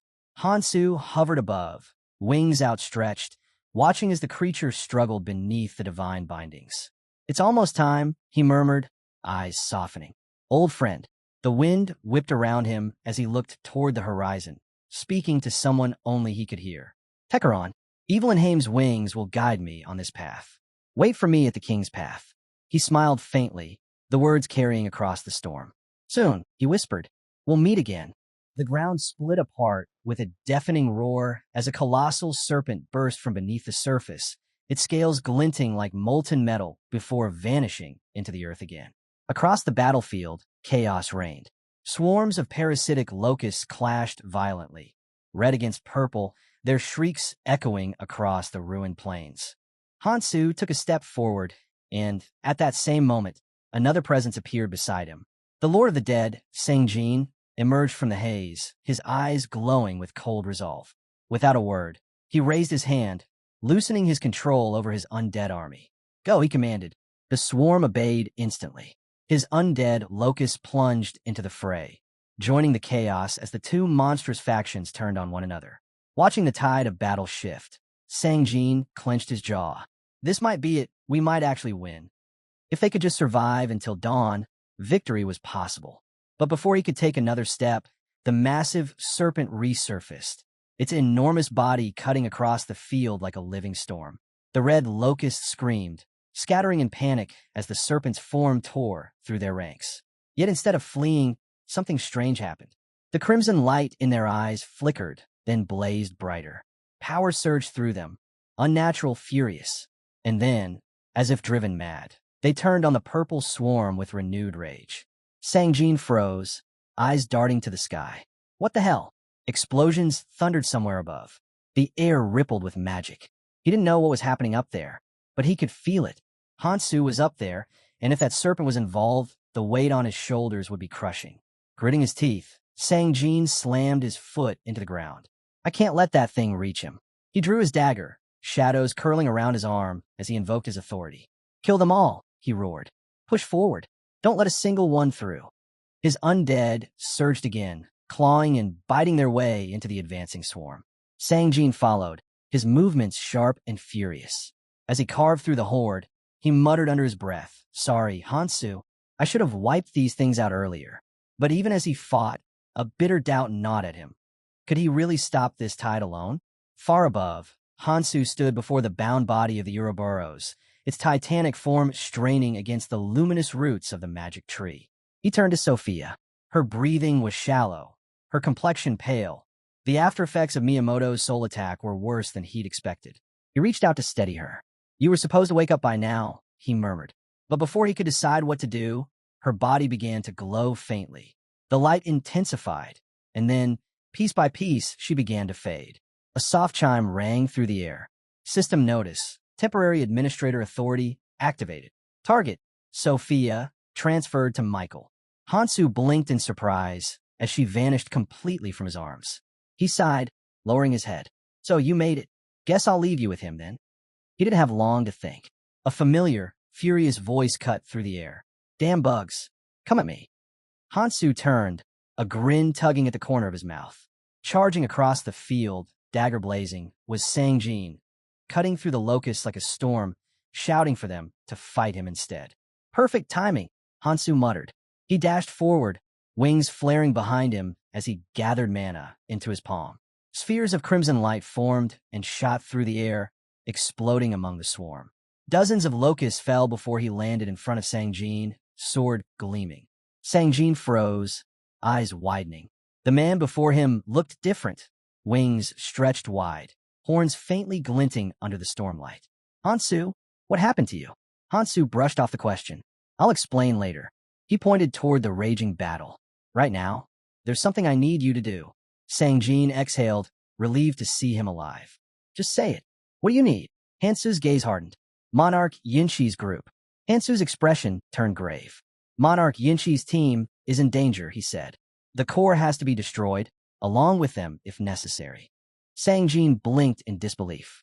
That doesn't sound like you, he said quietly. You're asking instead of ordering. A faint smirk crossed Hansu's face. Sang Jin straightened, his tone firm. Use me however you want, Hansu. You don't need to ask. Hansu nodded once, then turned away, spreading his wings. Then I'm sending you directly to Team 1's location. They're yours now. He paused, glancing back. And Sang Jin, don't die. That's an order. The Lord of the Dead grinned. Please, the dead don't die twice. Magic circles flared to life beneath him, swirling with violet light. Go, Hansu commanded. Sang Jin gave a short nod before vanishing into the surge of light. Only the fading glow of the summoning sigil remained. Hansu watched the air ripple closed and exhaled. Yeah, he muttered. You're the right one for this. He tightened his grip on his sword, wings flexing. And next time, you're coming with me to the next zone. With that, he launched himself upward, slicing through the dust-filled air. After seeing Sang Jin's resolve, there was no chance he could just stand by. He would fight beside them until the very end. Elsewhere, chaos consumed the battlefield. One member of Team 2 stood alone before Alpha. The others, 2 wounded comrades, lay unconscious behind him. Alpha tilted his head, amused. Still standing? Tell me, why not give up? His voice dripped with arrogance. You're surrounded by corpses. What can one human do? The blonde fighter clenched his jaw, steadying his breathing. You think I die that easily? Alpha's lips curled into a faint smile. Your loyalty is peculiar. Do you really think that cold-blooded man you serve would ever save you? He gestured lazily at the bodies around them. He's abandoned all of you. Why not serve me instead? Become my soldier. The blonde raised his sword. You talk too much, he said flatly. What's wrong, Alpha? Scared of Kang Hansu? Alpha's grin vanished. His eyes flared with light. You dare. The air exploded as hundreds of energy spheres formed above him, joined by hovering swords that hummed with killing intent. Alpha's voice turned to a growl. If you're so eager to die, allow me to grant your wish. The weapons rained down. The blonde fighter gritted his teeth, then charged straight into the onslaught. His sword moved like lightning, deflecting each strike one after another. Sparks lit the battlefield as he twisted, redirecting every attack away from the wounded men behind him. Alpha paused, watching him defy death with stubborn resolve. Protecting others even in death. How admirable, he said coldly. But I have no time for sentiment. He raised his hand. Power surged around him, spiraling into a single concentrated point. I'll end this myself. The blonde barely had time to react. Blades of energy converged from all directions, piercing through armor and flesh alike. The sound of impact echoed. Sharp, final. Blood splattered across the shattered ground as the blonde fighter fell to one knee, his sword carving a line in the dirt before slipping from his grasp. Alpha stared down at him. You were strong, he said softly. I'll give you that much. He stepped forward, lifting his blade. So I'll be the one to end it. But before his strike could fall, a gust of wind split the air. In an instant, Hansu appeared between them, his hand reaching for Alpha's face. The Alpha reacted fast, darting backward, barely avoiding his grasp. The two locked eyes, tension thick as steel. Hansu's voice was low, controlled, but laced with fury. Too late, he muttered. He turned to the fallen blonde. You've done enough. Rest now. He looked back toward Alpha, his aura flaring, eyes glowing red beneath the storming sky. I'll take care of everything from here. Hansu stood a short distance from his enemy, the ground trembling beneath his feet. Ahead of him, a massive swarm of locusts erupted from the dark horizon, shrieking as they surged forward in a tidal wave of wings and steel. He didn't move until the first reached him. Then, steel flashed. His blade cut through the swarm in a blur, arcs of light carving through the air. The front line of monsters collapsed instantly, shredded before they could even react. Hansu's gaze sharpened. He opened his palm, and light began to gather within it, dense, golden, alive. The glow twisted and reshaped, forming into a massive weapon, a glowing yellow axe pulsing with raw energy. He gripped it tightly, sliding 1 foot forward. The next swing ripped through the battlefield like thunder. Several locusts lost their heads in a single motion. Another strike followed, faster, sharper, merciless. Within seconds, the entire swarm was gone. The silence that followed was deafening. Hansu lowered the weapon as it dissolved into light once more. He turned toward the wounded soldier nearby, who was still kneeling, trembling not from fear, but awe. The man's voice shook. Master, such power. Hansu crouched beside him and channeled mana into his palm. The light shifted into a sphere, a glowing potion made entirely of condensed sword energy. You're in rough shape, Hansu said calmly. Drink it. The soldier lowered his head in shame. Forgive me for showing weakness. I'll repay you for this rune. He gripped the energy sphere tightly. As it melted into him, the light spread across his body, mending torn flesh and sealing wounds in an instant. Hansu nodded once, satisfied. Then he turned to the blonde girl lying a few paces away. She stirred, blinking as consciousness returned, only to find Hansu standing over her. Her eyes widened in shock. I passed out, she whispered, mortified, even after being entrusted with the weapons. She clenched her fists, frustration spilling out. In the end, I just slow you down. Hansu's voice was steady, calm. Don't say that. None of this is your fault.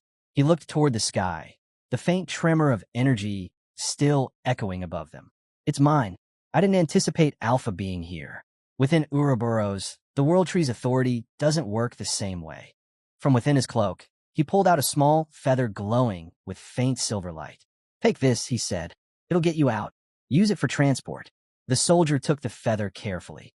The blonde girl hesitated, biting her lip. Then I'll return it to you myself.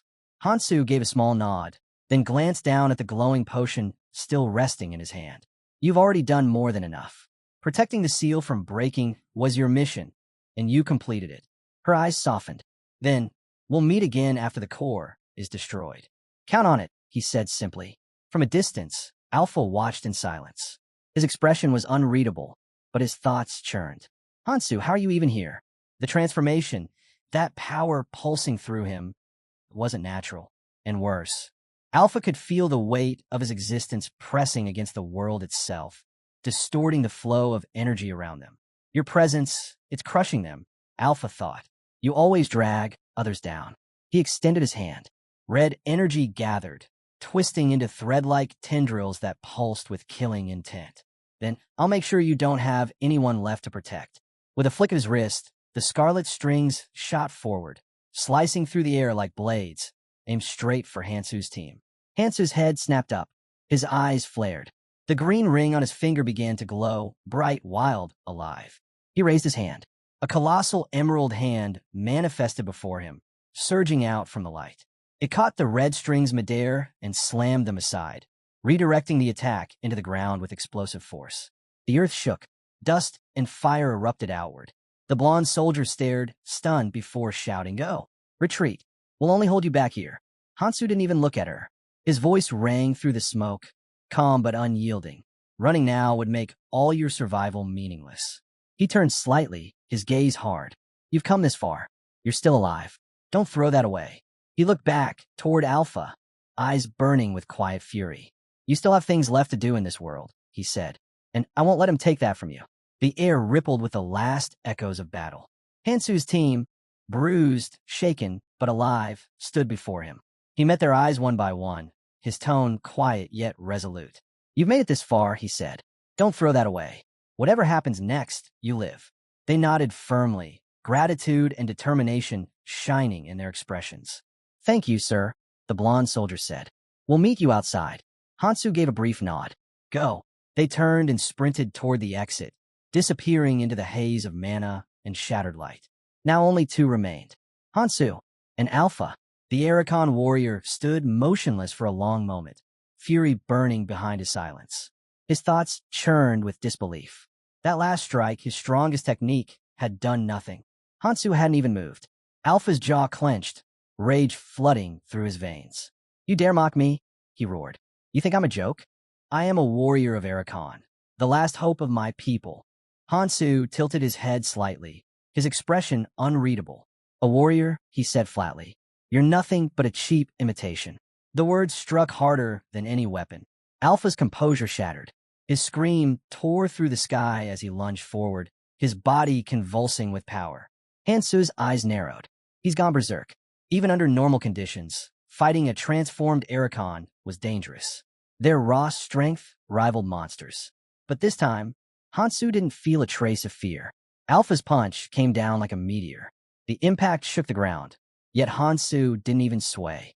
The massive locust arm fused with his body, moved almost lazily, deflecting the blow aside with effortless precision. Alpha froze. That attack had taken everything he had, and it hadn't even left a mark. "This can't be," he whispered. He charged again, faster, harder, desperate. Each strike blurred into the next, a frenzy of wild power. But Hansu only watched, analyzing every motion. That's a flaw, he thought.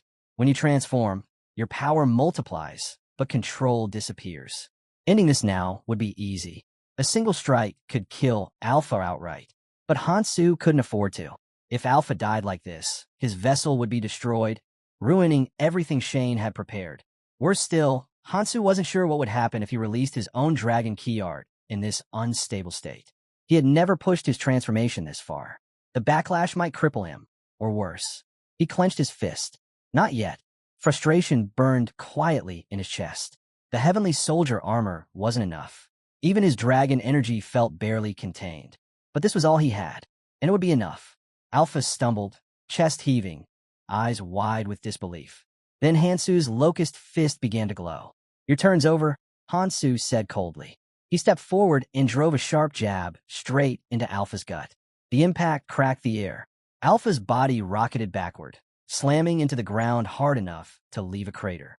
Hansu followed instantly, wings flaring as he descended. His next punch came down like a hammer, sending Alpha crashing toward the neural core, blood splattering in arcs. When the dust cleared, Alpha lay motionless, trembling, his breath ragged. Hansu stood over him, lowering his arm. "That's enough," he said softly. "A replica is still just a replica." He turned his gaze toward the writhing figure. "Even weakened, you're still leagues below Akuma." With a quiet sigh, he added, "You'll do fine as Shane's vessel." He began to move forward, but stopped when a distant thunder rolled across the battlefield. He turned sharply. A faint smile tugged at his lips. "Sangjin, looks like you did it." Alpha lay broken on the ground, staring blankly into the shifting light. He could no longer feel his limbs. His power was fading fast. So, even my race-seeker technique wasn't enough, he muttered, his voice trembling. His gaze drifted upward toward the fragments of sky breaking above. All I wanted was to bring them back, to revive my race. His words faded into the wind. I don't even know if I made the right choice anymore. His hand dropped, the light in his eyes dimming. Mistake. His dream lies in ruins because of a mere inferior. He drags himself across the ground toward the mana core, every movement fueled by rage and despair. His mind repeats one thought: take everything from Kong Hansu. Take everything he has. As his trembling hand grips the core, our hero's eyes catch the movement. For a moment, time halts. Kong shouts, voice echoing, demanding Alpha to stop, asking if he'll truly throw away all hope for this. But Alpha's eyes are already empty.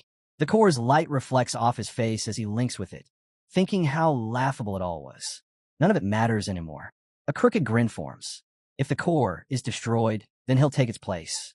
He snarls, voice trembling with madness. Have a taste of your own medicine, Kong Hansu. The core pulses, then consumes him whole. A blinding light erupts. Observe with your senses. The air vibrates. The ground hums, and a piercing glow fills the darkness until nothing else can be seen. Our hero scowls, glaring at Tekeron. You said you had a real temper when you were younger. Guess that wasn't a lie. He can't believe Tekeron would rather win against him than think of his own people's future. Then, without warning, the orb trembles, its surface flashing with wild light. From above, thick, slimy green liquid drips down, splattering across the earth and onto the locust beneath him. He mutters a curse. The roots should have created his clone properly, not as some unstable child. It's nothing but trouble. Without hesitation, he raises his hand, blue energy bursting forth, streaking toward the orb to shatter it. Observe with your senses. The hiss of the energy cuts through the air, the light warping space, the smell of ozone sharp and metallic. Outside, deep within the burrows, chaos stirs. Unchai gasps, panic breaking through her voice. Why is this thing suddenly moving? Sangjin frowns, trying to calm her. Relax. You're too old to throw a tantrum. She glares at him. How can you be so calm? If we fall from here, we're dead. Sangjin just smiles faintly. Because I have something I can believe in. He lifts his chin, motioning upward. Look, Unchai hesitates, then glances up, and her eyes widen in shock. Kong Hansu floats above them, suspended in the air, surrounded by light. Observe with your senses. The air thrums with energy, wind circling upward like invisible threads, and a faint shimmer of light dances around Hansu's body as if drawn toward him. Suddenly, a system prompt flashes before them. They're being transferred to Mikao. Glowing magic circles bloom beneath Unchai and Sangjin's feet, their light spreading outward like ripples across water. From above, Hansu watches silently as their figures dissolve into light and vanish. Observe with your senses. The soft hum of magic fills the air, the brightness stings the eyes, and a faint echo of wind lingers after their departure. Outside, crowds of players have gathered. Michael stands among them, lost in thought. His gaze drifts upward, mind turning over questions he can't shake. What is Hansu planning? What does he expect from me? Miss Sophia is one thing, but sending others too? If Hansu wants something done, why not tell him directly? Before he can dwell further, a familiar voice calls his name. He turns and sees Sophia, awake at last. How long was I out? She asks. Not long, Michael replies. But what happened up there? Sophia shakes her head, frustration flickering. I don't remember. I blacked out midway, everything's still blurry. Michael frowns. That's not good. If she doesn't remember, then she doesn't know how dire things have become. Since Ouroboros is on the move, he says, it's too dangerous to stay here. We retreat now. Sophia nods. I'll contact the Beacon clan. Then I'll handle Giacomo, Michael adds, already preparing his communicator. Observe with your senses. The faint static of communication magic hums through the air, tension thick as storm clouds. Before either can move, the ground glows behind them. A blue magic circle bursts to life. Michael spins around, startled, as new figures materialize before his eyes, players freshly transferred. He sighs. Great, he mutters under his breath. I'm really turning into a babysitter now. Still, he steadies himself. If Hansu sent them, then there must be a reason. Whatever it is, Michael will trust him. Just don't shoulder it all alone, he thinks silently. Don't die, leaving the rest of us behind. His chest tightens. Everything, his mission, his life, now depends on Hansu's victory. Until then, he'll keep his complaints to himself. Observe with your senses. The faint hum of magic fades away, replaced by the low rumble of the earth and the distant roar of something vast approaching. Elsewhere, Hansu now stands face to face with Ouroboros. The colossal dragon looms before him, eyes blazing with unrestrained fury. Then, with a guttural roar, it unleashes a torrent of fire, pure destructive energy wide enough to consume the horizon. Even Hansu can't dodge it. The air warps, the ground trembles, and a wave of heat distorts everything in its path. Observe with your senses. The roar deafens, the heat scorches the air, the light blinds. Alpha knows, if he takes that head-on, even he won't escape unscathed. But if he dodges, the devastation it'll cause will be unimaginable. Too many lives lost. There's no time to think. His system interface flashes before him. Two options: Summit's Grand Orb and Heavenly Soldier Armor Protection Area. He activates both.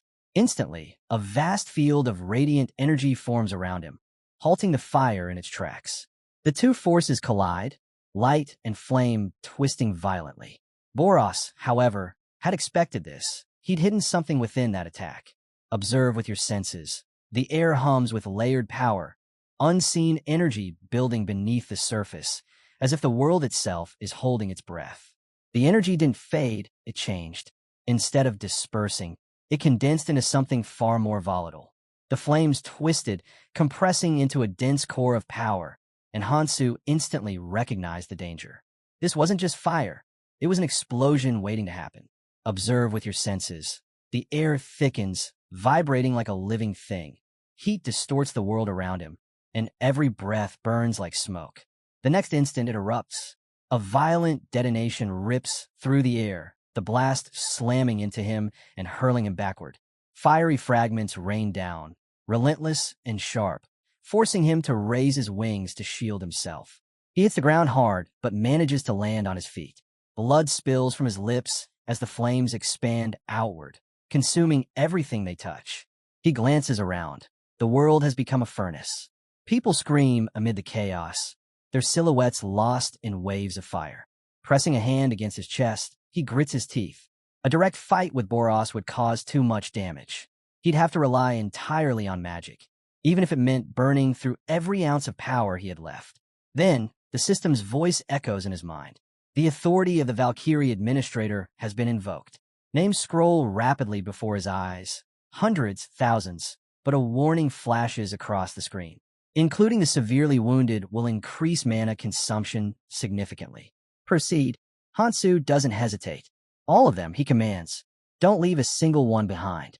Observe with your senses. The hum of system magic fills the air, soft and rhythmic, like a heartbeat just before a storm breaks. The system confirms his order. Authority recognized. All targets will be transferred to the cross area. Behind him, a massive magic circle ignites, its light swallowing the darkness. Notifications spread across the battlefield. All units will be transported to the red zone cross area. Warning: approaching Ouroboros equals instant death. One by one, the players vanish in the radiance. The light reaches even the pro-port residential area, sweeping through streets, homes, and ruins, transferring hundreds of thousands in the blink of an eye. But the cost is brutal. The strain hits him like a hammer. His mana drains faster than his body can endure. His limbs tremble, his vision flickers, and his knees nearly give out. Observe with your senses. His pulse pounds like thunder, the metallic taste of blood sharp on his tongue, the ground trembling beneath his boots. Seeing his weakened state, Ouroboros lunges forward, a cruel smile spreading across its face. Wasting power on insects, it snarls. And yet you dare to stand before me? Hansu straightens, forcing air through his lungs. Blood stains his lips, but his gaze is steady. We'll see, he mutters. Let's see who's left standing in the end. He knows he can't hold back. To kill this monster, he'll need one decisive strike. The lightning splitter, a weapon holding the king's authority, is the key. But to claim it, he must meet Tekaron in the king's path. For now, retreat isn't an option. If he leaves without finishing this, humanity is finished. He exhales slowly. Then I'll gamble everything. The system flashes again. Maximum proficiency achieved. Skill upgrade available. A faint smile touches his lips. Perfect timing. He selects confirm. The dragon chi art merges with his heavenly soldier armor, and in an instant, divine energy surges through him. Armor reshapes. The glow deepens, fusing into a form unlike anything before. The vessel of the dragon god. In his grasp, the weapon materializes, heaven's spear. Observe with your senses. The sky trembles, wind roars outward, and every ember in the air bends toward the weapon's blinding light. Suddenly, Hansu's rings began to glow. Light surged across his body like lightning, wrapping him in a torrent of golden energy. Observe with your senses. The air crackles with heat, every spark of power humming in rhythm with his heartbeat. A system notification flashes before him. Activation of scale confirmed. His body radiates divine power, God mode engaged. Windows flood his vision one after another, listing skills, armor protocols, and newly awakened magical abilities. Ouroboros, the serpent, lets out a furious hiss. It curses aloud, realizing Hansu still had hidden skills, but dismisses the thought with a sneer. Whatever tricks the human held, none would matter once he was crushed. The serpent lunges, but Hansu doesn't move to dodge. Instead, he raises one arm and blocks the attack outright. The impact echoes like thunder. The serpent freezes mid-motion, eyes wide with disbelief. Even Saga, watching from within the beast's body, can't comprehend it.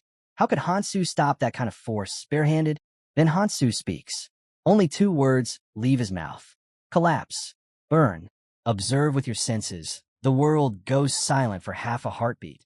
Then the ground detonates. A fiery shockwave explodes outward, engulfing the serpent in blazing light. The sound alone rattles the air, knocking dust and debris skyward.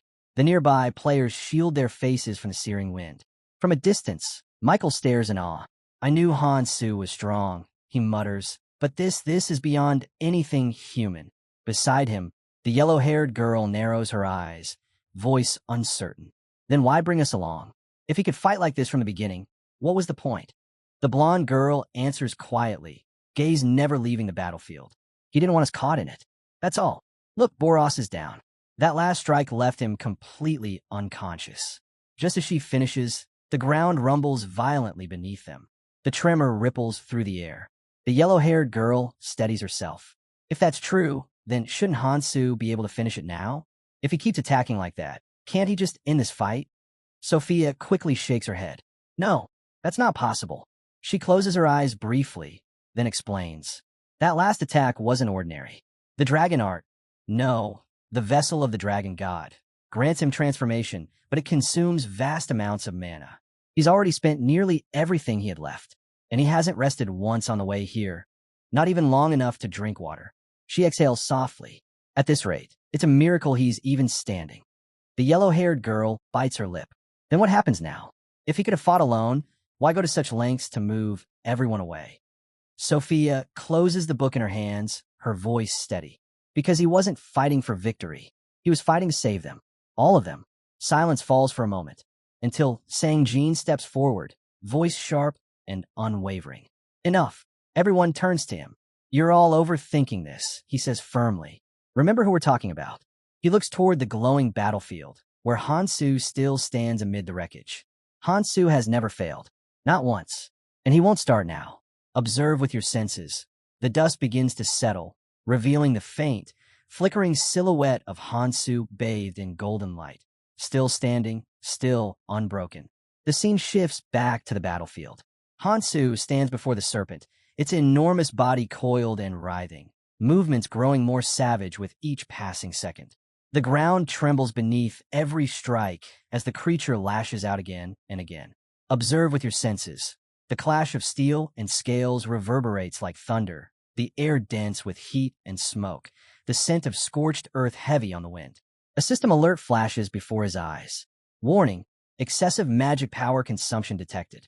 Valkyrie's magic reserves at 17%. He grits his teeth, keeping one eye open, the other half blinded by blood and light. He's managed to buy some time, but there's no room left for error. Another notification flashes. Magic reserves at 5%. That's it. This next strike has to end everything. He can only hope the world tree holds out long enough for him to finish it. Summoning his remaining strength, Hansu shoots upward, wings slicing through the smoky air.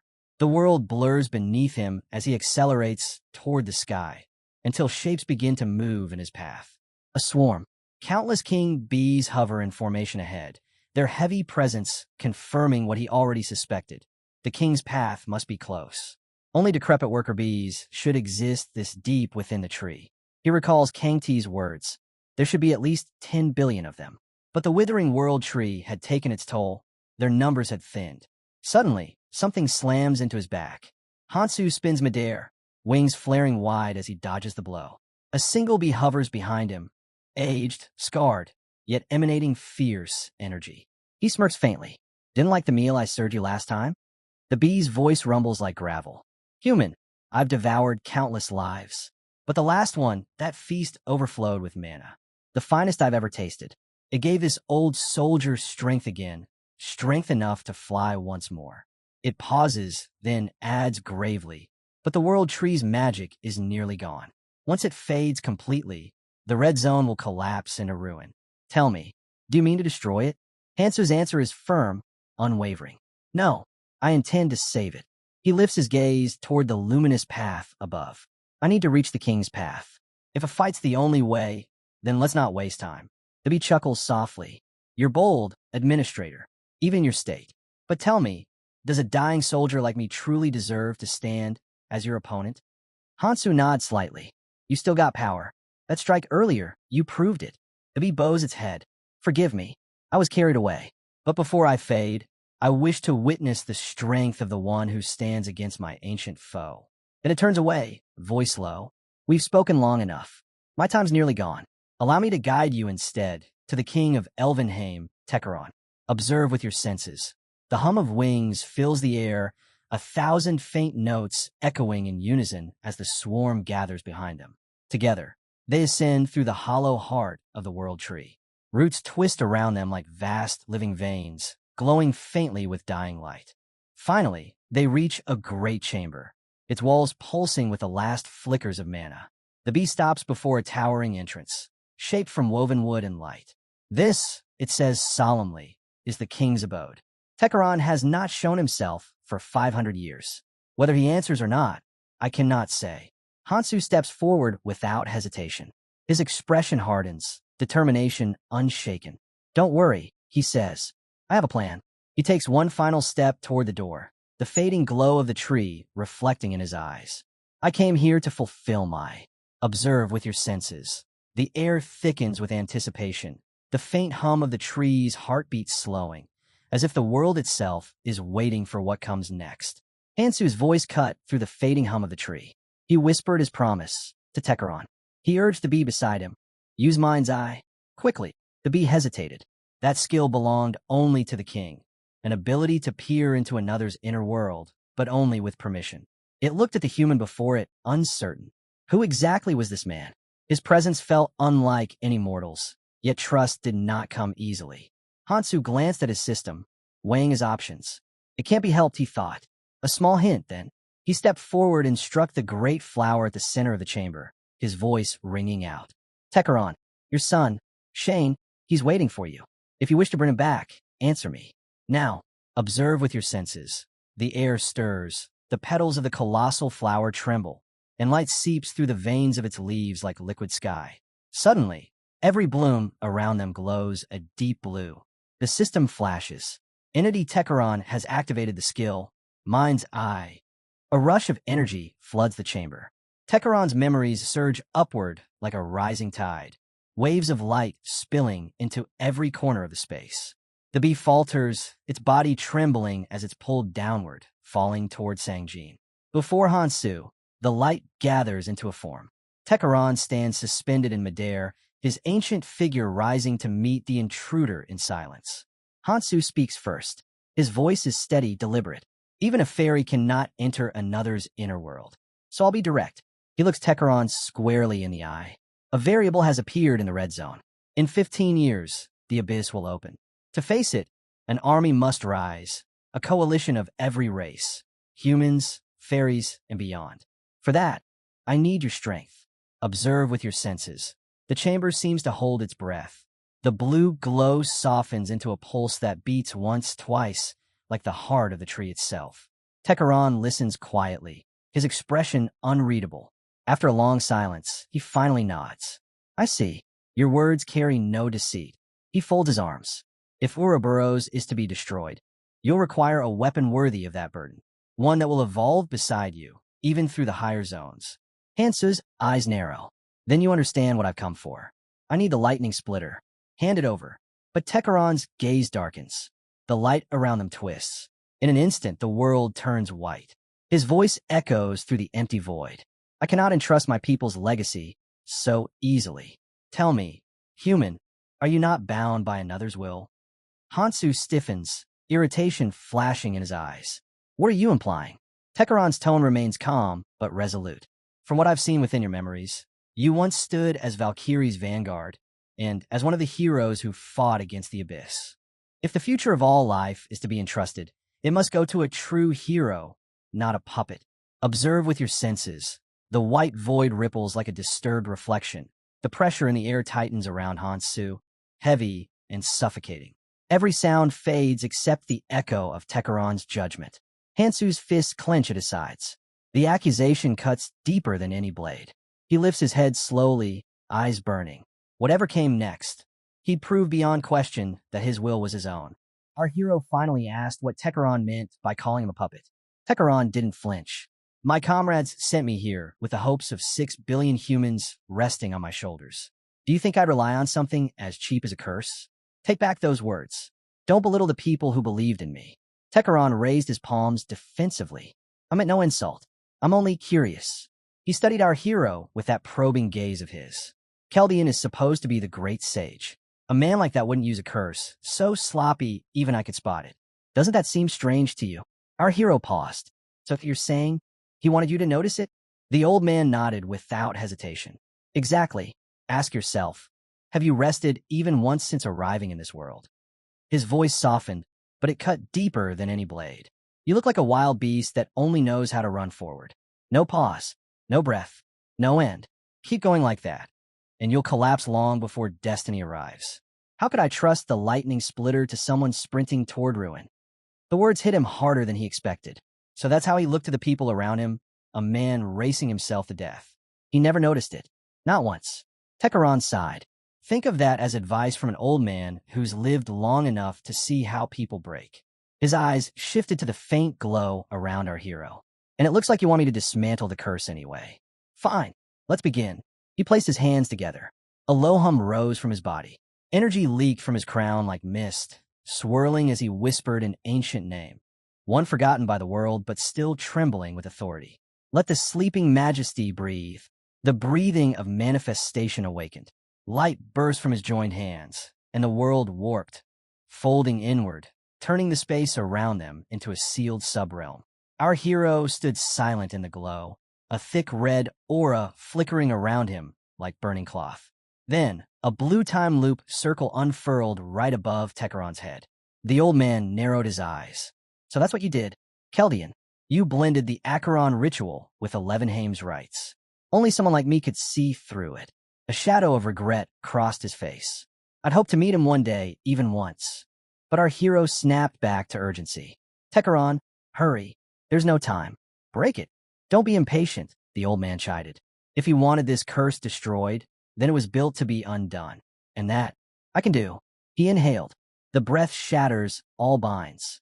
The looping circle vibrated violently, shaking the subspace itself as Tekaran thrust his command into the core of the ritual. Sever these shackles. Release. The moment the word left his mouth, the circle erupted, an explosion of raw force spiraling outward. Our hero staggered from the impact, teeth clenched, his eyes sharpening as he braced himself against the torrent of energy tearing through him. The curse was breaking, and the world felt it. The shout hit him like a slap. Get up. This isn't a time to break down. Are you really going to throw away the sacrifice of 6 billion people? Our hero stirred, eyes half open, but said nothing. The red-haired companion watched him with a sinking heart. This won't work. The light in his eyes is gone. The purple-haired man snapped, anger boiling over. You think you're the only one who's lost someone precious? Then why are you just standing there like this? And then everything shifted. A blond man stepped forward, his red ring glowing faintly. Keldian. He looked at our hero with remorse. Forgive me, but what we need now is a warrior. The moment he spoke, sound and energy rippled outward, flowing straight into our hero. He blinked in confusion, unable to grasp what was happening around him. But inside his mind, another voice rose. He's right. If it were truly me, I wouldn't have stopped fighting. And inevitably, a name surfaced, Kiriel. Her sacrifice, the one feeling he never let himself confront. Keldian's voice echoed gently through his thoughts. If my will can reach you now, it means you've been walking toward the goal all along. Keldian rose into the air, yellow energy swirling around him. Our hero stood as well, calling out his name. Tekeron's eyes widened as he finally understood. This blond man really was the great sage. He never imagined the reunion would come this soon. Keldian spoke with an almost casual authority. I once ruled both Elvenheim and Acheron. Knowing that, it makes sense that you were able to undo it. A true Grand Magnus. Tekeron cut him off with a scoff. Enough with the useless compliments. You're the one who cast the curse with our arts. Don't act innocent. Keldian bowed slightly, accepting it without excuses. You're right. I crafted the curse so only you could unravel it. Now that you've broken it, I can finally deliver the message I've been holding all this time. Thank you. Tekeron nodded. Gladly. It was an honor to engrave such a beautiful spell into my memories. Our hero stepped forward, eyebrows raised. Since when are you the type to praise people? Did dying and turning into a thought form change your personality that much? Keldian smiled at that. Not at all. I'm simply grateful. You followed my plan without even knowing the whole story. He looked at our hero, eyes soft but unwavering. You must have realized it. There was no way to send you to the past unless I had bound you first. Our hero let out a low breath. Even so, the condition you gave me was contradictory. Save everyone, but kill anyone who gets in the way. I always thought that was a paradox. Keldian didn't flinch. If I pushed you too far in one direction, everything would collapse. And if I told you to save too many, the plan would fail just the same. It was part of the operation. I asked for your understanding. Our hero clicked his tongue. You really treat people too carelessly. Then he looked up at him. Fine. Since you're here now, does that mean I can move on my own will? Keldian nodded without hesitation. The plan has reached the point where I trust your judgment. But prepare yourself. What comes next won't forgive hesitation. And never forget, uniting all of humanity's hearts is still essential. Our hero smirked faintly. Don't worry. From here on, I'll move forward my way. Then the world around them began to distort. The subspace cracked and dissolved, melting into an endless, shimmering ocean. Tekeron felt it immediately. Time's up. We can't sit here reminiscing. Say what you must. Our hero didn't hesitate. Then wait for me. I'll rise again soon and topple everything just like before. Keldian smiled, soft, almost nostalgic. Yes, just like before. And with that, he faded completely. Tekeron returned to the flower, blue mana flowing through his palms as he shaped his magic. The air vibrated, light twisted, and then a weapon formed in his hands. The lightning splitter. He poured his life and will into it and held it out. Our hero accepted it, and the system window chimed, confirming the transfer. Tekeron's voice lowered. The lightning splitter's charge depends entirely on its wielder. And if you charge it now, the world tree will die. So tell me, how will you solve that? Our hero summoned the scales. I'll use the world tree's mana to sustain the dragon god's body. As for the charge, I'll use my own life force, along with the divine stone fragment's energy. Before he could say another word, a sharp voice cut in. Your life force must not be used. He turned, startled. Kalpa was there, along with several others. He had no idea how or when they arrived. Kalpa stepped forward. If we gather enough mana, we can finally slay that Uroboros. I'll share the fragment of the divine stone with you. And if even that isn't enough. He raised his chin, resolute. Then the remaining 600,000 of my kin will offer their lives willingly. Our hero blinked, stunned. Why would you go that far? Are you really planning to sacrifice your entire race just to kill Uroboros? Kalpa shook his head. No, it's the opposite. Our hero frowned, unable to make sense of it. One of Kalpa's guards stepped forward, voice steady. What he means is hope. because we finally saw hope inside that void. He explained everything with a painful calm. The world tree was dying, its sap nearly gone. And without that sap, there was no nourishment, no future. Their queen couldn't lay eggs anymore. Their assaults on humanity weren't born from hatred, but from desperation, an attempt to gather enough mana to survive. But during that struggle, the guard continued. We discovered the truth. The one draining the sap, the one stealing the world tree's life, was Ouroboros. They had waged a colossal war against the beast, trying to protect the sap. Their queen fought at the front, sacrificing everything so her people could go on. In the end, all they managed was to force the creature into slumber. Our hero stood there frozen, the weight of that revelation settling heavily on him. The warrior bowed his head. Before our queen fell, she left behind one last hope. She entrusted Kalpa with the divine stone fragment, the symbol of calamity. But now that the world tree is fading, the sap can't sustain rebirth. A new queen cannot be born. Our hero exhaled slowly, finally understanding. So if we kill Ouroboros and restore the world tree, a new queen can be born. Kalpa dropped to his knees immediately, bowing so deeply his forehead touched the ground. 500 years ago, he said, voice trembling, we failed. We couldn't protect our queen, and she died because of us. Please allow us redemption. Use us. Use our entire race as the foundation for the birth of the new queen.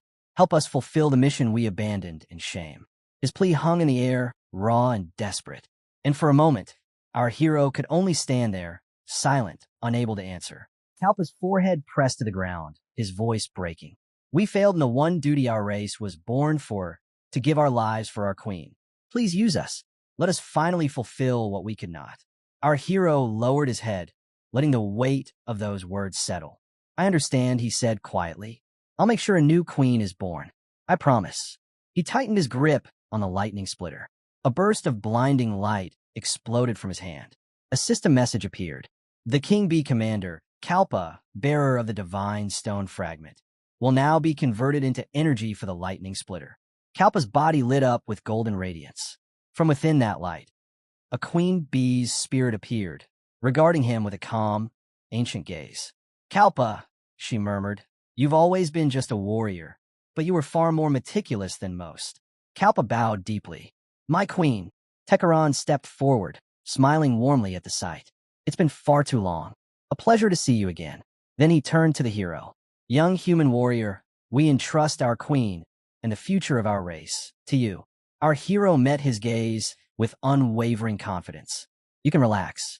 I keep every promise I make. The old man chuckled. Rest easy, Kalpa. This one, he's stubborn to the bone. If he says he'll do it, he will. Kalpa nodded. I know. That's why I have no doubts left. And with those final words, his body dissolved into pure energy. The golden light surged into the lightning splitter, flooding it until the weapon gleamed like a miniature sun. Our hero closed his eyes for a moment. Thank you. Kalpa, you've saved me considerable time. Another notification appeared. All King Bees have been subjugated. King Bee commander bearing the divine stone fragment has perished. Remaining King Bees are now subdued. Lightning splitter charge, 98%. Skill unlocked, thunderstorm. Our hero didn't hesitate. Old man, leave the queen's eggs with me for a while. Tekaran nodded. Do as you wish. The hero spun the lightning splitter once, the air cracking around it. An alert flashed before him. Objective, slay Ouroboros. Mana from the King Bees surged through his armor, sharpening every sense. He braced himself as the weapon roared with power. Then he felt it, Kalpa's hatred. A raw, burning grudge, so overwhelming it tore the breath from his lungs. For a brief moment, the hero could only stand there, stunned by the sheer weight of that fury. He knew that pain too well. Losing something irreplaceable, watching a future slip away. So he bowed his head for a heartbeat, then raised it with a resolve that felt carved into his bones. Future Queen, watch carefully. This strike carries the strength, the will, and the final wish of every one of your fallen kin. With that vow, he swung. The lightning splitter roared, a blinding arc of yellow light tearing through the air as the weapon crashed into the ground. The earth didn't just crack. It ruptured, splitting open like the world itself had flinched. A pillar of light shot downward, slamming into Ouroboros. The monster let out a scream, that shook the valley. Its massive head smashed against the shattered terrain, the entire world trembling under the weight of the impact. In a single strike, the beast was buried, its soul shredded by the blow. From its ruined face, a glowing blue core pulsed free and tumbled into the abyss below. Inside the core, something writhed. A system notification flashed. Ouroboros, subjugation complete. All calamities within the red zone have been subdued. Our hero hovered above the rubble, breath heavy, sweat trailing down his chin. Sparks of mana still crawled across his armor. The old man drifted up beside him with a sigh. Well, someone was in a hurry. You even took down the king's residence. Our hero wiped his forehead. I have to finish this as soon as possible. I can't afford to forget that. Tekaron nodded. Understand. But the creature's gone now. At least take a moment to rest. Then he added, Thunderstorm can only be used by someone not under physical reinforcement. Using it in the wrong state, it'll break you faster than the enemy. Our hero's eyes narrowed. I still have work to do.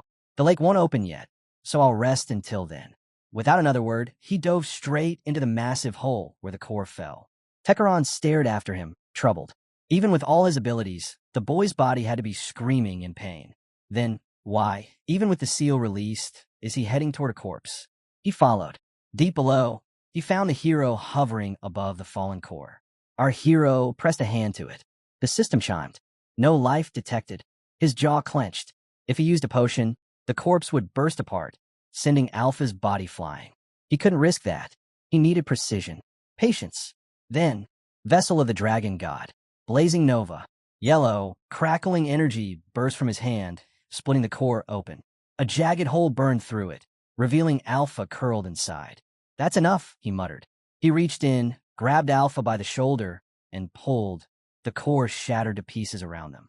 Alpha's body burst free from the shattered core, but before he could fall, our hero caught him with both arms. Good, now I can keep my promise. He pressed his hand against the glowing fragment embedded in Alpha's chest. The shard pulsed, twice, before lighting up completely. A system message appeared. Fragment of memory is reacting to Alpha's body. Our hero exhaled in relief. Shane's soul, it's settled. Now all that's left is the promise I made to the King Bee. Alpha's eyes slowly opened. He stared at him, dazed, then whispered, Monster, you really kept it. Our hero managed a faint smile. You're confused, but your soul is safe. I'll take you to your father. You'll be able to rest. But before he could say anything more, his heart slammed violently against his ribs. A sharp metallic taste filled his mouth as blood spilled from his lips. Alpha's eyes widened. Master, you're bleeding. A system alert cut through the moment. Voltry magic power recovery initiated.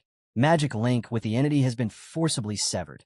Remaining link duration reset, 24 hours. His scales evaporated into thin wisps of smoke. The pain struck all at once. Raw, crushing, merciless. Another notification. Insufficient magic power. Vessel of the Dragon God will be lifted. Our hero gasped as blood dripped from his chin. The backlash was brutal, far worse than he'd braced for. With the link severed, his body was collapsing from the inside. Damn it, at this rate, I won't be able to keep my promise to the King Bee. His vision blurred, but he forced himself upright, clinging to consciousness with pure will. Alpha dragged himself toward him desperately. Master, what's happening? Hold on. We promised to move forward together. Don't leave me behind. Our hero couldn't even answer. Blood was leaking from his mouth with every breath. And then, a burst of blazing mana tore through the air. Tekaron descended in a storm of fire, Agni's sting swirling around him as a magic circle erupted overhead. Fire arrows rained down, forcing Alpha to flinch back. One arrow slammed into the ground behind Alpha. 3 more struck between him and the hero like divine warning shots. Back off, filthy beast, the old man barked. The man you're approaching is the savior of this world. Alpha froze, staring at him in disbelief. What? Tekaron's fury only intensified. If you intend revenge, if you even think of harming him, I'll kill you where you stand. Alpha trembled, overwhelmed and confused. But Tekaron wasn't done. You were granted authority. Authority. And what did you do with it, you wretched creature? You used it to destroy the red zone. Filthy bastard. Each word hit Alpha like a blow. The world shook not from fire, not from magic, but from the raw, unrestrained wrath of a man defending the fallen hero behind him. and Alpha could only kneel there, stunned, caught between guilt, terror, and the sight of the one person who had saved him, now drowning in agony. The old man didn't stop. His voice thundered through the chamber as he spat curses, calling the boy disgusting, filthy, beyond forgiveness. Flames circled him above, wrapping around the glowing magic circle where he stood, looking down like a judge ready to deliver a final sentence. But Alpha didn't react. He didn't defend himself. He didn't scream back. Instead, he broke. His shoulders shook. His lips quivered. And then the words poured out, weak, trembling, soaked in despair.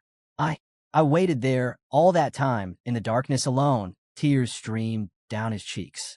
I kept believing that someday Father would come for me, that he'd save me. His voice cracked, fragile, painful. But now, he's killing me again. The same Father who gave me hope. He's trying to kill me again. He sobbed harder, gripping Hansu's limp body like a lifeline. If Father had seen me, I thought he'd call me Shane and hold me warmly, but I was wrong. I was so wrong. The name Shane hit Tekaron harder than any spell ever could. His entire body froze. His heart dropped. Did he just say he's Shane? The old man whispered, voice trembling with disbelief and terror. My Shane. Alpha clung to Hansu with everything he had. I don't care what happens to me. Just, please, save Hansu. Save him. The old man's face twisted in agony. He collapsed to his knees inside the glowing circle. I'm sorry, he whispered. I'm so sorry. I failed to recognize my own son. I failed you as a father. Golden light began to pour from the magic circle, patterns forming in the air. Elegant, ancient runes weaving around them like a guardian's embrace. Elysian circle of life activated. Alpha flinched, terrified. Father, what are you doing? Tekaron descended, tears streaming freely now. No parent would call their own child disgusting. He reached out with trembling fingers and wiped the boy's tears. I'm sorry, Shane. I'm so sorry. His voice was breaking apart, raw and sincere. He pulled his son into a tight embrace, one filled with years of regret, love, and grief. Your mother and I, we loved you so much. More than words can hold. I've missed you, my beloved son. That was all it took. Alpha collapsed into him, sobbing like a child, burying his face into the warmth he had longed for in the darkness. And Tekaron held him as if afraid he might disappear again. Noon, inside a quiet tent. Hansu, our hero, rested on a cot, breath steady. When his eyes opened, fatigue still lingered like a dull ache through every limb. He sat up slowly, clenching his fist. A pulse answered, his magic link restored. He exhaled. Good. I can move without issue now. He slipped his shoes on, glanced around the tent, and spoke calmly toward the empty air. I already know you're here, he said. Come out, fairy. From the shadows, a presence unfurled, smooth, silent, and venomous. A large-horned fairy stepped forward, her silhouette bending unnaturally as her snake-like aura slithered across the tent walls. Her smile was wicked, sharp enough to cut. My, I was worried, she purred. You were bedridden for quite some time, but it seems you've recovered far better than expected. Our boy narrowed his eyes. Don't pretend that concerns you. Your lord only wants to see me suffer. He stepped closer, voice firm. I've subjugated every calamity. Now give me what I was promised. The skill, dive 0. The fairy's smirk curled even further, amused by his directness. How bold, she said. You already know exactly what you want. She reached into the folds of her robe and produced a strange, faintly glowing crystal, like a pearl coated in shifting darkness. Since you worked so hard for our entertainment, she said sweetly, we'll give you this as a treat. It causes unattributed damage over a wide area and severely lowers the magic resistance of every creature caught in its wake. Her grin turned feral. Tell me, Hansu, by choosing a skill that once destroyed the world, are you planning to entertain us with more chaos? Starting from the orange zone, perhaps. Our boy didn't flinch. How I use the skill is none of your concern. It's mine now. You don't have the right to interfere. Oh, then I suppose your next move is mass genocide? She taunted. He stared back, unamused. She sighed dramatically. You're too kind, Mr. Hansu. Far too kind. Some of the higher-ups are complaining, you know. If you acted more explosively, I could push you forward much faster. He moved in, closing the distance with a single step. I don't intend to commit mass genocide, and demanding anything from a traveler. Isn't that against your rulebook? Her playful smile twitched. I only said that because I wanted to help you, she huffed. How upsetting. And to think I even gave you a reward, but fine. Do as you like. She vanished, slipping back into the shadows like a serpent retreating into its den. Our boy let out a slow breath. Dive Zero Pearl. It's perfect for mass genocide.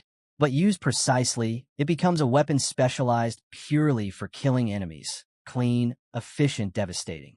In the Orange Zone, I can't use tree magic power, and using the vessel of the Dragon God recklessly will knock me unconscious. But Dive Zero changes everything. He clenched the pearl in his hand. A finisher with high efficiency. Good. From the Orange Zone onward, I'll need to rush through everything. A gentle chime echoed in the air. System message. Incoming communication request from Tekeron.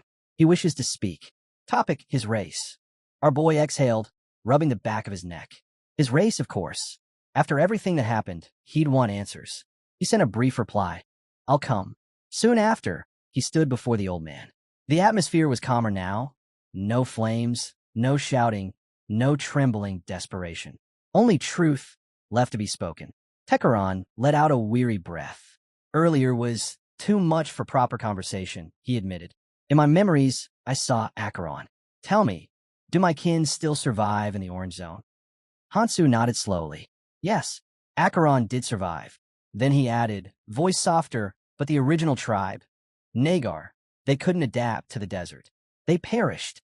Tekeron closed his eyes, shoulders sinking. I see. A long breath escaped him, heavy but accepting. So Acheron still lives on, even if Nagar did not. Our boy watched him silently for a moment before asking, why didn't you tell me before? What happened? And how did someone of Acheron end up inside Elvenheim?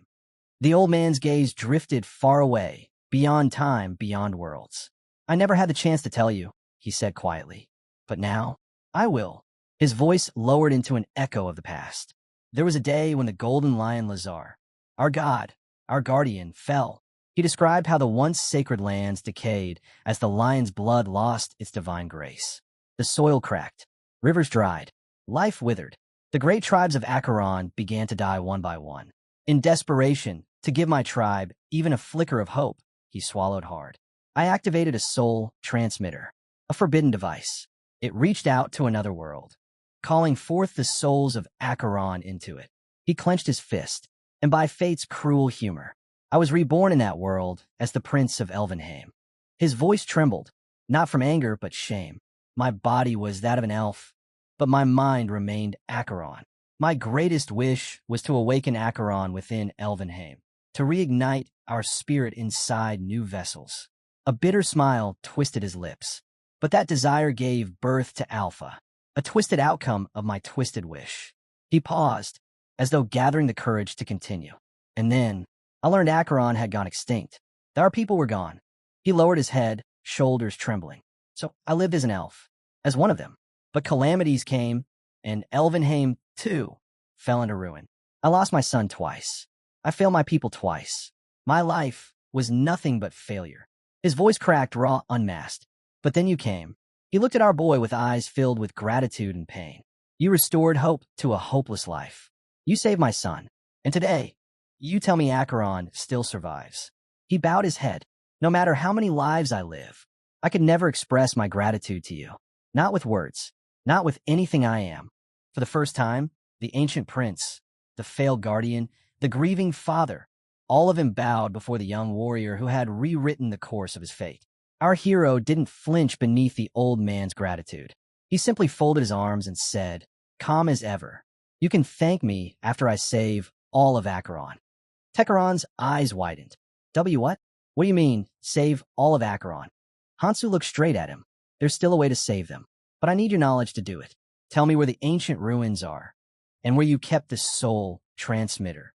The old man stiffened. I do know where the transmitter lies, but Lazar, our golden lion, has already fallen to his sickness. His voice trembled. Are you planning to heal him? Our boy nodded once, firmly.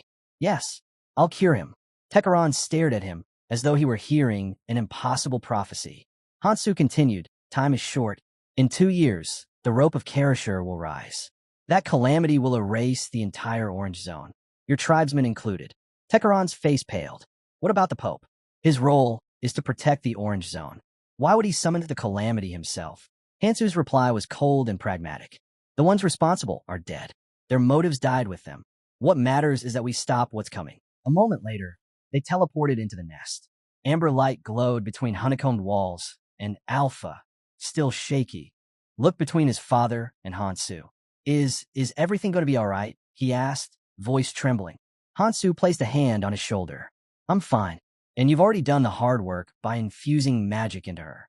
Thanks to that, everything's going smoothly. Then his eyes sharpened. Buff activation. A wave of power rippled outward. System message. World Tree Administrator has imbued World Tree magic into the King Bee Queen. The air vibrated. Mana whirled in spirals. The giant egg in the center of the nest cracked, split, and then burst open. A flood of golden energy enveloped the chamber. From within the remnants of the egg, a stunning woman emerged, radiant, elegant, divine. Her eyes shimmered like honey and gold as she bowed lightly. Administrator, she said softly, her voice echoing like a hymn. Thank you for granting me the chance to return to life. She placed a hand over her heart, her presence filling the nest with regal authority. By the name of Culpa, I vow this. Your enemies shall become our enemies. From this moment on, the king bees will follow your will, and we will eradicate every foe that stands against you. Our boy replied calmly that if they truly shared the same goal, then everything from here on would move far smoother. His eyes drifted to the queen bee's new form. Too human, almost eerily so. It hit him, then. Some of his magic must have fused with her during the revival. He turned to Shane. There's something I want to entrust to you. Shane blinked. Entrust, what exactly? Our boy lifted his hand. A system window bloomed into existence. He was granting Shane administrative privileges. And it didn't end there. One notification after another streamed past. Transfers of massive power. The Sword of Gladrian, the Ring of Fabian, and several more artifacts. The final message hit like a drumbeat. All 5 Red Zone artifacts acquired. True World Tree Administrator Authority unlocked. Our boy smiled faintly. Congratulations. You're now the full administrator. Work with the Queen Bee. Strengthen humanity. Shane exhaled, overwhelmed, then hesitated. So, you're leaving already? But Alpha's influence is still inside you. You might end up treating humans harshly. Is that really okay? Our boy shrugged lightly. It's better that way. I want warriors, strong ones. The next zone won't forgive weakness. Shane nodded slowly. Then, I'll do my best. Before the moment could settle, the queen bee stepped forward. The child has something for you. A tiny bee fluttered over and dropped a glowing crystal onto our boy's head. The system recognized it instantly. A 7-piece soul fragment, embedded into another soul, and it bridges thoughts, memories, skills, a direct link. He knew this ability. Miyamoto's mark, left behind after death. He had planned to collect all 7 before departing. So this arriving now, perfect timing. If he planted it inside Shane, they could stay connected even while he was in the Orange Zone. Everything would become infinitely easier. But then the guilt crept in. If he brought Takaron with him, he'd be tearing apart a reunion that had waited 500 years. The old man deserved his moment. And yet, leaving Shane behind like this felt wrong. With the lake opening soon, if there was ever a time to speak the truth, it was now. He turned, about to say something, when Shane caught the change in his expression. What's wrong? Our boy took a quiet breath. There's something I need to tell you. Something besides the administrator rights. Shane frowned, confused. Even with all the calamities gone, there's still something serious left. Our hero nodded. That's right. To end the calamity in the Orange Zone, I'll need your father's help. So I'm asking, can I take him with me? Shane froze for a heartbeat, then lowered his gaze. So, father is going to the Orange Zone. He didn't say anything else, but the weight in his voice was unmistakable. Before that sadness could settle, our boy stepped in gently. This isn't a permanent goodbye. If you take this fragment, we'll be able to talk even across different zones. I'll keep you updated about your father. I promise. So will you accept this trial? Shane let out a slow breath, forcing a small smile. It's hard to say farewell this soon, but if I can at least hear news of him, then of course, I'll take it. Thank you, our hero said softly. I know how much he means to you. I'll take him with me, but it won't be long before you see him again. He released his energy. The soul fragment lit up and sank into Shane's chest, pulsing gently. Shane's voice was quiet but steady. It's fine. I've already waited 500 years. Our hero nodded. Then everything is ready. Send me to the lake. And don't worry, I won't come between you and your father. The old man stepped forward grateful. Thank you for your consideration. I'll send you to the humans. That would be best for you as well. Our hero began to fade. That's fine by me. A blink later, he was back inside his tent. He summoned a carrier pigeon, tied a message to its leg, and released it. Everyone, companions and all nearby players, should gather in front of the camp by 6. There was something he needed to tell them. The pigeon vanished into the sky. Soon after, knights, travelers, and his closest allies assembled outside the tent. Our hero stepped forward, thanking them sincerely. Then he turned to Michael. You've mediated between me and the clans better than anyone. If it weren't for you, far more travelers would have died in the red zone. Keep supporting humanity. Keep supporting the red zone. You're needed. Michael bowed deeply, humbled. Our boy's gaze shifted to Mahi. I've known you since the tutorial. Your growth rate, it's twice that of any traveler here. He paused, letting the words sink in. If you keep moving the way you are, you'll become strong enough that you'll never lose anyone again. His voice softened. It's just my personal hope, but I'd like to see you become a monarch among monarchs someday. He turned next to Unshai. Without your clan, I wouldn't have destroyed those cores, he said. Your people played a crucial role in bringing down Ouroboros. Unshai blinked, stunned. He had never spoken to her like this before. Never this openly, never with this much weight behind his words. But he wasn't finished. I'm already a monarch, he reminded her quietly. So lead your clan toward prosperity. And I want to help Mahi keep moving forward. That's my small wish. Before Unshai could even respond, he shifted his gaze. Sophia, Sangjin, Wang Zheng, all three straightened immediately. I know you intend to follow me, he said. But the Orange Zone isn't a playground. It's a place where you can die at any moment. If you follow me, you obey without resistance. No hesitation, no questioning. Are you still willing to come? Sangjin didn't even blink. If it's your command, I obey. Always. Sophia crossed her arms with a faint smile. I've basically been doing that already. And now that the calamities are gone, I want to clear the way so my little sister won't have to struggle as much. Wonk bowed his head. I feel the same. I want to prepare the path so my daughter can pass through safely. And I must search for my lost son. If you count me among your forces, I will follow gladly. Our hero accepted their resolve with a firm nod. Then it's settled. We leave for the Orange Zone tomorrow. Rest up. You'll need it. The reactions were mixed. Relief, dread, determination. A few sighed under the pressure of new responsibilities. Others accepted their fate because refusing him simply wasn't an option. And some were just afraid of what tomorrow held. Morning arrived. The entire troop gathered at the lake's edge. Fighters, companions, everyone who had chosen to walk this path. The old man stood waiting, smiling warmly. Ah, Hansu's companions. I'll be counting on all of you. Wonk stiffened at the name Tekaron echoing in his mind. He eyed the old man carefully. Who is he? He's our guide to the Orange Zone, our hero replied. He'll be traveling with us. No need to worry. Wonk nodded slowly, still unsettled. The old man caught the tension in the air and gave a small, apologetic bow. I can sense some hostility toward my clone. I'm sorry. I don't know what happened before. A ripple cut through the air, and an energy circle formed right in front of him. Our hero didn't flinch. Leave the dog behind, he ordered. Everyone else, get ready. The gates opening. The lake trembled as the portal above it began to hum. Thick, dark energy swirling like a storm ready to swallow them whole. This is it, he said. We're entering the Orange Zone.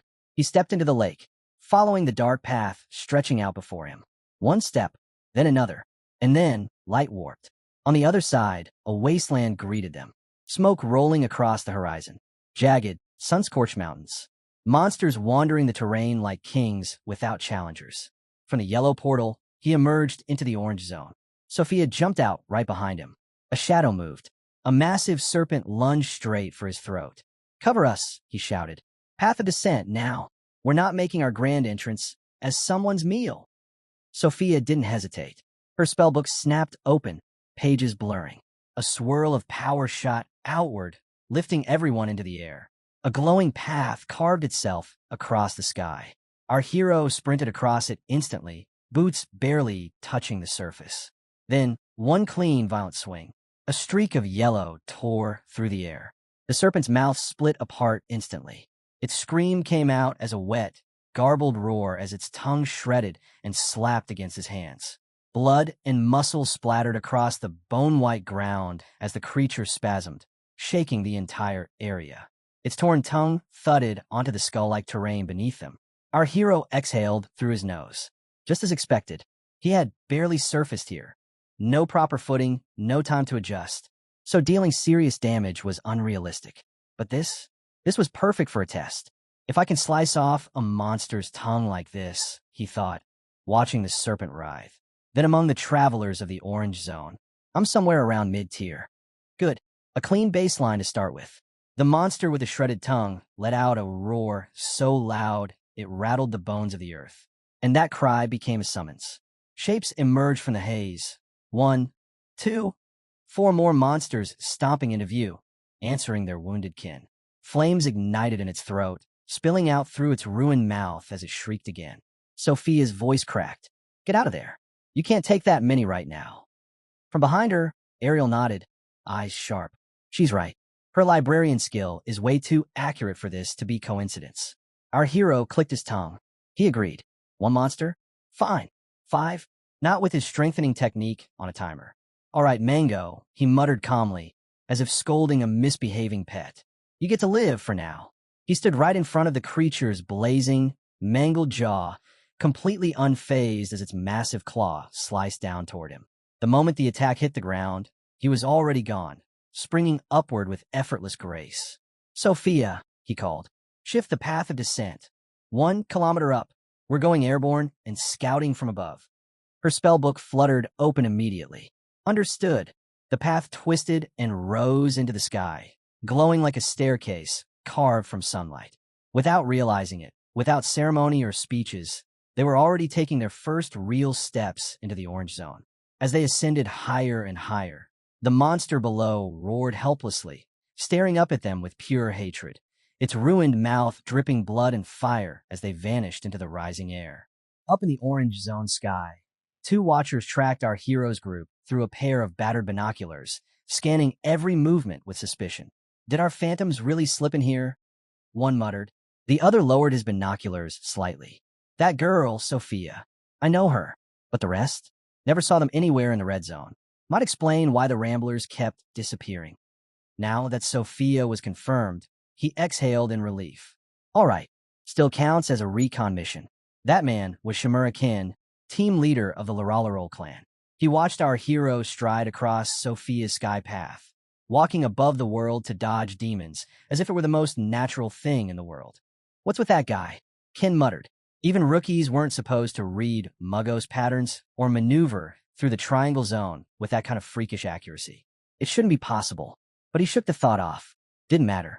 He just had to wipe them out and take Sophia. Simple. Magic gun, he ordered. His subordinate passed it over, but then squinted. A boss. Isn't this supposed to be recon only? Why are we suddenly hunting? Wait, don't tell me it's because Sophia rejected you after you confessed. The blow came instantly. Kin slammed his weapon into the guy's head hard enough to rattle bone. Say one more word, and you won't live long enough to regret it. The subordinate clutched his head, grumbling, but he still whispered, Thanks. I'll follow you for the rest of my life. Kin ignored him and focused back on our hero's group. Kill the men. Capture Sophia, he said coldly. He took aim.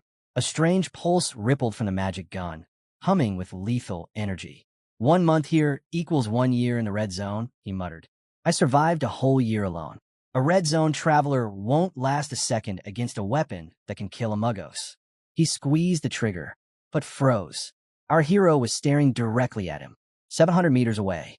And not just a casual glance. He had been staring, locked onto him, watching. Kin's breath caught. Impossible. Even if the guy had noticed them, he shouldn't have the range to retaliate. Then, our hero raised his fist. A pattern lit up. Kin blinked. What is he doing? Drive 0 activated. The fist clenched, and a violent surge of energy ripped outward, the pattern speeding toward him like a collapsing dimension. For one horrifying instant, Kin felt that same pattern ignite inside his own body. Be boss. Your body, his assistant screamed. Kin's voice turned raw, breaking. Help me. Help. Too late. His skin corroded in seconds. Flesh rusted away. Bone dissolved into dust, until everything that was Shimura Kin crumbled. leaving behind nothing but 3 magic stones rolling across the ground. Our hero watched the ashes scatter in the wind, lips curling in annoyance. A muggo's hunting weapon, pointed at a person and called a plan, he muttered. Pathetic. Sophia caught the edge in his voice. What's wrong? He shook it off. Nothing. Let's keep moving. They continued along the sky path she'd carved earlier. Below them, the orange zone stretched endlessly, harsh, sun-scorched, almost mocking their arrival.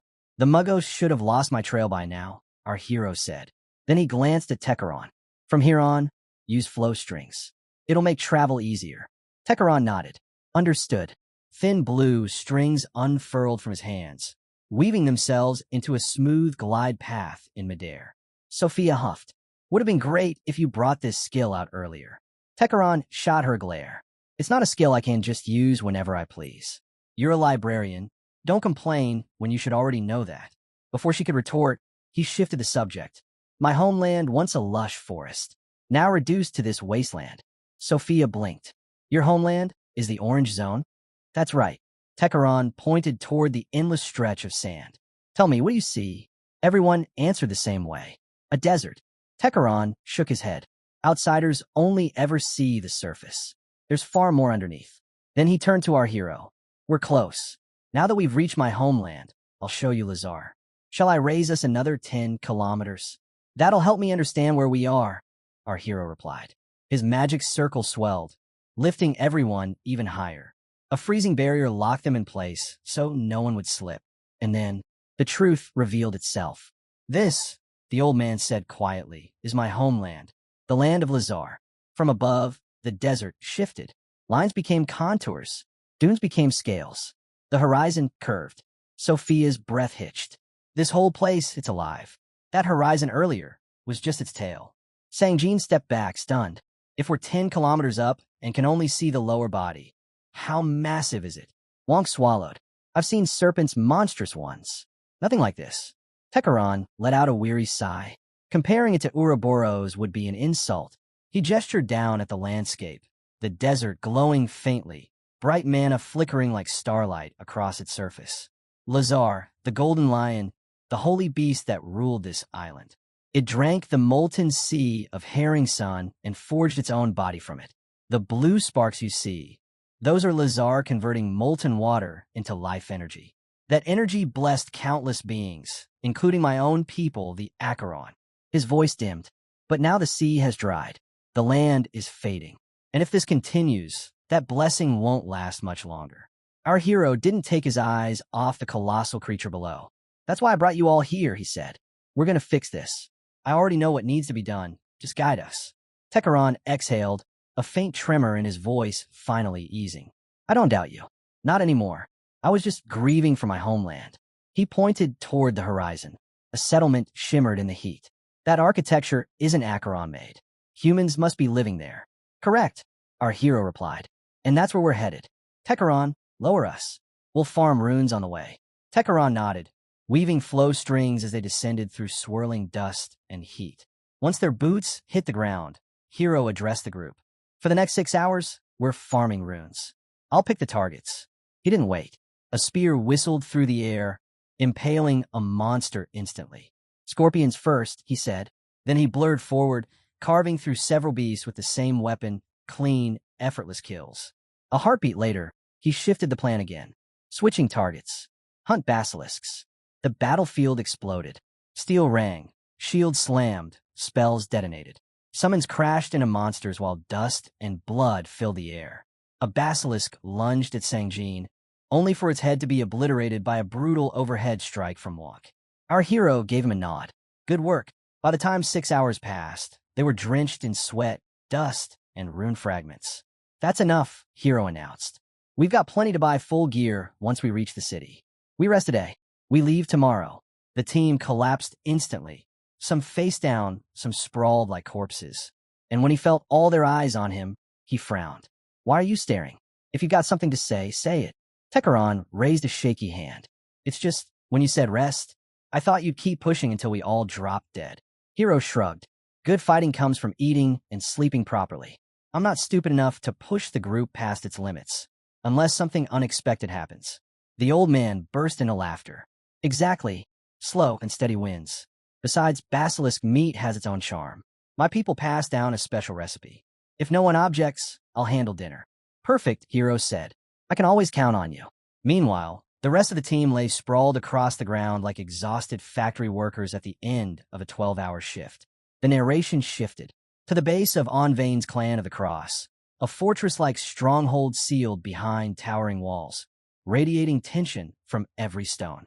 This place, Tranus. Our hero and Sophia stop at the entrance, and without wasting a breath, Sophia steps forward and raises her voice. Her tone cuts through the air like a blade. They should already know who I am. The Phantom of the Red Zone, Sophia, has arrived. Open the gate. The guards up top exchange looks, confused and unsure. One whispers if she's really that Sophia.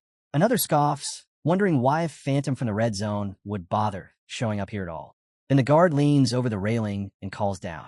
Wait a moment. We, can't open the gate right now. We'll report to the clan leader and let you know his decision. So just stay where you are. Sophia freezes, speechless that they're treating her like some random passerby. Our hero narrows his eyes. Something doesn't line up. The ones meant to help travelers are instead guarding their own turf. Normally, these helpers would rush out to stop Mago traveler hunts. Yet, the welcoming party here consists of clan members who enjoyed hunting travelers. And in his past life, this clan wasn't even supposed to exist yet. But here they are, formed early, active, corrupted. His reincarnation must have shifted the timeline forward. He expected rot, but he needs to see how deep it goes. Without warning, he leaps up the wall, scaling it in seconds.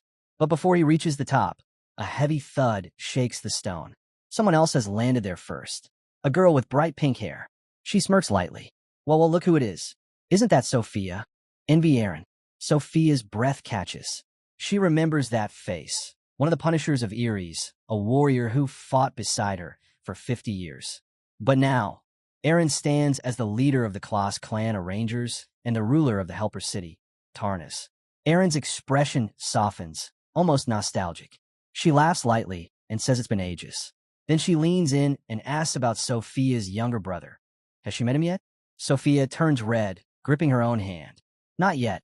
I cleared the red zone calamities first, so he'd have an easier time coming up. Aaron's jaw practically drops. You what? You actually killed them? Is that even possible? Sophia sighs. It's a long story. Not something I can explain right now. But why do you look so stressed? Did something happen? Aaron exhales sharply. Sophia, you really don't know the situation. Then she lays it out as simply as she can. There's a man called the Coffin Emperor. He's the one behind the Leto plan. And the problem? He's been gathering the worst scum from every corner. Rapists, murderers, criminals who broke city laws, and hurling them at Tarnas again and again in endless waves. In just a single year, their numbers grew so out of control that all Aaron's forces can do now is defend. She lowers her head slightly, guilt tightening her voice. We should have upheld the rules Erie's left behind. Sophia, you came all the way from the red zone, and yet we, helpers, couldn't even give you the proper support. Our hero wasn't surprised. In fact, this explained everything. Why they were attacked on the way here, why the outskirts felt tense and hollow. If Tarna's security was this unstable, traveling together as a large group would have been reckless. He was already forming a plan. His team would stay here, train, and build themselves up, while he and old Tekron headed straight for the temple. Aaron, despite the grim situation, still managed a relieved smile. If a whole group of red zone travelers had shown up right now, it would have turned into a disaster. Sophia, without hesitation, pointed at our hero. That's thanks to Kang Han Su. He handled all the calamities alone and made the path clear. Every eye snapped toward him. Silence. Shock. Aaron studied him more carefully this time, her gaze narrowing. I felt something strange from you earlier, but this is more impressive than I expected. She tilted her head. How about a little spar? Our hero waved it off immediately. I came here from the red zone yesterday. I wouldn't be much of an opponent. Aaron blinked. Really? I thought you'd be a battle junkie. After all, you cleared every calamity. He shrugged. I'm not the type who enjoys fighting, and I'd lose anyway. Then, as if shifting the topic on purpose, he asked, the dungeon inside the town, how active is it? Aaron raised a brow. You even know about that? It's barely used. Only a few locusts pop out from time to time. She folded her arms. This is the Odin zone. It's safe to farm here however you want. Use the dungeon as you please. Our hero nodded. Thanks for granting access so quickly. Aaron waved off the gratitude. If you're with Sophia, then you're a comrade. If you need anything, tell me. I will, he replied. Before she could say more, a shadow flashed overhead. A bird swooped down, large looking from afar, but tiny when it landed neatly on Aaron's finger. She paused, eyes unfocused. A message. The bird unfolded a small note. A clan leader's report. Cale Dawson found. Exact coordinates included. Aaron's expression darkened instantly. Fury lit her eyes. She apologized as she readied herself to leave. Something urgent came up. We'll talk properly next time. Sophia nodded. Go. We understand. With a powerful kick, Aaron shot into the distance. Her voice echoed back toward the guards. Open the gates for them. Guide them to their quarters. They're my guests. Treat them with respect. The guards straightened immediately. Welcome, Lady Sophia and companions to Tarnus. It's an honor to have you. We hope for good relations. The iron gates groaned upward, and as the sunlight spilled through the opening, our hero stepped into the city's commercial district, finally inside Tarnus.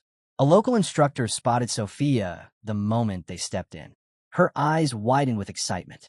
A phantom, all the way up here? Incredible. We never got to speak properly in the red zone. It's an honor to finally meet you. Sophia didn't even slow down. She brushed past her without a word, leaving the instructor stunned in place. Our hero stepped in smoothly. Is our lodging near the central temple? The girl blinked, recovering. Yes, right beside it, actually. I'm surprised you already knew. Good, he said. Since we're already in the marketplace, I want to buy some gear. Can you guide us, or at least give us a map?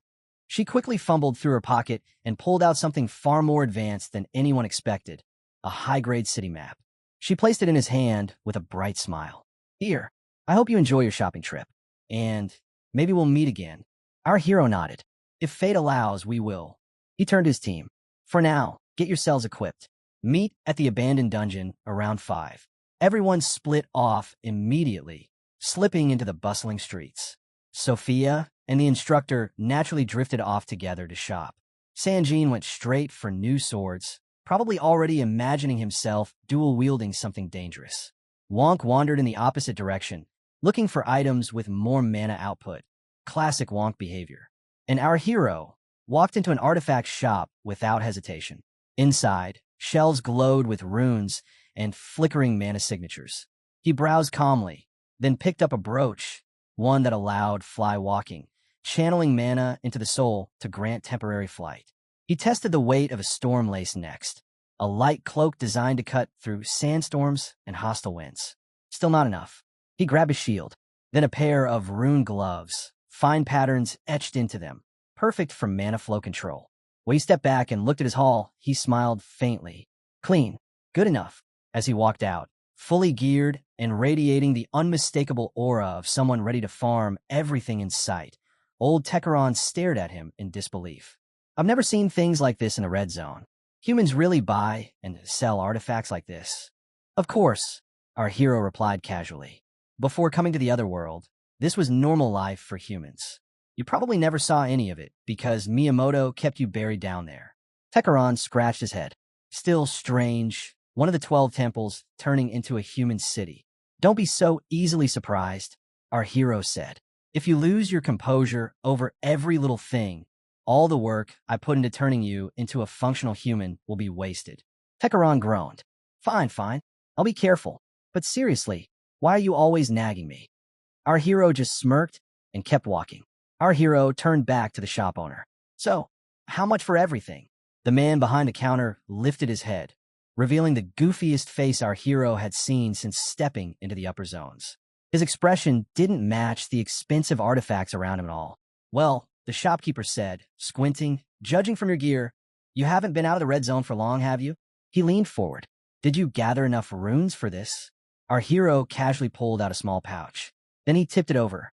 A cascade of orange zone runes spilled across the counter, glittering, clinking, rolling in every direction. The goofy shopkeeper froze mid-blink, his mouth slowly dropping open. Our hero simply smiled. This should cover it. The man didn't even bother counting. He just nodded rapidly, both hands trembling. Why, yes. Absolutely. Thank you for your business. The scene shifted. Inside the training dungeon, our hero and Techeron were already waiting by the entrance. The air was cool, still carrying the faint hum of mana veins running beneath the stone floor. The team finally showed up. Hansu clicked his tongue. Took you slugs long enough. Sanjin stretched his arms, curious. So, dungeon raiding. Is this one easy to clear, or what? Our hero shot him a look. Don't get too relaxed. You'll know how easy it is once we're inside. The mood tightened instantly. The dungeon's shadowed gate loomed before them, silent, waiting. And their training was about to begin. They moved toward the dungeon entrance, the dim blue glow from the stone gate flickering across their faces. Our hero glanced at Tekeron. I'll explain how the item needs to be prepared. Tekeron nodded. Go on. Our hero lifted a single finger. In that instant, WHRRM, a burst of blue energy erupted from his body. The air rippled, mana vibrating through the corridor. A translucent box materialized in front of them, symbols and shapes rising out of the magic circle beneath their feet. The team stared, mesmerized. He pointed at the display. Once we step inside, the first monster you'll meet is a Buladi. Wasp type, berserk state. Compared to those parasitic locusts that almost killed you in the red zone, these are worse. They swallowed hard. But don't panic, he added. There won't be many. You can handle them. Then the layout shifted above the magic circle, forming a crude map. After you clear the first Buladi wave, move 500 meters forward. You'll reach a large chamber. Count the bricks from the center. On the 21st brick, there's a hidden entrance. That leads into the real dungeon. The shapes rearranged again, another pack of monsters forming. Inside, more Buladi will come. Sanjin straightened. This part is yours. With Lord of the Dead, you can control the Buladi you've already killed.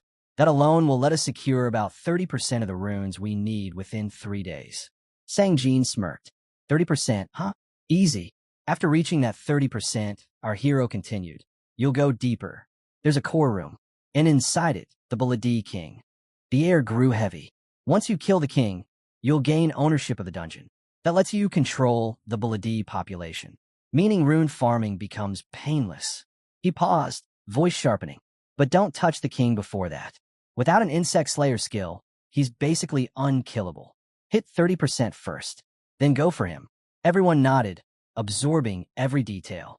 When the time is right, I'll send the next phase through a carrier pigeon. Until then, just farm runes. Mihi glanced at him. Wait, you're not coming with us? Sanjin answered before he could. It's Hanzo. Of course something urgent came up. Our hero shrugged. He's right. There's something I need to deal with. You guys head in. He reached into his cloak and tossed them a heavy bag. If you take the strong rations, it'll be easier. And this bag will cover your work. Sanjin peeked inside. Huh, pretty clean deal. Obviously, our hero said, I won't make you work for free. You farm the runes I need. I'll keep supplying intel, along with the selfish food bag. The team dispersed, clutching their gear, ready to dive into the dungeon. And our hero watched them go, already turning toward whatever awaited him next. Wong scratched his head and finally spoke up. Don't you think you're following the rules a little too strictly? After what you did in the red zone. Even if we didn't get anything back, it shouldn't matter, right? Our hero looked at him like it was the most obvious thing in the world. Rules exist so we don't crumble later. The more we grow, the more important structure becomes. Without it, communication collapses. Then he added with a straight face. And your rune count is practically 0. You need to farm before we leave. Wong froze, offended but unable to argue. Our hero tossed the bag towards Sanjin. You've seen the guards' guns, right? As long as magic guns exist, half-hearted farming is useless. I'll get my runes in battle. I won't need many for now. Sanjin caught the bag with one hand, a grin spreading. Fine. I'll get so many runes you'll fall out of the sky in shock. Keep your expectations high. I will, our hero replied. I'll be waiting. He gave them a final wave. See you later. Good luck. Then he stepped onto Tekeron's magic circle. The runes lit, and the two lifted into the air. As they ascended, Tekeron glanced eastward. The nearest bone temple is in that direction. Should we head there? It doesn't matter, our hero said.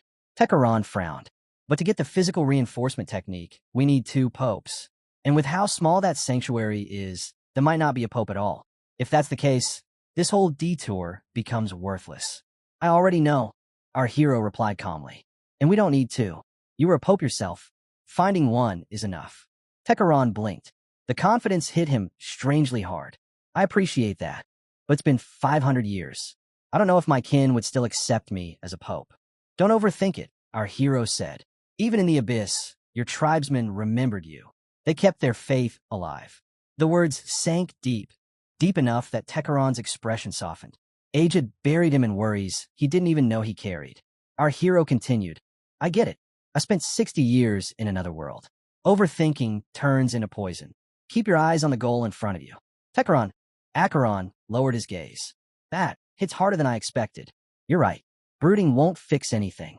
I'll help however I can. I'll be counting on you, our hero replied. The wind roared past them as they glided through the sky, and his thoughts drifted. The closest sanctuary tied to the closed clan of dangers should be the Luro clan's base. Their leader climbed the hierarchy terrifyingly fast thanks to the physical reinforcement technique. But what never made sense, what never sat right with him, was why a Pope of Acheron approached that man in the first place.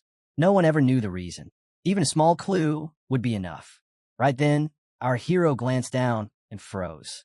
A young girl was sprinting through the wilderness like death itself was clawing at her heels. A man, no, something worse, charged after her. She clutched a necklace to her chest, running with that desperate, uneven breath people only make when life is slipping from their fingers. Her foot caught on a rock. She crashed hard into the dirt. The pendant in her hand pulsed with a faint green glow. Mom! Dad! She cried, her voice breaking. In seconds, the truth unraveled.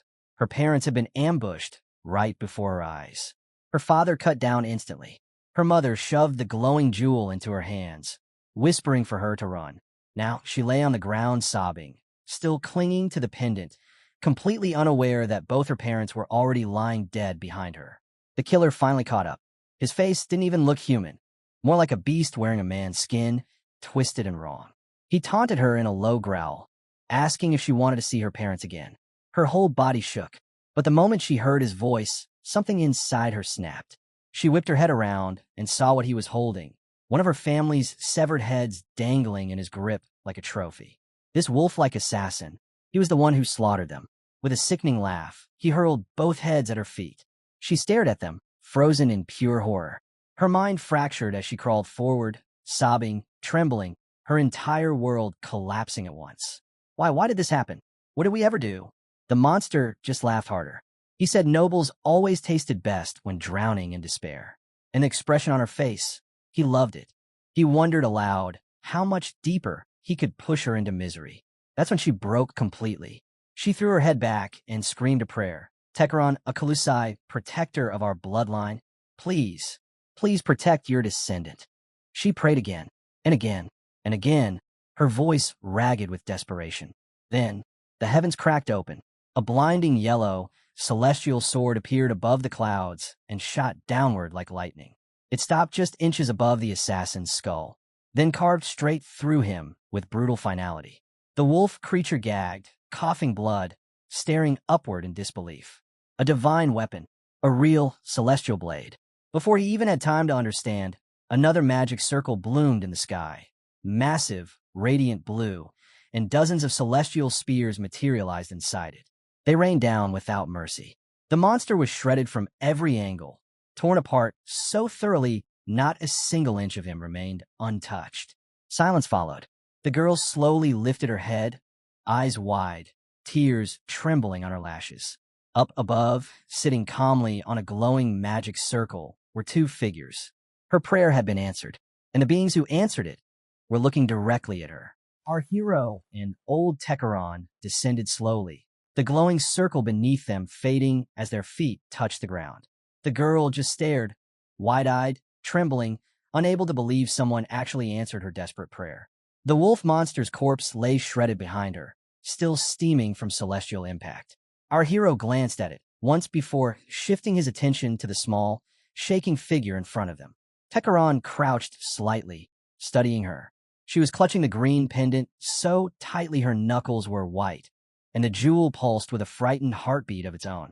He moved toward her parents' severed heads, eyes dimming with sorrow at the sight. Then he looked at the child again, at the bruises on her tiny hands, and gently placed a spell on her. A soft blue light washed over her, soothing her trembling body. I'm sorry, Tekaron whispered, voice shaking. A child of Acheron should never have been left alone for this long. She kept crying, shoulders collapsing under the weight of everything she'd just lost. But suddenly she forced out words between her sobs. If you really came because of my prayer, then I have a request. It's tied to my parents' duty and now mine. Tekaran touched her shoulder gently. What duty? Child, rest first. I'll listen when your heart is steady. I can't rest, she screamed, voice raw.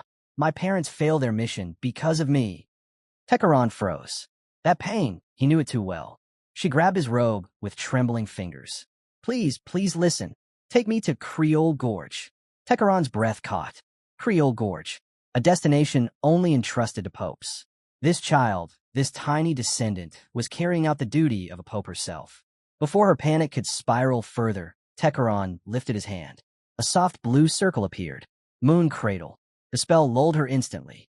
Her body slackened, but her tears kept rolling even in unconsciousness. Rest peacefully, Tekaran whispered, catching her gently in his arms. Your wish, no. Acheron's prayer. Call me across 500 years to reach you. Our hero watched quietly, thoughts moving fast.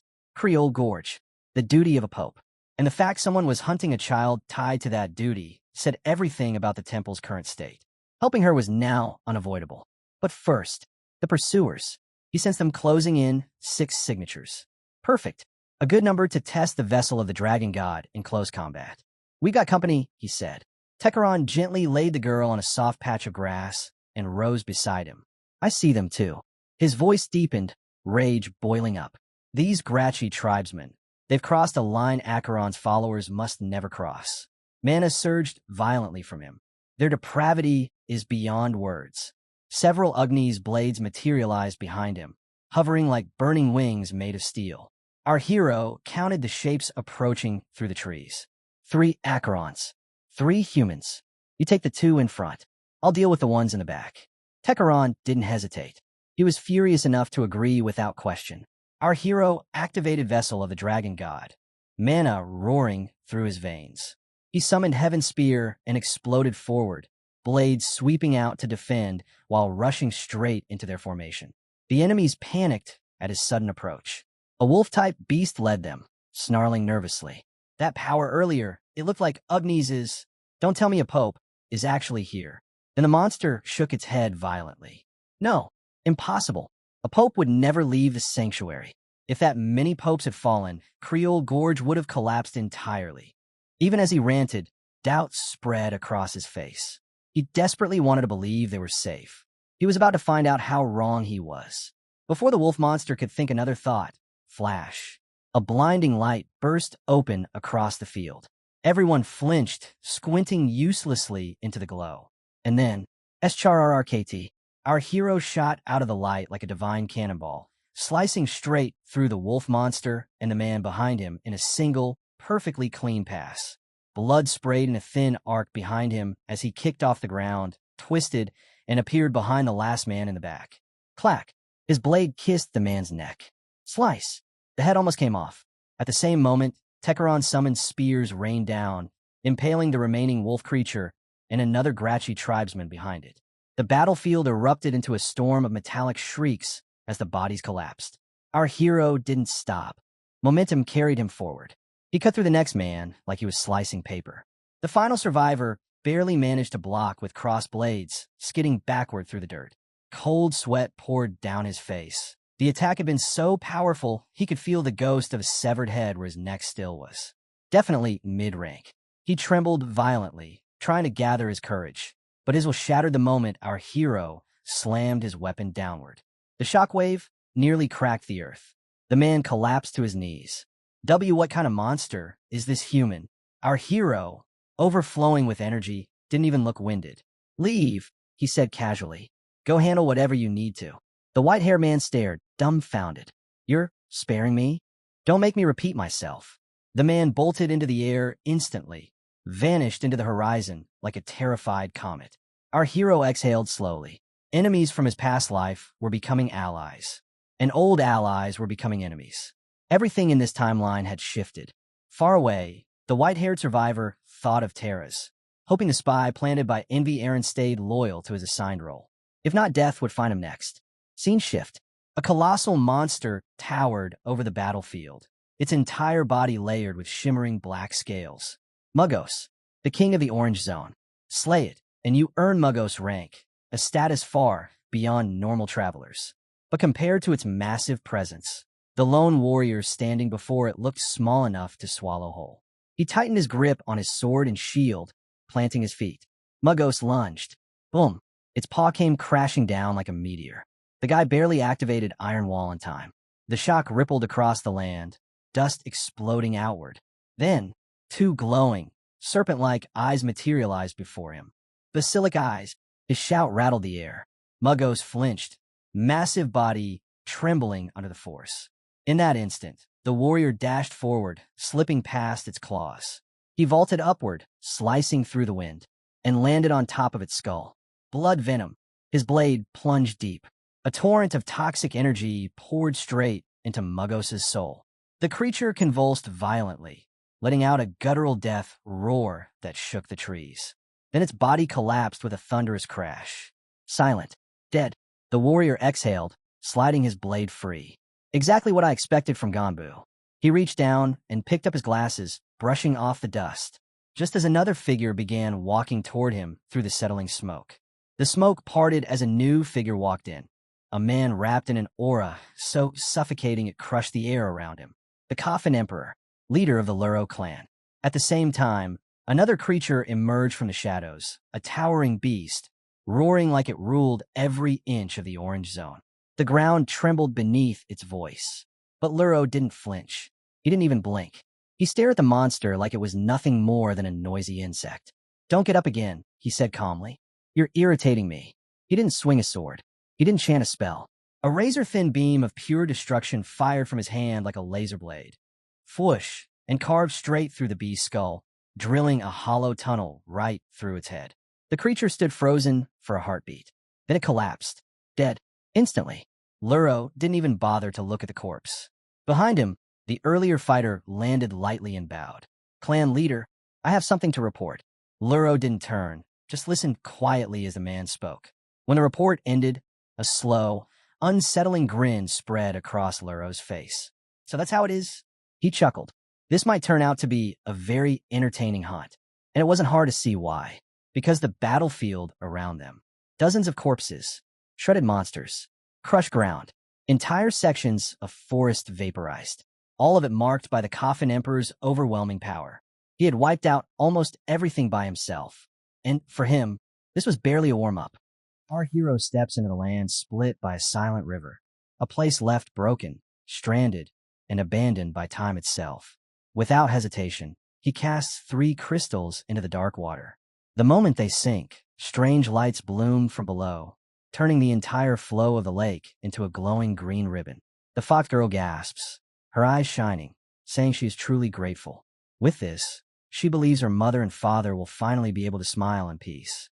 But before she can finish, a firm hand rests on her head and a calm voice cuts in, saying their duty is done now, so they can finally rest. It is Tekaron. He declares that the sacrifice her parents made to protect the land of Lazar will never be forgotten. Our hero turns toward him, pointing out that her parents must have carried this burden again and again, even though it was only ever meant to be a temporary solution. Because of their resolve, Lazar survived until this very moment. Then he asks about the Grashi people, those who are said to be Tekaron's enemies. The old man answers that they were never true enemies, only another group of common folk who kept a fragile balance with them. But after seeing them try to murder a child, he can no longer call them kin.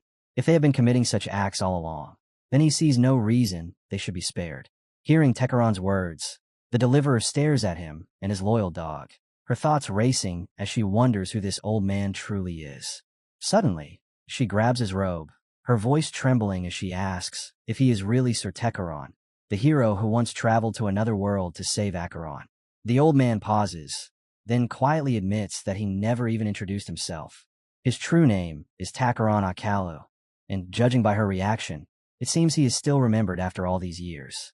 The girl's ears twitch as memories flood back, her mother's stories about the spirit of their great forefather, who always watched over them. She was told that one day this old father would appear and bring them salvation, and now he is standing right in front of her. Tears spill down her face as she thanks him for finally coming. Takaron gently tells her calm down, assuring her that everything will be all right now. Tekaron then politely asks her to introduce herself. She bows and says her name is Aelin, a descendant of Sir Malin. The moment he hears that name, Tekaron's expression hardens with shock and rising fury as he asks if she truly means Malin Akalu. His body begins to tremble as the truth finally hits him. He tells her he always suspected his clan had somehow survived, and that the children resting in those graves must have been his own descendants. With a gentle, shaking smile, he thanks the little girl for growing up so strong and healthy, then promises her that he has returned to restore the land of Lazard to what it once was, so she no longer has to live in fear. She thanks him with a heart so pure it almost hurts to see, and the old man softly asks her to keep his identity as Tekaron a secret from the village. She nods without hesitation and swears she will. Nearby, our hero watches the old man, quietly amused by how alive he suddenly looks after meeting his descendant. Still, the mission comes first. Now that the girl has been saved, the Nagar tribe will surely welcome them, even if things have already drifted away from the original plan. For an orange zone, though, it is not a bad beginning. The story cuts to the clan house of the Cross Clan of Arrangers. Inside, 3 figures sit surrounded by documents, muttering about why so few people showed up to the meeting. One of them grumbles that everyone is out on reconnaissance thanks to the Laralarol clan stirring up trouble. A brown-haired girl snaps at a boy, pointing out that because of that clan they no longer have enough people to properly scout, and now monsters are being dragged toward their ramparts, throwing public order into chaos. Another girl, Envy, shrugs it off, saying if it is just monsters, they can simply shoot them down with magic guns from the walls. So why is everyone panicking? The boy fires back that their supply of bullets is running dangerously low, and picking off monsters one by one with magic guns would also strain their magical suppression systems. The brown-haired girl adds that the real danger is the travelers who are committing crimes across village after village before vanishing into entire clans, slowly warping the balance of power. Envy cuts her off with an irritated groan, saying all of this is giving her a headache, and they should just charge in and blow them all away since they are criminals anyway. The boy coldly reminds her that this is exactly why she can never be clan leader. It is a matter of control. If they rush in and lose, then that failure would truly mark the end of their clan. Envy scoffs and says if they ever fought those people head-on, she would crush them.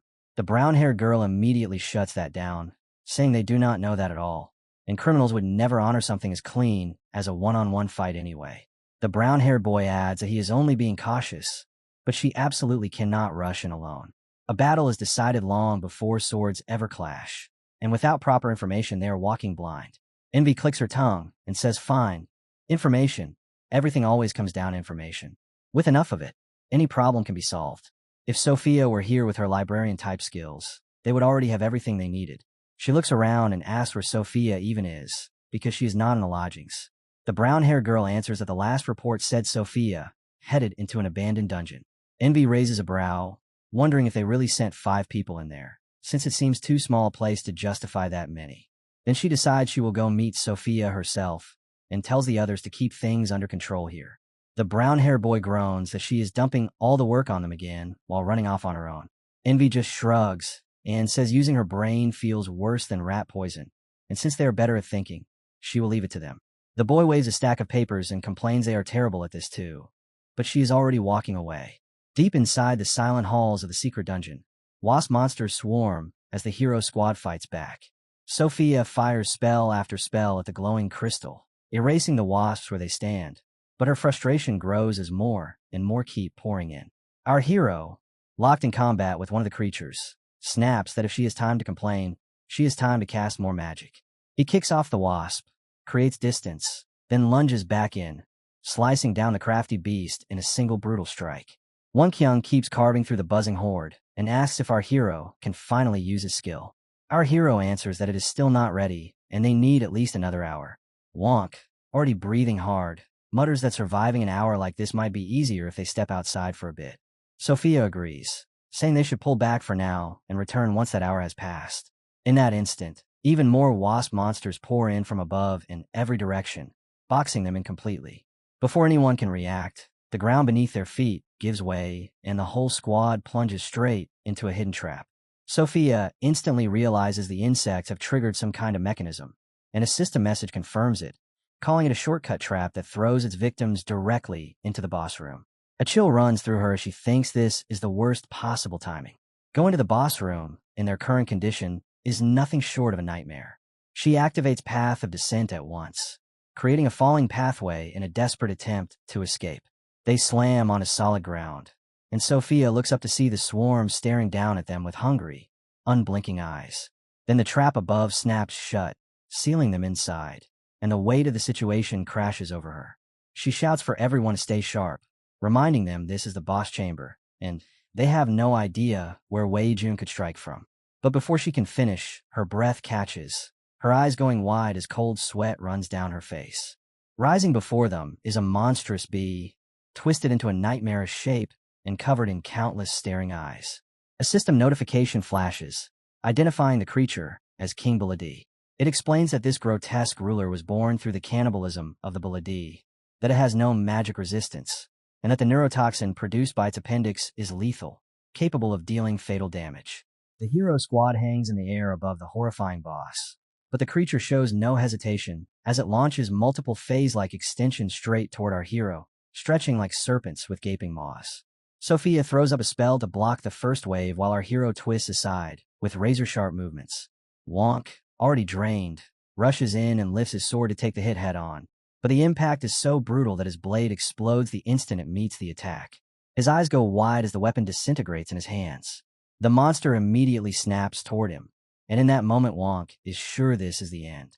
Our hero and Sophia both turn in shock as the beast slams its massive body into him, smashing him into the ground with terrifying force. He manages to clutch the creature's mouth just in time, barely avoiding being impaled, but his arms quake as he hangs there. His teeth grind as his whole body trembles, and he finally understands why Kong Hansu warned them never to face this thing before reaching 30%. At the same time, our hero is being hunted by one of the creature's relentless extensions, stalking him like a predator locked onto prey. He grits his teeth, realizing that running will not solve anything, and that the only chance lies in destroying the main body. Yet that core remains eerily still, sitting at the center, as if it does not even care. With a flash, our hero draws his Deckers and unleashes a razor-sharp shadow strike, slicing clean through the necks of the writhing extensions. Without slowing, he dives straight for the main body and begins stabbing it over and over. It is a fatal miscalculation. The beast's scales are far harder than he imagined, and his Deckers crack and shatter on impact. In the next instant, a strange tentacle spears through his body, flooding him with searing pain as the monster strikes him again, leaving him wondering if this was supposed to be a killing blow, even as the creature itself barely reacts. Sophia cries out in panic, telling him they cannot win against something with such an overwhelming stat difference, and that they must focus on escaping. But before they can move, the beast opens its many mouths, releasing another wave of tentacular tongues. One by one, every grotesque face fires the same lethal attack, sending a storm of sharp, writhing tendrils racing toward the rest of the squad. Wonk keeps fighting against the monster's gaping mouth, his thoughts spiraling as he wonders how, after swearing to carve a path for someone's daughter, he has ended up this helpless. He forces himself to move, to prove he is not useless. In that moment, a strange structure forms above his head, and a system message appears, declaring that through Monarch Awakening, his innate trait is being revealed. Another notice follows, explaining that his emotional overflow stats rise with the intensity of his feelings, and right now, they are surging by 25%. Power explodes through Wonk's body as red energy crackles around him. He lets out a savage roar and goes berserk, smashing one of the monster's faces apart with raw strength. Then he hurls himself at the main body, slamming into it again and again, pounding it like a living punching bag. He shouts that he will hold it back no matter what, telling Sophia to use her librarian skills to find a way out. Sophia immediately flips through spells at frantic speed, searching for anything that might save them. Our hero still hangs impaled as Wonk keeps battling the boss, the two of them barely holding on while Sophia races against time. Just as a sliver of hope appears, the beast itself erupts into a frenzy, stabbing our hero over and over with merciless precision. Wonk is also skewered by the writhing tentacles, and both of them are hurled away like broken dolls. The boss rises over our hero, looming in triumph, as it prepares to finish him. Sophia freezes in horror, then screams that she cannot let it end like this.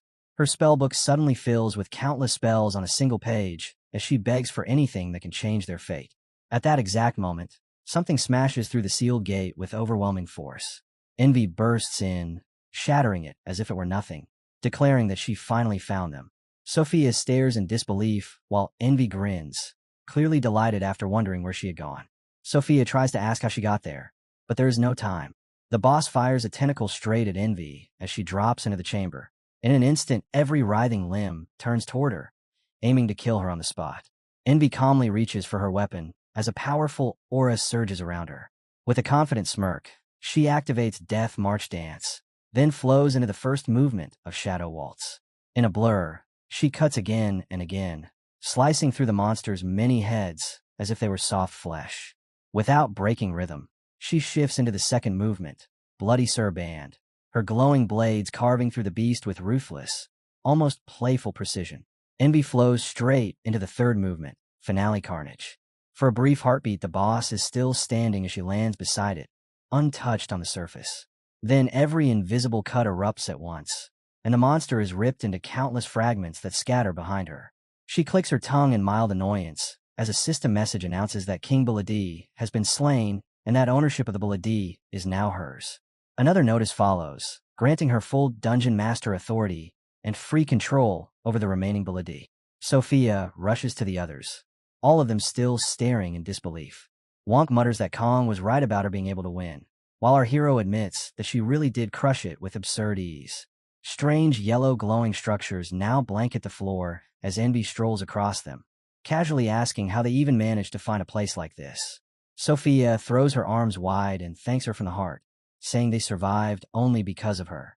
Envy waves it off like it is nothing, then strikes a confident pose and asks Sophia for a favor.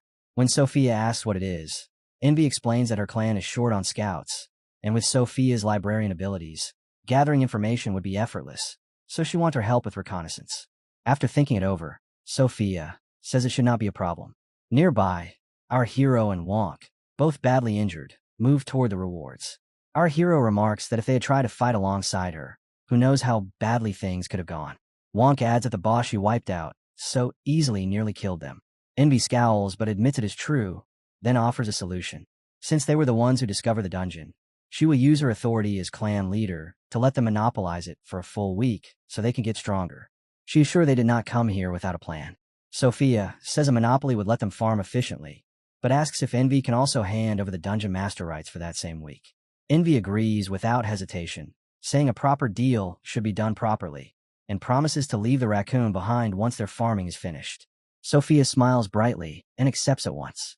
The next day, they step out of the dungeon into a barren, silent land. As they hover above the summoning circle, our hero looks down at the empty scenery in confusion. Then it clicks. This place can only be Aylin's village. Aylin Village sits under a heavy, unnatural silence, with no livestock in sight and barely any signs of life anywhere. The population looks disturbingly thin, and the few people still left are hurriedly packing their belongings onto animals, preparing to flee. The people of Acheron are known for their deep attachment to their land, yet things have grown so desperate that even they are ready to abandon their homes.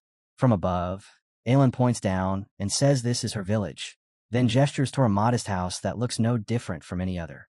Inside, a woman speaks urgently to an old man, telling him they must leave as well, since every warrior in the village has fallen and staying any longer will only bring more tragedy. The old man answers with a bitter laugh, asking where he is even supposed to go after sending his children and grandchildren to their deaths, saying he could never force himself to leave this place.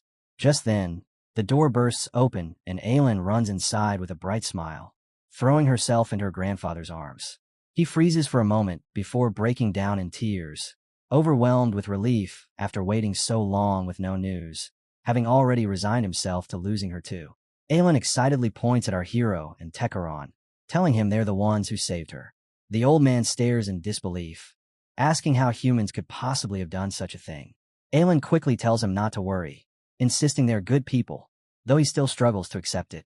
Even so, he bows his head in gratitude for saving his granddaughter and offers to prepare a feast, admitting their situation makes it difficult. Our hero calmly says he did not come for food. He already knows what is happening in the village, but he has matters of his own and gets straight to the point. He says he wants to discuss physical reinforcement techniques and asks for a moment of the old man's time. The old man is taken aback, wondering how a human could know of their secret art. He explains that anything involving that technique must be discussed with an elder. Our hero nods and asks to be taken to the elder at once, saying an evaluation is required.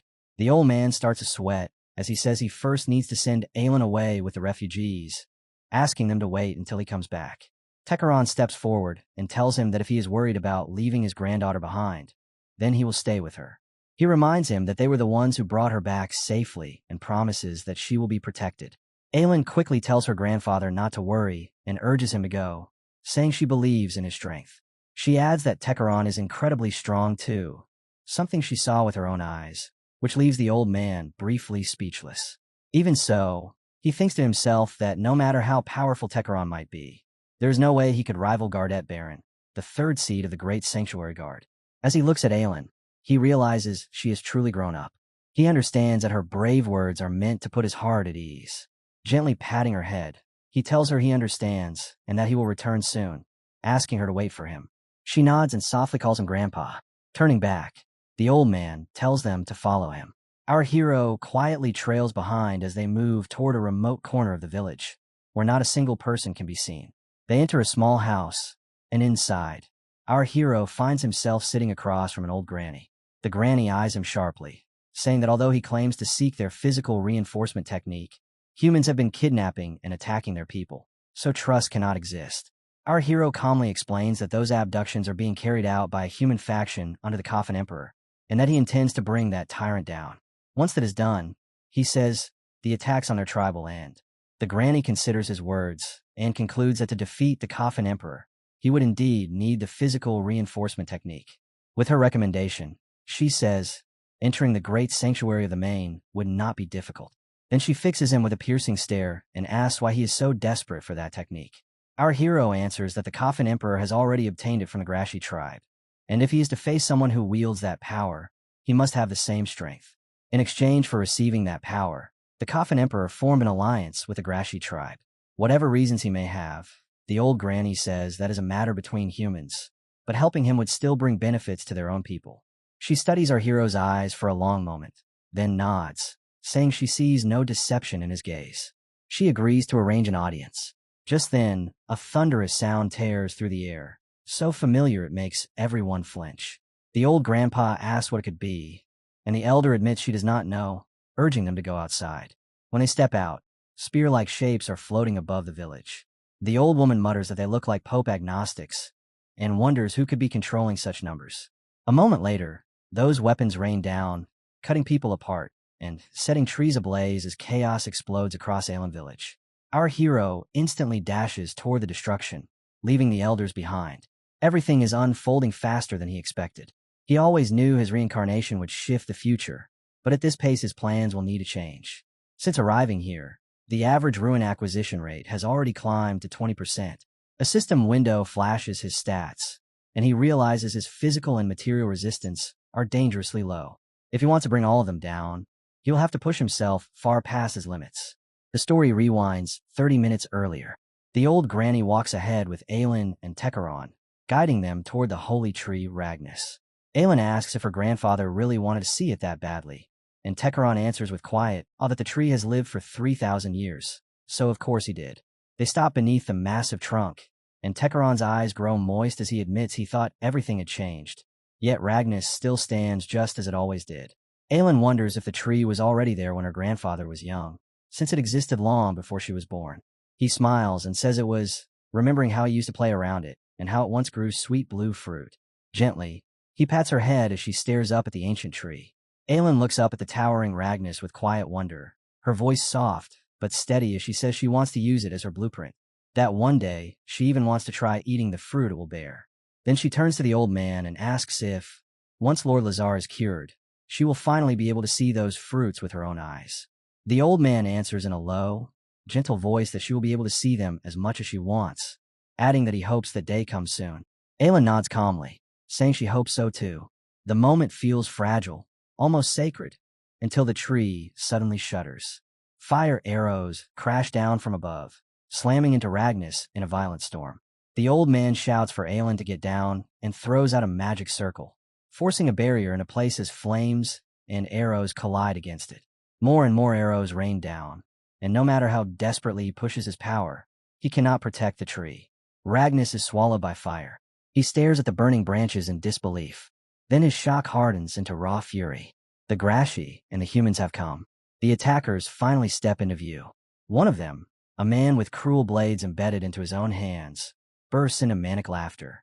He orders his men to grab anyone they see, kill anyone who resists, and focus on the refugees first. His name is Wei Jun. Around him, the others cheer and boast about their Mugos rank, egging him on to slaughter everyone without mercy. The village turns into a hellscape. Most of the residents had already fled, but the ones who stayed behind are beaten down and butchered. Some are dragged away screaming, others cut down where they stand. By the time the chaos settles, only Tekaron, the old granny, and Aelin are left, trapped in the middle of these monsters. One of the attackers steps forward, a dagger glinting in his hand, and points it at Tekaron. He orders him a hand over the two civilians and warns him not to get clever if he wants to avoid being hurt. A shield shimmers around them, and Tekaron's rage burns through it. He curses them, demanding how they dare act this way, how they can be so blind to where they are standing. He lifts his staff, and Agni's stings burst forth, streaking through the air and punching straight through the attackers' bodies as if they were made of paper. The men stagger back in horror, staring at the wounds and shouting in disbelief. What kind of power is that? One of them mutters that it looks like a Pope-level skill, wondering how a random old man who is not even from Acheron could wield something like this. Tekaron has lost all restraint now. His voice shakes with fury as he declares that none of them will leave this place alive, that they will all pay for what they have done to the village. And then something slams down in front of him. A figure drops from above, landing with crushing force. It is Wei Jun. He sneers at the old man and tells him to shut up, declaring coldly that he will kill him right here. Tekaron knows the moment he looks at him that Wei Jun is no ordinary brute, but a true Mugos rank threat, and he reacts without hesitation. His staff snaps forward as he unleashes every last Agni sting in a single, desperate barrage. Wei Jun answers by calmly pulling off his shirt, settling into a fighter's stance, and then vanishing in a blur of motion. He weaves through the storm of attacks as if they are nothing, slipping past every streak of power, and in the very next heartbeat he is already in front of Tekaron, driving a crushing punch straight into the old man's stomach with terrifying force. The strike hits Tekaron while he is still being driven backward, and the force of it sends him flying through the air. He crashes hard against the ground, a raw cry tearing from his throat as he clutches his side, bones shattered from that single blow. Wei Jun looks down at him with mild surprise, commenting that he actually survived, and that he is pretty tough for an old geezer. Then Wei Jun turns his head toward his men and tells them to grab the two behind the old man and get ready to leave. One of them answers immediately, and the soldiers close in around the granny and Aelin, their eyes filthy and hungry as they stare them down. Wei Jun clicks his tongue and says he has already figured out how the old geezer is able to use Agnes' sting. Tekaron roars at them not to touch them, and in that instant a yellow aura explodes outward from his body. Agnes stains begin to form in the air, turning into lightning-like spears multiplied again and again, their shapes warping into sword-like blades. He aims them at the enemies and declares that every traveler he has ever met carried righteousness in their hearts. But this group is different. They are nothing but filth, drowning in greed and malice. Wei Jun laughs at the idea of righteous travelers, mocking him for being senile and claiming anyone like that would have died long ago. He points out that Tekaron obviously wants to keep the hostages alive and warns that if he attacks again, they will be killed instantly. Tekaron's reply is calm and cold. He says he only needs to control his aim so they are not struck, asking if Wei Jun truly believes he is so unskilled that he cannot manage that. And with that, he releases the storm. Spears and swords tear through the air, and just as they are about to strike, Wei Jun steps forward and takes them head-on. He shifts into a stance that coats his body in power, his skin hardening like iron as both his physical and magical defenses surge. The weapons rip through his subordinates instead, brutally impaling them while slipping past Aelin and the granny without touching them. Another goon is skewered again and again, while Wei Jun stands untouched, every blow bouncing off his stone-hard flesh. He frowns slightly, finding the attack flashy but unimpressive. Then his blood surges as he activates Ancient Blood, blasting away the remaining weapons and raising his sword for the next strike. Wei Jun is genuinely caught off guard, realizing that Ancient Blood, a Mugos-level skill, is being used here. It cannot be sustained for long, but while it lasts it boosts both defense and attack to a terrifying degree. Wrapped in a correcting aura, he strides toward Tekaron and declares that his attacks are now meaningless. Tekaron stays composed, admitting that he cannot break through directly anymore, but calmly pointing out that lowering Wei Jun's magic resistance will eventually change that. Another wave of Agniston weapons erupts from him and slams into Wei Jun, only to bounce off once again. Still, Tekaron does not waver. He knows his own magic will run dry someday, but he can already feel Wei Jun's resistance being carved down little by little. Wei Jun clicks his tongue and snaps that for an old man, Tekaron has a ridiculous amount of mana, calling it an annoyance. He lunges forward as Tekaron prepares yet another barrage. The weapons are deflected again, but this time Wei Jun crashes straight through and drives a savage punch into Tekaron, then seizes him by the neck. He sneers, demanding to know how a mere traveler can use Agni's sting, promising to keep him alive long enough to rip the truth out of him. Tekaron only smirks. He does not even flinch as he coldly tells him that a dead man asks far too many questions and that he would never waste answers on filth like him. Wei Jun's fury explodes. He raises his other arm, a sharp weapon sliding into place, and mocks the old man for being so senile that he cannot grasp his situation. Then the sky begins to glow. Tekaron laughs in surprise, instantly recognizing the presence that has arrived. In the next heartbeat, an overwhelming force twists Wei Jun's body and slams him straight down in front of the old man. The impact is so violent it defies logic. Wei Jun screams, clutching his arm as our hero floats above him. Our hero drops like a falling star, his legs smashing into Wei Jun's chest and dragging him across the ground in a single, devastating kick that rips open the earth itself. Panic finally creeps into Wei Jun's eyes as he notices the dragon scales on the boy. Our hero briefly turns his head toward Aelin and the granny, confirming they are safe. Tekaron remarks that even with his magic resistance reduced, Wei Jun is still God-ranked and would not fall to that alone. Our hero answers calmly that he will take care of what remains. Wei Jun lifts his arm, his fingers turning into jagged scales as he activates Dive Zero, his body sheathed in a deadly, scaled aura. Before he can even move, our hero strikes. A flash of overwhelming power cleaves through the air, severing Wei Jun's arm and ripping another scream from his throat. And then, in the next instant, Wei Jun's body all but evaporates. Our hero activates another skill, glancing over the ruins Wei Jun left behind and noting with a cold edge that for a so-called traveler, he dropped far too many, proof that he had slaughtered an obscene number of people. High above, the rest of the enemies are still hovering in the sky. They decide to let the first wave take whatever they can and start moving in to grab their own share. Aelin rushes to Tekaron's side, asking if he is all right, and the old man reassures her that he's been weaving healing magic the whole time and will recover. Our hero lifts his gaze to the figures in the air and judges that the second group numbers around 20. Their senses should have sharpened by now, especially after that violent surge of chaotic energy rushed this way, which makes it even more absurd that anyone would still dare approach this place. Then the sky splits open. A dragon emerges from nowhere, its massive form cutting through the clouds, with a rider standing proudly on its back. The man's build radiates raw power. One of the wolf folk turns pale in terror, instantly recognizing him as a Gardet Baron, and spins around to flee at full speed, shouting that this is not worth it. Another enemy yells in confusion, asking what is happening and whether they are really retreating. Before anyone can answer, a furious catfolk leader, carrying a presence similar to Tekaron's, but far more overwhelming, roars across the sky. He demands to know how anyone could face a true warrior and still dare to run. He declares that he will not tolerate traitors with no honor or faith, and reveals that he knows they have been kidnapping his tribesmen to harvest the essence of Lazar.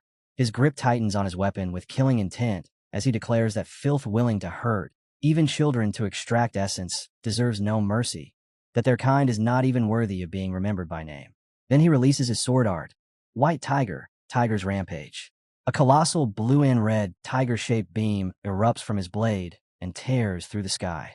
It rips straight through the enemy formation, slicing bodies apart and sending them plummeting as their ranks collapse in chaos.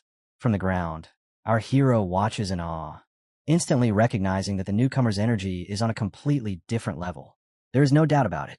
That man is a true Gardet Baron. A moment later, the rider simply leaps down from his dragon, dropping from an absurd height without even slowing. When he lands, the impact nearly shakes the ground itself. Aelin gasps.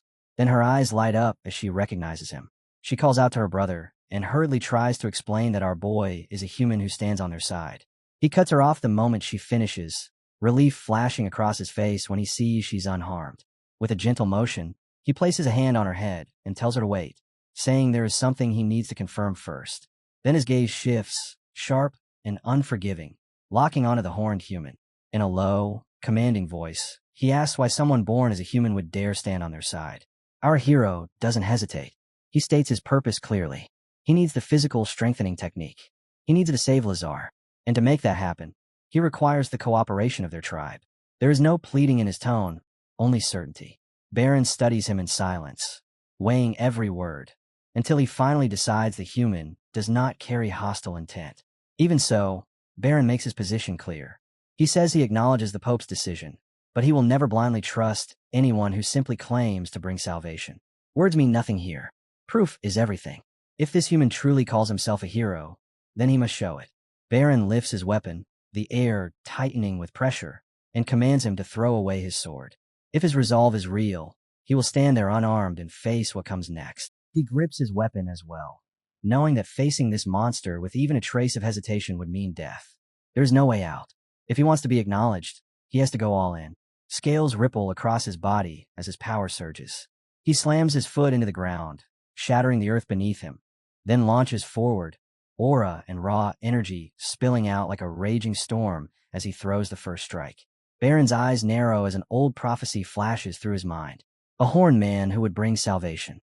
Was it really this human? In the end, he decides it doesn't matter. Fine, he thinks. Show me what you've got. The hero moves with insane speed, his blade slicing and so close it nearly opens Baron's neck. But Baron deflects it at the last instant with a perfect counter. He immediately notices something important. The attack came from the opposite side of where the human was holding his weapon, so he understands the fundamentals. Still, that alone won't be enough. Steel crashes against steel again and again as the fight turns into a blur of offense and defense. Then one heavy strike from Baron sends the hero flying backward. Baron finally speaks, asking for the human's name. The hero answers calmly, Kong Hansu. Baron nods and gives his own, Tarhal Tanakam. His tone shifts slightly as he admits that he had planned to hold back and finish this quickly, but now he wants to see how far this human can really go. Before either of them can move again, Gwenny suddenly shouts for them to stop. The battlefield freezes. She calls out to Baron, insisting that the human has already proven himself. Baron replies that whether he personally believes in the human is irrelevant. The prophecy said a horned man would be their savior, and he was only testing him from the beginning. He never intended to kill him. The word savior echoes in the hero's mind. In his past life, the world was full of disasters, but there were no saviors. He wonders if someone is guiding him now. His thoughts drift to Keldian and the prophecy book. Did Keldian already know this would happen? He pushes the thought aside. Whatever the truth is, this situation only benefits him. The old granny speaks up next, saying that this must mean Baron plans to take the human back with him. Baron confirms it and then points at Tekaron as well. Since this human used Agni's sting, he will be taking both Kong Hansu and Tekaron. Rennie tilts her head, curious how someone not from Acheron could use Agni's sting. Tekaron only shrugs and replies that even if he told the truth, no one would believe him. Aelin reminds Tekaron that his treatment isn't finished yet, but Tekaron calmly waves it off, saying all answers will be given once they reach the Great Sanctuary. Until then, everyone should hold their questions. Rennie nods in understanding, admitting her curiosity was just old memories surfacing, and agrees to drop it. Baron cuts in, warning that they have no idea when the next attack might strike. They need to move immediately, since they will be traveling along the holy path. He offers to personally escort them. The old man accepts without hesitation, placing everything in Baron's hands. Baron then turns his attention to Kong Hansu. Since he plans to receive the physical strengthening technique, he will come with them. The hero agrees, and without any further delay, the group begins to move. As they walk, a strange blue bird suddenly flutters down and lands on the hero's palm. He quietly asks it for a routine report. The information flows in. Won Kyung has awakened as a monarch. Sophia is supporting Raikon. Sang Jin is still farming. Their average rune efficiency has already passed 50%, far beyond expectations. Tekaron clicks his tongue in approval. That's exactly what he would expect from the hero's companions. A while later, he pulls the hero aside. His voice turns heavy as he admits that while the others are growing smoothly, he himself has become a burden. Right now, he can barely bring out even a tenth of the power he once had. Sitting within a magic circle, he suggests that they will need to recover his artifacts from the Great Sanctuary if he is to be restored. The hero tells him there will be plenty of time for that while he is receiving the technique, and that they can bring Tekaron back to full strength then. Tekaron agrees, but adds that his most important possession, his cane, is hidden deep within the main forest. With so many muggos swarming the area, retrieving it is impossible in his current state. The hero tells him not to worry. He has already summoned Sangjin to the Great Sanctuary. As long as Tekaron travels with him, everything will work out.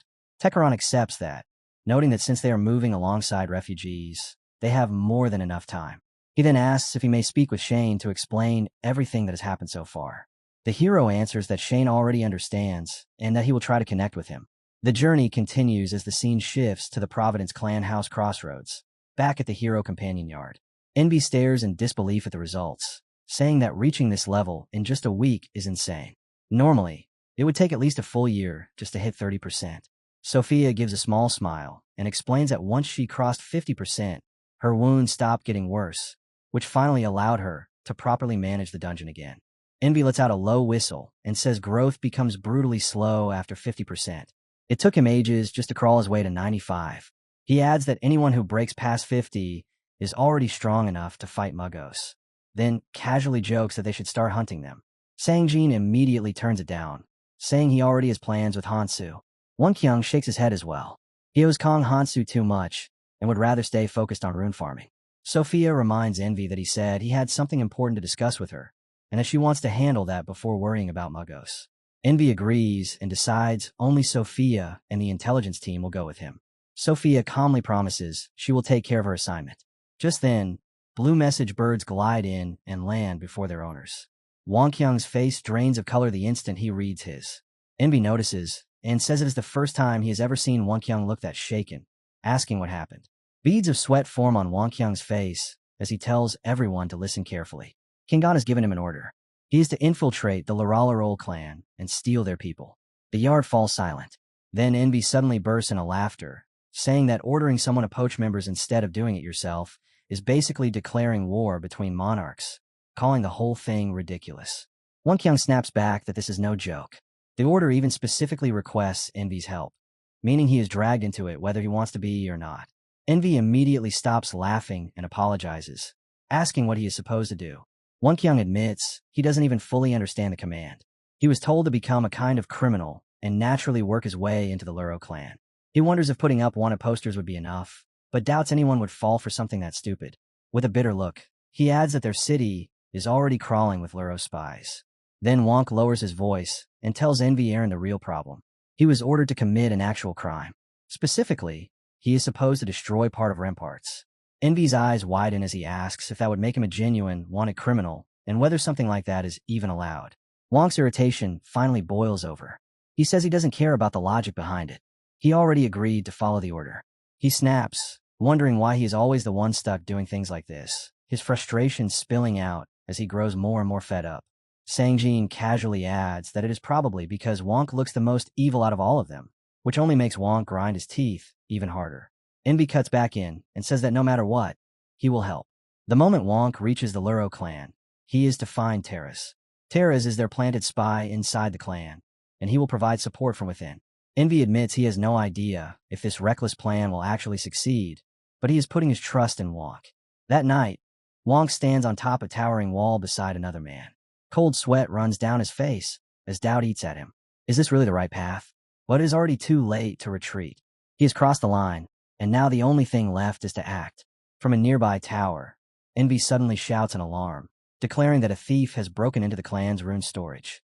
Hearing it, Wonk knows it has begun. He looks at the structure beneath him and senses that its durability is already at the breaking point.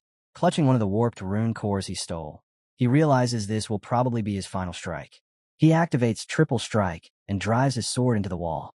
A violent explosion erupts, ripping through the fortress as the massive structure is torn apart and the wall shatters into nothing. They hear a frantic cry that the southern wall has been breached. Orders explode through the air as soldiers are told to seize the intruder and never let him escape.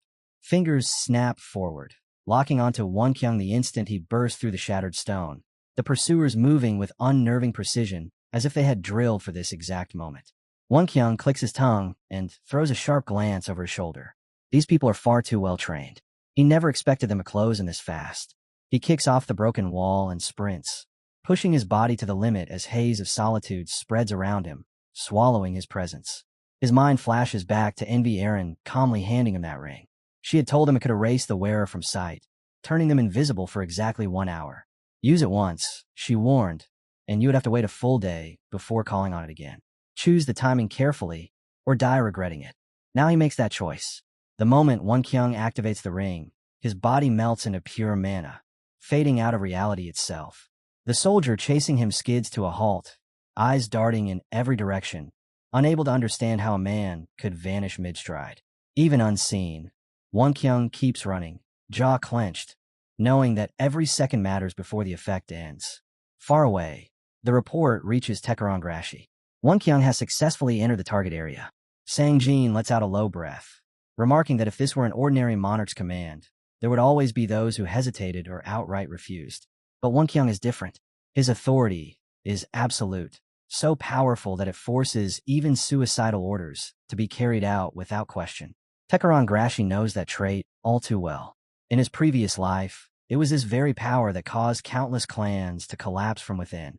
Now that Won Kyung stands at his side, that same merciless loyalty can be turned into a weapon. If used correctly, the Luro clan will not fall to an outside attack, but be eaten alive from the inside. Right then, Baron steps in with urgent news. Permission has been granted to enter the Great Sanctuary. Taekaron-grashi raises a brow, noting that it came far sooner than expected. Baron explains that because Taekaron-grashi is a guest bound to the Pope's prophecy, the approval was rushed through. He adds that Aelin and the Elder both told him how Taekaron-grashi saved his sister not once, but twice. Baron straightens, his voice firm with conviction. To protect the weak is the duty of a true warrior. In the name and honor of Gardat Baron, he swears to repay that debt. Taekaron-grashi accepts the sentiment without false modesty, acknowledging the respect.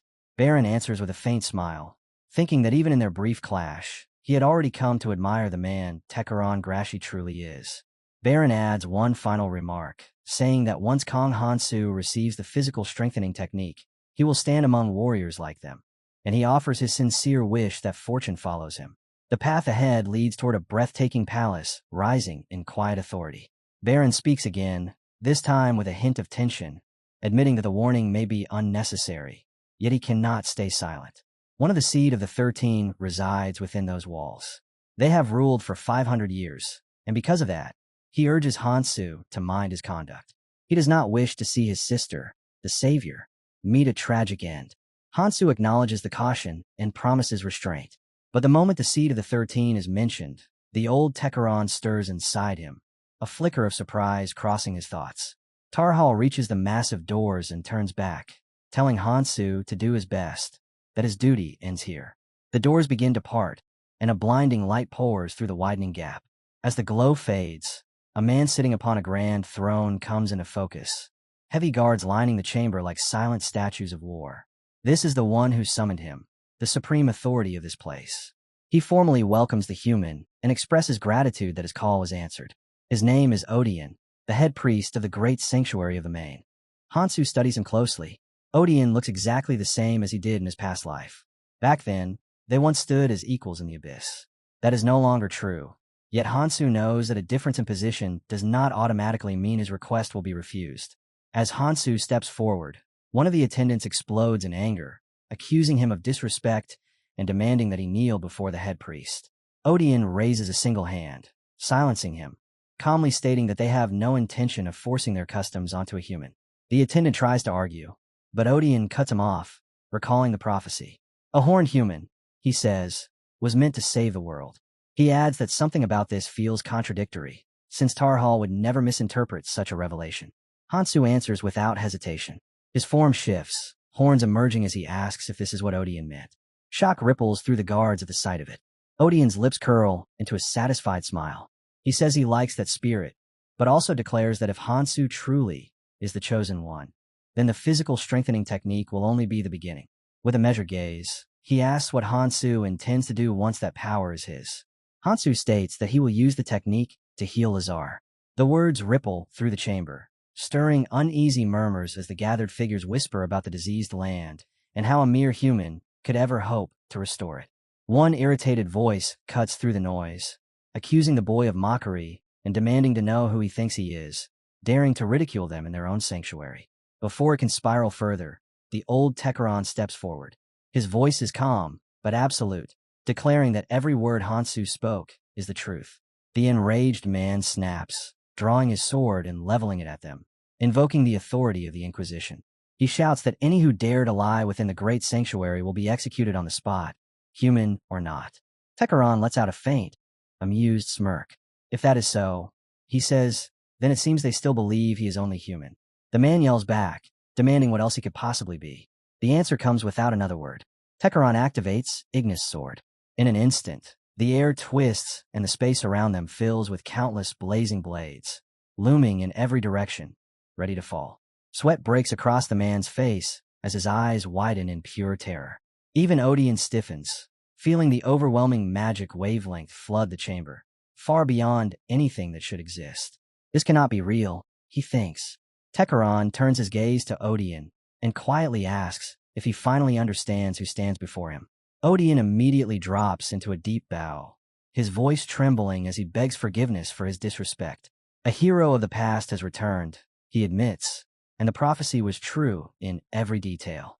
Raising his voice, Odeon calls out to the entire hall, ordering all to listen. He declares that this man's name is Tekeron Grashi, one of the seeds of the 13 scattered across the world 500 years ago.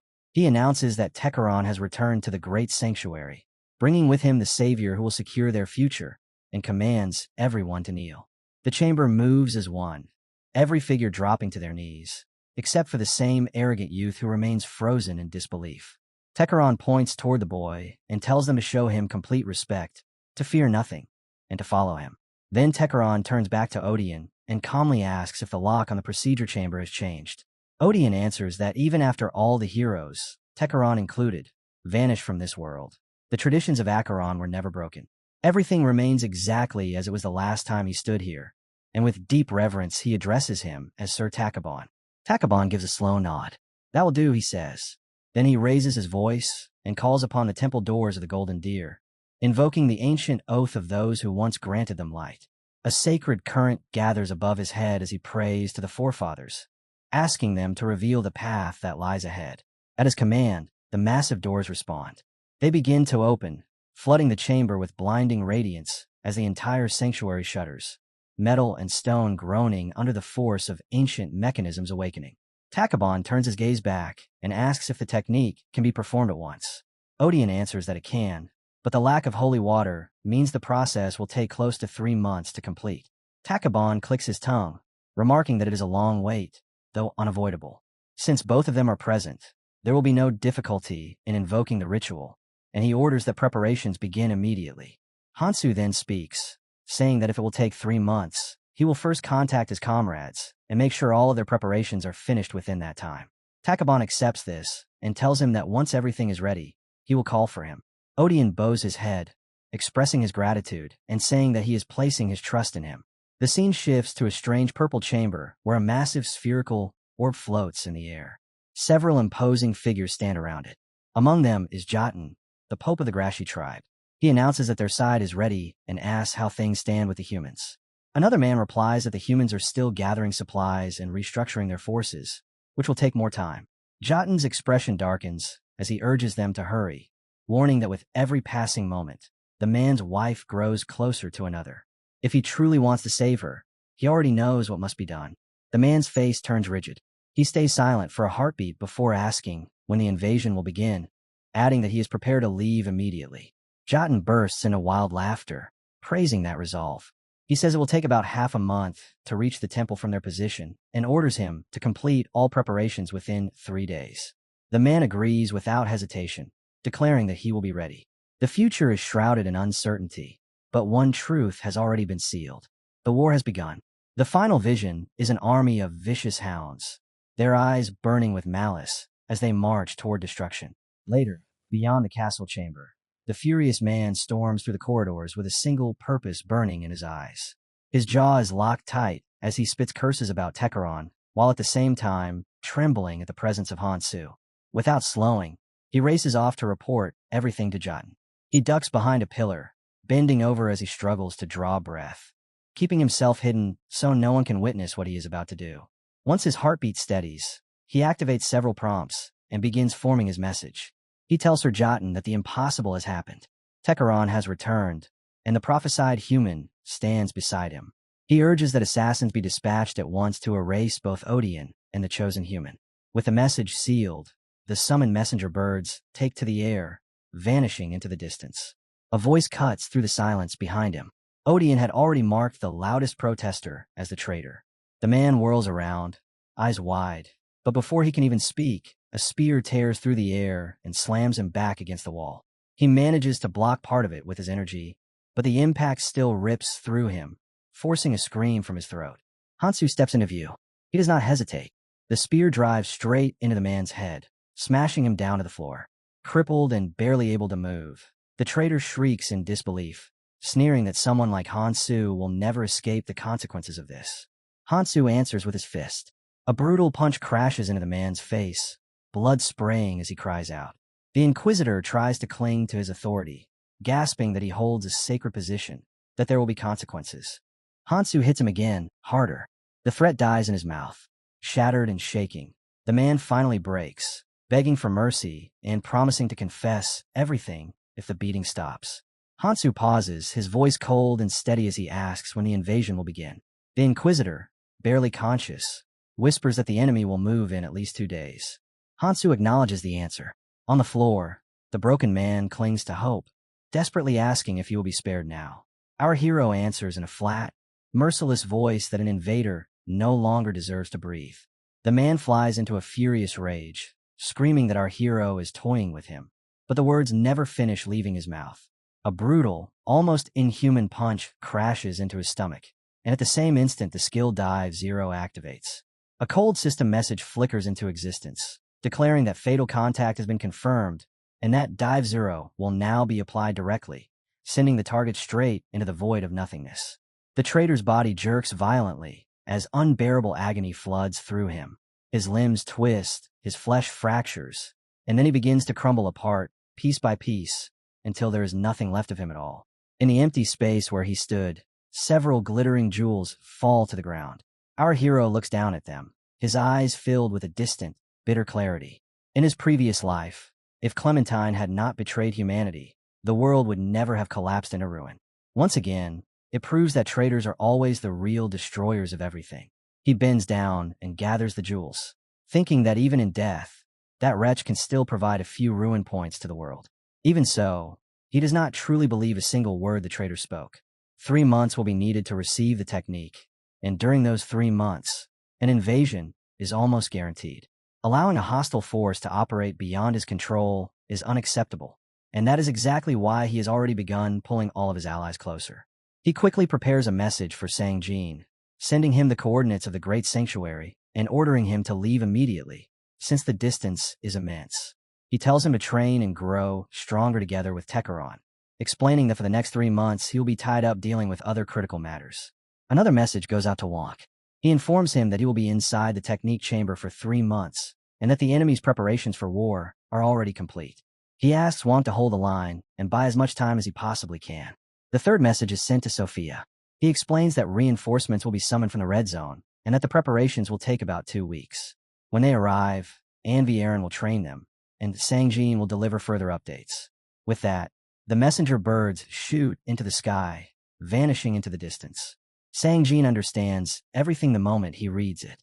Wonk, on the other hand, feels the heavy weight of responsibility pressed down on his shoulders. Sophia remains as calm as ever. Not long after, another message arrives from Tekaron, confirming that Hansu has been relieved. With all preparations in place, and the chamber now ready, our hero realizes there is one more person he must contact. Shay needs to know that his reinforcements will be 100 king bees, and that leaving them with Tekaron and Sangjin should make them more than effective. Odian finally steps forward, his voice serious. He says that even though he believes our hero is the prophesied human, the pain will be extreme because there is no holy water. He asks if that is truly acceptable. Our hero calmly begins to remove his clothes, his expression unshaken. It makes no difference, he replies, and tells them to begin at once. Nagai calmly tells D. Chiron that everything is clear, and D. Chiron moves without hesitation, declaring that he will begin. He starts chanting an ancient incantation, and the very air inside the chamber twists as violent winds surge into motion. Thick smoke pours out as the magic activates, and with a sharp command, he calls for the restraints, which immediately snap into place. Our hero is lowered into a capsule filled with seething, boiling liquid. A blinding flash of light explodes as the injected vessels detach and reconnect to his arms and legs, forcing an unknown substance straight into his veins. In that instant, he understands the truth behind the physical strengthening technique. His blood is being replaced with the holy water of Lazar itself. He thought he already knew pain, but this is on an entirely different level. The agony rips through him like fire and lightning at once, and the radiance becomes so intense that everyone nearby has to turn away and shield their eyes. Sometime later, Odeon speaks to Tekaron with a heavy heart, apologizing that although it would be best for him to undergo the same process, the crown of thorns has been stolen. Tekaron answers calmly that he never believed it was due to carelessness. With the priests in short supply, this outcome was unavoidable. He says they will head for the treasure instead, because the preparations for the coming chaos cannot be delayed. Odeon bows and accepts this without argument. They move into the treasure chamber, where a single relic rests in solemn silence. The Sunhide Totem, a wand of life that carries the power of the sun itself. It once belonged to one of the 13 heroes, Gallian Akalu.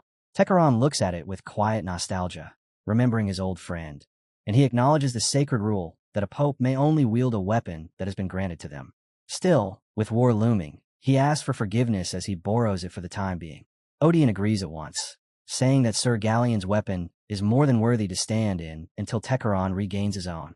Tekaron nods, certain it will be a powerful ally. Odeon then asks if Tekaron buried the soul transfer device during his last journey between worlds, warning that retrieving it in his current condition would be difficult. Tekaron confirms it and explains that during those travels he became a traveler, like humans, gaining the ability to grow stronger by using ruins. He asks if there are any good hunting grounds nearby. Odeon offers to assign guards and recommends the main forest as the best place. Tekaron refuses, explaining that another human guest will be arriving soon, and that he plans to travel with him instead. Odeon accepts the decision without protest.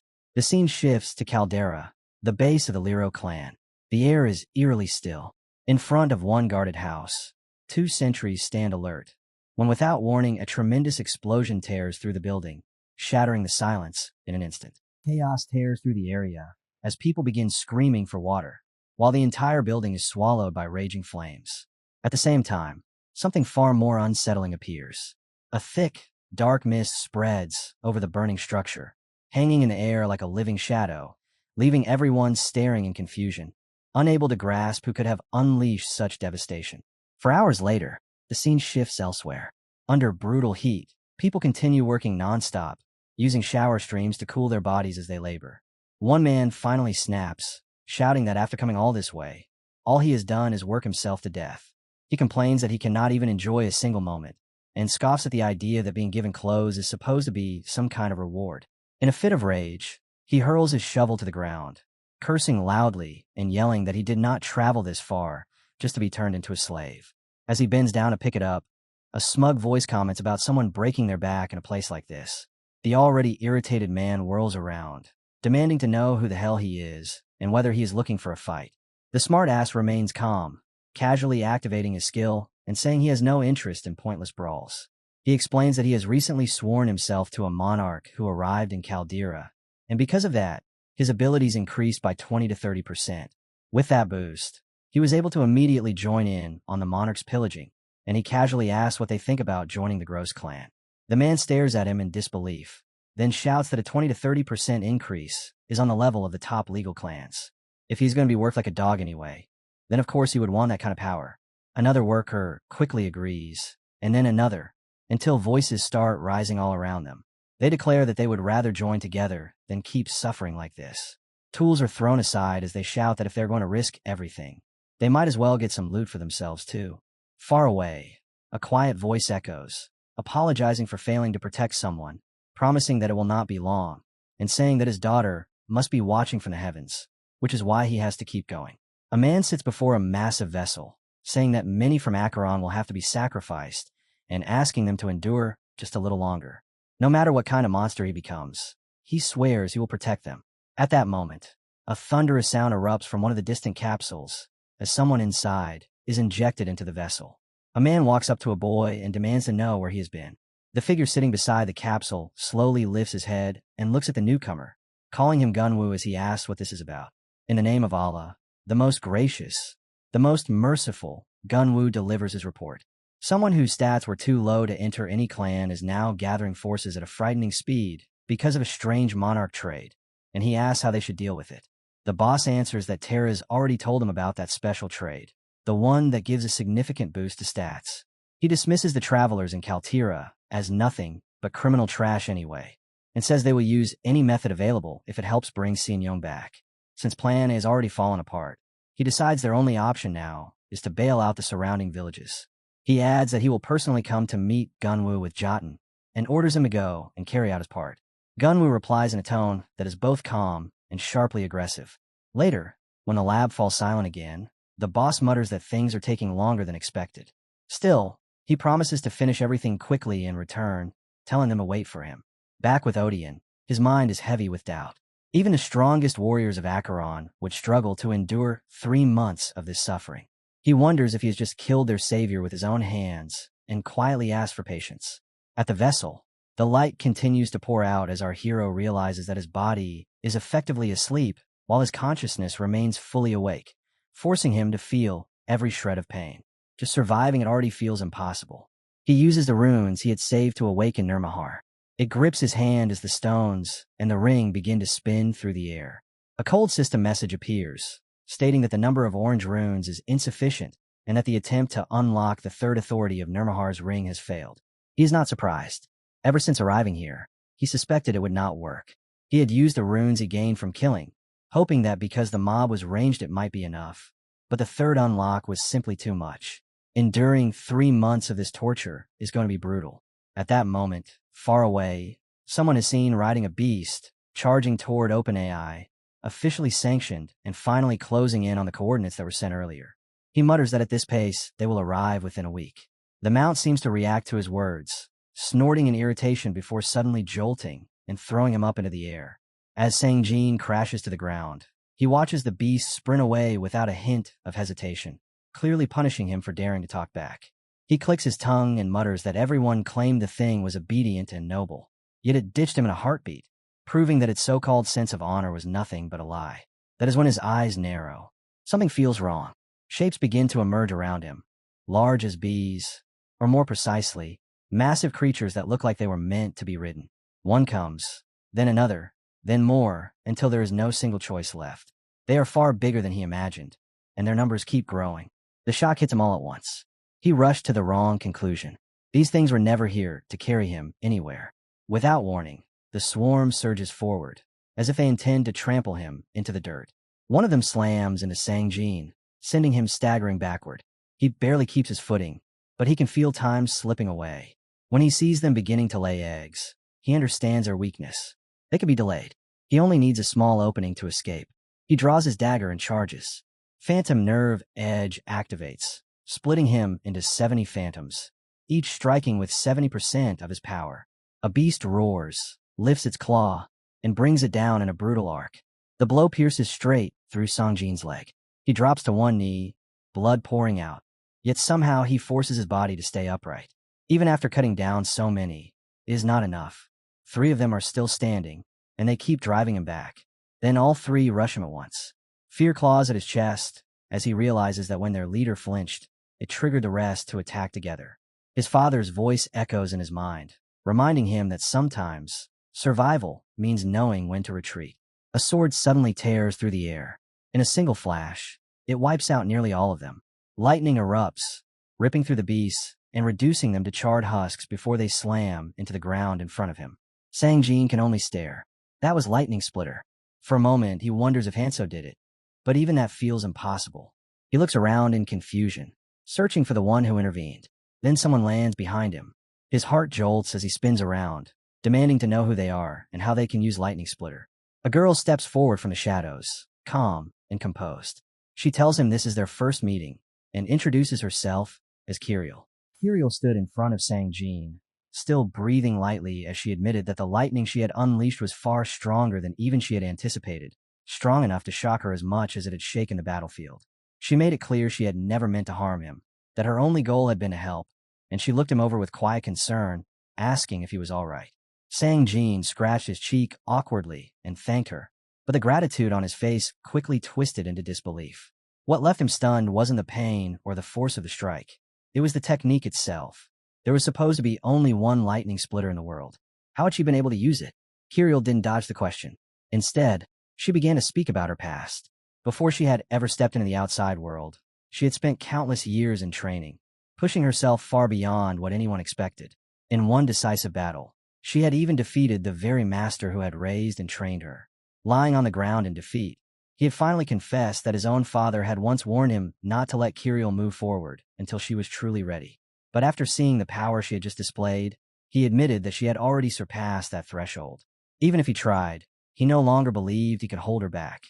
Kirill explained that her rapid growth came from psychometry, a rare and dangerous ability that let her touch fragments of memories, emotions, and echoes of the past by focusing on a person or an object. As she spoke, she once again asked if Sang Jin was hurt, apologizing for being too rough. Her master, still recovering nearby, dismissed her worry with a tired smile, telling her she was underestimating him and that he was far tougher than she thought. As their voices faded, a presence crept up behind them. The queen bee emerged, her eyes gleaming as she congratulated Kirill for defeating Shane. She called the victory impressive, then calmly declared that if Kirill was going to stand beside their savior, she herself would lend her full support as well. When Kirill asked what she meant, the queen bee replied without hesitation that she would send 3 of her elite creations along with hundreds of other troops to follow Lady Kirill into battle. That was when Shane finally stepped forward. He glanced at the queen bee, then at Kirill, and said that if such overwhelming aid was being offered, he couldn't remain empty-handed.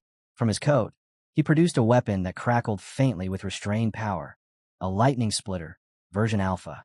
It wasn't the true blade, only a prototype, but he explained that it had been infused with energy drawn from the world tree itself. With that, he placed it into Kirill's hands, sealing his own contribution to the coming war. Even though it wasn't anywhere near the scale of a true thunderstorm, the power sealed inside the weapon was still enough to release one devastating strike. That alone was enough to make Kirill beam with joy. She rushed forward and hugged Shane without hesitation, thanking him over and over for giving her something so precious. She then turned and expressed her gratitude to the queen bee as well, acknowledging the weight of her support. After hearing everything, Sang Jin finally pieced it together. The lightning splitter Kirill had used wasn't a real one at all.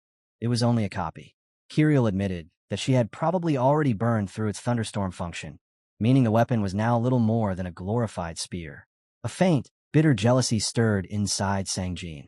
She held the same type of weapon Kong Hansu once wielded, something he himself had never possessed. He explained that the true thunderstorm was on a completely different level, powerful enough to erase Ouroboros in a single blow, and that a replica like this could never come close to that scale. Kirill's eyes widened in awe. She said she had been there when Kong Hansu fought, but she had never truly seen his full strength with her own eyes. She also mentioned that Unshai and Mihi often talked about Sang Jin, especially about how much faith he placed in Hansu. Sang Jin nodded without hesitation. Hansu had been his role model from the very beginning, back in the tutorial, through the carnivorous beast disaster, and during the Redstone's calamity. To him, Hansu had always been someone extraordinary. Hearing that, Kirill smiled softly. She said she was glad Sang Jin had been by Hansu's side since the very start, then shyly asked if she could call him Sang Jin Sanbei. The words hit him harder than he expected, sending a strange warmth through his chest. It felt unfamiliar but comforting, and he realized he liked it. He gave her permission, quietly pleased that she truly understood how remarkable Hansu was. Kirill bowed her head slightly, and said she looked forward to working with him. She then asked if he was going to see Kong Hansu and admitted she wanted to come along. Sang Jin agreed at once, and told her they would go together. With that decided, Kirill fell in a step just behind him as they headed toward their destination. By the time noon arrived after their long journey, they reached the great sanctuary of the Main, the sacred land of the Acheron, where Shane's father awaited them. He thanked Kirill for letting him use his mind's eye to look into the weapon. Even if it was only through her memories, seeing that Shane was safe brought him a long-awaited sense of relief, easing worries he had carried for years. More than anything, he was glad the blade was only a replica, though the fact that it could still reproduce the lightning splitter's effects was impressive in its own right. Kirill answered politely and praised his son, saying the mass-production lightning splitter had been a tremendous help. Shane's father smiled at that, clearly proud. and said he was grateful his son had met people like her. He spoke of welcoming the righteous with open arms, his voice filled with quiet conviction. He then revealed that he could restore the weapon's thunderstorm function by charging it with Odian himself. The drawback was severe. It would most likely shatter after a single use. But with the war closing in, even one such strike could change everything. Kirill was deeply moved by his willingness to go that far and wondered how she could ever repay him. He simply said that after looking into her with his mind's eye, he trusted her, and added that anything in his personal armory was open for them to take. Both Kirill and Sang-jin were pleased as they stepped inside. Sang-jin's gaze was immediately drawn to a pair of sinister daggers, the blades of malady, once wielded by the legendary assassin Sekmer of the Grashu tribe. Even the smallest cut from them would spread a fatal infection. Without hesitation, he picked them up to inspect them. Shane's father noticed too late and tried to stop him, but the moment had already passed. Sang-jin asked if it was something he wasn't supposed to take. In truth, the burning mirages had taken an interest in him, and a cursed possession was triggered. Purple robes burst from the daggers and coiled tightly around his hands. Shane's father let out a troubled sigh and explained that some cursed weapons were mixed into the armory as well. After centuries had passed, he had simply forgotten that this one was still there. Sang-jin flexed his fingers and said it didn't hurt at all, then calmly asked what this so-called cursed possession actually meant. Shane's father explained that the curse would only awaken if the weapon was removed. From that point on, no matter what Sang-jin was doing, sleeping, washing, even the smallest daily tasks, the blades had to stay with him.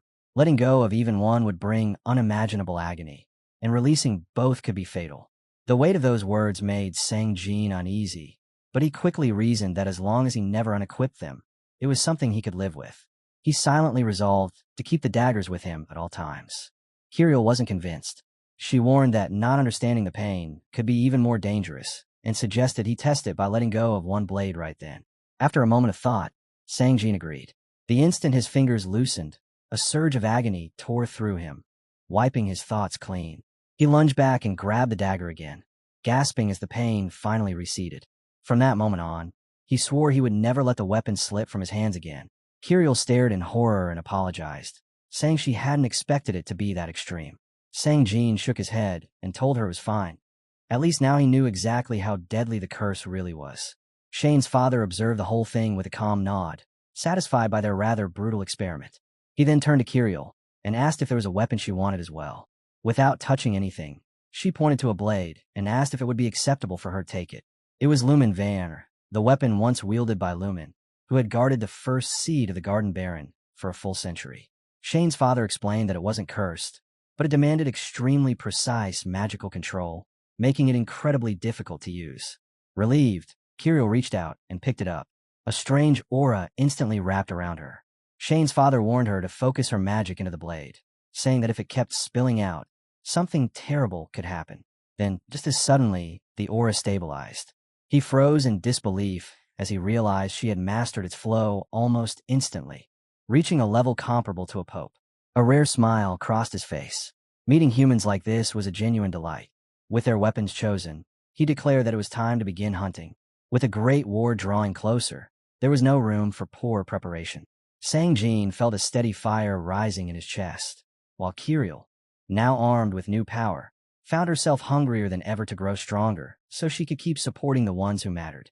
Far away inside the palace, the king stood beside Kong Hansu as he continued to heal. A month and a half had already passed, and the king praised him for enduring something that would have broken most others. He urged him to hold on just a little longer. He also mentioned that his guest had arrived, and that this guest had brought a girl along as well.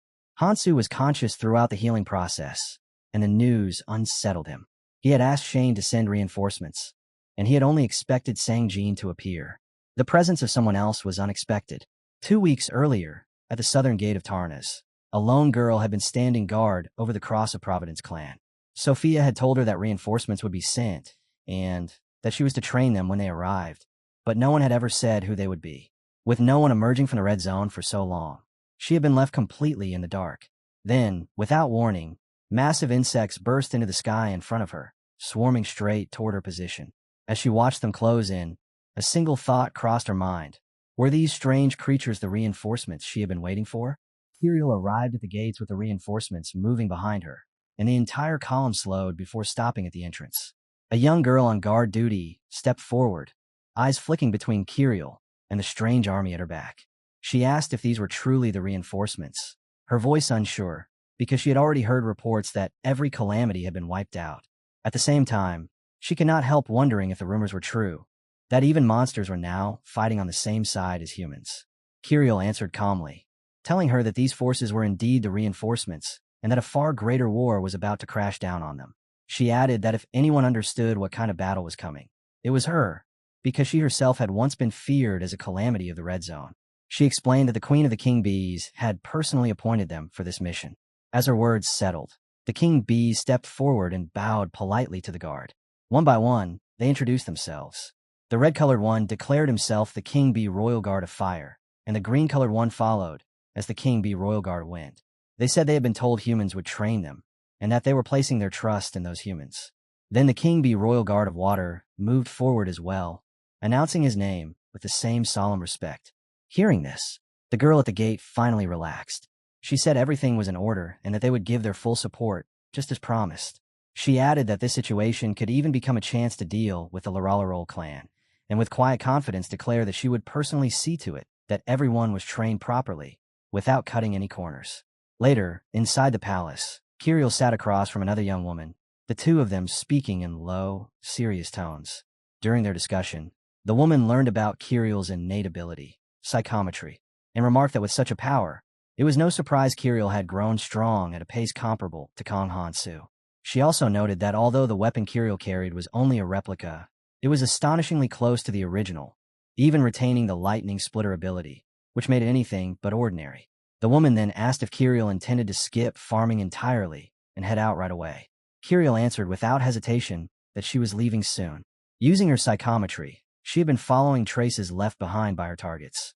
But with each passing day, those traces were fading, and if she waited any longer, they might vanish completely.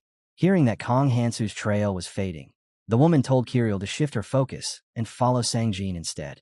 If fate lined up the right way, she said, Kirill might run into Kang Hansu along that path as well.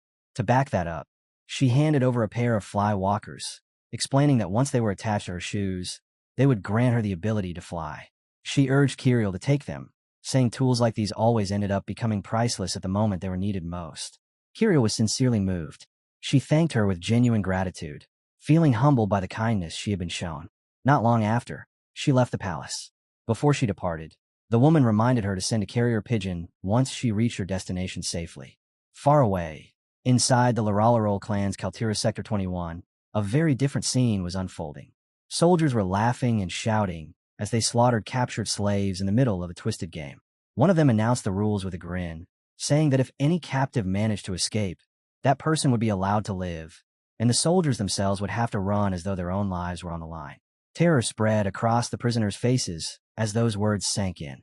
Soon after, the soldiers called for their team leader, telling him everything was ready and that it was time to begin. That leader was Kyle Dawson, the man in charge of Sector 21. One of his subordinates walked up and bragged that he had already earned 9 points. He even made a crude bet, saying that if Kyle lost, he would take all the women captured this time. Kyle burst out laughing, mocking the man as he declared that he would not lose so easily. With arrogant confidence, he said he would wipe them all out with a single shot. The moment the game started, the prisoners ran in blind desperation. Kyle raised his needle weapon and fired once. In that instant, bodies dropped to the ground. The surrounding soldiers roared with excitement as 10 prisoners were taken down by that single attack. Kyle smirked, satisfied with himself, convinced that he was unrivaled at this cruel sport. But then one soldier pointed out that one prisoner was still breathing, meaning the score was only 9. That remark set Kyle off. He stormed over and smashed the remaining captive to death with his bare hands.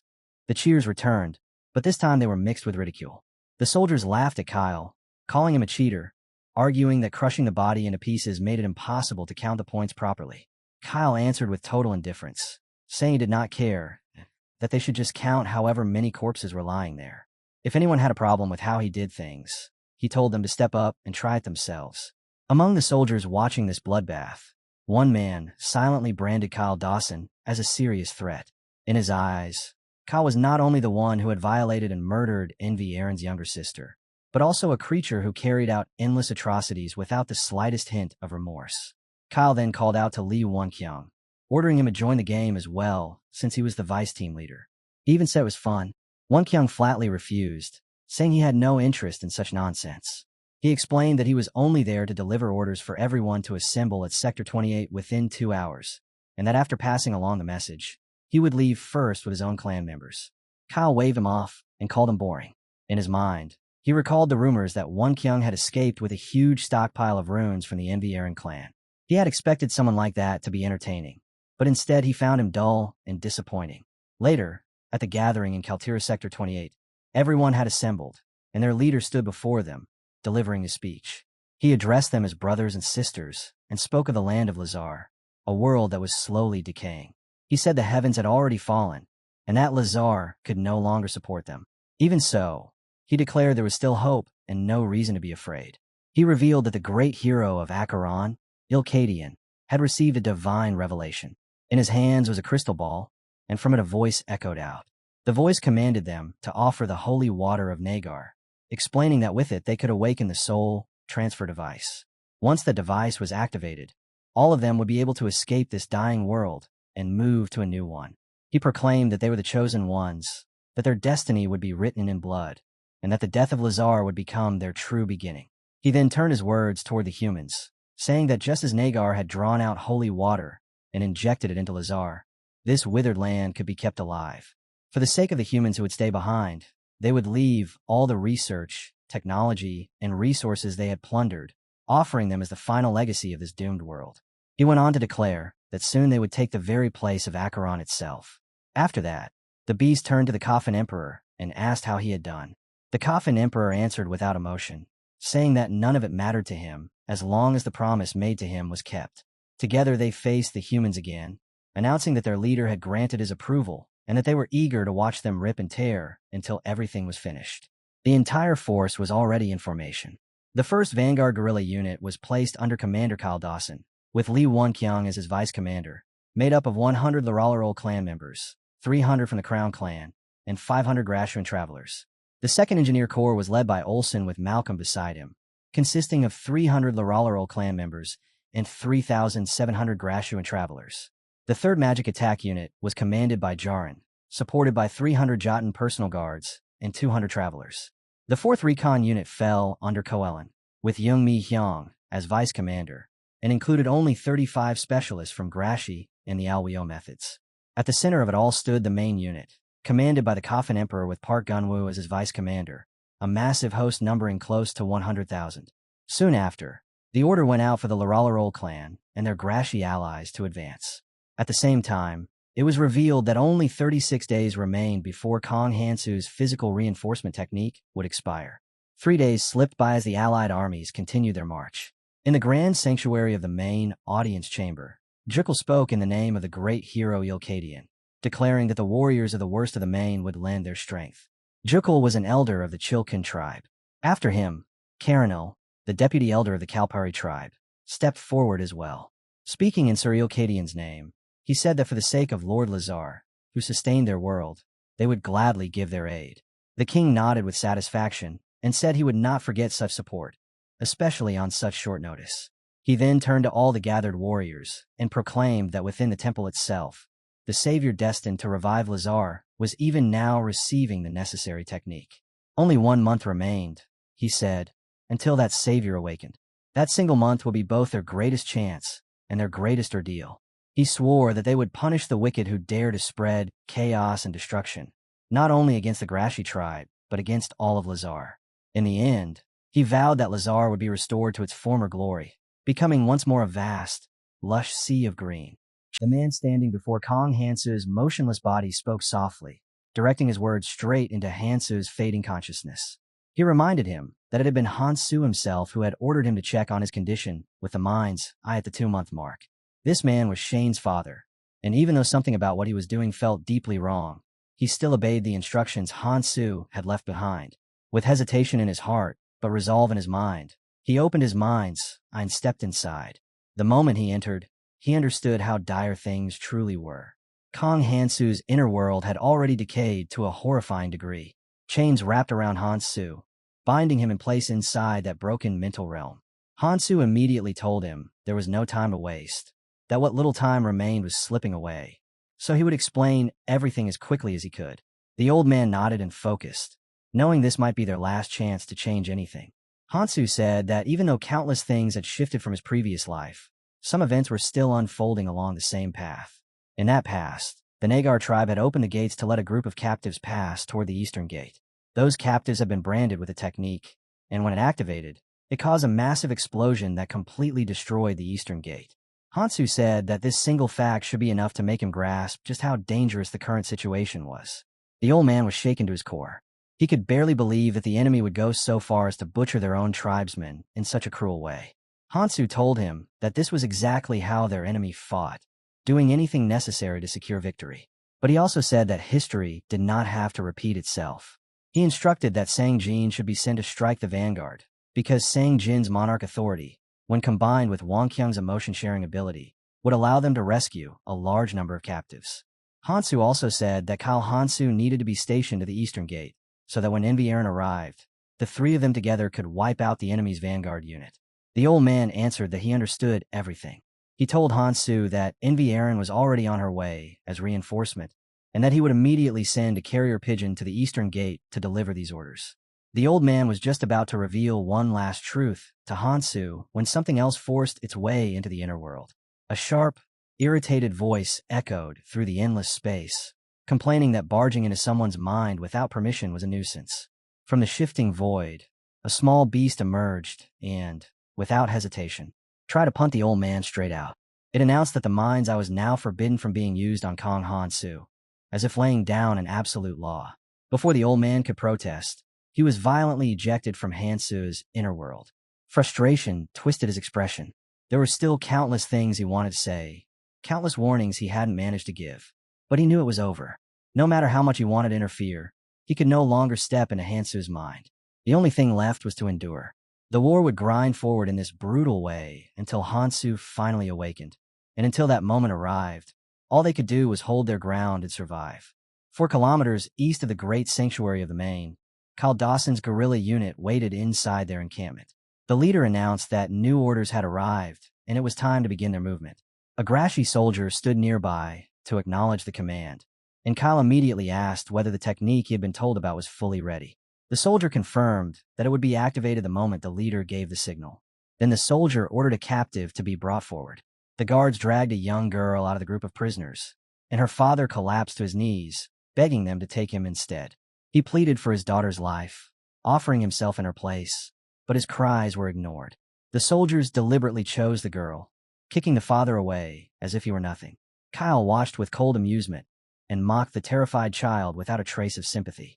The Grashi soldier stepped forward and placed a spell on the girl's neck. She felt only a brief, faint sting, like a tiny needle, and nothing more. When it was done, the soldiers ordered her to go back. They even told her gently to hurry and return to her father. She ran to him, crying, clinging tightly to his clothes, sobbing that they had let her go and begging him not to die. The father was left stunned, unable to understand why she had been spared. Through her tears, the girl explained that they had put some kind of magic on her neck, but she didn't feel any pain and thought everything was fine. The father's fear twisted into rage. His voice rose as he demanded to know what they had done to his daughter, his hands gripping her shoulders, as if he could somehow protect her by force alone. That was when the Grashi soldier casually snapped his fingers. In the next instant, the girl detonated. Flesh and blood vanished in a violent flash, and both her life and her father's were erased together. It was a curse of self-destruction, a secret art of the Grashi, turning the marked into a living bomb the moment the caster gave the signal. The leader watched the scene with quiet satisfaction. They had no intention of cursing every captive right away. The real goal was terror. By sending these cursed victims back toward the Naghar forces, they would turn desperation itself into a weapon, spreading fear far more effectively than any blade. From a distance, Wang Qiang saw everything, his anger slowly boiling over. He was waiting for Sang Jin's carrier pigeon, knowing that time was running out. At this pace, every captive would soon be branded with that deadly curse, and his role was to tear this plan apart. If there was ever a moment to act, it was now. One of his allies suddenly stepped forward, declaring that she would hold the enemy back and buy him time. She urged Wang Qiang to take the captives and escape, to save as many lives as possible. Wang Qiang told her to use his skill and promised that the clan would follow her lead, but she shook her head. Using it now, she said, would weaken its impact later. It had to be saved for when chaos truly erupted. Before turning away, she asked him to tell Envy Aaron that she was sorry, that she wouldn't be able to come back. The moment she charged in, Kyle noticed her and struck her down, sending her sprawling. He said he had expected this kind of betrayal. Rats always showed themselves before a major battle, and it was best to crush them early. Then he turned to the vice captain, coldly pointing out that his friendliness with Terras had made him suspicious. To prove his loyalty, the vice captain was ordered to kill Terras with his own hands. At that exact moment, a carrier pigeon fluttered in, delivering Sang Jin's message. He was ready. Relief washed through Wonkyang. He scoffed that Sang Jin was late and was starting to resemble Hansu, but since he had finally arrived, it was good enough. They could move forward. Kyle demanded to know what Wonkyang was laughing about, saying that letting the vice captain go so easily was starting to irritate him. Wonkyang replied that those words were meant for Kyle instead. As he spoke, he placed a curse on him. The moment the curse took hold, Wonkyang moved. He unleashed his emotion-sharing ability, flooding every member of the Crown clan with his will, his fury, and his resolve. In a single breath, their hearts synchronized with his, and his command spread through them like wildfire. Every blade turned outward as he ordered them to slaughter every last member of Laralarol and the Grashi, leaving no one alive. The instant Wonkyang unleashed his power, his emotional rage surged, spiking by 38% as the target of Li Wonkyang's Rahi was locked in. Absolute hostility toward the Laralarol clan and the Grashi tribe was triggered without hesitation. Every soldier caught, and its influence became possessed, their minds drowned in a single command. Kill.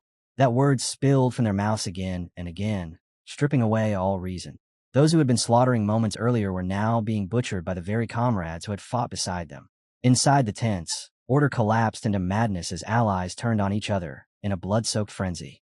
The ground was quickly painted red, screams tore through the air, and the entire encampment descended into total chaos. Watching it all unfold, Kyle threw his head back and laughed, letting out a long, echoing scream, clearly savoring the destruction around him. In his mind, Kyle wondered why the vice captain had exposed himself so soon when they had already caught one traitor. Wonkyang answered that question with his actions. This had always been his plan. From the moment he joined the vanguard, he had intended to create this exact nightmare. His goal was never to survive among them, but to tear them apart from the inside. Every step he took declared the same truth. Kyle and the filth around him would die for the sake of his daughter, and Kyle would pay for every sin he had committed. Kyle's smile faded. He believed Wonkyang's rune count had already climbed to around 50%, meaning a massive amount of power had been spent. What he failed to realize was that the vice captain had been hiding even more strength. He had planned to play with Wonkyang before killing him, but now that arrogance was gone, a chill crept into his thoughts as he realized that if Wonkyang crossed 60%, he would step into the realm of a Muggos, and then everything would change. With no choice left, Kyle seized his chain weapon, Pain, and activated Chain Reaper, a technique meant to carve his opponent apart in an instant. At the same time, Wonkyang's rune absorption finished. As the chains whipped forward to tear him to pieces, Wonkyang moved without hesitation, unleashing a spatial slice that cleanly severed the weapon. Kyle roared in fury, cursing as his attack was stopped as if it were nothing. While the battlefield burned in every direction, Sang Jin stood alone on a distant hill, quietly watching the chaos unfold. Even he hadn't expected Wonkyang to erupt with that kind of overwhelming force. Something had clearly pushed him past his limits this time. Seeing it with his own eyes, Sang Jin felt a rare sense of relief wash over him. He had made it in time, and with that came a cold resolve. There was no reason to keep hiding his true power any longer. The corpses scattered across the field began to twitch. One by one, the dead answered his will. Soldiers who had fallen moments earlier were dragged back to their feet, their lifeless bodies turned into weapons. They charged the enemy ranks without fear or hesitation, and panic ripped through the opposing army. No one could understand how the slain had suddenly become more terrifying than the living. Some tried to flee, but the commanders screamed at them to hold the line, convinced their numbers would eventually crush this nightmare. They were wrong. Every new death only fed Sang Jin's army. Each fallen enemy was added to his control, and with every corpse that rose, the balance of the battlefield tilted further in his favor. Watching it all, Sang Jin felt a grim satisfaction settle in. As long as bodies kept dropping, his forces would never run dry. Elsewhere, Kyle was barely standing. Blood soaked his armor as he tried to process how everything had fallen apart so quickly. In his mind, it all traced back to a single girl, and that mistake had ignited everything. His fury turned toward Wonkyang. burning so hot that he swore he would grind him into dust. With nothing left to lose, Kyle reached for the last thing he had sworn never to use in a fight like this. A thin needle slid into his arm, and he injected the shimmering liquid without hesitation. It was a forbidden stimulant, one that unlocked the tribal skill Berserker of Acheron. For 10 minutes, it would grant overwhelming power, but at the cost of reason itself. Without an antidote, it could even kill him. Kyle didn't care. His body began to swell, muscles bulging as raw strength flooded through him. In an instant, he became a blur. He slammed into Wonkyung with a single punch, the impact crushing ribs and sending him flying across the ground. The power coursing through Kyle was absolute. He moved like an unstoppable monster, drunk on the violence roaring through his veins. Wonkyung collapsed, unable to rise. Lying there in the dirt, he felt only bitterness.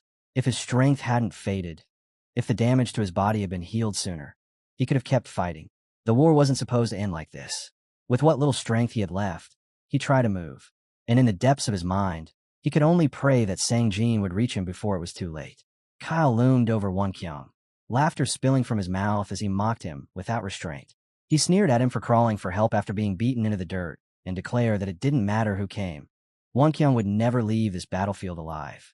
He promised to take his head, take Terrace as well, and raise them both on a flag so the world would remember what happened to those who stood against him. Then the sky split. A woman dropped straight down from above, blade already in motion. Kyle barely had time to feel confusion as his vision tilted upward. Only then did he recognize Envierin. The realization came a heartbeat too late. His curse never left his mind before his head was cut clean from his body, and those unspoken words became Kyle Dawson's final thought. Envierin felt no triumph in it. After 7 years of pursuit, ending him so easily brought her no satisfaction, only a quiet sorrow. Still, she had no time to linger. What mattered was that her comrades were alive. She moved to Wonkyung and quickly checked his condition. He could still stand, though his ribs were shattered. He forced a breath and told her he would recover and reunite with Terra soon. What he needed now was for her to go help Sang-jin. Envierin nodded. She had already seen the flow of the battle on her way in and knew it was close to being decided. She would secure Terra's and the prisoners while Wonkyung focused on staying alive. He accepted that without argument. The next day, inside the palace, a small girl walked up to Hansu's body, preserved inside a clear capsule. She gently placed flowers on top and whispered her thanks. Because of the information he had left behind, the enemy had been captured and the prisoners saved. She said it was all thanks to him and Lord Techeron. Techeron, Shane's father, stood beside her. He told the girl that he believed Hansu could still hear her. With a hopeful smile, she said she wished he would wake up soon, because he had saved everyone. She was sure that one day, everyone would be grateful to him. Her words warmed Techeron's chest. He asked her, Aelin, to step outside so he could speak to Hansu alone. When the room was quiet, Techeron leaned closer to the capsule. He told Hansu that the enemy vanguard had been wiped out and that the main force was now waiting. The scouts had confirmed it. The next battle would begin tomorrow. Envierin, the travelers, and the king bees had arrived just in time. He went on in a low, steady voice, saying that they could hold back the enemy for now. But if the rumors proved true, the Coffin Emperor would become an overwhelming threat. Until Hansu finally awakened, they would continue resisting with everything they had. All that mattered now was for him to finish his physical strengthening technique. The time left for Kong Hansu to complete that technique was 16 days, 11 hours, and 39 minutes. The scene opened inside the Laralero and Grashi Unified Command and Control Center, where the commander sat alongside his control team while observing the state of the battlefield. He thought to himself that, according to his plan, the advance force should have already opened the eastern gate and secured the Great Sanctuary by now. Yet not only had they failed to open it, every gate had instead been heavily reinforced, making it seem as though someone had anticipated a strategy in advance. He briefly considered whether that demon had interfered again, but quickly dismissed the idea, reasoning that even that man should not have been capable of disrupting his plans to such an extent, which left him wondering who could possibly be responsible. The scene then shifted to another section of the battlefield. Olsen shouted loudly to his troops, ordering them to fire everything they had and to do whatever it took to break open the gates. His soldiers immediately unleashed their weapons, bombarding the wall surrounding the gate, but the structure suddenly began to glow, resisting their attacks. Olsen cursed in frustration, yelling that the magical barrier was preventing any real damage, and with their ammunition already limited, continuing like this would only waste resources. So instead of persisting with ineffective bombardment, he decided it would be better to force their way in directly. He then shouted that the enemy soldiers were nothing but cowards hiding behind that magic wall because they were too afraid to fight openly, before ordering the close-quarters combat unit to advance. As they moved forward, the defenders who had been concealed behind the wall suddenly rose, and a girl among them gave the command to fire, telling them to take down every attacker. At once, a barrage of attacks rained down on the advancing guerrilla troops, striking many of them instantly and sending them collapsing to the ground. Olsen stared in shock and shouted in confusion, demanding to know what was happening and why those enemies were there when they were supposed to be stationed at Taran's magic guns. Someone nearby yelled for everyone to get down. Close by, a man wearing glasses observed the situation carefully, remarking that those were incredibly powerful magic guns and wondering if Envy had sent reinforcements, while thinking that at this rate, they would not only fail to scale the ramparts, but might not even get close to them. Meanwhile, the magic guns continued firing relentlessly across the battlefield. Then Lord stepped forward, raising his voice as he ordered the pirates to deploy and launch an attack against the forces on the ground. Soon after, their weapons were activated, and explosions began raining down across the battlefield as massive blasts erupted one after another, tearing the ground apart and spreading destruction in every direction. The man with glasses watched this unfold and thought to himself that the situation was only getting worse, their losses climbing rapidly, and he began to wonder whether they should retreat and come up with a new plan. Around him, panic spread among the soldiers, some shouting that no one had warned them about anything like this, others screaming that they did not want to die as they started trying to flee. The man with glasses quickly grabbed one of them, demanding to know where he thought he was going and ordering him to hold formation. But the terrified soldier refused, saying it was pointless and that he had no intention of dying for nothing. At that moment, the man with glasses realized their formation and discipline had completely collapsed, and in his mind, he accepted that the battle was already lost. Then, something suddenly dropped nearby. A calm voice stated that he had never expected his report to turn into a declaration of their defeat. The voice came from behind the man with glasses, and when he turned, he was met with a shocking sight. A swarm of bees had arrived. Kirill appeared alongside them, announcing that the king bees would handle the cleanup, before giving the order for them to move out. Some soldiers stared in fear, shouting that those were king bees, each one at Mugos rank. Kirill looked over the battlefield as the swarm spread in every direction, attacking enemies, killing some while capturing others. As the king bees launched their assault, someone shouted that since those creatures were fighting so fiercely, the rest of them should do the same. They raised their hands and unleashed magical fire across the battlefield, while the bees emitted rings of golden light that expanded outward, causing devastating destruction. Some of the enemy forces attempted to deploy resistance barriers in an effort to defend themselves. Meanwhile, one of the guerrilla commanders slammed his hand against the ground in frustration, cursing loudly. He then shouted to another guerrilla, ordering him to deploy the Mugos unit immediately. The other soldier responded at once, confirming the command. Nearby, Chuman observed everything calmly and asked whether that would really be enough. The guerrilla commander snapped back angrily, saying that his men were being slaughtered while Chuman simply stood there with his arms crossed watching, and told him that if he had something to do, then he should go now and finish it. Chuman replied in a composed tone that if finishing it was what they wanted, then he would do exactly that. Just as he was about to move, he reminded himself that what he needed most were corpses, specifically, bodies that remained intact. And since the Grashi tribe's warriors were falling in large numbers, he expected to collect more than enough from the battlefield, after which he stated plainly that he would head there himself and force a surrender. Watching him, the guerrilla commander burned with anger, thinking this man didn't even see his own tribesmen as people anymore, only as raw material for holy water, and he immediately stepped in with a warning, telling him not to even consider using the bodies of their tribe. If he needed corpses, he could take them from the Nagar tribe instead, and if he crossed that line, the container holding him would be sealed for good. Without hesitation, the man lifted a gun and aimed it straight at the guerrilla commander, causing him to freeze in panic as the man coldly told him to choose his words with care.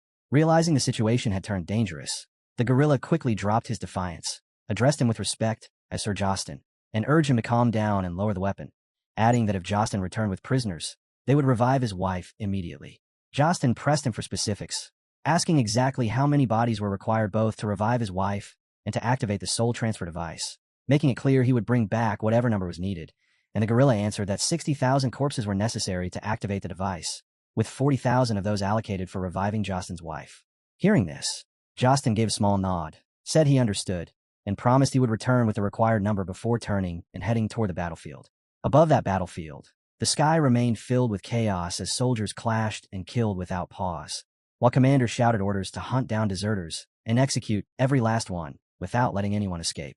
Amid the turmoil, Sage moved alongside Sir Tarhal as Sir Brol reported that everything had proceeded according to their plan so far, with the enemy's second wave nearly wiped out, and that the third wave, the Mugos unit, would arrive soon, turning the fight into a battle of endurance where, if they could hold the enemy back for just 2 weeks, Kong Hansa would finally awaken. Until that moment, their sole objective was to keep holding the line exactly as they had been. As this discussion continued, Kiriel came running toward them, and Sir Tarhal greeted her at once, saying that since she had returned, the ambush must have succeeded, and he thanked her for her assistance. Kiriel answered modestly that most of the work had been done by the bees rather than her, explaining that they had overexerted themselves, which was why she had brought them back to rest. Sir Tarhal gave a small nod in understanding and told her that since a battle of attrition was about to begin, she should take the time to rest as well, then added that if Kaltia were able to witness this moment, she would undoubtedly feel proud. Just then, Kiriel's expression shifted as she picked up on something unusual, sensing a powerful presence spreading through the air, and she began to wonder whose energy it could be. Not far away, a wind beast detected the same presence and immediately panicked, warning that the situation had turned dangerous and urging everyone to flee. At that exact moment, Sir Jostin arrived, weapon already in hand.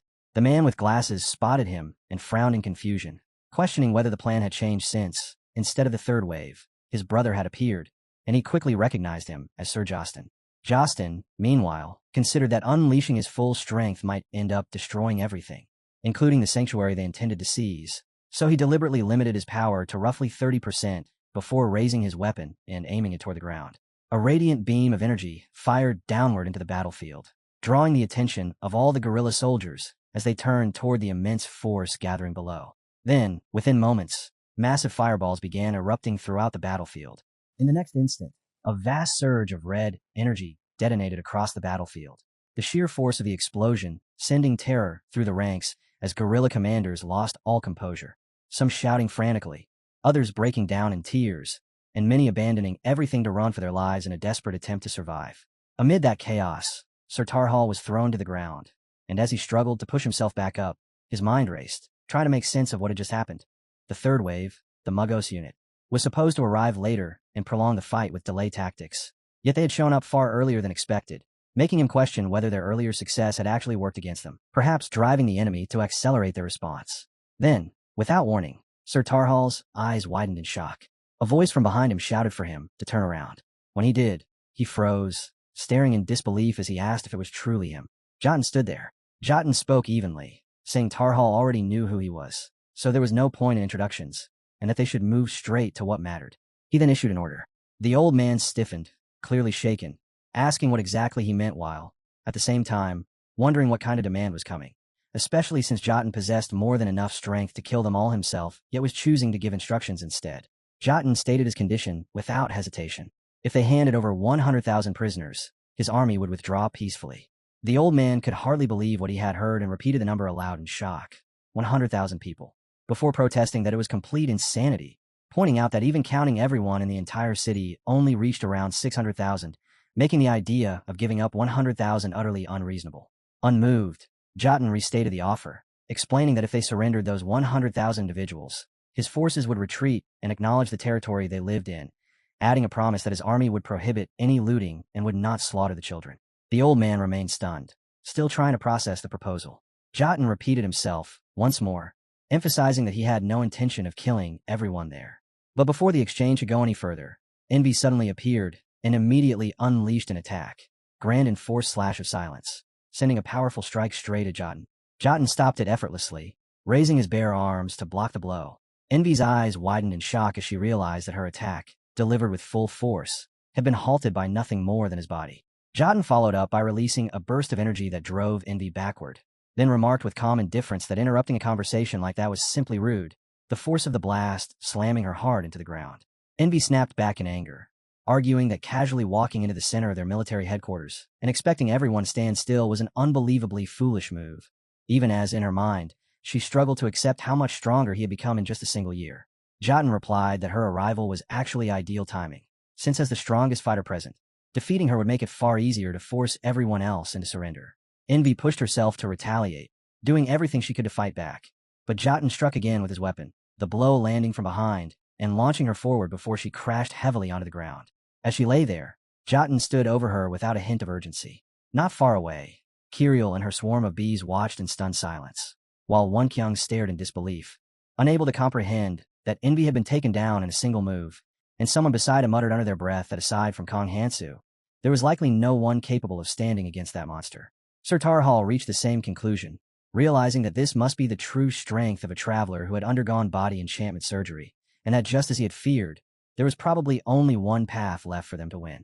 Jotun spoke again, reminding them that they had already witnessed what he could do, and now the choice before them was simple: die, or hand over 100,000 people. The old man felt a deep sense of helplessness, knowing that the only one who could oppose Jotun was Kong Hansu. Yet Kong Hansu was still in the middle of his awakening, and if they forced him awake now, his blood would not be fully synchronized, meaning he could lose control of his own body and die shortly after. Even so, he remained the only possible chance they had. The old man found himself questioning whether they would have to sacrifice their future just to survive the present, and in that moment, his thoughts turned to Odeon as he realized just how dire the situation had become. Waking Kong Hansen now might allow them to defeat Jotun, but it would also ruin everything they had planned for the future. Yet even if Kong Hansu could not endure what came afterward, at least the others might still live. At that very moment, a special link was established. Tekeron's skill, Mind's Eye, activated, connecting him directly to Odeon. The scene then shifted to a hallway. Aelin sprinted down the corridor in desperation, her thoughts in complete disarray as panic took over, the same fear repeating in her mind again and again, that if things continued like this, her mother would die just as her father had, and she clung to the belief that there was only one person who could still save them.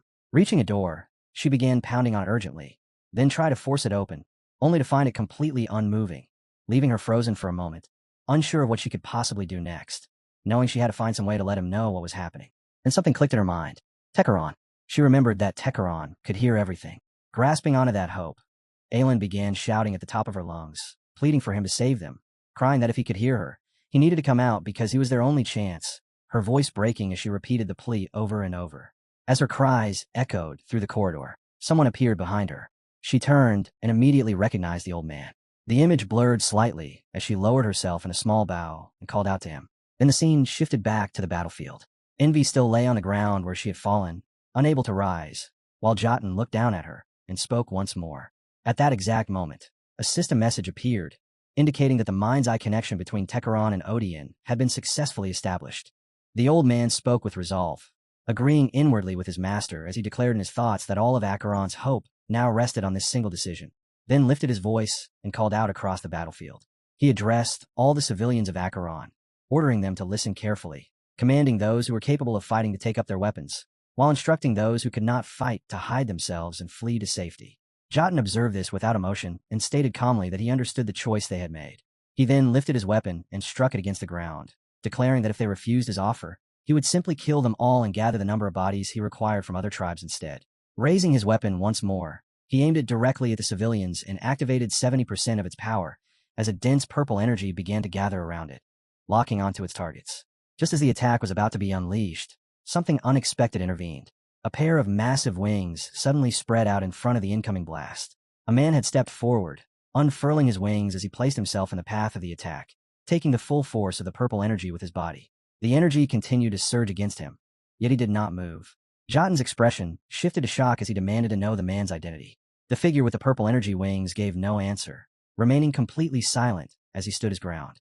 Jotun narrowed his gaze and studied him more closely, and then something clicked. His eyes caught the purple scars covering the man's body. A hint of surprise entered his voice as he questioned him, asking if he too had been someone who failed during the body enchantment surgery. Jotun turned his gaze toward Hansu and asked whether he too had failed the physical strengthening technique. Yet Hansu gave no reply and remained completely silent, which led Jotun to study him more closely, concluding that no matter how he examined it, Hansu's condition mirrored Xinyo's, an unbearable state of agony where a person could collapse and die from shock at any moment. So Jotun stated that Hansu likely did not even possess the strength to answer, and since that was the case, would at least grant him a less painful end. With that, Jotun opened his blast cannon and calmly bid him farewell, and in the very next instant the weapon discharged, unleashing a surge of purple energy that shot directly at Hansu. The blast detonated. Yet at that exact moment, Hansu moved, bursting out from the explosion as he leapt into the air, catching a golden ring mid-motion and sliding along it while accelerating forward. And even as multiple waves of purple energy pursued him from behind, pressing against him with overwhelming force and surrounding him with intense power, he continued pushing ahead without stopping. Then, seizing his magical staff, Hansu propelled himself upward, and after putting some distance between himself and a barrage, he finally came to a halt, and steadied his stance. Within his mind, he noted how every blood vessel in his body felt as though it were burning, realizing that if this continued his heart might cease entirely, which meant he had no time to waste. The only path to survival was to secure the runes from Sang-jin as quickly as possible. Meanwhile, Jotun observed everything and spoke again, acknowledging that Hansu's mental strength was extraordinary, because despite being in a condition where he could die from shock at any moment, he had still managed to evade every single attack. Yet Jotun questioned the meaning behind such effort, saying that no matter how long Hansu endured, it would all be pointless in the end. Hansu answered calmly that it was not meaningless, and the moment those words left his mouth, he activated the vessels of the dragon god at full power. In the next instant, both figures shot upward into the sky and confronted each other midair, causing Jotun to feel genuine shock, because even with his sense stat he could not track Hansu's speed, and although Hansu might have undergone the physical strengthening technique, moving at such velocity was still beyond belief. Then Hansu activated another ability, declaring, Nirmaha's Ring, First Authority, activate, Authority Destruction, and immediately a system screen appeared, displaying that the authority of the Flywalk artifact had been destroyed. Jotun fixed Hansu with a glare, just as Hansu's body underwent a sudden change, and without raising his voice, Hansu issued a single, calm command, fall, prompting Jotun to curse under his breath, caught off guard by a move he had not anticipated. Yet even so he reacted instantly by swinging his weapon and unleashing another surge of purple energy that tore forward toward Hansu, detonating on impact and violently obliterating everything in its path. The force behind the attack was overwhelming, enough to throw Hansu off balance and send him crashing down to the ground. And in his mind he swore in frustration, realizing that the sheer pain coursing through him made it impossible to maintain control of his body. At that exact moment, a figure rushed in at tremendous speed, reached Hansu, and grabbed him, and the two tumbled across the ground together before coming to a stop, after which the boy quickly asked if this meant they were finally safe. Hansu answered that they were safe and expressed his thanks. Yet even as he spoke, blood began to gather at the corner of his mouth, and while clutching his staff, he struggled to steady himself. The boy's expression tightened with concern as he asked if Hansu was all right, and inwardly he realized something alarming. Hansu's body was unnaturally cold, almost devoid of any warmth, making him question whether even providing runes would be enough to fully restore him. Hansu reassured him, saying there was no need to worry, because as long as he obtained runes, he would be able to resolve the issue, and hearing that, the boy gave a firm nod and immediately handed over the runes while thanking him. Hansu examined them briefly and thought that they had done an excellent job gathering this amount, as it should be more than sufficient, and then he released the runes from his grasp. At once, a system screen appeared, displaying increases to his strength and other attributes, followed by another message stating that a portion of the magic runes would be absorbed by Nirmaha's ring, and shortly after, a new notification announced that the ring's third authority had been unlocked. The ability was Pain Nullification, a power that would completely eliminate all sensations of pain experienced by its wearer, and upon seeing this, Hansu muttered that it had finally occurred before activating it. The ring immediately began to emit a powerful energy, and another system message appeared, explaining that the immune reaction between the essence used during the physical strengthening technique and Hansu's blood had now ended, allowing rune-based recovery to proceed as normal. A golden aura began to radiate from Hansu's body, and seeing this change, the boy relaxed and remarked that it seemed he had worried for nothing after all, then asked if there was anything he could do to help. Hansu told him to deliver a message to Tekaran, explaining that a summoning circle would soon appear in the sky, and that Tekaran needed to gather all the priests and establish a magic barrier. The boy looked up and noticed the unusual movement in the sky above them, remarking that it seemed like something significant was about to occur, then nodded to himself, and said he would go inform Tekaran immediately, adding that he would be relying on Hansu before turning and rushing off without delay. Hansu simply responded that he should leave everything to him. Meanwhile, Jotun was writhing in pain, realizing that his artifact had completely ceased functioning, leaving him unable to comprehend what Hansu had done to disable it. And at the same time, he recalled Hansu's earlier transformation, something he had never once heard of any traveler being capable of. Without warning, Hansu appeared directly in front of him. Startled, Jotun demanded to know how he had managed to recover so quickly, and in his thoughts, he questioned whether Hansu possessed some kind of special treatment method. Hansu spoke in a calm, even tone, saying that he understood Jotun was doing all of this for the sake of his wife, and that he could help save her. Jotun froze in shock before urgently asking if that was truly possible, declaring that he would do anything, absolutely anything, if it meant saving her, and pleading with Hansu to tell him what he needed to do. Hansu gave his answer without hesitation.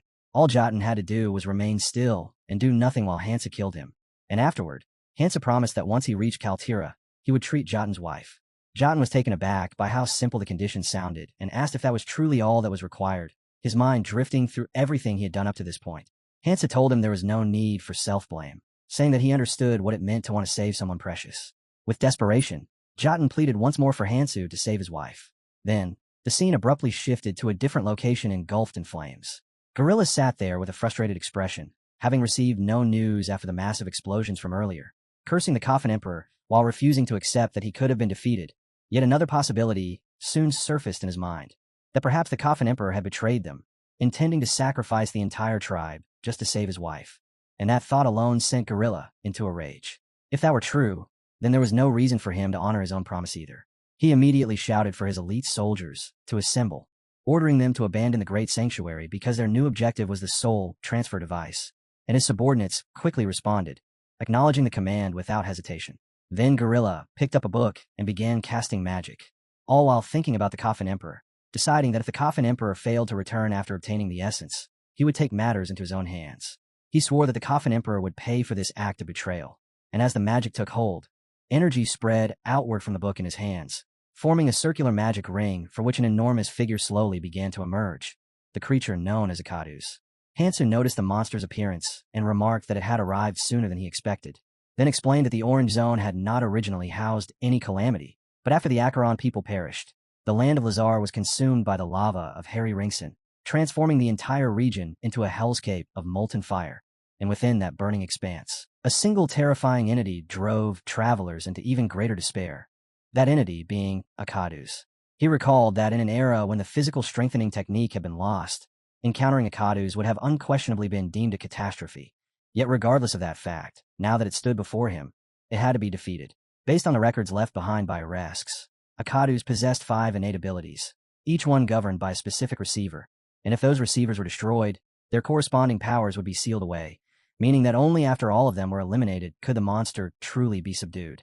However, there was another critical issue to consider. The materials used in the creation of this monster were highly unusual, and although Hansa had previously only heard rumors that this artificially made being had undergone the physical strengthening technique, never confirming it for himself, now that he faced it directly, he understood the truth. Within the entire Orange Zone, only a handful of beings had completed the physical strengthening technique, and those were himself, the Coffin Emperor, and Akadus. At that moment, Akadus hovered in the air as its eyes abruptly widened, and in the next instant, a powerful spell activated, with the myriad scars binding spell beginning to cast outward in every direction. As the spell continued to take shape and the Orange Zone itself became enclosed within the magic structure, an unexpected change occurred. Purple energy began seeping in from outside and spreading toward the zone, and the moment Gorilla saw this, he started shouting orders, commanding everyone to pour in more magic power and maintain the barrier no matter what. The other gorillas immediately responded in unison and began channeling even greater amounts of magic into the barrier, struggling to stabilize it and keep the invading purple energy from breaking through. At the same time, Tekaron stood with his staff in hand, his thoughts fixed on Hansu as he reflected on how Hansu had not only survived the physical strengthening technique, but had also shown them a method to defend themselves, recalling the same feeling he had experienced during their battle against Ouroboros, recognizing that this man possessed an extraordinary level of mental strength that was nearly impossible to quantify. Perhaps it was precisely because of that overwhelming strength that Tekaron, an old man, had ended up making such a shameless request of him, and so once again, he offered a silent prayer. Please save the Orange Zone. Meanwhile, the purple energy continued to spread across the battlefield, and someone observing the situation thought of Jotun, wondering when he had prepared something like this, while at the same time Jotun's face became strained with bulging veins as the pressure and pain intensified, causing him to cry out in agony. A system notification appeared, indicating that the myriad scars binding spell had been activated. Hansu, standing firmly on the ground, watched everything unfold, understanding internally that such a violent reaction was only natural when someone was suddenly overwhelmed by intense pain. Yet this very reaction was exactly what he needed, because as long as Jotun remained in that state, Akadus would continue sustaining the spell. He stated calmly that they had come this far, and that this was the only way for the plan to work, then launched himself upward while rapidly analyzing the situation. Akadus could only maintain 2 abilities at once, one of which was currently the binding spell, so his plan was to lure it into activating its magic defense, and in that instant, he would strike and destroy one of its receivers using the lightning separator. With that strategy decided, Hansu activated Blazing Nova, unleashing an immense surge of searing energy that erupted outward, prompting Akadus to widen its eyes in alarm as it shouted, and activated its internal barrier, pushing back against the overwhelming wave of flames. Immediately afterward, a sudden leash of purple energy manifested right in front of Akadus. In that instant, Hansu emerged straight out of the flames with his sword already in hand, and without the slightest pause he drove a heavy strike directly into Akadu's, the blow crashing solidly against the monster's body as a loud roar tore out from it, while another ability activated. Agony of myriad scars, sending violent waves of purple energy bursting outward and surging toward Hansu, screaming through the pain. Akadu's kept shouting that it hurt, repeating it over and over while demanding that Hansu feel the same agony and die from it.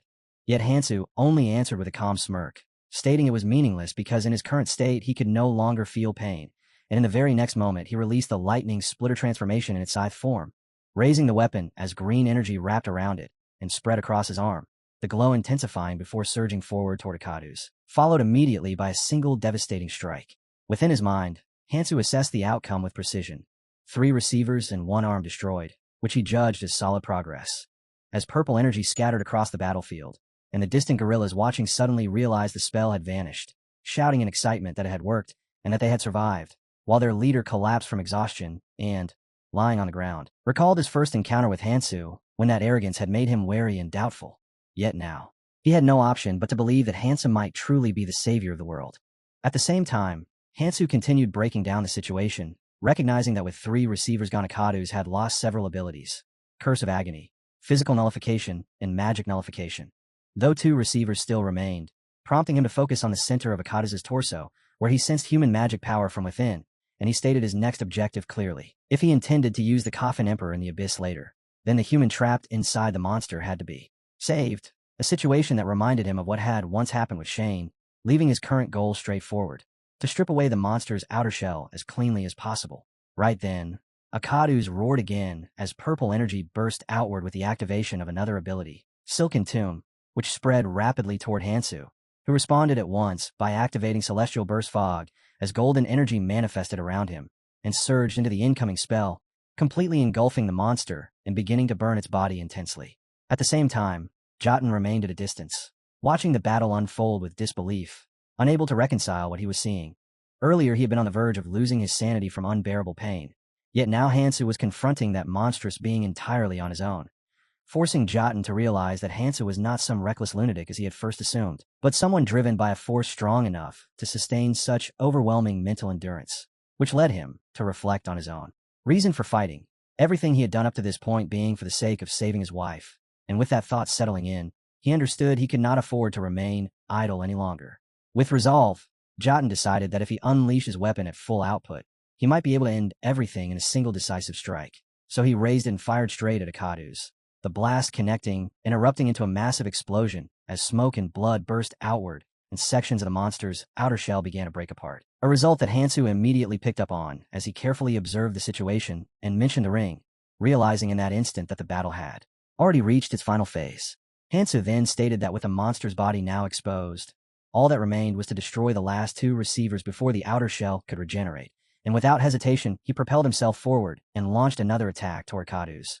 But just as he moved in to strike, his eyes narrowed sharply as a dense wall of purple energy suddenly dropped between him and the monster. And at that exact moment Jotun shouted at the top of his lungs for Hansu to stop and not attack, revealing the shocking truth that the person inside the monster was his wife.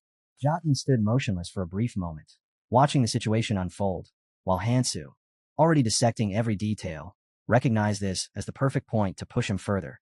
If he wanted Jotun completely indebted, then a proper reinforcement play was necessary, and step by step he chose to drive him deeper into desperation, urging him to pull himself together and bluntly asking whether he truly intended to leave his wife trapped inside a monster, making it clear that if he wanted to save her, hesitation had no place and cooperation was his only option.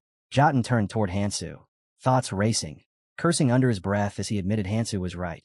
If saving Sinyon was his goal, then there was no alternative, so he forced his resolve into place, lifted his weapon, and spread his energy outward, accepting that saving her was the only path left to him. Just as he prepared to fire at Akadu's, something unbelievable happened. His wife began to emerge from within the monster, and the shock froze him in place, preventing him from pulling the trigger, while each glance toward Akadu's was met with another blast that shook the area and sent the creature crashing down. And as it fell, Jotun clenched his teeth, holding onto his determination. But Akadu's had not reached its end, activating parasitic regeneration as it siphoned life force from the Coffin Emperor to restore its wounds, the display confirming that it had absorbed that energy to heal itself. Yet Jotun did not waver, accepting it without resistance. If it meant saving his wife, Then even sacrificing himself was a price he would pay, silently telling Young to take everything from him. As Akadu stood before him once more, Jotun reflected on Hansu's strategy, understanding its logic. Because he valued his wife above all else, he would be unable to attack now that the monster had absorbed the Coffin Emperor's blood, and with a body reinforced by physical strength techniques like Akadu's, it could endure for at least 10 minutes, even without its outer shell, meaning this was his chance to finally free her. Without delay, he activated the transformation sphere and sent it directly into Akadu's body, drawing a shriek from the monster as it cried out and struggled desperately to defend itself, its voice rising so violently that its entire form trembled. Then, in the next instant, his wife fully emerged from within, and Jotun froze again in shock as she rushed into his arms and leaned against him, relief finally breaking through. After catching his breath, he asked what they should do next, but Hansu answered calmly that the one who could truly help her was on the way, which only made Jotun panic as he demanded to know if Hansu was serious. His wife was dying, so why was he so composed? Why not act immediately? And at that moment, Tekaran appeared, leaving Jotun stunned. Tekaran admitted that he had never expected to extend help to someone responsible for so much suffering among his people, remarking that Hansu's requests always pushed him to his limits, and questioning whether Hansu truly grasped the burden of what he was asking. Hansu answered that he did understand, yet insisted it was necessary for what lay ahead, and after a moment, Tekaran relented, agreeing to follow his orders while admitting that although crushing Hansu into dust would be satisfying, this time he had no choice. Turning to Jotun, Tekaran instructed him to release his wife, warning that clinging to her would only interfere, but Jotun hesitated and asked Hansu directly if he truly intended to save her, to which Hansu confirmed that this had been the plan all along, leading Jotun to realize that if Hansu meant harm, she would already be dead, and with no other path left, he slowly let her go, whispering an apology to Young for forcing her into this, without warning, while asking Tekaran to reduce her pain as much as possible. Despite his reluctance, Tekaran spread the Galatian coffin over her, and a radiant blue energy completely enveloped her body, while Jotun, thinking bitterly about being forced to wait yet again, acknowledged he had no alternative and asked Hansu what he should do next, expecting a heavy cost. Hansu explained that the units Jotun had brought were originally organized by the Eluralural clan and had been returned to Kaltira, adding that the cure would be ready once he returned, which made Jotun question whether he was supposed to leave his wife behind and go back alone, but Hansu clarified it wasn't required. The cure would take place here, and if Jotun wished, he could personally escort his men back to Kaltira and return when everything was prepared. So Jotun agreed, silently resolving to save the Coffin Emperor's wife and accepting that when they went back to Kaltira, any losses would fall on his shoulders. Meanwhile, Hansu turned his thoughts toward strategy, considering how to unify the clans within the Orange Zone, knowing that full defensive resistance was inevitable and that he would need to deal with it all in one coordinated move. When Tekaran suddenly spoke and pointed behind him, Hansu turned and was caught off guard by the sight of Kriel, as the system notification indicated that Kiriel's innate trait, psychometry, had activated, allowing her to sense the loneliness and emotions buried deep within him, all shaped by his resolve to save humanity and the belief that he could vanish if necessary. Those certain feelings, like sorrow, could not simply be erased.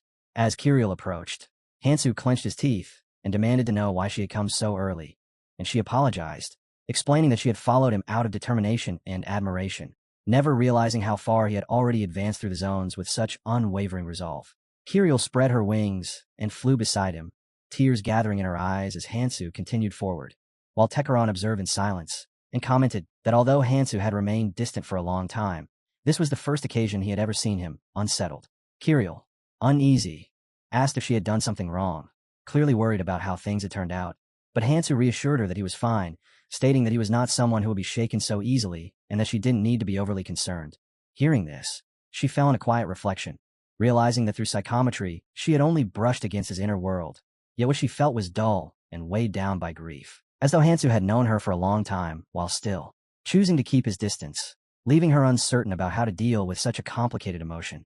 Meanwhile, Hansu continued cutting through the sky, keeping his attention fixed on the mission while deciding that, for Kiriel's sake, as well as the larger objective, maintaining distance from everyone else was the better choice. The scene opens with Hansu pushing through the bushes while deliberately keeping his distance from everyone else, fully aware that compared to the speed he could reach in the red zones, staying close to others would only drag him down, and by his own estimate, he was moving at least 3, possibly 4 times faster than anyone nearby, which made it finally click why Keldian had stressed this kind of training so heavily, because if humanity were strengthened like this, they would gain more than enough power to trace and counter even the faintest remnants of aka Acheron's magic energy, and from what Hansu could sense, there were roughly 13 of them ahead. Switching between running and short bursts of flight, Hansu followed the trail of footprints while studying their direction, quickly realizing they were heading straight toward the ruins of the soul transfer device that Techeron had mentioned. And since their original plan had already failed, it was obvious they were now trying to escape to another world using that device. However, activating it required the Crown of Thrones, and while wearing it didn't grant direct interworld travel, it did allow the user to open the gate, which hadn't been a problem when Techeron entered the red zone because he had abundant essence and resources. But the tracks Hansu was following now clearly belonged to individuals who were nothing more than sacrifices meant to power the soul transfer device. Hansu understood that if he wanted to create the cure, he would eventually have to activate the soul transfer device himself. So instead of interfering, he decided it was more practical to let them proceed with their plan for now, choosing to move ahead of them and wait at the destination, convinced that patience would matter most. Meanwhile, the focus shifts to the gorillas, who are gathered and turning toward a door, just as a knock sounds, and someone announces they have found the entrance, prompting Jotun to respond with a brief, "Good work," which the team acknowledges in unison. While inside, Jotun reflects on how their plan has already fallen apart, and comes to the conclusion that he alone will have to handle the transfer. Back outside, Hansu surveys the surroundings with a sharp gaze, activating the Ravenous bracelet and gripping it firmly as he prepares for what comes next, and the scene cuts once more to the gorillas as they all turn and react, with the head gorilla declaring that this place represents the future of the Grashi tribe, and that they will abandon the rotting land of Lazar to move to the promised new land, a decision that everyone present agrees with. At that moment, Harkison appeared and questioned whether the gorillas had truly resolved themselves to give their lives for the sake of the Grashi, and the leader answered without hesitation that he would gladly offer his own life as a sacrifice. With that, they placed the crown of thrones upon his head and invoked its power to open a path through the soul, causing the gorilla's body to go rigid as he sank slightly in place while ropes began spreading outward from him, then burst forth from his mouth and body at terrifying speed, lashing out to seize the other gorillas. One of them shouted toward Jotun, asking if he had no intention of taking them along, and Jotun, apologizing, replied that only he could move forward, after which the others cried out to him as they collapsed, their voices filled with despair as they fell. The scene shifts to a strange plant that has begun to grow, radiating purple energy that saturates the surroundings, and someone observing it realizes that it is connected to the gate. Despite everything, they had succeeded in opening it using the essence they had gathered, and now the only thing left was to advance, prompting a gorilla to shout that Lord Ilkadian's loyal disciple would now come to meet him. Watching it all unfold, Hansa thinks of Ilkadian, recalling how he had been taught to create the curse of the Orange Zone, how Ilkadian had fought against the Abyss monsters, and how he had carried out every possible line of research to save the Orange Zone, making it impossible in Hansu's mind that such a man would have left behind an oracle leading to this outcome. With a scowl, Hansu concludes that the other has gravely misunderstood something and decides there is no reason to allow such delusion to continue, then immediately breaks into a run.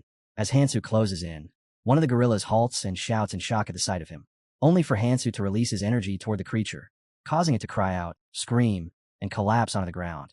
Hansu notes that the gorilla must have intended to reach Ilkadian, but the spell he used has made that impossible, and when the gorilla tries to protest, Hansu reflects that black mages are not usually this persistent, yet even with its body split, this one is still clinging to life. Hansu then recreates the very spell the gorilla had depended on, and the gorilla's eyes widen in horror as purple energy gathers, condenses into a liquid form, and drifts toward him, drawing screams and frantic cries of disbelief until he finally yells at Hansu to force him out of the body. At that moment, a notification appears, revealing the presence of Garkama, also known as Black Cloud, a species originating from the Abyss. Hansu thinks to himself that it has been quite some time since he last encountered a Black Cloud, and realizes that if he can capture one and put it to use in the Orange Zone, the effort would be more than worthwhile, already intending to exploit its potential fully for the sake of his mission. Hansu watched Jotun in silence while the latter sneered with open arrogance, savoring the dense aura of magic surrounding him as he declared Hansu a flawless offering, insisting he should feel honored to become his prey, dismissing him entirely as nothing more than a frail human.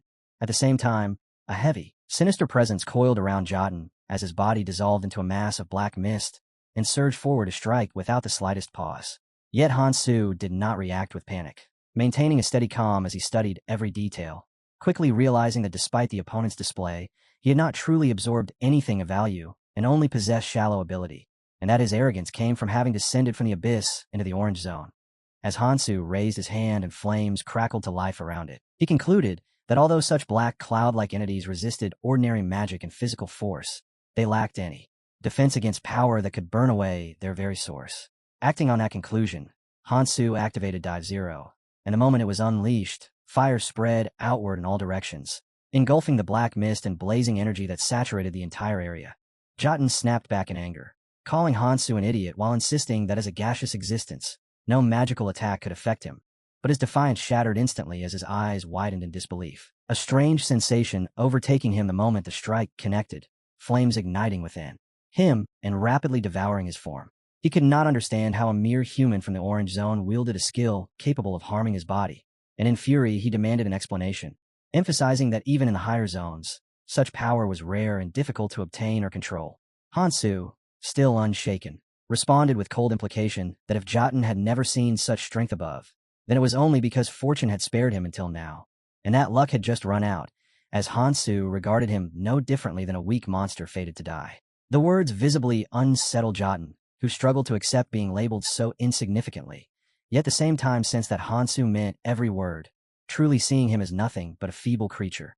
This shook him deeply, forcing him to question what kind of person Hansu was and why someone like him existed in the second weakest zone, since nothing matched what Clementine had told him. Glancing around, he recognized that continuing the fight meant certain death, prompting an immediate attempt to flee as he quickly concluded survival here was impossible and turned his thoughts toward escaping to find another host to consume. As Jotun attempted to escape, Hansu immediately pursued, already aware of his plan to seize another host and refusing to let that happen, closing the distance in moments before the creature could get far. He caught him outright, and the monster shrieked in terror as Hansu clenched him tightly in his grip, then without hesitation activated Authority Destruction. A brilliant, blazing aura burst forth from the ring on his hand and spread across the surroundings, striking cleanly and without error. Not long after, the result took form as Hansu acquired a black cloud core, and a system window surfaced with its details, explaining that the core remained sealed and housed a parasitic life form from the abyss, and that by converting it into his kin, he would gain complete control over the black cloud, whose unique traits were absorption and expulsion. At that point, a fairy appeared beside Hansu and addressed him as master, lightly complaining that Hansu should take their bond more seriously instead of treating him so coldly. Hansu merely glanced at him with disinterest, calling it bothersome and asking what he wanted. The fairy replied in a bright tone that it was nothing important, only that everyone Hansu cared about had survived, which he found somewhat disappointing since none had died. And then, as if it were a reward, he asked Hansu to acknowledge ownership, a request Hansu accepted without much thought. With that, the fairy snapped his fingers and released his power, directing it into the black cloud core, where the seal shattered instantly. Another system message appeared, informing Hansu that the core had been unsealed and that he could now transform it into his kin. As the fairy turned to leave, he mentioned that the release was complete and encouraged Hansu to use it however he pleased, adding just before departing that he would be waiting in the next zone and expected to be entertained there, after which he vanished entirely. Hansu remained where he was, watching the spot where the fairy had been before muttering a quiet curse once he was gone. His thoughts then shifted to the crown of thorns and Mugos' essence core, recalling that acquiring such a core required eliminating every Mugos across the land and merging them into one, and based on Eocadian's words, he determined that awakening the Tiridu seal within the soul transfer device will be necessary in order to hunt them. Turning his attention back to the black cloud core in his hand, Hansu issued a command for it to open, and at once cracks spread over its surface before it split apart, releasing a small cloud-like creature with tiny eyes, as though the core itself had functioned as an egg. Hansu paused for a brief moment, his thoughts going blank as a system panel appeared, informing him that the creature, identified as a black cloud, was requesting a name. He questioned whether naming it was even necessary and considered simply calling it Black Cloud, but the tiny cloud immediately began to cry, clearly showing its displeasure. Noticing this reaction, Hansu reconsidered and searched for something more fitting, and since the creature's form was entirely dark, he chose the name Child, which instantly made it happy. A system window appeared soon after, confirming that ownership had been assigned to Hansu and that the name Child had been established, marking the formation of an eternal bond between them. And as Child happily floated around him, Hansu felt satisfied knowing the creature approved of the name. He then turned his attention to the cloud's special ability, Absorption, and realized that if he supplied it with his magic power and sent it out, handling the Mugos would become extremely easy. Without wasting any time, Hansu calmly instructed Child to begin working immediately, remaining fully confident in his plan and noting that he was certain Child already understood what to do. Child responded happily and quickly moved away to carry out the task. Without a moment's pause, Child shot straight toward the Mugos at blinding speed, splitting into multiple copies mid-charge before crashing down on the monsters in a perfectly timed assault, each movement precise and economical as the strike landed flawlessly. In response, a system window appeared, confirming that the Mugos' infiltration had been completed smoothly and without delay, immediately followed by the start of the organism's cell absorption and then the initiation of the cornification process. As Child steadily consumed his targets, the monsters let out agonized screams. But the entire encounter ended almost as quickly as it began, because within moments he had absorbed every last one of them. Afterward, system panels indicated that the stabilization phase had begun to ensure everything settled properly, and once that phase concluded, he calmly returned to the soul transfer device. Hansu struggled to process what he had just seen, since something that used to be extremely difficult was now being executed far faster and with far greater efficiency. And as he took it in, he realized that at this rate he would have more than enough time to complete the cure as well. Moving on, he checked the situation and asked Child about his current status. Child reported that every nearby Mugos had already been harvested and that the process would continue without interruption, prompting Hansu to thank him and state calmly that he would leave the rest in Child's hands. Child accepted with clear satisfaction and went back to work, while Hansu recognized that with this level of efficiency, harvesting all the Mugos in the Orange Zone within just a few hours was now entirely possible.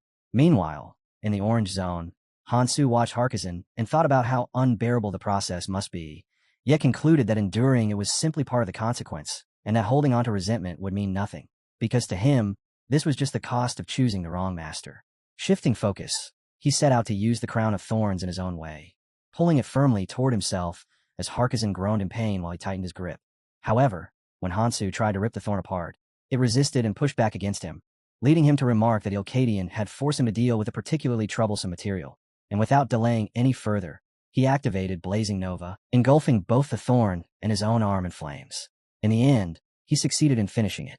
He then considered that the actual synthesis of the cure could be entrusted to the soul transfer device. Yet he was fully aware that injecting the finished cure into Lazar's heart required the device to be completely operational, with its method of operation functioning flawlessly as well. 8 hours later, Child reported that the cure had been successfully completed, and Hansu acknowledged the result, stating the job had been done well and that he would handle the remaining steps himself, allowing Child to return and rest. The moment the machine activated, a radiant blue aura like crackling thunder burst forth and rushed into the chambers, causing the heart to begin beating in a steady rhythm. And soon after, a lioness-like creature slowly awakened as blazing energy erupted. Around it, its crimson eyes shining while flames engulfed its body. Meanwhile, in the Orange Zone, Alan was overcome with sadness, reflecting that she had returned to her village just as she had said she would, yet quietly questioning whether it might have been better to remain at the Great Sanctuary instead. Without warning, a golden glow spread across the ground, and as she noticed it, her eyes widened in shock when a plant began sprouting from the earth. Startled, she hurriedly called out to her grandfather, telling him that Ragnus was emerging, while at the same time another person called out to his master, asking if he could still hear him. And when no reply came, he wondered why his master remained unmoving and whether the sound could not be heard, until a response finally arrived confirming that it could. The master reflected that he had never expected to live long enough to hear that sound again, and the other person affirmed that it was indeed the very sound he had longed for all this time. Everyone in the area was left confused and astonished, trying to grasp what the sound was and what it signified, until a superior informed them that Lord Lazar had awakened, and upon hearing this, shock spread through the crowd. The surroundings began transforming at once, as a radiant wave of fiery energy spread across the barren land. Plants burst forth and grew at an incredible rate, and water began to flow again. The people erupted in joy, cheering as they realized that Lord Lazar had truly come back to life. Amid the celebration, one person declared that it was the horned human who had achieved this, recognizing him as their hero and praising his accomplishment. The man then instructed everyone to stay where they were, assuring them that their hero would be returning soon, and urging them to prepare to welcome him properly, as loud cheers rang out in every direction, celebrating their lord's reawakening. At that moment, Tekaron, filled with emotion, acknowledged that Kong Hansu was the great benefactor and savior of them all, and as he lifted his gaze toward the sky with deep gratitude, he silently offered thanks for everything Hansu had done. As the soul transfer device finally ground to a halt, it released a Dragon Fang sword, a divine artifact said to have been left behind by the ancient Acheron people, and upon emerging, the blade shifted into a unique form capable of wrapping around its wielder's entire body, significantly boosting both offensive power and defensive strength. Hansu recalled that within Ilkadian's memory crystal, there had been a note stating that once Lazar was cured, the Dragon Fang sword would be granted, and in that instant he fully grasped what those words meant. Once activated, the weapon transformed into an armor-like state that enveloped the user, and given how it functioned, it perfectly overlapped with his vessel, the Dragon God. So as he took hold of the sword and briefly considered feeding it to the vessel to enhance it, he quickly realized that using it in that way would be wasteful, deciding instead that it would be far more valuable to give it to someone who could properly wield it, especially with the abyss approaching, which led him to consider who would be the most suitable recipient. At the same time, Hansu reflected on his own condition, recognizing that he had expended a large amount of magic power, and although his body had grown stronger through his physical enhancement technique, his magic capacity was still a limiting factor. He planned to obtain an organ upon reaching the yellow zone, believing that once both his physical strength and magical capacity were complete, advancing into higher zones would no longer pose the same difficulty. Meanwhile, Child watched Hansu closely and became concerned about how severely his master's magic power had been drained, suggesting that Hansu should cut off the supply of magic power being directed to him. But Hansu replied that doing so would cause Child to die, and since there was no immediate need for battle, there was nothing to worry about, which finally put Child at ease. With everything finished, Hansu declared that it was time to return to the Great Sanctuary and began making his way there. And upon arrival, he saw that everyone had been waiting, the entire army already assembled to receive him. As the commander noticed him, he called out to the troops, announcing that their hero had arrived, and ordering them to present their highest salute, which they did as they erupted into loud cheers in honor of Lazar. Hansu, however, showed no satisfaction at this display as he descended, and he immediately asked Terikon whether he had instructed his men to behave in such a way. Terikon answered that he had given no such order, explaining that the tribe itself had wanted to honor Hansu and had even planned a grand feast before he intervened, knowing Hansu would not appreciate something so excessive. Despite that, the people still insisted on welcoming him properly and showing their respect, as they felt deeply indebted to him. And as they spoke, the commander added that while they considered Hansu their equal, they set that aside in order to express their devotion and sincere respect, also mentioning that the elder had advised avoiding unnecessary extravagance, which was why they had deliberately kept everything simple. Odion then asked whether the gesture displeased him, to which Hansu replied that it was not a matter of dislike, but rather that there was no need for them to go out of their way or waste time praising him. Odion laughed at that response, and remarked that no time spent honoring their hero could ever be considered wasted, adding that Hansu was truly an unusual person. And as he examined him more closely, he commented that although the physical strengthening technique had succeeded, it was somewhat unfortunate, since he had originally intended for Hansu to reach a height of 3 meters. But because Hansu had left early, that ideal physique was never achieved, leaving Hansu momentarily speechless before Odion quickly clarified that it had only been a joke. Hansu then called Odin forward and stated that he had something to give him, and, as Odion looked on with curiosity, Hansu handed over a dagger, explaining that he was returning it. The moment Odion recognized it, he was shocked, realizing it was an artifact once used by their lord Ilkadian, and he immediately asked where it had been found, to which Hansu replied that it had served as the key to the soul transfer device, and now that the device had completely shut down, he had been able to retrieve it. Odion expressed his gratitude, saying it was a great honor for them to receive a blade from the hero who had saved Lazar, and then declared that he wished to pass the weapon to the only surviving member of the Great Guardian, Baron Tarhal. Hearing this, Tarhal was visibly stunned, and Odion turned to Hansu to ask whether this decision was acceptable, to which Hansu calmly responded that he understood and respected the honor of a warrior. Tarhal then turned to the head priest and asked if it was truly appropriate for him to receive the tribe's divine artifact. Odion reassured him, explaining that both their great hero and he himself had already approved the decision, and since Tarhal was the most suitable candidate, there was no reason for hesitation, so he should accept it without doubt. Hearing this, Tarhal accepted with resolve, expressing his determination to live up to the trust placed in him. Hansu then added calmly that since they had crossed blades before, he knew Tarhal was someone he could trust, and with that conviction, he handed the weapon over. Tarhal received it firmly, promising to do everything he could to uphold that trust while feeling deeply honored that the blade had once belonged to such a legendary figure. Yet in the very next instant, the situation shifted as the sword began to emit a glow, and noticing this, Tarhal's eyes widened in shock when the weapon suddenly vanished, only for a powerful aura to seize his arm moments later, startling him, and everyone present was left stunned as Tarhal's body started to transform right before their eyes. Odion calmly told him not to be afraid, explaining that this was simply how the weapon activated, and as the transformation continued, Tarhal's body altered into an armored form that radiated an overwhelming presence, while Hansu could clearly feel Ilkadian's magic power emanating from it. Realizing this, he immediately understood that the weapon contained a hidden mechanism, one that allowed Ilkadian to descend and take over his kin upon contact with a Dragon Fang sword. And because it had been concealed so flawlessly, Hansu had failed to notice it earlier, leaving him uncertain about the purpose behind such a design. And as he watched closely, he began questioning Ilkadian's true intentions. At that moment, Tarhal sensed something strange within himself, as though another consciousness was beginning to surface, and he felt something trying to seize control of his body while a voice echoed inside him, addressing him as a descendant and urging him not to resist. The atmosphere grew increasingly tense as Tarhal realized something was clearly wrong, with powerful magic surging uncontrollably around him. And seeing this alarming change, the guards became visibly uneasy as they asked if Tarhal was all right. Hansu stepped forward and positioned himself directly in front of Tarhal, addressing Ilkadian by stating that Lazar had already been cured and that there was no need for him to take over Tarhal's body, urging him instead to return and wait. Odian stood in shock upon realizing that it was truly Lord Ilkadian, unable to understand why he would attempt to descend into Tarhal's body.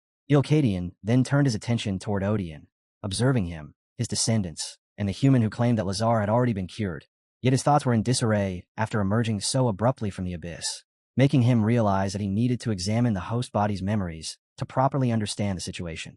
As he sifted through those memories, he identified Kong Han-su as the one who could provide the answers he was looking for, and without the slightest hesitation, he reached out, seized Han-su's arm, and activated the Sanctuary of Severance, causing the surroundings to distort in an instant as a powerful surge of aura erupted outward. A massive cube-shaped structure materialized, the Sanctuary of Severance, and its sudden formation left Terry-Con stunned and unable to believe what he was witnessing, as he reflected that although his mind's eye had been modeled after the sorcery of Lord Ilkadian, the level of power now unfolding far surpassed anything he had seen even 500 years ago. Odian likewise admitted he had never encountered such an advanced form of sorcery and felt certain that it could only belong to Lord Ilkadian.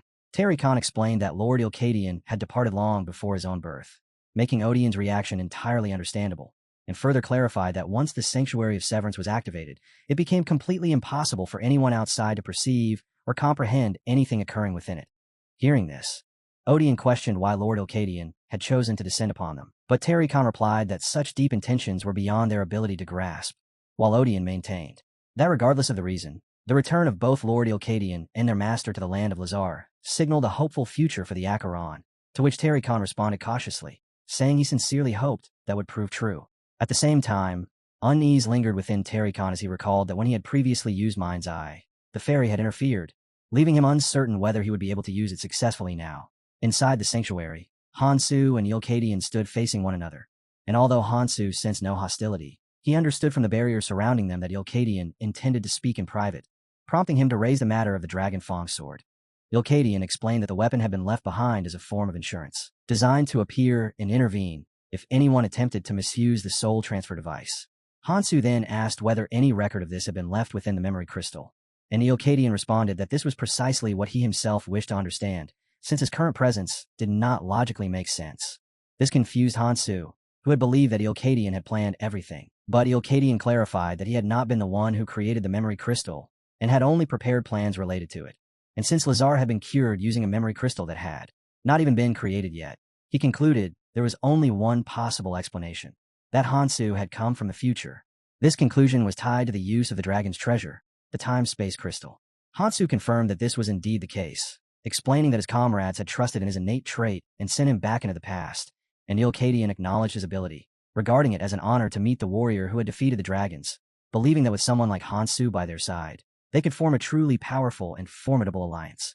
Hansu, however, reflected inwardly that as a leader who had wandered through the abyss, Ilkadian's mindset had become isolated and heavily centered on strength, survival, and the need for a powerful ruler, and although he now understood Ilkadian's intentions, he felt he could not grant such a request.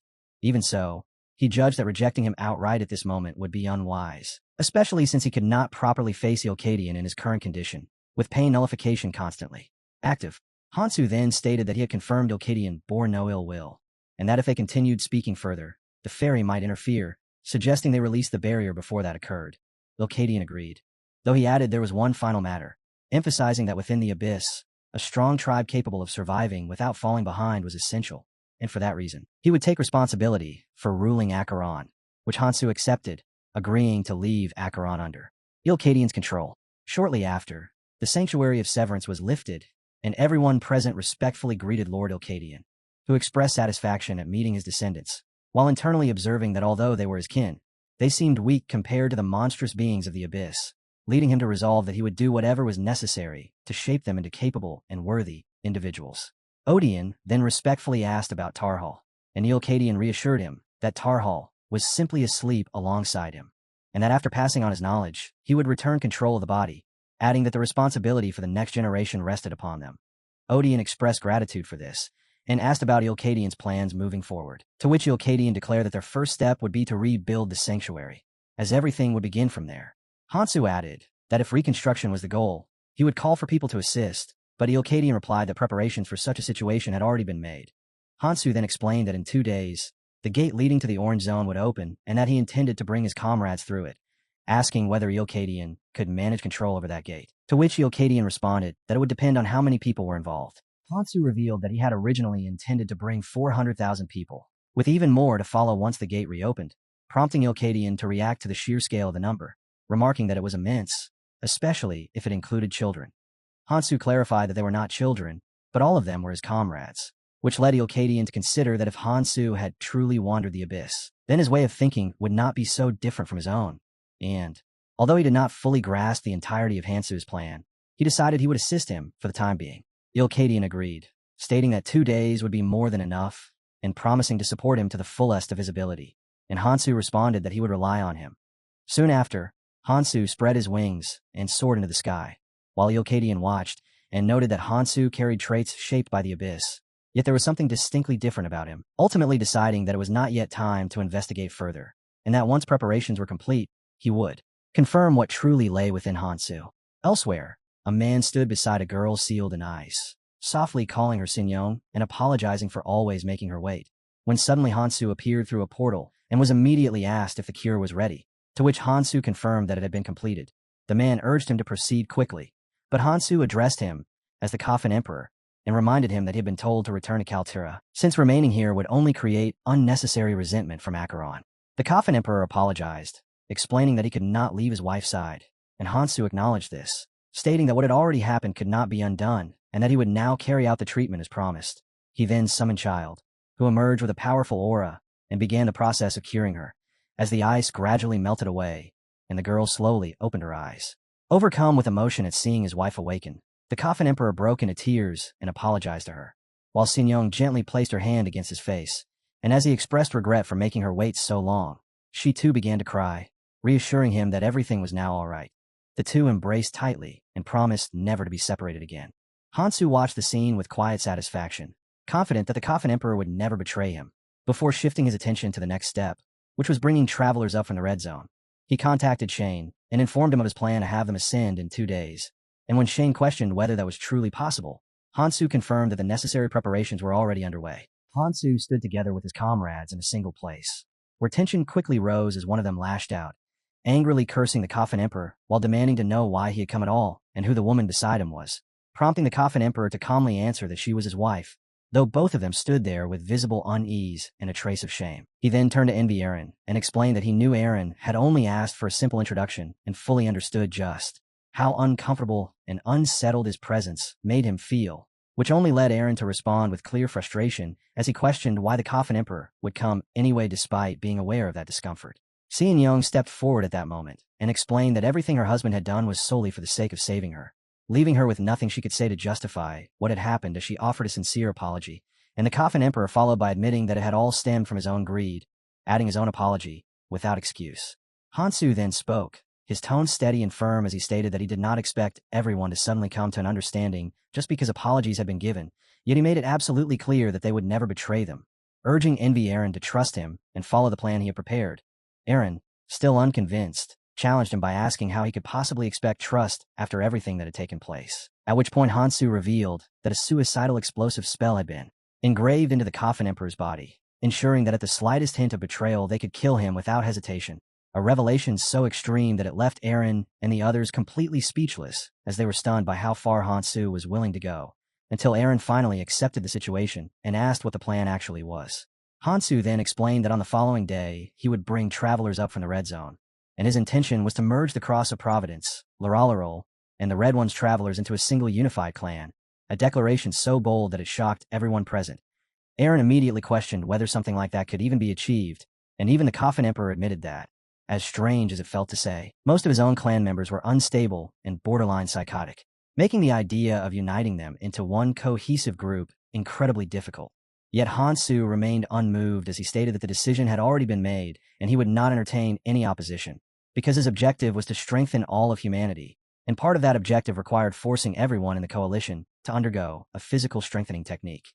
Hansu then declared that while everyone else would stay behind to complete the strengthening process, he himself would head to the Yellow Zone alone to make sure everything advanced without issue, making it absolutely clear that this decision was not open for debate.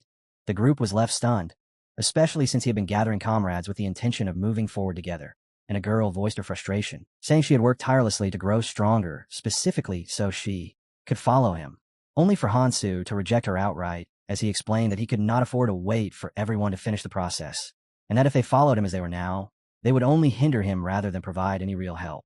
Clearly upset, the girl eventually left the room, after which Terry-kan spoke up, saying he had something to address and questioning whether this situation could truly be considered acceptable, adding that he understood exactly how the girl felt.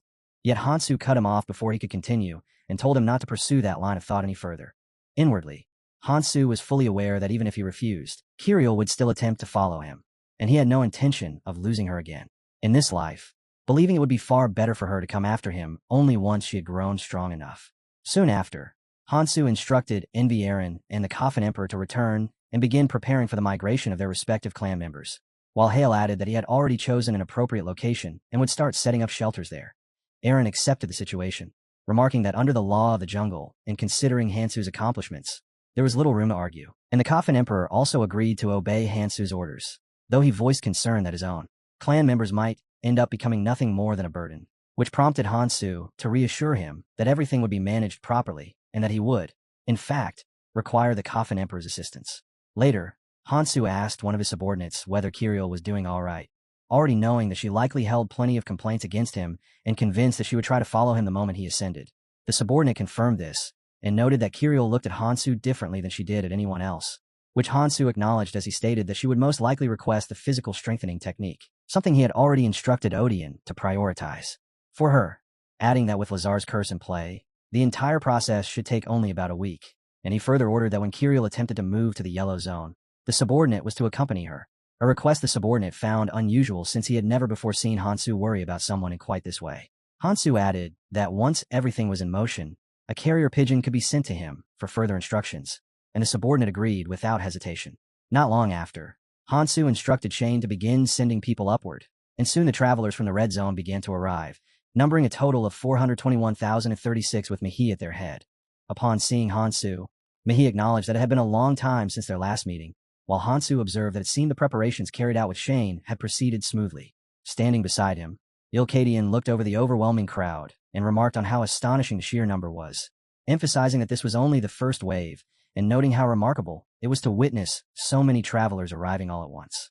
Mihi's attention then shifted to the figure next to Hansu, and she asked about him, pointing out that he did not seem human, prompting Hansu to introduce him as Ilkadian and explain that he could be regarded as the leader of the natives in the Orange Zone.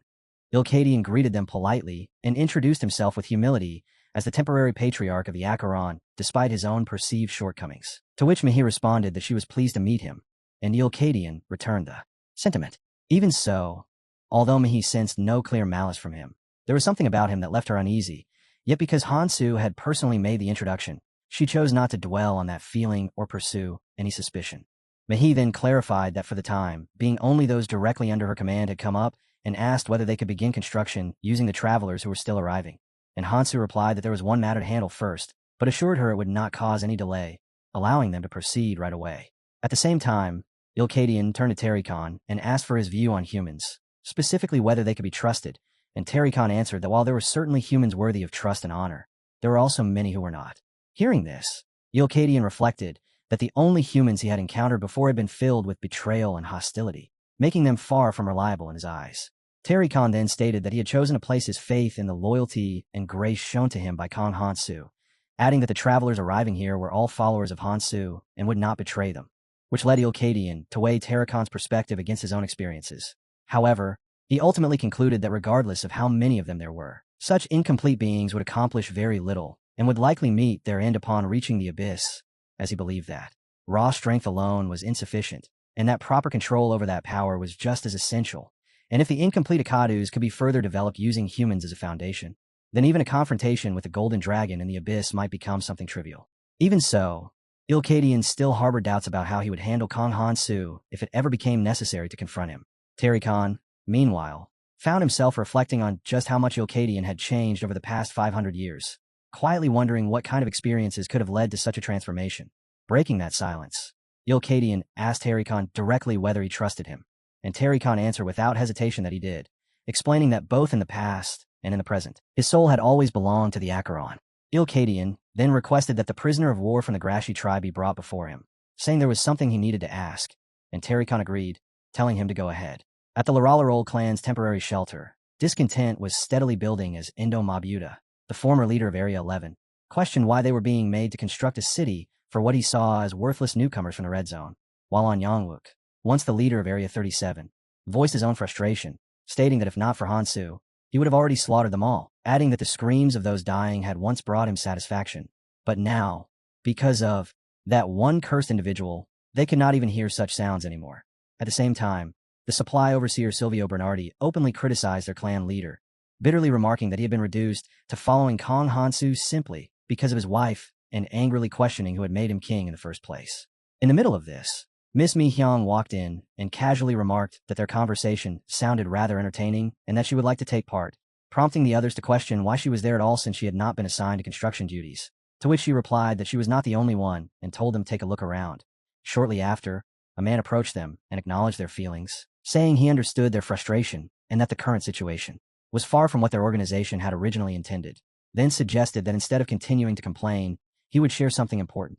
The group immediately pressed him to reveal what it was, and he disclosed that a letter had arrived from the Coffin Emperor claiming that Kong Hansu had been captured, further stating that after killing him, they would move on to eliminate both the Acheron and the Cross of Providence, and concluding with instructions that all clan members were to gather at B33 at 11. The scene shifts to an open plain encircled by trees, where a massive crowd has gathered around a small rocky structure, and at its center, Kong Hansu is tightly chained to a pole, his body completely restrained and secured against it. A man approaches him, and the bald man sneers that Kong suddenly appeared pretending to be some kind of hero, only for things to end this way. Yet Kong Hansu remains silent. Another man remarks that, in the end, Kong is no different from the heaps of meat scattered nearby. Nearby, several young female elves have been captured and surrounded by guards, while the male elves lie unconscious after being beaten into submission. Speaking with a sinister grin, the bald man says he loves hearing the sound of magic being drained from someone while they are still alive, but because of Kong, he was unable to enjoy it properly before, and now he is satisfied that he will finally get to hear it again. From behind him, a man wearing a red shirt says they should dispose of that woman first, and then move on to slaughter the native creatures one after another. Another man, his face twisted with anger, declares that once they thoroughly beat Kong Hansu, nobody will be left capable of stopping them from hunting those barbarians. One thug reminds the others not to overlook the rookies Kong brought with him, proposing that the men be forced to work in the mines while they exploit the ores before their value declines. The group readily agrees, and the bald man adds that hunting humans is the perfect appetizer before hunting beasts, already thrilled by the thought of ruling over slaves. Then a man standing across from them speaks in a calm voice, stating that he has no interest in listening to their chatter. He asks why the place still feels so empty when everyone from their clan is supposedly gathered here. Another man answers that those who lost their courage during the war likely chose not to come, but once Kong is taken care of, they will personally punish them. At that, the man becomes furious and demands to know when he ever granted them the authority to act on their own. The bald man hurriedly tries to smooth things over, explaining that he did not mean it that way and only intended to say that the leader should not concern himself with such matters. The leader responds that if they had enough time to think like that, they should have made sure everyone was present, while inwardly considering it fortunate that at least some of them managed to pull themselves together. Remembering how Kong saved Xianyong, the leader realizes that Kong is their savior, and he resolves to set everything right, convinced that all he needs to do is follow Kang's lead. The bald man then pulls out his dagger and suggests that they kill Kong first, after which they can relax and enjoy themselves with the rookies from the Red Zone. He lifts the dagger and prepares to strike, completely unaware of the dark energy beginning to swirl around Kang's arm. With a mocking tone, he comments that it is a pity Kong will never get the chance to watch them crush those helpless rookies. As he drives the dagger forward, he adds that it would have been far more entertaining if Kong could witness it himself. Kong remains motionless beneath the blindfold while the dark energy around him grows denser, and the moment the dagger reaches him, it collides with that energy, sending faint sparks flickering into the air. The bald man freezes in shock, unable to comprehend what has just happened. Then, without warning, the dark energy seizes control of his body, forcing his arm backward and completely overpowering him. The force coils around his neck while he struggles desperately, unable to break free.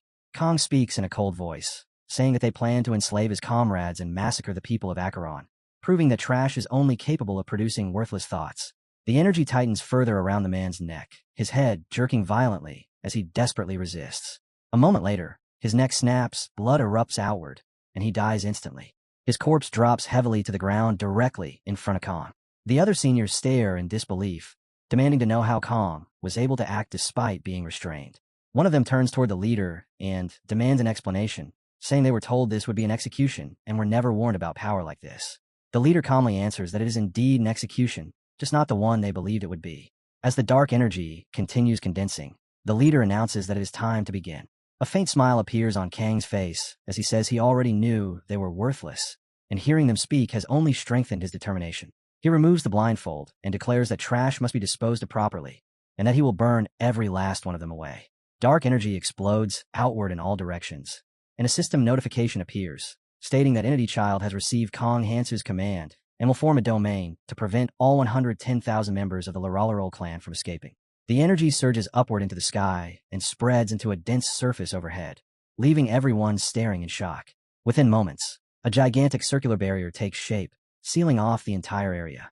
One senior wonders aloud whether a single person can truly possess such power. Then he realizes they have provoked something far beyond anything they can control. At that moment, a girl suddenly appears and orders everyone to remain calm. She reminds them that their numbers exceed 100,000 and insists that they can overwhelm Kong if they attack together. The soldiers quickly regain their confidence, claiming that from this distance, even the Coffin Emperor could not reach them, and they prepare to kill both Kong and their leader. Kong calmly tells them that they will not be killing anyone. He flexes his muscles, and the iron chains binding him shatter apart instantly. A faint glow begins gathering at his fingertips. From that faint glow, a spear takes shape. In the next instant, Kong drives the spear forward, killing an enemy immediately. The weapon shines with overwhelming energy, and as he swings it, several seniors are cut apart with ease, their bodies flung aside, even as they try to close the distance between them. The remaining soldiers can only watch in horror as their strongest fighters are brought down one after another.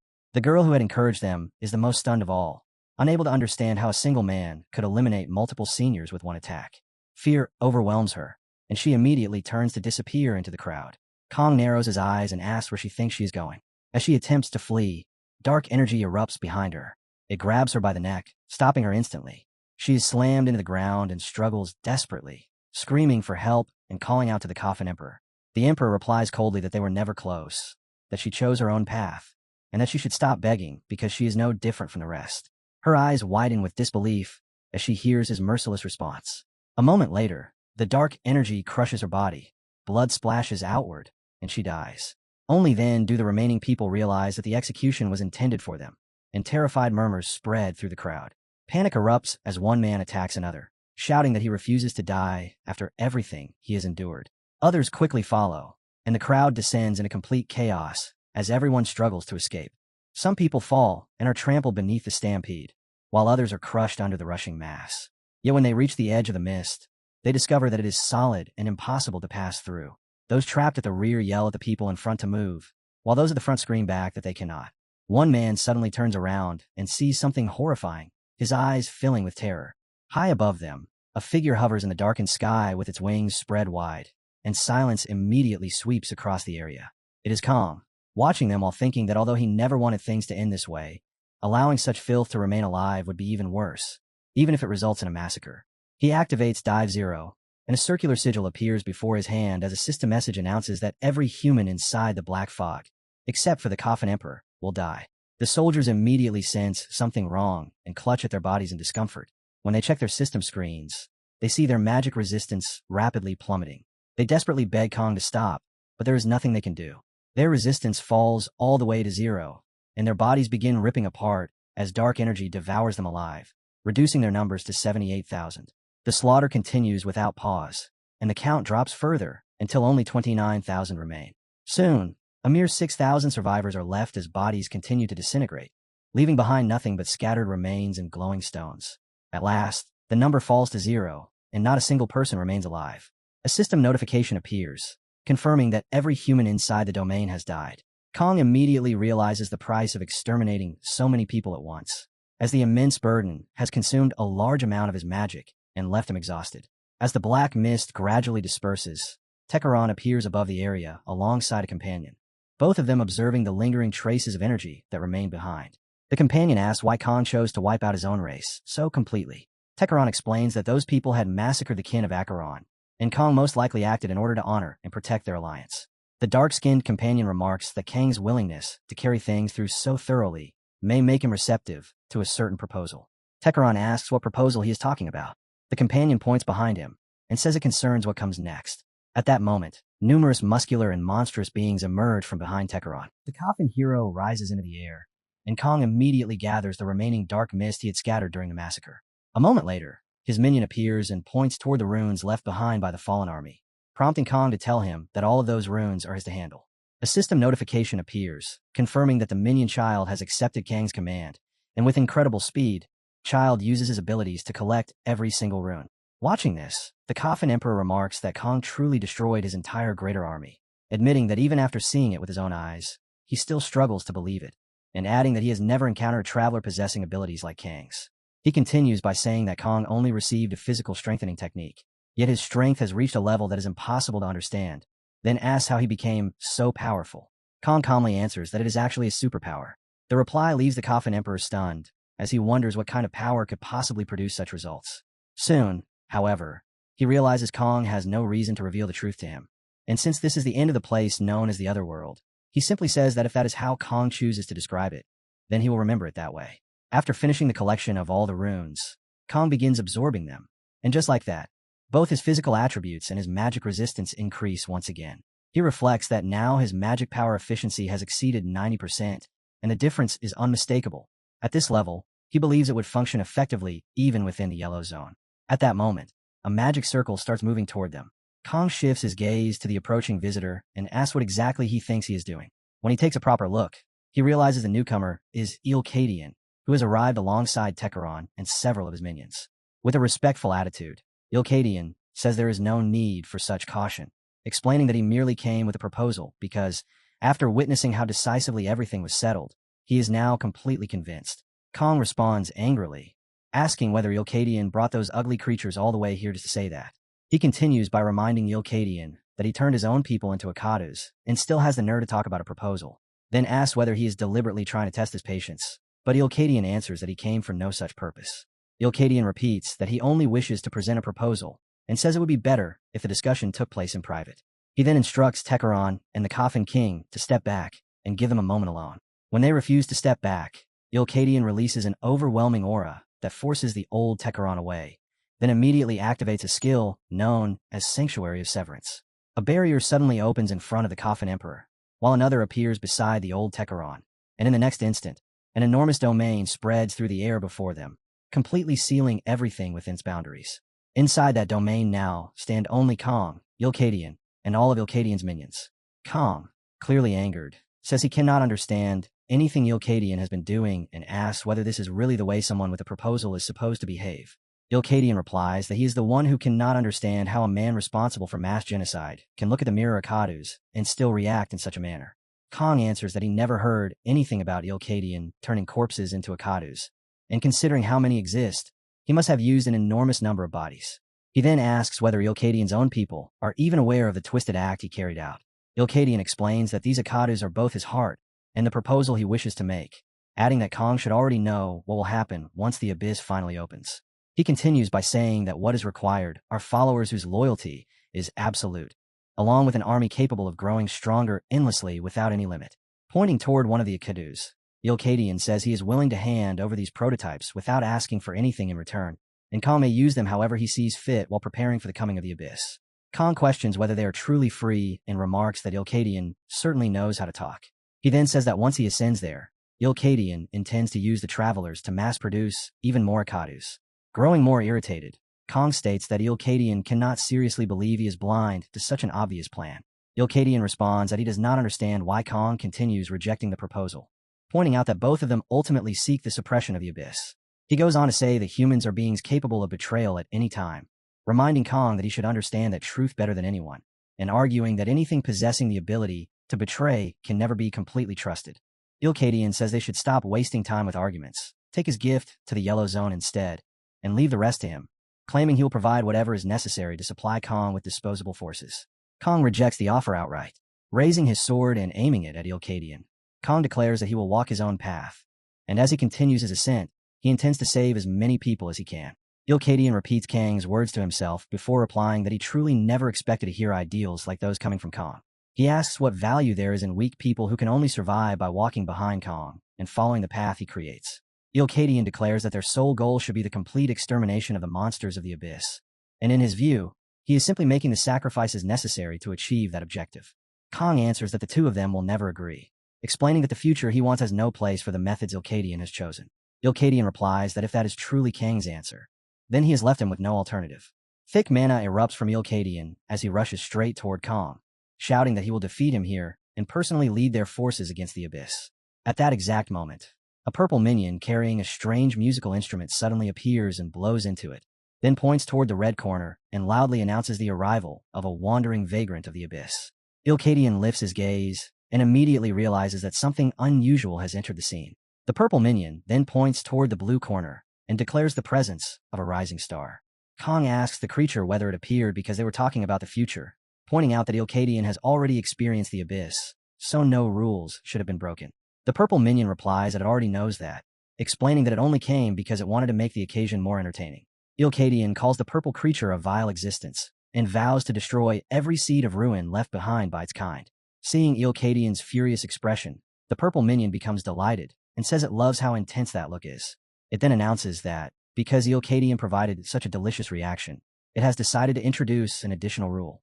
The minion explains that whoever is recognized as the strongest monster in this zone will receive an appropriate reward after winning. It then casually mentions an example, such as a skill capable of killing dragons. The instant Ilkadian hears about a skill like that, his eyes widen, and he wonders how anyone could possibly bring down creatures of such overwhelming power. The purple minion answers that there is always a way, offering a skill like Laceration Dragon Spear as an example. Kong immediately calls out to the minion and tells it to be more careful with what it says. Looking disappointed, the minion replies that Kong is always like this and keeps hurting its feelings, then asks whether it has ever once failed to deliver after promising a reward. Without another word, the minion suddenly snaps its fingers. In an instant, the entire surrounding dimension transforms into a massive arena.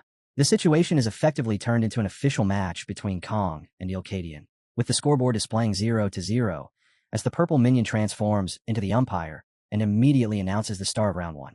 Ilkadian wastes no time, releasing his sword aura and firing it straight at Kong, while saying that he never imagined events would descend into such a ridiculous farce. But since it has already happened, there is no point complaining. He then declares that he will claim the first hit. Kong casually rises upward, though he is forced to react at once, as countless explosions erupt toward him from every direction. Shocked that Kong avoids every single attack, Ilkadian declares that he wants to see him evade the next one as well. He activates the skill Dark Star Fall, causing dark energy to gather and swirl around the tip of his staff. Then Ilkadian brings the staff down toward Kong. A gigantic sphere of darkness, carrying the crushing weight of that power, launches directly toward him.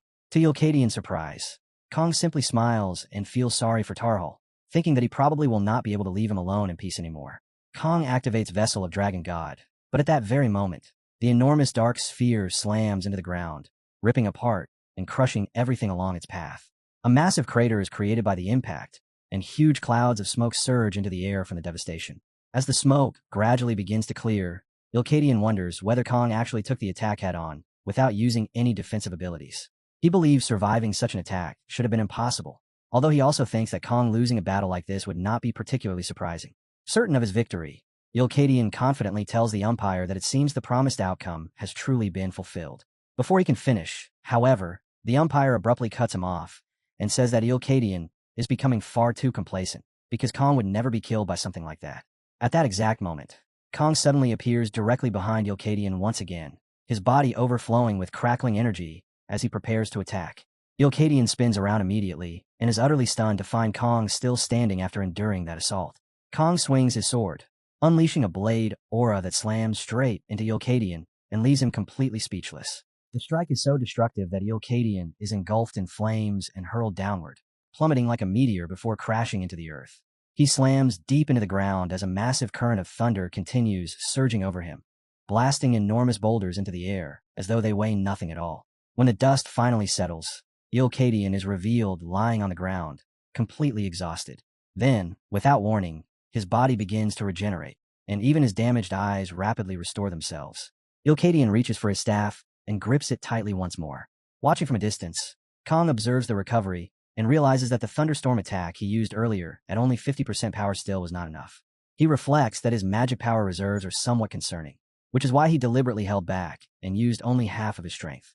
Tightening his grip on his weapon, Kong concludes that he should have unleashed even more power. He activates Thunderstorm again, this time at full intensity, and violent waves of lightning and darkness begin gathering densely around the weapon. The crackling energy causes Ilkadian to tense as he thinks that even if Kong received a physical strengthening technique, he never imagined he could move at such speed. Grinding his teeth, Ilkadian realizes he failed to think the situation through properly. In a single instant, the entire battle had shifted against him. For the first time, fear appears in his eyes as he understands that if that attack lands, he cannot guarantee he will survive it. His gaze fixes on Kang's thorn-covered spear, crackling with power and preparing to pierce through him. And he thinks that before Lightning Splitter finishes charging, he somehow needs enough time to recover. A magic circle appears as Ilkadian orders the Ekidus to destroy Kong. The moment the command reaches them, every Ekidus immediately opens its eyes. Without hesitation, they all charge directly toward Kong with the intent to attack and kill him. Kong understands the situation instantly. Now that Ilkadian is being pushed into a corner, he has begun relying on the Ekidus. But Kong says that this actually works in his favor. He needed to deal with them eventually anyway, so handling both issues at the same time is perfectly fine. Lowering himself toward the ground, Kong prepares for the incoming clash with the minions. As the Ekidus rush toward him, Kong suddenly vanishes right before their eyes. In the next instant, he attacks several of them from the side with Lightning Splitter and violently smashes them straight into the ground. Kong silently orders the skill to activate, and at that instant a notification appears, informing him that Lightning Splitter's special function has stored energy inside the weapon and can unleash it to damage its target. The moment the weapon pierces through, lightning bursts outward in all directions, instantly roasting the surrounding minions, and the excess energy is so immense that the creatures are virtually wiped from existence. Then a single surviving minion suddenly lunges at Kong and throws a punch, but its fist stops just inches from reaching him as Kong casually intercepts the attack with nothing more than an open hand. Without the slightest effort, he reveals his true strength by clamping down on the arm, crushing the bones apart, then tearing the limb away and completely pulverizing it with a small jerk before immediately launching a counterattack. As soon as his blow connects squarely with the minion's face, Kong pours all of his power into the strike, and the creature instantly explodes into fragments while the remaining minions stand frozen, watching everything unfold before them. Just like that, Kong starts destroying every minion that rushes at him afterward, smashing them apart one after another without giving them any chance to resist. Even as more and more minions continue to appear, Ilkadian can only watch as his forces keep falling in succession. He can hardly believe what he is witnessing, because Kong has become far stronger than he ever anticipated, and he never imagined the difference between them would grow this enormous. Ilkadian then remarks that it is unfortunate his minions are going to be destroyed regardless, so he decides to make use of them the most destructive way possible and immediately begins casting a spell. After successfully placing a self-destruction spell on his minions, he transforms them into living bombs. While Kong continues battling them, strange circles start appearing behind each of their necks. Kong quickly realizes that Ilkadian has embedded suicide spells within his minions as well, and in his thoughts he wonders how many twisted measures Ilkadian has prepared. As he watches them, the minions' faces begin swelling outward in a grotesque way, as though they are on the verge of exploding from the expansion. Kong thinks that, on top of the curse, Ilkadian has added even more to Ilkadians, and he realizes that the only way to block the coming blast is by sacrificing the heavenly soldier armor. Although he finds it somewhat disappointing, Kong decides he can endure the damage himself, and a system notification appears, stating that the vessel of Dragon God, heavenly soldier armor, has been sacrificed to protect Kong. At once, a layer of mana armor forms around his entire body as the defensive ability activates. The minions' swollen faces continue expanding, growing larger and larger until they seem only moments away from bursting. Then, enormous explosions detonate across the entire area from every direction. The destructive force becomes so immense that even Ilkadian's dimension begins to break apart. Cracks spread across the barrier, and before long a fracture forms through it, the dimensional wall finally starting to tear open under the pressure created by the self-destruction spell.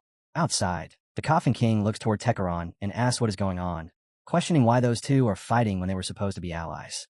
Tekaron offers no reply, though the tension on his face is impossible to miss. Inwardly, he wonders whether Kong had predicted all of this from the very beginning. And at that moment a system notification appears under the title Echoes of Solidarity, explaining that this was the weapon Tekaron used during his time as a pope. The notification states that the weapon can reorganize both its form and magical power according to the situation, allowing it to transform into the most appropriate weapon for its wielder. Shocked, the Coffin King urges Tekaron to say something, reminding him that he was the one who brought Kong there. Instead of answering directly, Tekaron points toward the opening and orders the human to widen the gap because he has a gift for Kong. The Coffin King still cannot understand what is happening and says that before anything else, he wants an explanation, asking whether Tekaron is trying to help Kong too. Irritated, Tekaron responds that he has already bet everything on Kong, and rather than wasting time questioning him, the Coffin King should focus on widening the opening before the barrier repairs itself. Nearby, the Coffin Emperor readies his machine gun, saying that although he has no idea what is happening inside, Tekaron's reaction makes it clear they do not have much time left. He takes aim at the damaged dimension, while wondering whether his body can even withstand maximum output. Then the Coffin Emperor raises the weapon's power to 100% and pulls the trigger. Violent beams of laser light erupt from the machine guns with tremendous explosive force, and a massive laser slams directly into the weakened section of the dimension. Despite the incredible impact, the attack has almost no effect on the dimensional wall. The Coffin Emperor stares in disbelief at the barrier's durability, realizing that even full output is not enough to break through it. Reaching a conclusion, he decides that the only answer is to generate even greater power. He pours nearly all of his remaining energy into the weapon, pushing its output to the absolute limit. This time the laser emerges vastly stronger, broader, sharper, and far heavier when it crashes into its target. The dimensional wall starts cracking more and more, the fractures spreading relentlessly until the barrier finally shatters apart, and the laser successfully rips through the dimension itself. Within the ruined domain, smoke blankets the entire area as the Ilkadian realizes, to his disbelief, that Kong is somehow still standing after enduring all of it. Ilkadian looks at Kong and thinks that he truly is an unbelievable man. For a moment, he even questions whether he has been wrong about him from the very beginning, but he quickly decides that regretting anything now serves no purpose. Reaching into his clothing, he realizes that only a single option remains available to him. He pulls out a glowing amber crystal, a sealing stone that contains Triadus. The luminous amber begins releasing the seal placed upon it, and a system notification immediately appears to confirm that the seal has been activated. Without warning, a gigantic beast erupts from the ground, revealing enormous fangs as it emerges. It is an ancient life form possessing the magical power of 100 Mugos, and its name is Triadus. Seeing the creature before him, Ilkadian treats it as his final trump card and places his hopes on it to stop Kong. At that exact moment, the laser that had been melting through the dimensional wall finally bursts completely into the dimension itself. Ilkadian stares in disbelief, unable to understand how his barrier was broken. In his mind, there should not be anyone outside capable of cracking it apart with such skill. Unfortunately for him, the laser does not end its assault after breaching the barrier. Instead, it drives deeper into the dimensional rift and violently shakes the entire domain. The immense beam continues flooding the area with endless light, showing no sign of stopping. Then a huge explosion tears across the battlefield, and almost immediately another detonation follows behind it. After being struck head-on, the gigantic beast is blasted violently into the ground by the impact. Old Tachyon then enters the dimension and calls out to Kong. Meanwhile, Kong is still barely hanging on from a corner of the battlefield, but this time Old Tachyon's staff is passed into his hands. A faint smile appears on Kang's face as he thinks that he had always hoped to obtain the staff one day, and he assumes that Tachyon and the Coffin Emperor are likely repaying him for saving their lives. Kong then begins moving his fingers and activates a fusion skill linking Lightning Splitter with echoes of solidarity. The two S-tier weapons start shining intensely as they merge together, their forms combining to create something entirely new. In an unexpected result, the fusion transforms them into an extraordinarily powerful sword. The screen displays the information for the Thunderstorm Sword, revealing a weapon equipped with a special ability that contains the power of lightning, remains fully charged with electricity, and is built for deadly strikes. As Kong takes hold of it, he experiences a feeling he has not felt in a very long time. He thinks that he has properly received Tekaron's gift and believes he will prove that Tekaron made the correct choice. Standing with a faint glare while gripping the sword, he studies it and concludes that he understands the situation. A smile appears on his face as he quietly remarks that using it will not be easy. He continues laughing to himself, thinking that people often say a fine horse is difficult to tame, and this weapon seems to possess the same kind of prideful temperament. Afterward, he activates Nirmaha's ring, Third Authority, and begins plan nullification. At the same time, he reflects that maintaining this authority for too long will steadily drain his stamina, but that will not matter if he can subdue the weapon quickly enough. He shows no regard for its pride, thinking that he does not care in the slightest. Thunderstorm.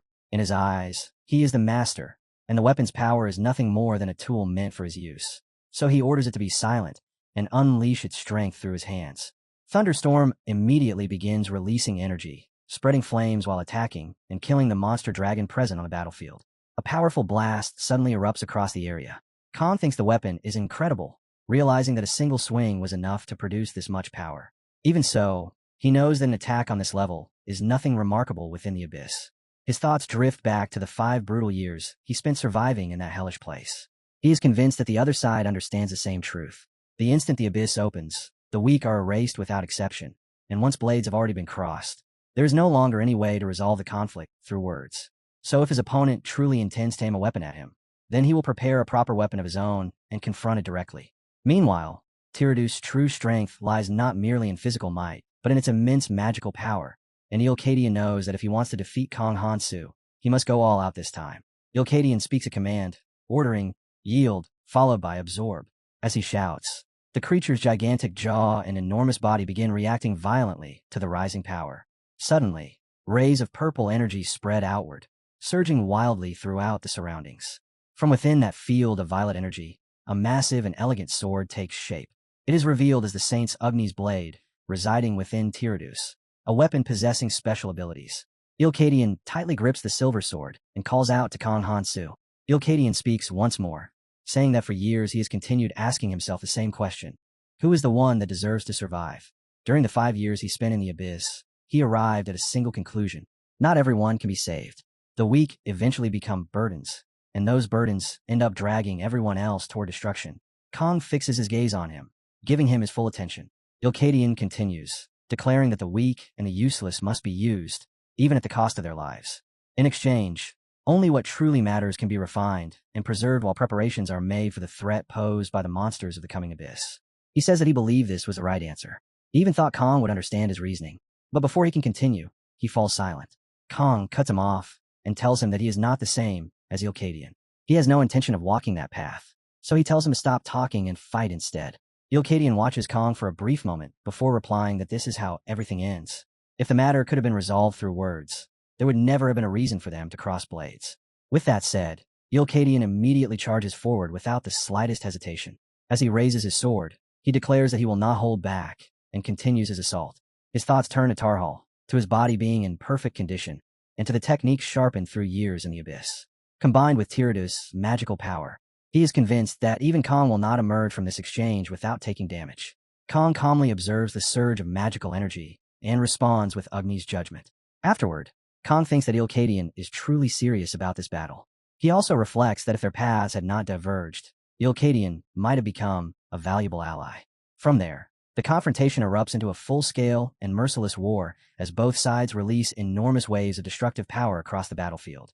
Ilkadian becomes confused when he realizes that his technique is being suppressed with unexpected ease, and he cannot understand where Kong is drawing this level of power from. Suddenly, violent forces burst forth, smashing through everything before them and destroying anything that stands in their path. Ilkadian is left stunned, unable to believe what Kong is doing. Kong then releases his power completely and drives it forward, overwhelming and suppressing the remainder of Ilkadian's strength. Ilkadian is utterly shocked, so overwhelmed that he can barely remain on his feet.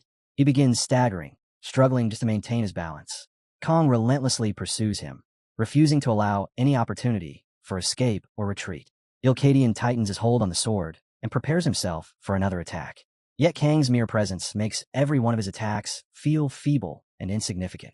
Then Kong appears once more, standing upright with a firm grip on his sword as he fixes Ilkadian with a cold glare, before turning toward him and unleashing one last sword strike. A blow so overwhelmingly heavy that the moment it connects, Ilkadian's body begins to collapse, and a massive burst of golden electrical energy explodes outward in his direction. That surge completely annihilates both Ilkadian's power and the attack he was trying to unleash.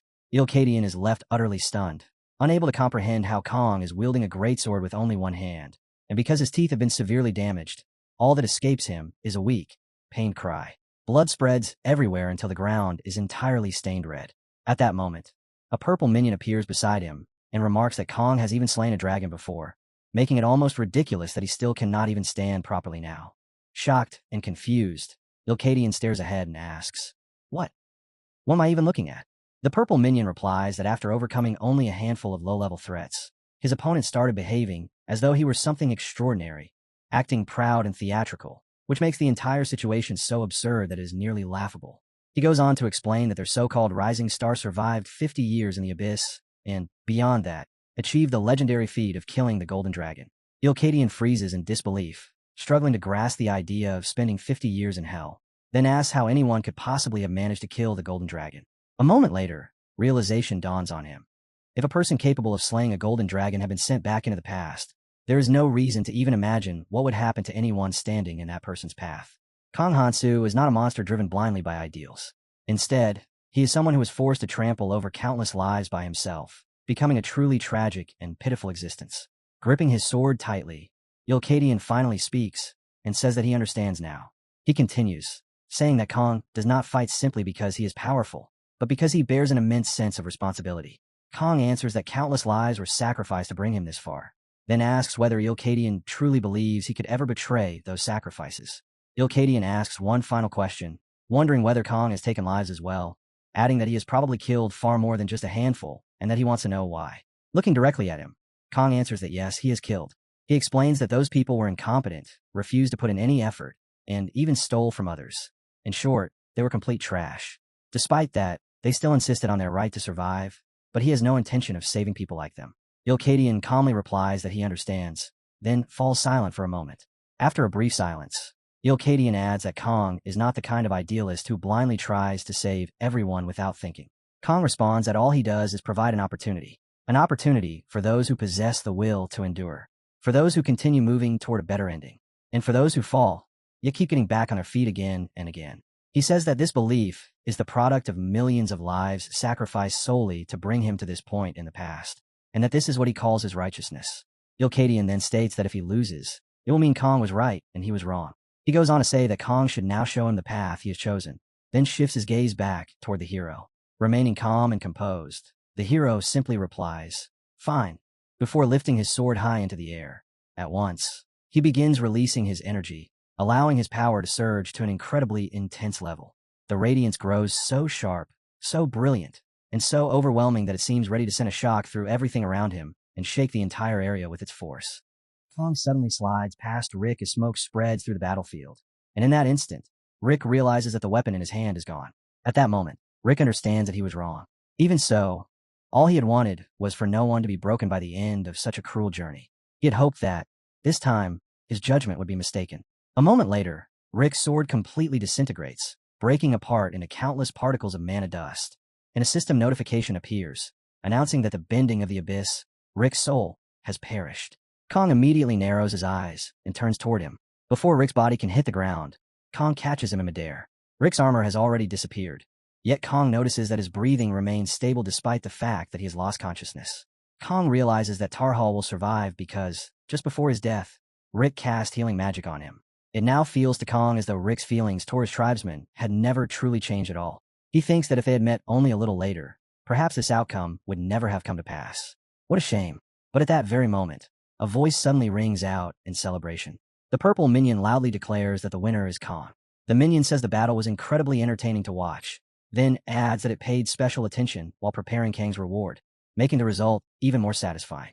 As it approaches him, the minion reveals a crystal and says that it believes this reward will not disappoint Kong, even if it ends up occupying one of the innate skill slots of 7 stars.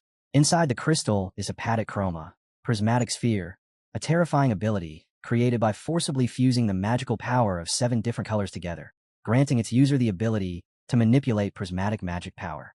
Kong asks another minion what exactly the skill is, and the creature explains that it was the treasure he desperately sought in his previous life, but could never obtain because every one of his slots had already been filled. The minion further explains that if Kong fails to control the skill, it will become nothing more than suicidal trash capable of burning him from the very depths of his soul. It says that, unlike before, Kong now possesses both the time and the opportunity he lacked in his previous life. The creature then asks whether Kong truly has the courage to dedicate such a precious slot to a skill known as a mad beast, adding that watching him lose control of it and burn into ashes would be a spectacular sight as well. Without hesitation, Kong grabs the crystal from its hands and tells the minion not to waste its breath, saying that he already knows all about this skill. Kong explains that the purple minion has misunderstood something. The reason he failed to learn that skill in the past was not because he lacked an available slot, but because he simply was not capable of handling it.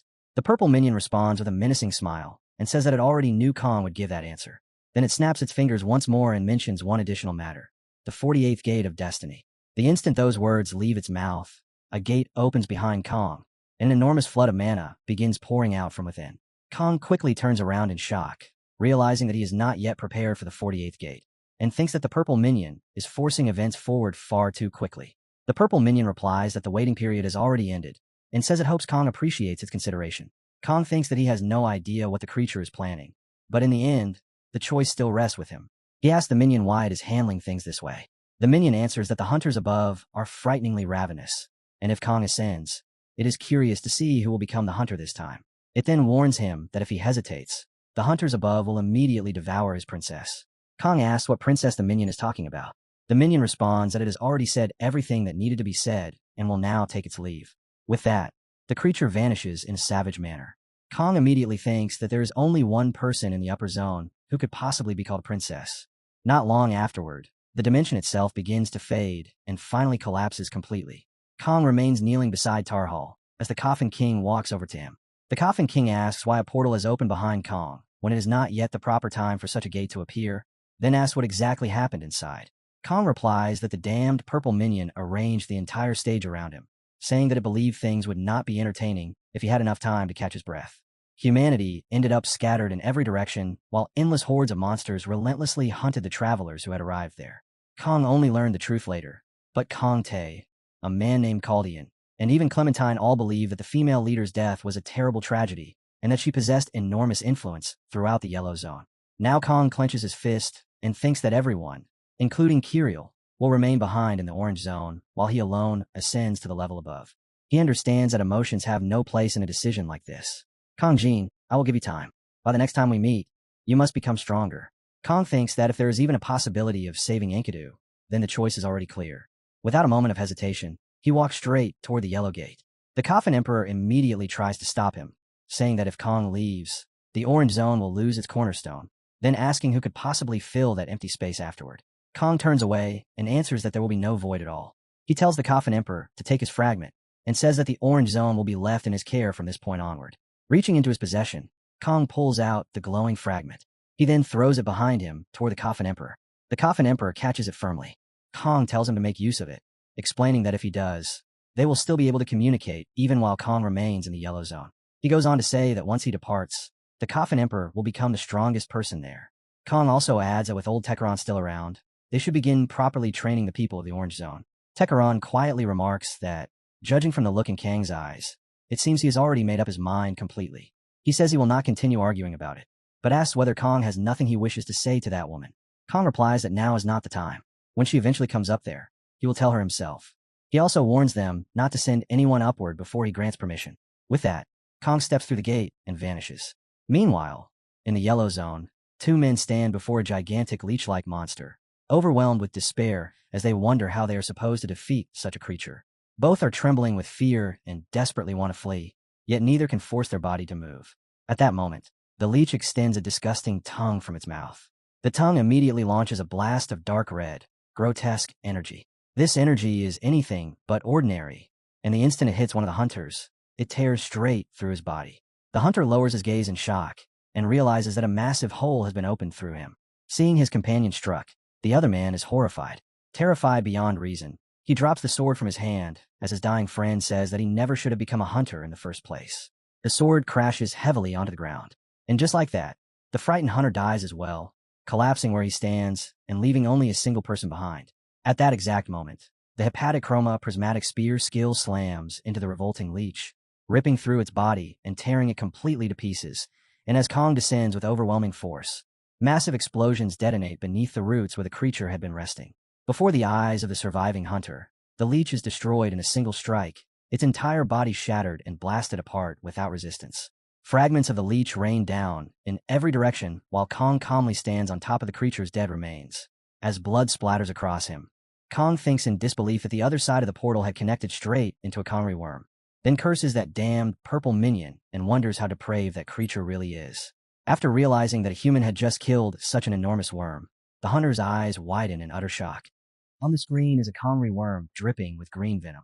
These creatures are born with extraordinary vitality, yet only about 1 in 1,000 ever reaches the point where its survival instinct is driven to the absolute limit and, after enduring a near-death experience, awakens into a rare, evolved form. Kong finds it hard to believe that the very first thing he encounters after arriving here is one of these awakened specimens. concluding that Dawn Fairy must be pulling his usual tricks again, while the creature's presence feels as though it is trying to suffocate him. In the past, he would have turned around and fled without hesitation, but now he is confident that a single strike is enough to cut through its immense vitality. Kong tightens his grip on the thunder sword as golden sparks begin flowing from the glowing blade. Then he draws it and slashes the creature, drawing blood. Without warning, the Kongri worm and the underground bombs detonate directly in front of him, the sudden blast cutting across his face, and everything slams to the ground as though a gigantic explosion has just erupted. Altair watches in shock, thinking the situation has completely spiraled out of control.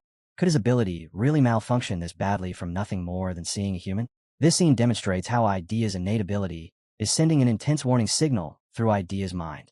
Kong remains standing before the demon, golden energy surrounding his body. The Kongri worm predation, SAC, contains gangrenous worm gastric sludge, a powerful corrosive acid capable of melting anything into liquid. Knowing both the Kongri worms and the sac will certainly be useful, Kong decides to take them. The scene shifts into a dark and terrifying night, and Altair cannot stop wondering who this man truly is. Even with corpses strewn everywhere, Kong calmly collects items as though none of it concerns him, causing Altair to question what kind of life he must have lived to remain this composed.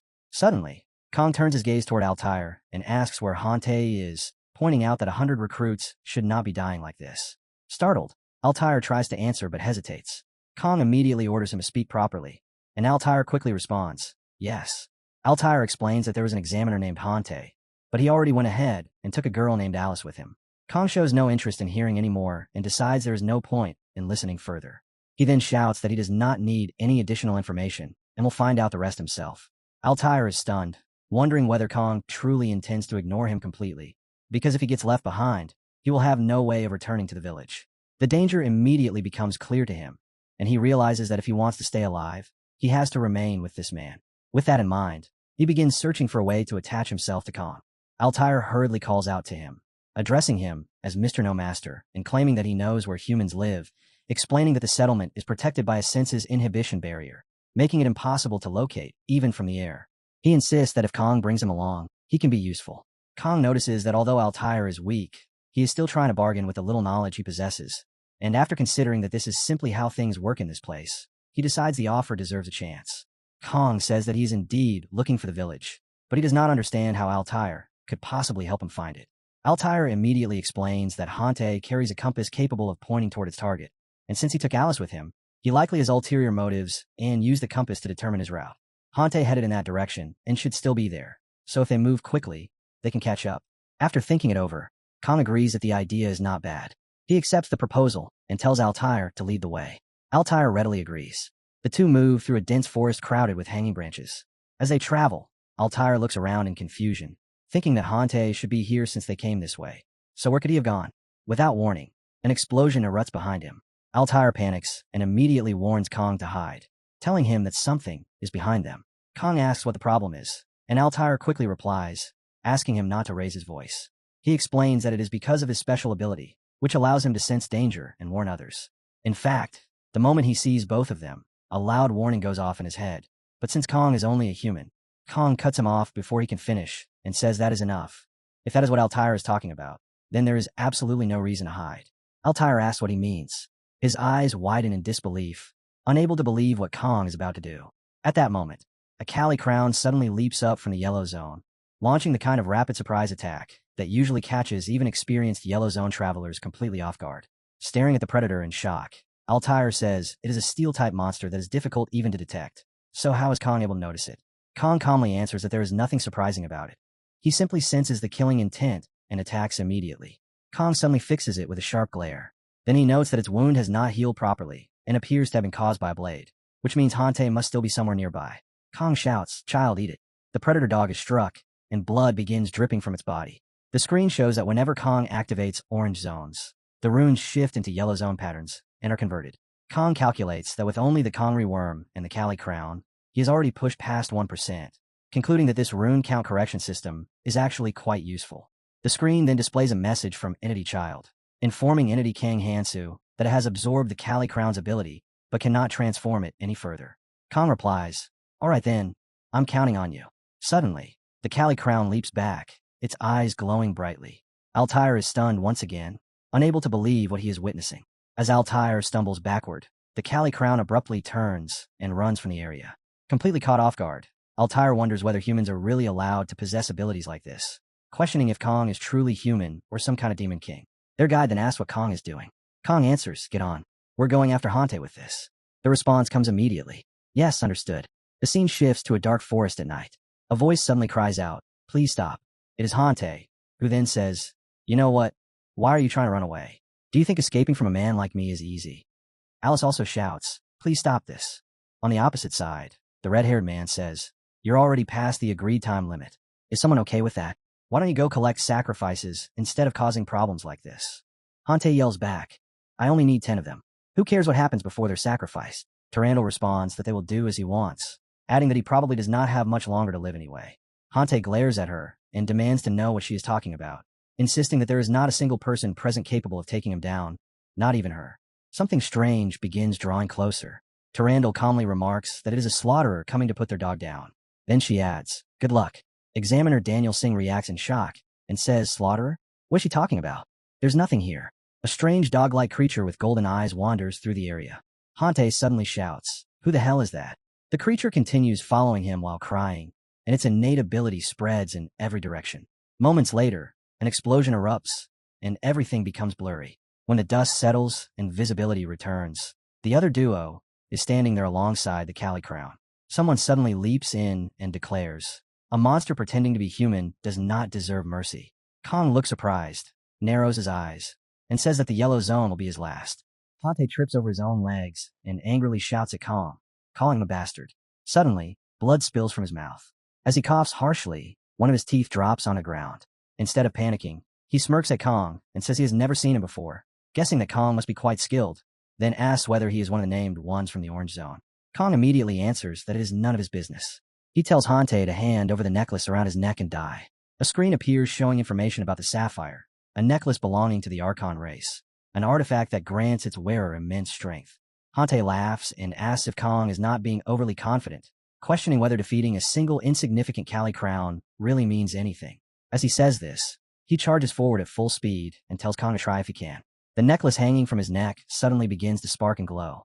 The screen displays that Sapphire has been released, explaining that the magic power contained within it is being used to rapidly enhance barrier strength and detectability. At once, his body starts swelling as his clothes begin tearing apart. Using that power, he transforms into an evil Hulk with red eyes and declares, "Now go ahead and try me." He immediately leaps toward Kong and throws a powerful punch. Kong is surprised by the sapphire ability that bulks this man up so dramatically. Looking at the necklace dangling from his neck, he recalls that even in his previous life, many people became obsessed with its power. There were vile individuals who sacrificed their fellow travelers as offerings, and this was one of the main reasons the already horrific Yellow Zone became an even worse place. Kong then remembers that he himself had nearly been offered up as a sacrifice to it. It seems the hunting dogs are being lost faster than they were in his previous life. As for those high-ranking beastman races, he intends to hunt them down one by one starting today. For now, however, his priority is dealing with this hunting dog, so he casually shifts aside and evades Evil Hulk's punch. Hante grows increasingly furious as Kong effortlessly avoids and blocks his attacks. Kong activates a summoning skill called Eternal Flames that raise the land, roar of a true dragon, then follows it with Heptachroma Prismatic Spear, first form of red flame. Suddenly, a true dragon wreathed in red flames emerges from behind him. The enormous dragon releases a terrifying roar toward Hante. Hante is instantly shocked and begins trembling like a helpless man. The flame dragon charges forward, slams directly into Hante, and drives him backward. As the blazing flame dragon drove him backward, Hante screamed in agony, unable to endure the overwhelming heat, and he could not believe that a creature like this existed under Kang's inventory. The flames were so intense that Hante's upper body completely melted within them. When the flame dragon finally passed through, only the lower half of Hante's body remained, blood pouring heavily from the ruin that was left behind. Kong calmly steadies the flame dragon while looking at what remains of Hante standing before him. Altair is left stunned, unable to comprehend just how powerful Kong truly is. Even after the battle ends, red flame energy continues flowing from Kang's body as he stands there. The dragon then presents Kong with Hante's necklace and compass. With that, Kong obtains everything he needs, and now, as long as he reaches the village, his first objective will be complete. Altair asks whether he can continue following him, promising that he will not get in Kang's way. Kong replies that he does not care whether Altair follows or not, because the choice is his. but he will be responsible for his own life. Taking the necklace into his hand, Kong reflects that this sapphire is actually an artifact originally used for wiretapping and tracking hunts. With his current level of strength, he still cannot directly confront those high-ranking races. For now, he needs to deceive them instead. The screen shows the sapphire's code being modified to transmit a signal indicating that the hunting process is proceeding smoothly and without any problems.